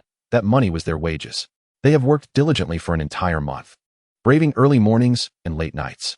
I cannot allow them to labor without compensation. Yet, you have given them far too much. In the county, a worker earns merely 20 to 30 yuan a month. Your 2,000 yuan for a month's work is equivalent to several years' wages for a county worker." At this moment, Li Song realized that his father-in-law was not upset about him giving money to his brothers-in-law, but rather about the excessive amount. He glanced at his elder brother and second brother, unable to suppress a shake of his head. He had explicitly instructed them not to let his father-in-law know, and yet, just a few days had passed before their secret was revealed. Both brothers-in-law felt quite wronged. It was not that they wished to keep it hidden, but the thick stack of 2,000 yuan was discovered before they had a chance to conceal it upon returning home. All right. Let us stop discussing this and eat quickly. The dishes will become unappetizing if they cool down," his mother-in-law interjected, sensing the tension in the atmosphere. With her intervention, Li Song's father-in-law felt it inappropriate to continue the conversation. The family gathered around the table, joyfully indulging in the delicious dinner. After the meal, Li Song and his wife tidied up the kitchen, sharing laughter and warmth as they worked side by side. Later, his wife played with their daughter in the yard while Li Song remained indoors, sketching designs for the upcoming construction of their small building. In truth, Li Song need not exert himself in the design process, for he had encountered numerous classic designs in his past life that he could simply adapt to suit his needs. With the existing design plans at hand, his work progressed swiftly. By the time their daughter returned, weary from play, he had already completed the design sketches. His wife placed their daughter in her small bed and immediately approached him. "Li Song, here is the design I created. Do you see any areas that require modification?" Bai Ruowei examined the plans intently. Having graduated from high school, interpreting design drawings was not a challenge for her. After only a few glances, she noticed several inconsistencies in her husband's design. "Li Song, you have designed 5 rooms on the second floor. Isn't that a bit excessive?" "Not at all. We will have 1 bedroom for ourselves, 1 for our little girl, and eventually, we will have more children. If we have 2 more, that makes 4 rooms. I plan to use the remaining room as a study." "What 2 children? Who is going to have children with you? If you refuse to bear them with me, I shall have to seek another." "You dare." His wife, playfully indignant, pinched him sharply at the waist, causing him to wince and beg for mercy. "I will not have children with anyone else. It will be with you. How about we engage in some activities conducive to having children right now? Go away. I have yet to finish examining the house design plans. Once we complete our review, we shall proceed."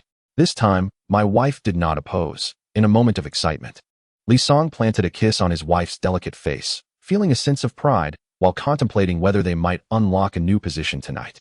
"Songzi, what purpose does this small room serve?" "This is the bathroom, with a partition in the middle. The left side is the toilet, while the right side is the shower room, and outside, there is the wash basin." "Songzi, how can a toilet be located inside the house? That is too unsanitary." "Fear not.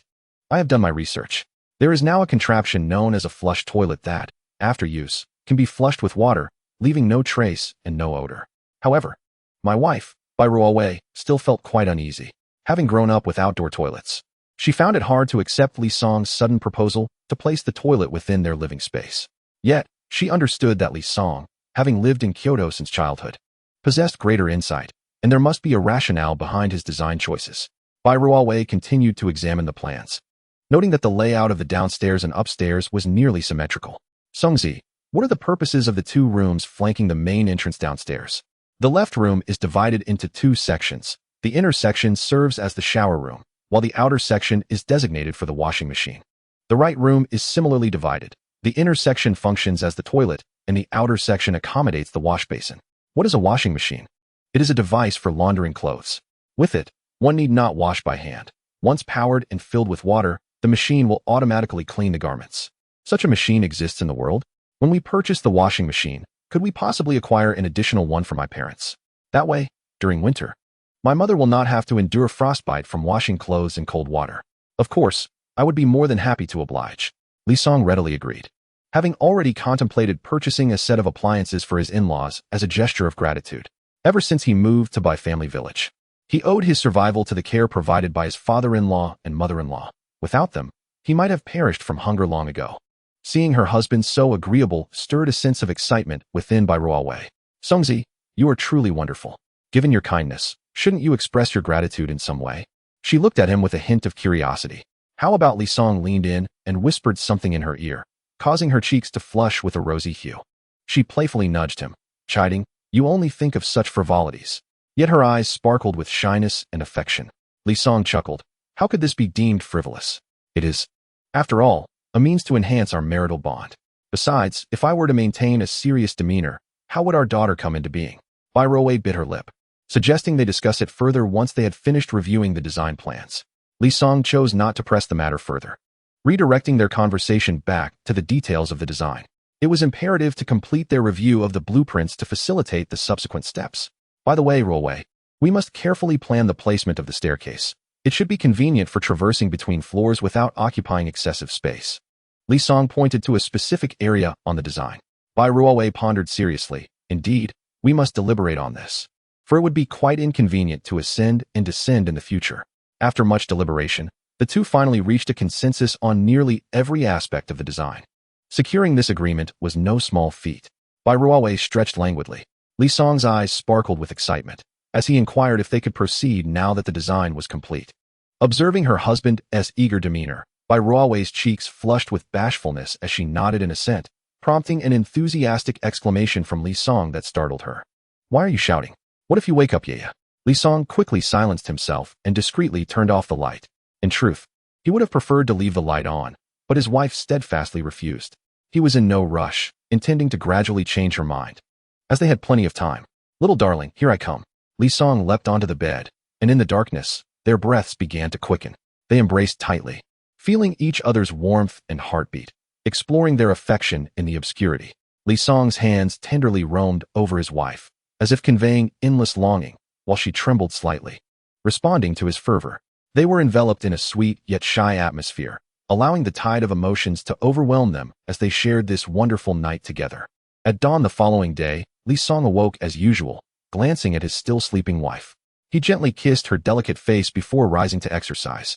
Li Song moved quietly, mindful not to disturb her. Their passionate night had culminated only after his wife had pleaded for mercy after a prolonged session. After breakfast, he brought a cigarette to the village entrance to wait. Half an hour later, a black sedan slowly came into view. The car approached and came to a halt beside Li Song, the window gradually rolling down to reveal a young man. Fellow villager, is this Baijia village? Li Song nodded. You must be Captain Sun Tong of the construction team. I am Li Song. I was present when Director Sun called you yesterday. Ah, you are the expert Li. Sun Ting suddenly became quite animated, startling Li Song. I am Li Song, though I'm not sure I deserve the title of expert. Since you are called Li Song, that must be correct. I've heard from my uncle that you speak English and German and can also repair machinery. Truly impressive. Li Song was taken aback. He hadn't anticipated that Sun Tong would inquire about him from Director Sun Ming. However, this was advantageous, as the title of expert would likely prevent Sun Tong from being overly domineering in their dealings. Expertly, please get in the car. I'll drive you back to the village to inspect your land. The construction team will follow closely behind, and rest assured, I have summoned our most skilled craftsmen to ensure your house is built beautifully. Before Li Song could settle into the car, a deafening clattering sound erupted from behind, causing him to glance back in astonishment. Captain Sun, what are those? He asked, witnessing a procession of tractors laden with steel, sand, cement, and other building materials slowly approaching. These materials are in high demand and difficult to procure, but I managed to arrange them for you in advance. However, you will still need to cover the costs. Of course, Captain Sun, you have been an immense help. Great kindness requires no thanks. In the future, should you need assistance, feel free to call upon me, Li Song. Your words are too generous, expertly. You have previously aided my second and third uncles. It is only right that I reciprocate. Upon hearing Sun Teng's remarks, Li Song chose not to elaborate further, simply cherishing his gratitude as he boarded the vehicle alongside Sun Teng, heading towards the homestead. Upon arrival, they waited briefly until the construction team appeared. With a single command from Sun Teng, the entire crew sprang into action, executing their tasks with remarkable efficiency, unloading materials, measuring dimensions. Li Song engaged in discussions with Sun Teng regarding some details, while occasionally monitoring the workers' progress. Expertly, can you also draft architectural designs? Sun Teng suddenly called out, drawing the attention of everyone present.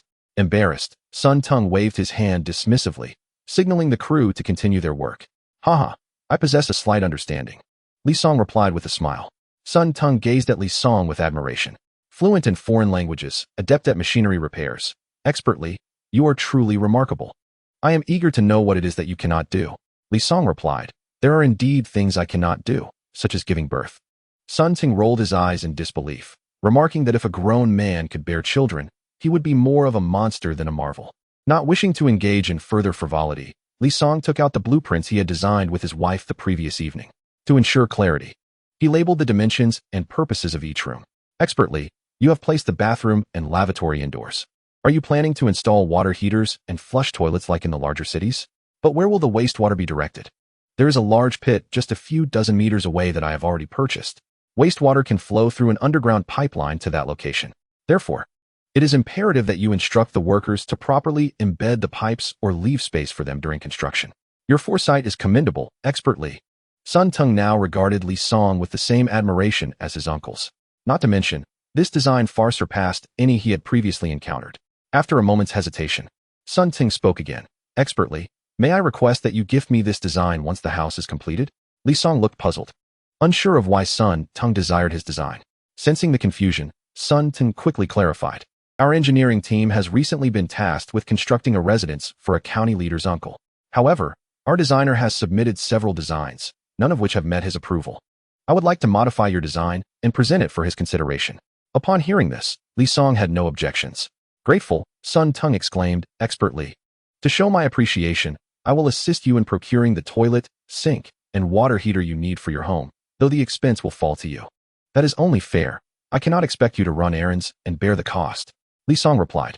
However, Captain Sun, please ensure that the toilet, water heater, and drainage pipes are preferably imported. Certainly, the choice to import goods does not stem from a lack of patriotism. Rather, it arises from the current technological disparities between our nation and developed countries. Imported products tend to exhibit superior quality and lower failure rates, offering greater peace of mind in their use.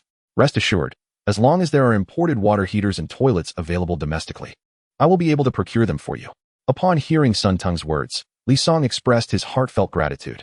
After completing the measurements, the estimated funds required for the construction of the buildings and the 2 courtyards of his uncles amounted to approximately 7,000 yuan, slightly less than the previously anticipated 8,000 yuan. This reduction was due to the fact that the red bricks were sourced from a local brick kiln, eliminating the need for additional expenditure. Li Song instructed his wife to fetch 10,000 yuan to hand over to Sun Teng, as it would be inappropriate to have him incur any expenses while assisting with purchases. Sun Teng was taken aback by the sight of the overflowing box of money, hastily seizing it and stashing it in the trunk while others were momentarily distracted. Li Song nearly burst into laughter at Sun Teng's flustered demeanor. It was quite peculiar to see the county construction team leader so astonished by the sum of 10,000 yuan. In the afternoon, Li Song's father-in-law hurriedly arrived at the construction site and immediately pulled him aside into a corner. The strange behavior of his father-in-law left Li Song somewhat perplexed. Songzi, you must tell me honestly, is the detention of Sun Jinliang and Sun Siliang from Sunlu village related to you? As it turned out, this was the reason for his father-in-law's mysterious demeanor. Understanding the context, Li Song did not withhold the truth. Their arrest was indeed connected to him, as he was the one who had personally brought them in. What exactly transpired? Li Song's father-in-law inquired, his brow furrowed. Despite the existing tensions between Baijia village and Sunlu village, rural disputes are typically resolved internally. Such conflicts among villagers generally do not escalate to the point of police involvement. Thus, Li Song's sudden decision to turn in son Jinliang and son Siliang seemed somewhat unorthodox to the village head. Yesterday, on my way back from the county town, I encountered son Jinliang and son Siliang attempting to rob me, even threatening my life. Fortunately, a friend who had come to deliver wine and cigarettes arrived just in time. Otherwise, I might have been severely harmed. Hence, my friend and I escorted them to the police station. The village head's expression changed dramatically. Why did you not inform me of such an incident? That shameless son Jinliang dares to demand an explanation from me? I must confront him. Seeing his father-in-law's furious intent to confront Sunlu village, Li Song quickly intervened, but his father-in-law shrugged him off dismissively. Watching him leave, Li Song couldn't help but grimace. Despite nearing 60, his father-in-law's temperament remained remarkably fiery. Concerned for his father-in-law's safety, Li Song promptly sought out his elder and second uncles, along with several cousins, to accompany him. However, midway through their pursuit, Li Song spotted his father-in-law riding his bicycle back. The group was baffled, unable to comprehend what had transpired to cause such a sudden change of heart in the typically righteous elder. Uncle, what is happening? I have had a revelation. We have benefited from this situation. If we were to confront Sunlu village again, it might be perceived as excessive. Therefore, I have decided not to engage further with them.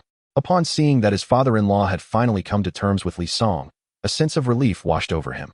However, the recent commotion had likely instilled enough trepidation in the last remaining individual attempting to abduct his daughter, son Yunliang, rendering him hesitant to act rashly. The prospect of incarcerating him alongside son Jinliang seemed increasingly elusive. Chapter 88. A request for assistance. Following the commencement of construction, the progress was rapid. Within 3 days, the foundation of the small building was completed. Typically, after laying the foundation, one must allow it to settle for a period before commencing further construction. Thus, Li Song instructed the construction team to begin erecting the small courtyards for his elder and second brothers-in-law. Upon receiving Li Song's directives, the construction crew promptly sprang into action. A steady influx of building materials arrived at the site, and the workers busily toiled away. The news of the construction thrilled the elder and second brothers-in-law, who were captivated by the beautiful design Li Song had envisioned for their courtyards. Once completed, it was unlikely that any comparable courtyard could be found in Bai Ruowei village or even the entire Jiang commune, aside from the two-story villa belonging to their brother-in-law.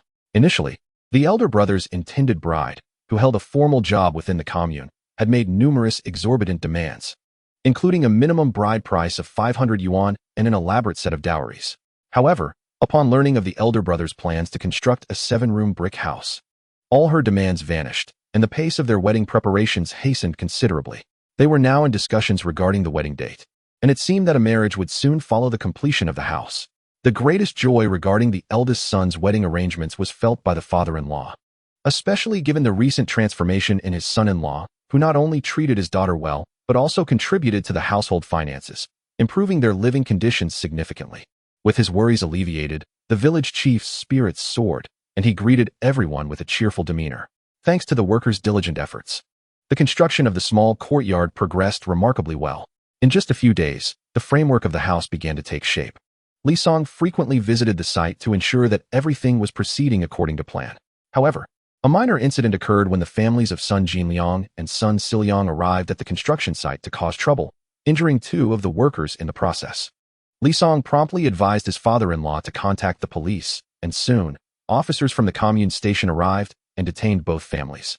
As for the 2 injured workers, Li Song personally escorted them to the commune clinic for treatment. Fortunately, their injuries were superficial, merely scratches that posed no serious threat. Nevertheless, Li Song compensated each of them with 10 yuan, a sum that left the other workers envious, as it was nearly equivalent to half a month's wages. Once these matters were resolved, construction resumed. Each day brought noticeable progress to the small courtyards of the elder and second brothers-in-law, and completion was imminent. A few days later, the courtyards were successfully finished. The elder and second brothers-in-law gazed upon their pristine new courtyards, their faces beaming with joy. "Thank you, brother-in-law," they expressed gratefully. "Please, do not speak so. We are family, and family does not keep count," Li Song replied, feigning indignation. Bai Shan and Bai Chuan exchanged knowing glances and smiled in unison. Indeed, family does not keep count. Initially, they had looked after Li Song out of respect for their sister and niece, but now they considered him one of their own. After half a month of relentless labor, the workers were exhausted. With the completion of the small courtyards, It was time for Li Song to proceed with the next phase of construction for the villa, as the foundation had sufficiently settled. After allowing the workers a day of rest, the engineering team was once again summoned to commence the construction of the small building. On the second day of construction, Director Sun Ning of the Mengan County Garment Factory, accompanied by team leader Sun Tong, personally visited Baijia village. Li Song was somewhat taken aback by the esteemed visit of Director Sun Ning, but then recalled their previous conversation at the garment factory. He initially thought it was merely a courteous gesture, but it now appeared that Director Sun truly had a request of him, leading the two men to his home. A little girl playing with a tin frog in the yard spotted his return and immediately dashed over. "Daddy, daddy," she exclaimed. "Slow down, don't fall," he cautioned. But the little girl paid no heed, her short legs moving as if propelled by the wind, swiftly reaching him. Li Song scooped up his daughter and gently kissed her on the cheek. "You mustn't run so fast. If you fall, it will hurt." "I know," the little girl replied, nodding her head. However, her twinkling eyes betrayed her mischief. Though still young, she was full of clever ideas, and even he sometimes fell victim to her antics. He could only wonder what schemes were brewing in her little mind now. "Li expert, is this your daughter?" "She is truly beautiful," exclaimed Sun Ning. "Indeed, indeed. Daddy says that Yaya is the most beautiful little girl in the world." "Yaya, this is a good friend of Daddy's, the director of our Mengan County Garment Factory. Many of the clothes you wear are produced by his factory, so quickly greet Uncle Sun." "Hello, Uncle Sun," Yaya sweetly called out. Sun Ning felt his heart melting at the sight of the adorable little girl, so unlike the mischievous children he was accustomed to, who were nothing but trouble. "I cannot allow this to continue. I must return home tonight and work extra hours to ensure I can have a daughter of my own. She is simply too delightful." Not only Director Sun Ning, but even Sun Tung found himself contemplating the idea of marrying and having a daughter to play with. "Yeah, I came in a bit of a hurry this time and didn't bring you a gift, but I promise to make it up to you next time," said Director Sunday. "You mustn't forget next time, Uncle," the little girl playfully replied. "All right, go find your mother. I need to discuss something with Uncle." "Okay." Li Song set the little girl down, and she obediently went inside. The three men settled down in the yard. Noticing that Director Sun seemed hesitant, as if pondering how to broach the subject, Li Song, without any preamble, directly inquired, "Director Sun, given your busy schedule, I presume you did not come to Baijia village merely for a casual chat. With our relationship, you may speak freely about any matters at hand." "Indeed, Li expert. You are quite forthright. Since you mention it, I shall not be evasive. The reason for my visit is to seek your assistance. Our county garment factory has imported a batch of equipment from Germany, but we are currently facing some issues at the German factory, leading to a shortage of engineers. Consequently, we are unable to send engineers over in the short term to guide the installation of the equipment. Knowing your proficiency in German and your understanding of machinery, I would like to request your help in overseeing the installation of this equipment." "That poses no problem at all. When will this batch of equipment arrive?" "I will ensure to be there," Li Song replied. "The equipment has already reached the county garment factory and can begin installation tomorrow. I will be there by 9 o'clock tomorrow morning, without fail." "Excellent." Li Song's candidness took Sun Ning by surprise. Sun Ming, his second brother, had mentioned that while Li Song's skills were exceptional, his fees were exorbitant. Therefore, Sun Ning had mentally prepared himself for a hefty charge. However, to his astonishment, Li Song did not mention any fees throughout their interaction. "Expertly, may I inquire about the installation charges for the equipment?" Sun Ning asked. "Among friends, what fee should we discuss?" Li Song replied, a phrase that struck Sun Ning as familiar. It mirrored what Li Song had said when he had previously sought Sun Ning's assistance, albeit now the roles had reversed. "Director Sun, please gather the engineers from the factory tomorrow. I will translate the manual on-site and guide everyone through the installation process." Chapter 89. Old Zhao's predicament the following morning. As per his usual routine, Li Song rose early, went for a morning jog, and prepared breakfast for his wife and daughter. After breakfast, he bid farewell to his family and headed to the county garment factory. Upon arrival, he found Director Sun already waiting with the factory's engineers.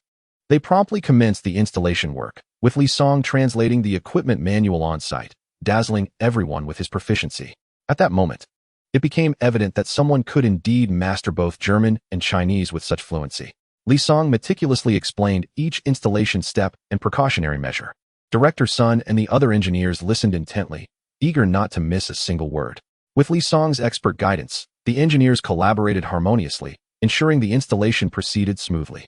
Even when confronted with challenging issues, Li Song adeptly resolved them with his profound expertise and extensive experience. After several days of relentless effort, the entire equipment was finally installed and, following calibration, functioned flawlessly. Director Sun, overwhelmed with gratitude, clasped Li Song's hand, repeatedly expressing his thanks. Li Song smiled and waved his hand dismissively, stating, "Director Sun, we are friends. It is only natural for friends to assist one another." Upon returning from the county garment factory, Li Song did not head home, but instead made his way to the construction site. At this point, the main structure of the small building had begun to take shape, and it was estimated that it would be completed in about half a month. The brick kiln factory had entered a steady phase of production, requiring little of his oversight, allowing him ample leisure time.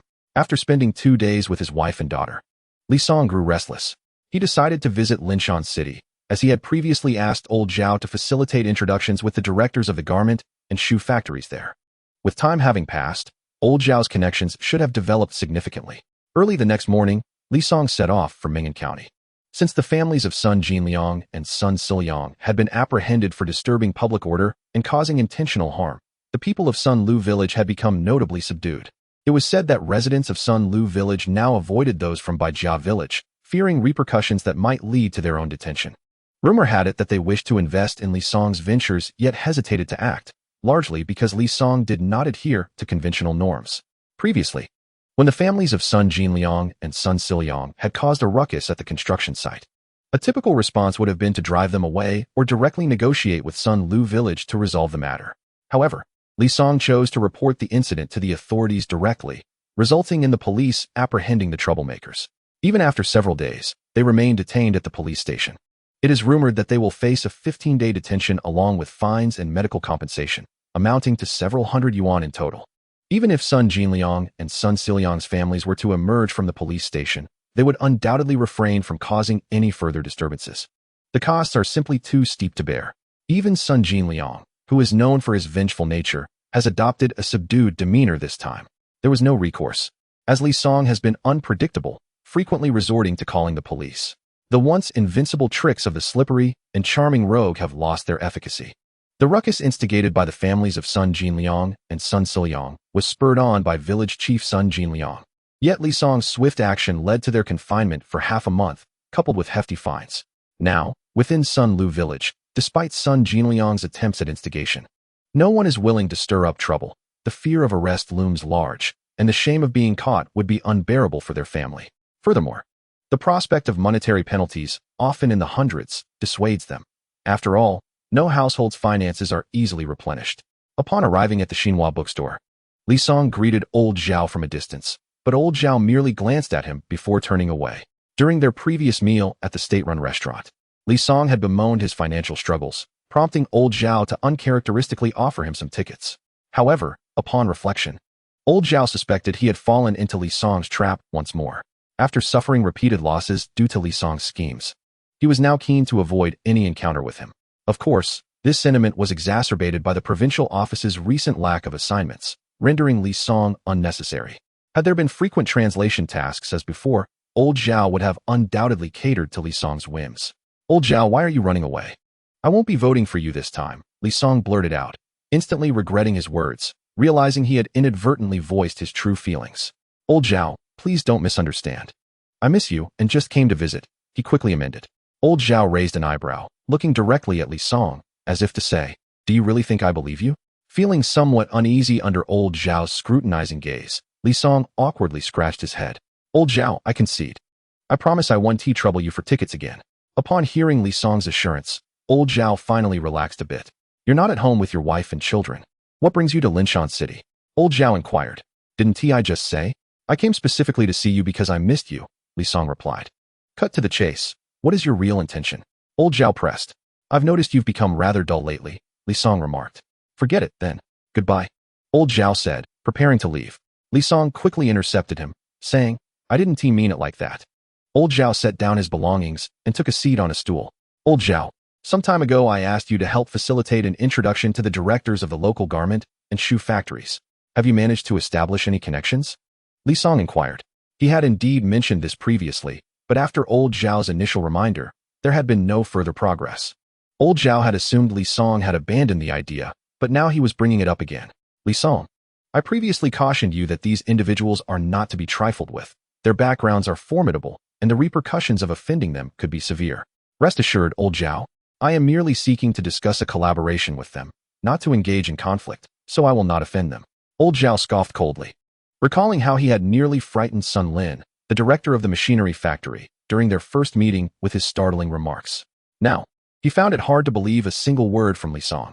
However, after repeated assurances from Li Song, Old Zhao decided to facilitate an introduction. He first contacted Deng Chao, the director of the Linshan garment factory. The two agreed to meet the following morning at 9 o'clock in the director's office. After a hearty breakfast the next day, Li Song arrived early at the Xinhua bookstore to wait.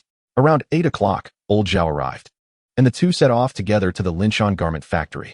Throughout the journey, Old Zhao repeatedly warned Li Song to be exceedingly courteous when speaking with Director Deng, urging him not to confront him. Li Song understood that Old Zhao meant well, and he readily accepted the advice. Whether he would heed it depended on Deng Chao's demeanor. He was there to discuss collaboration and assist the garment factory in overcoming its challenges. If Director Deng were to adopt an aggressive stance, Li Song would not yield. Upon arriving at the director's office, Deng Chao was already waiting. As Li Song and Old Zhao entered, Li Song greeted Director Deng with a smile, politely bending slightly and extending his right hand. Deng Chao glanced at Li Song, but did not reciprocate the handshake. Li Song was not offended.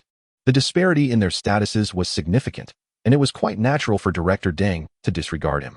Deng Chao gestured for them to sit and directly inquired, "I hear from Old Zhao that you wish to discuss a collaboration?" Li Song nodded, his eyes sparkling with enthusiasm, and replied, "Yes, Director Deng. I have learned that our factory has a surplus of defective garments, and I have a solution to help your factory manage them." Deng Chao furrowed his brow, a hint of skepticism in his gaze. "Can you truly resolve the issue of those defective garments?" Li Song confidently nodded. Deng Chao scrutinized Li Song, noting his self-assured demeanor, which suggested he was not jesting. "What is your plan?" Li Song smiled and shook his head, apologizing. "I am afraid that this falls under business confidentiality, and I cannot disclose it to you." Deng Chao was taken aback, clearly not anticipating that Li Song would dare to refuse him. Observing Deng Chao's stern expression, Old Zhao felt his heart leap to his throat. He had repeatedly advised Li Song to agree with the director, but it seemed his counsel had gone unheeded. Such a business secret. "It has been a long time since anyone has spoken to me in such a manner," Deng Chao mused, a slight smile forming on his lips. Rather than admonishing Li Song for his rudeness, he found the exchange rather amusing. "You are Li Song, correct? Young Li, do enlighten me. How do you intend to collaborate with the city's garment factory?" "I plan to purchase all the defective garments from our city's factory." Deng Chao was astonished, staring at Li Song. "Do you have any idea how many defective garments the city's factory has? How can you boldly claim to take on all of them? No matter the quantity, I am prepared to handle it." Deng Chao cast a puzzled glance at Old Zhao, as if questioning the sanity of the person he had brought along. "Director Deng, Young Li is quite prudent in his dealings. If he claims he can manage it, then he surely can." Upon hearing Lao Zhao's remarks, Director Deng Chao picked up the phone and dialed a number. Minutes later, a stout man hurried over, panting heavily. "Lao Zhao, how many defective garments do we currently have in the warehouse?" Lao Zhao glanced at Lao Zhao and Li Song, hesitating, as this information was somewhat confidential to the clothing factory and not suitable to disclose in front of outsiders. Noticing Lao Zhao's apprehension, Deng Chao promptly said, "Speak freely. Lao Zhao and Xiao Li are not outsiders." Lao Zhao replied, "Director Deng, I just inspected the warehouse this morning. Currently, we have nearly 6,000 defective garments, including 3,500 tops and 2,500 pants." After Lao Zhao finished speaking, Director Deng gestured for him to leave, leaving Lao Zhao bewildered by Deng Chao's peculiar demeanor. "Xiao Li, as you have just heard, the city's clothing factory has nearly 6,000 defective garments. Are you still certain you can handle this?" Li Song frowned, astonished by the sheer number of defective clothes. Seeing Li Song's concern, Deng Chao wore a smug expression. Realizing the gravity of the city's clothing factory's scale, a young man had dared to boast in front of him, and now he seemed to comprehend the situation. While Deng Chao basked in his silent triumph, Li Song took a deep breath, his expression shifting from one of contemplation to another for a considerable time before he finally spoke. "Director Deng, how much do you intend to sell these defective garments for?" Deng Chao looked at Li Song in disbelief, surprised that the young man had not yet given up. Historically, defective garments were sold by the pound as rags to mop factories. It was only after he assumed the position of director that he halted this transaction. Although the clothes were flawed, selling them as mere rags felt like a tremendous waste. He had explored various avenues for sales, yet none yielded satisfactory results, leading to an accumulation of these defective garments in the warehouse over the years, reaching an astonishing total of 6,000. The fabric cost alone, excluding labor, amounted to 10,000 yuan. Taking a deep breath, Deng Chao slowly replied, "Since you are so persistent, I will sell these defective garments to you for 10,000. Li Song's face showed signs of difficulty. After a long hesitation, he gritted his teeth and said, "All right, Director Deng, 10,000 it is. I will purchase them." A flicker of surprise flashed in Deng Chao's eyes. He had not anticipated that Li Song would genuinely agree. Lao Zhao, observing from the side, widened his eyes, silently sweating for Li Song. "Director Deng, I can acquire these garments at the high price of 10,000 yuan. But I hope the city's clothing factory can issue me a few work permits and a letter of authorization, stating that I am entrusted to handle the defective garments. Rest assured, I do not intend to work at the city's clothing factory or engage in any wrongdoing under its name. I merely wish to avoid trouble with the authorities while managing these shoes, especially since they are still cracking down on speculation outside." After contemplating for a moment, Deng Chao consented to this request. Li Song was brought in by Lao Zhao, and if he did indeed misuse the city's clothing factory's name, it would not be difficult to track him down. Subsequently, the two parties began drafting the contract. Li Song meticulously examined each clause, ensuring there were no issues before solemnly signing his name and affixing his seal. Upon the completion of the contract, Li Song assured that he would deliver the funds within 3 days. Director Deng Chao also affixed his signature to the contract, subsequently stamping it with the official seal of the clothing factory. Once both parties had signed and sealed, the agreement became effective. After hastily departing from the clothing factory, Li Song proceeded to the municipal shoe factory, where he similarly managed to secure a collaboration without incident. Upon exiting the shoe factory, old Zhao felt a sense of numbness wash over him. Previously, at the clothing factory, he had worn a troubled expression, burdened with worry, even believing that Li Song would find it exceedingly difficult to produce 10,000 yuan. However, upon witnessing the same demeanor at the shoe factory, he realized that Li Song had been merely putting on an act.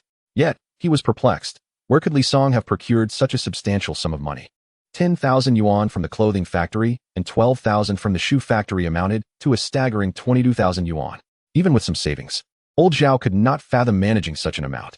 "Shaoli, you have signed contracts with both the clothing and shoe factories. If you fail to produce the funds, they are unlikely to let it slide easily.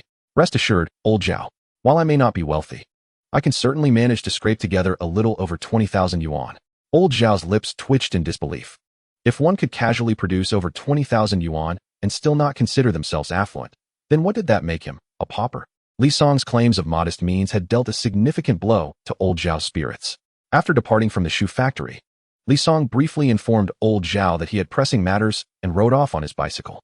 Once Li Song was out of sight, it struck old Zhao that he faced a serious predicament. How would he return home without his bicycle? Chapter 91.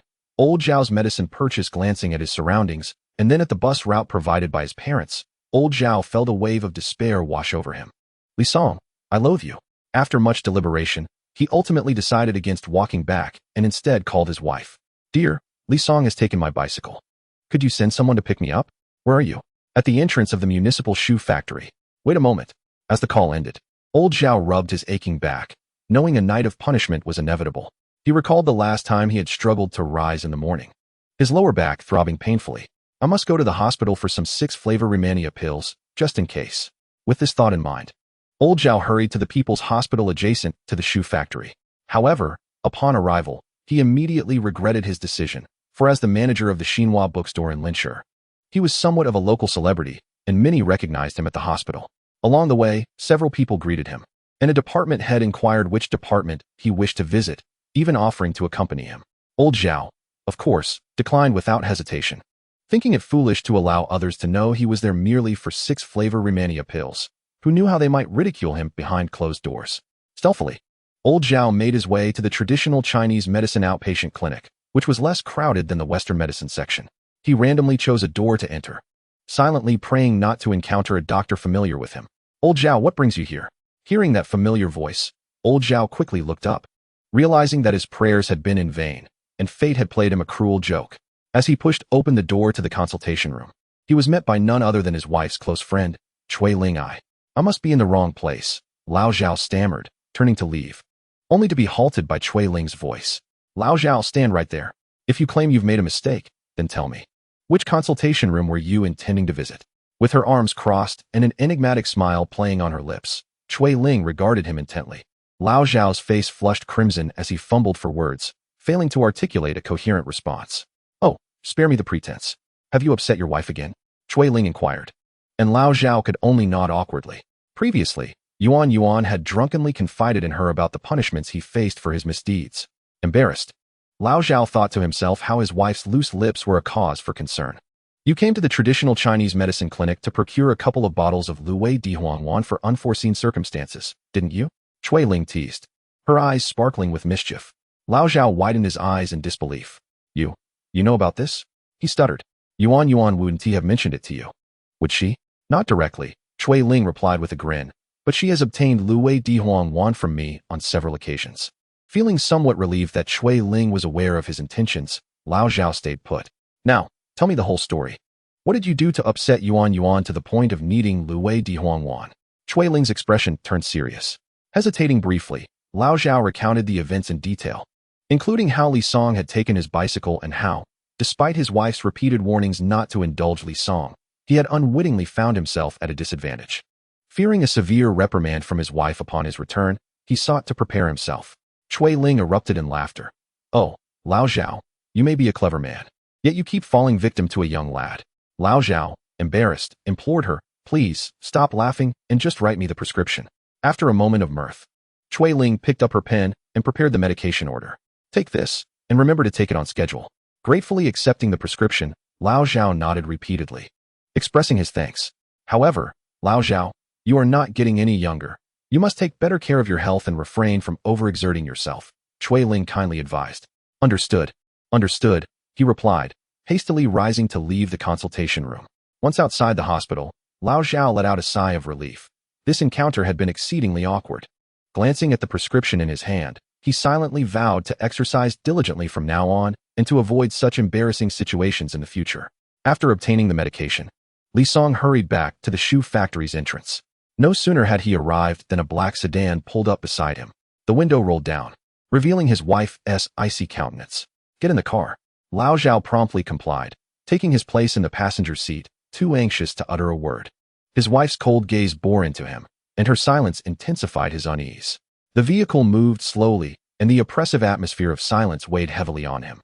At last, they arrived home, and Lao Zhao cautiously followed his wife inside. Upon entering, she settled onto the sofa without uttering a word, her piercing gaze suggesting that she could see right through him. Lao Zhao stood aside, rubbing his hands together, attempting to explain, my dear wife, I apologize today. I was careless. I never anticipated that Li Song would brazenly ride off on my bicycle. Enough. His wife interrupted, Lao Zhao. How many times have I cautioned you to exercise caution when you are with Li Song? Since your acquaintance, you have suffered numerous losses. Lao Zhao lowered his head, resembling a chastised child. My dear, I acknowledge my mistake. I shall be vigilant henceforth and ensure that Li Song does not take advantage of me again. His wife sighed.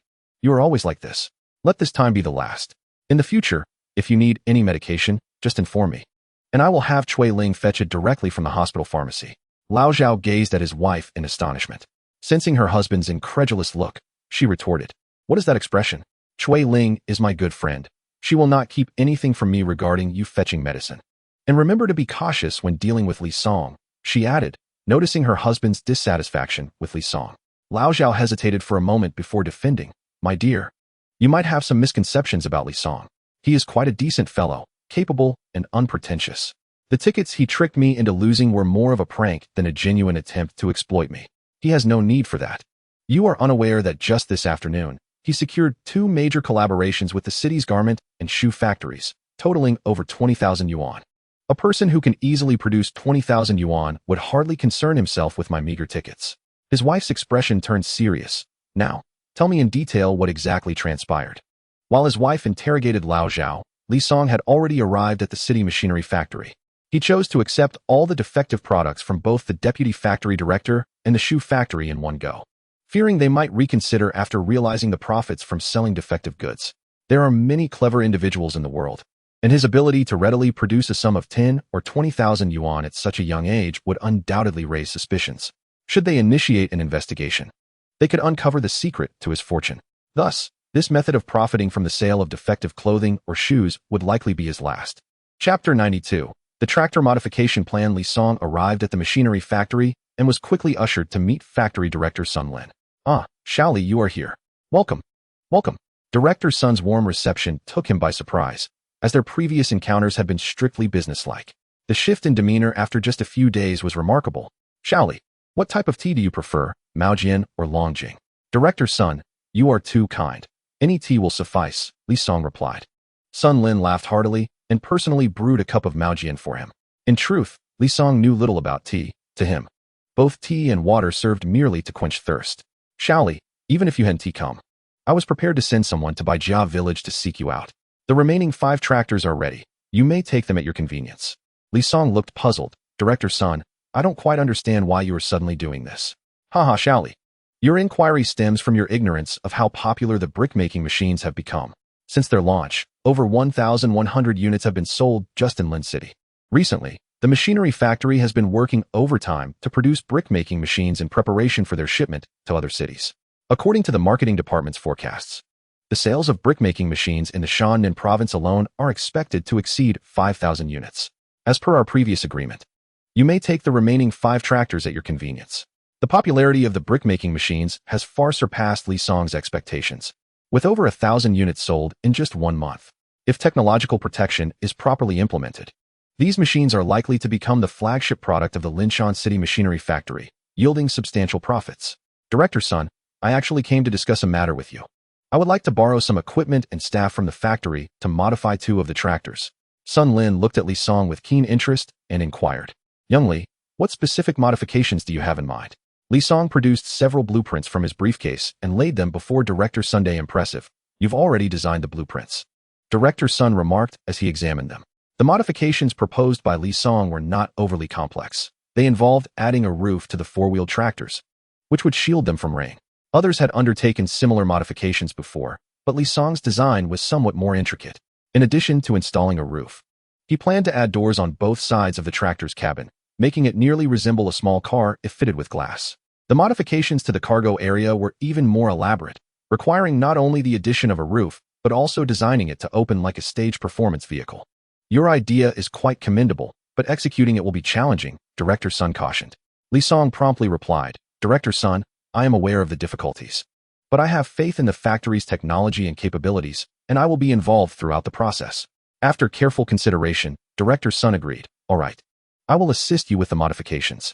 Elated by the approval, Li Song felt relieved that his greatest concern had been resolved. Director Sun, may I inquire about the estimated cost of the modifications? Director Sun waved his hand generously, stating, We are partners. Discussing money would be overly formal. In the future, if you develop any remarkable machines, do keep my factory in mind. Through their interactions, Director Sun had discerned that Li Song was undoubtedly an expert in machinery. Not to mention, the design blueprints he drew were of a caliber that even the most skilled designers at their factory might struggle to create. The total cost for modifying the 2 tractors would be at most 1 or 2,000 yuan. In Director Sun's view, investing such a modest amount to gain the favor of a machinery expert was exceedingly worthwhile. Sun Lin's thoughts were not lost on Li Song, who recognized the goodwill extended towards him. After all, one's reputation is given by others, but it is one's own actions that can tarnish it. Should he disregard the courtesy shown, future collaborations with the machinery factory would be jeopardized. With the imminent construction of the feed research and development base, there would certainly be further needs for the machinery factory, making it unwise to create discord with Director Sunday. Director Sun wholeheartedly supported the modifications to the tractors, promptly assigning a dozen of the most experienced craftsmen from the workshop to assist. What was initially expected to take 2 days was completed in just a day and a half. Director Sun Lin also leveraged his connections to procure several pieces of automotive glass from the provincial capital for installation. Once affixed, the previously peculiar tractor was transformed into a strikingly sophisticated machine. Li Song gazed at the modified tractor, his heart brimming with joy and a sense of achievement. Eagerly, he took it for a test drive, seated within the newly adorned cab complete with a roof and doors, relishing the unparalleled comfort and novelty. Haha, it feels just like driving a sedan. This is absolutely fantastic, Li Song exclaimed with excitement. Director Sun Lin, standing nearby, wore a satisfied smile and remarked, Li, your modifications are simply remarkable. I believe many of your innovative ideas could be applied to other equipment produced by the machinery factory. Should you have more ideas in the future, do not hesitate to approach us. Li Song nodded repeatedly, expressing his gratitude. Director Sun, I cannot thank you enough. Without your unwavering support, my vision would not have materialized so swiftly. There's no need for such formalities. We will have ample opportunities for collaboration in the future. Director Sun replied with a chuckle. Meanwhile, old Zhao's wife, Yuan, still felt a twinge of irritation. Your man is the only one who can bully you, she asserted. I've told you, he hasn't bullied me. We're just joking around, she defended. Even if it's just playful banter, it's still unacceptable. My dear wife, rest assured, I will be more vigilant next time and ensure he gains no advantage, old Zhao promised, sensing her discontent begin to dissipate. Sweetheart, there's still some time before our child returns from school. How about we? Old Zhao, do you dare entertain such notions? Are you not afraid of being unable to rise from your bed? The memory of his last unfortunate encounter sent a shiver down old Zhao's spine. Such experiences were a bittersweet agony for him. The pleasure during was exquisite, yet the aftermath was undeniably painful. Will you dare to partake again? Old Zhao pondered with determination. Yes, but can my wife allow me to be on top this time? Old Zhao, are you aspiring to sing the praises of a liberated peasant? Worry not. I shan't grant you that opportunity. Then, dear wife, please be gentle. I fear my old back may not withstand your fervor. Rest assured, my darling. I possess the necessary restraint. One moment, dear, I must first consume some traditional herbal pills. Where have you been all this time? Don't spoil the mood, be good. Seeing his wife's fervent enthusiasm, old Zhao felt a mix of dread and regret. He had been far too careless.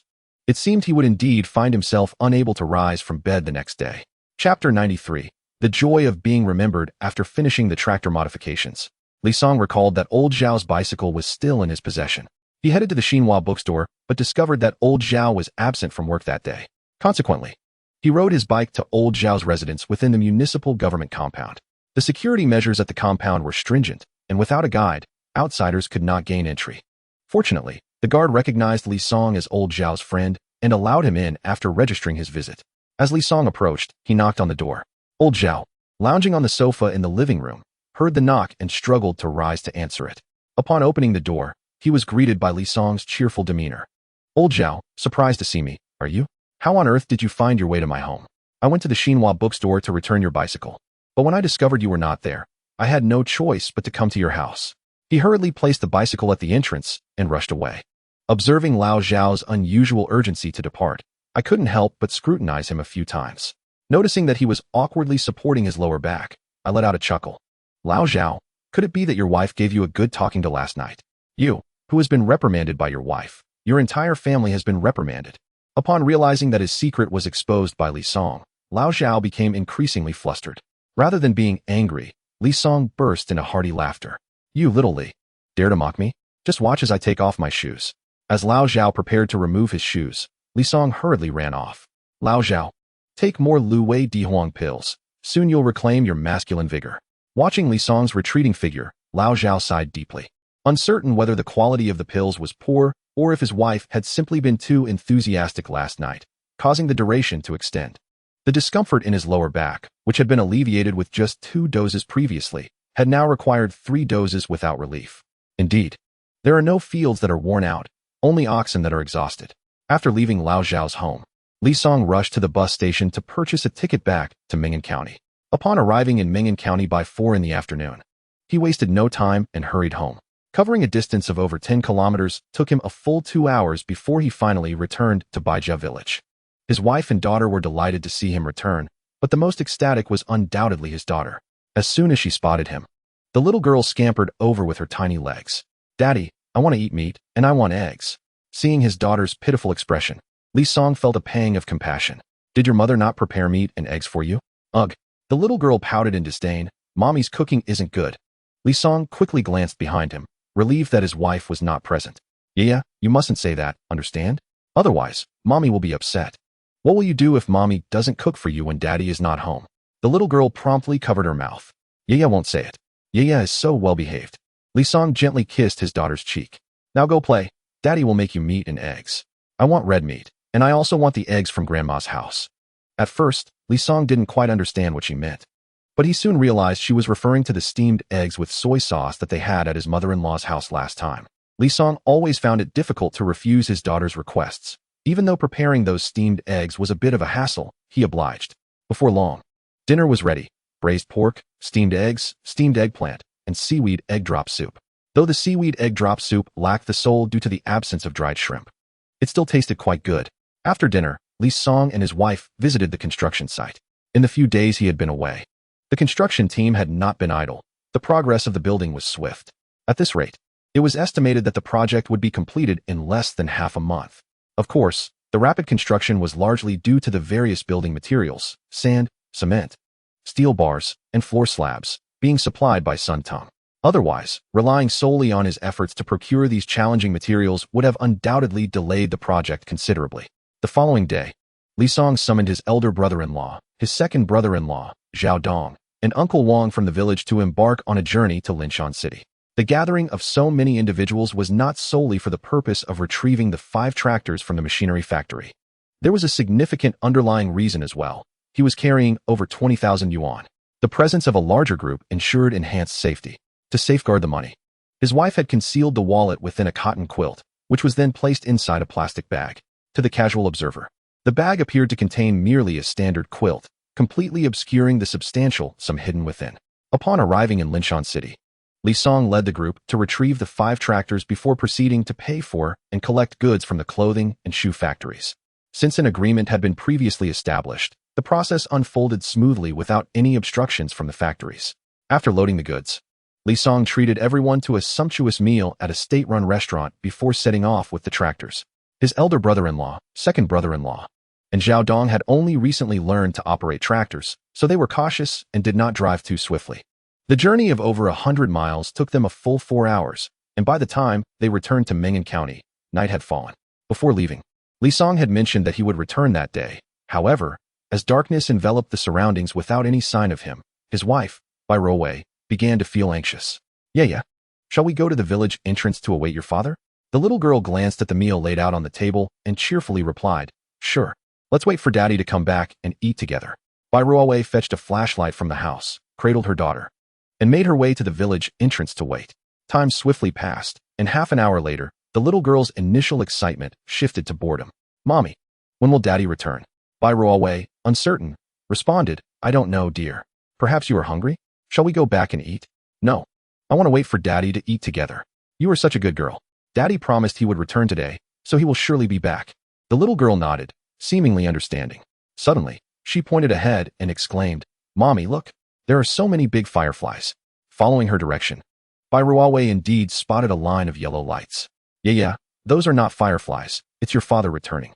Li Song had promised to bring back the remaining 5 tractors, and those yellow lights must be the headlights of the tractors. As the lights drew nearer, the unmistakable roar of the tractors filled the air. Bai Ruowei waved the flashlight, and upon seeing the lights ahead, Li Song instinctively slowed down. As they approached, he recognized that it was his wife and daughter. After parking the tractor, Li Song hopped down and scooped up his daughter. Ah, my little treasure, were you worried waiting for me? Yaya nestled in her father's embrace and said, Daddy, I missed you so much. Bai Ruowei smiled. We've been eagerly awaiting your return. Seeing his wife and daughter brought a joyful smile to Li Song's face. It felt wonderful to be cherished. Chapter 94. The amulet, didn't I tell you to wait at home for my return with our daughter? Why did you come to the village entrance? Li Song inquired with a smile.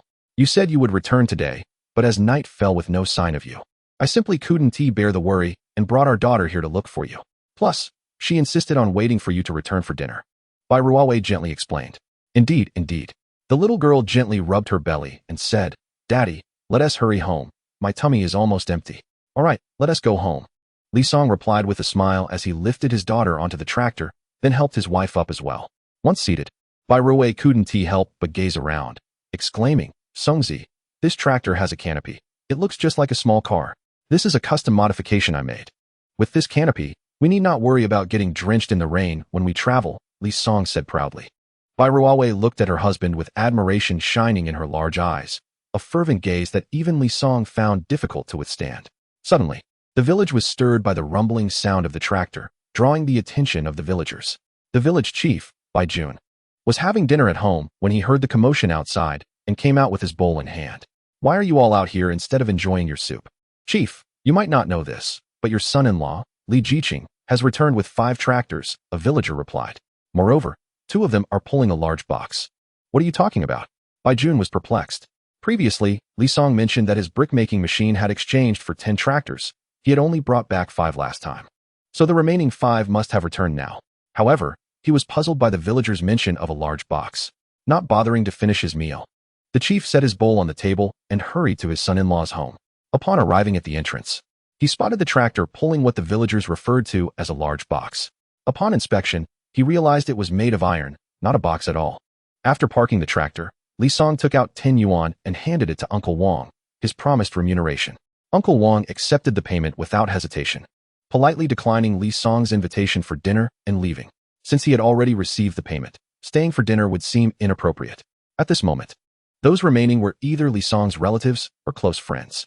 It would indeed be unsuitable for an outsider to stay, which is why Uncle Wang chose to leave, and Li Song did not press him to stay. Songzi, what makes this tractor-s cargo area different from the others?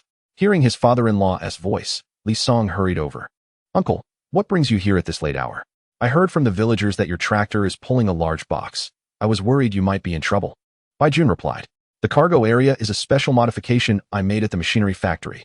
This time, I reached an agreement with the clothing and shoe factories in Linshan City to take all their defective items. However, nearby villages have already sold their clothing and shoes, and they likely won't have demand for a while. Thus, I decided to take the tractor with the goods to other communes or counties to sell them, and then return, saving time on daily trips. Your idea is commendable, but venturing to other communes or counties to sell goods in unfamiliar territory poses risks. What if you encounter trouble and have no one to assist you? The village chief's brow furrowed, his expression clouded with concern. Rest assured, uncle. This time I plan to bring along my elder brother-in-law, my second brother-in-law, and Zhao Dong. Since this is our first outing, we will not carry too much cargo. We shall return in a day or two, or at most 3 or 4. Upon hearing that Li Song intended to take his eldest son Bai Shan, his second son Bai Chuan, and Zhao Dong, the village chief Bai Jun felt considerably reassured. Bai Shan, Bai Chuan, and Zhao Dong were as robust as young calves. With the 3 of them, even 7 or 8 ordinary men would not stand a chance. I have always trusted you to handle matters, but I merely wish to remind you not to act impulsively when faced with challenges. Ruowei and Yaya are looking forward to your return. Li Song cast a glance at his wife and daughter, who were playing games not far away, his eyes filled with affection. No one cared more for Ruowei and Yaya than he did. His rebirth was a quest for redemption, a means to atone for the sins of his past life and to compensate for the grievances he had caused his wife and daughter. Uncle, I understand what is truly important. Bai Jun patted Li Song's shoulder and slowly turned to walk home. The elder brother-in-law, second brother-in-law, and Zhao Dong, having witnessed this, also took their leave. Li Song entered the house with his wife and children, and the family gathered around the table to enjoy a warm dinner together. The following morning, bright and early, Li Song set off with his elder brother-in-law, second brother-in-law, and Zhao Dong, driving a tractor. The journey was filled with excitement, tinged with a hint of tension. Their first stop was the Songta commune adjacent to the Jian commune, situated 50 kilometers from Bai family village. Though not an extensive distance, the absence of paved roads meant their progress was slow, covering only 20 to 30 miles in an hour. For this trip, they had taken 2 modified tractors, loaded with clothes for sale as well as bedding and other essentials. Prior to their departure, Li Song had planned for the substantial quantity of clothing and shoes they carried, estimating it would be difficult to sell everything within a day or 2. For safety's sake, he decided they would eat and sleep in the vehicle, ensuring that the vehicle was always attended and the people never strayed far from it. To maintain their energy, the 4 agreed to take turns driving. Initially, Li Song and his elder brother-in-law took the wheel, but they soon settled onto the bedding in the vehicle's compartment. Suddenly, Bai Shan, the elder brother-in-law, tapped on a large iron box beside him. Brother-in-law, this is the talisman our father prepared for us. Would you like to see what it is? Li Song glanced at the iron box, which was nearly a meter long. He had noticed it when Bai Shan loaded it onto the vehicle, but had refrained from asking questions. It turned out that this was the talisman their father-in-law had procured for them, albeit a rather oversized one. With a clank, Bai Shan opened the box, and as Li Song beheld the contents, his jaw nearly dropped in astonishment. Are you certain this was the talisman our father-in-law prepared for us? Indeed. It was personally handed to me by father last night. He also mentioned that while one should not harbor ill intentions, one must always guard against the intentions of others. Li Song could not help but give a thumbs up. He had merely thought of packing a couple of wooden sticks for emergencies. Yet their father-in-law had boldly prepared a large knife and a rifle, along with 20 rounds of ammunition. It was hard to imagine a more formidable talisman than this. And at that moment, even Li Song felt compelled to shout in admiration, "Father-in-law, you are truly remarkable." In the 1970s, firearms were not yet prohibited in the country, The local militia was well-equipped and trained during the off-season. Chapter 95. Targeted. Li Song gently patted the rifle, smiling as he asked, "Brother, do you know how to use this?" "Of course," he replied confidently. "My father, your father-in-law, taught me extensively after returning from the army. I always secured first place in the village shooting competitions. If my father hadn't been concerned about the implications, my cousin would never have been chosen as the captain of the militia." Li Song was somewhat taken aback. He had not anticipated that his brother-in-law was skilled with firearms. Observing the astonished expression on his brother-in-law's face, the brother-in-law proudly crossed his arms and boasted, "Shall I teach you a few tricks?" Li Song smiled slightly, but did not respond. Instead, he picked up the rifle, expertly pulled back the bolt, and swiftly loaded it, executing the series of actions with remarkable fluidity. His brother-in-law's eyes widened in disbelief, his mouth agape, and the smile that had been on his lips abruptly froze, his complexion flushing slightly. After a considerable pause, his brother-in-law regained his composure, awkwardly scratching his head, his gaze flickering as he dared not meet Li Song's eyes. Stammering, he remarked, "I didn't realize you had such skills. Impressive indeed." His smile appeared somewhat strained, and beads of sweat formed on his forehead. Initially wanting to impress his brother-in-law, he felt instead that he had been thoroughly outdone. He could not fathom how his brother-in-law, who had only been a high school student before joining the workforce, had acquired such proficiency. The fluidity of Li Song's earlier movements surpassed his own. Li Song responded with a faint smile, "My neighbor's son was a battalion commander in the army. I often visited his home as a child and watched him teach his children to handle firearms, so I picked up a few skills. I didn't expect them to come in handy today. I apologize for showing off." After several hours of travel, Li Song and his companions finally arrived at the Sancta Commune. Li Song first visited the supply and marketing cooperative to purchase 2 boxes of fine cigarettes before heading to the local police station. This was a premeditated plan to mitigate unnecessary trouble. Upon arriving in a new place, it was prudent to register at the police station, in case they were mistaken for speculators. Even if the investigation cleared them later, it would cause undue worry for their families and waste valuable time. Upon entering the police station, Li Song was greeted by a young police officer. After explaining his purpose, the officer escorted him to the office of Director Sun Chung. Director Sun, seated behind his desk, scrutinized Li Song with an indifferent expression. Li Song understood that this was typical of civil servants at the time. They often bore stern faces and carried an air of superiority. In an effort to facilitate the process, he promptly offered the cigarettes, stating, "Director Sun, I am here to register. This is a letter of authorization from the relevant department, confirming that my activities are not speculative." Director Sun took the letter, glanced over it briefly, and then tossed it aside, responding, "I cannot ascertain the authenticity of this letter. Your matter may not be easily resolved." Li Song frowned slightly, recognizing the deliberate obstruction, but remained patient. "Director Sun, the letter bears an official seal. It is indeed genuine." Director Sun remained unmoved, curling his lip as he retorted, "In this day and age, there are fakes everywhere. Who knows if your seal is forged?" Li Song gritted his teeth, resolved to unveil his final card. He produced his identification from the Special Talent Bureau. Initially, Director Sun regarded it with indifference, but upon noticing the emblematic words Level 3 Talent Certificate inscribed on the ID, his countenance transformed instantaneously. He promptly rose from his seat, a broad smile adorning his face, and his demeanor underwent a complete metamorphosis. Enthusiastically, he exclaimed, "Ah, so you are a comrade from the Special Talent Bureau. Please, take a seat." He assured Li Song that he would personally handle the trivial matter of registration, ensuring it would be executed flawlessly. Subsequently, Director Sun attended to the registration procedures for Li Song and his companions with remarkable efficiency. Upon completion, he personally escorted them out of his office, repeatedly advising, "Should you encounter any issues, do not hesitate to seek my assistance." The officer who had witnessed Director Sun's unexpectedly warm reception of Li Song was utterly perplexed, for Director Sun was notorious for his irascible temperament, often disregarding even the authority of his superiors when angered. Why, then, was he exhibiting such courtesy towards this young man? At that moment, Sun Chung noticed the officer and gestured for him to approach. "Xiao Zheng, in the future, should that individual return, notify me immediately." "Who is this person that even you treat with such deference?" the officer inquired. "His identity is of no concern to you. Just know that this young man is not someone we can afford to offend," was Sun Cheng's reply.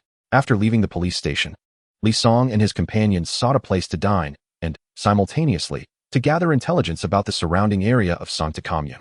There were 4 larger villages in proximity to Sancta Commune, and Li Song's first target was Wangjiapo, the closest of them all.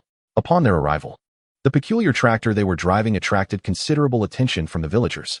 They found an open space and opened the trailer, revealing an assortment of clothing and shoes. "What is all this?" a curious onlooker inquired. Li Song quickly responded with a smile. "These are products from the clothing and shoe factories in Linshan City. They are slightly flawed items, but rest assured, they are perfectly wearable. The best part is that these garments and shoes are affordably priced and require no tickets." "Young man, are you truly saying that these clothes and shoes do not require tickets?" a man interjected.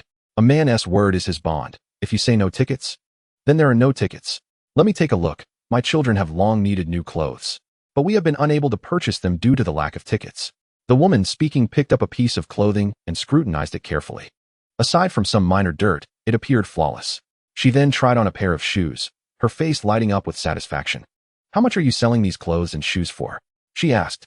"The garments from the city's clothing factory retail for at least 9 or 10 yuan each. But here, they are only 5 yuan. Mid-range leather shoes are priced at 8 yuan a pair, while high-end ones can reach 20 yuan. All these shoes are produced by the city's leather shoe factory, and I offer them at half price, just 10 yuan a pair. Moreover, if you purchase 2 pairs at once, I can reduce the price to 9 yuan per pair." Upon hearing that the prices were significantly lower than those at the supply and marketing cooperative, the villagers were incredulous. The critical factor was that no tickets were required, as many villagers were unable to buy clothes and shoes not due to a lack of funds, but because they lacked the necessary tickets. "I'll take 2 pieces of clothing and 2 pairs of shoes," one villager exclaimed. "Sister, here are your clothes and shoes. Please take care of them." From noon until dusk, Li Song was so busy that he scarcely had a moment to sip water. Fortunately, as night fell, the fervor of the crowd began to wane. While a few were tidying up the stall, Li Song noticed a few furtive figures in the distance, casting glances in their direction. Li Song furrowed his brow. He had not anticipated being targeted on the very first day out. Chapter 96. The fox borrows the tiger's might. Li Song continued to pack up the stall with an air of nonchalance. "Elder brother, we are being watched," he remarked. The reaction from his brother-in-law was immediate and intense.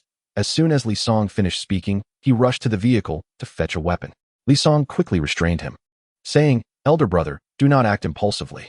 The situation is unclear. We should observe for now." Both his second brother-in-law and Zhao Dong seemed to sense something amiss. Turning their gazes towards him, Li Song promptly shared his observations, which caused their expressions to tighten with concern. "Songzi, what do you suggest we do? Let us not make a scene. Pretend we haven't noticed and see what they intend to do." The elder brother-in-law and the others exchanged glances and nodded in agreement.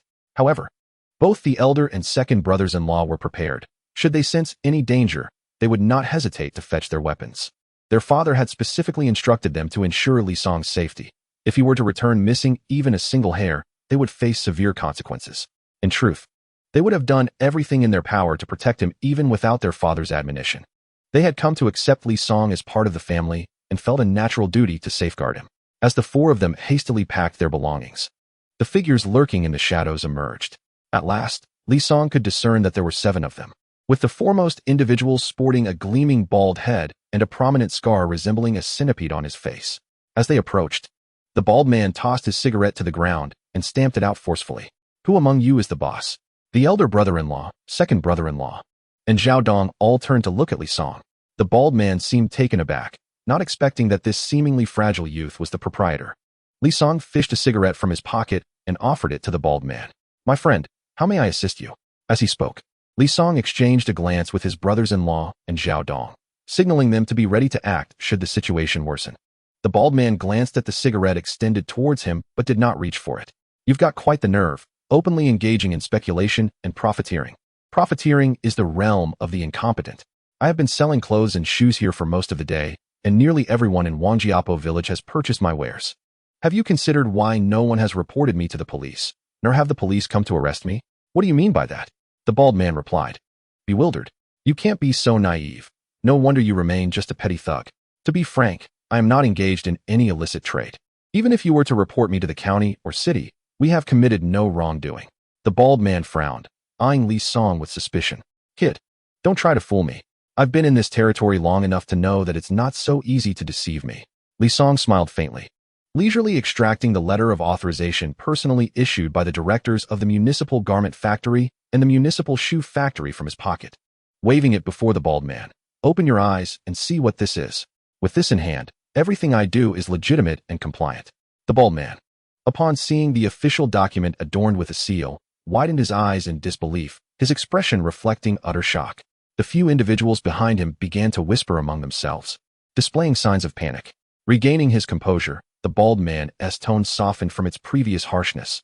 Brother, even if you possess an authorization, you must still adhere to my rules here.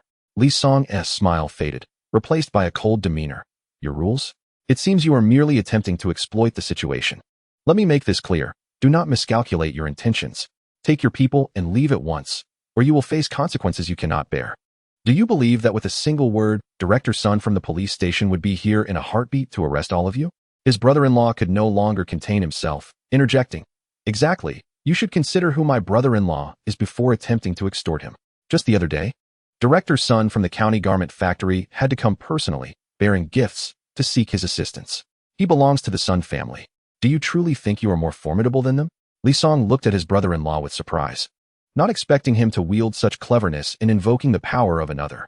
Upon hearing that even the members of the Sun family were solicitous towards this young man, the bald man finally relented. Gritting his teeth, he forced a smile and said, Brother, I was blind to your stature and have offended you.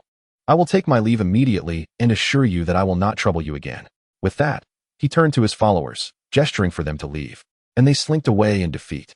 Li Song let out a cold snort and suddenly called out to them, Wait. The bald man trembled, slowly turning back with a look of terror. Brother, no, elder brother, do you have further instructions? Despite being at least 30 years old, he addressed Li Song as elder brother. It was astonishing how he managed to utter those words. Li Song fixed a piercing gaze upon the bald man and warned, I hope this is the last time. Do not engage in such bullying tactics again. You are not without hands or feet. Do not always seek unearned gains. This society is fraught with peril. Today, you were fortunate to encounter me. Had you met someone of a harsher temperament, your recent actions would have led you straight to prison. The bald man nodded repeatedly. Yes, yes, yes, elder brother. Your admonition is well taken. We will certainly amend our ways.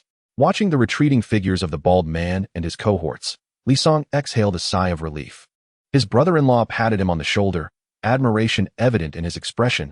Brother-in-law, you truly are remarkable. With just a few words, you frightened them away. Li Song smiled wryly.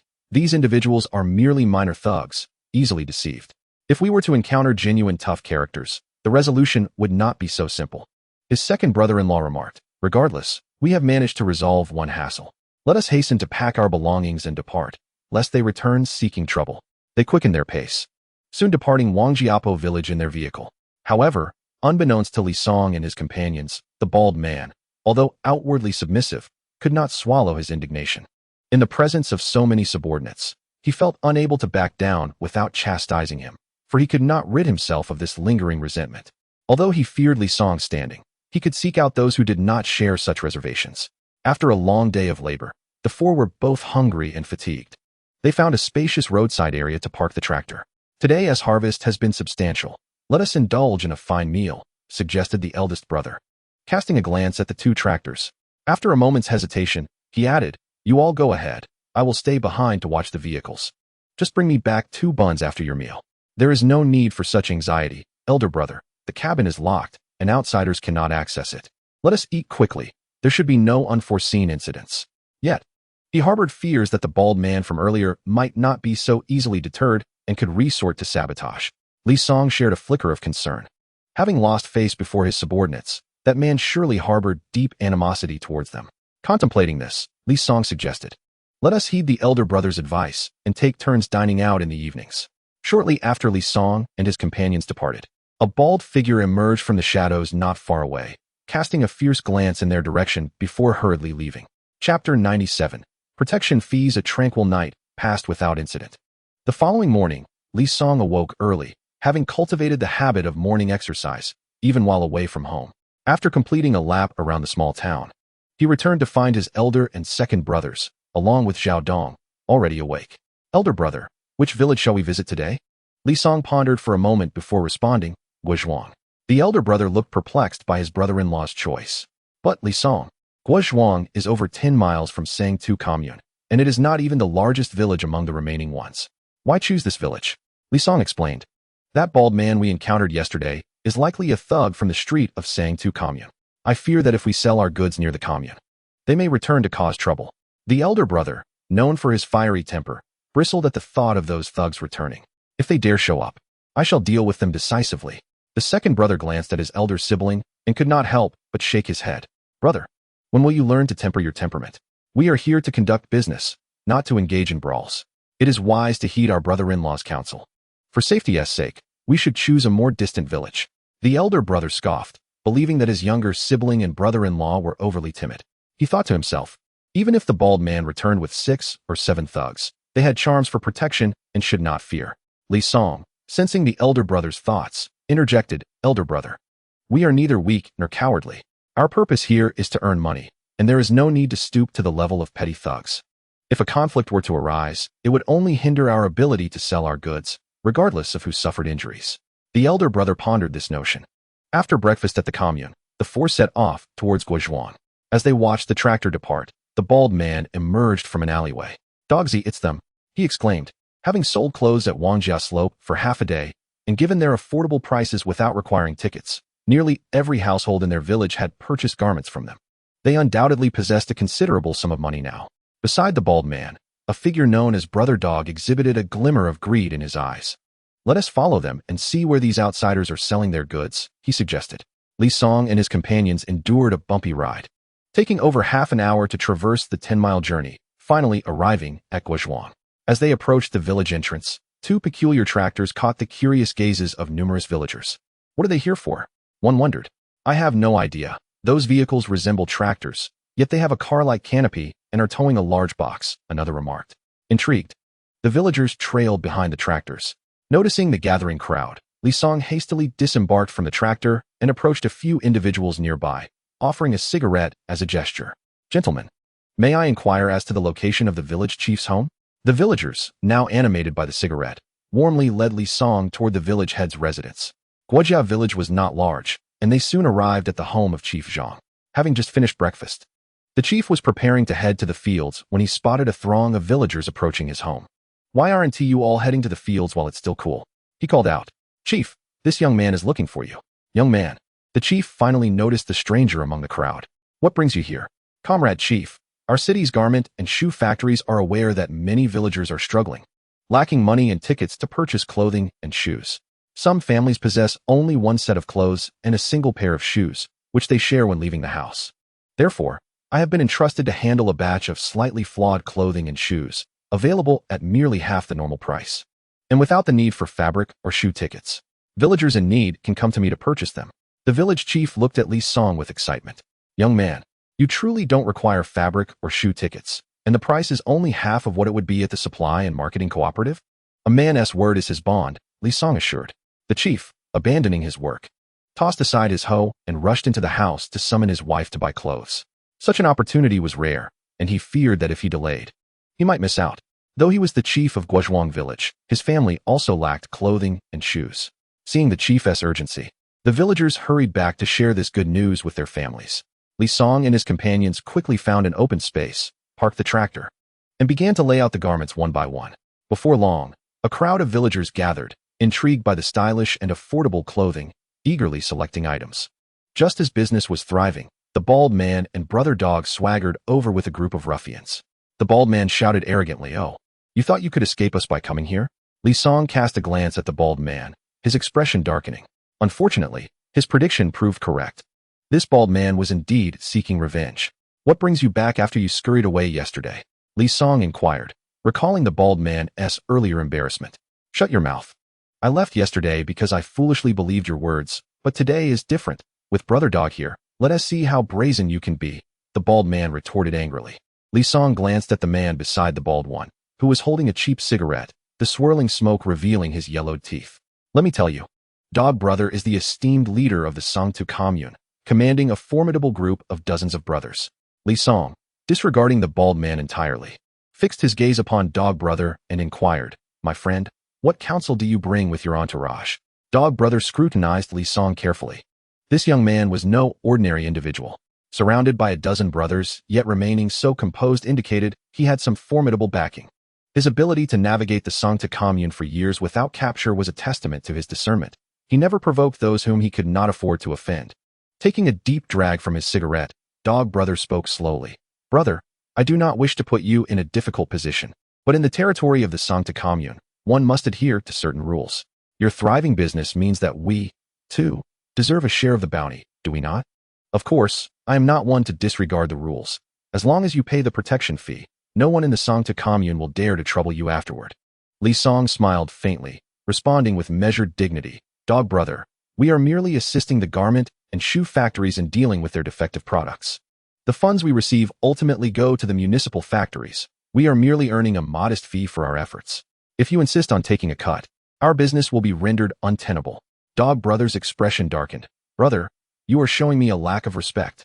Seeing Dog brother's anger, the bald man was elated and quickly stepped forward, shouting, You brat, today you will pay the protection fee, whether you like it or not. Witnessing his brother-in-law being threatened, Bai Shan could no longer restrain himself and charged forward, bellowing, Do not go too far. If you push us to the brink, we will fight to the bitter end. Chapter 98. The vengeful Li Song dog brother cast a disdainful glance at Bai Shan, sneering, You think you can threaten me? Bai Shan, incensed by dog brother's derision, turned to retrieve a weapon. Li Song hurriedly intercepted him, emphasizing that they were there to earn money, not to engage in combat, should a fight break out. Not only would the Guo family village be affected, but the entire Sancta Commune would cease to conduct business. Dog brother, since we are both seeking profit, let us discuss this matter amicably, rather than escalate it to a stalemate. Dog brother furrowed his brow, lost in contemplation. At that moment, a commotion erupted from the crowd. The police are coming. Upon hearing this, Dog brother's face turned ashen, his eyes betraying palpable fear.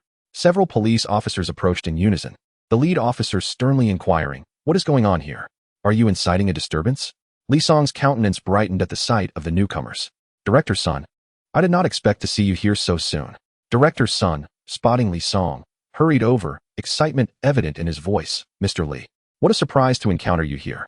Dog brother, observing Director's son's cordiality towards Li Song, realized they were in deep trouble. Mr. Li, what has transpired here? I was assisting the municipal garment and shoe factories in handling defective products when Dog brother approached with his men, demanding a protection fee. We were in the midst of negotiating a resolution. Director's son turned his gaze towards Dog brother, sternly stating, Li Ergu, it seems you have gained some audacity lately, daring to extort protection fees from Mr. Li. Brother Dog stammered, Director's son, it's all a misunderstanding. I had no idea this gentleman was your friend, otherwise I wouldn't dare to trouble him even if I had 10 times the courage. Director's son snorted coldly, regardless of whether Mr. Li is my friend, you cannot extort protection fees. You were simply unlucky to cross paths with me today, and I will not tolerate such illegal behavior. Come with me to the police station. Brother Dog and his subordinates turned pale with fear, repeatedly begging for mercy. However, Director's son remained unyielding, determined to take them all in for questioning. Just as Brother Dog and his men were being escorted away, Li spoke up. Director's son, since we have not suffered any losses, let us consider this matter settled. Brother Dog must have been provoked into causing trouble. A simple reprimand should suffice. And there is no need to bring him back to the station for investigation. Director's son was momentarily taken aback that Mr. Li would plead on Brother Dog's behalf. Yet he recognized the necessity of granting this concession. Mr. Li's reasoning held merit. Thus, he decided against taking them back to the station. Li Dog, out of respect for Mr. Li, I shall spare you this time, but you must refrain from causing trouble in the future. Rest assured, Director, I shall strive to be a law-abiding citizen henceforth. With that, Director's son appeared to have other matters to attend to and hurriedly departed with his colleagues. Once Director's son was gone, Brother Dog and his subordinates breathed a collective sigh of relief. They had feared being locked away for days, but thanks to Mr. Li's intervention, the crisis was averted. Brother Li, no, Mr. Li, I sincerely thank you. Without your plea, my brothers and I would have been in serious trouble. I, Li Dog, value loyalty above all, and I will remember this favor. Should you ever need anything, do not hesitate to ask. I still hold some influence in the Sancta Commune. Brother Dog was being overly courteous. I too wish to keep matters from escalating. Furthermore, you truly did not cause me any loss. However, Brother Dog, in the future, when stepping up for others, be sure to keep your eyes peeled to avoid being manipulated. Li's gaze intentionally drifted towards the bald man, the implication unmistakable. Li was never one to harbor grudges, but he would not indulge those who took advantage of kindness. Brother Dog glanced at the bald man and whispered to a subordinate, who promptly pulled him away. Li was uncertain of the bald man's fate, but at least business could continue without his disruption. To the esteemed villagers of Guozhuang, I sincerely apologize for the spectacle earlier. I hope it did not amuse you too much. Our clothing and shoes will continue to be available for sale. I feel quite remorseful for the wait. So I have decided to offer an additional discount on the original prices. If villagers purchase 2 pairs of leather shoes at once, I will reduce the price by 1 yuan. Upon hearing Li's blatant fib, his brothers-in-law and Zhao Dong couldn't help but twitch at the corners of their mouths.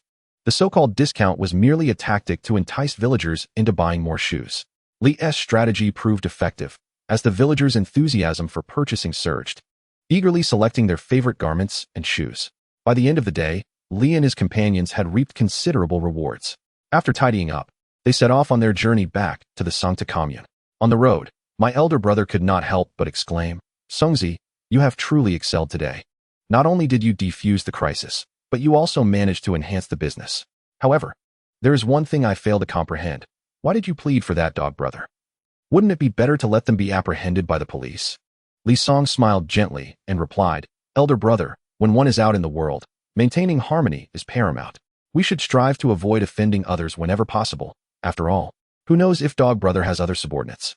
If he does not, that would be ideal, but if he does, what do you think his brothers would do if we send him to the police station?"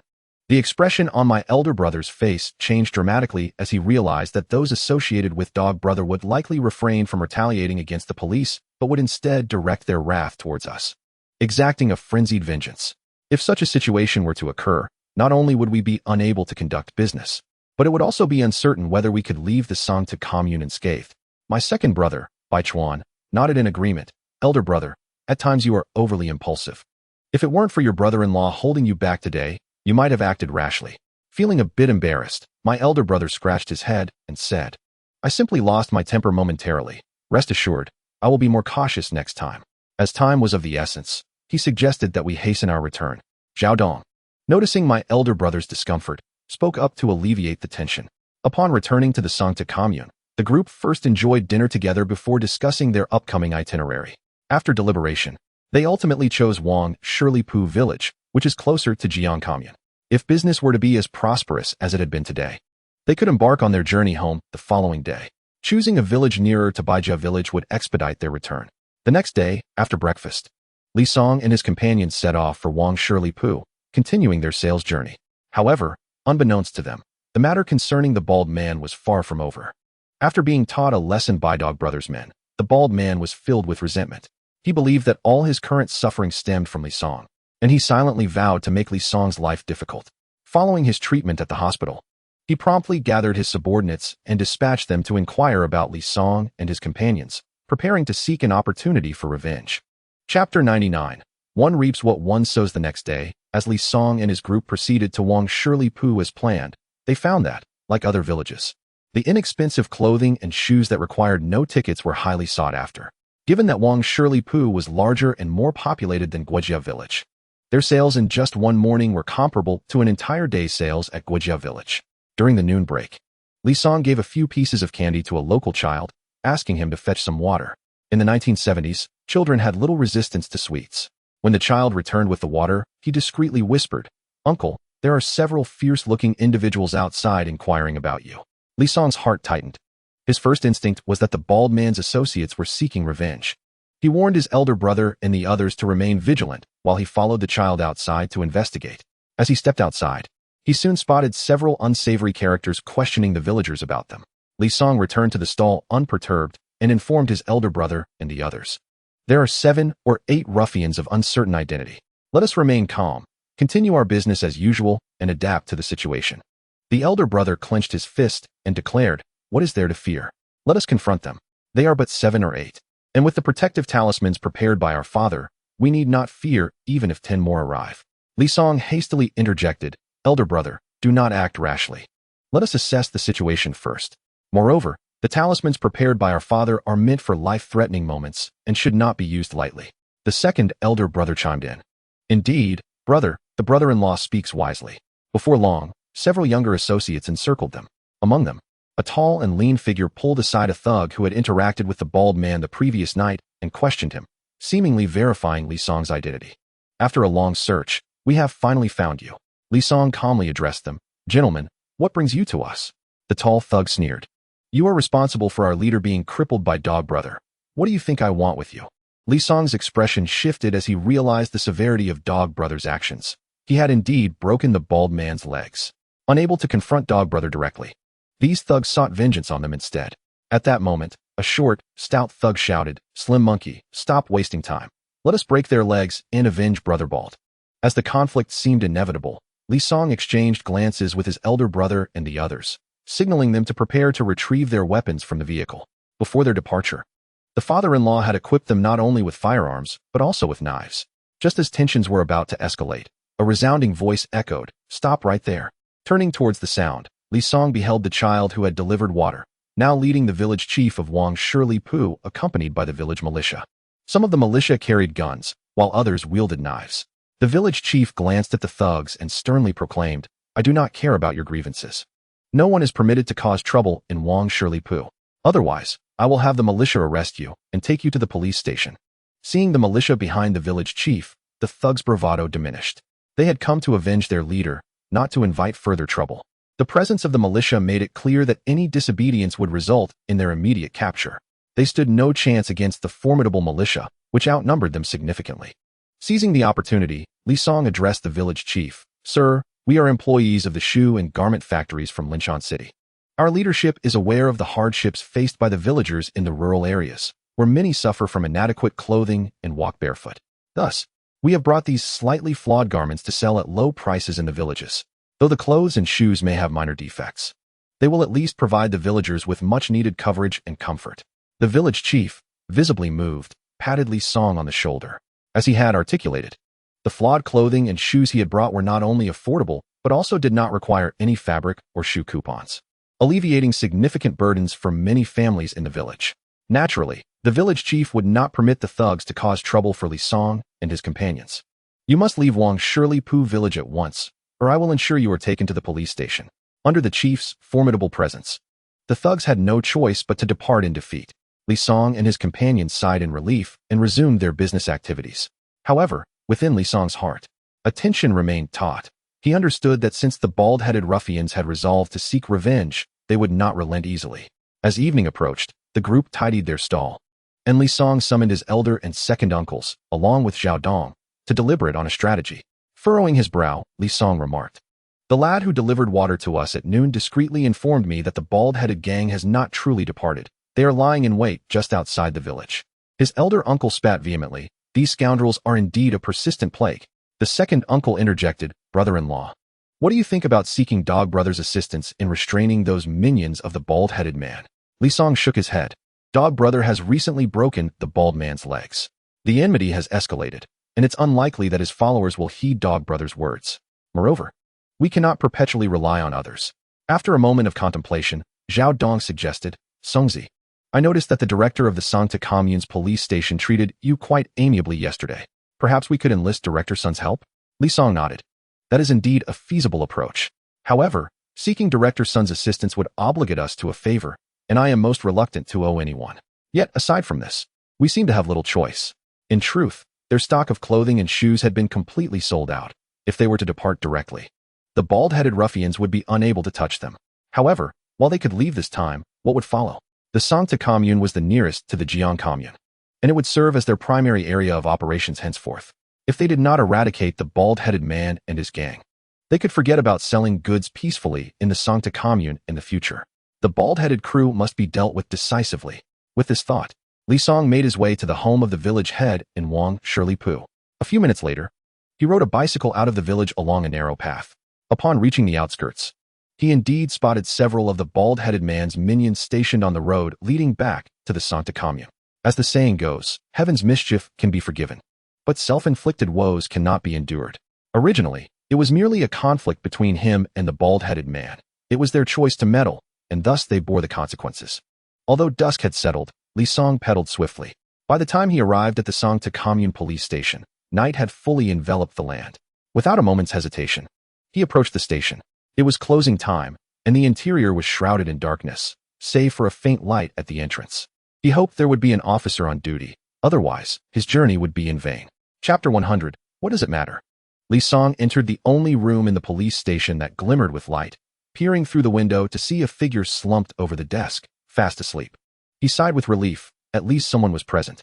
In the 1970s, many commune police stations would not retain personnel after hours, as the village head held considerable authority and the local militia could resolve most issues, rendering police intervention unnecessary. Consequently, many police stations went an entire year without encountering a single case, leading them to become lax, often neglecting to schedule nighttime shifts. Li Song gently tapped on the window, but the slumbering figure showed no sign of awakening. He found himself at a loss and had no choice but to increase his efforts. Thud, thud, thud. Finally, the officer, who had been dozing with his head resting on the desk, jolted awake, his eyes bleary and his face marked by the impression of the tabletop. Who is it? In the middle of the night. His tone was laden with palpable discontent. Li Song was momentarily at a loss for words. It was barely dark outside. Hardly the middle of the night. However, it was understandable. In the 1970s, nightlife was quite limited. Once dinner was over and night fell, there was little else to do. Those with wives would go to bed with them, while those without would simply succumb to slumber. Thus, despite the social turmoil and hardships of that era, the birth rate remained high, and this was the reason behind it. Recognizing the need for cooperation, Li Song maintained a cordial demeanor. Officer, I apologize for the disturbance, but I have urgent matters to report.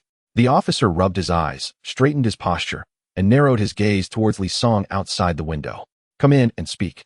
As Li Song entered the room, before he could utter a word, the officer interjected, Hold on a moment, let me gather my thoughts. He grabbed the now cold tea from the table and gulped it down. After some time, the officer turned his attention back to Li Song. Speak, what is it? Li Song frowned slightly.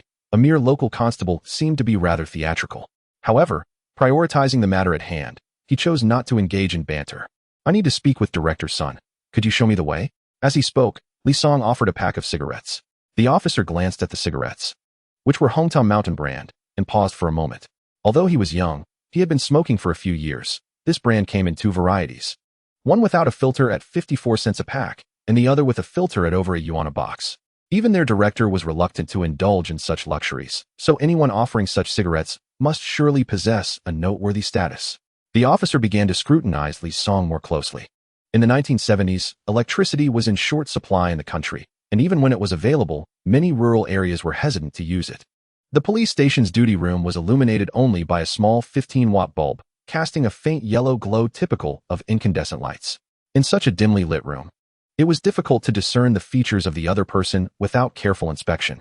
Upon closer observation, the officer found Li Song's face strikingly familiar. Suddenly, he recalled that this was the very individual he had personally attended to just a few days prior, someone whom even Director Sun had deemed unapproachable.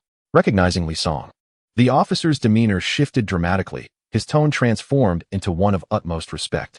I sincerely apologize for not recognizing you earlier. Please wait a moment. I will take you to see Director Sun right away. He promptly stood up, adjusted his attire, and led the way. At this moment, Li Song also recognized the officer on duty as the one who had assisted him earlier, apparently surnamed Zheng. The two walked along the street for about 10 minutes before arriving at Director Sun's residence. The officer gently knocked on the door, and a voice from within called out. Who is it? Director, it's me, Xiao Zheng. Mr. Li, who visited the station a few days ago, is here to see you. Well then, why are you still at the door? Quickly invite Mr. Li in. Xiao Zheng pushed open the door, stepping aside to allow Li Song to enter first, then cautiously followed suit. At that moment, Director Sun emerged from the room. Mr. Li, what brings you here? Please, come inside. After a brief exchange of pleasantries, Li Song took a seat. Aware of the urgency of the matter at hand, he stated directly, Director Sun, I am here regarding the disturbances caused by the ruffians. Director Sun's expression darkened considerably. It was unacceptable that such disruptions occurred repeatedly on his turf. Should Li Song escalate this issue, it would undoubtedly provoke discontent from higher authorities. Mr. Li, it was indeed Guzi causing the ruckus. I will dispatch someone to apprehend him immediately.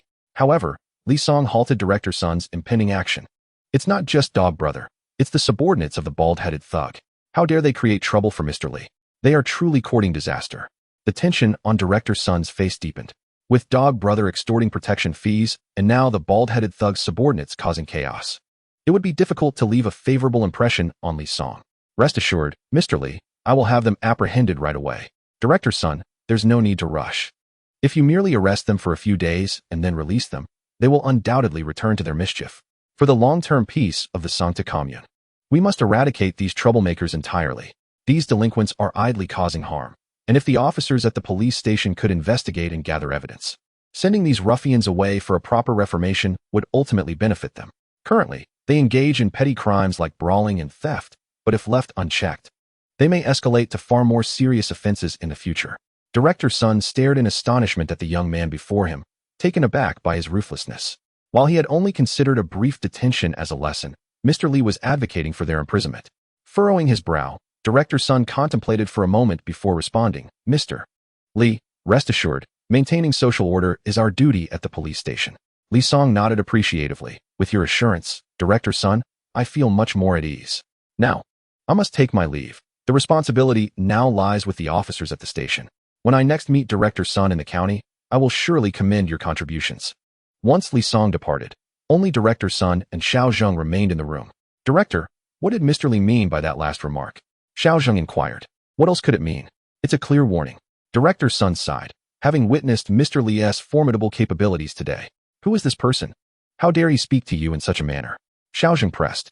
"I am not entirely certain who he is, but I do know he is a level 3 special talent from the Special Talent Bureau.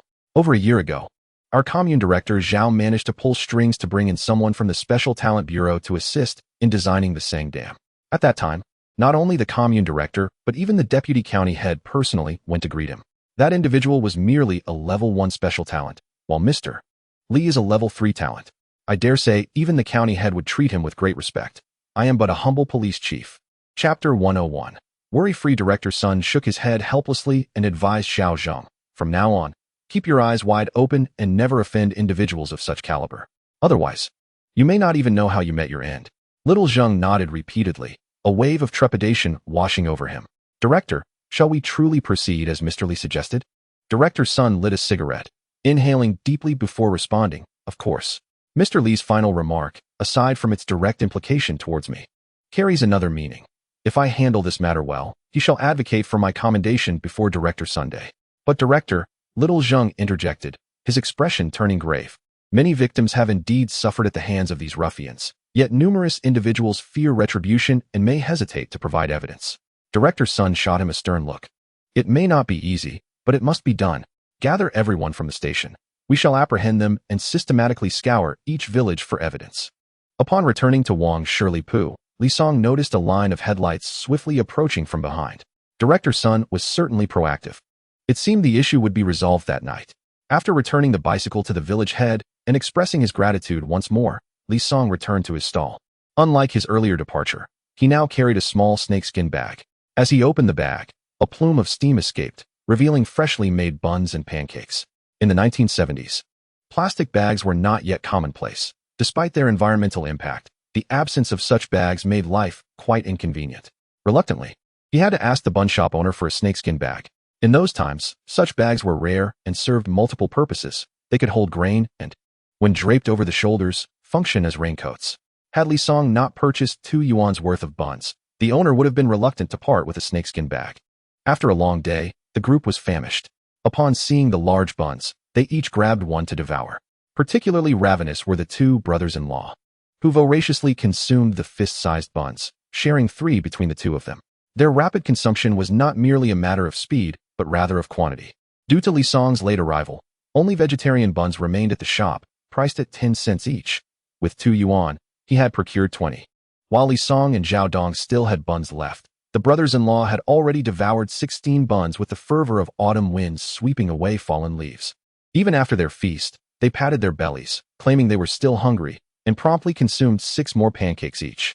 Witnessing their frenzied eating, Lee Song and Zhao Dong's appetites were whetted, and they each indulged in 2 buns and 2 pancakes. As they dined, Director Sun, accompanied by the police from the station and the village militia of Wang Shirley-Pu, successfully apprehended the 7 or 8 henchmen of the bald man. By the time Lee Song received this news the following morning, while bidding farewell to the village head, he felt no surprise at the outcome. That day, Lee Song departed from the Sangta Commune. However, in the days that followed, the police at the Sangta Commune station were busily collecting evidence. Ultimately, after considerable effort, they amassed enough evidence to bring the bald man's gang to justice. The actions of the police struck fear into Dog Brother, prompting him to instruct his subordinates to refrain from causing any disturbances, lest they follow the example set by the bald man's gang. The police's crackdown on organized crime received commendation from the commune, and the director expressed intentions to advocate for them at the county level. Originally, The bald man was recuperating at home from a leg injury, but after his subordinates were apprehended, the police forcibly brought him in. Soon, these individuals were sentenced, with the bald leader receiving the harshest penalty of 5 years, while the majority of the other thugs were sentenced to 3 years. However, that is a tale for another time. On that morning, Li Song and his party set out from Wang Shirley, and before noon, they returned to Bai Ruowei village. The most delighted to see Li Song's return was the little girl. Since their first meeting, she had become his constant companion, clinging to him wherever he went. Rather than finding it a nuisance, Li Song felt a sense of pride. She was indeed his little darling, a true reflection of their bond. After playing with the child for a while, Li Song began preparing lunch. Having toiled for several days, he must have been exhausted. His wife, Bai Ruowei, felt sympathy for him and wished for him to rest, offering to cook instead. However, she was met with strong opposition from their daughter, who pulled her away from the kitchen. This behavior left Bai Ruowei both amused and exasperated. Ultimately, she could not prevail against her daughter's insistence, and it was Li Song who personally took to the kitchen to prepare a sumptuous meal. The family gathered around the table, relishing this warm moment together. The little girl's face was smeared with rice, yet she did not hesitate to praise her father's cooking.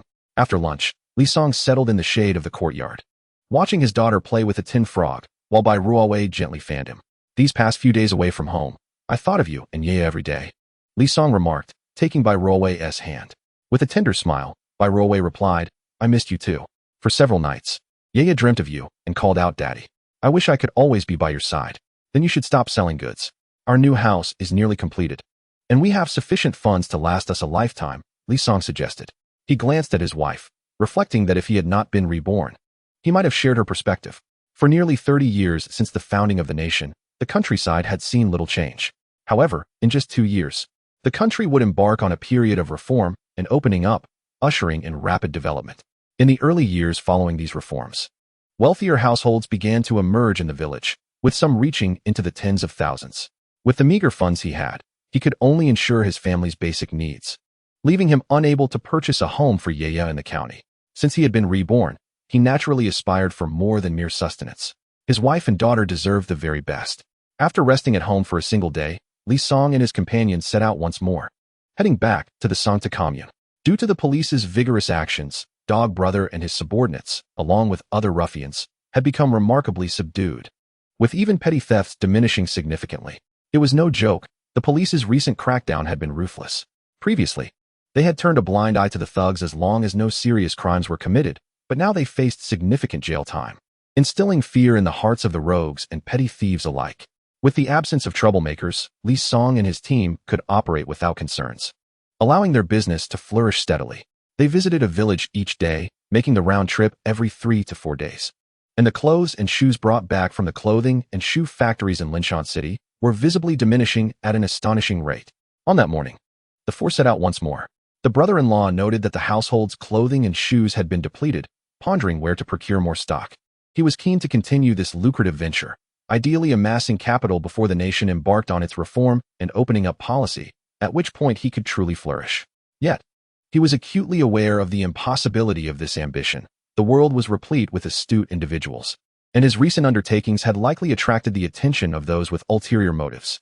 Chapter 102. The credit merchant in the office of the clothing factory in Linshan City. Director Deng Chao reclined on the sofa, savoring his tea. His spirits were buoyant. He had resolved the issue of several thousand defective garments languishing in the warehouse, recouping costs in the process. An age-old dilemma for the factory had finally been addressed. However, he remained perplexed about why Li Song from the Special Talent Bureau required these flawed items. Suddenly, a knock echoed through the office. Deng glanced toward the door and took a delicate sip of his tea. Come in. With a creak, the office door swung open, and Secretary Xiao He entered.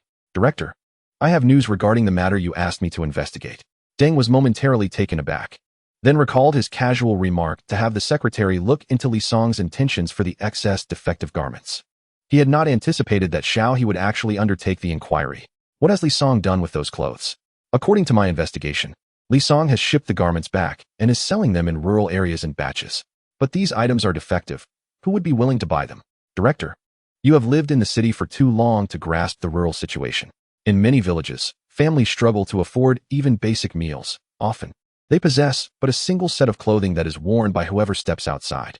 Li Song has priced these defective garments at half the cost of those sold in supply and marketing cooperatives and does not require fabric coupons. As a result, whenever he arrives in a village, the clothes are snatched up almost instantly. Moreover, he has not only taken our factory's defective clothing, but also the flawed shoes from the city's shoe factory, which he has been selling around the Sancta Commune. His business has been exceptionally prosperous. Upon hearing this, Director Deng could not help but marvel. What a clever strategy. Li Song truly deserves his status as a third-level special talent. He is indeed shrewd. Xiao He continued, Director, there's more. While selling these defective items, Li Song also organized promotional activities, such as a discount of 1 yuan for each pair of shoes purchased in pairs, which has been quite popular among the villagers. Deng sighed softly. This Li Song is a veritable sales genius. It is a pity he has joined the Special Talent Bureau. Otherwise, I would have certainly recruited him as the sales chief at the city clothing factory. By the way, given the current stringent crackdown on speculation, has Li Song encountered any difficulties during his sales? Xiao He chuckled and shook his head. Upon arriving at the Sancta Commune, he first registered at the local police station. And in each village, he presented our letter of authorization. Thus, during his time selling in the commune, no one has reported him. There were, however, 2 groups of troublemakers who sought to confront him, but he managed to resolve those issues effortlessly. Deng Chao furrowed his brow, reflecting on the adage that a powerful dragon cannot suppress a local snake. He pondered how Li Song managed to deal with those ruffians. Xiao He explained that when Li Song registered at the police station, he established a good rapport with the authorities. Later, when the most notorious thug, Brother Go, approached Li Song for protection money, it so happened that the head of the police station was conducting official business nearby. The station chief held Li Song in high regard, and upon learning of Brother Go's intentions, he immediately sought to apprehend him. It was only through Li Song's intercession that Brother Go escaped this predicament. That young man possesses an astute understanding of human nature, perhaps even surpassing our own. Deng Chao, the factory director, mused with a bittersweet smile. Brother Go should now feel a sense of gratitude towards Li Song, and it was unlikely he would trouble him again. Indeed, Brother Go not only restrained his subordinates from bothering Li Song, but also broke the legs of the bald thug who had incited him to collect protection money. This action, however, sparked discontent among the bald thug's younger associates, who, fearing Brother Go, sought revenge against Li Song instead. Consequently, Li Song coordinated a decisive anti-crime operation with the local police, resulting in the arrest and sentencing of the bald thug and his crew, with sentences ranging from 3 to 5 years. Even Deng Chao was taken aback upon hearing of Li Song's ruthless efficiency. Those young thugs had merely sought retribution for their leader, yet all found themselves imprisoned. Xiao He refrained from further investigations to avoid unnecessary misunderstandings. This Li Song harbors a fierce tiger within. It is unwise to make an enemy of him, Deng Chao cautioned. Sensing the director's apprehension, Secretary Xiao He promptly agreed. Deng Chao rose and approached the window, gazing out at the scenery while murmuring, Li Song's future accomplishments are boundless. Upon arriving at Chili River in the Sancta Commune, Li Song expressed his concerns about the potential decline of their business, which dampened the spirits of his companions. Observing the reluctance of his brothers-in-law, Li Song smiled gently, reassuring them that even without this venture, they could explore alternative means of earning a living. The village's brick kiln had been completed. The initial batches of bricks had already been utilized for construction, and the remainder would be sold externally. Each kiln could yield over 200 yuan, and with 3 kilns in total, they could generate 600 yuan at a time. Burning a kiln every 4 days would amount to 7 kilns a month, translating to over 4,000 yuan in monthly income. Once the feed factory was established, it would further enhance their earnings. So, my brothers-in-law in Jiaodong, you need not worry. Our lives will only improve from here, he assured them. In agreement, the 3 nodded, finding wisdom in Li Song's words. Upon reaching Chili River Village, they began to set up their stall, while Li Song sought the village chief's assistance in promoting their venture. This has become a familiar routine. The village chief amplified his voice through a loudspeaker, quickly drawing the attention of the villagers. A crowd soon gathered around their stall, and once again, Li Song and his companions reiterated the prices and promotional offers they had repeated countless times before. Initially taken aback by Li Song's boldness in making grand claims, his brothers-in-law and Zhao Dong soon grew accustomed to it. After a few days, they spoke as fluently as Li Song himself. Due to the villagers' overwhelming enthusiasm, the 200 garments and over 100 pairs of shoes prepared for Chili River were sold out by noon. Observing that some villagers had not yet purchased their goods, they had no choice but to reallocate some items originally intended for other villages. As noon passed, the crowd at the stalls diminished significantly. Li Song instructed his brother-in-law to watch over the stall while he sought a moment to relieve himself. Since the morning market had commenced, they had been incessantly occupied, with no time even to eat or attend to nature's call. Credit for knives. Upon hearing this call, Li Song immediately became alert. After his daughter went missing in his previous life, he had devoted himself to the search and had even investigated the mysterious knife merchants. These individuals were enigmatic. Predominantly middle-aged men, often carrying a cloth bag or shouldering a yoke filled with various knives or commonly used tools, wandering through the streets. They never actively promoted their wares. Instead, they left behind cryptic prophecies. For instance, when the price of rice reaches 1 yuan per jin, I shall return for payment. Or once 10 high-rises are built in the village, I will come to collect the money for the knives. Moreover, their presence often coincided with unfortunate events, such as disappearances or fraud cases. Li Song's interest in these knife merchants was particularly piqued due to the fact that a day before his daughter's disappearance, one had appeared in Bai Ruowei village and had remarked, "What a beautiful girl." The very next day, his daughter was abducted, a coincidence too striking to overlook. Li Song had even speculated that the so-called knife merchants might be members of a gang disguised as such, seeking information within the village. However, he had never found evidence to substantiate this theory. Today, having finally encountered a genuine group of knife merchants, he was determined not to let this opportunity for personal verification slip away. Neglecting his need to relieve himself, Li Song stealthily followed the knife merchant, eager to witness firsthand the nature of their dealings. The knife merchant meandered through the village, drawing the attention of the villagers with his unfamiliar presence. Initially, only 1 or 2 approached, but soon a throng gathered, encircling the merchant at a village intersection. The merchant, bearing a tattered cloth bag, exuded an air of mystery and detachment. A villager clad in coarse fabric curiously approached and inquired, "How much for this knife?" The merchant slightly raised his head, his gaze sweeping across the villagers, and replied in a low voice, "This knife requires no payment now. When wheat reaches 3 jiao per jin, I shall return for my fee." The villagers' eyes widened in disbelief. "What? Wheat at 3 jiao per jin? How can that be possible?" The knife merchant let out a cold chuckle. "Believe it or not, the choice to engage in this trade lies with you." Several other villagers gathered, debating animatedly. "This is nonsense. Currently, flour is only over a dime per jin. How could wheat be so expensive? Indeed, could this person be a fraud?" Nevertheless, one daring villager found himself intrigued and declared, "Fine, I'll take one. After all, I don't have to pay now." The knife merchant narrowed his eyes, a barely perceptible smirk playing at the corners of his mouth, as he slowly drew a knife from his bag, its blade glinting menacingly in the sunlight. "Your knife." The debt collector handed a kitchen knife to the villager while muttering some incomprehensible phrases. The onlooking villagers reacted with confusion, some shaking their heads in disbelief, while others secretly pondered the implications. Li Song observed this scene, noting that it mirrored the intelligence he had gathered about the collector.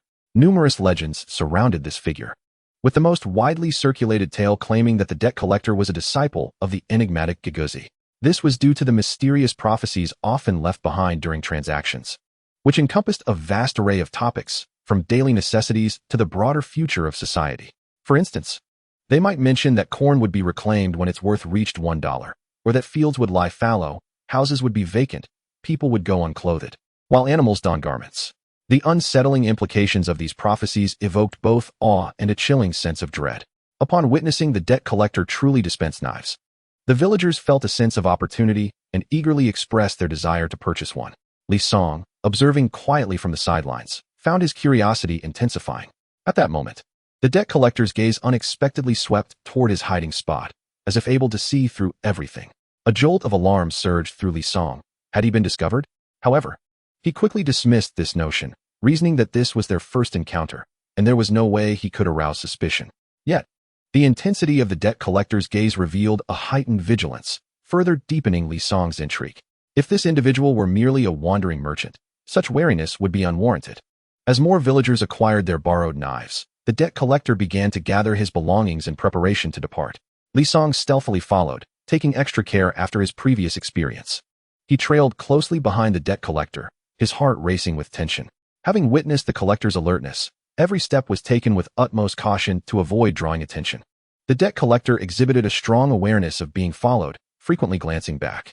Li Song would hastily hide behind corners or large trees, narrowly escaping detection on several occasions.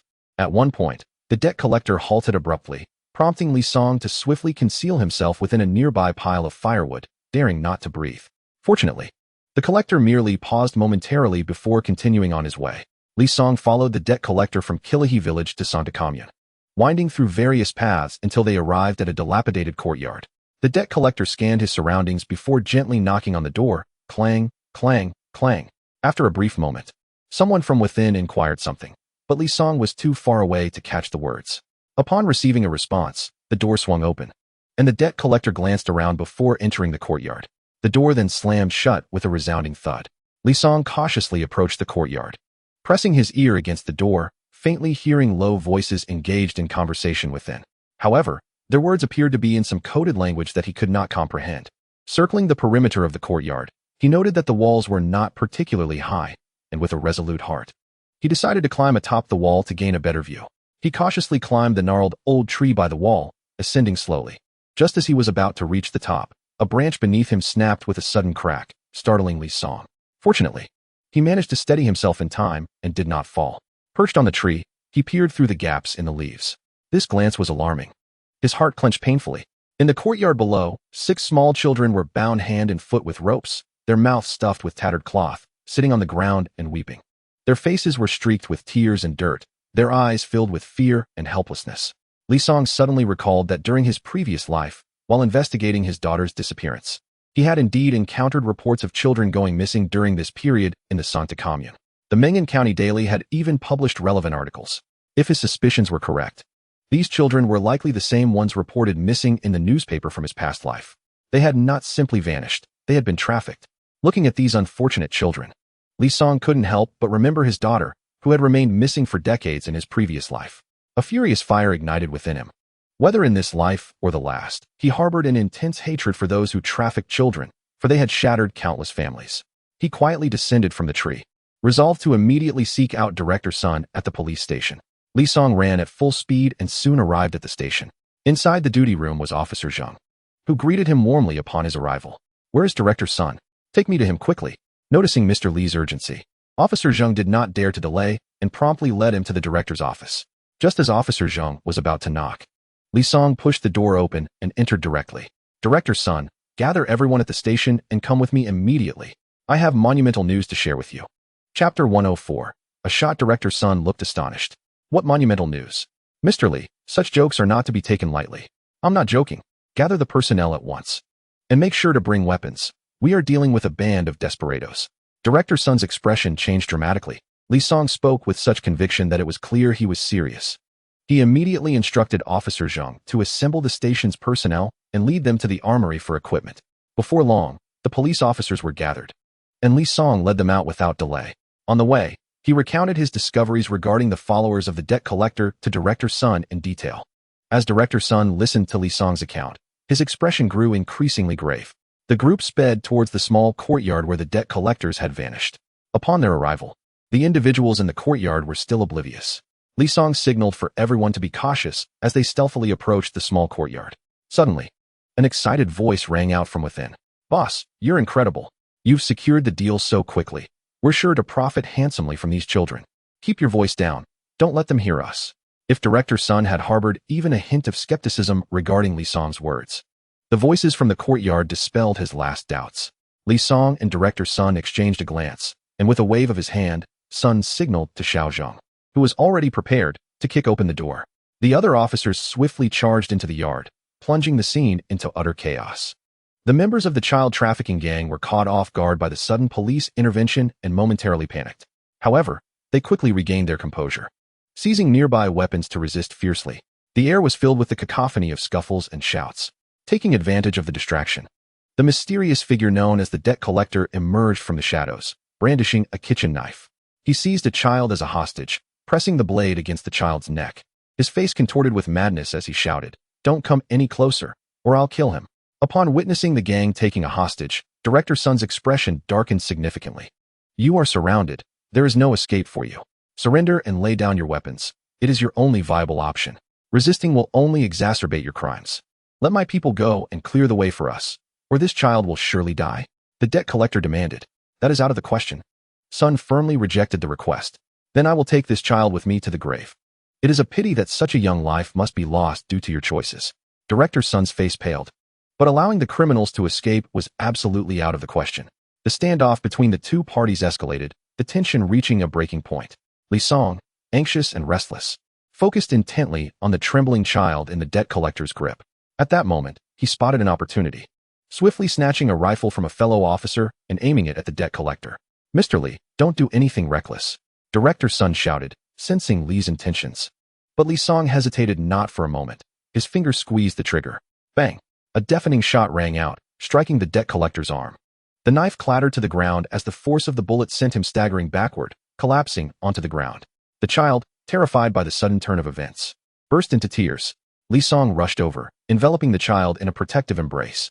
The remaining gang members, witnessing the police's willingness to use firearms, lost their morale, promptly surrendering and dropping their weapons.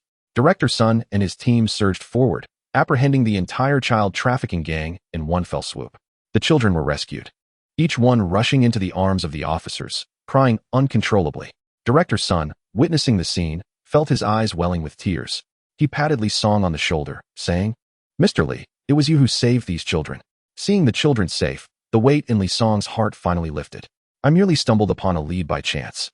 The credit for apprehending these criminals and rescuing the children belongs to Director Sun and the comrades at the station. Ultimately, capturing these evildoers and returning the children home is what truly matters. Such modesty is unwarranted. That shot you took, swift, accurate, and lethal, would be a feat even I might struggle to achieve. I had some practice before going to the countryside with my family. Li Song offered a casual explanation, for he could think of no better reason than that. He certainly could not reveal that he had trained in the military in a past life. The child trafficking gang was apprehended, and the remaining matters were entrusted to Director Sun, who departed immediately. By the time he returned to Kilahi village, the afternoon sun had already begun its descent. Upon seeing Li Song's return, his brother-in-law and others could not help but breathe a sigh of relief. "Brother-in-law, you've finally returned. We were just about to pack up and search for you if you didn't come back soon."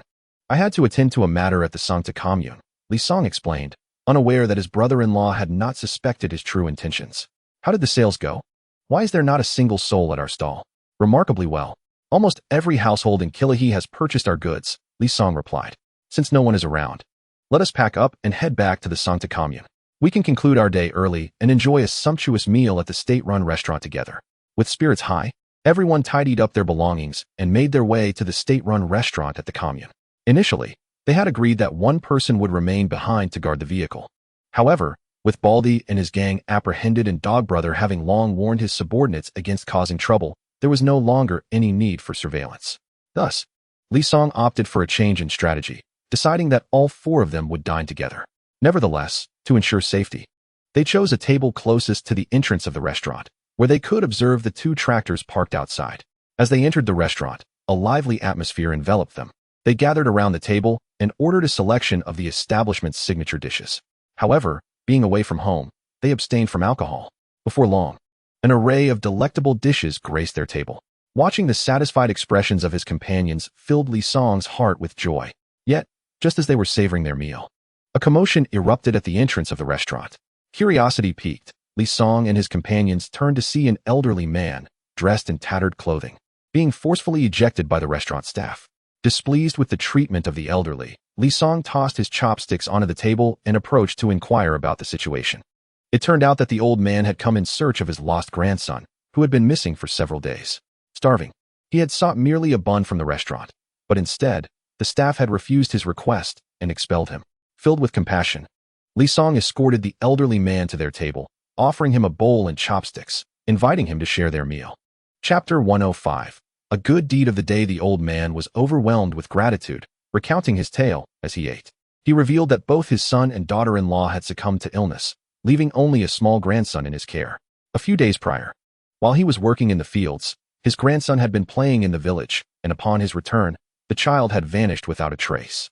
Hearing rumors of someone in the Sangta commune who had seen a child resembling his grandson, he had ventured there alone to search. After days of searching, his funds had dwindled, forcing him to beg while seeking his beloved grandson. "Before your grandson went missing, did any strangers come to the village?" Li Song inquired. "Strangers?" The old man pondered carefully. "There was someone with a credit knife, but he left that very day. My grandson disappeared the following day. Then it must be him," Li Song declared, slamming his chopsticks forcefully onto the table. The elder brother-in-law, the second brother-in-law, and Zhao Dong regarded Li Song with a mixture of bewilderment and curiosity, unable to comprehend the source of his fervent excitement. "Elder, please eat quickly. Once you are satisfied, I shall accompany you to find your grandson." Upon hearing that Li Song could assist him in locating his grandson, the old man paid no heed to his meal and hastily declared his intention to search for the boy. Li Song, feeling helpless, had no choice but to allow the elder brother-in-law and the others to continue dining while he took the old man to seek his grandson. Naturally, the elder brother-in-law was reluctant. Prior to their departure, their father had repeatedly instructed them to look after Li Song. How could they possibly feel at ease leaving him to search alone? Reluctantly, Li Song provided a brief explanation of the situation. Upon learning that he was merely escorting the elder to the police station rather than searching for the child himself, their concerns were alleviated. Li Song escorted the elder to the police station, where Director Sun, upon seeing Li Song return, wore a puzzled expression. Li Song promptly explained his purpose, and Director Sun, upon hearing this, immediately dispatched personnel to ascertain whether any of the rescued children included the elder's grandson.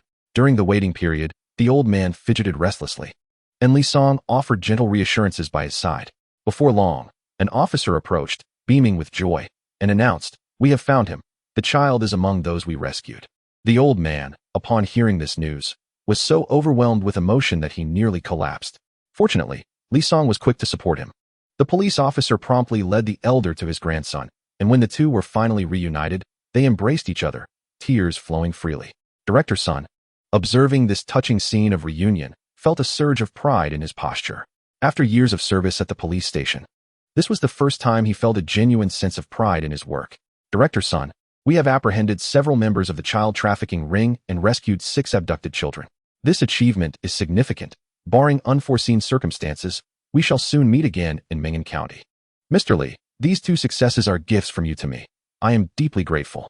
Should you ever require my assistance, do not hesitate to ask," Director Sun said earnestly.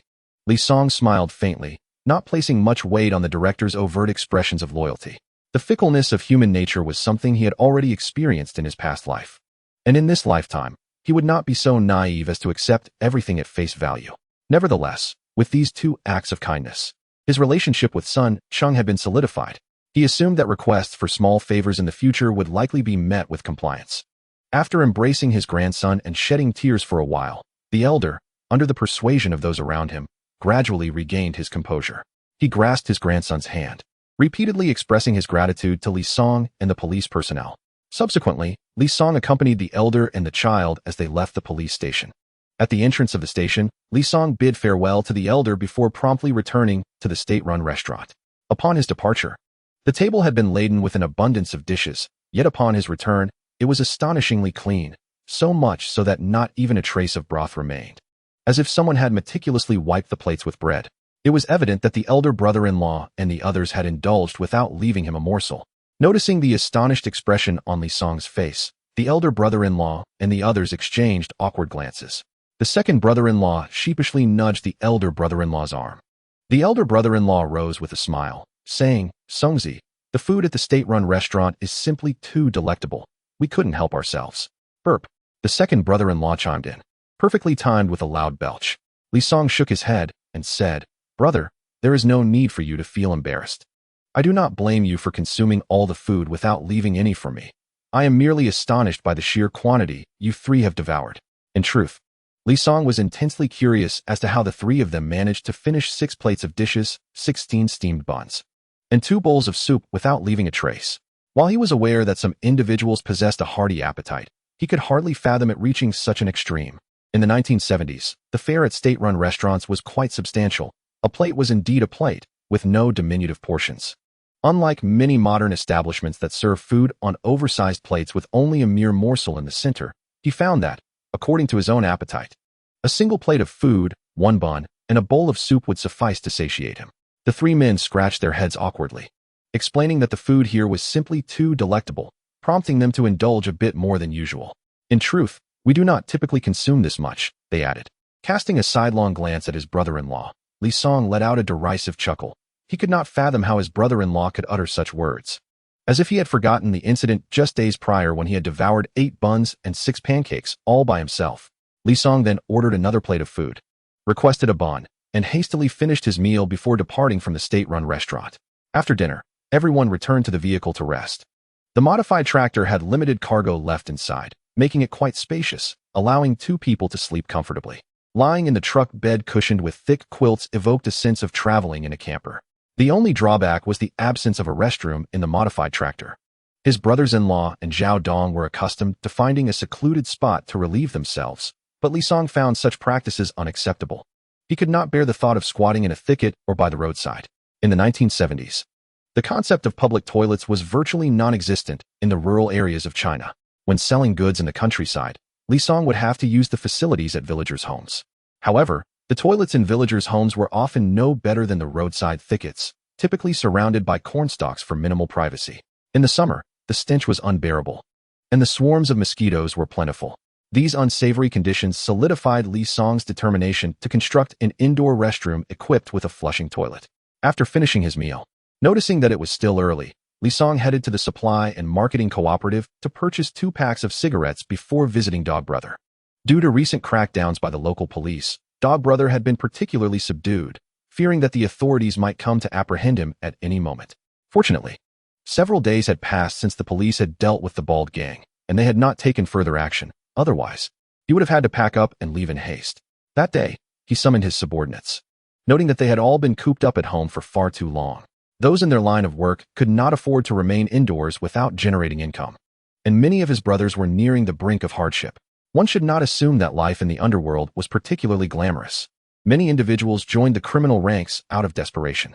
If one could secure a respectable job with no concerns about food or clothing, one would need to be quite deranged to choose a life of crime. Chapter 106. Conducting business with Dog Brother. Dog Brother, is Mr. Li here? Dog Brother paused momentarily, asking Mr. Li. Which Mr. Li? The one who previously interceded for us and rescued us from Director Sun's clutches, his subordinate clarified. Dog Brother shot a glare at his subordinate and gave him a swift kick in the rear. Clueless fellow, Mr. Li is indeed our benefactor. How can you leave him waiting outside? Hurry and invite him in. I will personally fetch him. Brother Dog tidied his attire and quickly made his way to the door, a broad smile adorning his face.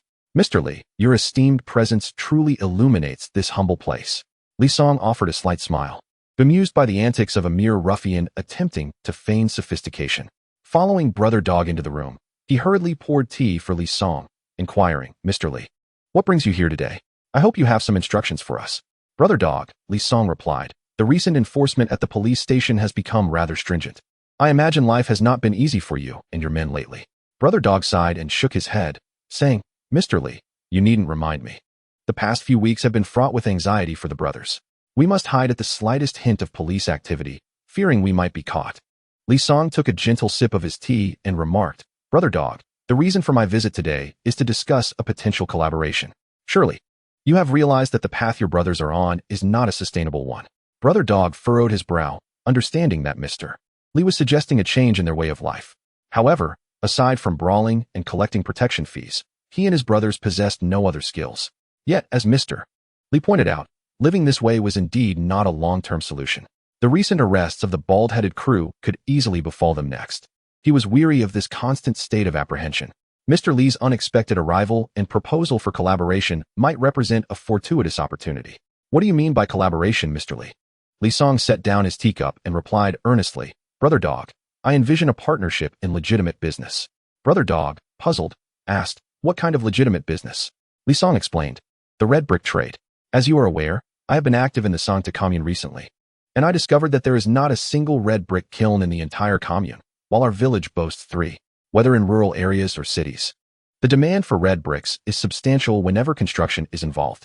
I have learned that the Sangta commune, lacking alternative sources, must purchase bricks from the county's kiln factories, which are not only expensive but also inconvenient to transport. Our village's kilns can deliver directly, albeit with a nominal shipping fee. Brother Dog and his companions exchanged perplexed glances, still uncertain about the nature of Mr. Li's proposed collaboration.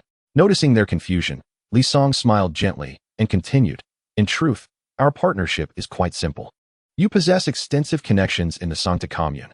All I require is for you and your brothers to assist in running errands, promoting the business, and establishing contact with potential buyers. With your capabilities, this should not pose a challenge. Moreover, for every successful transaction, I shall provide you and your brothers with a commission.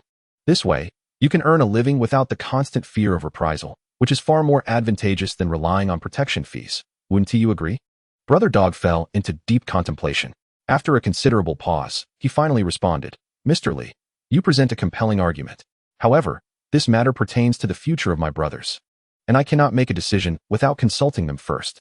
Li Song smiled and remarked, it is only prudent to consult with my subordinates, but Brother Dog, you are a clever man and should recognize the advantages inherent in this situation. Thus, we must act swiftly, for opportunities do not wait for anyone. Brother Dog nodded repeatedly, assuring, Mr. Li, rest assured, I shall provide you with a prompt response. As Li Song took his leave, Brother Dog personally escorted him to the door. On his way back, Li Song contemplated that if Brother Dog and his associates agreed to collaborate, the red brick business would undoubtedly flourish in the Sangta commune. Furthermore, Brother Dog and his crew could embark on a righteous path, achieving a mutually beneficial outcome. His willingness to assist Brother Dog stemmed not only from a belief in Brother Dog's gratitude and loyalty, but also from a desire to mitigate potential obstacles for future business expansion. After bidding farewell to Li Song, Brother Dog promptly gathered his brothers to relay Li Song's proposal. They engaged in fervent discussion. Some deemed it untrustworthy, while others perceived it as a golden opportunity, resulting in a cacophony of voices. After much deliberation, Brother Dog decisively slammed his hand on the table, declaring, Let us proceed. We cannot continue to languish in this idle existence. We have a golden opportunity to turn our fortunes around, and we must not let it slip away. The following morning, Brother Dog arrived at Li Song's door, expressing his willingness to cooperate. Li Song was not at all surprised by Brother Dog's decision. Once the collaboration was confirmed, the previously complacent Brother Dog and his band of subordinates sprang back to life. However, unlike their previous extortion tactics, they began promoting their services throughout the commune, informing residents that anyone wishing to build could procure red bricks from them at prices comparable to the county's brick kilns, with cheaper delivery fees. The residents of the commune were elated to witness this sudden transformation in Brother Dog and his followers. With the departure of these ruffians, their quality of life was poised to elevate significantly. Soon after, Director Sun learned of these developments and sought out Brother Dog, questioning him about the latest ploy. Brother Dog recounted the story of Li Song's proposal, and upon hearing of Li Song's initiative, Director Sun's admiration for him grew. With a mere strategic maneuver, Li Song had eradicated the greatest security threat to the Sangta commune, a feat only he could conceive. In truth, efforts to combat organized crime had been attempted multiple times within the county, yet each time, the criminals merely lay low during the operations and resurfaced once the turmoil subsided. Now, however, Li Song had effectively eliminated the possibility of Brother Dog's gang re-emerging, as his followers had all sought other endeavors, rendering them incapable of returning to a life of crime. Director Sun meticulously documented Li Song's strategy in his notebook, marking it with a triangle to signify its importance. Little did Li Song realize that years later, Sun Chung would ascend to the position of Public Security Director in Ming'an County, and this seemingly casual act of his would become the guiding principle for his anti-crime efforts. 2 days later, by midday, all goods on the vehicle were sold out. They celebrated with a sumptuous meal at a state-run restaurant before setting off to return to Bai Ruowei village. Li Song instructed his brother-in-law to drive while he reclined in the back of the vehicle, deep in thought. With the collaboration with Brother Dog established, it was imperative to install a telephone line at home for ease of communication. However, securing a telephone line was not merely a matter of wealth. It required approval from the relevant authorities, a task that would likely necessitate the assistance of his father-in-law. After an arduous journey back to Bai Ruowei village, Li Song and his companions had scarcely settled in when his father-in-law hurriedly arrived at their home, accompanied by Zhou Yang, a public servant from the commune who had visited them on several occasions. Chapter 107. The commendation conference. The commune had just received a call from the county, instructing them to proceed immediately to the county police station. With a grave expression, his father-in-law fixed a serious gaze upon Li Song. Observing his father-in-law's anxious demeanor, Li Song could not suppress a chuckle. Uncle, there's no need to be so tense.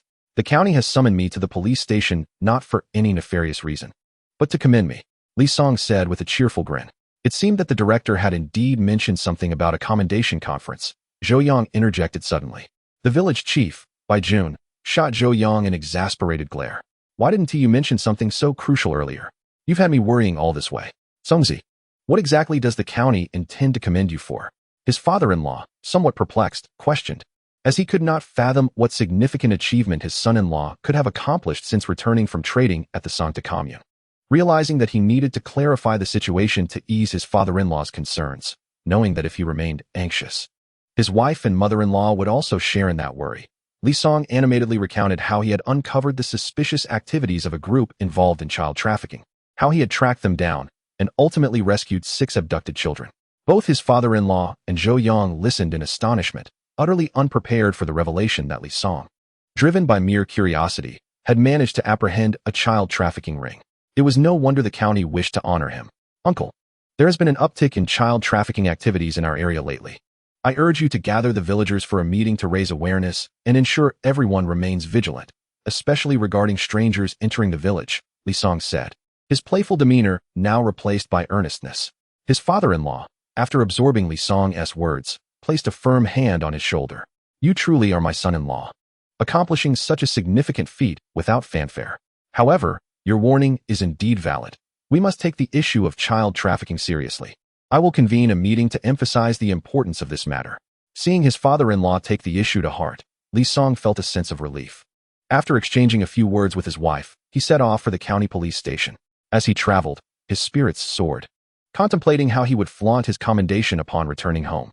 Furthermore, once word of his recognition spread, his reputation would be forever transformed, both in the village and beyond. As for Sun Jinliang of Sunlu Village, who had harbored ill intentions, he had recently retreated into the shadows, deterred from any reckless behavior. The stronger Li Song became, the more subdued his adversaries would grow, eventually rendering them incapable of being worthy opponents. Before long, Li Song arrived at the county police station, and to his surprise, he encountered Director Sun Chung of the Sangta commune at the entrance. Upon reflection, encountering Director Sun here was both unexpected and yet somewhat anticipated. Since the county has summoned him to attend the commendation ceremony, it is only fitting that Director Sun, who played a pivotal role in the rescue operation of abducted children, is also notified. After all, it was he who first uncovered this child trafficking syndicate, and during the apprehension process, he courageously injured one of the perpetrators, thus saving the kidnapped children. His contributions are indeed significant. He participated throughout the operation and commanded the arrest of the criminals. "Mr. Li, I knew I would see you at the commendation ceremony," Director Sun expressed with palpable excitement. Li Song gently patted his shoulder and replied, "My presence here is largely due to your influence, Director Sunday. No, it is I who should be grateful to you, Mr. Li. Without your efforts, I would not have achieved such a claim." The venue for the ceremony was solemn and serious, filled with anticipation and respect. As the ceremony commenced, County Chief Zhang personally appeared to present the awards. With a smile, he handed the certificate and prize to Li Song, saying, "Young Li, your audacity and meticulousness in confronting the heinous crime of child trafficking, without fear of danger, have not only demonstrated extraordinary courage, but also remarkable wisdom. Your bravery has not only thwarted criminal acts, but has also saved innocent children and rescued several families, bringing honor to our county and setting a commendable example for the community. Ordinarily, such commendable deeds would warrant significant rewards from the county. However, as you are affiliated with the Special Talent Bureau, we are not in the same system, and thus we cannot overstep our bounds." Li Song accepted the certificate and prize with utmost seriousness, stating, "This is merely my duty.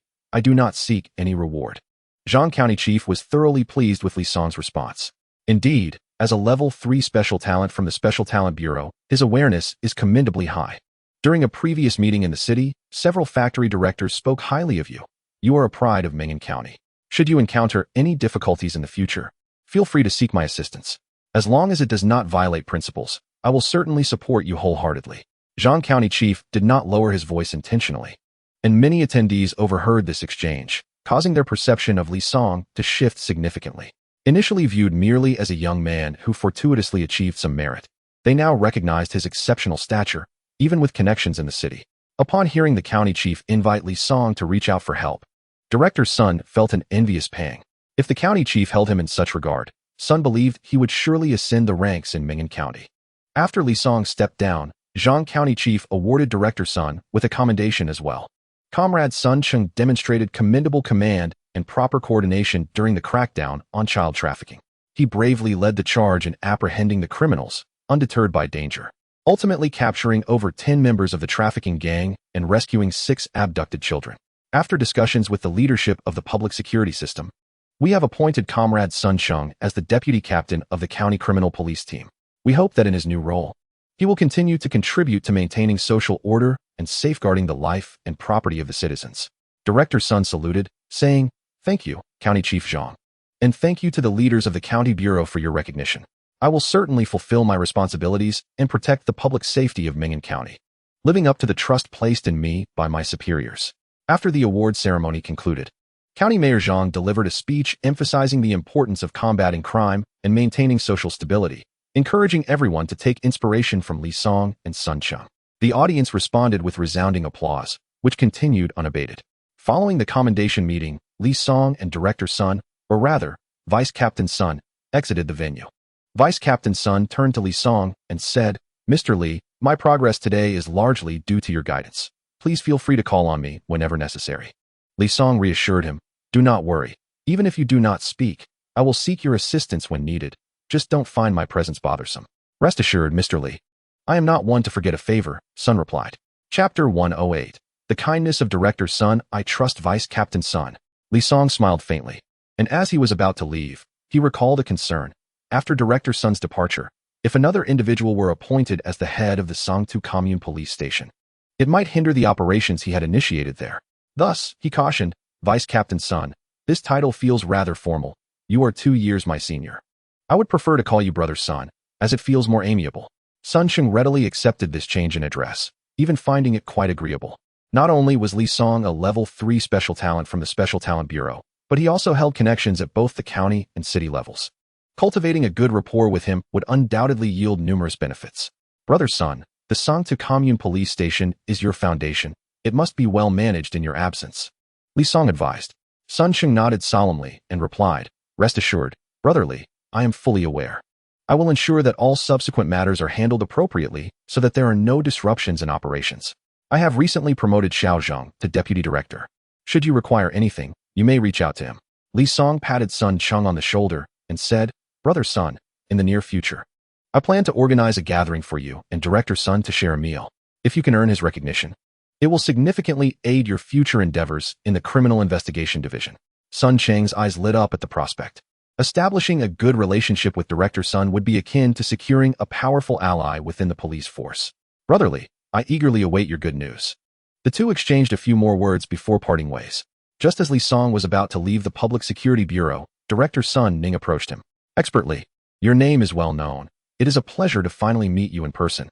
"You flatter me, Director Sun," Li Song replied modestly. Director Sun chuckled heartily and remarked, "Let us not be modest, Expert Li. Your contribution to capturing the child trafficking ring was paramount. Had it not been for your shot that incapacitated the ringleader, the outcome that day could have been dire. I have heard much from Lao Air and Lao San about your proficiency in English and German, and Sun Tung has spoken highly of your design work. I had assumed you were merely a scholarly type, yet you proved adept with firearms, displaying remarkable speed and accuracy in a critical moment, something even I, as the director, might not have achieved under such circumstances." Director Sun continued, "Thus, we must engage more frequently to collaboratively uphold the peace in this region." Li Song promptly replied, "Director Sun, it is my honor to collaborate with you. I shall give my utmost effort." Director Sun nodded in satisfaction and remarked, "By the way, I heard that you are now the only level 3 special talent in Linshan City. Do share some of your experiences with us." Li Song chuckled softly, "Director Sun, you flatter me. As the saying goes, each profession has its own specialties. My designation as a level 3 special talent stems from my proficiency in translation and mechanical knowledge. However, I must confess that I am utterly ignorant when it comes to law enforcement matters.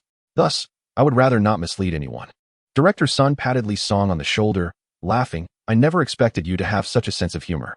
You have previously assisted my 2 brothers, making you a benefactor to the Sun family. Should you encounter any difficulties in the future, do not hesitate to seek my help." Li Song grinned. "I take your words seriously, Director Sunday. Of course, if you do not take them to heart, I might just get upset," he replied playfully. At that moment, Li Song noticed Sun Chung emerging from within, and he quickly waved to him. After parting ways with Li Song, Sun Chung had not left immediately. Instead, he had taken the opportunity to greet several other leaders in the Public Security Bureau, as they would soon be working together. Familiarizing themselves now would facilitate future collaboration. Upon finishing his greetings, he stepped out to see Li Song engaged in lively conversation with Director Sun. This reminded him of Li Song's earlier mention of arranging a meal for him with Director Sunday. Initially, he assumed Li Song was merely speaking in jest, But it was evident that Li Song was indeed well acquainted with Director Sunday. Therefore, he found himself eagerly anticipating this forthcoming dinner. As Li Song waved at him, Sun Chung hurriedly jogged over. "Good day, Director Sunday." "Li Song, my brother, we meet again," Director Sun replied. Hearing their intimate exchange, Director Sun couldn't help but cast a curious glance at Sun Chung. Seizing the moment, Li Song introduced Sun Chung to Director Sun, extolling Director Sun. The recent apprehension of the child trafficking gang owes much to Director Sun Cheng's exceptional leadership and decisive actions. When we arrived, the gang was preparing to flee. Had it not been for his quick judgment and resolute strike, the consequences could have been dire. Director Sun nodded. Comrade Sun Cheng's performance is well recognized by all. This promotion is a testament to his hard work and also a reflection of our expectations for him. I hope that in his new role, he will live up to the trust bestowed upon him by the organization and the hopes of the people. Seeing Director Sun's satisfaction with his previous performance, Sun Chung replied with enthusiasm, "Rest assured, Director Sun, I will give my utmost in my new position and not fail my mission." Li Song quickly added, "Director Sun, I am confident that under your leadership, Director Sun Chung will achieve even greater accomplishments as the deputy captain of the criminal police unit." Director Sun commended both of them, saying, "It is indeed a blessing for our county to have talents like you. Let us work together to enhance the public safety of our county." The three exchanged smiles, their hearts brimming with anticipation and determination for the future. After a brief conversation, Director Sun excused himself to attend a meeting. Once outside the Public Security Bureau, Li Song exchanged a few words with Sun Chung before heading directly to the entrance of the Supply and Marketing Cooperative. As before, the rat lingered at the entrance, waiting for customers, or rather, prey. Upon seeing Li Song, a smile broke through his previously expressionless face. "Brotherly, you've come." Li Song nodded. "What tickets do you have available?" "Grain tickets, cloth tickets, oil tickets, and sugar tickets. I have a few.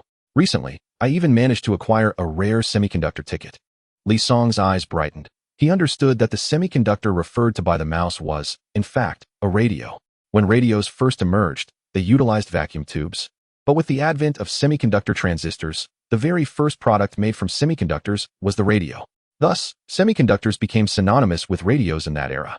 Such an item is indeed valuable. During the 1960s and 70s, only affluent families could afford them. Since his rebirth, Li Song had found himself devoid of entertainment activities after dinner, which left him somewhat unsettled. Furthermore, he knew that his wife, Ruowei, had a fondness for listening to the radio. Television tickets were scarce, and he surmised it would be difficult to procure one in the immediate future. Having a radio to listen to broadcasts together after dinner would be a source of happiness. "I want all the tickets you have. Please calculate the total cost for me. Also, keep an eye out for electric fan tickets, bicycle tickets, and television tickets. I shall take them all, provided you can acquire them." In that moment, Li Song transformed into a spendthrift, radiating generosity. Chapter 109, Semiconductor All of them? The mouse thought he misheard and couldn't help but ask, "Brotherly, did you say you want them all?" "Indeed, all of them." The mouse calculated the total price of these tickets to be 8 yuan and 3 jiao, and Li Song unhesitatingly handed him 10 yuan. The mouse expressed his heartfelt gratitude, and Li Song reminded him not to forget to help him with the tickets before turning to head towards the Supply and Marketing Cooperative. The staff members were somewhat excited to see Li Song again. He was a wealthy man, often spending dozens of yuan each time he visited the cooperative. Watching him spend money without a care made them envious. Although they were all official employees of the cooperative, their monthly salaries barely exceeded 20 yuan, just enough to cover household expenses. By the end of the year, they had little left in their hands. They had to be frugal even when buying a bit of meat or a piece of clothing, unlike Li Song, whose spending seemed as effortless as flowing water. They adored this sensation, though it was a pity that he was already married, and they had all seen his wife, who was both beautiful and graceful. "The young man is here again. What will he purchase this time?" "Sister, I just saw someone carry a box inside. Is that a radio?" "You mean the semiconductor, right?" Li Song nodded. "We just received 2 units from a major brand, Red Star. If you want one, I can fetch it from inside." Seeing Li Song nod, the saleswoman promptly turned to go inside. Soon, Li Song understood why the saleswoman referred to it as "ban," to move, rather than "na," to take, for its size was indeed substantial. With a wooden casing and a plastic front panel adorned with numerous gaps, the cooperative staff plugged it in and turned the knob, and soon, sound emanated from within. "Since the quality is assured, I shall take this radio." It cost 45 yuan, along with a radio ticket and 2 industrial coupons. For the average individual, this price was quite steep. After all, The salary of a formal worker in a county town was only around 20 yuan. 45 yuan equated to approximately 1.5 months' wages for them. However, since his wife took pleasure in it, Li Song felt no regret in making the purchase. He promptly handed the vendor 5 large notes, along with a radio ticket and industrial coupons. With the remaining funds, he instructed for 3 yuan to be spent on candy, and to acquire a tin frog and a tin chick. Just days prior, his daughter's tin frog had been broken by a chubby boy from the village, leaving her in tears, which tugged at his heartstrings. Today, fortune smiled upon him as he found himself at the supply and marketing cooperative, and he was determined to replace it and to procure a new tin chick as well. His daughter deserved such indulgence. Upon exiting the cooperative, Li Song purchased several pounds of meat, alongside the meat buns and sesame cakes that his wife and daughter adored, before setting off for home. By the time he returned to Baijia village, the sky had darkened. Upon reaching his doorstep, he overheard his wife and daughter conversing in the yard. "Mommy, when will Daddy be back? My little tummy is so hungry. Shall we eat first, without waiting for Daddy?" Li Song paused, eager to hear his daughter's response. "No, I want to wait for Daddy to eat together." A wave of warmth washed over Li Song. Indeed, she was his little treasure, still thinking of him. He pushed the door open and entered the yard, smiling as he greeted, "Darling daughter, Daddy is back." Upon hearing his voice, his daughter turned, her adorable lips pouting. "Daddy, why did you take so long to come back? My little tummy is almost empty." Li Song was taken aback. This was not quite the reunion he had envisioned. Shouldn't he, his little treasure, have run over with her short legs for a hug? Yet, how could he hold her to such expectations? Yeah, look what Daddy has brought you. Meat buns, meat buns." Her eyes lit up, and she scampered over, eagerly taking the bun from Li Song's hands and devouring it while exclaiming, "Delicious, delicious."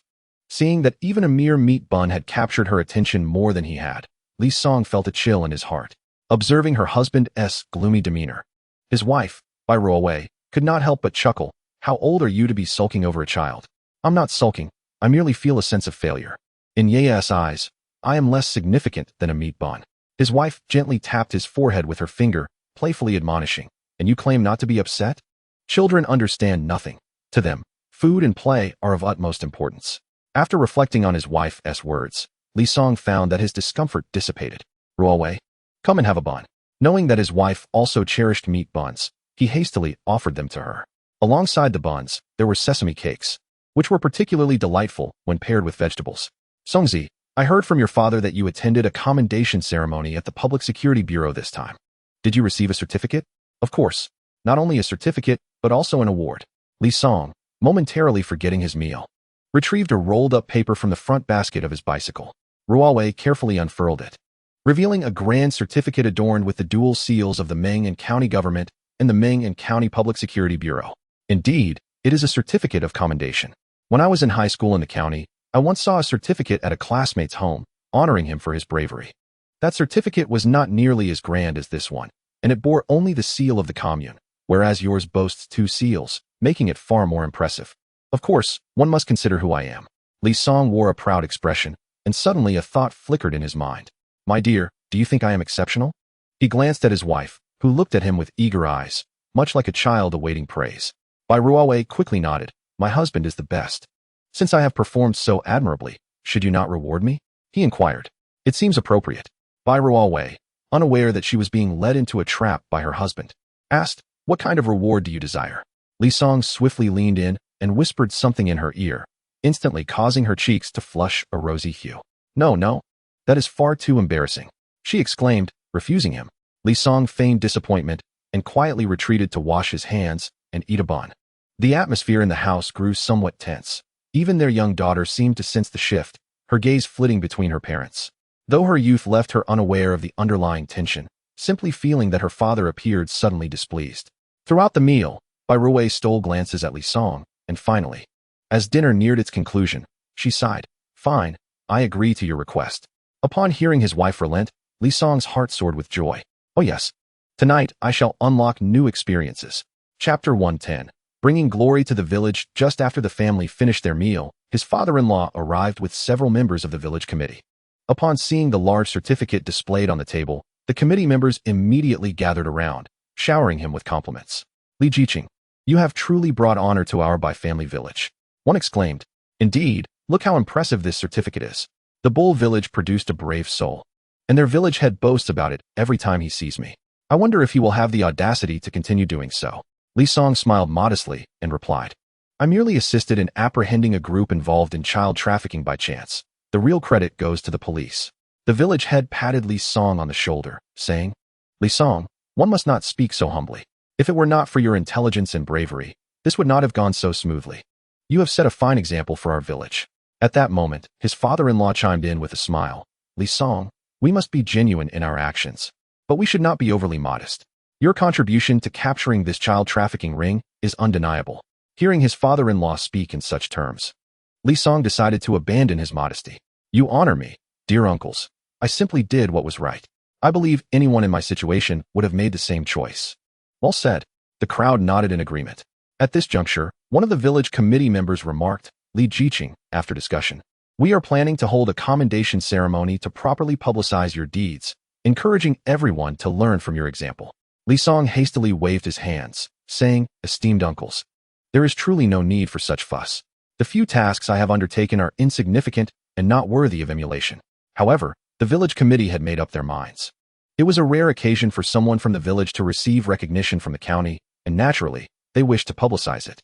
After all, if the villagers did not announce such accolades, how would others be aware, and how could they showcase their accomplishments? As discussions began regarding the details of the award ceremony, Li Song felt a sense of helplessness. In truth, he had already been somewhat too conspicuous recently. He understood the adage about the bird that stands out being shot.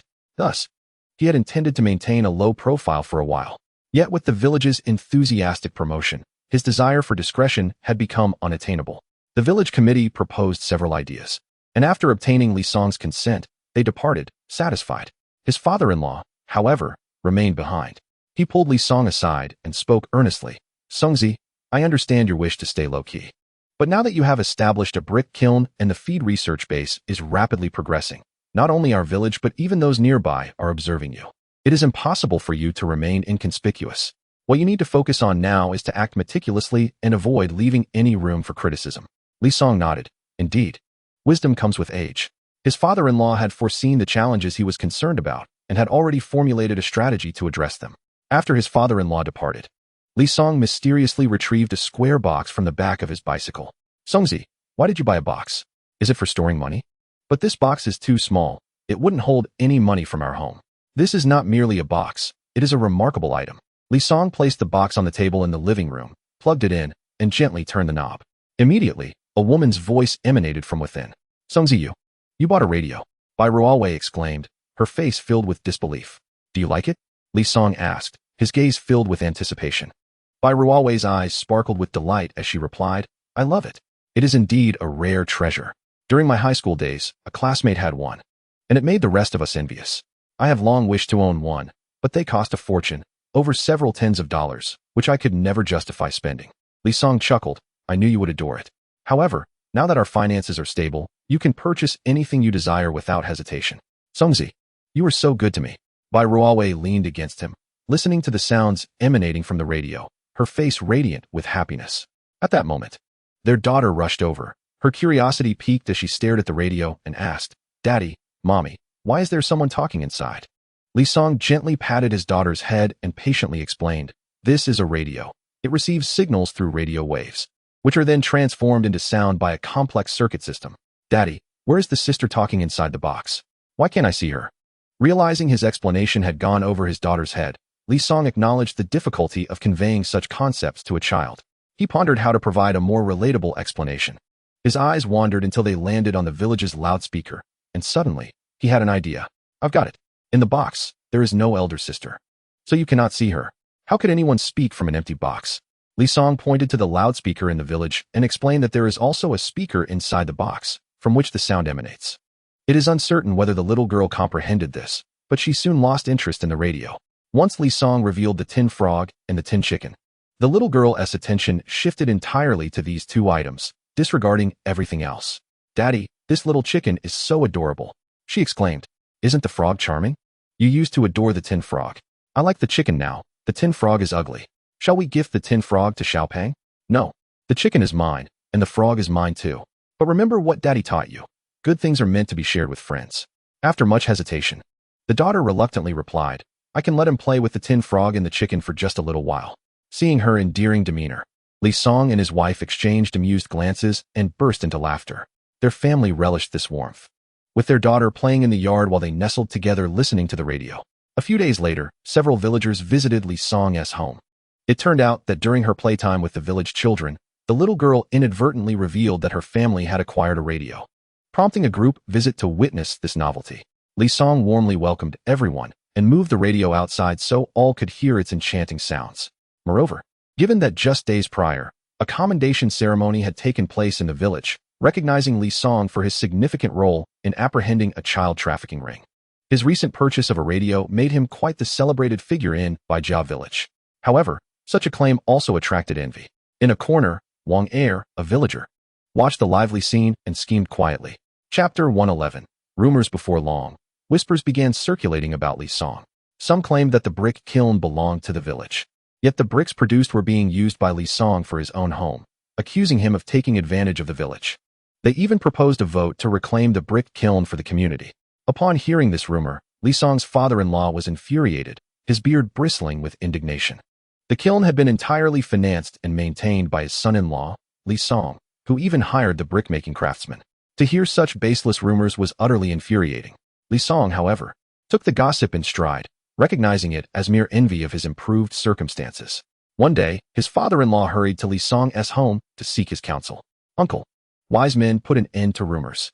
My character is evident to the villagers. I trust these rumors will soon fade away." Days slipped by, and the rumors continued to proliferate throughout the village. "Songzi, the rumors are spreading like wildfire. What should we do?" "Ruowei, do not fret. I have a plan to resolve this issue." With that, Li Song withdrew 2,000 yuan from his home and, with a grim expression, headed toward the village committee. At this moment, the village chief and several committee members were deliberating on how to resolve the matter at hand. The arrival of Li Song caught them by surprise. After all these years, it was the first time he had come to the village committee. "Songzi, what brings you here?" one of the elders inquired. "Esteemed uncles, there are rumors circulating in the village that I have taken advantage of it. I would like to request your assistance in convening a village assembly to clarify the situation.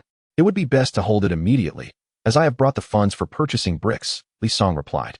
At this moment, the committee members noticed that he was carrying a bag full of cash, thick bundles that were clearly substantial. "What exactly do you intend to do?" asked the village chief. "By June, uncle, rest assured, I will not act impulsively. I kindly ask you to convene the assembly without delay," Li Song insisted. Seeing Li Song's resolute demeanor, Bai Jun acquiesced to his request and promptly arranged for the villagers to be notified of the meeting. Before long, villagers gathered in droves in the square in front of the village committee, murmuring and exchanging opinions amongst themselves. Li Song stepped forward, clearing his throat before addressing them. "Dear fellow villagers, I am certain you have all heard the recent rumors about me. I have gathered you here today to set the record straight. Firstly, every penny spent on the brick kiln, from its site selection to its construction, has come from my own resources. Not a single cent has been taken from the village. The village chief and committee members can attest to this." As Bai Jun was Li Song's father-in-law, to avoid any conflict of interest, it was the village director who responded, affirming, "What Li Jiqing says is indeed true. He has not utilized any village funds, and the village committee can confirm this." There were whispers among the villagers claiming that Li Song had exploited the village. But he countered, "How can I be accused of taking advantage when the bricks produced by my kiln are my own? Who among you can clarify this for me? I have also heard suggestions for a village-wide vote to seize the brick kiln for communal ownership. This kiln is the result of my own labor. What claim do you have to it?" A profound silence enveloped the crowd. No one dared to respond. Li Song continued, "The reason I built the brick kiln was initially to create bricks for constructing a feed research base. Later, I envisioned that with a brick kiln in our village, we could, like Sunlu village, augment our incomes. My intention was to uplift us all to a better life. Now, if you believe that my use of bricks from the kiln to build houses amounts to taking advantage of you, then take a good look. I have brought the money to purchase bricks, amounting to 2,000 yuan, which is more than sufficient to buy them." As he spoke, Li Song placed the money on the table. At this moment, someone in the crowd shouted, "You say it's more than sufficient. But how do we know how many bricks you've used?" Li Song glanced at the speaker, who he did not recognize but knew to be Wang or Lu, a man who was on friendly terms with Uncle Wang San and had once pursued Ruowei. Suddenly, Li Song seemed to grasp the origin of the rumors. Currently, red bricks cost 3 fin each, meaning 2,000 yuan could buy over 100,000 bricks. Not only could it construct houses for the three of us, but it would also be adequate for an additional courtyard. If you remain skeptical, the 3 houses are right there. You may count the bricks one by one, he added. At that moment, Wang Erlu's gaze shifted nervously among the crowd. Li Song continued, I understand that some individuals cannot bear to see others living better than themselves. At such moments, one should strive to improve their own circumstances rather than resort to despicable tactics. Many villagers lowered their heads in shame. During this period, rumors had spread throughout the village, and they had played a significant role in exacerbating the situation, to prevent anyone from perceiving that I was taking advantage of the village. Starting tomorrow, all those who worked at the brick kiln will no longer be required to come. Before nightfall tomorrow, please retrieve your belongings. Otherwise, I shall not be responsible for any loss or damage that may occur. Those who had previously worked at the brick kiln will not be unpaid for their efforts. As per our prior agreement, they should arrive at the brick kiln tomorrow morning to collect their wages based on their work points, at 50 cents per point. Upon hearing that Li Song was prohibiting the villagers from working at the brick kiln, panic ensued. Earning 50 cents per work point meant that a full month's labor could yield 15 yuan, amounting to 180 yuan annually. In the village, aside from the rations received, a year of hard work would typically earn one person only 30 to 50 yuan at most. Li Jiqing, you cannot treat us this way. We have not spread any rumors, exclaimed an aggrieved villager employed at the brick kiln. Li Song's expression grew cold, his eyes scanning the crowd with fiery intensity. Why should I not treat you this way? Perhaps, as you say, it is not you who have spread the rumors. But ask yourselves with a clear conscience, when the rumors were rampant, did any of you stand up to defend me, even with a single word? The once boisterous crowd fell silent. The rumors had circulated in the village for several days, yet not a single person had come forth to speak on Li Song's behalf.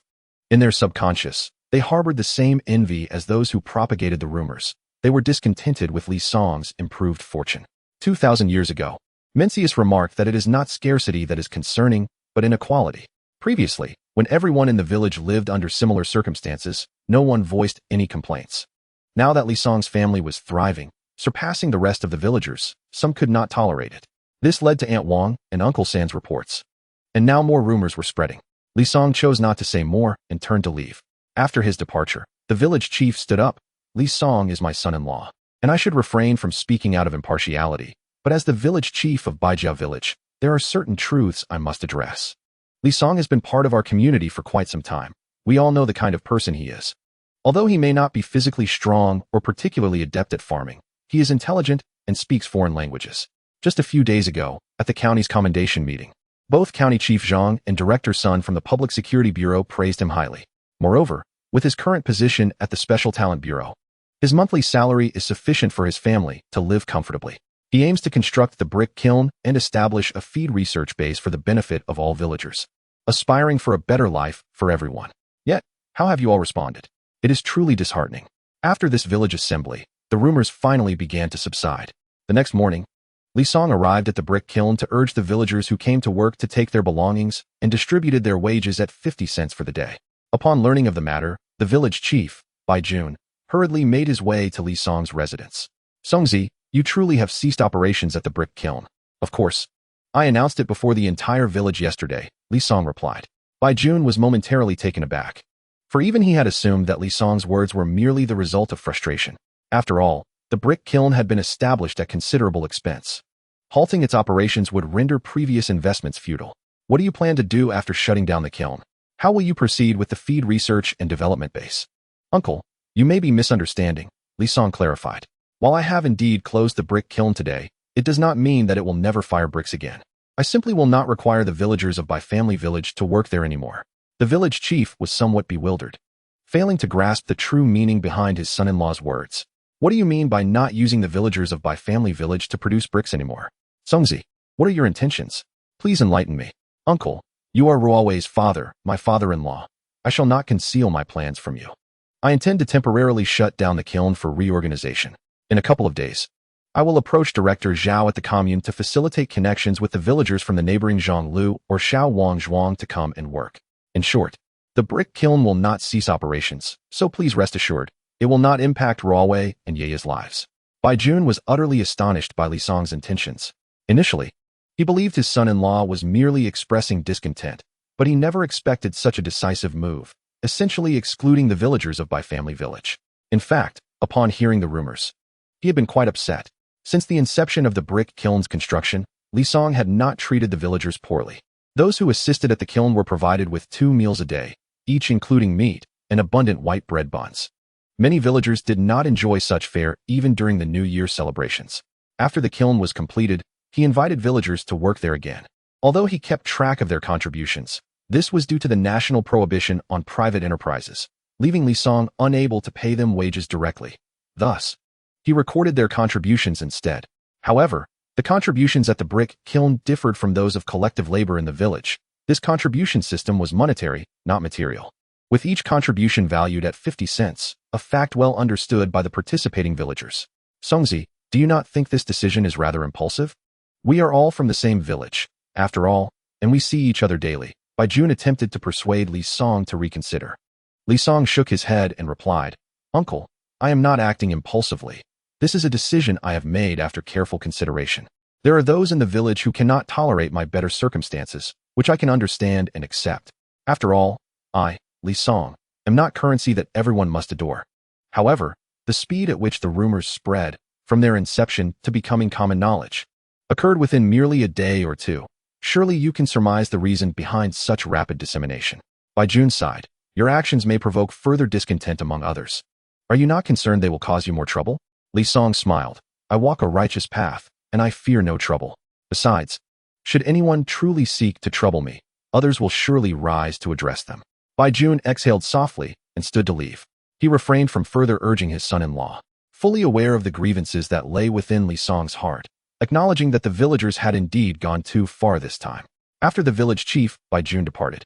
His wife, Bai Ruowei, approached gently, clasping her husband's hand. Are you truly prepared to recruit villagers from Zhonglu village or Xiaowangswang village to work at the brick kiln? This is a last resort.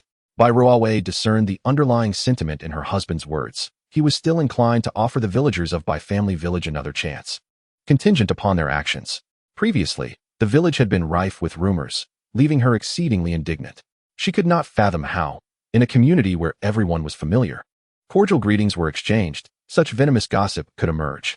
Many villagers, fully aware of the falsehood of the rumors, not only refrained from defending Li Song, but actively propagated the slander, leading it to spread throughout the village in just a day or two, even threatening to extend beyond its borders. Were it not for yesterday's assembly of all villagers, the rumors might have already reached neighboring villages. Bai Ruowei felt profound disappointment toward those villagers who had watched her grow. Thus, even though her husband was taking a stand against the villagers of Bai family village, she would align herself with him. The other members of the village committee soon learned of the brick kiln's closure and promptly sought out village chief Bai Jun. However, Bai Jun, citing his connection to his son-in-law, declined to participate in the matter to avoid any conflict of interest. Old Wang, do you believe Li Jiqing is merely putting on a show, or is he genuinely intent on closing the brick kiln? Director Wang shook his head. If you ask me, who else can you inquire? However, judging by Li Jiqing's resolute actions, it seems this is not simply a facade. Surely not, another chimed in. Li Jiqing has invested considerable funds in constructing these 3 kilns. If they were to shut down, it would render his previous investments futile, resulting in significant losses. The other members of the committee nodded in agreement with the production team leader's opinion. Director Wang glanced at their self-satisfied expressions and could not help but shake his head. He had recently caught wind of some news. Li Jiqing had been profiting handsomely from selling defective clothing, shoes, and fabrics. The costs incurred in establishing the brick kiln were of little concern to him. Let us not forget, not long ago, Li Jiqing had exchanged a mere design blueprint for brick-making machines for 10 tractors. With such formidable earning potential, do you think he would be troubled by the minor losses associated with the brick kiln? A day later, Director Wang returned from the commune and hurriedly convened a meeting of the village committee members. During a recent meeting at the commune, he had received word that Li Song was seeking assistance from Director Zhao at the commune to contact the village chiefs of Zhonglu and Xiaowangswang to discuss bringing their villagers to work at the brick kiln. Almost simultaneously, upon returning from the commune, Li Song made his way to his father-in-law's home. The village chief, wishing to avoid any appearance of bias, also abstained from attending Director Wang's meeting. At that moment, he was at home enjoying the cigarettes gifted by Li Song, partaking in the less-than-delicious meal prepared by his wife, and sipping the liquor purchased by his son, a life of sheer contentment. Just then, Li Song entered through the door. Upon seeing his son-in-law, the father-in-law eagerly gestured for him to sit down and share a drink. Li Song readily acquiesced. After several rounds of drinks and an array of dishes, Li Song revealed the purpose of his visit. to request his father-in-law's assistance in applying for a telephone line. "Songzi, are you planning to install a telephone?" The father-in-law gazed in astonishment at his son-in-law, perplexed as to why he suddenly desired to install a telephone, an endeavor not without considerable expense. It was said that an installation in Sunlu village had cost several hundred yuan. Chapter 113. Installing the telephone in truth. I had long harbored the intention to acquire a telephone. Firstly, it would allow the Special Talent Bureau to promptly notify me of any assignments. Secondly, I had arranged for personnel at the Sangta commune to manage orders for red bricks. With a telephone, whenever they required red bricks, a single call would enable me to dispatch someone to deliver them. The father-in-law looked at Li Song in astonishment. Having not anticipated that during his recent trip to the Sangta commune to sell those flawed garments and shoes, his son-in-law had accomplished so much. Not only had he aided in the capture of a group of child traffickers, but he had also organized a team to handle the sale of red bricks. "Songzi, your mind is indeed exceptional." Having begun to plan for future endeavors so long ago, the father-in-law could not help but commend. Li Song smiled and replied, "Uncle, it's not a big deal.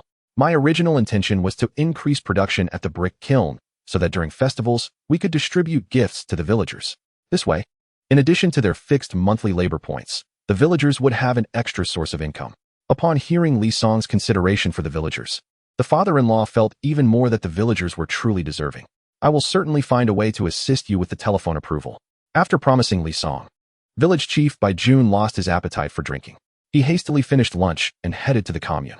In the 1970s, to install a telephone, one needed the commune's approval, after which a permit was to be taken to the Postal and Telecommunications Bureau for installation. Throughout the journey, Bai Jun pondered how to approach the leader responsible for telephone installations at the commune, as this was no trivial matter. Upon arriving at the commune, Bai Jun cautiously entered Deputy Director Zhao's office. "Director Zhao, good day. I have a matter I wish to report," Bai Jun said, his face adorned with a smile. Director Zhao looked up, glancing at him, and replied, "Old Bai, what is it?" Bai Jun quickly recounted his desire to install a telephone, emphasizing its significance for facilitating communication between the village and the commune, as well as its importance for the village's development. After listening, Director Zhao furrowed his brow, lightly tapping his fingers on the table, and said, "Old Bai, this is not easy to accomplish. You know how scarce telephone resources are. There are many applicants." Seeing Director Zhao adopting an official tone, Bai Jun's brow knitted in concern. After serving as village chief for many years, he understood that when higher-ups adopted such a tone, the matter was likely in jeopardy. However, having promised his son-in-law, he knew he had to see it through. Thus he steeled himself and continued, "Director Zhao, I implore you to lend a hand. If the village has a telephone, my son-in-law Li Song will no longer burden the commune's staff with additional trips for work requirements from the city and county. My primary concern is the potential delay in addressing upper-level tasks." Upon hearing Bai Jun mention his son-in-law, Director Zhao immediately recognized who he was referencing, and his demeanor underwent a complete transformation. While telephone resources were indeed tight, the necessity of facilitating communication between expert Li and the higher authorities made the installation imperative. Without delay, Deputy Director Zhao swiftly approved the request. Holding the approval slip as if it were a treasured possession, Bai Jun expressed his gratitude profusely before leaving behind a box of Hongtam Mountain cigarettes, which Li Song had prepared for him prior to his departure. He then hastened towards the post office. The postal staff, glancing at the approval slip, remarked, "Our installation technicians are quite occupied at the moment. It may take a few days before they can come to install." Bai Jun, feeling anxious, implored, "Comrade, could you expedite the process? We are in urgent need here." As he spoke, he discreetly slid a box of cigarettes towards the staff member. Noticing that no one was watching, the staff member quickly accepted the cigarettes, stashing them into his pocket. "Bai Jia village, right? I'll arrange for workers to go there tomorrow." Observing the contradictory statements from the staff, Bai Jun couldn't help but feel a sense of admiration. His son-in-law was far more adept at navigating social affairs than he, the father-in-law. Before Bai Jun set off, Li Song had thoughtfully retrieved 2 boxes of cigarettes for him, suggesting they would be useful for conducting business. Initially, Bai Jun felt such gestures were unnecessary. Yet the mere offering of a cigarette had dramatically altered the postal worker's demeanor, leaving him somewhat disheartened. The following day, indeed, the installation technician arrived at Bai Jia village. Li Song had been waiting at home since early morning. The technician, swift and efficient, soon completed the telephone installation. Li Song tested the phone. The sound quality was impeccable, filling him with joy. "Since the telephone line has reached Bai Jia village, could you install another one for the village committee?" he inquired. "That is not possible. We follow the installation protocols set by the post office." To add another telephone, you must first apply for approval from the commune, and then report to the post office before we can proceed with the installation, the technician explained. As Li Song offered the technician a cigarette, he discreetly slipped 2 large bills into the technician's hand. Could you possibly assist us? He asked. The technician quietly accepted the money, squeezing it slightly before smiling and replying, "All right, I'll see what I can do." The technician then retrieved a form from his tool bag, glanced at it, marked ins at the bottom, and wrote the word tomorrow. He swiftly resumed his work, and soon the village committee's telephone was installed. "Young man, keep this under wraps. I'm only doing this because you've shown such resourcefulness," the technician cautioned. Li Song expressed his gratitude repeatedly, assuring, "Rest assured, I understand the importance of discretion." Seeing Li Song's reaction, the technician departed with a sense of relief, his beaming smile revealing his good mood that day. Upon leaving Bai Ruowei village, the technician immediately pulled out the money Li Song had given him. As he had anticipated, it consisted of 2 large bills. Excitedly, he kissed the bills twice before reluctantly tucking them into his pocket. As a postal installation technician, he braved the elements and climbed heights daily, earning a meager monthly salary of merely 20 yuan. This generous offering from Li Song was indeed a lavish gesture. And more importantly, it showcased Li Song's adeptness at handling affairs.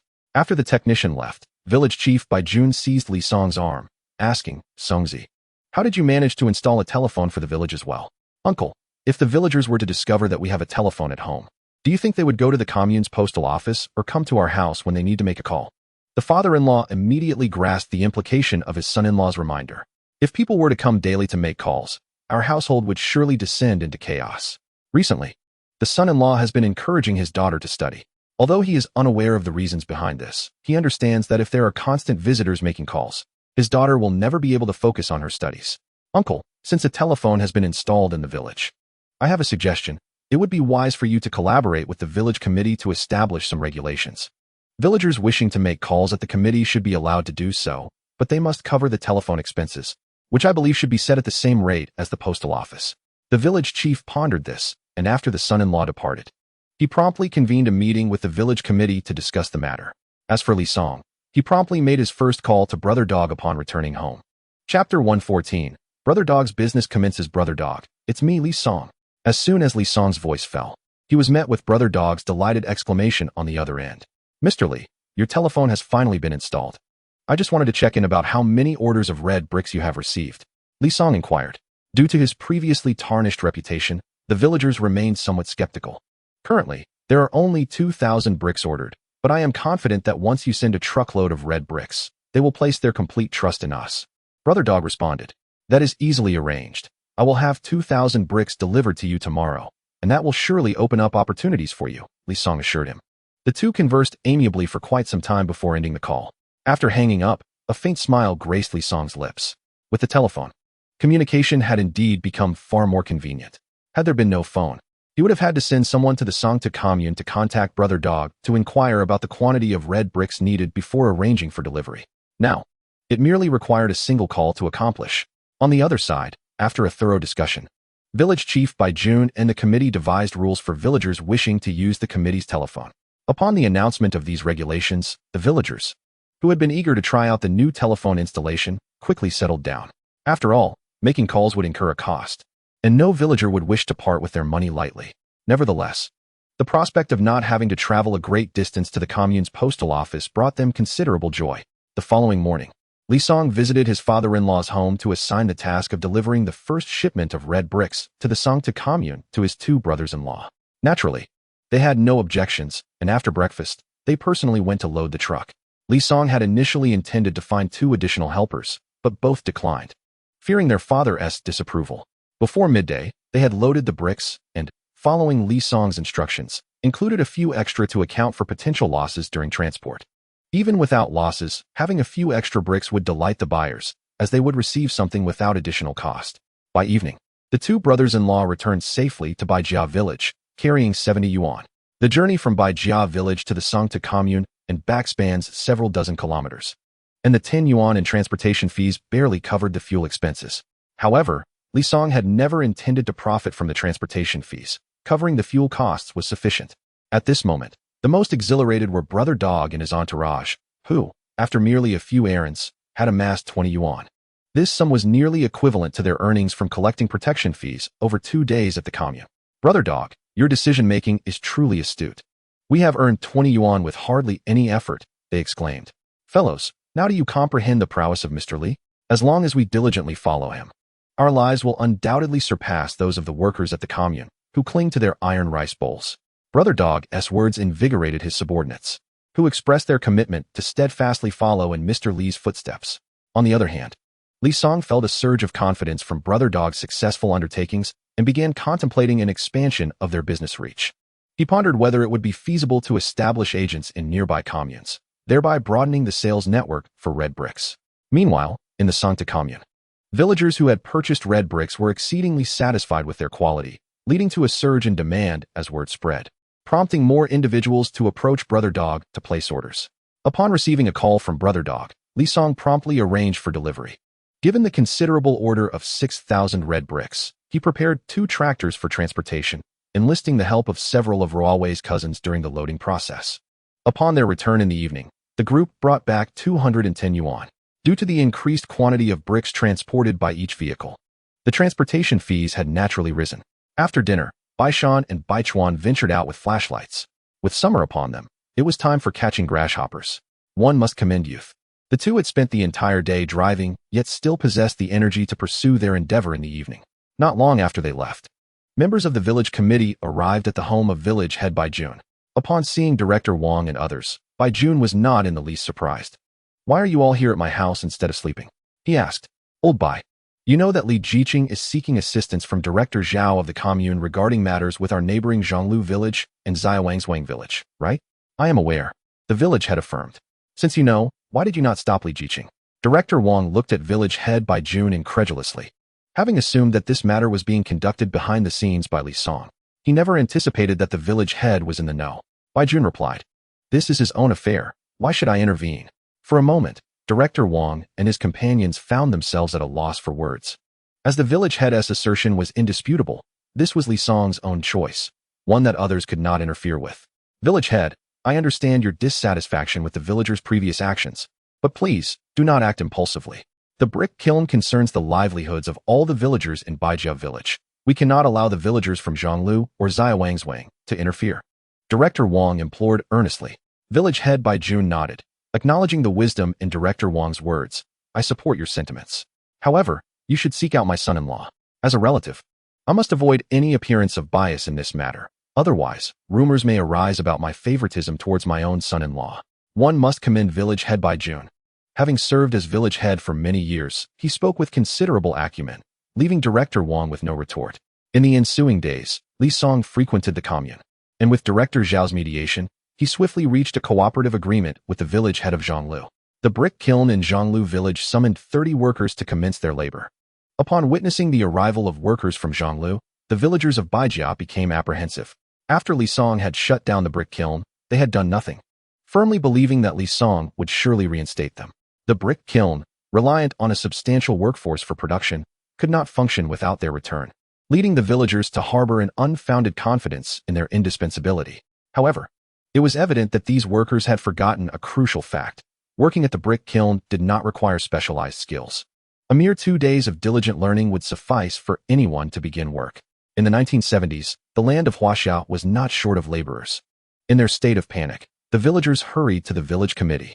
The members of the committee were startled by the throng of anxious villagers gathered at the entrance. What brings you all here? Asked Director Wang, stepping forward in the absence of the village chief. Today, the brick kiln has resumed operations. Aside from a few of Ruowei's cousins responsible for the fires, Li Jiqing has not requisitioned a single worker from Baijia village. What are we to do?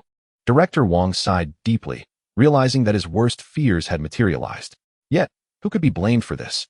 Had it not been for the villagers spreading unfounded rumors and harboring baseless doubts about Li Song, such chaotic circumstances would not have arisen. Director Wang, we implore you to find a solution.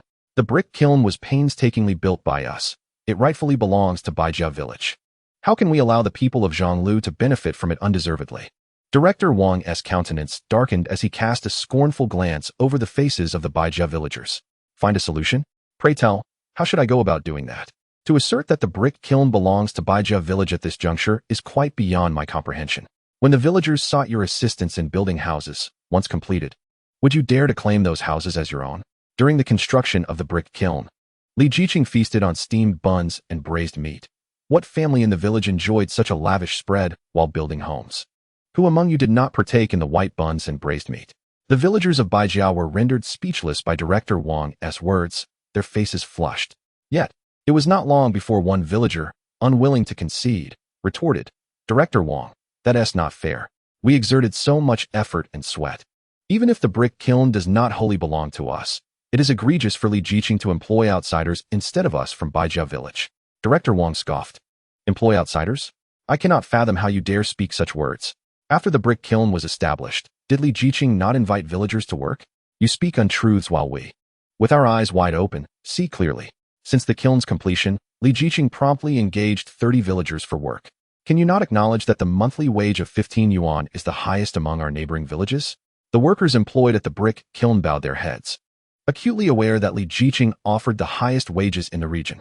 And as for the meals at the brick kiln, there is meat served daily. Am I mistaken? Director Wang continued. Not only in the neighboring villages, but even the county workers' canteen would struggle to match such quality. Yet, how have you treated Li Jiqing? In secret, rumors were orchestrated against him, alleging that he had taken advantage of the village, and even proposed that the brick kiln, which Li Jiqing had personally financed, be returned to the village's ownership. How could such a notion be justified? Now that the brick kiln required no labor from them, they were flustered and desperate, clamoring for the village committee to intervene. Why should the committee clean up the mess they had created? Each of them was no longer a child, and the committee was not their parental figure, obligated to indulge their whims. Director Wang unleashed his pent-up frustration with fervor, his words striking the villagers of Baijiao village like a heavy hammer, plunging the room into silence. The villagers exchanged glances, their faces flushed with shame. After a prolonged pause, one villager slowly raised his head and, with a hoarse voice, said, Director Wang, we acknowledge our wrongdoings. Our greed led us astray, and we should never have doubted Li Jiqing. What should we do now? Director Wang regarded them, his expression softening slightly, and replied, Since you recognize your faults, you must take tangible steps to make amends. First and foremost, you need to apologize to Li Jiqing and admit your mistakes. As for whether he will forgive you, I cannot guarantee that. Seeing the villagers' disheartened expressions, Director Wang added, Li Jiqing is an intellectual, magnanimous by nature. I believe he will find it in his heart to forgive you. The villagers nodded in agreement, expressing their willingness to heed Director Wang's counsel. Thus, they elected a few representatives to extend their apologies to Li Jiqing. When the representatives arrived at Li Jiqing's residence, trepidation filled their hearts. They knocked gently on the door, which was opened by Li Song, who looked surprised to see them. Blushing, the representative stammered, Li Jiqing, we were wrong. We should not have doubted you, spread rumors, or sought to claim the brick kiln as our own. We are the representatives chosen by the entire village, here to sincerely apologize and hope for your forgiveness. Li Song regarded them in silence for a moment before smiling faintly and responding, I am willing to forgive you, as I believe that most villagers are inherently good. However, I request that the individual responsible for spreading the rumors apologize before the entire village. It is clear to everyone who this person is, and I trust that no one will shield him, lest we allow a single rotten apple to spoil the whole barrel. The villagers appeared troubled. They were well aware of the identity of the rumor monger. But would he be willing to publicly humiliate himself by apologizing in front of the entire village?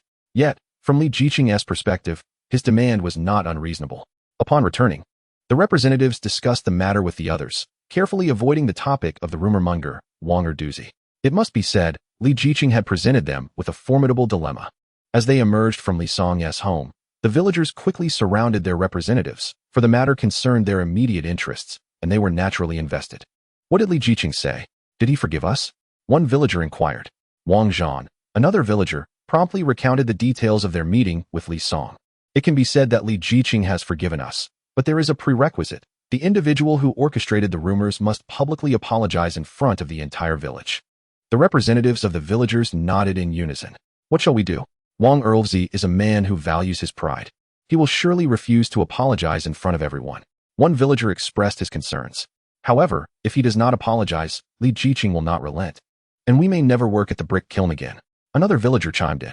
The crowd engaged in animated discussion, yet a suitable solution eluded them. At that moment, an elder stepped forward and said, We cannot remain idle. Since Li Jiqing has set forth his conditions, we must find a way to comply. After all, We were in the wrong. Therefore, our task now is to persuade Wang Earlsey to publicly apologize to Li Jiqing. Ultimately, he is at fault. And if he refuses to apologize, the whole village will suffer the consequences. The assembly found his reasoning sound and decided to send a few eloquent villagers to persuade Wang Earlsey. They arrived at his home, where Wang Earlsey initially remained obstinate, adamantly refusing to apologize. Even when several respected elders from the Wang family intervened, he still refused to relent. Witnessing Wang Earlsey's intransigence, Elder Heir became incensed. You have brought this calamity upon us, so why should the entire Baijia village suffer alongside you? Earlsey, if you would simply apologize to Li Jiqing, it would be a different matter, but if you do not, I shall convene a clan assembly to expel you from the family lineage. Wang Earlsey looked at Elder Heir in disbelief, shocked that he would use such a threat against him. Ultimately, Wang Earlsey was compelled to concede, agreeing to publicly apologize to Li Song in front of the villagers. Chapter 116. Resolution of Conflict. Elder Heir, you share the Wang surname. I cannot comprehend why you are forcing me to apologize to an outsider, Wang Earlsey said, incredulous. Do you not understand that if I apologize today, how can I hold my head high in the village again? Earlsey, do not blame Elder Heir. He has no choice. If you refuse to apologize, everyone will suffer together. Li Jiqing is benevolent. As long as you sincerely apologize, he will surely not hold a grudge. Moreover, this is also an opportunity for you to redeem yourself. Do not think that your fabrications can go unnoticed by everyone. Wang Earlsey gritted his teeth and said nothing further. Days later, in the presence of the entire village, Wang Earlsey blushed and sincerely apologized to Li Song, who graciously accepted his apology. With Wang Earlsey's apology, the previously tense and oppressive atmosphere in Baijia village gradually eased. The villagers recognized their mistakes and began to appreciate Li Song's contributions to the village even more. As for Wang Earlsey, Li Song did not dwell on the matter. Following this incident, even if Wang Earlsey wished to plot further schemes, it was likely that no one in the village would be willing to involve themselves. Although he forgave the villagers of Baijia, Li Song did not dismiss the villagers of Zhonglu village from the brick kiln.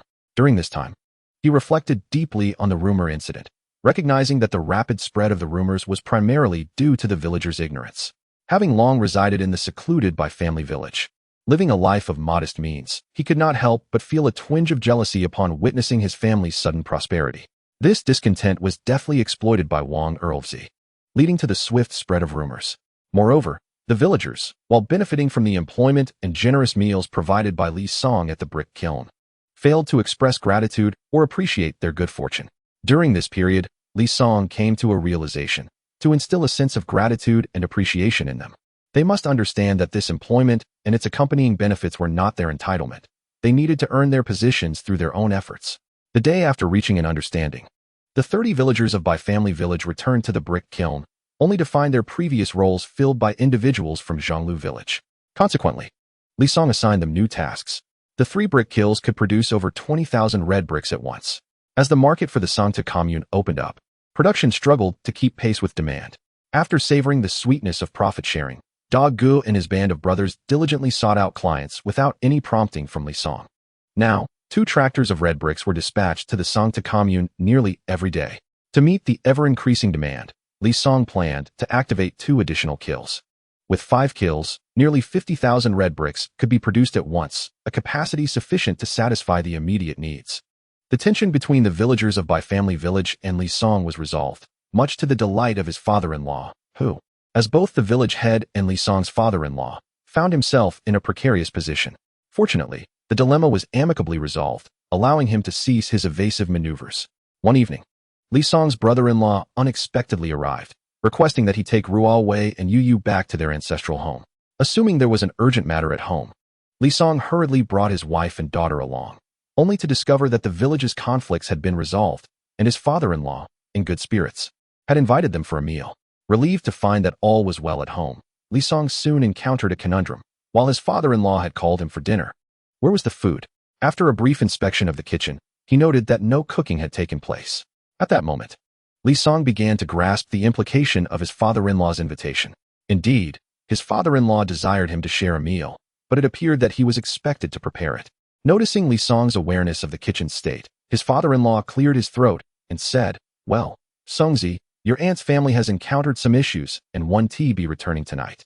Neither your elder nor younger brothers can cook, so," Li Song interjected, "Uncle, I understand your meaning. Please wait a moment, I will take care of it. Upon entering the kitchen, Li Song discovered only a few potatoes, along with some peppers and eggs. He instructed his wife to fetch the beef he had purchased the day before, as he intended to prepare a tender and flavorful potato and beef stew, accompanied by stir-fried eggs with peppers. With practiced ease, Li Song busied himself in the kitchen, chopping and washing vegetables, igniting the stove, and proceeding with seamless motions. Before long, the air was filled with tantalizing aromas. Bai Ruowei, observing her husband diligently at work, felt a surge of warmth and happiness. Li Song consistently rose to the occasion, adeptly resolving various challenges for his family. In the kitchen, Ye scurried about, her curiosity piqued as she watched her father prepare a meal. Occasionally, she would pose innocent and endearing questions, filling the kitchen with laughter and joy. Meanwhile, in the living room, her father-in-law and brothers-in-law engaged in discussions about the brick kiln. The elder and second brother were immensely impressed by Li Song's capabilities, their faces lighting up with admiration whenever he was mentioned. "Father, you wouldn't believe how thriving the brick kiln business has become," the elder brother exclaimed excitedly. "On my way here, my brother-in-law mentioned that tomorrow, we will need 3 tractors to deliver the red bricks to the Sangta commune, totaling 9,000 yuan.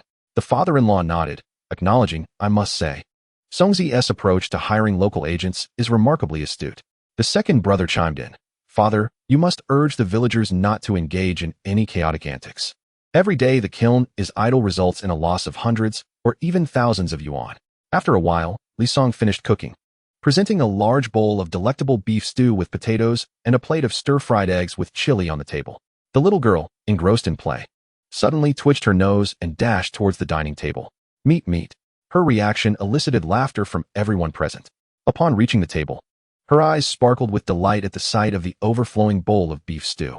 "Daddy, Ye wants meat."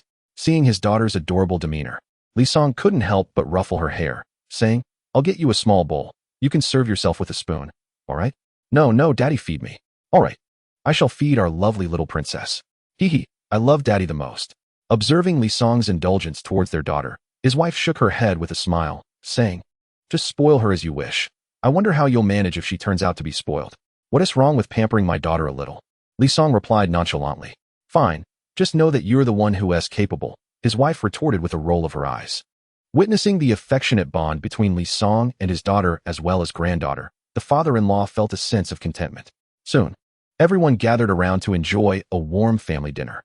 During the meal, the village chief, Bai Ruowei, recalled the developmental issues facing the village, hesitating to speak up. Chapter 117. A word that awakes the dreamer. Li Song noticed the hesitant expression on his father-in-law's face and cheerfully encouraged, "Uncle, we are family. Feel free to speak your mind." With his son-in-law's encouragement, the father-in-law opened up, expressing his hope that Li Song would continue to lead the villagers towards a more prosperous life. Li Song listened intently to his father-in-law's words, new ideas blossoming in his mind, yet he couldn't help but feel a sense of hesitation. Currently, the presence of one brick kiln was already conspicuous. If he were to explore additional lucrative ventures, the attention of the entire Jiang commune and even the whole Ming'an County would likely be drawn to it. As the saying goes, the bird that sticks its head out gets shot. One must not be overly ambitious. Utilizing the pretext of building a feed research and development base to establish a brick kiln was acceptable on a small scale, but if it grew too large, threatening the interests of other brick kilns in Ming'an County, it was likely that they would not remain passive. The rumors circulating in the village regarding him stem primarily from the fact that his life surpasses that of his neighbors to an extraordinary degree, inciting jealousy among the villagers. This holds true for individuals as well as for the village as a whole. Should the lives of the Bai family villagers greatly exceed those of neighboring settlements, it is highly probable that envy will brew, leading others to engage in underhanded schemes. After considerable contemplation, Li Song ultimately resolved to maintain the status quo for the time being. He decided that once a year or two had passed, and the situation became clearer, he would fully engage in his endeavors. Having reached this understanding, Li Song spoke. "Uncle, the village is currently constructing 2 new brick kilns.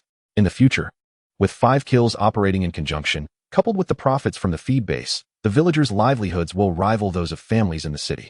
In truth, I possess numerous ways to generate income, but the time is not yet ripe. A tall tree invites the wind. I believe it is prudent for us to remain low profile for now. What do you think?" The village head, Bai Ruowei, pondered carefully and found wisdom in his son-in-law's words. "Father, Songzi, you both should focus on your meals. Let us discuss matters after dining." "Very well, let us eat." A large bowl of potatoes stewed with beef was served, accompanied by a plate of spicy scrambled eggs. After the meal was prepared, Li Song initially worried that there might not be enough food. However, upon seeing his brothers-in-law, who appeared as if they had not eaten in ages, and recalling their astonishing appetites, he began to fret once more about the adequacy of the meal. Fortunately, in addition to the dishes, there was also a steaming pot of porridge. Ultimately, his brothers-in-law each consumed 4 steamed buns, 2 large bowls of dishes, and 3 bowls of porridge before contentedly patting their bellies and declaring themselves full. Ruowei, astonished by the quantity devoured by her elder brothers, was filled with curiosity and longed to inquire if they had ever gone hungry before. After the meal, the 2 brothers-in-law each took a flashlight in one hand, wielded a long bamboo pole in the other, and carried a canister, setting off with great enthusiasm. Eldest brother, second brother, where are you rushing off to? We're going to catch cicadas. Didn't you hear them calling incessantly during the day? Li Song had indeed heard the cicadas, but having returned to the city after his previous life, he had not engaged in such activities for a long time, momentarily forgetting that it was the perfect season for catching cicadas. He reminisced about his childhood in Kyoto when his father sometimes took him and his elder brother out to catch cicadas at night, although the numbers in the city were scarce, yielding only a dozen or so in a night. After moving to Bai family village, he had previously gone with other educated youth to catch them, often returning with an abundant haul. He distinctly recalled one night netting over 300. Watching the enthusiastic figures of his brothers-in-law, Li Song turned to Ruowei with a cheerful smile and remarked, I never imagined that elder brother and second brother would be so passionate about catching cicadas. Ruowei smiled back and replied, they have never been fond of studying. They've always been engrossed in such activities, catching cicadas, hunting insects, climbing trees for bird eggs, and fishing in the river. There's never a dull moment with them. The father-in-law gazed at the silhouettes of his 2 sons, filled with nostalgia, and remarked, in their youth, they were quite the mischievous rascals. Now, in their 20s, they have matured somewhat, yet the essence of their childhood spirit remains. Li Song smiled faintly. Indeed, brother. It is quite charming that both the elder and younger brothers possess such authenticity and spontaneity. The family leisurely chatted in the courtyard for a while when the little girl, having plucked 3 vibrant flowers from an unknown location, exclaimed her desire to find her uncle. Li Song informed her that her uncle had gone to catch grasshoppers and would return late. The little girl immediately pouted, insisting on delivering the flowers to her uncle. Not wishing to disappoint his daughter, Li Song was about to step out to look for him when a sudden inspiration struck him. Since they were already going out to find someone, why not all go catch grasshoppers together and relive the joys of their childhood? Ruowei, how about we go catch grasshoppers too? His wife was momentarily taken aback, having not anticipated such a request from Li Song. After a brief pause, a gentle smile blossomed on her face as she replied, that sounds wonderful. It has been ages since I last caught grasshoppers. It will be delightful to revisit the fun of our childhood. Li Song cradled the little girl in his arms, and the 3 of them, equipped with flashlights and jars, set off in the direction their brother-in-law had departed. In the serene countryside at night, a gentle breeze carried the earthy scents and fragrant aromas of the grass and trees, while the silvery moonlight bathed the land, enveloping the village in an ethereal veil. On ordinary nights, the villagers would retire early to slumber after dinner, but now, during the grasshopper catching season, the night was alive with the flickering lights of flashlights. The little girl joyfully shouted in Li Song's embrace, let us find uncle and give him the flowers. Li Song and Ruowei exchanged smiles, their hearts warmed by their daughter's adorable enthusiasm. As they strolled, they listened to the surrounding chirping of insects, seemingly transported back to the blissful days of their youth. Li Song softly spoke to Ruowei, do you remember how, every summer, I longed for nightfall to accompany my father in catching grasshoppers? Those days, though simple and unadorned, were filled with boundless joy. Yet, everything changed after I graduated high school. My parents were sent away, my elder brother and sister were dispatched, and I was assigned to work in Bai Ruowei village. So many years have passed, and I wonder how they are faring. In his previous life, after his parents were rehabilitated, Li Song had inquired about their experiences during that tumultuous time, but they were reluctant to discuss it. Furthermore, their health had significantly declined post-rehabilitation, likely due to the hardships endured during their exile. If only we knew where your parents were, we could visit them and let them know they have a granddaughter now. His wife's words struck Li Song like a bolt of lightning, awakening him to a realization. In his previous life, he had already returned to the city by this time and later joined a research team in the Northwest, remaining oblivious to his parents' situation. However, he now understood that the location of his parents' exile was not far from Bai Ruowei village, merely over 200 kilometers away. though the terrain was rugged and transportation was challenging. Lacking both buses and trains, he now possessed a tractor, which would enable him to visit his parents with his wife and daughter. Chapter 118. The crawling grasshoppers. A wave of warmth surged through Li Song's heart as he gazed affectionately at Ruowei, his eyes sparkling with excitement. Ruowei, you are absolutely right. We should go and see them, he declared with unwavering resolve, observing her partner regain his former vigor. Ruowei could not help but smile with satisfaction. However, they could not rush into this matter. Meticulous planning was essential. After all, the journey to her parents was no short trek, and they needed to bring along their little girl, necessitating thorough preparations. First and foremost, they must meticulously inspect the tractor before departure, ensuring it would reliably transport them to their destination. Next, they needed to gather some essentials. To make the ride more comfortable for Ruowei and their daughter, a sponge mattress was imperative. Otherwise, lying on the unforgiving tractor bed would be utterly uncomfortable. He vividly recalled the last trip to the Sancta Commune, where the jolting ride had nearly left his bones dislocated. A sponge mattress would suffice, but ideally, they should acquire a spring mattress for its cushioning effect, ensuring a more pleasant resting experience. Additionally, a sofa would be advantageous. Lying down for prolonged periods was uncomfortable, and having a sofa would allow them to sit and rest. Food preparations were equally important. Since Ruowei enjoyed fruits, they decided to bring peaches, watermelons, and grapes. Just a basket of each would suffice. However, fruits were not particularly durable and could spoil during the bumpy journey, so they would also need to pack some canned fruits. Their daughter had a penchant for meat, so they planned to procure 2 roasted chickens and stock up on canned meats. Water was another necessity. They needed to prepare 2 dozen buckets, as they would need to wash up along the way, along with some emergency medications, considering their little girl was still young and might fall ill during the journey. As she listened to her husband's endless ramblings, Ruowei couldn't help but feel her lips twitch in exasperation. Was this truly just a short trip? It felt more elaborate than moving house. Songzi, do you think we're packing a bit too much? Too much? Surely not. Everything is essential, he replied confidently. Ahem, Songzi. I'm just concerned that the tractor's cargo area may not accommodate all of this, she countered. That is a valid point. In that case, let us forego the sofa and likely the spring mattress as well.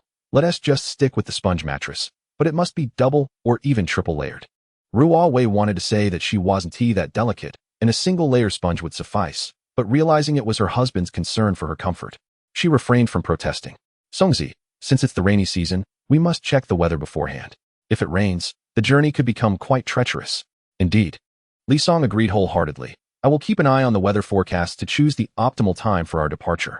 Her parents had been relocated to the Lus Plateau, where the climate was even harsher than that of Bijia village. They needed to be well prepared for the challenging conditions ahead. As they enthusiastically discussed their plans, they continued to search for the elusive grasshoppers hidden among the tree trunks. Their little girl, nestled in Li Song's arms, curiously scanned her surroundings and occasionally pointed excitedly, exclaiming, Daddy, there's a grasshopper over there. Following the direction of their daughter's finger, Li Song and Ruowei beheld a dung beetle laboriously rolling a ball of dung beside a tree root. Yeah, that's not a grasshopper. That's a dung beetle, quite different from one another. Li Song deliberately extracted a recently discovered grasshopper from the bottle and contrasted it with the dung beetle his daughter had found. The little girl, brimming with curiosity, darted her bright eyes between the 2 specimens, her face a canvas of wonder. Observing her earnest demeanor, Li Song and his wife exchanged smiles. After lingering for a moment, the trio resumed their journey. Compared to the future, the 1980s were abundant with flourishing trees and a plethora of grasshoppers. Within just 10 minutes, they had collected over 20. Beneath the moonlight, the family continued their exploration through the night, their harvest growing ever richer. Daddy, where have Uncle and the others gone? Why haven't we found them yet? The little girl yawned, appearing quite fatigued. Shall I take you home to sleep first? And then tomorrow you can give the flowers to Uncle? But if I sleep now, I want to look pretty tomorrow, she pouted adorably, gazing at the slightly withered flower in her hand. Then let us quicken our pace and find Uncle and the others as soon as possible. Unable to refuse his daughter's plea, Li Song decided to abandon the search for grasshoppers and focus solely on locating the others. After half an hour of searching, they encountered at least several villagers, yet there was no sign of his brothers-in-law. Just as the little girl was on the verge of drifting into slumber, she heard the voices of her uncles not far away. They had spotted several grasshoppers in a tree, but their bamboo poles were too short to reach them, prompting one uncle to climb the tree. It must be said, both uncles were quite determined in their pursuit of grasshoppers. Upon seeing her uncles, The little girl immediately leaped from Li Song's arms and joyfully ran towards them, offering her small flower. The elder uncle's face lit up with a beaming smile at the sight of his niece. The younger uncle, abandoning his pursuit of grasshoppers, swiftly descended from the tree. Ruowei, brother-in-law, what brings you here? The elder uncle inquired. Li Song replied with a smile. You wanted to present the flower she picked to you. So we came to find you. Observing the tiny wildflowers, scarcely the size of corn kernels, the elder uncle's lips twitched in disbelief. For the sake of delivering these two commonplace wildflowers, his brother-in-law had carried you and searched for over an hour. When it comes to pampering his daughter, no one could surpass the brother-in-law's devotion. Influenced by the traditional preference for sons, girls in certain regions are even regarded as burdens. Although the elder uncle privately disagreed with such notions, he likely could not love his daughter with the same fervor as Li Song. Thank you, Yu. Uncle absolutely adores this little flower, he said. It's getting late, let us return together. Yu can hardly keep her eyes open, Ruowei suggested. Initially, the elder and younger uncles had intended to continue their search, but upon witnessing the hopeful glimmer in the little girl's eyes, they resolutely abandoned their plans. Thus, the group, laden with their bountiful finds, made their way home. Upon returning home, the little girl had already fallen asleep on Li Song's shoulder. He gently placed her on her small bed, tucking her in with a blanket, his gaze filled with tenderness as he admired her peaceful sleeping face. Are you tired after carrying the child for over an hour? Ruowei quietly asked. A little, but I could still feast upon you tonight. He replied with a playful grin. Bai Ruowei naturally comprehended the implications of the man's words, consumed her. Rather than resisting, she responded with a charming smile. What are we waiting for? Hurry and freshen up. Li Song's eyes brightened, and he promptly exited. Upon finishing his ablutions, Li Song discovered his wife had already reclined on the bed, striking a pose reminiscent of a sleeping beauty. Chapter 119. Classified documents. Li Song gazed at his wife in astonishment. Was it not said that women took an eternity to bathe? How could she possibly finish more swiftly than he? Could it be that she, too, yearned for intimate connection, hastening her routine? With this thought in mind, Li Song approached the bedside and turned on the fan, allowing the gentle flow of air to cool the stifling room. As he beheld his wife lying there, the fervor within him did not diminish. Rather, it intensified. Li Song climbed onto the bed and tenderly enveloped his wife in his embrace, their breaths growing increasingly rapid. In this tranquil night, the rhythm of their heartbeats resonated like the most exquisite symphony. Moonlight streamed through the window, casting a soft glow upon Ruowei's face, which radiated an enchanting blush. Li Song's hand caressed her skin, each touch igniting a fiery passion. Their bodies gradually drew closer, their temperatures melding in harmony. Within this gentle atmosphere, they immersed themselves in a world solely belonging to them, casting aside all worries and fatigue. The night stretched on, their love continuing to flourish in this serene moment, filling the confined space with endless sweetness and warmth. The following morning, Li Song awoke early and glanced at his still sleeping wife and daughter before quietly leaving the room. After a night of passionate encounters with his wife, culminating in her repeated pleas for mercy, he had reluctantly concluded their escapade. If all went as expected, Ruowei would likely not rise too early today. Li Song set out for his morning exercise, only to unexpectedly encounter Wang Erlu. Since the last incident, where Li Song had compelled him to apologize publicly, Wang Erlu had felt like the village's laughingstock. Now, whenever he saw villagers smiling, he instinctively assumed they were mocking him. In truth, he was mistaken. The villagers were grateful for his concession, which had allowed them the opportunity to work in the brick kiln. Noticing the sinister glare Wang Erlu directed at him, Li Song furrowed his brow. It appeared that Wang Erlu harbored animosity towards him, and he hoped the man would refrain from any extreme actions. Otherwise, he would not hesitate to send him to keep company with Uncle Wang-san. Regarding the public apology, Li Song felt justified. If one dared to spread rumors behind another's back, they must face the consequences. Upon returning from his morning exercise, Li Song immediately prepared breakfast for his wife and daughter. He then diligently organized the travel arrangements, inspecting the tractor and listing the items to purchase and gifts for his parents. Everything progressed in an orderly manner until an unexpected phone call interrupted his plans. Hello, this is Li Song. Ah, it's you. I initially thought the Jiang Commune folks were deceiving me, came the voice of Old Zhao from the other end. Old Zhao, did you call concerning a task from the Special Talent Bureau? Upon broaching the serious matter, Old Zhao's demeanor grew solemn. Just received a message from the Provincial Special Talent Bureau, indicating that a batch of highly confidential documents requires translation. The volume is substantial, necessitating several consecutive days of work. You should prepare promptly. Li Song felt a tightening in his chest and replied, "Understood, Lao Zhao, I will make the necessary arrangements. However, the bus to Linshan City only departs at noon, so I fear I won't arrive until the afternoon." Lao Zhao responded, "Just make your way there as quickly as possible. Upon your arrival, head to the Xinhua bookstore. The specific office location will be communicated to you once you reach the bureau. This task is of utmost importance to the higher-ups, so ensure that there are no mistakes." Li Song solemnly assured, "Rest assured, Lao Zhao. You are well aware of my capabilities. I will accomplish the task." After hanging up, Li Song swiftly gathered essential items. When his wife noticed him packing, she anxiously inquired, "Is there a mission from the Special Talent Bureau?"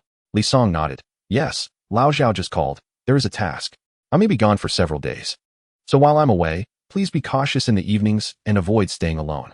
"Don't worry, I'll have my father come stay for a few days," she replied. "It would be best if Uncle brings along the protective talisman he prepared for us a few days ago." "What do you need that for?" His wife was somewhat puzzled.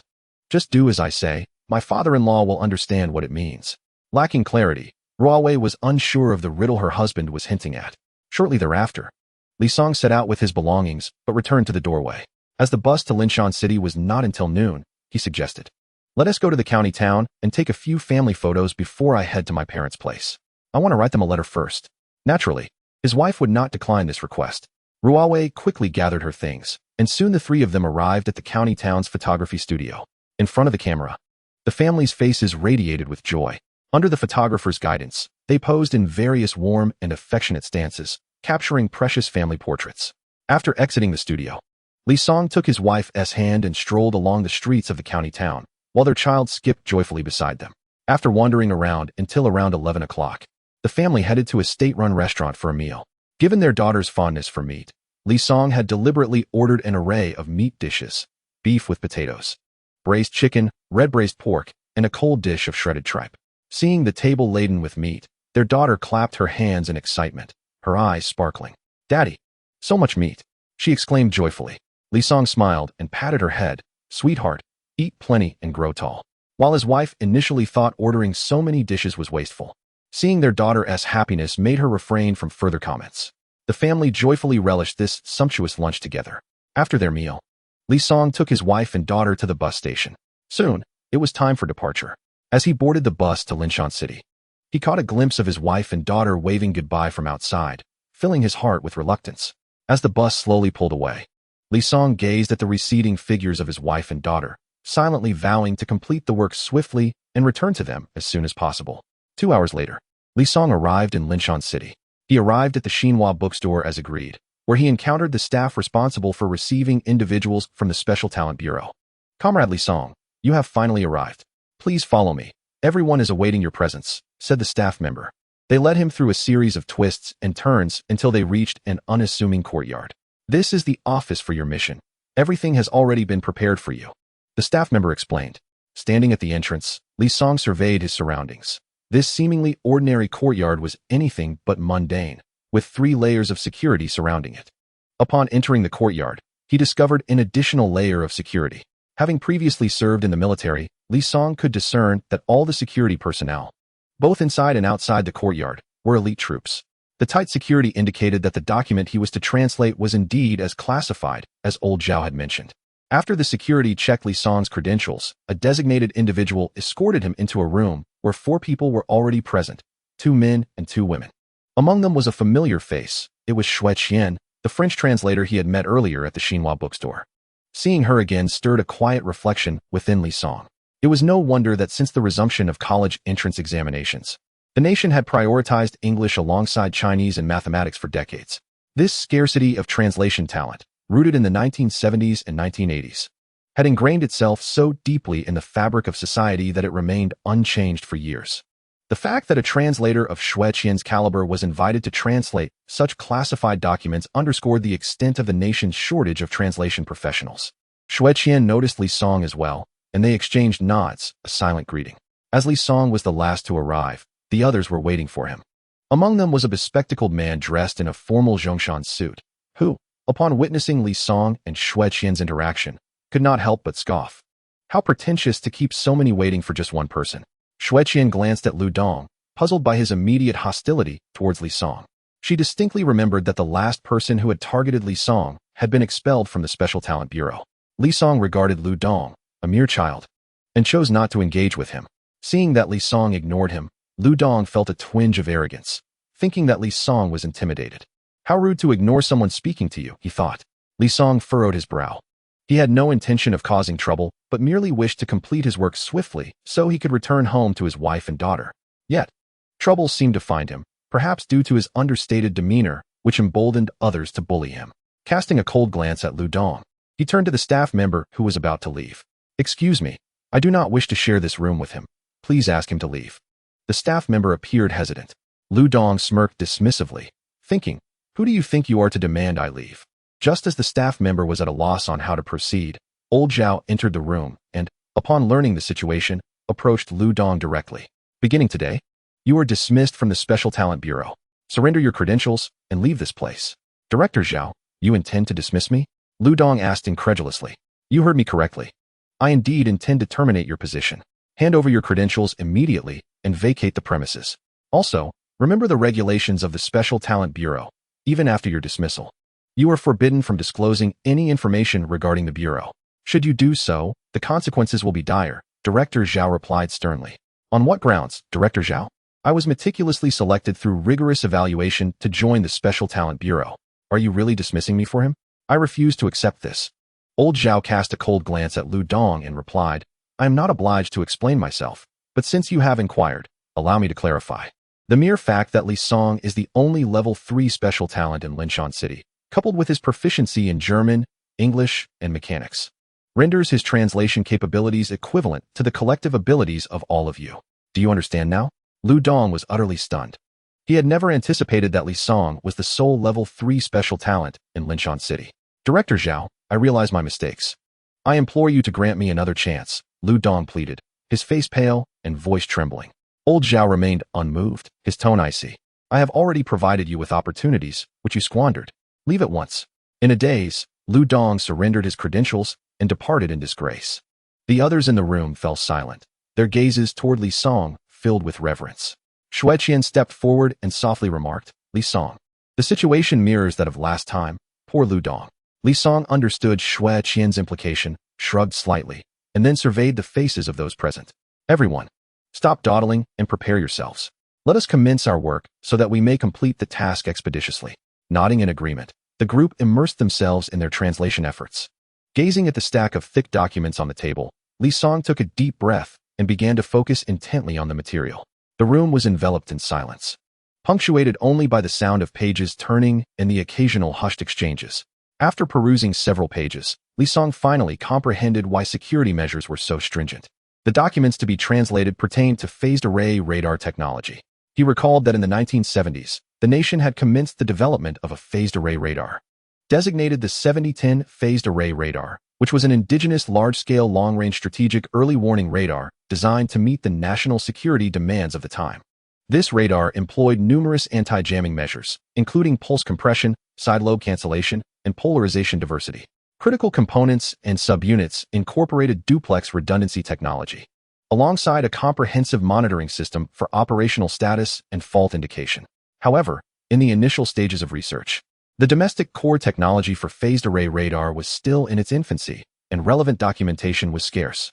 Thus, a primary challenge in the research endeavor was to comprehend the English, German, and French materials produced by Western countries.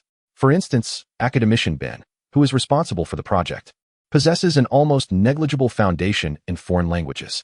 However, mastering the technology of Western phased array radar necessitates the comprehension of foreign literature, rendering the language barrier the foremost obstacle in overcoming the challenges of phased array radar.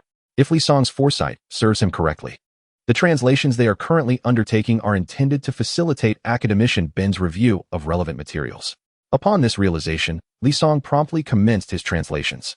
Given his proficiency, he was more than capable of performing simultaneous interpretation, making the translation of these documents exceedingly simple for him.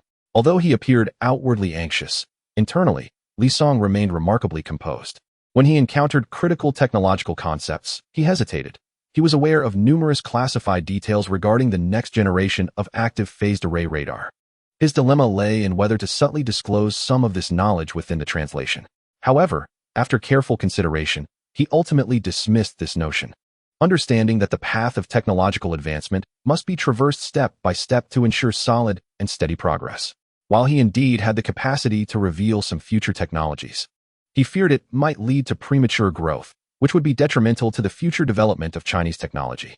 The ability of future China to emerge as a global manufacturing powerhouse and a leading military power is fundamentally rooted in the solid groundwork established through diligent and methodical efforts. Of course, refraining from disclosing key technologies does not imply his inactivity. During the translation process, he made certain modifications to the text that could aid the research and development team in minimizing errors as they explored phased array radar technology. Chapter 121. The long-awaited salary in the early 1970s. In an effort to bridge the gap with developed nations in radar technology, a phased array radar project, known as 7010, was initiated. At that time, national researchers overcame numerous challenges in pursuit of this project. They not only had to conquer technical hurdles, but also contend with arduous living conditions. The 7010 phased array radar was constructed in a mountainous region, and due to a lack of suitable accommodations, researchers were compelled to temporarily reside in military barracks or caves. Lacking comfortable bedding, they improvised makeshift beds using bricks topped with planks. In summer, the caves were damp and stifling, akin to steam rooms. In winter, they were bitterly cold, with icy winds lacerating their faces like needles. Not only was bathing a luxury, but even washing one's face occasionally became an unattainable aspiration. Furthermore, this state-secret project demanded strict confidentiality, prohibiting even the slightest disclosure to their closest family members. Alongside the harsh living conditions, they endured the anguish of separation from their families and even faced misunderstandings from loved ones. Yet, the researchers remained undeterred by these adversities, diligently studying the fundamental principles of radar and fully committing themselves to overcoming the key technological challenges. Through the tireless efforts of the entire team, working in shifts day and night, they gradually mastered the crucial technologies of phased array radar. Although Li Song did not participate in this project in his previous life, he held a profound admiration for the experts involved in the phased array radar initiative. It was their inspiration that later motivated Li Song to dedicate himself to the northwestern region for decades without returning home. However, in this lifetime, he would not make such a choice. It was not that he was unwilling to contribute to his country. Rather, he needed to spend his entire life compensating for the debts he owed to his wife and daughter from a previous existence. Time slipped away, and before he knew it, nightfall had descended. The staff brought a simple dinner, and everyone hurriedly finished their meal before plunging back into their arduous tasks. As summer arrived, the weather grew increasingly warm.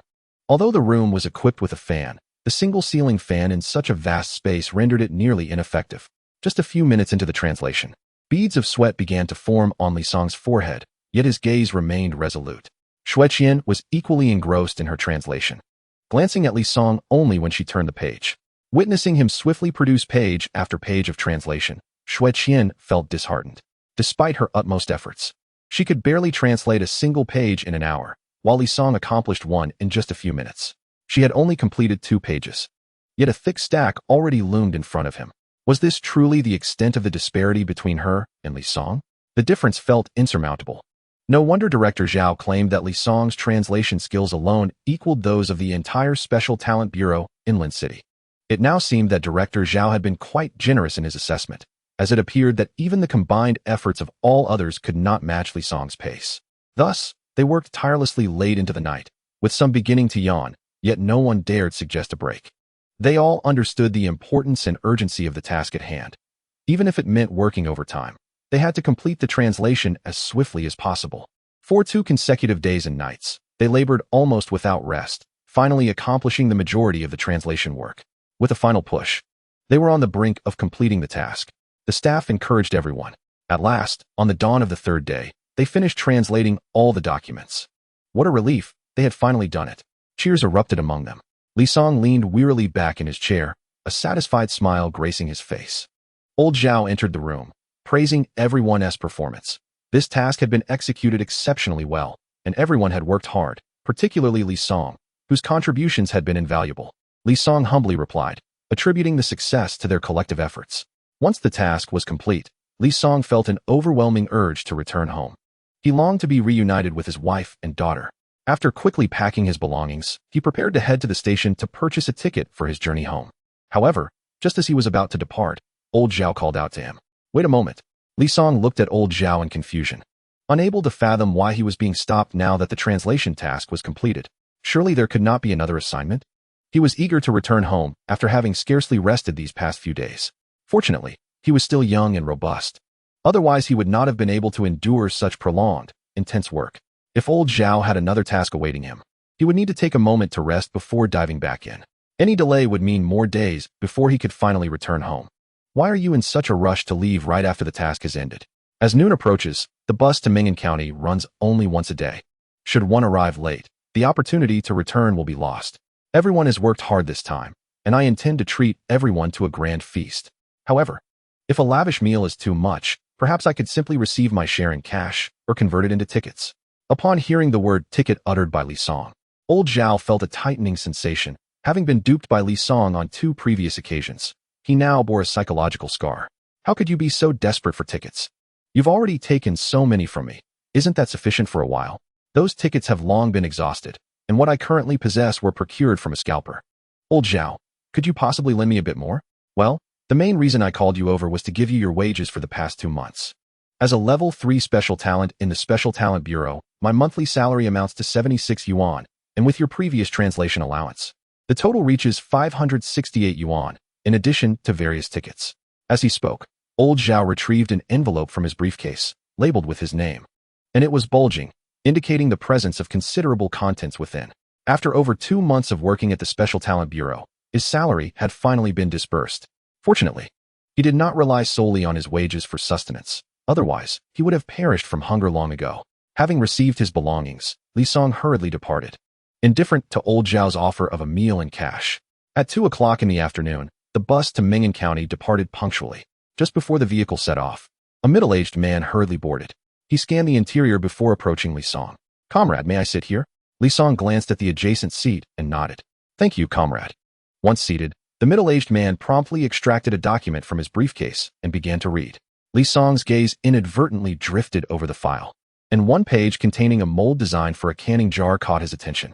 The shape of the mold suggested it was for a canning jar, and an idea sparked in Li Song's mind. Behind Baijia village, there exists a peach orchard, and every year, an abundance of peaches went unconsumed and unsold, rotting in the fields. His father-in-law had been troubled by this issue and had approached him a few days prior, seeking solutions. However, he had yet to devise a satisfactory plan. Now, upon seeing the canning jar mold, he finally conceived a perfect resolution. Chapter 122.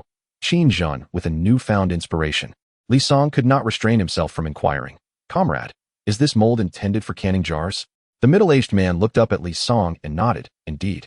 This is the design for a new canning jar mold that our factory is preparing to develop, designed at great expense by a professor from the Provincial Academy of Fine Arts."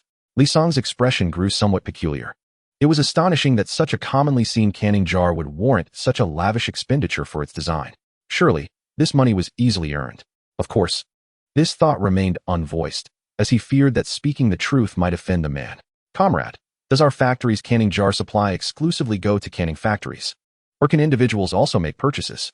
Naturally, individuals can also buy them. However, there are certain limitations on quantity, with a minimum purchase requirement of 50 units per transaction. Li Song comprehended the request, understanding that the manufacturer is not a retailer. It is impractical to expect them to accommodate a purchase of 1 or 2 items. It would overwhelm their sales team.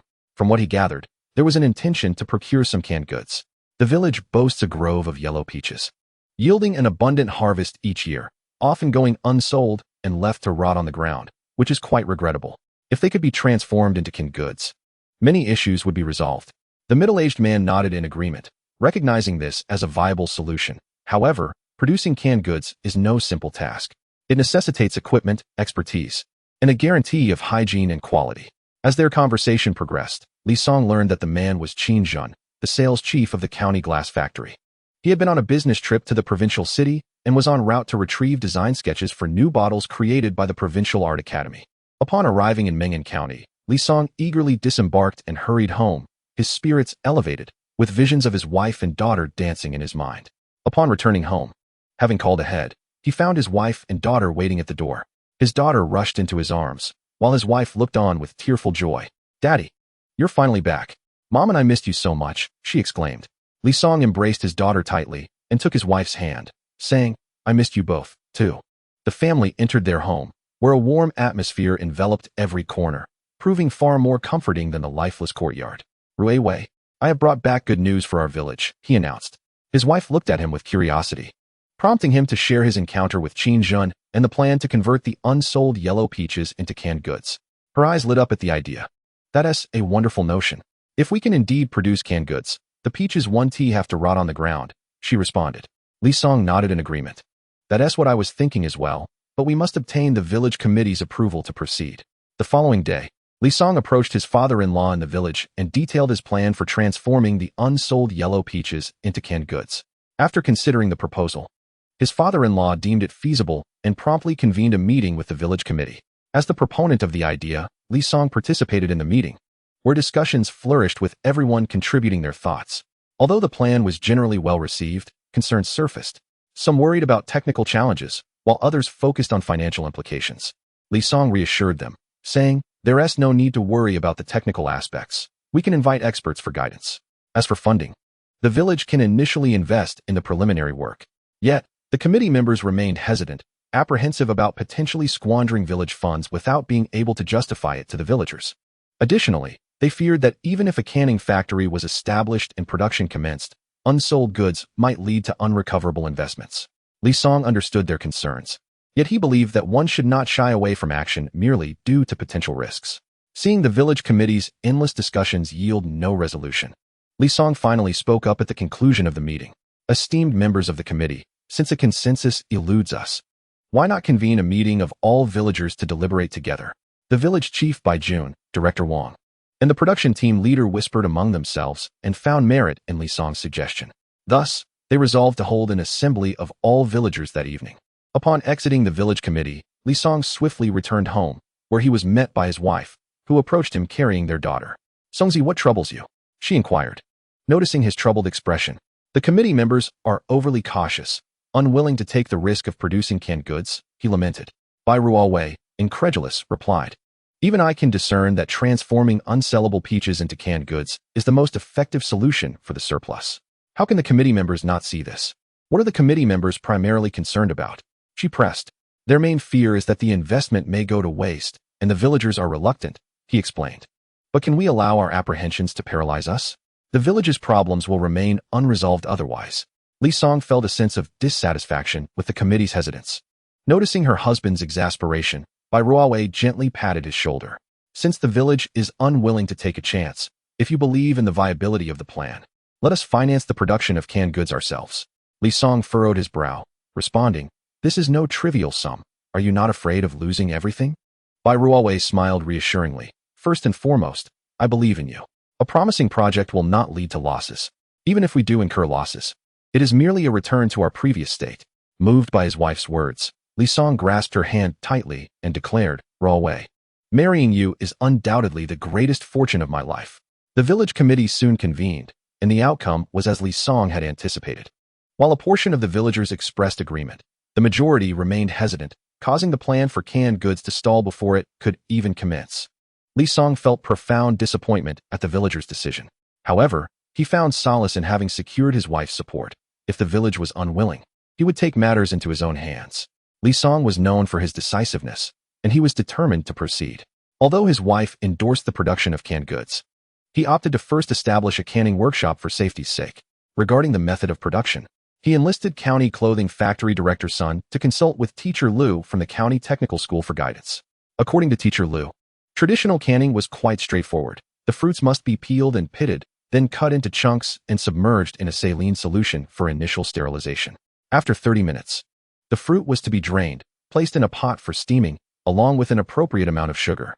The steaming process served as a further means of sterilization. When the fruit was tender enough to be pierced with chopsticks, the heat was turned off, and once cooled, the delicious canned goods were ready for consumption. As Li Song gazed at the cans in the pot, he picked up a piece with his chopsticks and sampled it. The flavor was remarkably pure, rivaling that of canned goods purchased from supermarkets in later years. Noticing the little girl beside him eagerly watching the pot, he ladled a bowl for her, delicately cutting the pieces with a spoon before feeding them to her. The little girl savored her meal with great delight, her face radiating satisfaction. "Daddy, it's delicious. I want more," she said in her sweet, childish voice. Li Song chuckled and fed her another bite. "Eat slowly, My little glutton, there's plenty more. At that moment, his wife, Bai Ruowei, entered the room. Upon witnessing the heartwarming scene between father and daughter, a tender smile graced her lips. If our daughter enjoys it so much, other children will surely love it as well. It seems our canned goods will be quite popular, Bai Ruowei remarked. Li Song nodded, his gaze shifting to Teacher Lu. How does the flavor of the canned goods strike you? Teacher Lu accepted the chopsticks Li Song offered and sampled a piece, chewing thoughtfully before revealing a satisfied smile. Quite good. Indeed, the flavor is exceptional. It appears our endeavor has been a resounding success. Hearing this, Li Song felt a wave of relief wash over him. That's wonderful. Our previous efforts were not in vain. Shall we now consider scaling up production? Teacher Lu shook his head. Not just yet.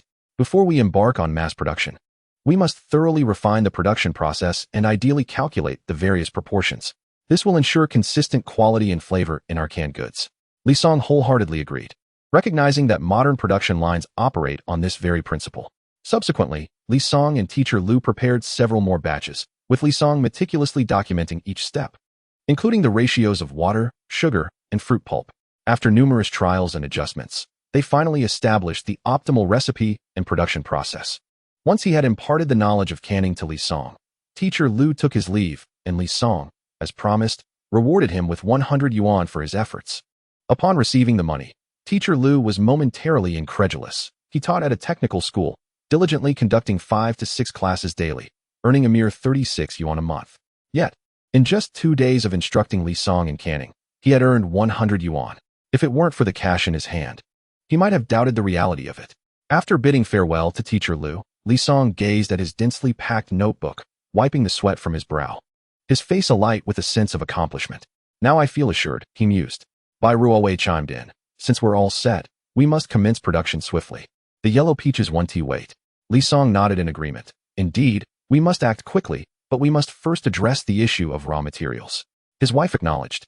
We have yellow peaches in the village, but the other ingredients, salt, sugar, and canning jars, will require separate purchases. Li Song pondered for a moment. In addition to what you mentioned, we will also need a sealing machine. After filling the cans, they must be sealed for easier transport and to extend their shelf life. Bai Ruowei nodded, fully supportive of her husband's suggestion, though she expressed a concern. Songzi, salt is manageable, as we 1T need much. However, sugar must be purchased with ration tickets. Where will we acquire such a large quantity of sugar tickets? The amount of sugar required for canning was substantial, making it impractical to buy directly from the supply cooperative. Li Song contemplated procuring directly from the sugar factory, as it would yield a significantly lower price than purchasing from the supply and marketing cooperative. However, the factory's products were typically not sold directly to the public, as they were uniformly procured by the state and distributed through the cooperative or supplied to other factories. Upon learning of Li Song's concerns, Bai Ruowei suggested, Songzi, you might consider discussing this with my father. After all, he is the village chief and may possess some insights we are unaware of. Li Song found his wife's suggestion quite prudent and subsequently visited his father-in-law's home. Village Chief Bai Jun listened attentively to Li Song's predicament, and after a moment of contemplation, he proposed, Songzi, I have an idea. Our commune has a food factory. If the canned goods factory can affiliate itself under the food factory's name, it can procure supplies under that guise. Moreover, once it is affiliated with the commune's food factory, the issue of selling the canned goods will also be resolved. Uncle, is that feasible? Li Song inquired. We can certainly give it a try. It is better than having no options at all. My primary concern is whether the food factory, which is not related to us, would be willing to allow this affiliation. You need not worry about that. The current director of the commune's food factory is my comrade.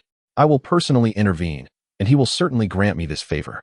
It must be said that the influence of his father-in-law was quite substantial. After visiting the commune's food factory in the morning, Bai Jun conveyed the good news to Li Song in the afternoon. The following day, Li Song, accompanied by his father-in-law, completed the affiliation procedures at the commune's food factory. In gratitude for the director's assistance, Li Song prepared 2 packs of cigarettes for bottles of Mount I, and an additional 200 yuan as a token of appreciation. Upon witnessing Li Song's gesture of gifting and monetary offering, his father-in-law's expression darkened. While presenting gifts could be deemed a matter of mutual respect, offering money was an entirely different matter. It constituted bribery. Bai Jun, a man of military background, harbored a strong disdain for corrupt practices. How could he tolerate his own son-in-law bribing officials in his presence? After exiting the commune's food factory, Bai Jun abruptly seized Li Song's arm. His demeanor grave as he admonished, Li Song, your act of offering money is inappropriate. In our dealings, we must uphold integrity and refrain from resorting to unscrupulous methods. Li Song hastily clarified, Uncle, I comprehend your perspective. I am relying on your influence to affiliate with the commune's food factory. But there will be many instances in the future where I will need to seek assistance from your comrade. I cannot expect him to work for free. Bai Jun shot him a stern glance. That does not justify bribery. We will overlook this incident, but it must not happen again. Li Song nodded fervently. I understand. I shall never engage in bribery again. Seeing his father-in-law's expression soften, Li Song sighed in relief. He had not anticipated his father-in-law to be so principled. It seemed that in the future, any monetary gifts to his comrade should be discreetly managed away from his father-in-law's gaze. At times, being overly principled could be disadvantageous. There are no free lunches in this world, nor do pastries fall from the sky. The food factory director's willingness to assist stemmed from his father-in-law's reputation. Yet Li Song knew he must still express his gratitude. Should he fail to recognize this, the affiliation with the food factory might become a one-time transaction, making future requests for help exceedingly difficult. In the office of the commune's food factory director, Bai Jun's comrade regarded the stack of money Li Song had presented with an odd expression. Bai Jun, known for his stubbornness, had unexpectedly found a son-in-law adept at navigating such matters. Chapter 124. The Poor Sales of Canned Goods. Chapter 124. Fresh canned delights have emerged upon returning to the village. Li Song wasted no time and tirelessly set about organizing the production matters of the canning factory. Thanks to its affiliation with the commune's food factory, the procurement of sugar and salt proceeded remarkably smoothly. Subsequently, Li Song personally visited the county glass factory to seek out Qin Zhen. Upon seeing Li Song, Qin Zhen was taken aback, having initially thought that Li Song was merely speaking whimsically. He was astonished to learn that Li Song had indeed embarked on the venture of canning production. Qin Zhen praised Li Song's audacity, promptly reducing the price of the canning jars to its minimum. With all the raw materials and jars prepared, Li Song felt that everything was in place for the canning production. All that was needed now was the favorable wind.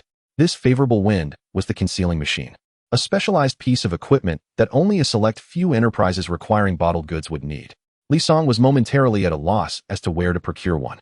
To resolve this, he consulted Director Zhou of the commune's food factory, who happened to be a comrade of his father-in-law. According to Director Zhou, such concealing machines were not available in the county. They could only be found at the municipal machinery factory. Upon receiving this news, Li Song found himself in a state of bemusement. Returning home from the food factory, he found his wife reading in the yard while the little girl and Xiao Ming played nearby. Since the incident where the villagers of Sunlu nearly abducted him, Xiao Ming had not accompanied old Master Sun to Baijia village for quite some time. It was only a few days ago, after confirming that the villagers of Sunlu dared not resort to trickery again, that Xiao Ming returned with his grandfather to Baijia village. Xiao Ming, which do you think is tastier, frogs or chicks? Upon hearing the little girl's inquiry, Li Song smiled gently. His little cotton-padded jacket was indeed a little foodie. Yeah. Both frogs and chicks are made of tin. My mother said that iron is not edible and that eating it can cause a tummy ache. How delightful. This method of educating children is flawless. However, he was somewhat puzzled about what Xiao Ming's mother meant by a tummy ache from eating iron. Was it the kind of pain from a tin can cutting the intestines or from indigestion? Li Song walked into the yard and said with a chuckle, "You two little rascals are pondering such peculiar questions." The little girl and Xiao Ming ran over upon seeing Li Song. The little girl wrapped her arms around Li Song's leg and pouted, "Daddy, I want to eat canned goods again." Li Song playfully pinched her little nose and replied, "All right, I'll get you some shortly." Noticing Xiao Ming gazing at him with eager eyes, he affectionately ruffled the boy's hair, assuring him, "Don't worry, I won't forget you." Li Song headed to the kitchen, retrieved 2 jars of canned food, and opened them for the 2 little ones. The canned goods at home were specially prepared for his daughter, with the fruit chopped into pieces the size of fingernails, ensuring they would not pose a choking hazard. Seeing her husband return, his wife set down her book and approached him with a question. How did it go with the concealing machine? Li Song smiled as he recounted his consultation with the director of the commune's food factory regarding the sealing machine, prompting his wife to burst into laughter.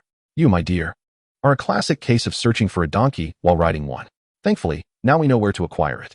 Hurry to the municipal machinery factory and bring back the sealing machine. Then our canning factory will be ready to commence operations." In truth, what they operated could scarcely be called a canning factory. It was more akin to a small workshop, with a single pot, a modest courtyard, and a handful of individuals. It bore little resemblance to an actual factory. Li Song nodded affirmatively. "I shall journey to the city tomorrow to resolve this matter." The following day, Li Song set out early to the municipal machinery factory. Upon arrival, he sought out Director Sun and managed to procure a concealing machine at the lowest price, with the added benefit of home delivery from the factory. Such favorable treatment was a rarity in the entirety of Linshan City. Once the sealing machine was delivered, Li Song promptly began its installation and calibration. Upon learning of the successful acquisition, his brother-in-law, his second brother-in-law, his father-in-law, and his mother-in-law all rallied to assist. His wife, mother-in-law, and father-in-law took charge of peeling, while his elder brother-in-law tended the fire, and his second brother-in-law cut the ingredients. Li Song handled the seasoning and packaging, with the little girl providing encouragement from the sidelines. The household was bustling with activity. Several hours later, an array of neatly arranged jars of canned goods adorned the table, a testament to their morning's labor. Li Song inspected the sealing of the jars, and to his astonishment, the results were exceptionally good. Initially, he harbored concerns that the rudimentary sealing machine would compromise the packaging quality. However, upon comparison, the results were nearly indistinguishable from those produced by modern, fully automated canning machines. Save for the lack of sophistication. Uncle, aunt, brother, second brother, after a morning of toil, shall we sample the fruits of our labor? As Li Song presented the jars, they took no offense, eagerly grabbing a bottle and indulging heartily. My dear brother-in-law, this canned food is delightful. On par with what is sold in the supply and marketing cooperative. I find it even more delectable, remarked his second brother-in-law, swallowing a piece of fruit while savoring the flavors. Li Song glanced toward his father-in-law, who affirmed the taste was indeed commendable, rivaling that of the county food factory's products. With his father-in-law's approval, Li Song felt a swell of pride within him. Songzi, now that the cans are prepared, what are your plans for marketing them? Li Song had pondered this issue, realizing that as a nascent canning workshop with little recognition and no sales channels, achieving significant sales would be a challenge. Observing her husband lost in thought, Bai Ruowei suggested, why don't we first try the nearby market, offering free samples to the public? It might help us establish a customer base. Li Song found merit in her idea, and the next day, he brought the cans to the market. Initially, onlookers regarded the scene with curiosity, yet no one dared to sample the food, as it was a matter of caution regarding edibles. Understanding their hesitations, Li Song repeatedly assured them of the safety of his canned goods. To instill confidence, he opened a jar and consumed its contents before their eyes, which finally encouraged a few brave souls to try it. After just one bite, they could not help but extol its virtues. Gradually, more and more individuals gathered, and the reputation of the cans began to spread. However, what puzzled Li Song was that despite the evident enjoyment of his product and the quality being impeccable, he had only sold 4 or 5 jars throughout the morning at the market. Li Song was utterly perplexed. At noon, he instructed his brother-in-law to take the tractor back with the canned goods while he rode his bicycle to the supply and marketing cooperative. The elder brother who had lent him the tickets was also present, but he was not there to return the tickets, as he had promptly returned the fabric tickets after borrowing them. Brother, you're here too. Please fetch me 2 jars of fruit preserves, Li Song requested. You seem to be doing well at home, able to indulge in canned goods, the elder brother remarked. Upon hearing this, Li Song suddenly experienced an epiphany. He finally understood why, despite everyone's fondness for his canned goods, only a few jars had been sold throughout the morning. Chapter 125. A different approach. Li Song hurried home after paying. Upon arrival, he found his father-in-law and others wearing troubled expressions as they gazed at the cans on the tractor. What troubles you?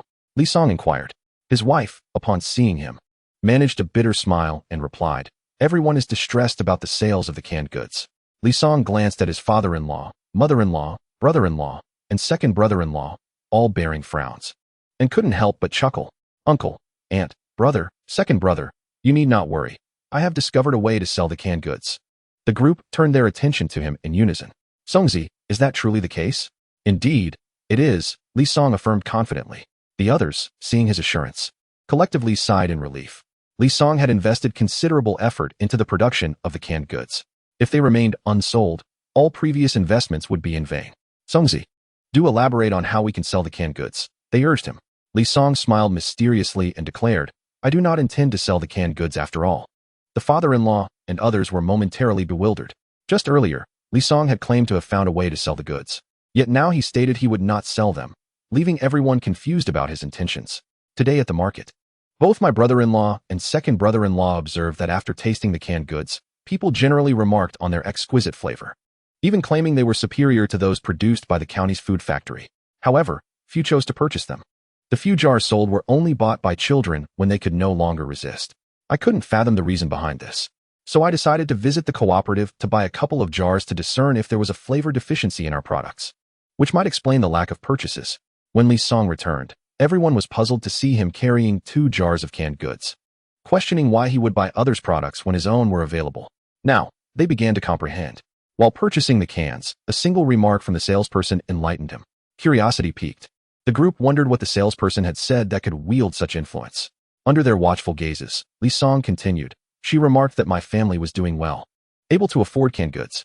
His father-in-law and others exchanged glances, failing to see any significance in her words, as canned goods were inherently expensive and generally unaffordable for the average person. Among them, only Bai Ruowei appeared contemplative, seeming to grasp her husband's implication.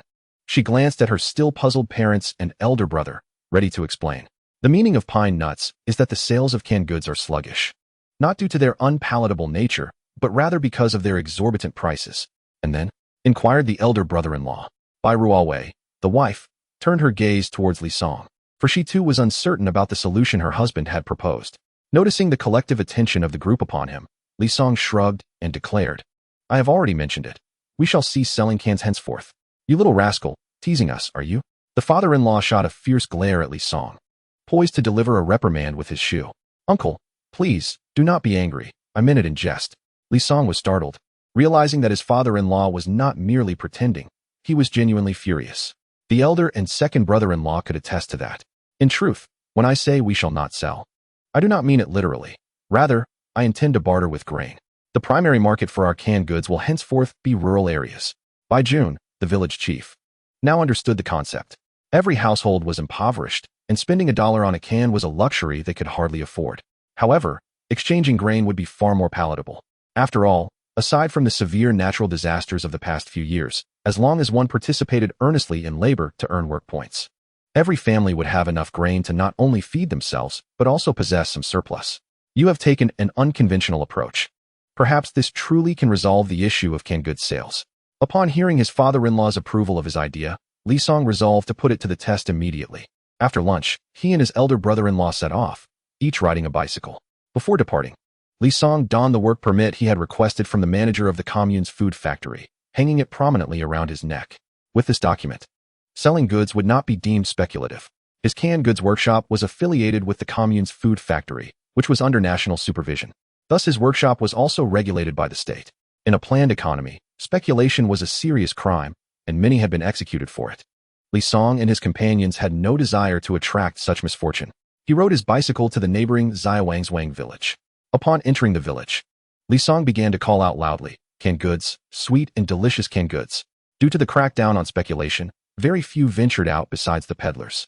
Hearing the commotion, villagers, especially children, curiously emerged from their homes, flocking behind Li Song's bicycle.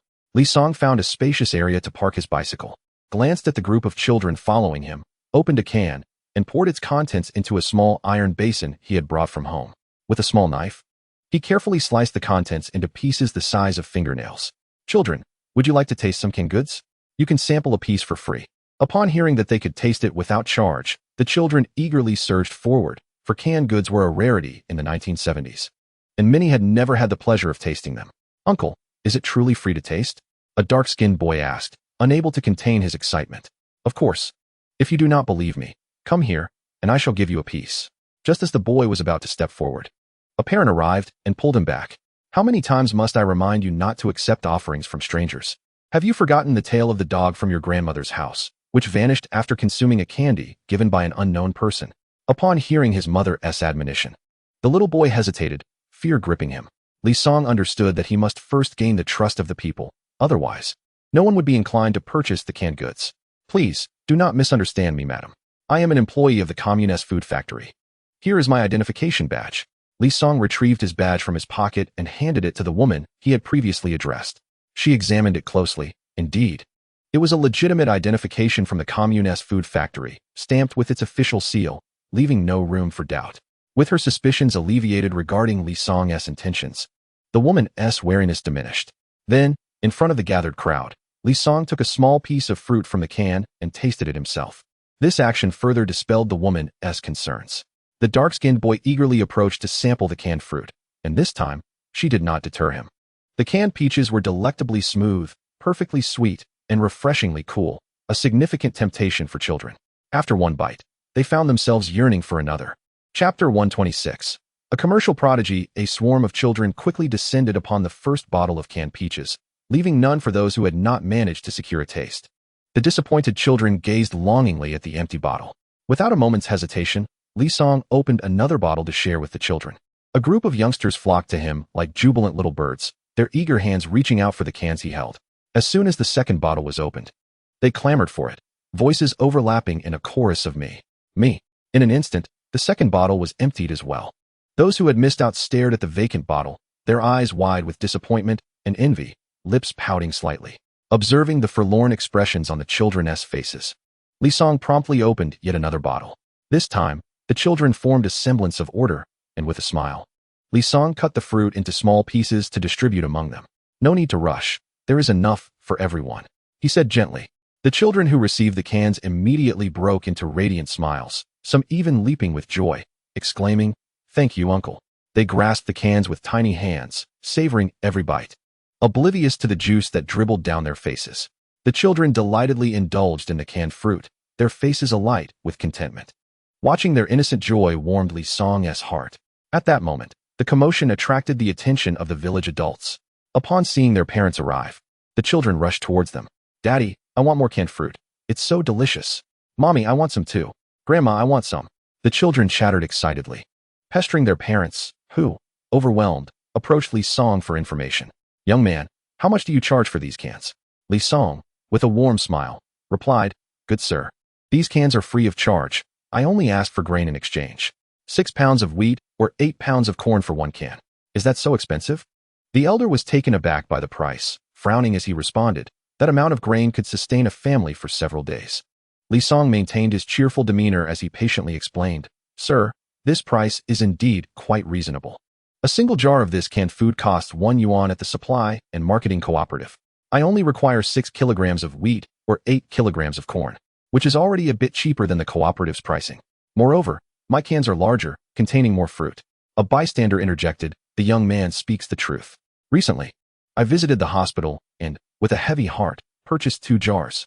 The jars were indeed significantly smaller than this young man's, and they were more expensive." Upon hearing this, the elderly man, though still somewhat skeptical, picked up a jar of canned food to inspect it. After a moment of contemplation, Li Song's eyes sparkled with anticipation as he said, "Then I'll take 1 jar. I'll exchange it for corn." The old man's grandson, noticing his grandfather buying him canned food, immediately began to boast in front of his friends.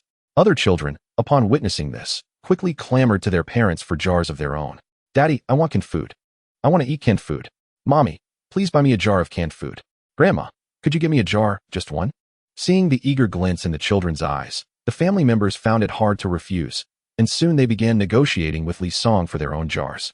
Li Song was busily engaged, his face radiating excitement as he conducted transactions with the adults while addressing their various inquiries. "Young man, I'll trade for 1 jar. I'll trade for 2 jars. Before long, all 50 jars he had brought were exchanged. As Li Song surveyed the bicycle, now laden with grain, a smile crept upon his lips. Indeed, I am a commercial prodigy. The notion of trading grain for canned goods was merely a concept he had envisioned, one that had yet to be tested in practice. Nonetheless, he was now certain that this strategy was viable, and his approach of leveraging children to penetrate the market could be widely adopted. Feeling a sense of quiet satisfaction, Li Song was suddenly struck by a grave realization as he prepared to leave. His bicycle now bore over 300 kilograms of grain, plus his own weight of over 100 kilograms. Could the bicycle truly withstand such a burden? He cautiously mounted the bicycle, only to hear it groan under the weight with a creaking sound. His expression grew serious, and beads of sweat began to form on his forehead. After a moment's hesitation, he decided to test the ride. However, as soon as he pedaled, the bicycle began to wobble violently, as if it might collapse at any moment. With a sigh of resignation, he dismounted and stood still, furrowing his brow in deep contemplation for a solution. At that moment, a kind-hearted elderly gentleman approached and offered, "Young man, shall I assist you in finding a cart to carry this grain?" Li Song's eyes brightened, and he expressed his gratitude. The old man quickly procured a cart, and Li Song carefully transferred the grain onto it. Just as he was about to pull the cart back, he suddenly recalled having seen someone in his past life attach a cart to a bicycle for transporting goods. Following his memory, He tied the cart to the bicycle with a rope and tested it. The results were quite satisfactory. The old gentleman, I hail from the neighboring Bai Ruowei village. After I return the grain, I shall bring back the cart for you. As it happens, I need to fetch some bricks from Bai Ruowei village. Let us go together. Li Song embarked on the journey to Bai Ruowei village alongside the elder. Their path was filled with laughter and conversation. Before long, they arrived at Bai Ruowei village, where his wife was astonished to see him return with such a bounty of grain. Songzi, did you exchange all this grain for the canned goods you took? Is there any other way it could have come by? One bottle of canned goods yielded 6 pounds of wheat or 8 pounds of corn. I brought back a total of 50 bottles, which amounted to over 300 pounds of grain. Where did you acquire this cart? There was too much grain for my bicycle to carry, so this kind gentleman lent me his cart. Ruowei, please fetch 2 bottles of canned goods for the elder. We owe him our gratitude for his assistance, or I would have been at a loss for how to return. His wife promptly went inside to retrieve 2 bottles of canned goods, which the elder initially declined but ultimately accepted. He had children at home, and he knew they would surely desire some if they saw the village children enjoying the canned goods. As the old man departed with the cans, Li Song intended to escort him to the brick kiln, but the elder firmly refused. People of that era were quite sincere, having received 2 bottles of canned goods. He felt it inappropriate to accept further assistance from Li Song, especially since he was already familiar with the location of the kiln. Just after bidding farewell to the elder, his brother-in-law returned, but unlike Li Song, who was in high spirits, the brother-in-law appeared as dejected as a defeated rooster. Chapter 127. The message arrives. The evening breeze gently caressed the air, bringing a refreshing coolness. With a furrowed brow, the brother-in-law gazed at Li Song, letting out a heavy sigh. I scarcely managed to exchange any canned goods. What about you, brother-in-law? I exchanged all 50 bottles, Li Song nonchalantly replied. Upon hearing this, disbelief washed over the brother-in-law's face. His eyes widened, as if they might burst from their sockets, fixated upon Li Song as if seeking confirmation of a jest. He had only managed to exchange a mere 10 bottles, a hard-won achievement, and yet his brother-in-law returned earlier and with far greater success. How had he accomplished such a feat? In response to the brother-in-law's eager and curious gaze, Li Song calmly recounted how he had ingeniously utilized the children to open up the market for the goods. The corners of the brother-in-law's mouth twitched in suppressed astonishment. He marveled at how his brother-in-law could devise such a clever strategy. With a wry smile, the brother-in-law shook his head and lamented, "Brother-in-law, you truly possess a remarkable talent. How is it that I never thought of such a tactic?" Li Song smiled and gently patted his brother-in-law on the shoulder, offering a soft reassurance. "Do not be disheartened. Dear brother, this is not your forte. Leave the strategizing to me in the future." The brother-in-law nodded in resignation, but soon he grasped the implication of Li Song's words and grew agitated. "What do you mean by that, brother-in-law?" His wife, Bai Ruowei, quickly shot a glare at her husband and interjected, "Do not take offense, elder brother. Songzi is merely jesting." At that moment, a few dark clouds drifted across the sky, casting a shadow over the once bright courtyard. Bai Shan was not truly angry. He understood well that he was, in fact, less astute than his brother-in-law, Li Song. At times, he truly yearned to dissect his brother-in-law's mind to fathom the origin of his myriad unique thoughts. "Songzi, since your method of exchanging canned goods for grains has proven effective, shall we consider expanding our trading circle tomorrow?" Li Song stood in the center of the courtyard, gazing skyward. After a moment of contemplation, he replied, "Let us first observe the outcome of this endeavor. If the response is favorable, we can certainly broaden our ranks later." Bai Shan regarded Li Song with agreement, nodding in acknowledgement. Given the current uncertainty, it would indeed be imprudent to recklessly increase the scale. Simultaneously, hundreds of miles away on the Lust Plateau, a fierce wind howled, stirring clouds of dust. A gaunt woman lay in a dim, dilapidated room, weakly coughing. "Old Li, after all these years, when will this end?" Her voice resonated with profound desolation in the confined space. It should be nearing its conclusion. The man, wearing a perplexed expression, sighed deeply. His breath dissipated by the raging wind. He poured a small amount of water from a worn kettle and offered it to his wife's lips. "Here, have some water to soothe your throat." The woman feebly shook her head, her eyes filled with sorrow. "You drink. You haven't tea had water all day. How can your body endure this?" "I, a grown man, can manage with less water. You are unwell, and it is imperative you hydrate," he asserted, his voice hoarse yet resolute. "If I do not improve, it will be a release." The words of the woman dripped with deep despair. "Do not utter such foolishness. Drink up." His tone bore a hint of urgency. Just then, a voice broke the silence of the room. Li Qianqing.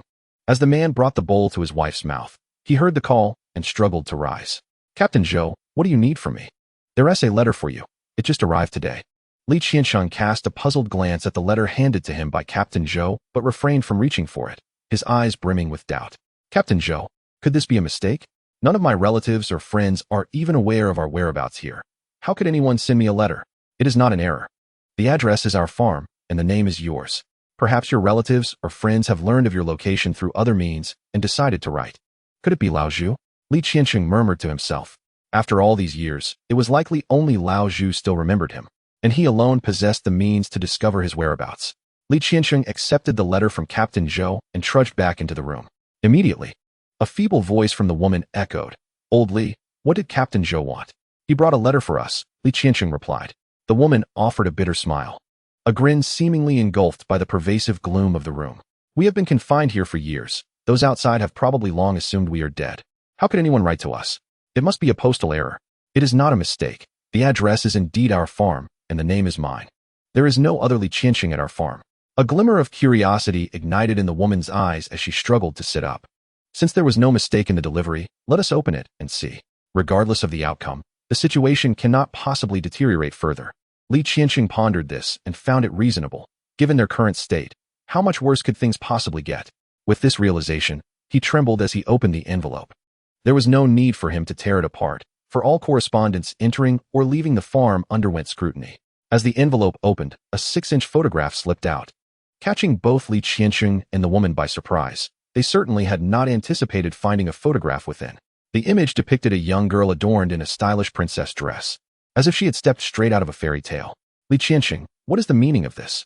the woman inquired, her tone icy yet tinged with confusion. The man feigned innocence. "I have no idea. You wouldn't know that this photograph was sent to you?" The woman bent down, retrieving the photo from the ground. Scrutinizing it closely, the little girl bore a striking resemblance to someone she felt she had seen before. "Old Li, doesn't this photo resemble our son, Xiaosong, when he was younger?" The man examined it earnestly and indeed noted the likeness to their young son.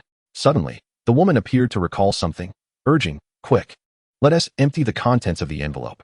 The man, seemingly realizing something, eagerly tore open a large section of the envelope, causing its contents to cascade out. There was little left inside, merely a few sheets of stationery and 2 photographs. One depicted Li Song and his wife, Bai Ruowei, nestled closely together, their faces radiant with joy. The other captured a warm and beautiful moment of Li Song embracing the woman alongside his wife. Upon seeing the image of their younger son, the woman could no longer contain her emotions and began to weep quietly. Since their demotion, their greatest concern had been for him. He had only been 17 at the time, freshly graduated from high school. Li Qiansheng gently patted the woman's back in comfort as he picked up the letter, his hands trembling slightly as he unfolded it. "Dad, Mom, it's Xiaosong. You have endured so much over the years. Your son has been unfilial. Only now do I have the ability to reach out to you." The words were imbued with profound longing and guilt. The woman halted her tears and leaned in to read the letter alongside him, fresh tears cascading down her cheeks. Their son mentioned that he was doing well and had even married. His wife was the daughter of the village chief from Bai family village, where he had been sent to work. He also stated that his in-laws had taken good care of him, and he had now joined the Special Talent Bureau. Li Qiansheng's voice quivered, tears streaming down his weathered face. "Xiaosong has started a family. This is wonderful," the woman murmured, a smile of contentment gracing her features. He also mentioned that he would soon bring his wife and child to visit them. Li Qiansheng noticed that the flicker of hope ignited in his wife's previously vacant eyes. She clutched the photograph and letter tightly, as if holding on to the hope of reuniting with their son. "He is coming soon. I must recover quickly." Yes. Let us hurry and drink some water and take the medicine." Contrary to her previous aversion to medication, the wife now cooperatively took the pills and then lay on the bed, carefully examining the photograph of their son and his family of 3. Now that their younger son had a wife, she wondered how their elder son and daughter were faring. Chapter 128. The grain station is also lacking grain early the next morning. Li Song rose to prepare for his morning exercise and discovered that his brother-in-law had been waiting at the door since dawn. "Brother, why are you up so early?" The brother-in-law looked at Li Song with a hint of melancholy. It turned out that ever since Li Song mentioned he would personally teach him how to navigate the market for trading grain with canned goods, he had been so excited that he couldn't sleep the entire night. With a helpless smile, Li Song replied, "Brother, your mental fortitude is rather lacking. I merely suggested teaching you how to access the market for trading grain using cans, and you became this agitated." What will you do when faced with more exhilarating situations in the future? Scratching his head, the brother-in-law sheepishly remarked, "Sister's husband, I was merely excited, thinking I could learn new skills." My heart raced with exhilaration, making it impossible to sleep. Li Song shook his head, pondering that his brother-in-law certainly needed to bolster his mental resilience. He first took his brother-in-law for a run around Baijia village. Upon returning home, he washed up and began preparing breakfast for his wife and daughter. Curiously observing Li Song's activity in the kitchen, the brother-in-law inquired, "Songzi, don't you find it tedious to make breakfast for Ruowei and the others every day?" While skillfully frying eggs with a contented smile, Li Song cheerfully replied, "What is tedious about it? Cooking for my family brings me immense joy." The brother-in-law stood to the side, scratching his head with a look of confusion, before thoughtfully nodding. "Sister's husband, you truly excel in this. I lack such patience." Li Song's breakfast was relatively simple. He prepared a few fried eggs, stir-fried shredded potatoes, and an egg drop soup. Once finished, he placed the meal on the table, smiling warmly as he invited his brother-in-law to sit down. "Brother, you are still unmarried, so you may not understand that life requires a touch of warmth. Seeing Ruowei and Yaya enjoying the meals I prepare fills me with satisfaction." At that moment, his wife, Bai Ruowei, emerged and joined them at the table. Upon seeing her brother-in-law present, a flush of color graced her cheeks. "Brother is here. Why didn't you wake me up sooner? Your family, no need to be shy." "Not at all. I'd just be teased by you, brother. What secret conversation are you having? Can I listen?" The brother-in-law could not contain his curiosity upon seeing Li Song and Bai Ruowei whispering to each other. "We're not discussing anything significant. I merely asked Songzi why he arrived so early today." At these words, Bai Ruowei shot a warning glance at Li Song, cautioning him not to speak out of turn. Seeing his wife's adorable expression nearly made Li Song burst into laughter. At that moment, Yaya bounced towards the table, her eyes squinting with joy at the sight of the fried egg before her. "Daddy's eggs are so delicious. The shredded potatoes are tasty too. The egg drop soup is delightful." The charming sight of the little girl brought smiles to everyone's faces, and the family happily commenced their breakfast together. After finishing their meal, Li Song set off with his brother-in-law. Having learned from yesterday's experience, this time, Li Song was wise enough to drive the tractor directly. With a large trailer attached, it could carry not just hundreds, but even thousands of pounds of grain. Not long after Li Song and Bai Shan set out, a member of the village committee hurriedly arrived at the home of village chief Bai Jun. "Chief, the station master Xiao from the grain depot just called, urging you to head to the commune's grain station immediately." Upon hearing this request, Chief Bai Jun wore a puzzled expression, aside from the occasional grain tax submission. His interactions with station master Xiao were infrequent. What could prompt such an unexpected summons? Despite his reservations, Chief Bai Jun quickly finished his breakfast and made his way to the commune's grain station. Since the advent of the telephone, external communications had indeed become far more convenient. But with it came an increase in obligations. Recently, the commune had frequently called, summoning him to meetings, sometimes as many as 2 or 3 times a day. Fortunately, it was currently the off-season for farming. Had it been the busy season, such frequent trips to the commune would have been quite the hindrance. Upon arriving at the commune's grain station on his bicycle, he immediately spotted Sun Jinliang, the village chief of Sun Lu village. Bai Jun held no fondness for him, given his involvement in the attempted abduction of his granddaughter. With a disdainful snort, Bai Jun turned his head away, uninterested in engaging with Sun Jinliang. Undeterred, Sun Jinliang approached with a feigned joviality. "Chief Bai, why the long face?" Bai Jun shot him a glare and retorted sharply, "With the wicked deeds you've committed, how dare you even speak to me?" Taken aback by Bai Jun's complete dismissal, Sun Jinliang's smile faltered, and he awkwardly stammered, "It was all a misunderstanding." A misunderstanding. Before Bai Jun could unleash a tirade, Station Master Xiao emerged from the grain depot. Noticing the tension between the two, he frowned and said, "Enough of this bickering. I summoned you both for an important matter." The two men reluctantly subdued their tempers and followed Station Master Xiao into his office. Upon entering, they were taken aback to find the office crowded with village chiefs from several villages within Jiang Commune. Station Master Xiao took his seat and addressed them with a grave tone. "The reason I've gathered you here is to request your assistance. We have just received word that inspectors will be visiting soon. You are all aware of the challenges our commune has faced in recent years due to natural disasters, which have significantly impacted our grain yields.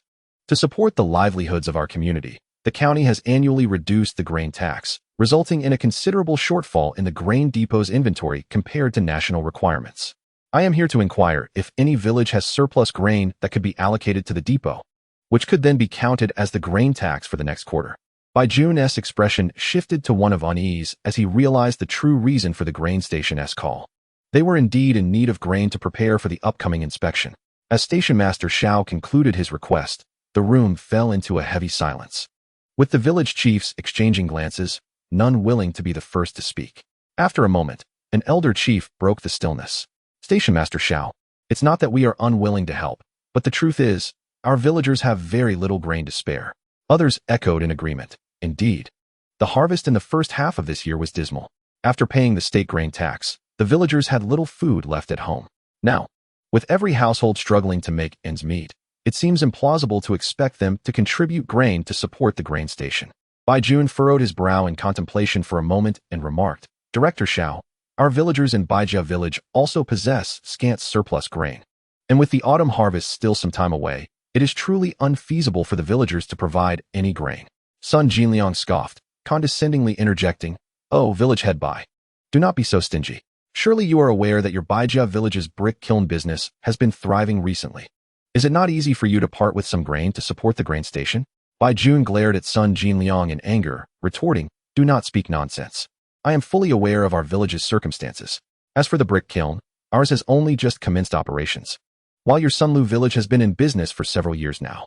Shouldn't village head Sun be the one to contribute grain to assist the grain station? Director Xiao forcefully struck the table, declaring, Enough, enough. Let us cease the bickering. The situation stands as it is. We have only a few days until the inspection arrives. Upon returning, everyone should engage with the villagers. If it becomes necessary for the villagers to pay a portion of the grain in advance, let it be distributed according to the village's average. With that, Director Xiao rose and departed, leaving the village heads in a state of distress, uncertain of how to proceed. Bai Jun scoffed, turning on his heel and walking away. Sun Jinliang, with a grim expression, stared at his retreating figure, his mind whirling with ulterior motives. Without a backward glance, Bai Jun mounted his bicycle and hastened back to the village. Upon returning to Baijia village, Bai Jun promptly summoned a meeting of the villagers, conveying the grain station's dire shortage. The villagers erupted in outrage. Village head, we barely have enough food to eat. How can we spare any to support the grain station? Indeed, it is uncertain whether we can even last until the autumn harvest. Bai Jun called for silence. I merely wish to inform you of the situation. The grain station is also seeking solutions. If they can procure some grain, perhaps we will not need to assist at all. However, if they truly cannot find a way, we may have to contribute something, for we cannot allow the grain station to remain empty awaiting inspection. After a moment of silence, an elderly villager, trembling, stood up and said, If the grain station cannot gather enough grain, we will have to contribute a little from each household to fulfill the station's requirements. As soon as the old man finished speaking, a young man refuted, Third Grandpa, our household's grain barely suffices for our needs. If we give it away, how will we manage in the days to come? Indeed, we cannot allow the villagers to go hungry merely to fulfill the grain station's tasks. The discussion continued without resolution. Bai Jun sighed, contemplating the gravity of this dilemma. Meanwhile, Li Song, accompanied by his brother-in-law, drove a tractor into Zhongga village. Upon entering the village, they observed a group of children at play. An idea sparked in Li Song's mind, prompting him to instruct his brother-in-law to park the vehicle beside the children and open 2 cans of food, cutting them into small pieces. Little friends, would you like to taste some delicious canned food for free? The children, upon seeing the golden cans, gazed with wide, unblinking eyes. Li Song organized the children into a neat line and proceeded to distribute the canned goods with a spoon. The children relished the food, and the commotion soon attracted a number of villagers. The brother-in-law observed from the side, greatly impressed, and whispered, Brother-in-law, you're remarkable. Just yesterday, he had shouted at the top of his lungs, nearly losing his voice, yet only a handful of people had come to inquire. Yet, with merely 2 bottles of canned food, his brother-in-law had successfully captured the villagers' interest. The Chinese have a penchant for lively gatherings, and seeing so many people drawn in, curiosity would surely entice even more to come. With a pleased smile, Li Song began to introduce the canned goods to the villagers. He first displayed his work ID from the commune's food factory, then elaborated on the taste of the canned food, emphasizing that they cost nothing but grain in exchange. If one were to purchase them with money, it would easily deter the villagers, especially since most had little to spare. However, the notion of trading grain was far more palatable. Li Song spoke passionately, and the villagers listened intently. At that moment, an elderly woman inquired, How do we exchange for these cans? Li Song quickly responded, Madam, You see, the supply and marketing cooperative sells cans for 1 yuan each. Yet my cans are larger and priced more affordably. 1 can is exchanged for 6 pounds of wheat or 8 pounds of corn. A nearby uncle frowned and remarked, that isn't exactly cheap. 6 pounds of wheat could feed my family for 2 or 3 days. Li Song smiled gently and replied, Uncle, that's not how we should consider it. Pork is currently priced at 7 or 8 jiao per pound, which scarcely suffices for a meal. And yet people rush to buy it. Additionally, these cans are not intended for adults. They are meant for the children. The crowd began to see the logic in his words. They willingly spent 7 or 8 jiao per pound on pork for their children. So it seemed unreasonable to deny the cans. However, the thought of exchanging 6 pounds of wheat or 8 pounds of corn for a single can did cause some hesitation. Dad, are the cans delicious? Asked a child. They're amazing. I want more. Grandpa, I also want to eat the canned food. Mom, can you buy me a can? Listening to the children's pleas, the adults began to murmur among themselves, deliberating. Li Song remained patient, awaiting their decision. After a while, the uncle who had previously deemed it too expensive stepped forward and declared, I'll take 2 cans. I'll trade in wheat. With the first brave soul stepping forward, others quickly followed suit. Li Song and his brother-in-law were busy with their newfound success, their faces beaming with joy. Just as they were engrossed in their bustling activity, a commanding voice suddenly cut through the air. What are you all doing here? The villagers turned to see the village chief returning from the commune, and they hurried to greet him. From their conversation, Li Song discerned that this was Chief Zhang of the village. He promptly approached with a smile, saying, Greetings, Comrade Chief. We are representatives of the commune's food factory, currently exchanging canned goods for grain. Our cans are of excellent quality and affordably priced, gaining much popularity. The chief furrowed his brows, surveying Li Song and Bai Shan with scrutiny, and remarked, I was unaware that the commune's food factory had begun producing canned goods. Li Song hastily explained, Comrade Village Head, our food factory initially did not produce canned goods. However, upon realizing that many fruits from the village's trees were going to waste, either rotting on the ground or unsold, we decided to establish a canning line. Should you require proof, kindly inspect our work identification. The village head took a glance at the ID, confirming it bore the insignia of the commune's food factory. He then inquired about the exchange rate of grain for canned goods. Upon learning that 6 pounds of wheat or 8 pounds of corn could be traded for a can, he became entirely convinced of Li Song and his companion's legitimacy. Observing the village head's demeanor soften, the brother-in-law interjected, Comrade Village Head, you might as well sample the canned goods. They rival those sold at the supply and marketing cooperative. The village head, though skeptical, accepted a can, opened it, and tasted a spoonful. Gradually, his expression relaxed as he nodded in approval, stating, the taste is indeed delightful. You may exchange cans within the village, but you must not coerce the villagers. The brother-in-law assured him, rest easy, Comrade Village Head. We adhere strictly to the principle of voluntary exchange. Coercion is out of the question. With his mind set at ease, the village head replied, very well, continue your work, but should any issues arise, I shall hold you accountable.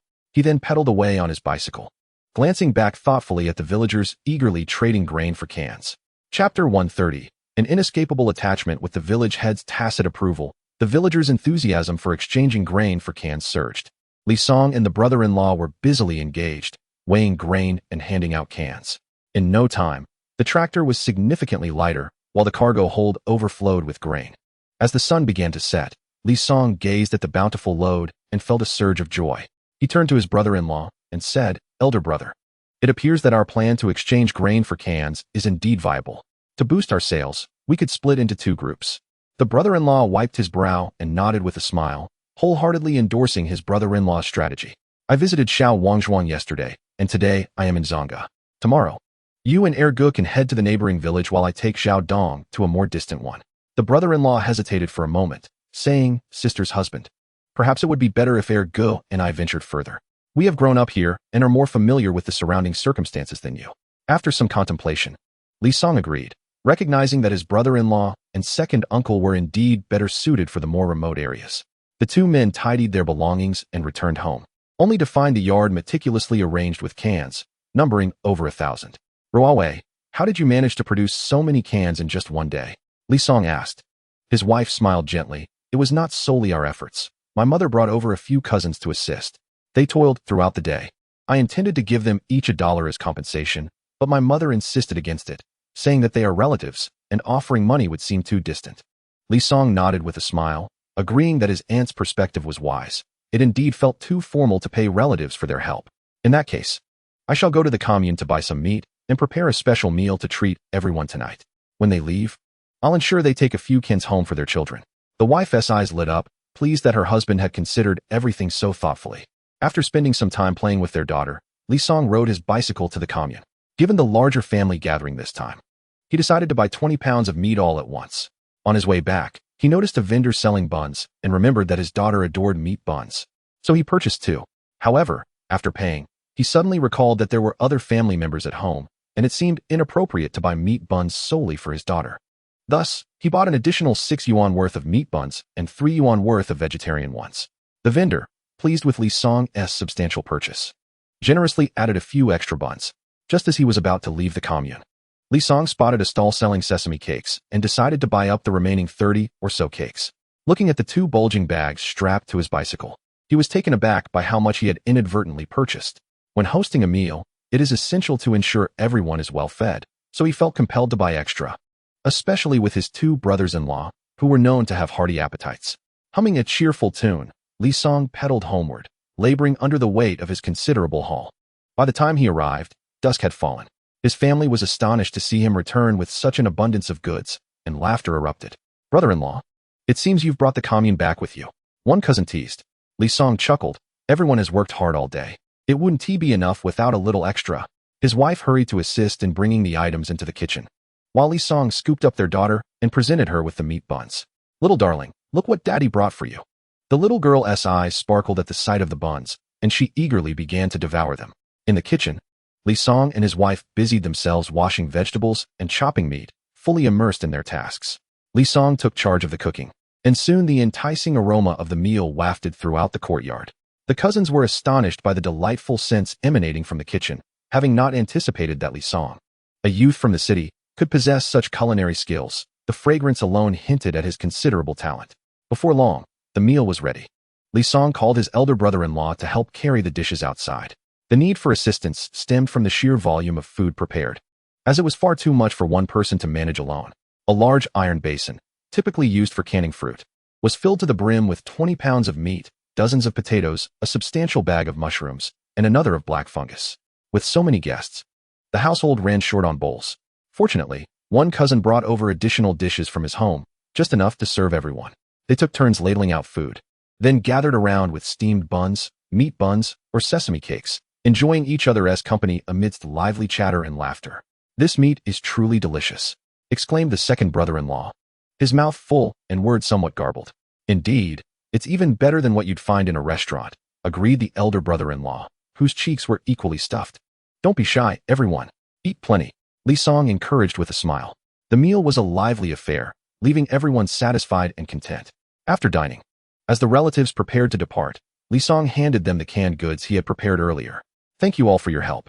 Please take these back for the children to enjoy." Relatives expressed their heartfelt gratitude and left with cans filled with joy. After bidding farewell to their relatives, Li Song and his wife exhaled a sigh of relief and settled down in the courtyard to rest. Both had been occupied throughout the day, later preparing a meal for their guests. Fortunately, their youth kept fatigue at bay. Suddenly, the little girl let out a loud burp, shattering the tranquility of the home. Noticing her parents' gazes, she quickly covered her face with her hands, having indulged herself considerably that day. Previously, she could barely manage a single meat bun, but today she devoured one whole bun and half a bowl of stewed meat, which Li Song had meticulously selected for her.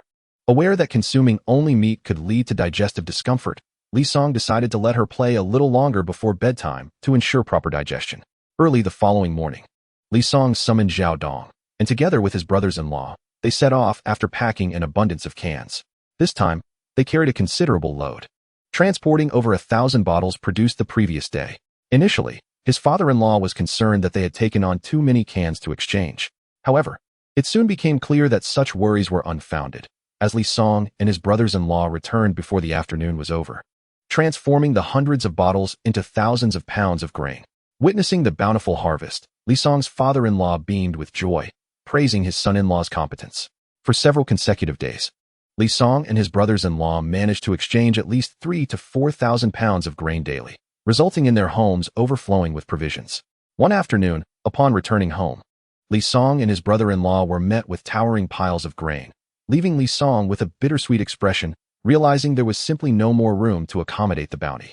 Simultaneously, the village chief of Sunlu, Sun Jinliang, arrived once more at the commune's grain station, claiming he had a solution to the issue of insufficient grain reserves.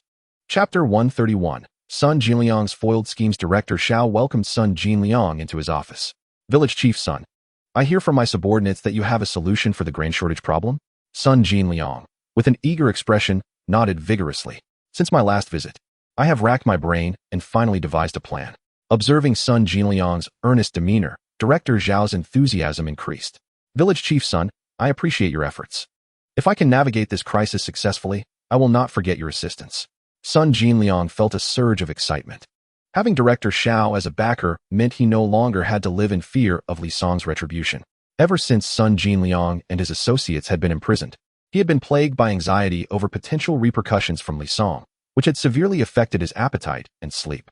Director Xiao, I have heard that Village Chief Bai's son-in-law, Li Song, has hoarded a significant amount of grain, to the point where even Village Chief Bai's household is running out of space. Given the widespread grain shortages across various villages in Jiang Commune, where could Bai Jun's son-in-law possibly acquire such a vast quantity of grain? Director Xiao scrutinized Sun Jinliang, seemingly assessing the veracity of his claims. How else could it have come about, if not through speculation? Upon hearing this, Station Master Xiao furrowed his brows and replied, Village Chief Sun, such statements cannot be made lightly. They must be substantiated with concrete evidence. Otherwise, it amounts to slander, which carries legal repercussions. Sun Jinliang insisted earnestly. Station Master Xiao, how could I dare to deceive you? I witnessed him covertly exchanging canned goods with the villagers for grain, and the quantities were substantial. Almost several thousand pounds exchanged daily. Station Master Xiao was aware of the animosity between Sun Jinliang and Bai Jun, and while he could not dismiss Sun Jinliang's words entirely, he remained cautious. He decided to send Sun Jinliang away and dispatch someone to investigate the matter discreetly. Meanwhile, Li Song remained oblivious to Sun Jinliang's machinations, continuing his endeavors in expanding the canned goods business. The following day, the emissary returned with reports indicating that Li Song had established a canned goods workshop at home, which was affiliated with the commune's food factory. Thus, his exchange of canned goods for grain posed no issue. Additionally, it was revealed that Li Song's identity was rather distinguished, garnering admiration even from County Chief Zhang and Director Sun of the Public Security Bureau. Notably, Director Zhao of our commune treated him with utmost respect. Upon receiving this information, Station Master Xiao could not help but gasp in astonishment. Fortunately, his inherent caution had prevented him from fully trusting Sun Jinliang. Otherwise, he would have undoubtedly offended Li Song. The report also mentioned significant discord between Sun Jinliang and Li Song, stemming from the construction of a brick kiln in Bai Village, which adversely affected the interests of Sun Lu Village. Sun Jinliang had even condoned his subordinates' attempt to kidnap Li Song's daughter. When the villagers discovered their plot, they resorted to highway robbery while Li Song was away. Fortunately, a friend of Li Song's happened by and escorted the two assailants from Sun Lu Village to the county's Public Security Bureau, where they were reportedly sentenced to prison. This incident irrevocably severed ties between Sun Lu Village and Li Song. No wonder Sun Jinliang had suddenly shown such goodwill in offering advice. It was merely a ploy to use me as a pawn. What audacity for the village chief of Sun Lu to scheme against me. Enraged, Station Master Xiao promptly summoned Sun Jinliang to the grain station. Sun Jinliang, you are truly cunning, attempting to use me as your weapon. Station Master Xiao exclaimed vehemently. Sun Jinliang turned pale with fear, stammering, Station Master Xiao, please don't misunderstand. I only wish to alleviate your burdens. It seems to me that your intentions are not to relieve my burdens, but rather to exact revenge through my hands. Station Master Xiao retorted. What do you mean by that? Station Master? I fail to comprehend, Sun Jinliang protested. You fail to comprehend? After all our time together, I had no idea you were such a skilled actor. Station Master Xiao replied coldly. Sun Jinliang, fully aware of the implication, could not admit the truth. Otherwise, he would solidify the accusation of using Station Master Xiao as a tool against him. With a disdainful snort, Station Master Xiao dismissed Sun Jinliang, who staggered out of the grain station. Disheartened, having offended Station Master Xiao, it seemed that Sun Lu Village would soon face difficult times ahead. In the 1980s, grain stations wielded considerable power, particularly in the classification of grain quality for public distribution, a determination entirely at their discretion. Now, having incurred the ire of Director Xiao, It seems that the future for Sun Lu village regarding grain distribution may be fraught with difficulty, since discerning Sun Jinliang's true character. Director Xiao has cast a cold gaze upon him, leading to Sun Jinliang's isolation within the grain station. His attempts to undermine Li Song backfired, not only failing to ensnare Li, but also ensnaring himself in the process. His resentment towards Li Song has deepened, yet he finds himself powerless to act. The following day, Li Song learned of Sun Jinliang's actions and merely scoffed. He understood that some individuals cannot bear to see others prosper and resort to underhanded tactics. However, he firmly believed that as long as he maintained integrity and composure, he need not fear the machinations of such petty individuals. Li Song's canned goods business continued to flourish. Initially, he sourced yellow peaches from the village at no cost, but as demand surged, he deemed it unreasonable to exploit this generosity, opting instead to purchase them. The several acres of yellow peach orchards in Bai Ruowei village had previously yielded less than a tenth of their potential sales each year. This year, however, due to Li Song's canning factory, the number of spoiled peaches left unharvested would be significantly reduced, resulting in a substantial income boost for the villagers. After accompanying Zhao Dong on several excursions, Li Song chose to remain at home, overseeing the operations of the entire factory. One day, his elder and second brothers-in-law set out with cans as usual. After weeks of labor, they had grown quite familiar with the process of exchanging canned goods for grain. They anticipated returning home by afternoon, just as they had in recent weeks, but unforeseen troubles awaited them. While in Zhoushan village exchanging cans for grain, a group of ruffians attempted to seize the cans without payment. The elder brother-in-law stood firm, resulting in a standoff. As evening approached, and neither he nor the second brother-in-law returned, Li Song grew anxious and ventured out with several cousins to search for them. Eventually, they found the two men confronting the rowdy group. Observing the situation, Li Song could not help but shake his head. His brothers-in-law were indeed bold but outnumbered, with only the two of them and no means of defense against a gang of over 10 armed ruffians. It was fortunate that no significant conflict erupted, otherwise, they would have faced dire consequences that day. Chapter 132. Director Xiao pays a visit. Upon assessing the tense scene, Li Song racked his brain for a solution. But the ruffians seemed increasingly impatient, ready to escalate the situation. With urgency overtaking him, he shouted, "Brothers, let us discuss this calmly. No need for violence." His sudden outburst startled the ruffians poised to strike. One of the ruffian leaders shot him a disdainful glare, sneering, "Who do you think you are to meddle in my affairs?" Li Song remained unfazed, wearing a conciliatory smile as he addressed the ruffian, "My friend, it is our first encounter, and there is no prior enmity between us, so there is truly no need to escalate this to violence. Please feel free to express your demands, and I shall speak on their behalf." The ruffian leader scoffed, "You think you can speak for them?" With a subtle smile, Li Song quickly responded, "These cans belong to me. They are merely working on my behalf. In light of this, a discussion may indeed be in order. My brothers have taken a liking to your cans and wish to sample a few. However, these two unwise individuals had the audacity to ask my brothers for money, failing to realize that my brothers have never paid for a meal." The ruffian leader, brimming with bravado, recounted his past exploits with fervor, attempting to intimidate Li Song. "My brothers appreciate fine canned goods. Just name the quantity, and I will have them brought over immediately. Let us conclude this matter amicably today." Li Song replied cautiously, "That sounds reasonable." The ruffians exchanged glances, seemingly torn. At that moment, the brother-in-law could no longer contain himself, exclaiming, "Brother-in-law, we cannot allow them to take advantage of us. These cans were produced through our hard work." Li Song swiftly shot him a warning glance, lowering his voice, "Brother, please refrain from speaking." Noticing the exchange, the ruffian leader grew even more arrogant, declaring, "Listen here, boy. We are granting you a favor.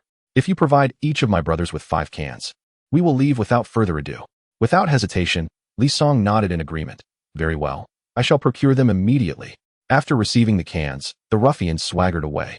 The brother-in-law and the second brother-in-law wore expressions of discontent, indignantly saying, "Brother-in-law, why did you acquiesce to their demands? You appear rather cowardly." Li Song shot them a fierce glare, retorting, "What do you understand? This is about recognizing the situation. Given the circumstances, had we refused their demands, a brawl would have undoubtedly ensued. Consider the numbers. How many of them versus how many of us? Moreover, we find ourselves on their turf. Should a conflict arise, we would be the ones to suffer. Our ancestors taught us that a wise man avoids needless conflict. They are mere lowlifes. Engaging in a fight would diminish our standing. Furthermore, who says that vengeance must be enacted solely by our hands?"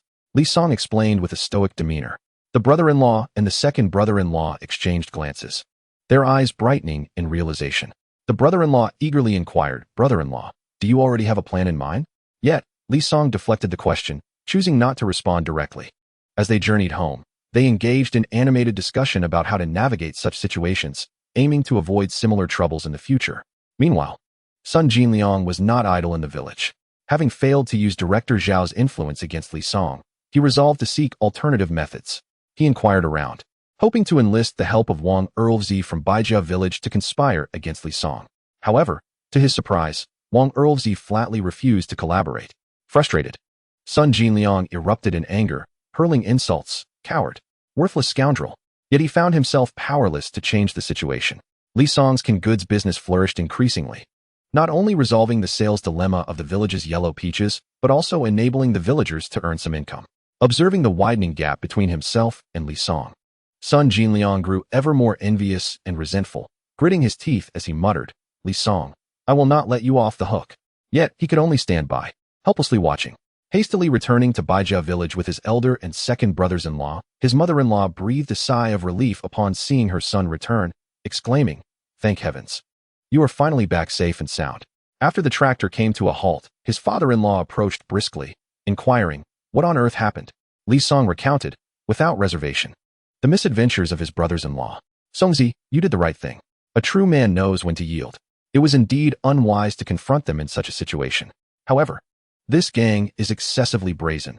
We must find a way to rein them in, or who knows how many more innocent people will suffer at their hands."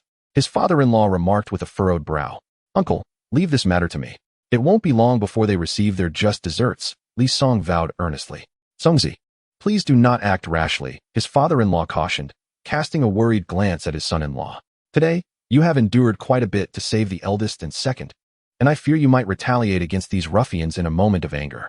Rest assured, uncle, I have a family now, with a wife and daughter to care for, and I would never engage in illegal activities.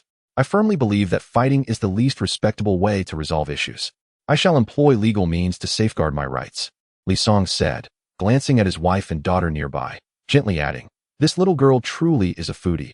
She is already indulging in her second can of preserves today. I know too much sugar is not good for her teeth, but seeing her innocent and pitiful little eyes, I simply cannot bring myself to refuse her." Early the next morning, his elder and second brothers-in-law, Zhao Dong, and cousin Bai Chiu set out once more in two teams, intentionally choosing a different direction to avoid encountering the ruffians from the previous day. Li Song stood at the door, calling out loudly, "Everyone be careful and stay safe." After watching the two teams depart completely, Li Song began preparing breakfast for his wife and daughter. Once the clock struck 8:30, he directly dialed the office of Sun Chung. "Is this Captain Sun Chung?" "Yes, who is this?" Since becoming the vice captain of the criminal police team, Sun Cheng's demeanor had grown significantly more assertive. "This is Li Song. I would like to request your assistance." "Hello, Mr. Li. I sincerely apologize for not recognizing your voice earlier." Upon realizing Li Song's identity, Sun Cheng's attitude shifted to one of respect as he hurriedly replied, "What can I do for you?" "There is a sizable gang in Shoshan village of the Zhongfeng commune. This group possesses considerable power, comprising at least a dozen individuals. They openly admit to never paying for their meals and have been known to rob others of their goods. As for their other crimes, I leave that for you to investigate." On the other end of the line, Sun Cheng's eyes brightened at the words he heard, and he exclaimed with excitement, "Mr. Li, this is not merely a request for assistance. It is clearly an opportunity for me to earn accolades. Rest assured, since you have reached out, I will ensure that this matter is handled splendidly." After hanging up the phone, Li Song emerged from the main room and spotted his father-in-law leading a middle-aged man toward him. The man appeared unfamiliar, suggesting that Li Song had not encountered him before. Puzzled, he wondered what his father-in-law could possibly want with him so early in the morning. "Songzi, come over here.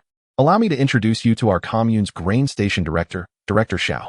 Chapter 133. Director Xiao stands tall. Li Song hastily approached, a polite smile gracing his features as he said, "Ah, so you are Director Xiao. It is a pleasure to meet you." Director Xiao scrutinized Li Song with a curious gaze and remarked, "I have long heard of a capable young man emerging from Baijia village, and upon meeting you today, I find the rumors to be true." Li Song humbly waved his hand and replied, "Director Xiao, you flatter me. I am merely a sent-down youth working in the countryside, unworthy of such commendations. May I inquire as to the purpose of your visit today?" His father-in-law interjected with a smile, "Let us not linger here. Come inside, and we can converse at our leisure." Once inside, the three settled down, and Director Xiao cleared his throat before addressing Li Song.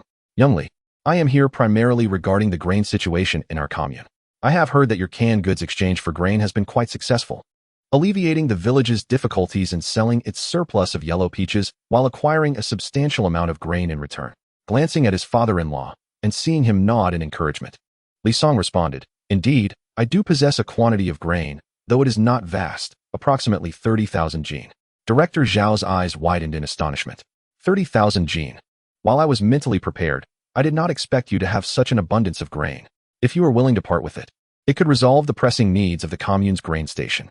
Rubbing his hands together, Director Zhao's expression turned eager, and his tone became urgent. Young Li, you are undoubtedly aware of the recent challenges faced by the commune. Would you consider selling all 30,000 jin of grain to the grain station? Hearing this, Li Song felt a surge of joy within, for he had been troubled by having too much grain on hand, unsure of how to manage it. Director Zhao's request seemed to provide the perfect solution to his predicament. However, Li Song chose to mask his elation and feigned reluctance. He sighed softly and said, Director Xiao, while I would like to assist the commune, this grain was hard-won, and I have my own plans for it. Director Xiao quickly responded, Young Li, I understand your dilemma. However, the grain station is in urgent need of this supply. Rest assured, we will offer you a satisfactory price, and in the future, Baijia village will enjoy seamless grain tax submissions. Noticing that Li Song seemed somewhat swayed, Director Xiao continued to persuade him. Consider this. Young Li, storing the grain here poses its own challenges. Selling it to the grain station not only alleviates their difficulties, but also provides you with a fair return. It is a win-win situation. Furthermore, if you find yourself in need of grain in the future, you may also purchase it from the grain station. At this moment, my father-in-law interjected. Songzi, the station master Xiao has a point. We must not be overly selfish. Sometimes we need to consider the commune as well.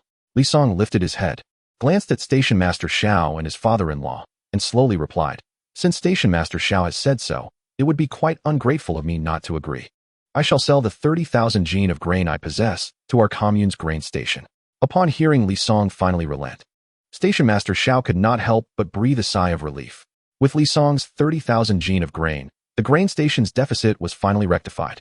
Li Song had indeed rendered him a great service. Otherwise, if an inspection from above revealed a shortfall of 30,000 jin in the state reserves, not only would his position as the head of the commune grain station be at risk, but he might also face legal repercussions. In truth, the several tens of thousands of jin of grain at the station were not merely for his personal trade. Oftentimes, they were dictated by the orders of the commune. However, in the event of an inspection, the blame would invariably fall upon him. Fortunately, with the grain now secured, although he would incur some financial loss, it was certainly preferable to losing his official stature. Station Master Xiao, since the commune grain station is facing difficulties, I will offer the grain at the price of 14 cents per jin for wheat and 11 cents per jin for corn. Although the price per jin was only 1 cent less than the current rate, under the present circumstances, Li Song's decision not to raise the price was already quite generous. Yet he voluntarily lowered it by a cent, which deeply moved Station Master Xiao. Grasping Li Song's hand tightly, Station Master Xiao exclaimed with excitement, You are truly a conscientious youth, Li. Should you require assistance from the grain station for your canned goods business in the future, please do not hesitate to ask.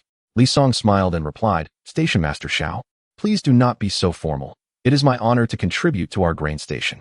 My father-in-law nodded in agreement, saying, Indeed, by helping one another, our lives can only improve.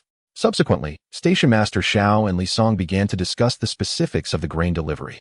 Once everything was settled, Station Master Xiao expressed his gratitude once more and then took his leave. An inspection from above could arrive at any moment. He needed to swiftly transfer the grain to the granary to resolve the matter completely.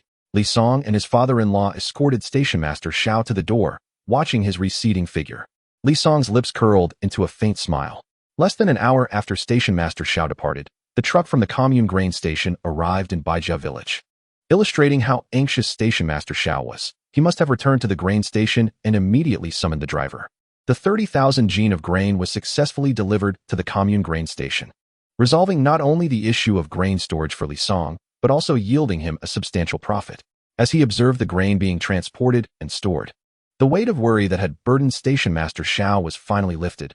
He had been unable to eat or sleep well in recent days due to the impending inspection. Now that the issue was resolved, he could finally enjoy a restful night's sleep. The following day, Station Master Xiao arrived at the commune grain station, invigorated and ready for work.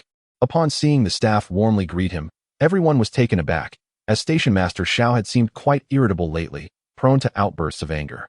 Did I just see correctly? Did the Station Master just greet us first? You must not have misread, for I have seen it too. But why?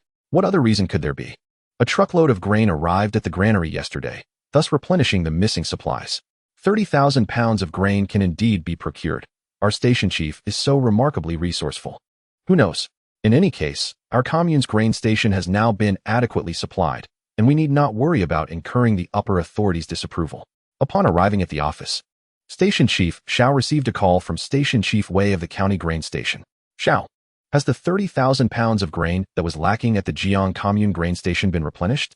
Upon hearing this inquiry from his superior, Chief Xiao immediately straightened up, assuring him, "Rest assured, Chief, the 30,000 pounds of grain has been entirely replenished at the Jiang commune grain station.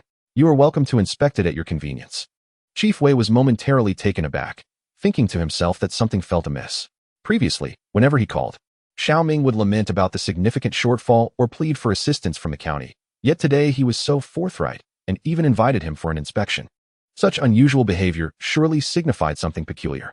Chapter 134. Chief Wei seeks assistance. Xiao, how did you manage to replenish the 30,000 pounds so swiftly? Chief Wei inquired with curiosity. Chief Xiao smiled as he replied, "We owe it all to a young intellectual from Baijia village in Jiang commune named Li Song. He ingeniously devised a method to exchange canned goods for grain, and within just a few days, he managed to acquire the 30,000 pounds. Chief Wei was somewhat surprised. "Oh, is there such talent in Baijia village? That's impressive. But is the quality of the grain satisfactory?" Chief Xiao quickly reassured him, "Rest easy, Chief. I personally inspected each bag upon entry. The quality of the grain is absolutely assured." Just as Chief Wei was about to hang up, he suddenly recalled that while the tasks of the various commune grain stations had been fulfilled, there remained a shortfall at the county level that had been troubling him, leading to a considerable loss of hair. If this Li Song could assist the Jiang commune grain station, surely he could aid the county grain station as well. With this thought in mind, Chief Wei continued, "Xiao, please provide me with Li Song's contact information. I wish to speak with him." Chief Xiao felt a twinge of anxiety and hesitated before saying, "Chief, could it be that Li Song has engaged in some irregular activities?" Upon hearing this, Chief Wei realized Xiao Ming had misunderstood and quickly replied, "What are you thinking? I merely wish to ask Li Song for assistance. After all, while the grain shortfall at your Jiang commune has been resolved, the county grain station still faces a significant deficit. Chief, Li Song has just given me all the grain he had on hand. It would be futile for you to seek him out now, as he possesses no grain at the moment." Hearing Xiao Ming's reluctance, Chief Wei's tone turned serious. His lack of grain now does not mean he will be without it in the future. You are hesitating to provide me with Li Song's contact information. Are you perhaps unwilling to share it with me? Realizing his thoughts had been discerned, Xiao Ming hastily denied this and reluctantly provided Chief Wei with Li Song's contact details. After hanging up, Chief Wei felt a sense of triumph. How could a mere commune grain station chief hold a candle to the likes of me? The county grain station chief? Surely, I have not squandered my efforts. With Li Song's contact information in hand, Chief Wei eagerly dialed the number. At this moment, Li Song was troubled by the output of his canned goods workshop. Hearing the phone ring, he hurriedly answered, "Hello, who is this?" Director Wei chuckled and replied, "Is this Comrade Li? I am Director Wei from the county grain station. You can just call me Lao Wei." Although Director Wei suggested calling him Lao Wei as a gesture of familiarity, he implied that doing so would be quite inappropriate. "Hello, Director Wei, this is Li Song," he responded. Director Wei got straight to the point. "Xiao Li, I heard from Xiao Ming about your impressive barter of canned goods for grain. The county grain station is facing difficulties as well. Could you possibly assist us in resolving this?" Li Song's expression turned troubled. "Director Wei, to be honest, I have just given all my grain to the commune grain station. I currently have not a single pound left." However, Director Wei remained hopeful. "Just because you don't have any now doesn't mean you won't later. There is still some time before the inspection from above. Please do your best to gather some." After pondering for a moment, Li Song replied, "Director Wei, the market for trading canned goods for grain will not always be available. I cannot guarantee how much grain I can procure." Director Wei smiled reassuringly. "Do not concern yourself with the quantity. Your willingness to help is the greatest support we could receive." Once the call ended, Li Song furrowed his brow. With a shortfall of 30,000 pounds at the commune grain station, it was likely that the county grain station faced an even greater deficit, making it a daunting task to gather such a substantial amount of grain. Nevertheless, he understood that assisting the county grain station would be a significant boon for him. With this thought in mind, Li Song resolved to increase production. Now that Wei's relatives had joined the canned goods production, expanding the scale would require enlisting more individuals. However, with so many people in Baijiao village, determining whom to recruit posed a challenge. He had previously struggled to find workers for the brick kiln until his father-in-law helped select suitable candidates. Thus, this time, Li Song decided to entrust the matter to his father-in-law, who, as the village chief, was quite adept at such tasks. That very day, Li Song conveyed his intentions to his father-in-law, who, one must admit, possessed an astonishing level of efficiency. By the next morning, Li Song found a dozen individuals gathered at his doorstep. Upon recognizing the newcomers, even Li Song couldn't help but admire his father-in-law's prowess. This time, his father-in-law had invited a total of 10 people, 5 surnamed Bai and 5 surnamed Wang, ensuring fairness and equity, all of whom were honest and diligent women from the village. Since the canned goods factory did not require heavy labor like the brick kiln, women were perfectly capable of contributing. The primary task at the canned goods workshop involved peeling and chopping peaches, a skill in which women excelled. To further enhance production, Li Song set up 2 oversized stoves in the corner of the courtyard, enabling 3 pots to boil simultaneously and achieving an astonishing output of 2,000 cans. Just then, the phone rang in the main room. Li Song promptly answered. "Hello, who is this?" "Mr. Li, it's me, Go. Brother Go. Why are you calling me so early? Is it that the canned goods are difficult to barter?" "Haha, Mr. Li, you've guessed incorrectly this time. It's not that they are hard to trade, but rather too easy.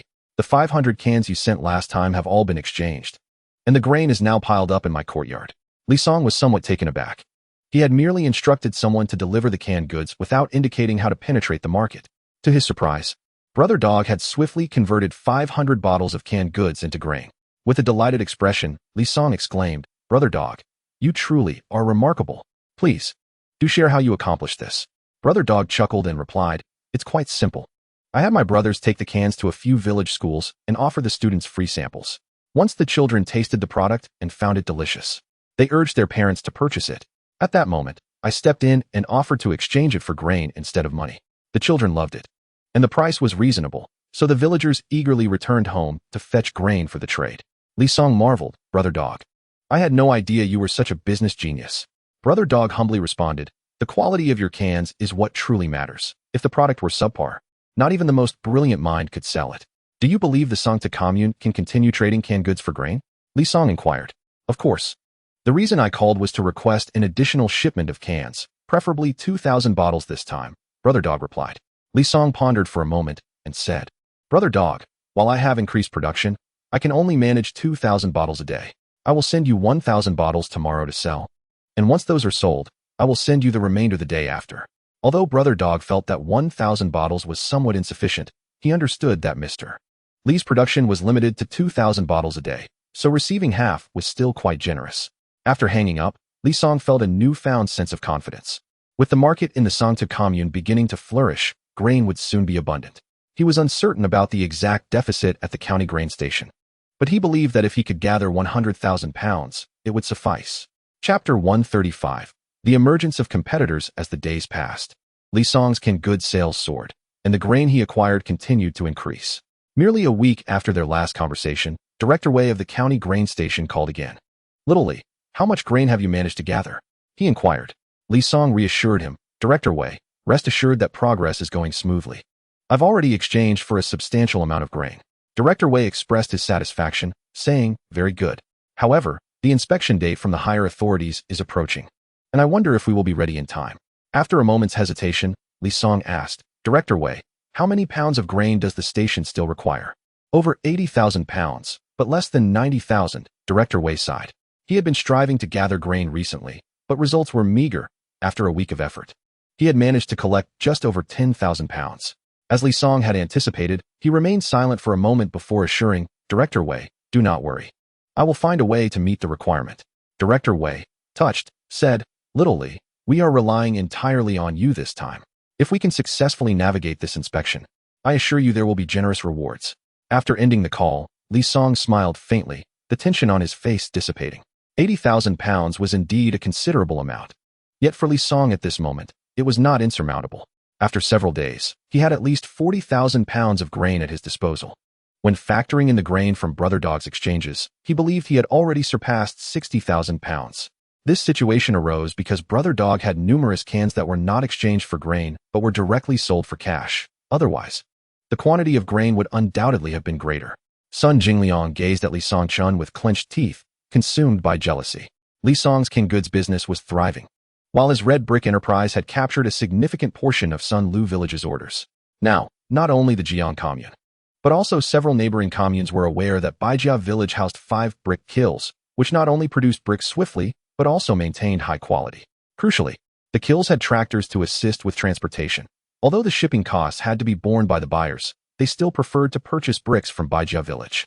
In contrast, while Sun Lu village's kilns did not charge for shipping, they also did not provide delivery services. If the quantity was small, one could transport it themselves. But for larger amounts, hiring a transport team was necessary, which incurred higher expenses. As Li Song's fortunes flourished, Sun Jingliang's discontent deepened. He contemplated surreptitiously undermining Li Song, attempting to sabotage him, but each of his efforts ended in failure.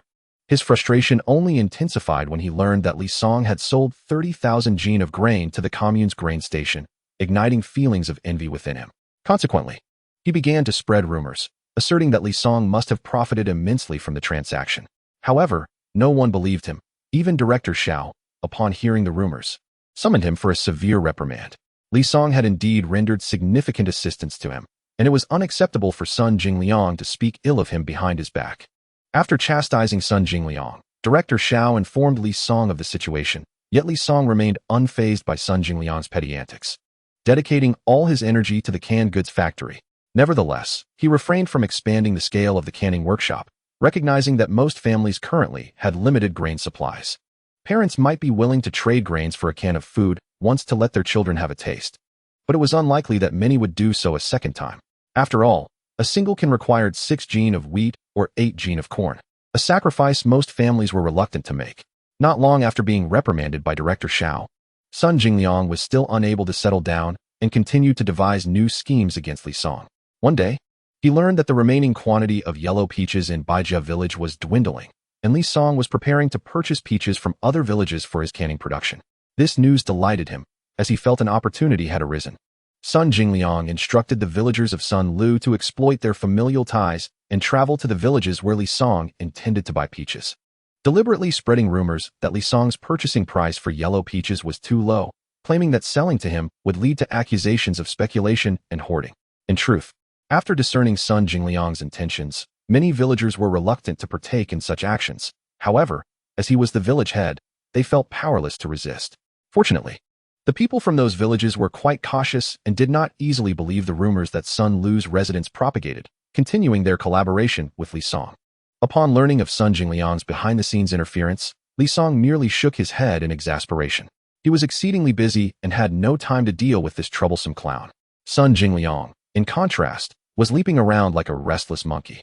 Nonetheless, this situation solidified Li Song's resolve to put an end to Sun Jingliang's troubles. Although a mere village head could not stir up much trouble, the incessant jumping around was undeniably vexing. Li Song harbored concerns that Sun Jingliang, driven to desperation, might resort to harmful actions against his wife and daughter. The last time in Sun Lu village, there had been an incident involving the kidnapping of a daughter. Thus Li Song was not particularly surprised by any potential actions from Sun Jingliang. Witnessing his scheme unravel once more filled Sun Jingliang with unfathomable rage. Yet he found himself powerless to act. He could only watch helplessly as Li Song's enterprise flourished, while he remained at an impasse. On Li Song's end, although he successfully navigated the troubles concocted by Sun Jingliang, he recognized the necessity of vigilance. However, he had resolved to eliminate Sun Jingliang completely, believing that his time was limited. Concurrently, Li Song began contemplating the long-term prospects of the canned goods workshop. Presently, the workshop exclusively produced canned peaches, resulting in a rather narrow market that was susceptible to seasonal fluctuations and raw material shortages. Once the peach season passed, the workshop would face closure due to the lack of ingredients. Therefore, to ensure the workshop's sustainable growth, it was imperative to explore new varieties of canned goods, such as canned apples and pears. To facilitate the development of new products, Li Song invited Teacher Lu back to Baijia village. Teacher Lu held a favorable impression of Li Song, and, upon learning of Li Song's request, readily agreed without hesitation. The two engaged in profound discussions regarding the development of new canned goods, but ultimately, Li Song abandoned the idea. The production of canned peaches was feasible primarily due to the presence of a peach orchard in Bai Ruowei village, allowing him to procure peaches at a remarkably low cost. In contrast, producing canned apples and pears would necessitate sourcing these fruits from distant locations, which would not only be costlier, but also incur significant transportation expenses, thereby eroding the cost advantage of the workshop's products. As Sun Jinliang observed the burgeoning success of Li Song's canned goods factory, his jealousy intensified. Yet, he understood that underhanded tactics could not thwart Li Song's progress, leaving him merely to watch in frustration. Just as he was on the verge of gathering the necessary grain for Station Master Wei, the two teams that typically returned by mid-afternoon were delayed until nightfall this time. Moreover, each vehicle carried in excess of 500 bottles of canned goods. Upon inquiry, Li Song discovered that competitors had emerged. Chapter 136, Station Master Wei also became alert. Brother, Xiaodong, what on earth is happening? Li Song furrowed his brow, his gaze fixed on the surplus cans, filled with perplexity. His brother-in-law, seething with anger, spat on the ground and exclaimed, "Today, we spotted an ox cart in the village, carrying a large barrel filled with canned goods. They are trading cans for grain just like us, but at significantly lower prices." Li Song was not particularly surprised by the emergence of competitors. After all, the canned goods industry was not characterized by high technological barriers, and if he could establish it, others could certainly follow suit. "Brother, do you know which village they hail from?" Li Song inquired further. "There was someone in the convoy I recognized. They seemed to be from Zhangge village," his brother-in-law replied. Zhangge. Li Song was not unfamiliar with this village, as it was the first place he had taken his brother-in-law, where they had encountered the village chief of Zhangge. "The emergence of competitors has significantly impacted us, resulting in a 1/3 decline in our sales. My brother-in-law, what should we do next?" My elder brother wore a worried expression. Li Song smiled faintly and replied, "Let it be." "What do you mean by that?" My elder brother was somewhat perplexed. Observing his bewilderment, Li Song gradually explained, "Brother, what I mean is that we must maintain our composure. Even with the competitors entering the fray, we cannot allow ourselves to become disordered." "Are you suggesting we do nothing and let them seize our business?" My elder brother expressed his dissatisfaction. To him, the canned goods market had always belonged to them. The sudden emergence of a rival felt akin to having money snatched from his pocket. Seeing his elder brother's agitation, Li Song gently patted his shoulder and said, "Brother, you are mistaken about one thing. Business is not exclusively ours. We were merely the first to take action. While we can produce canned goods, others can do so as well, so there is no need for you to be upset about this. Moreover, there is an abundance of wealth to be made. Having entered this industry earlier, we have already reaped our rewards, and we must allow others to partake as well. I perceive that the people of Zhangge village are quite ambitious. They likely desire not just a taste, but to monopolize the canned goods industry." After they departed, I inquired among the villagers, who generally expressed that while the canned goods from Zhangge village are cheaper, their flavor does not compare to ours. If we could lower our prices, their canned goods would immediately fail to sell, my elder brother insisted eagerly. Li Song shook his head resolutely, stating, "We must not blindly follow the trend of lowering prices. This would only place us in a passive position. Why can't we lower our prices?" My elder brother struggled to comprehend Li Song's rejection of his proposal. In his view, if their canned goods were priced the same as those from Zhangge village, the villagers would certainly choose theirs over the inferior tasting products. At that moment, my second brother and Zhao Dong also turned their gaze towards Li Song, believing that my elder brother's idea had merit. If they could compel Zhangge village to cease production, the canned goods trade would remain theirs. Li Song glanced at the three of them and could not help but sigh. He realized he must provide them with a reasonable explanation, otherwise, they would remain dissatisfied. If we were to blindly lower our prices, while we might reclaim the business lost to Zhangge village in the short term, it would merely be a temporary solution. First, lowering prices would diminish our profits. Furthermore, if we reduce our prices, Zhangge village could do the same. Our canned goods require bottling, which incurs a cost for each bottle, making it impossible for us to compete on price. Engaging in a price war would ultimately lead to mutual destruction, resulting in no profits for anyone. We can decisively defeat Zhangge canned goods factory and later restore our prices to their original levels. Once we do so, the canned goods from Zhangge village would become profitable again, prompting them to resume production. Moreover, if the prices were indeed lowered as you suggested and then restored, one must ponder. Yesterday, 3 pounds of grain sufficed to exchange for a can, yet today, it demands 6 pounds. Do you truly believe anyone would still be inclined to trade? The three individuals, upon hearing this, were visibly startled, realizing that their previous thoughts had been overly simplistic. "Brother-in-law, are we truly powerless in this situation?" the elder brother-in-law inquired with evident concern. Li Song chuckled softly and replied, Certainly not. We must approach this from different angles to enhance our competitiveness. For instance, we could implement minor promotional activities, such as previously allowing a can to be exchanged for 6 pounds of wheat, but if villagers were to exchange for 2 cans at once, they would only need to provide 11 pounds of wheat, creating a sense of advantage for the customers. Additionally, we could introduce unbottled canned products, which would render our offerings more competitive. The second brother-in-law nodded in agreement, stating, "What you say makes sense. We cannot merely focus on pricing, but must enhance our advantages from multiple facets." Zhao Dong added, "Songzi, I believe we could also amplify our promotional efforts, ensuring that more people are aware that our canned goods surpass those of Zhangge village." Li Song regarded Zhao Dong with approval, affirming, "Indeed, promotion is crucial." The elder brother-in-law, upon hearing Li Song's words, found his anxiety gradually dissipating, exclaiming, "Brother-in-law, you truly have a way with this. I'll fetch 2 large barrels shortly. Tomorrow, we shall also sell bulk canned goods, just like Zhangge village." Observing the elder brother-in-law's decisive demeanor, Li Song smiled gently, confident that their canned goods business would thrive. The following day, the elder brother-in-law and Zhao Dong set forth, each bearing a large barrel of bulk canned goods.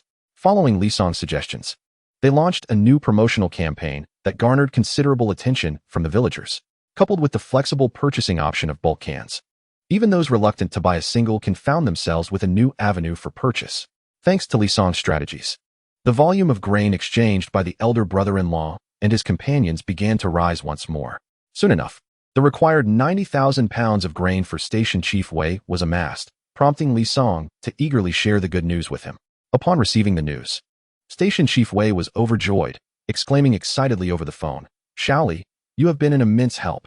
Once the grain is transported back, I shall reward you handsomely." Li Song responded with a smile, "You flatter me, Station Chief. It brings me great joy to assist you, as it is my duty." With the inspection day approaching rapidly, Station Chief Wei dared not delay. After hanging up the phone, he promptly led the grain station staff to Baijia village to sort and tally the grain, ensuring that every step was executed flawlessly. Throughout this process, Station Chief Wei exhibited an unprecedented level of diligence and responsibility. No longer was he the leader who merely issued orders from an office. He immersed himself in the front line, directing and supervising personally. Observing Station Chief Wei's hands-on approach, the staff at the grain station felt compelled to match his seriousness. Once they confirmed that the quality and weight were satisfactory, they began loading the grain. With the grain stored, Station Chief Wei felt an alleviation of pressure and regained his vigor. He first called the commune's grain station to inquire about their grain procurement situation, encouraging those who had completed their tasks, while those who had not were inevitably met with his reprimand. Chapter 137. The Good-Hearted Dog Brother. What to do? What to do? Zheng Tong, the head of the Songtu commune grain station, was in his office, fretting like an ant on a hot pan, scratching his ears and pulling his hair. Tomorrow, the provincial inspection team would arrive, yet the grain station still lacked over 40,000 jin of grain. During this time, he had racked his brain to gather the necessary grain, nearly pulling his hair out in despair. It could be said that he had exhausted every conceivable method, yet the shortfall remained insurmountable. Knock, knock, knock. A knock at the door interrupted his thoughts, and Zheng Tong glanced at the office door, wearily uttering, "Come in." Creaking open, the door revealed a man in police uniform. "Second brother, what brings you here during work hours?" "Big brother, I have a way to help you make up the grain shortage, but you will need a substantial sum of money to purchase it." Upon hearing this, Zheng Tong's eyes lit up, as if a glimmer of hope had pierced through the darkness.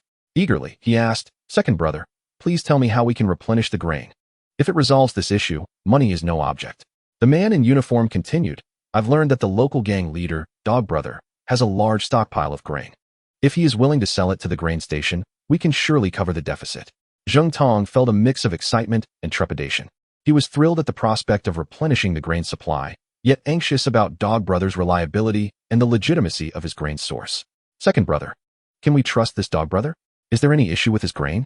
Zheng Tong inquired, furrowing his brow. The police officer pondered briefly before responding, "Big brother, rest assured. Although Dog Brother was once a rogue, he has recently been persuaded by Mr. Li to turn over a new leaf. The grain he possesses was acquired through a legitimate exchange of canned goods, sourced from the Jiang Commune Food Factory. Thus, his grain is obtained through lawful transactions. Moreover, time is of the essence, and we lack better alternatives." Zheng Tong gritted his teeth and said, "Very well. Contact Dog Brother immediately and see if he is willing to sell us the grain. As for the price, we can negotiate. But I have one condition. The transaction must be completed today, and all grain must be stored by tomorrow. The police officer nodded, stating, "Understood. I will take care of it." With that, he turned and exited the office. Zheng Tong sat in his chair, unable to calm his racing thoughts. He had initially feared that misfortune awaited him, but the arrival of second brother had instilled a flicker of hope. He could only hope that time was still on their side. As seconds ticked away, Zheng Tong continuously glanced at his watch, his anxiety intensifying. He rose from his seat and paced back and forth in the office. Various possible scenarios swirling in his mind. What if Dog Brother refused to sell the grain? Even if he was willing, with less than a day remaining, would they be able to stock such a large quantity of grain in time? As Zheng Tong was engulfed in anxiety, the office phone suddenly rang. He dashed over and picked it up. On the other end, an excited voice belonging to a police officer exclaimed, "Brother, Dog Gu has agreed to sell the grain. He said he can sell it to our commune granary at market price. I shared some details about the granary with him, and he is willing to finalize the transaction today." Overjoyed by the news, Zheng Tong eagerly responded, "That's wonderful. I will immediately arrange for someone to coordinate with Dog Gu to ensure all the grain is stored by tomorrow morning." After hanging up, Zheng Tong finally breathed a sigh of relief, his earlier worries dissipating. He sat down, wiped the sweat from his brow, and reflected on his immense gratitude. This time, it was thanks to his younger brother. Otherwise, he shuddered to think how his superiors would react upon discovering the significant grain shortage in the granary. Soon, under the guidance of the police officer, Zheng Tong, accompanied by personnel from the granary, arrived at Dog Ji's residence. Initially, Zheng Tong felt apprehensive about whether Dog Gu had sufficient grain, but upon seeing the yard piled high with grain like a small mountain, his worries vanished. Subsequently, the two parties began the handover process. Noticing the granary team was small in number, Dog Gu personally directed his subordinates to load the grain onto trucks for transport to the granary. Throughout the transportation, Zheng Tong kept a vigilant eye, anxious about any potential mishaps. Finally, the grain arrived safely at the commune granary, and after the staff conducted their counting and inspection, both quality and quantity were confirmed to be satisfactory. Zheng Tong waved his hand to commence the storage process. Storing over 40,000 pounds of grain was no trivial task. He summoned all the granary staff to assist, and after several hours of diligent effort, they successfully stored the grain. As Zheng Tong gazed upon the granary now brimming with grain, a tremendous weight lifted from his heart. He realized that he had finally navigated through the impending inspection successfully. All thanks to the former ruffian before him. Dog Gu, you are truly a good person. I am immensely grateful for your help. Without this grain, I would have been finished. Dog Gu, taken aback by being called a good person for the first time, felt slightly dazed, yet the sentiment was oddly pleasant. Director Zheng, there is no need for such formality. I have turned over a new leaf and wish to contribute to society. Moreover, the reason I was willing to assist was not only due to your standing, but also because Mr. Li instructed us to do so. After all, this grain belongs to him, and it is merely temporarily stored with me. Director Zheng naturally recognized who Mr. Li was, but he hadn't expected that the grain exchange for canned goods was part of Mr. Li's dealings. Thanks to Mr. Li's assistance, my brother was able to turn the crisis into safety. Dog Gu, please be sure to extend my gratitude to Mr. Li. Although Zheng Tong was curious about Mr. Li's identity, he hesitated and chose not to inquire further.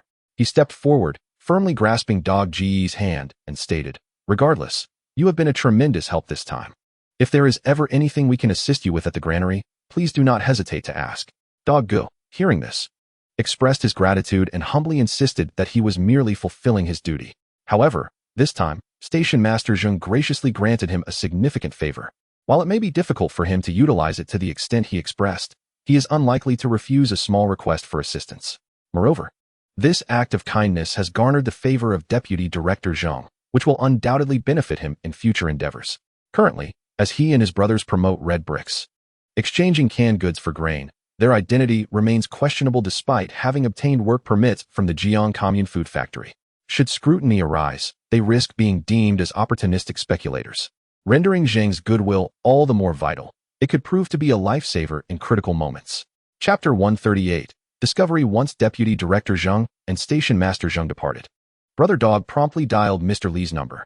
"Mr. Li, as per your instructions, all the grain at home has been sold to the grain station, totaling 5,968 yuan and 4 jiao. Please take out your share for you and your brothers directly. The remainder can be handed over to the individual delivering red bricks to you tomorrow." Understood, Mr. Li. After ending the call, Li Song stepped into the courtyard, cradling his daughter, when he heard the sound of an approaching vehicle. "Your uncles are back. Let's go greet them. Okay, though sometimes a bit reckless. Both the eldest and second uncles had always treated the little girl with great kindness, and she adored them in return. As they reached the entrance, they spotted the two uncles disembarking from a tractor. Big brother, second brother, you returned quite early today. Having completed the exchange of canned goods, we naturally came back. The eldest uncle gestured behind him. Sister-in-law, I must say, Xiaodong's strategy was quite brilliant. Ever since we started selling bulk canned goods, Zhang Ji's products have encountered little resistance. Observing the proud expressions on the faces of his uncles, Li Song smiled and remarked, "It seems our strategy has proven successful." The eldest uncle nodded, a look of triumph on his face. Of course, our canned goods have always surpassed Zhang Ji's in quality. And with the addition of bulk offerings and promotional activities, the villagers are naturally more inclined to purchase from us. The people of Zhangge village stand no chance against us. The second uncle chimed in, "Indeed, sister-in-law, we should continue employing this method. It will surely leave Zhang Ji's canned goods factory defenseless." The little girl jumped with excitement, exclaiming, "Uncle is so amazing.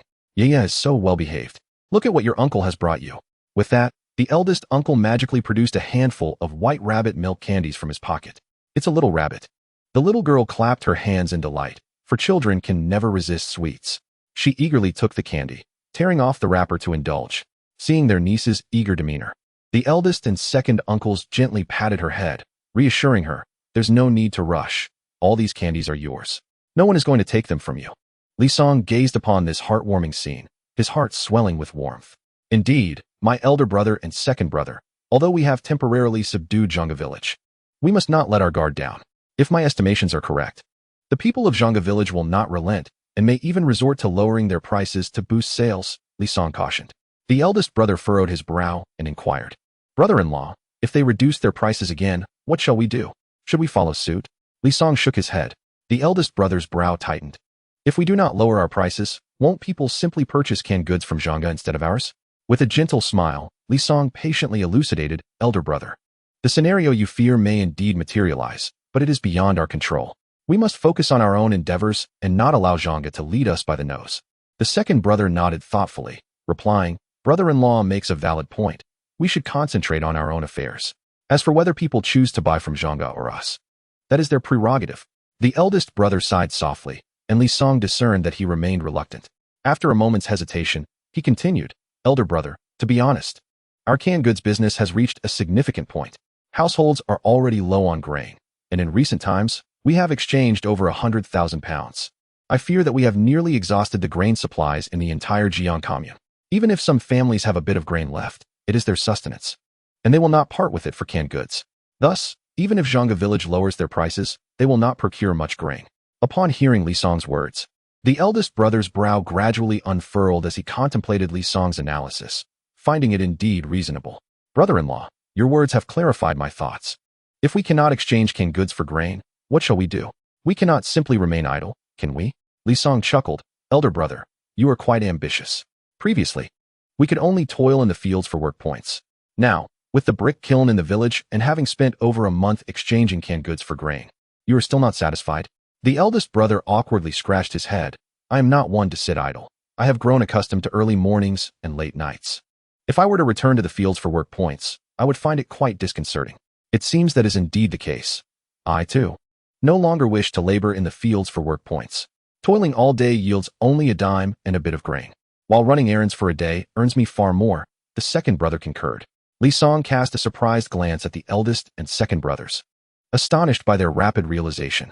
"Deputy Captain Sun, we have conducted a preliminary investigation, and as you suggested, there is indeed a criminal gang operating there. Prepare the men. We will make arrests tonight." "Deputy Captain Sun, should we report such a significant operation to Captain Zhou before proceeding?" Sun Cheng pondered for a moment. Given that Captain Zhou was his direct superior, it was indeed prudent to inform him of such a considerable undertaking. Li Song hurriedly sought out Captain Zhou of the criminal investigation team. As he turned a corner, he caught sight of Captain Zhou stealthily entering Deputy Director Zhao's office. At the moment he crossed the threshold, Captain Zhou glanced back, startling Sun Cheng, who quickly ducked behind the wall. Creeping towards Deputy Director Zhao's door, Sun Cheng intended to eavesdrop on their conversation, but was interrupted by someone calling his name from behind. "Sun Cheng, what are you doing there?" Without a moment to spare for clandestine listening, Sun Cheng hurriedly approached. "Director," he acknowledged. "What were you doing at Deputy Director Zhao's door just now?" Upon hearing the director's inquiry, Sun Cheng felt a jolt of panic, realizing how easily his actions could be misconstrued. Without a plausible explanation, he risked being misunderstood. After a brief hesitation, he decided to speak candidly, recounting how he intended to report to Captain Zhou and had coincidentally observed him surreptitiously entering Deputy Director Zhao's office. The director cast a fleeting glance at Zhao's office, but did not press further. You mentioned you were going to report to Captain Zhou. What was the nature of your report? I received a tip-off from the public regarding a gang operating in Zhoujia village. After conducting a covert investigation, I confirmed the existence of a criminal organization with at least a dozen members. While they have not committed any heinous acts, they have engaged in extortion, dined and dashed, and harassed respectable women. You have been investigating Zhoujia village in secret? Director Sun's expression turned peculiar as he regarded Sun Cheng. Then he turned to leave. Confused, Sun Cheng pondered the meaning behind the director's final expression. Follow me and elaborate on the situation, Director Sun commanded. Chapter 139. Pressuring Sun Cheng followed Director Sun to his office, where he provided a detailed report regarding the criminal gang in Zhoujia village.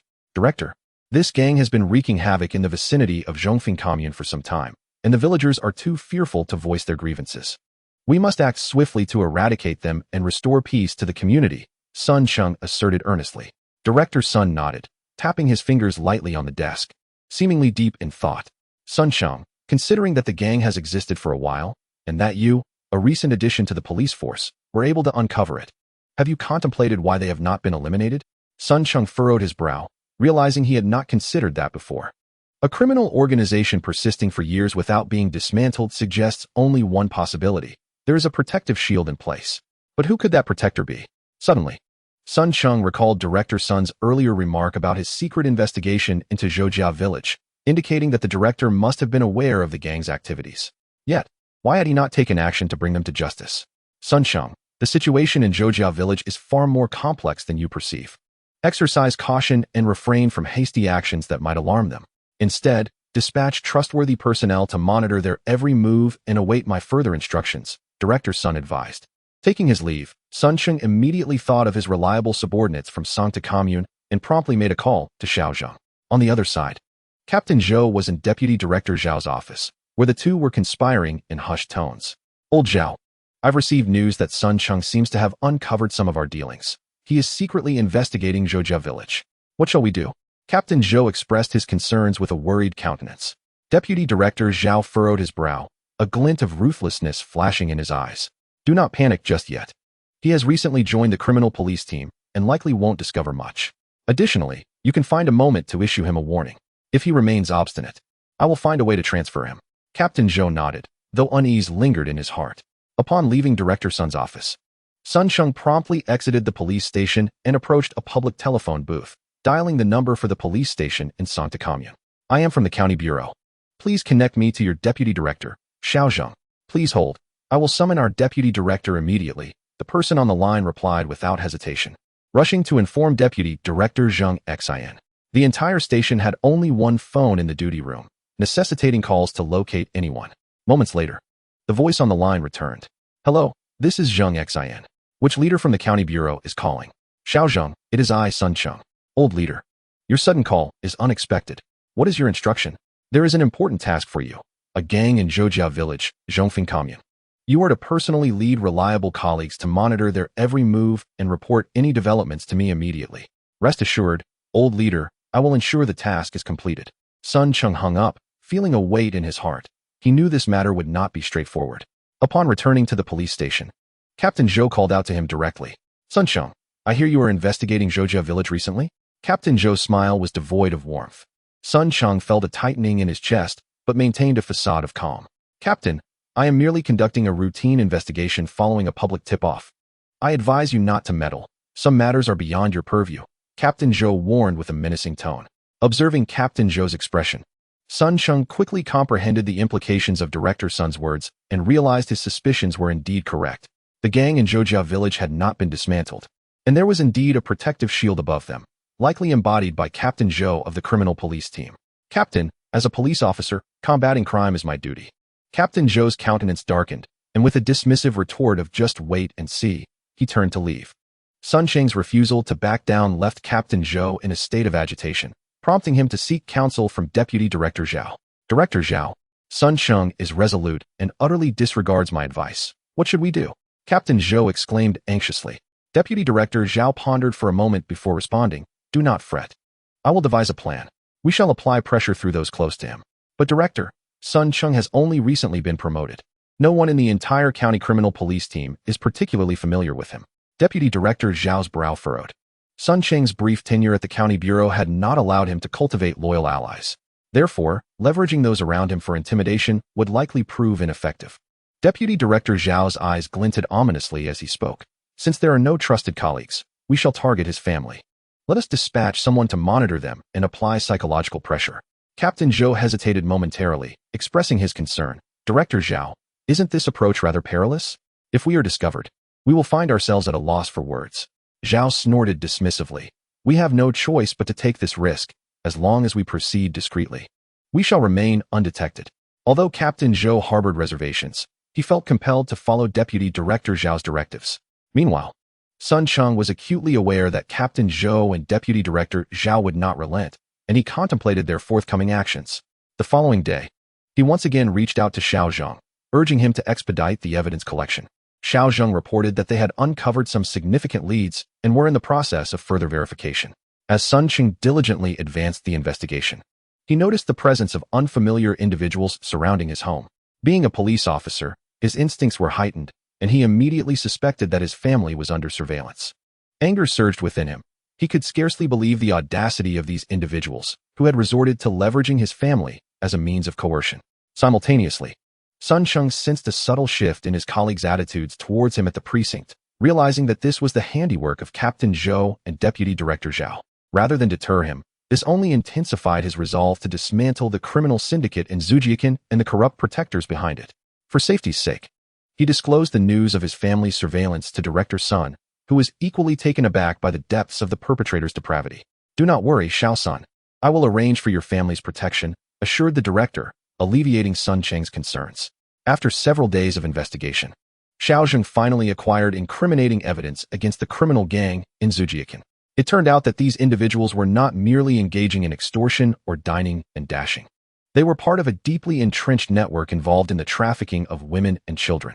Upon receiving this report, Sun Sheng promptly relayed the findings to Director Sun, who, after careful contemplation, resolved to take action that very night.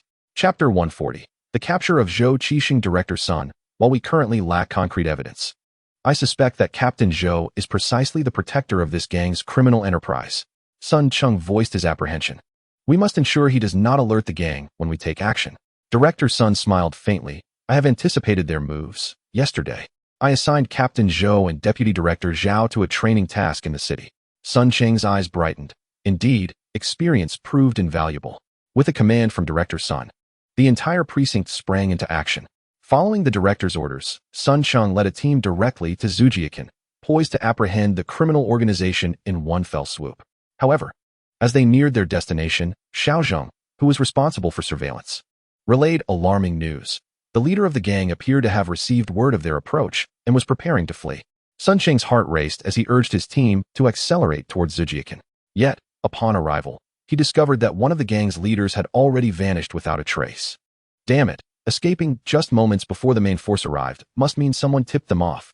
Sun Cheng's expression darkened ominously as he suddenly turned his gaze to Xiao Zheng. Do you know where those gang leaders have fled? Upon seeing their escape preparations, I immediately dispatched personnel to follow them. However, after leaving Zhojia village, they were picked up by motorcycles. My subordinates only had bicycles and could not keep pace. At this moment, Xiao Zheng's countenance was equally grim. He had botched his first assignment from the former leader and felt quite embarrassed. Why didn't you take decisive action to apprehend them? Xiao Zheng longed to explain that there were only 3 of them, with 1 dispatched to relay messages. When they witnessed the gangsters fleeing, only 2 remained. While the gang in Zhojiao village numbered at least a dozen, how could they possibly capture them? At that moment, Director Sun also arrived at the scene, and upon learning the situation, his expression grew grave.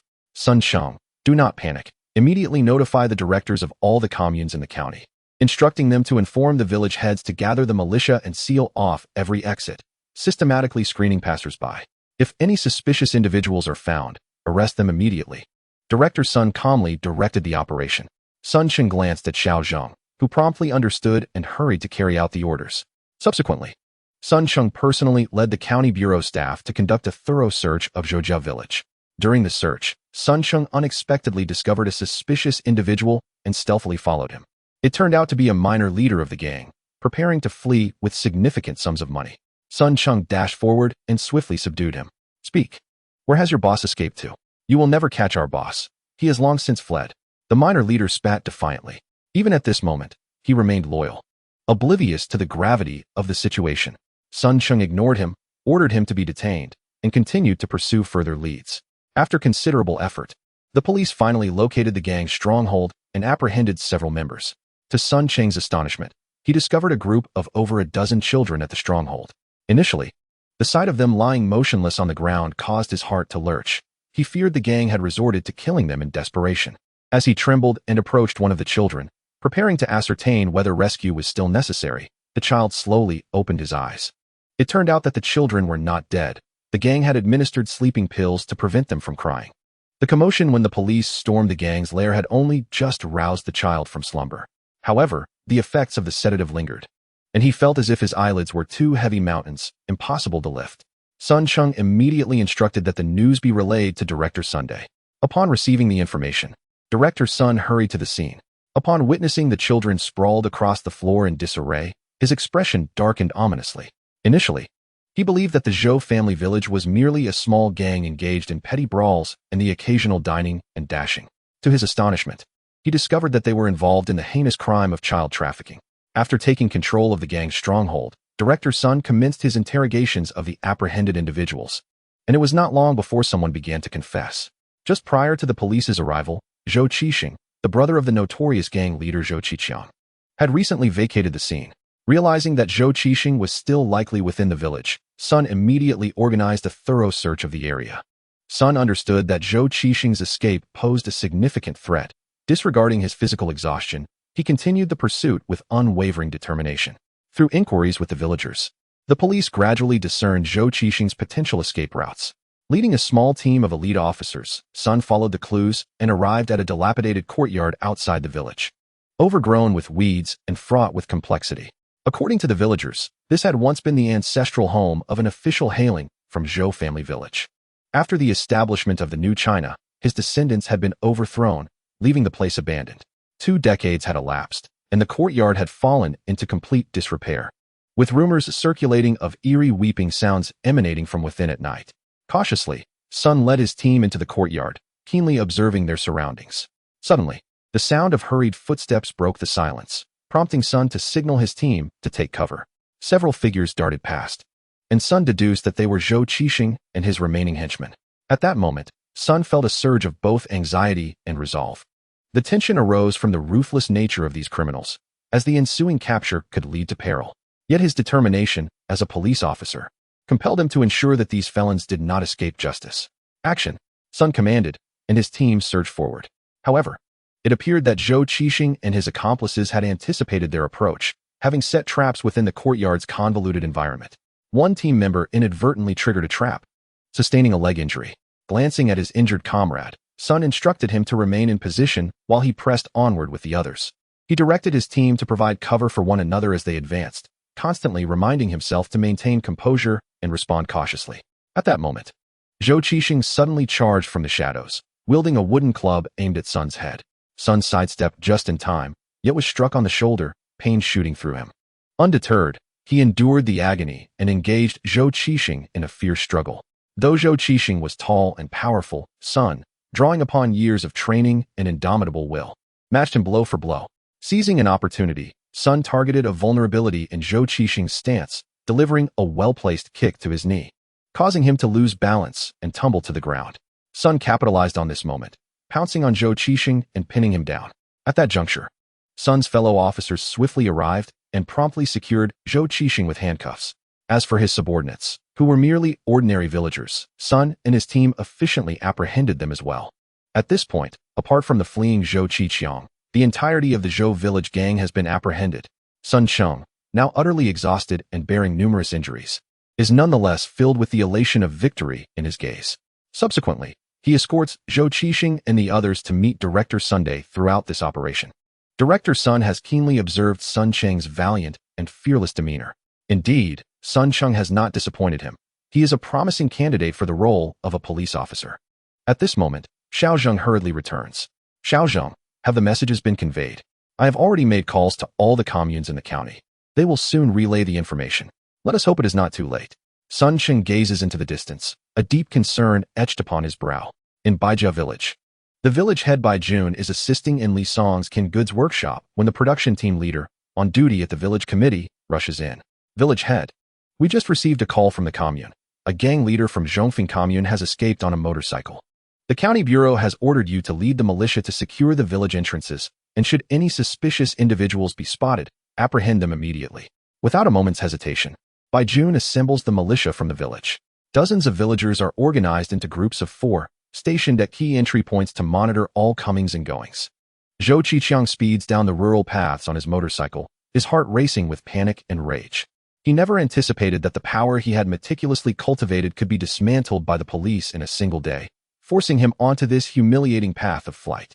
What perplexes him further is the absence of prior warning from his uncle. Fortunately, he had taken precautions and bribed someone within the county bureau. Had it not been for that final tip-off, he might have met the same fate as the other members of his gang. As he races onward, Zhou Qiqiang's sole thought is to escape Ming County as swiftly as possible. Safety lies just beyond its borders. Along the way, he remains vigilant, initially finding the roads clear. However, upon exiting Zhongfeng commune, he discovers militia members stationed at various checkpoints. To evade them, he is compelled to take lesser-known paths, racing onward until he unwittingly arrives at Jiang commune. Throughout this desperate flight, he continually alters his direction to avoid militia patrols, now uncertain of his exact location. The only certainty is that he is drawing nearer to the boundary of Ming County. With each turn, he consistently heads eastward. For traversing east from Zhou village is the quickest route to freedom from Ming County. As he escapes, he observes that the longer he lingers, the tighter the militia's grip becomes. He must flee without delay. Should the militia mobilize throughout the county, his escape would become utterly impossible. Just then, Zhou Qiqiang spots an individual guiding a donkey cart slowly toward him. He quickly conceals his motorcycle and pretends to rest by the roadside, stopping the cart as it passes. Excuse me, kind sir, could you tell me where this place is? People from the 70s are generally warm-hearted and seldom refuse a request for directions. Brother, are you lost? My grandmother insisted that I visit my great-aunt's home, which is quite distant. I had been there only once during my childhood, and on that occasion, I lost my way. Here lies Baijia village in Jiang commune. Where do you intend to go? Upon hearing the name Baijia village, Zhou Qiqiang's eyes brightened. He had previously heard from his uncle that Jiang commune marked the boundary of Ming'an County, and crossing it would lead directly to Yuqing County. I am headed to Duwangzwang village in Yuqing County. To reach Yuqing County, follow this road, pass through Baijia village, and then continue along the asphalt road for several miles. The man instructed. Following the directions, Zhou Qiqiang soon arrived at the outskirts of Baijia village, where he noticed a group of militia guarding the intersection ahead, and his expression darkened. For Zhou Qiqiang, the most prudent course of action would have been to take a detour to avoid the militia. But he was not inclined to do so this time. Time was of the essence. He had to escape Ming'an County immediately. Otherwise, once the police completed their preparations, any chance of fleeing would vanish. Thus, the only option before him was to charge ahead resolutely. Zhou Qiqiang revved the motorcycle, its engine roaring as he sped toward an intersection in Baijia village. There, the village chief, Bai Jun, was leading the militia in a state of readiness. As they spotted the motorcycle hurtling toward them, they immediately became alert. Halt! Submit to inspection, Bai Jun shouted. However, Zhou Qiqiang had no intention of stopping. Instead, he accelerated further. Seeing this, Bai Jun swiftly commanded the militia to prepare for interception. At that critical moment, Zhou Qiqiang suddenly drew a pistol, aiming it at Bai Jun. Get out of my way, or I will shoot, he threatened loudly. The militia was undeterred by his threats, raising their rifles in response, ready to fire should he pull the trigger. Just then, Li Song and his second uncle happened upon the scene while delivering food to Bai Jun and the militia. They quickly noticed the unfolding situation, their expressions changing dramatically. Reacting swiftly, Li Song snatched the gun from his second uncle's hands. Before his uncle could comprehend the situation, Li Song had already chambered a bullet and aimed it at Zhou Qiqiang, who was fixated on Bai Jun and thus oblivious to Li Song's arrival. Without hesitation, Li Song pulled the trigger. With a resounding bang, Zhou Qiqiang fell to the ground, a look of disbelief etched on his face.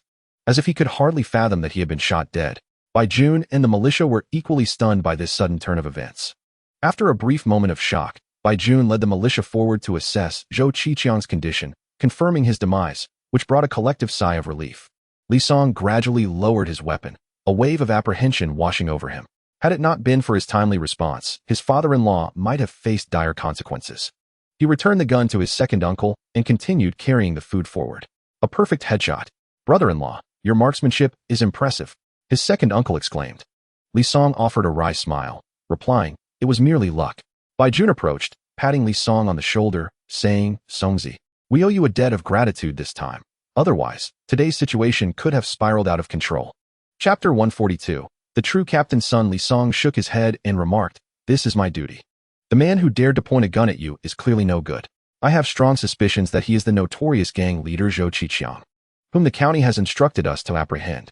The village chief, Bai Jun, found his son-in-law's analysis quite compelling. After all, who else would carry a handgun and ride a motorcycle without cause? This perfectly matched the descriptions provided in the county's reports. After transporting the body back to Bai family village, he promptly informed the commune of the development. The commune swiftly relayed the information to the county bureau. Upon learning that the fugitive gang leader from Zhoujia village might have been killed, Sun Chung and Director Sun immediately made their way to Bai family village. Upon seeing the lifeless body on the ground, a significant weight lifted from their hearts. With the confirmation of Zhou Qiqiang's demise, the entire incident appeared to reach a pivotal turning point. Director Sun promptly initiated a thorough interrogation of the Zhoujia village gang. Inside the interrogation room, the atmosphere was tense and grave. Under immense pressure, the captured gang members quickly succumbed, their psychological defenses crumbling. Soon, one of them confessed to the collusion between Captain Zhou and the gang, a revelation that sent shockwaves through the room, akin to a stone cast into a tranquil lake. Stirring tumultuous waves, Director Sun immediately halted Captain Zhou's studies and brought him into the interrogation room. Initially, he attempted to deny any wrongdoing, but as undeniable evidence was presented, his complexion grew increasingly pale. During further questioning, he implicated Deputy Director Zhao, explicitly stating that Zhao was the mastermind behind the gang's formation, having orchestrated it under his orders. This revelation astounded Director Sun and his colleagues. They had believed Deputy Director Zhao merely served as a protective shield for the gang, not realizing he was its architect. With the arrest of Deputy Director Zhao, the confessions multiplied, implicating several others, including a deputy county chief from Ming'an County. Aware of the gravity of the situation, Director Sun immediately reported to higher authorities and established a dedicated investigation team to probe the implicated deputy county chief. Subsequently, County Chief Zhang personally took charge, initiating a county-wide campaign to combat organized crime and rectify the prevailing corruption within the ranks of officials.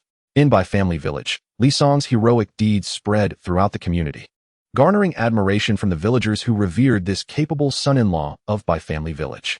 Bai Jun felt immense pride for having such a brave and resourceful son-in-law. Despite the surrounding events, Li Song remained unfazed, continuing his diligent work at the canning factory. However, the fragments of news he had been receiving over the past few days stirred an unsettling turmoil within him. In his previous life, he had mobilized considerable resources to investigate his daughter's whereabouts, scrutinizing numerous external child trafficking rings, yet he had never delved into the local syndicates. If, indeed, a child trafficking ring had operated in Ming'an County, rescuing children from the vicinity, it was conceivable that his daughter's disappearance was orchestrated by them. In this life, he had inadvertently dismantled that very ring, perhaps preventing the tragic loss of his daughter. Nonetheless, Li Song remained cautious, wary of the unpredictable nature of fate. He could not bear to endure the anguish of losing his daughter again. As the investigation progressed, an increasing number of dark secrets were unveiled. Those officials who once colluded with criminal gangs should receive their due punishment, whether it be imprisonment or execution. Following the eradication of these social malignancies, the political landscape of the entire county has experienced profound purification. This mission successfully dismantled the criminal organization in Zhoujia village, restoring peace to the local populace. Sun Chung, due to his exemplary performance during this operation, received commendation from superiors and was naturally promoted, shedding the prefix deputy to become the true captain of the criminal police team. Director Sun, having effectively commanded the effort to dismantle the criminal syndicate in Zhoujia village, was also elevated to the position of executive deputy county head of Ming'an County, concurrently serving as the chief of public security. Alongside him, Zheng Xin, the deputy director of Sangta Commune, was likewise promoted, now rightfully recognized as Director Zheng. Naturally, Li Song, who courageously eliminated the principal villain, was not forgotten. the county's Public Security Bureau convened another commendation ceremony. At this event, Li Song stood adorned with a bright red flower on his chest, beaming with a subtle smile as he accepted accolades on stage. Although this marked his second participation in a county-level commendation ceremony, he still felt a flutter of excitement within. The audience erupted in thunderous applause, extolling his heroic deeds. After the ceremony, Li Song returned home to Bai Ruowei village, where his wife and daughter greeted him with eyes brimming with pride and joy. His daughter wrapped her arms around his leg, her sweet voice chiming, "Daddy, I want to wear a big flower." "All right, I shall adorn my precious daughter," Li Song replied with a smile, lifting her up and kissing her cheek before placing the bright red flower upon her. However, as his daughter was quite small, the ribbons of the flower were excessively long to stay in place. Thus, Li Song promptly cut the ribbons and tied them around the little girl's chest. It must be noted that the flower was indeed grand, nearly as wide as the child herself. Wearing the large flower, the little girl bounced joyfully around the courtyard. Exuding the exuberance of a small bird, Li Song and his wife watched their daughter, their faces radiating happiness. Alas, there was no camera, otherwise capturing this delightful moment of their daughter's joy would surely provide amusement in years to come. Li Jiqing, is Li Jiqing home? Just as Li Song and his wife were admiring their daughter playing with the big flower, a voice called out his name from outside, prompting him to hastily exit the courtyard. "Postal worker, I am the youth Li Song. Is there a letter for me?" "Indeed, there is a letter for you." The postal worker rummaged through his green satchel behind his bicycle, retrieving a letter and handing it to Li Song. Merely glancing at the handwriting on the envelope, Li Song instantly recognized it as a reply from his father. Having practiced calligraphy with him since childhood, he would never forget his father's penmanship, even after a decade or two. "Thank you for your hard work, postal worker. Please come in for a drink of water?" "No, I must deliver letters to Xiao Wangzhuang." After the postal worker departed, Li Song promptly returned home to open the letter. The content was brief, consisting of only 2 crumpled pages. Upon seeing the wrinkled paper, tears streamed uncontrollably down Li Song's face. His parents, hailing from a scholarly lineage, placed great value on quality writing materials. Yet now, they had resorted to using the best paper they could find, which happened to be these 2 crumpled sheets. No wonder the parents refrained from mentioning the harrowing events of those years. Perhaps the memories were too excruciating for them to revisit. Upon witnessing Li Song's sudden tears, his wife anxiously inquired, "What is the matter? Has something happened to your parents?" Li Song shook his head, choking back his emotions as he replied, "No. My father wrote that both he and my mother are well, mentioning that their area is quite remote and inaccessible, making visits exceedingly inconvenient. He urged us not to seek them out." Chapter 143. Preparations before departure. Songzi, shall we still visit your parents? Bai Ruowei cautiously probed. "Of course we shall. We will set off in a couple of days." "All right. I will pack my belongings shortly to avoid the chaos of last-minute arrangements, which often leads to forgetting things." After reading the letter, Li Song remained silent for a considerable time. His wife gently grasped his hand, saying, "Songzi, since your parents have responded, it signifies they are doing well. This is indeed splendid news, and you should be happy. It is indeed a cause for joy." Li Song tenderly embraced his wife, and his demeanor visibly lightened. "You are the cornerstone of both the brick kiln and the canning factory, with our visit to your parents. I am uncertain how long we shall be delayed. You must make the necessary arrangements to ensure their smooth operation in your absence." Merely ensuring normal operations, as his wife suggested, was insufficient. Precautions against potential disruptions were essential. Li Song recalled the recent antics of Sun Jinliang, who had been quite troublesome. He originally intended to deal with him after the conclusion of the Zhu family's case. However, the arrival of his parents' letter had intervened. One must admit, although Sun Jinliang appeared to be a mere buffoon, his audacity was remarkable. Whenever Li Song planned to confront him, unforeseen circumstances always thwarted his efforts. This time was no exception. In comparison to visiting his parents, contending with a character like Li Jinliang was hardly comparable. For Li Song, dealing with someone of Jinliang's ilk was as effortless as crushing an ant. "Yes, you are correct. As for the brick kiln, I will have my father-in-law keep a close watch, and I shall entrust the canning factory to my brother-in-law." Regarding Sun Jinliang, the county has recently initiated a crackdown on organized crime. I doubt he would dare to stir up any trouble at this juncture. Nonetheless, I should inform everyone just to be safe, Li Song contemplated. Bai Ruowei nodded. "Very well. You go ahead and make the arrangements. I will begin packing our luggage." Li Song rose and left, first visiting the brick kiln to relay his instructions to his father-in-law. The latter smiled reassuringly. "Songzi, go with peace of mind. I will keep an eye on things here, and all shall be well." In the evening, Li Song sought out his brother-in-law to entrust him with the canning factory. However, his brother-in-law shook his head vehemently, unwilling to take on the responsibility. Recently, he had been busy running around to procure grain and showed little interest in remaining at the factory. My brother-in-law, perhaps you should assign the task of overseeing the factory to Ergo? Li Song noted his brother-in-law's disdainful expression and reluctantly shifted his gaze towards the second brother-in-law. In the next moment, his reaction mirrored that of his brother-in-law, his head shaking rhythmically like a rattling drum, almost in perfect synchrony. Sister's husband, perhaps you should entrust this matter to Zhao Dong. This fellow is mature and composed, making him the most suitable guardian for the canned goods workshop. Left with no other choice, Li Song could only wait for Zhao Dong's return to seek his counsel. He did not deceive Zhao Dong, candidly sharing that both his brother-in-law and second uncle had been declined.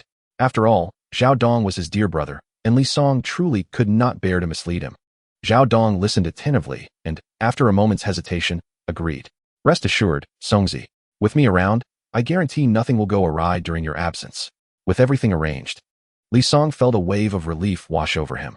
After a busy half-day, Bai Ruowei had nearly finished packing their belongings.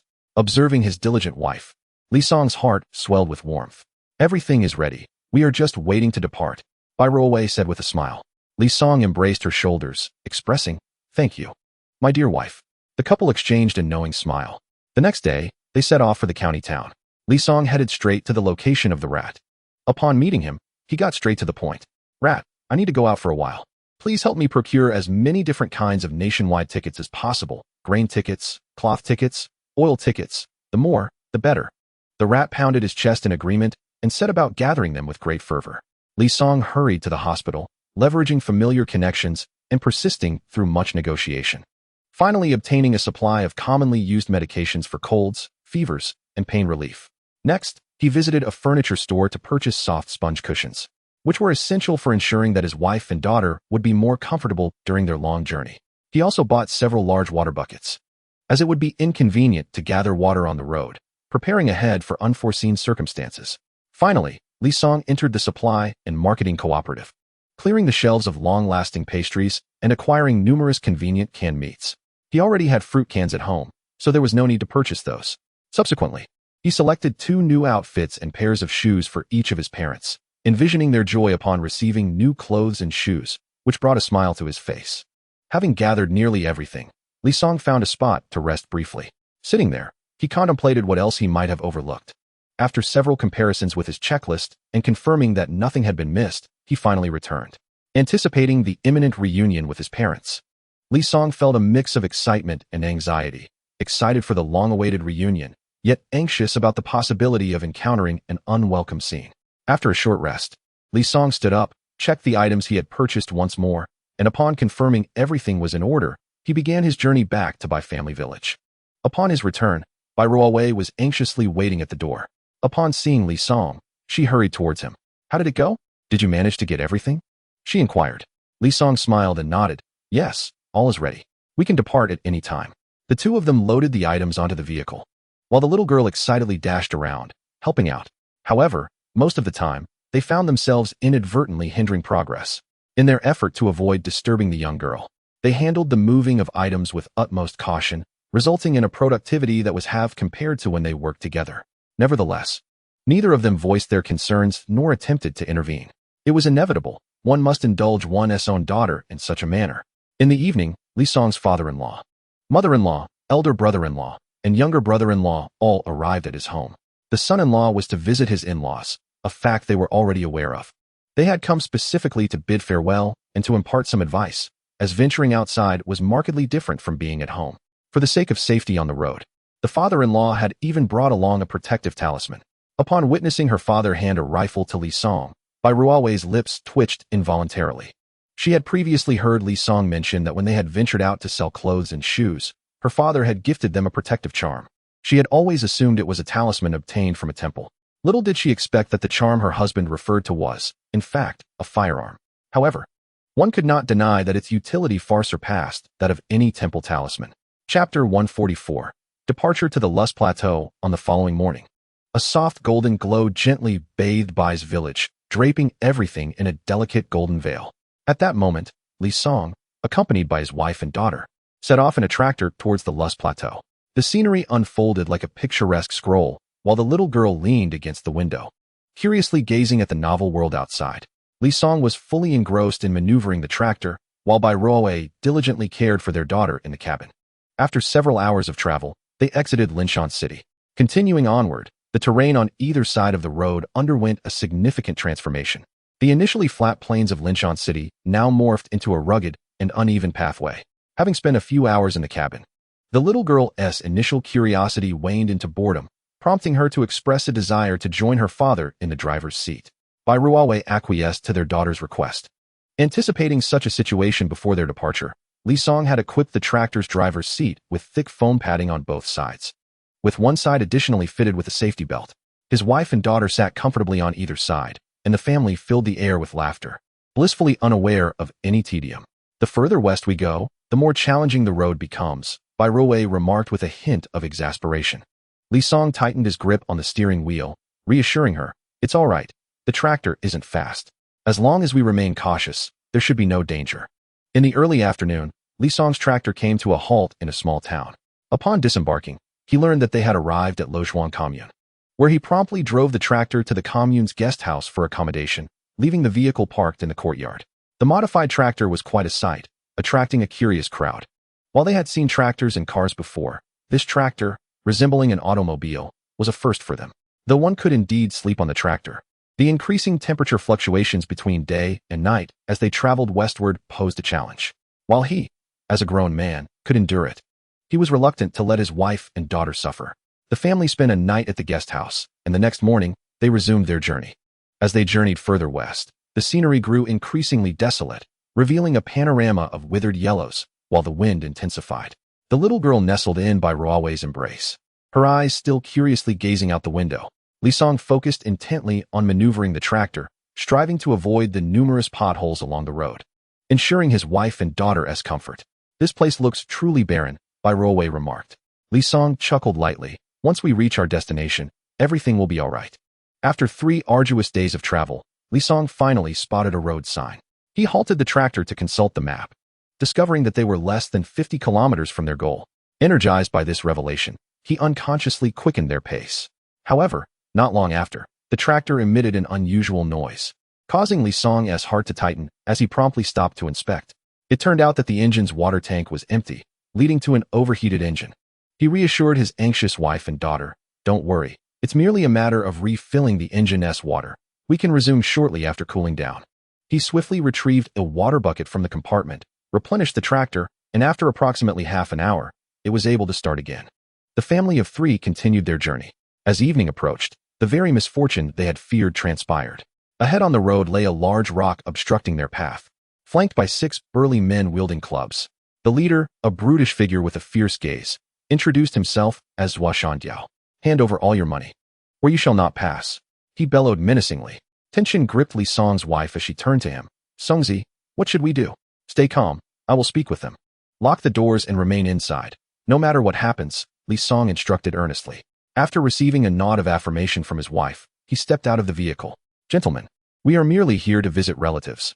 We have nearly exhausted our funds along the way. I can only spare our meal money, but I'll give you the rest. Will you allow us to pass?" Zhuo Shandiao sneered. "Cut the nonsense. Hand over all your money." Li Song frowned slightly and continued, "Brother, we still need to eat. You must leave us something for our meals." Zhuo Shandiao, growing impatient, waved his club dismissively. "No way, all of it must be surrendered, or my brothers will have to take matters into their own hands." Li Song feigned hesitation before complying, throwing the money pouch toward them. "This is all we have. Can we pass now?" One of Zhuo Shandiao's underlings picked up the pouch, his face lighting up with joy. "Brother, look at all this money. We've struck it rich." Zhuo Shandiao was taken aback, astonished by the unexpected bounty. Previously, their heists would yield 30 to 50 at most, but this time, they had managed to seize 200 yuan, a record for their endeavors. "Brother, we've got the money. Let us make a swift exit." Zhuo Shandiao glanced at Li Song, then waved his hand to signal his subordinates to depart. Just before they left, one of the robbers cast a glance at the tractor, catching a glimpse of Bai Ruowei's worried expression through the window. "The elder brother, there is a woman in the car, and she is exceedingly beautiful." Zhuo Shandiao immediately turned to look, his eyes widening in astonishment. In all his years, he had never encountered such a captivating woman. especially as Bai Ruowei was adorned in a puff-sleeve dress that surpassed even the allure of women seen on television. Kid, leave the woman in your car and get lost quickly, or this day next year will mark your demise, he threatened. Li Song's countenance darkened instantly, fury flickering in his eyes. Even thieves have their codes. I've already given you money. Don't push your luck. Zhuo Shandiao laughed boisterously. Humph, in this territory. I hold the reins. What if I am excessive? Haha, boss, allow me to fetch the lady from the car for you. Li Song's gaze gradually turned icy. He wished to see his parents soon and did not want to escalate matters. But since these men were so ungrateful, it would be their own undoing. Resolute. Li Song's eyes filled with unwavering determination as he leaped onto the tractor and drew a rifle from beneath the seat. Taking a step forward, he bellowed, "Die!"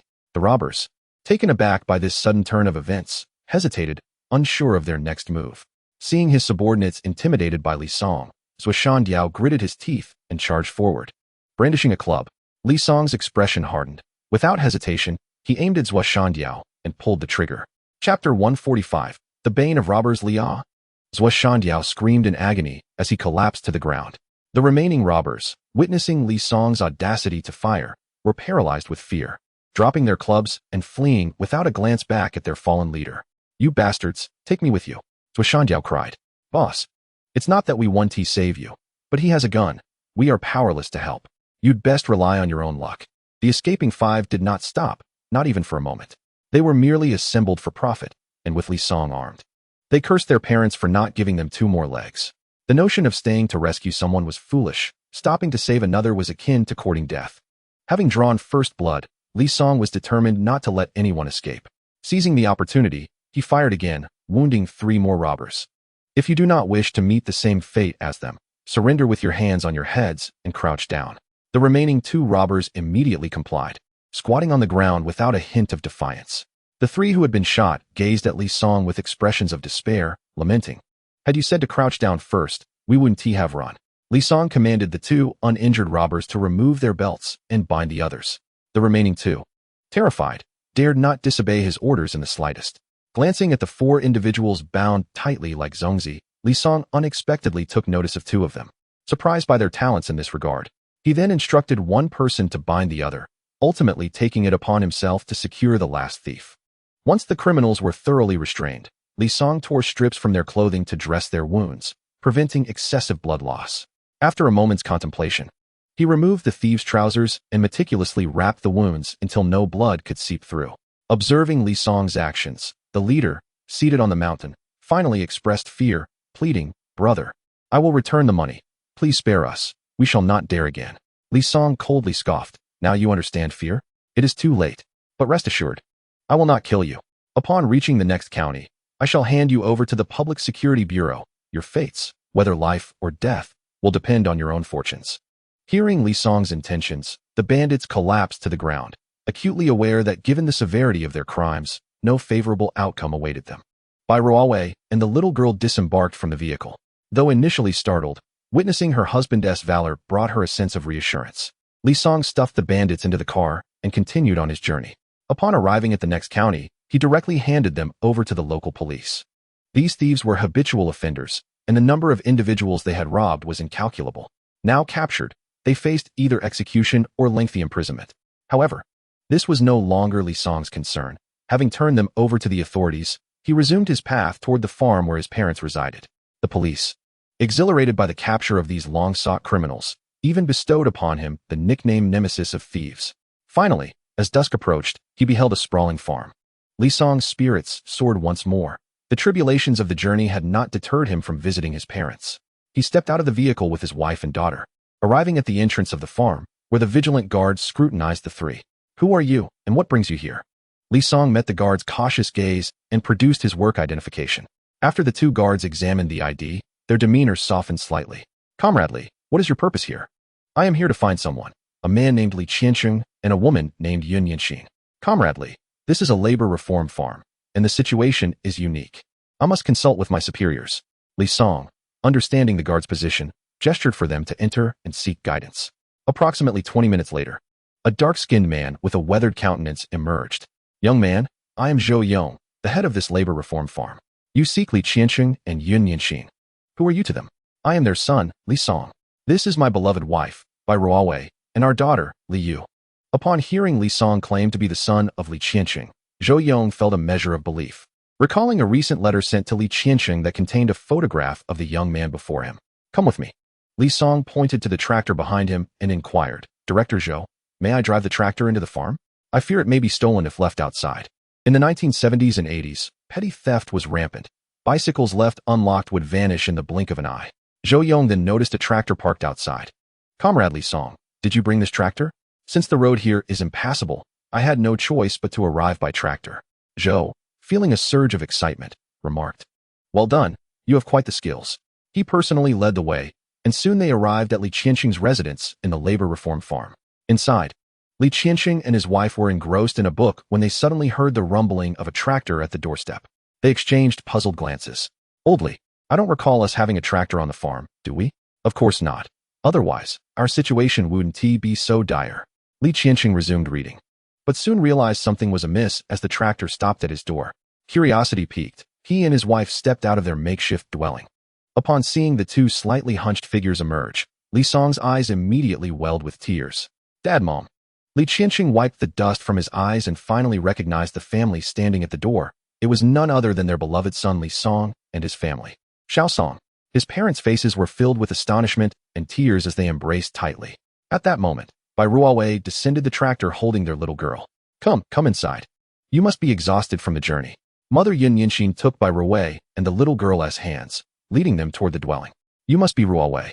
You look so lovely." "Yes, I am Ruowei. I apologize for not visiting you sooner with Songzi." The little girl nestled in her mother's arms, curiously gazing at the two elders.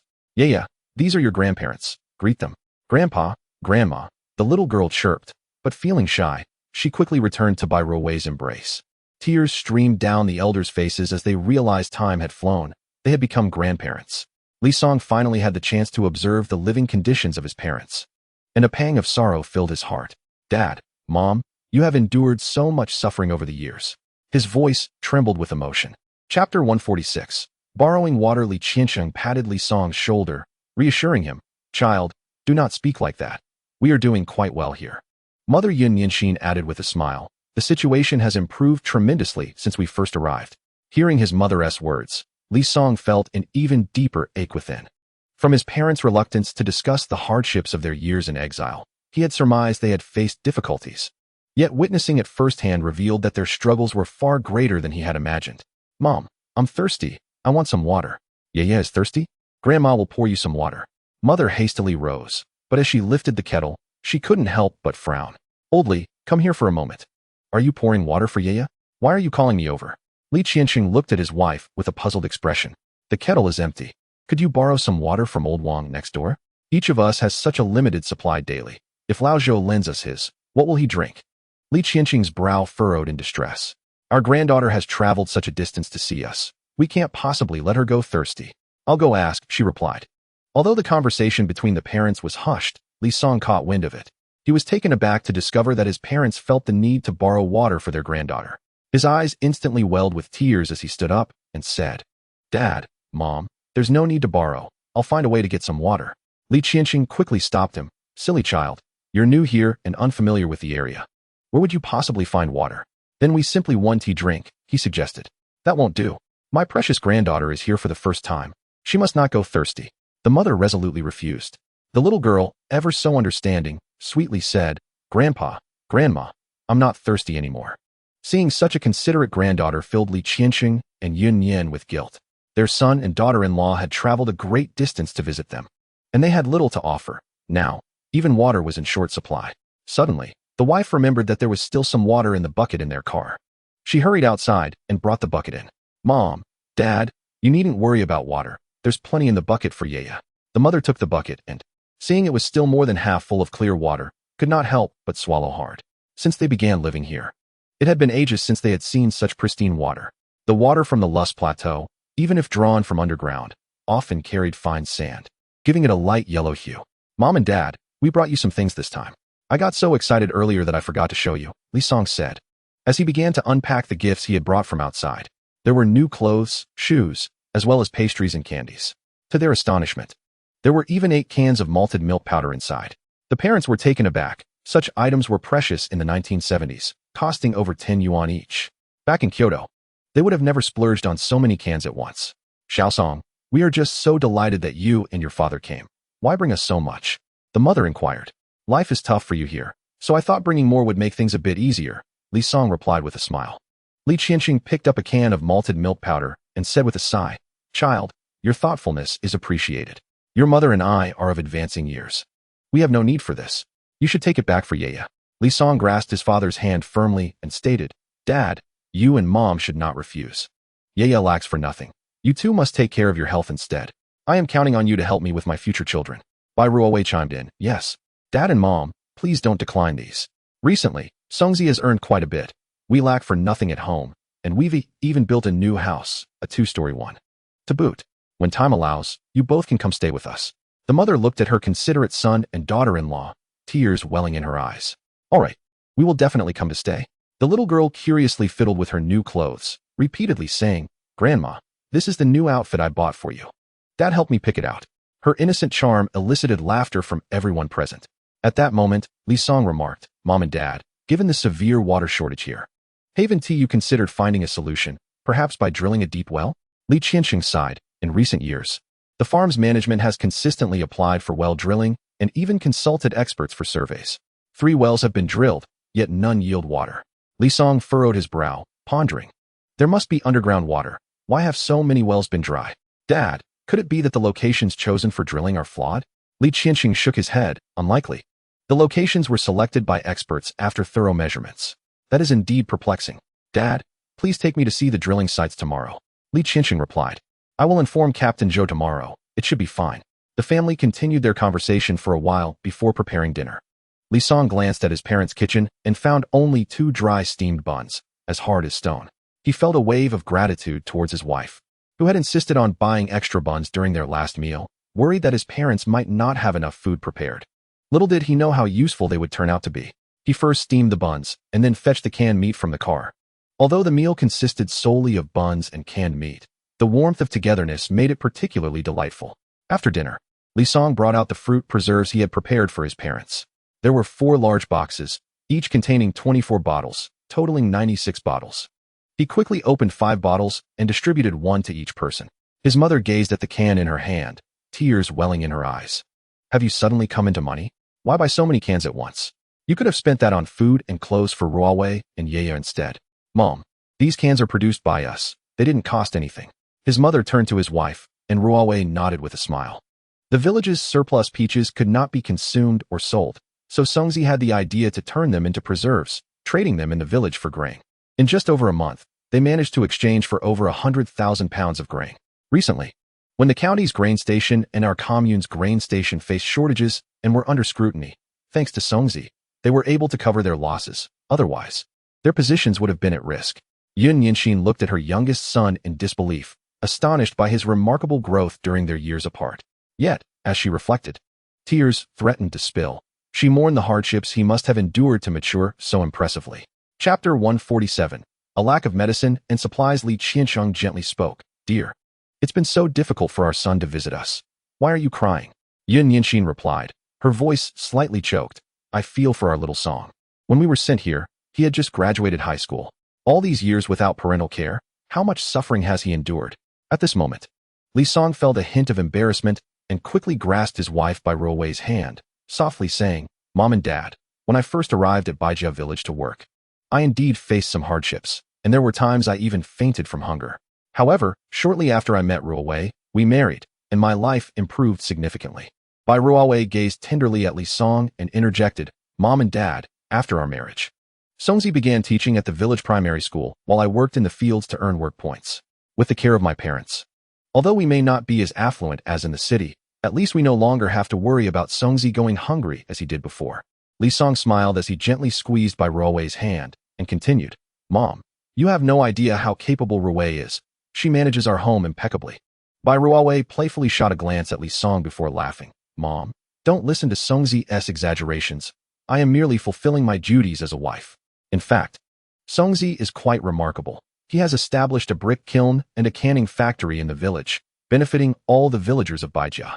Li Song looked at Bai Ruowei with deep affection and said, Ruowei, without your support and companionship, I could not have achieved any of this. As he spoke, he held her hand even tighter. Observing the loving couple, their parents smiled with contentment. Li Qianqing gently patted Li Song's shoulder, saying, "Seeing you and Ruowei so affectionate brings your mother and me great peace." Yun Yinxin nodded in agreement. "All these years, your father and I have been most concerned about you. Now that we see you grown, married, and starting a family, we can finally rest easy. It has been so long without news. I wonder how your elder brother and second sister are faring." "Mom and Dad, you needn't worry. I have already inquired about my brother and sister. One is in the northwest, and the other in the northeast. I will find an opportunity to visit them and will write to inform you of their circumstances," Li Song reassured them. "Aren't you prohibited from leaving your assigned area? Is it permissible for you to seek out your brother and sister?" His father asked anxiously. "I am a level 3 special talent designated by the Special Talent Bureau, classified as a rare resource for the state. Recently, I have been frequently traveling to the city for work, often for several days. Moreover, with the gradual return of educated youth, the management of these individuals has loosened considerably. Additionally, the village head of Baijia is my father-in-law. No one will know I have left if he does not speak of it." Li Qianqing pondered for a moment, acknowledging the reasonableness of his son's words. Just then, a hurried knock interrupted the tranquility of the room. Li Qianqing opened the door to find a man with a distressed expression standing at the threshold. "Old Su, why are you in such a rush?" "Old Li, could I borrow some medicine? My child suddenly has a severe cough, and the farm's health center has run out of supplies. Dr. Song sent me here to ask you," Old Su gasped. Li Qianqing's expression turned troubled. "Old Su, I am truly sorry, but we are also out of medicine. You know your sister-in-law was ill for several days recently, and we have exhausted all the medicine Dr. Song prescribed." Old Su's eyes dimmed instantly, and just as he was about to turn away, Li Song quickly asked, "Wait, what illness does your child have?" "A fever caused by a cold. Their temperature has reached 40 degrees. When I visited my father, I brought along some commonly used medications to see if any could be of help." Li Song quickly rummaged through the car and retrieved a wooden box, swiftly extracting several remedies for colds, fevers, and inflammation. "You can take these to Dr. Song. If they're suitable, you may give them to the child," he suggested. Old Su, overwhelmed with gratitude, replied, "Thank you so much, Old Li. I truly don't know what I would have done without your son." Li Song waved his hand dismissively, saying, "After all these years together, there's no need for formality. The child's health is what matters. Hurry back to give him the medicine." "Wait a moment, Old Su," Yun Yinxin suddenly called out, halting him. Old Su looked puzzled. "Sister-in-law, is there something else? When my son came over, he brought us 2 cans of malted milk. Take this one back for the child. It's nutritious and will help him recover more quickly." "Sister-in-law, I can't accept this. I'm already incredibly grateful that you lent me medicine. I can't possibly take your malted milk as well." Old Su firmly rejected her offer, well aware that what Yun Yinxin had said was indeed true. However, he felt that this malted milk was a symbol of filial piety from Old Li's son, and he simply could not accept it. Yun Yinxin stepped forward and forcefully placed the can of malted milk into Old Su's hands. "Su Ming has grown up before our very eyes, just like our own child. Please take it." "Sister-in-law, thank you." Old Su bowed deeply and hurriedly left. Li Qianqing and Yun Yinxin exchanged glances and could not help but smile at the box of medications Li Song had prepared. "Little Song, it's fortunate you came prepared, otherwise today would have been quite troublesome," Li Qianqing remarked. Li Song scratched his head sheepishly and said, "I thought it wise to carry extra common medications just in case. And it seems they have indeed come in handy. By the way, Dad, why does the farm lack even the most basic cold medicine?"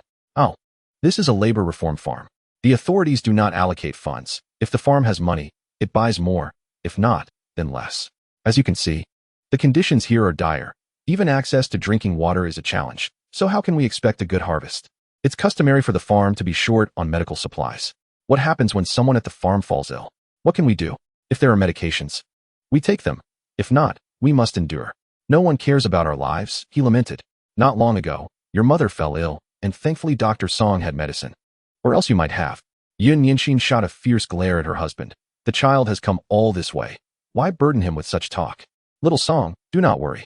See how your mother is doing quite well now. It was merely a slight cold. Your father enjoys making mountains out of molehills." She reassured him. Li Qianqing, about to retort, was silenced by his wife's glare. Li Song furrowed his brow and said, "It is absolutely unacceptable for such a large farm to lack medical supplies. When one falls ill, treatment is essential. We cannot simply endure." Li Qianqing sighed helplessly. "There's nothing we can do. The conditions are what they are. However, the medicines you brought today should alleviate some immediate concerns." After a brief silence, Li Song spoke again. Dad, Mom, I will think of a way to see if I can procure some common medications for the farm. Yin Yinxin quickly interjected. Son, do not push yourself too hard. Your intention alone is commendable. We have been managing this way for many years and have grown accustomed to it. Li Song smiled and shook his head. Mom, it is not at all a burden. I currently have some connections in Ming'an County and the city, so procuring some medicine is certainly feasible. Then I will seek opportunities to see if I can arrange for you to be relocated from here.